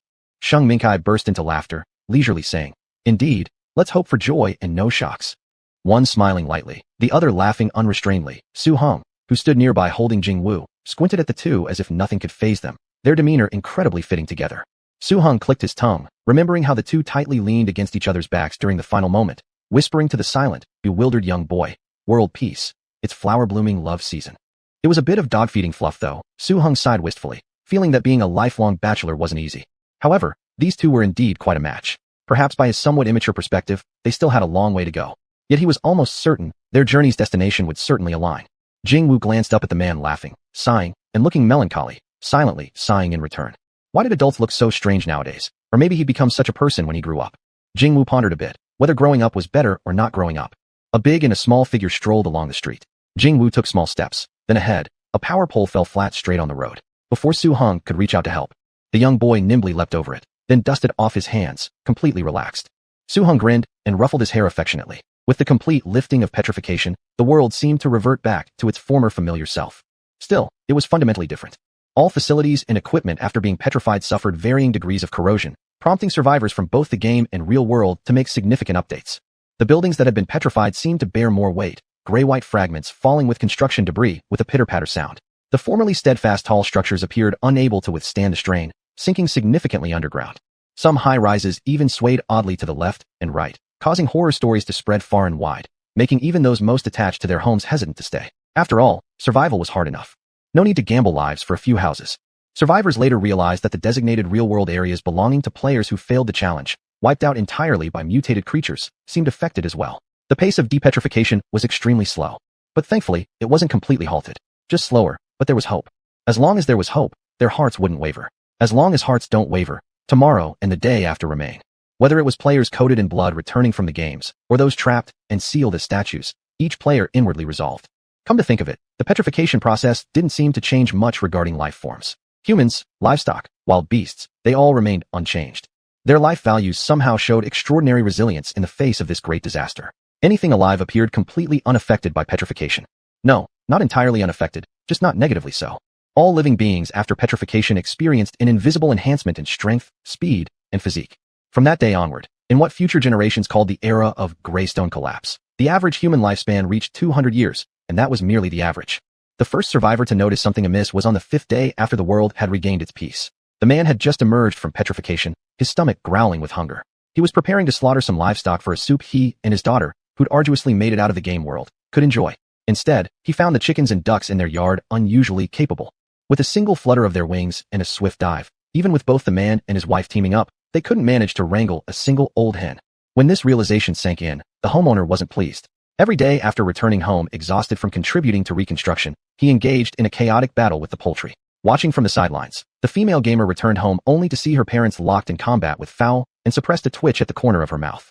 Well, at least it was her parents' way of showing their affection. She decided to let them be. Day 1, no decisive victory. Day 2, still no decisive victory. Day 3, barely managed to touch a wing. Day 4, grabbed but failed to hold, allowing the prey to narrowly escape. Day 5, content. The elderly couple began brewing a duck soup for their daughter. It was finally their blood-stained daughter who noticed the oddity, domesticated poultry growing stronger by the day, and oddly enough, so were her own parents. A question mark slowly formed above the girl's head. What has happened to this world? As a matter of fact, not only her family experienced this. All humans who had been petrified began noticing gradual special evolutions taking place within themselves. The survivors speculated wildly among themselves, yet they didn't have much time to dwell on it. All around the globe, except for humans and domesticated animals, other creatures were evolving as well, though fortunately these changes remained under control. Cheng Xingyue and her group also didn't give it too much thought. Sitting inside her primary tent that Jing Wu had once again lent her, the girl wore a neutral expression. Before her floated a small, square plot of land supporting a plant bearing juicy fruits. Her earphones buzzed with the synthesized voice reminding her 3 times in succession. Ding! Congratulations to the player for successfully entering the course safe zone of this area as one of the top 100 players. Exclusive reward, including 3S reward. Talent land, 20% increase in crop yield and 60% increase in deliciousness. Production cycle reduced by 30%, 20 special types of seeds. Please locate an appropriate base to place it within the stipulated time. Estimated base size is half an acre. Cheng Xingyu, half an acre. Do you know how expensive land is in reality? I can't afford it. Nevertheless, her talent profession somehow endured. Whether this was a good thing required more contemplation. After pondering for a few seconds, Cheng Xingyue dialed Sheng Mingkai's number, who had accompanied Jing Wu back. The reconstruction of the world must begin with fundamental infrastructure such as communications. After a large consolidation effort, basic communication within the province was largely restored, but restoring it to a point where one could leisurely play games or browse videos would still take quite a bit of time. Once connected, there was a mutual silence for a moment. Sheng Mingkai cleared his throat before stifling a chuckle. Looks like you've also received the game rewards. Cheng Xingyue calmly acknowledged this. On the other end, the man curved his lips slightly. I guess I can't leave my old line of work behind, but thankfully mechanical weaponry has always been my passion. Cheng Xingyue echoed, me too. Growing crops and setting up an estate seemed quite suitable for her, though this particular base had its peculiarities. Sheng Mingkai laughed. Jingwu mentioned just now that he plans to prepare custom building materials for us. We just need someone to install them, aiming to transform our home into a real-life fortress. Cheng Xingyue joined in. Perhaps we can invite Su Hong. Isn't he most skilled in such installations? Sheng Mingkai raised his voice teasingly. Maybe his reward forces him to continue as a tailor forever. Cheng Xingyue couldn't help but nod and burst into laughter. That makes sense. Both shared a laugh. Then Sheng Mingkai's tone turned softer. The little temple that raised Jing Wu is empty now. Word is, no one has visited there in the past half-month. This was understandable. Given the current state of affairs, the situation was still somewhat chaotic. Cheng Xingyue stayed silent, understanding what the man was thinking. She herself would do the same, as Jing Wu was still far too young to face the future and psychological aspects without a proper guide. Lying down on the grass, Sheng Mingkai's voice carried a light tone. We're all just drifters, you know. Now that the world is being rebuilt, word is your house is also awaiting reconstruction. His hand paused mid-motion as he continued in his usual lazy tone. So, interested, comrade, in having neighbors with both talent and charm who share a harmonious friendship? Cheng Xingyue said nothing. The man was extremely nervous. After a while, the voice on the other side of the line finally came through, bright and with a touch of laughter. Yeah, we're short. Latest comments. There's an extra chapter. Finished. 92. Chapter 92. Friends visiting, Lucky Bug. The third month of reconstruction. Cheng Xingyue's estate-based construction was halfway done. Speaking of which, finding a location for this base had been slightly challenging, but otherwise, everything seemed to be going pretty well. After all, they were part of a group with special value, so money wasn't in short supply wherever they went. Of course, there were still quite a few people who were trying hard to recruit them, but they weren't exactly the type that could be easily lured. Forget about the now increasingly formalized organization handling special talents. Even Sheng Minkai, just tossing out a weapon, could fend off a horde of enemies. Moreover, these were times of cooperation, and most people wouldn't want to needlessly make enemies everywhere. On a certain day in spring when flowers were blooming, Cheng Xingyue unexpectedly received a phone call. The girl on the other end laughed as she exclaimed, "Guess who I am?" Cheng Xingyue. She couldn't help but rub her eyebrows, feeling both surprised and delighted. Shu Yan? Shu Yan replied with a cheerful smile. Surprised? Excited much. Very surprised indeed. Cheng Xingyue washed her hands and gestured toward the man digging small pits nearby to indicate she'd take the call, standing beside their neatly arranged fields before continuing. Miss Shu sure has some tricks up her sleeve. How did you manage to find my number at such a time? She had tried herself, but without enough manpower and no knowledge of Shu Yan's situation from the last game level, thus nothing came of it. Shu Yan responded, "Well, I'm a member of the Talent Bureau now, so I have better access to information, and your talent is rather rare, so finding you wasn't too difficult." Talent Bureau? Cheng Xingyue said. Impressive. Seems like you're doing well being a member of the Talent Bureau. Shu Yan waved a hand. It's a part-time job, doesn't amount to much. She was thrilled she had finally found her comrade in arms from the game. Excitement laced Shu Yan's voice as she continued. I heard you're working on setting up an estate, and it's even system-rewarded gifted land. Oh, thinking of those delicious potatoes from your place, I'm salivating. Cheng Xingyue couldn't help but laugh. Feel free to come over anytime if you're craving. We'll always be ready to welcome you. That's what you said, Shu Yan happily added. I eat like there's no tomorrow, so don't blame me if I eat you broke. Cheng Xingyue chuckled softly, raising a brow. You eating me out of house and home? Eat away then, but I doubt you'd last 2 bites before feeling full and leaving. Shu Yan. Determinately, Shu Yan said, nope, food is my lifelong pursuit. If it's just 2 bites, they'll be big ones. Cheng Xingyue couldn't suppress her amusement anymore and asked, and what's your pursuit? Shu Yan genuinely sighed. When faced with delicious food, pursuits mean jack. She further added, all right, I won't go on more. Once I finish sorting things out here, I'll visit you for a few days. Be prepared to pick up this minor nuisance when I get there. Cheng Xingyue said seriously, not a problem, can't guarantee anything else, but the beloved potatoes you adore will definitely keep you full. Shu Yan, deal. Cheng Xingyue affirmed, deal. Both made their pact, but alas, Shu Yan was simply too busy, and by the time she truly arrived, it was already half a month later. Just as Su Heng came for a visit, Cheng Xingyue and Sheng Minkai were out making large purchases, and he was left cooling off in the courtyard midday because he couldn't sleep. Suddenly, he heard unusual noises coming from outside the base. On investigation, he saw a very cute-looking girl, trailing a long rope behind her, smiling cheerfully at him. Hi. Su Heng glanced at the long string of obedient sheep following her, then twitched his lips, thinking about his benefactor. Yes, he knew that Cheng Xingyue, his companion, was the one who had saved his life during the perilous times and inadvertently changed the direction of his own life. At times like this, mere words felt hollow and inadequate. Su Heng had resolved in his heart to express gratitude through action instead. He smiled faintly, roughly guessing the identity of this friend. They mentioned that someone might drop by in the next few days. Are you the young lady selling lamb skewers? Shu Yan found great comfort in the title of sister, feeling that the person before her had excellent insight. She then didn't mind focusing on his previous statement. My last name is Shu, you can call me Shu Yan. Then she explained, I don't sell lamb skewers anymore. Su Heng. Then what's with the string of sheep you're holding? Shu Yan noticed his confusion and clarified. Since it's my first visit, I thought I'd bring some little gifts. Su Heng once again, judging by the huge bunch, probably special animals too, they're surely small gifts. However, Su Heng was a man who'd faced many storms and quickly reverted to normal social mode. I'm Su Heng. Cheng Xingyue went out shopping. For now, only I and Jing Wu are home. Shu Yan rubbed her hands. Is that cute little guy also at home? Su Heng raised an eyebrow. Do you know Jing Wu? Shu Yan waved her hand. We've talked on the phone several times, so we might be considered semi-acquaintances? Su Heng nodded and smiled. He's inside doing homework. He should be happy when you come. Happy because he wouldn't have to scratch his head over homework anymore. Shu Yan instantly understood and sighed with sympathy. Poor Jing Wu, lost in the ocean of study, unable to pull away from family homework fears which I completely understand. But then, Shu Yan seriously said, studying is crucial, perhaps we shouldn't disturb the kid doing his homework. The two glanced at each other, and both saw smiles of fellow kindred spirits. Su Heng commented, very reasonable. Thus, these two adults who were entertained without minding trouble planned for a while, and started setting up a barbecue outside energetically. Jing Wu seemed lost, scratching through his homework, but suddenly got attracted by a strong smell. So he absent-mindedly pushed open the door. One held the skewer, the other was energetically brushing sauce over meat. Both simultaneously gave a small smile to the puzzled young boy. Jing Wu. The newly rebuilt shopping mall already had a semblance of normalcy, and good-looking men and women walking on the road were especially eye-catching. However, Cheng Xingyue and the other weren't the types to care about external attention, walking along, pausing here and there for rational consumption. Of course, if something seemed nice, they naturally wouldn't casually overlook it either. When the two passed a neatly decorated store, a polite man promptly approached them. Hello, our chain shop is opening today and has a lottery event. All you need to do is spend 3 minutes for a chance to win big prizes. The man enthusiastically recommended, smiling. Our prizes include items personally crafted by talent players. Third prize, 1 bicycle. Second prize, mid-level medical kit. First prize, High-grade battery storage equipment. Special prize. Energy-powered car. Just under 3 minutes. Rich rewards. The two of you really don't want to try. Neither of them spoke. The man still looked at them with a pleasant smile. Sheng Minka then asked, "Are you sure you want to invite us to participate in the lottery?" The man was slightly confused, not knowing his intent, then continued nodding. "This is our store's appreciation event. Everyone is welcome to participate. You arrived just in time. The event just started, otherwise the store would be more crowded than this." With this assurance, Sheng Minkai handed his lottery card to Cheng Xingyue with confidence and smiled. "You go ahead." Then to the shop assistant, he said, "Can she draw for me?" The assistant smiled, "Of course." Cheng Xingyue's eyes flickered with a hint of amusement as she leaned slightly closer to the man, scrutinizing his eyes carefully and softly saying, "You trust me quite a bit, don't you?" Sheng Minkai cleared his throat quietly, feeling a bit warm, stepping back half a step slightly. "No, I believe your luck is almost approaching a bug level."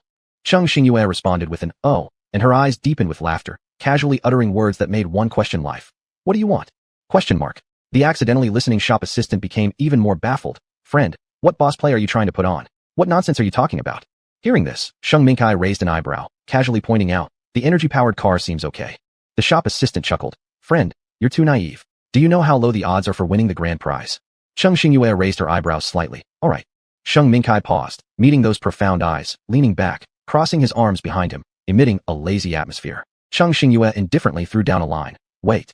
The shop assistant who observed the whole process. "Friend, there's no need to act so earnestly." Then, in less than 5 minutes, twice drawing the lottery lights brightening up, within the elaborately decorated and well-designed store, there suddenly arose waves of noise. Then, with folded arms, the satisfied man waited patiently, his eyes squinting as he watched the slightly backlit woman walking towards him. She tossed over 2 small balls and said, "Yours." Sheng Minkai turned the balls around to face front. 1 special prize, 1 third prize. Cheng Xingyue shrugged. "I did my best, making an effort not to have taken all their first prizes." Sheng Minkai smiled knowingly. "Good job." Sheng Minkai then tactfully resolved the issue of the shop assistant who was shocked stiff into near petrification, saying, "We came by car. Do you offer delivery for your grand prize?" The shop assistant was dazed. Then striving to stay calm, he didn't ask if these two both had driving licenses ready to drive off with the prize. For some reason, he felt asking would make him even more upset. The man's nerves were hammered in that short time, but very accurately and correctly. The shop assistant kept a smile. "Of course we can deliver." Thus, Sheng Minkai and his partner drove 1 car in front, while another one was delivered behind them back to their temporary residence. Hearing the sound, the 3 people grilling mutton skewers at the base came out. Seeing the 2 parked cars, Shu Yan happily hugged her long-lost friend and asked curiously, "Did the 2 of you take 2 cars out? Did you buy so many things?" The delivery boy, having finished delivering the car, left promptly. Su Hing saw no one around and felt something strange at the corner of his forehead.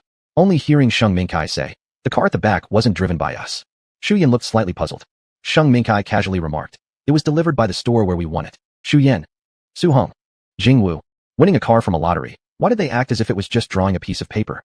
The shop owners must be disheartened and probably spitting blood upon seeing their reaction. No, what makes them spew blood isn't losing the grand prize, but losing their main attraction on the very first day, even before 2 hours passed. Gone. Store assistant.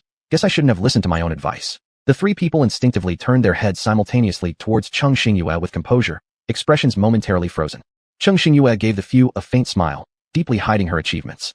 Latest comments. End. Chapter 93. Epilogue. Tutu is not fat.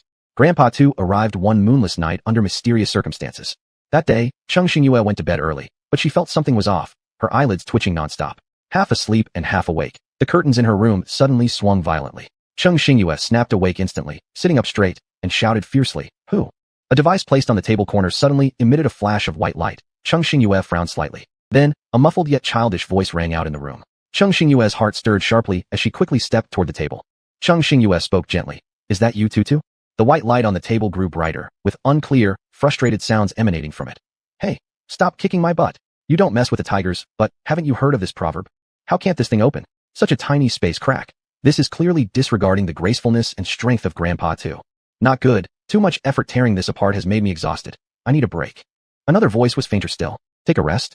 Continue tearing open. Or do you want me to warn you? If you don't do your utmost, you'll never see your adorable boss again." "Woof, I'll tear it open." "Fox, don't kick my tail nor touch my head. I'm pressing.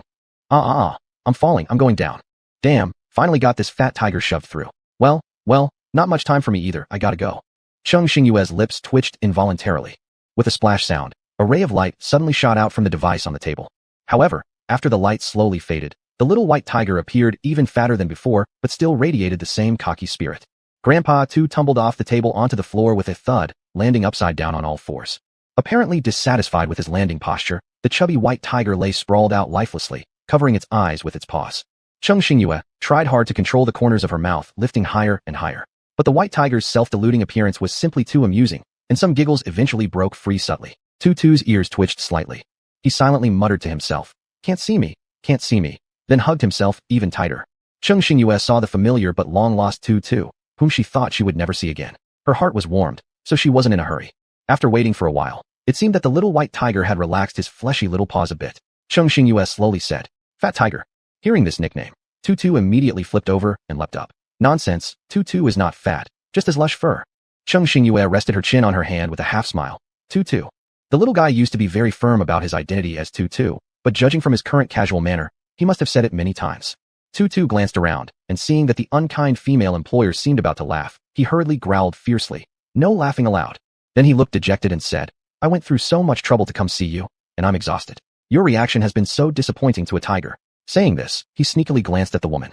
Cheng Xingyue squatted down and picked up the little white tiger, smiling as she pet him several times. All right, I won't joke with you anymore.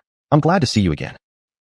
Extremely glad." Tutu, being stroked, was almost ready to start purring and curled his little claws contentedly. The room lights were on, and the human-tiger pair chatted peacefully and comfortably. Shaking his little head, Tutu said, "Another large intelligent world is showing signs of apocalypse, so the fallen world plans to initiate the system descent earlier, including this failed planet we were on, for another round of competition to obtain more strength to restore the core." Cheng Xingyue had a general idea and didn't say much. She continued petting the tiger at a steady pace and smiled. "So you're about to hire again?" The little white tiger shook his head. "Yeah, hope I don't get another female like you." Cheng Xingyue shot him a threatening glance. "Am I not good enough for your previous employer?" Tutu acted as if nothing happened, muttering under his breath, "Females like you are too much trouble." Though he was already reluctant to part, it would be more comfortable to work with males as before. Cheng Xingyue softly said, "I hope you gather strength quickly and find your way home sooner." Tutu was silent for a moment, rarely quiet, and softly commend. Gurgle gurgle. Tutu shyly covered his stomach. Cheng Xingyue asked with a smile, "Are you hungry?" Tutu scratched the ground, suddenly remembering. "Oh right, I can eat food from your real world. Let's go, time is short, let's eat something quick." Speaking of eating, the little white tiger became excited instantly, nearly jumping into the sky. Cheng Xingyue glanced at the time. It was the middle of the night, and there wouldn't be anything edible now. Tutu said, "Just eat what you've grown. I've already smelled that energy scent lingering." "Fine." Cheng Xingyue patted the little guy's head and said, "Wait here, let me cook you a bowl of noodles first." Tutu solemnly said, "A whole basin." Cheng Xingyue replied, "There's more tasty stuff later. Are you sure one basin is just a snack?" Tutu patted his hollow belly and nodded deeply. "That's right. I feel I can eat 3 cows." Looking at his small size, Cheng Xingyue reminded him, "As a tiger, you should still be honest. Bragging might burst." Tutu waved his paw and coughed, honestly saying, All right, I probably can only eat 1.5 cows." Cheng Xingyue then went downstairs with the little white tiger. As soon as they walked out, the little tiger's nose sniffed all around. Cheng Xingyue asked, "What's wrong?" Tutu suspected but didn't dare to believe. "I seem to smell a very familiar scent. And that person was poking around my tiger, but just now. But that shouldn't be possible." The little white tiger fell into deep thought. When Cheng Xingyue descended the stairs, she found that the light was still on. Cheng Xingyue, it was almost 3 a.m. now. Who could still be awake? Apart from Sheng Mingkai, who had been carrying Jing Wu these past few days, as well as partially supervising, there was no one else in the base housing. And the building materials used here were specially made by Jing Wu with high protective power, so outsiders simply couldn't enter without triggering an alarm. So who was still awake? Downstairs, a man dressed in loose white long-sleeve pants looked drowsy, yawning while boiling water. On the table, a fiery red-furred creature was rushing around. Fiery red. Fox. Ao Wu. Before Cheng Xingyue could react, Tutu had dashed to the fiery red fox's side and bit its tail. Ao.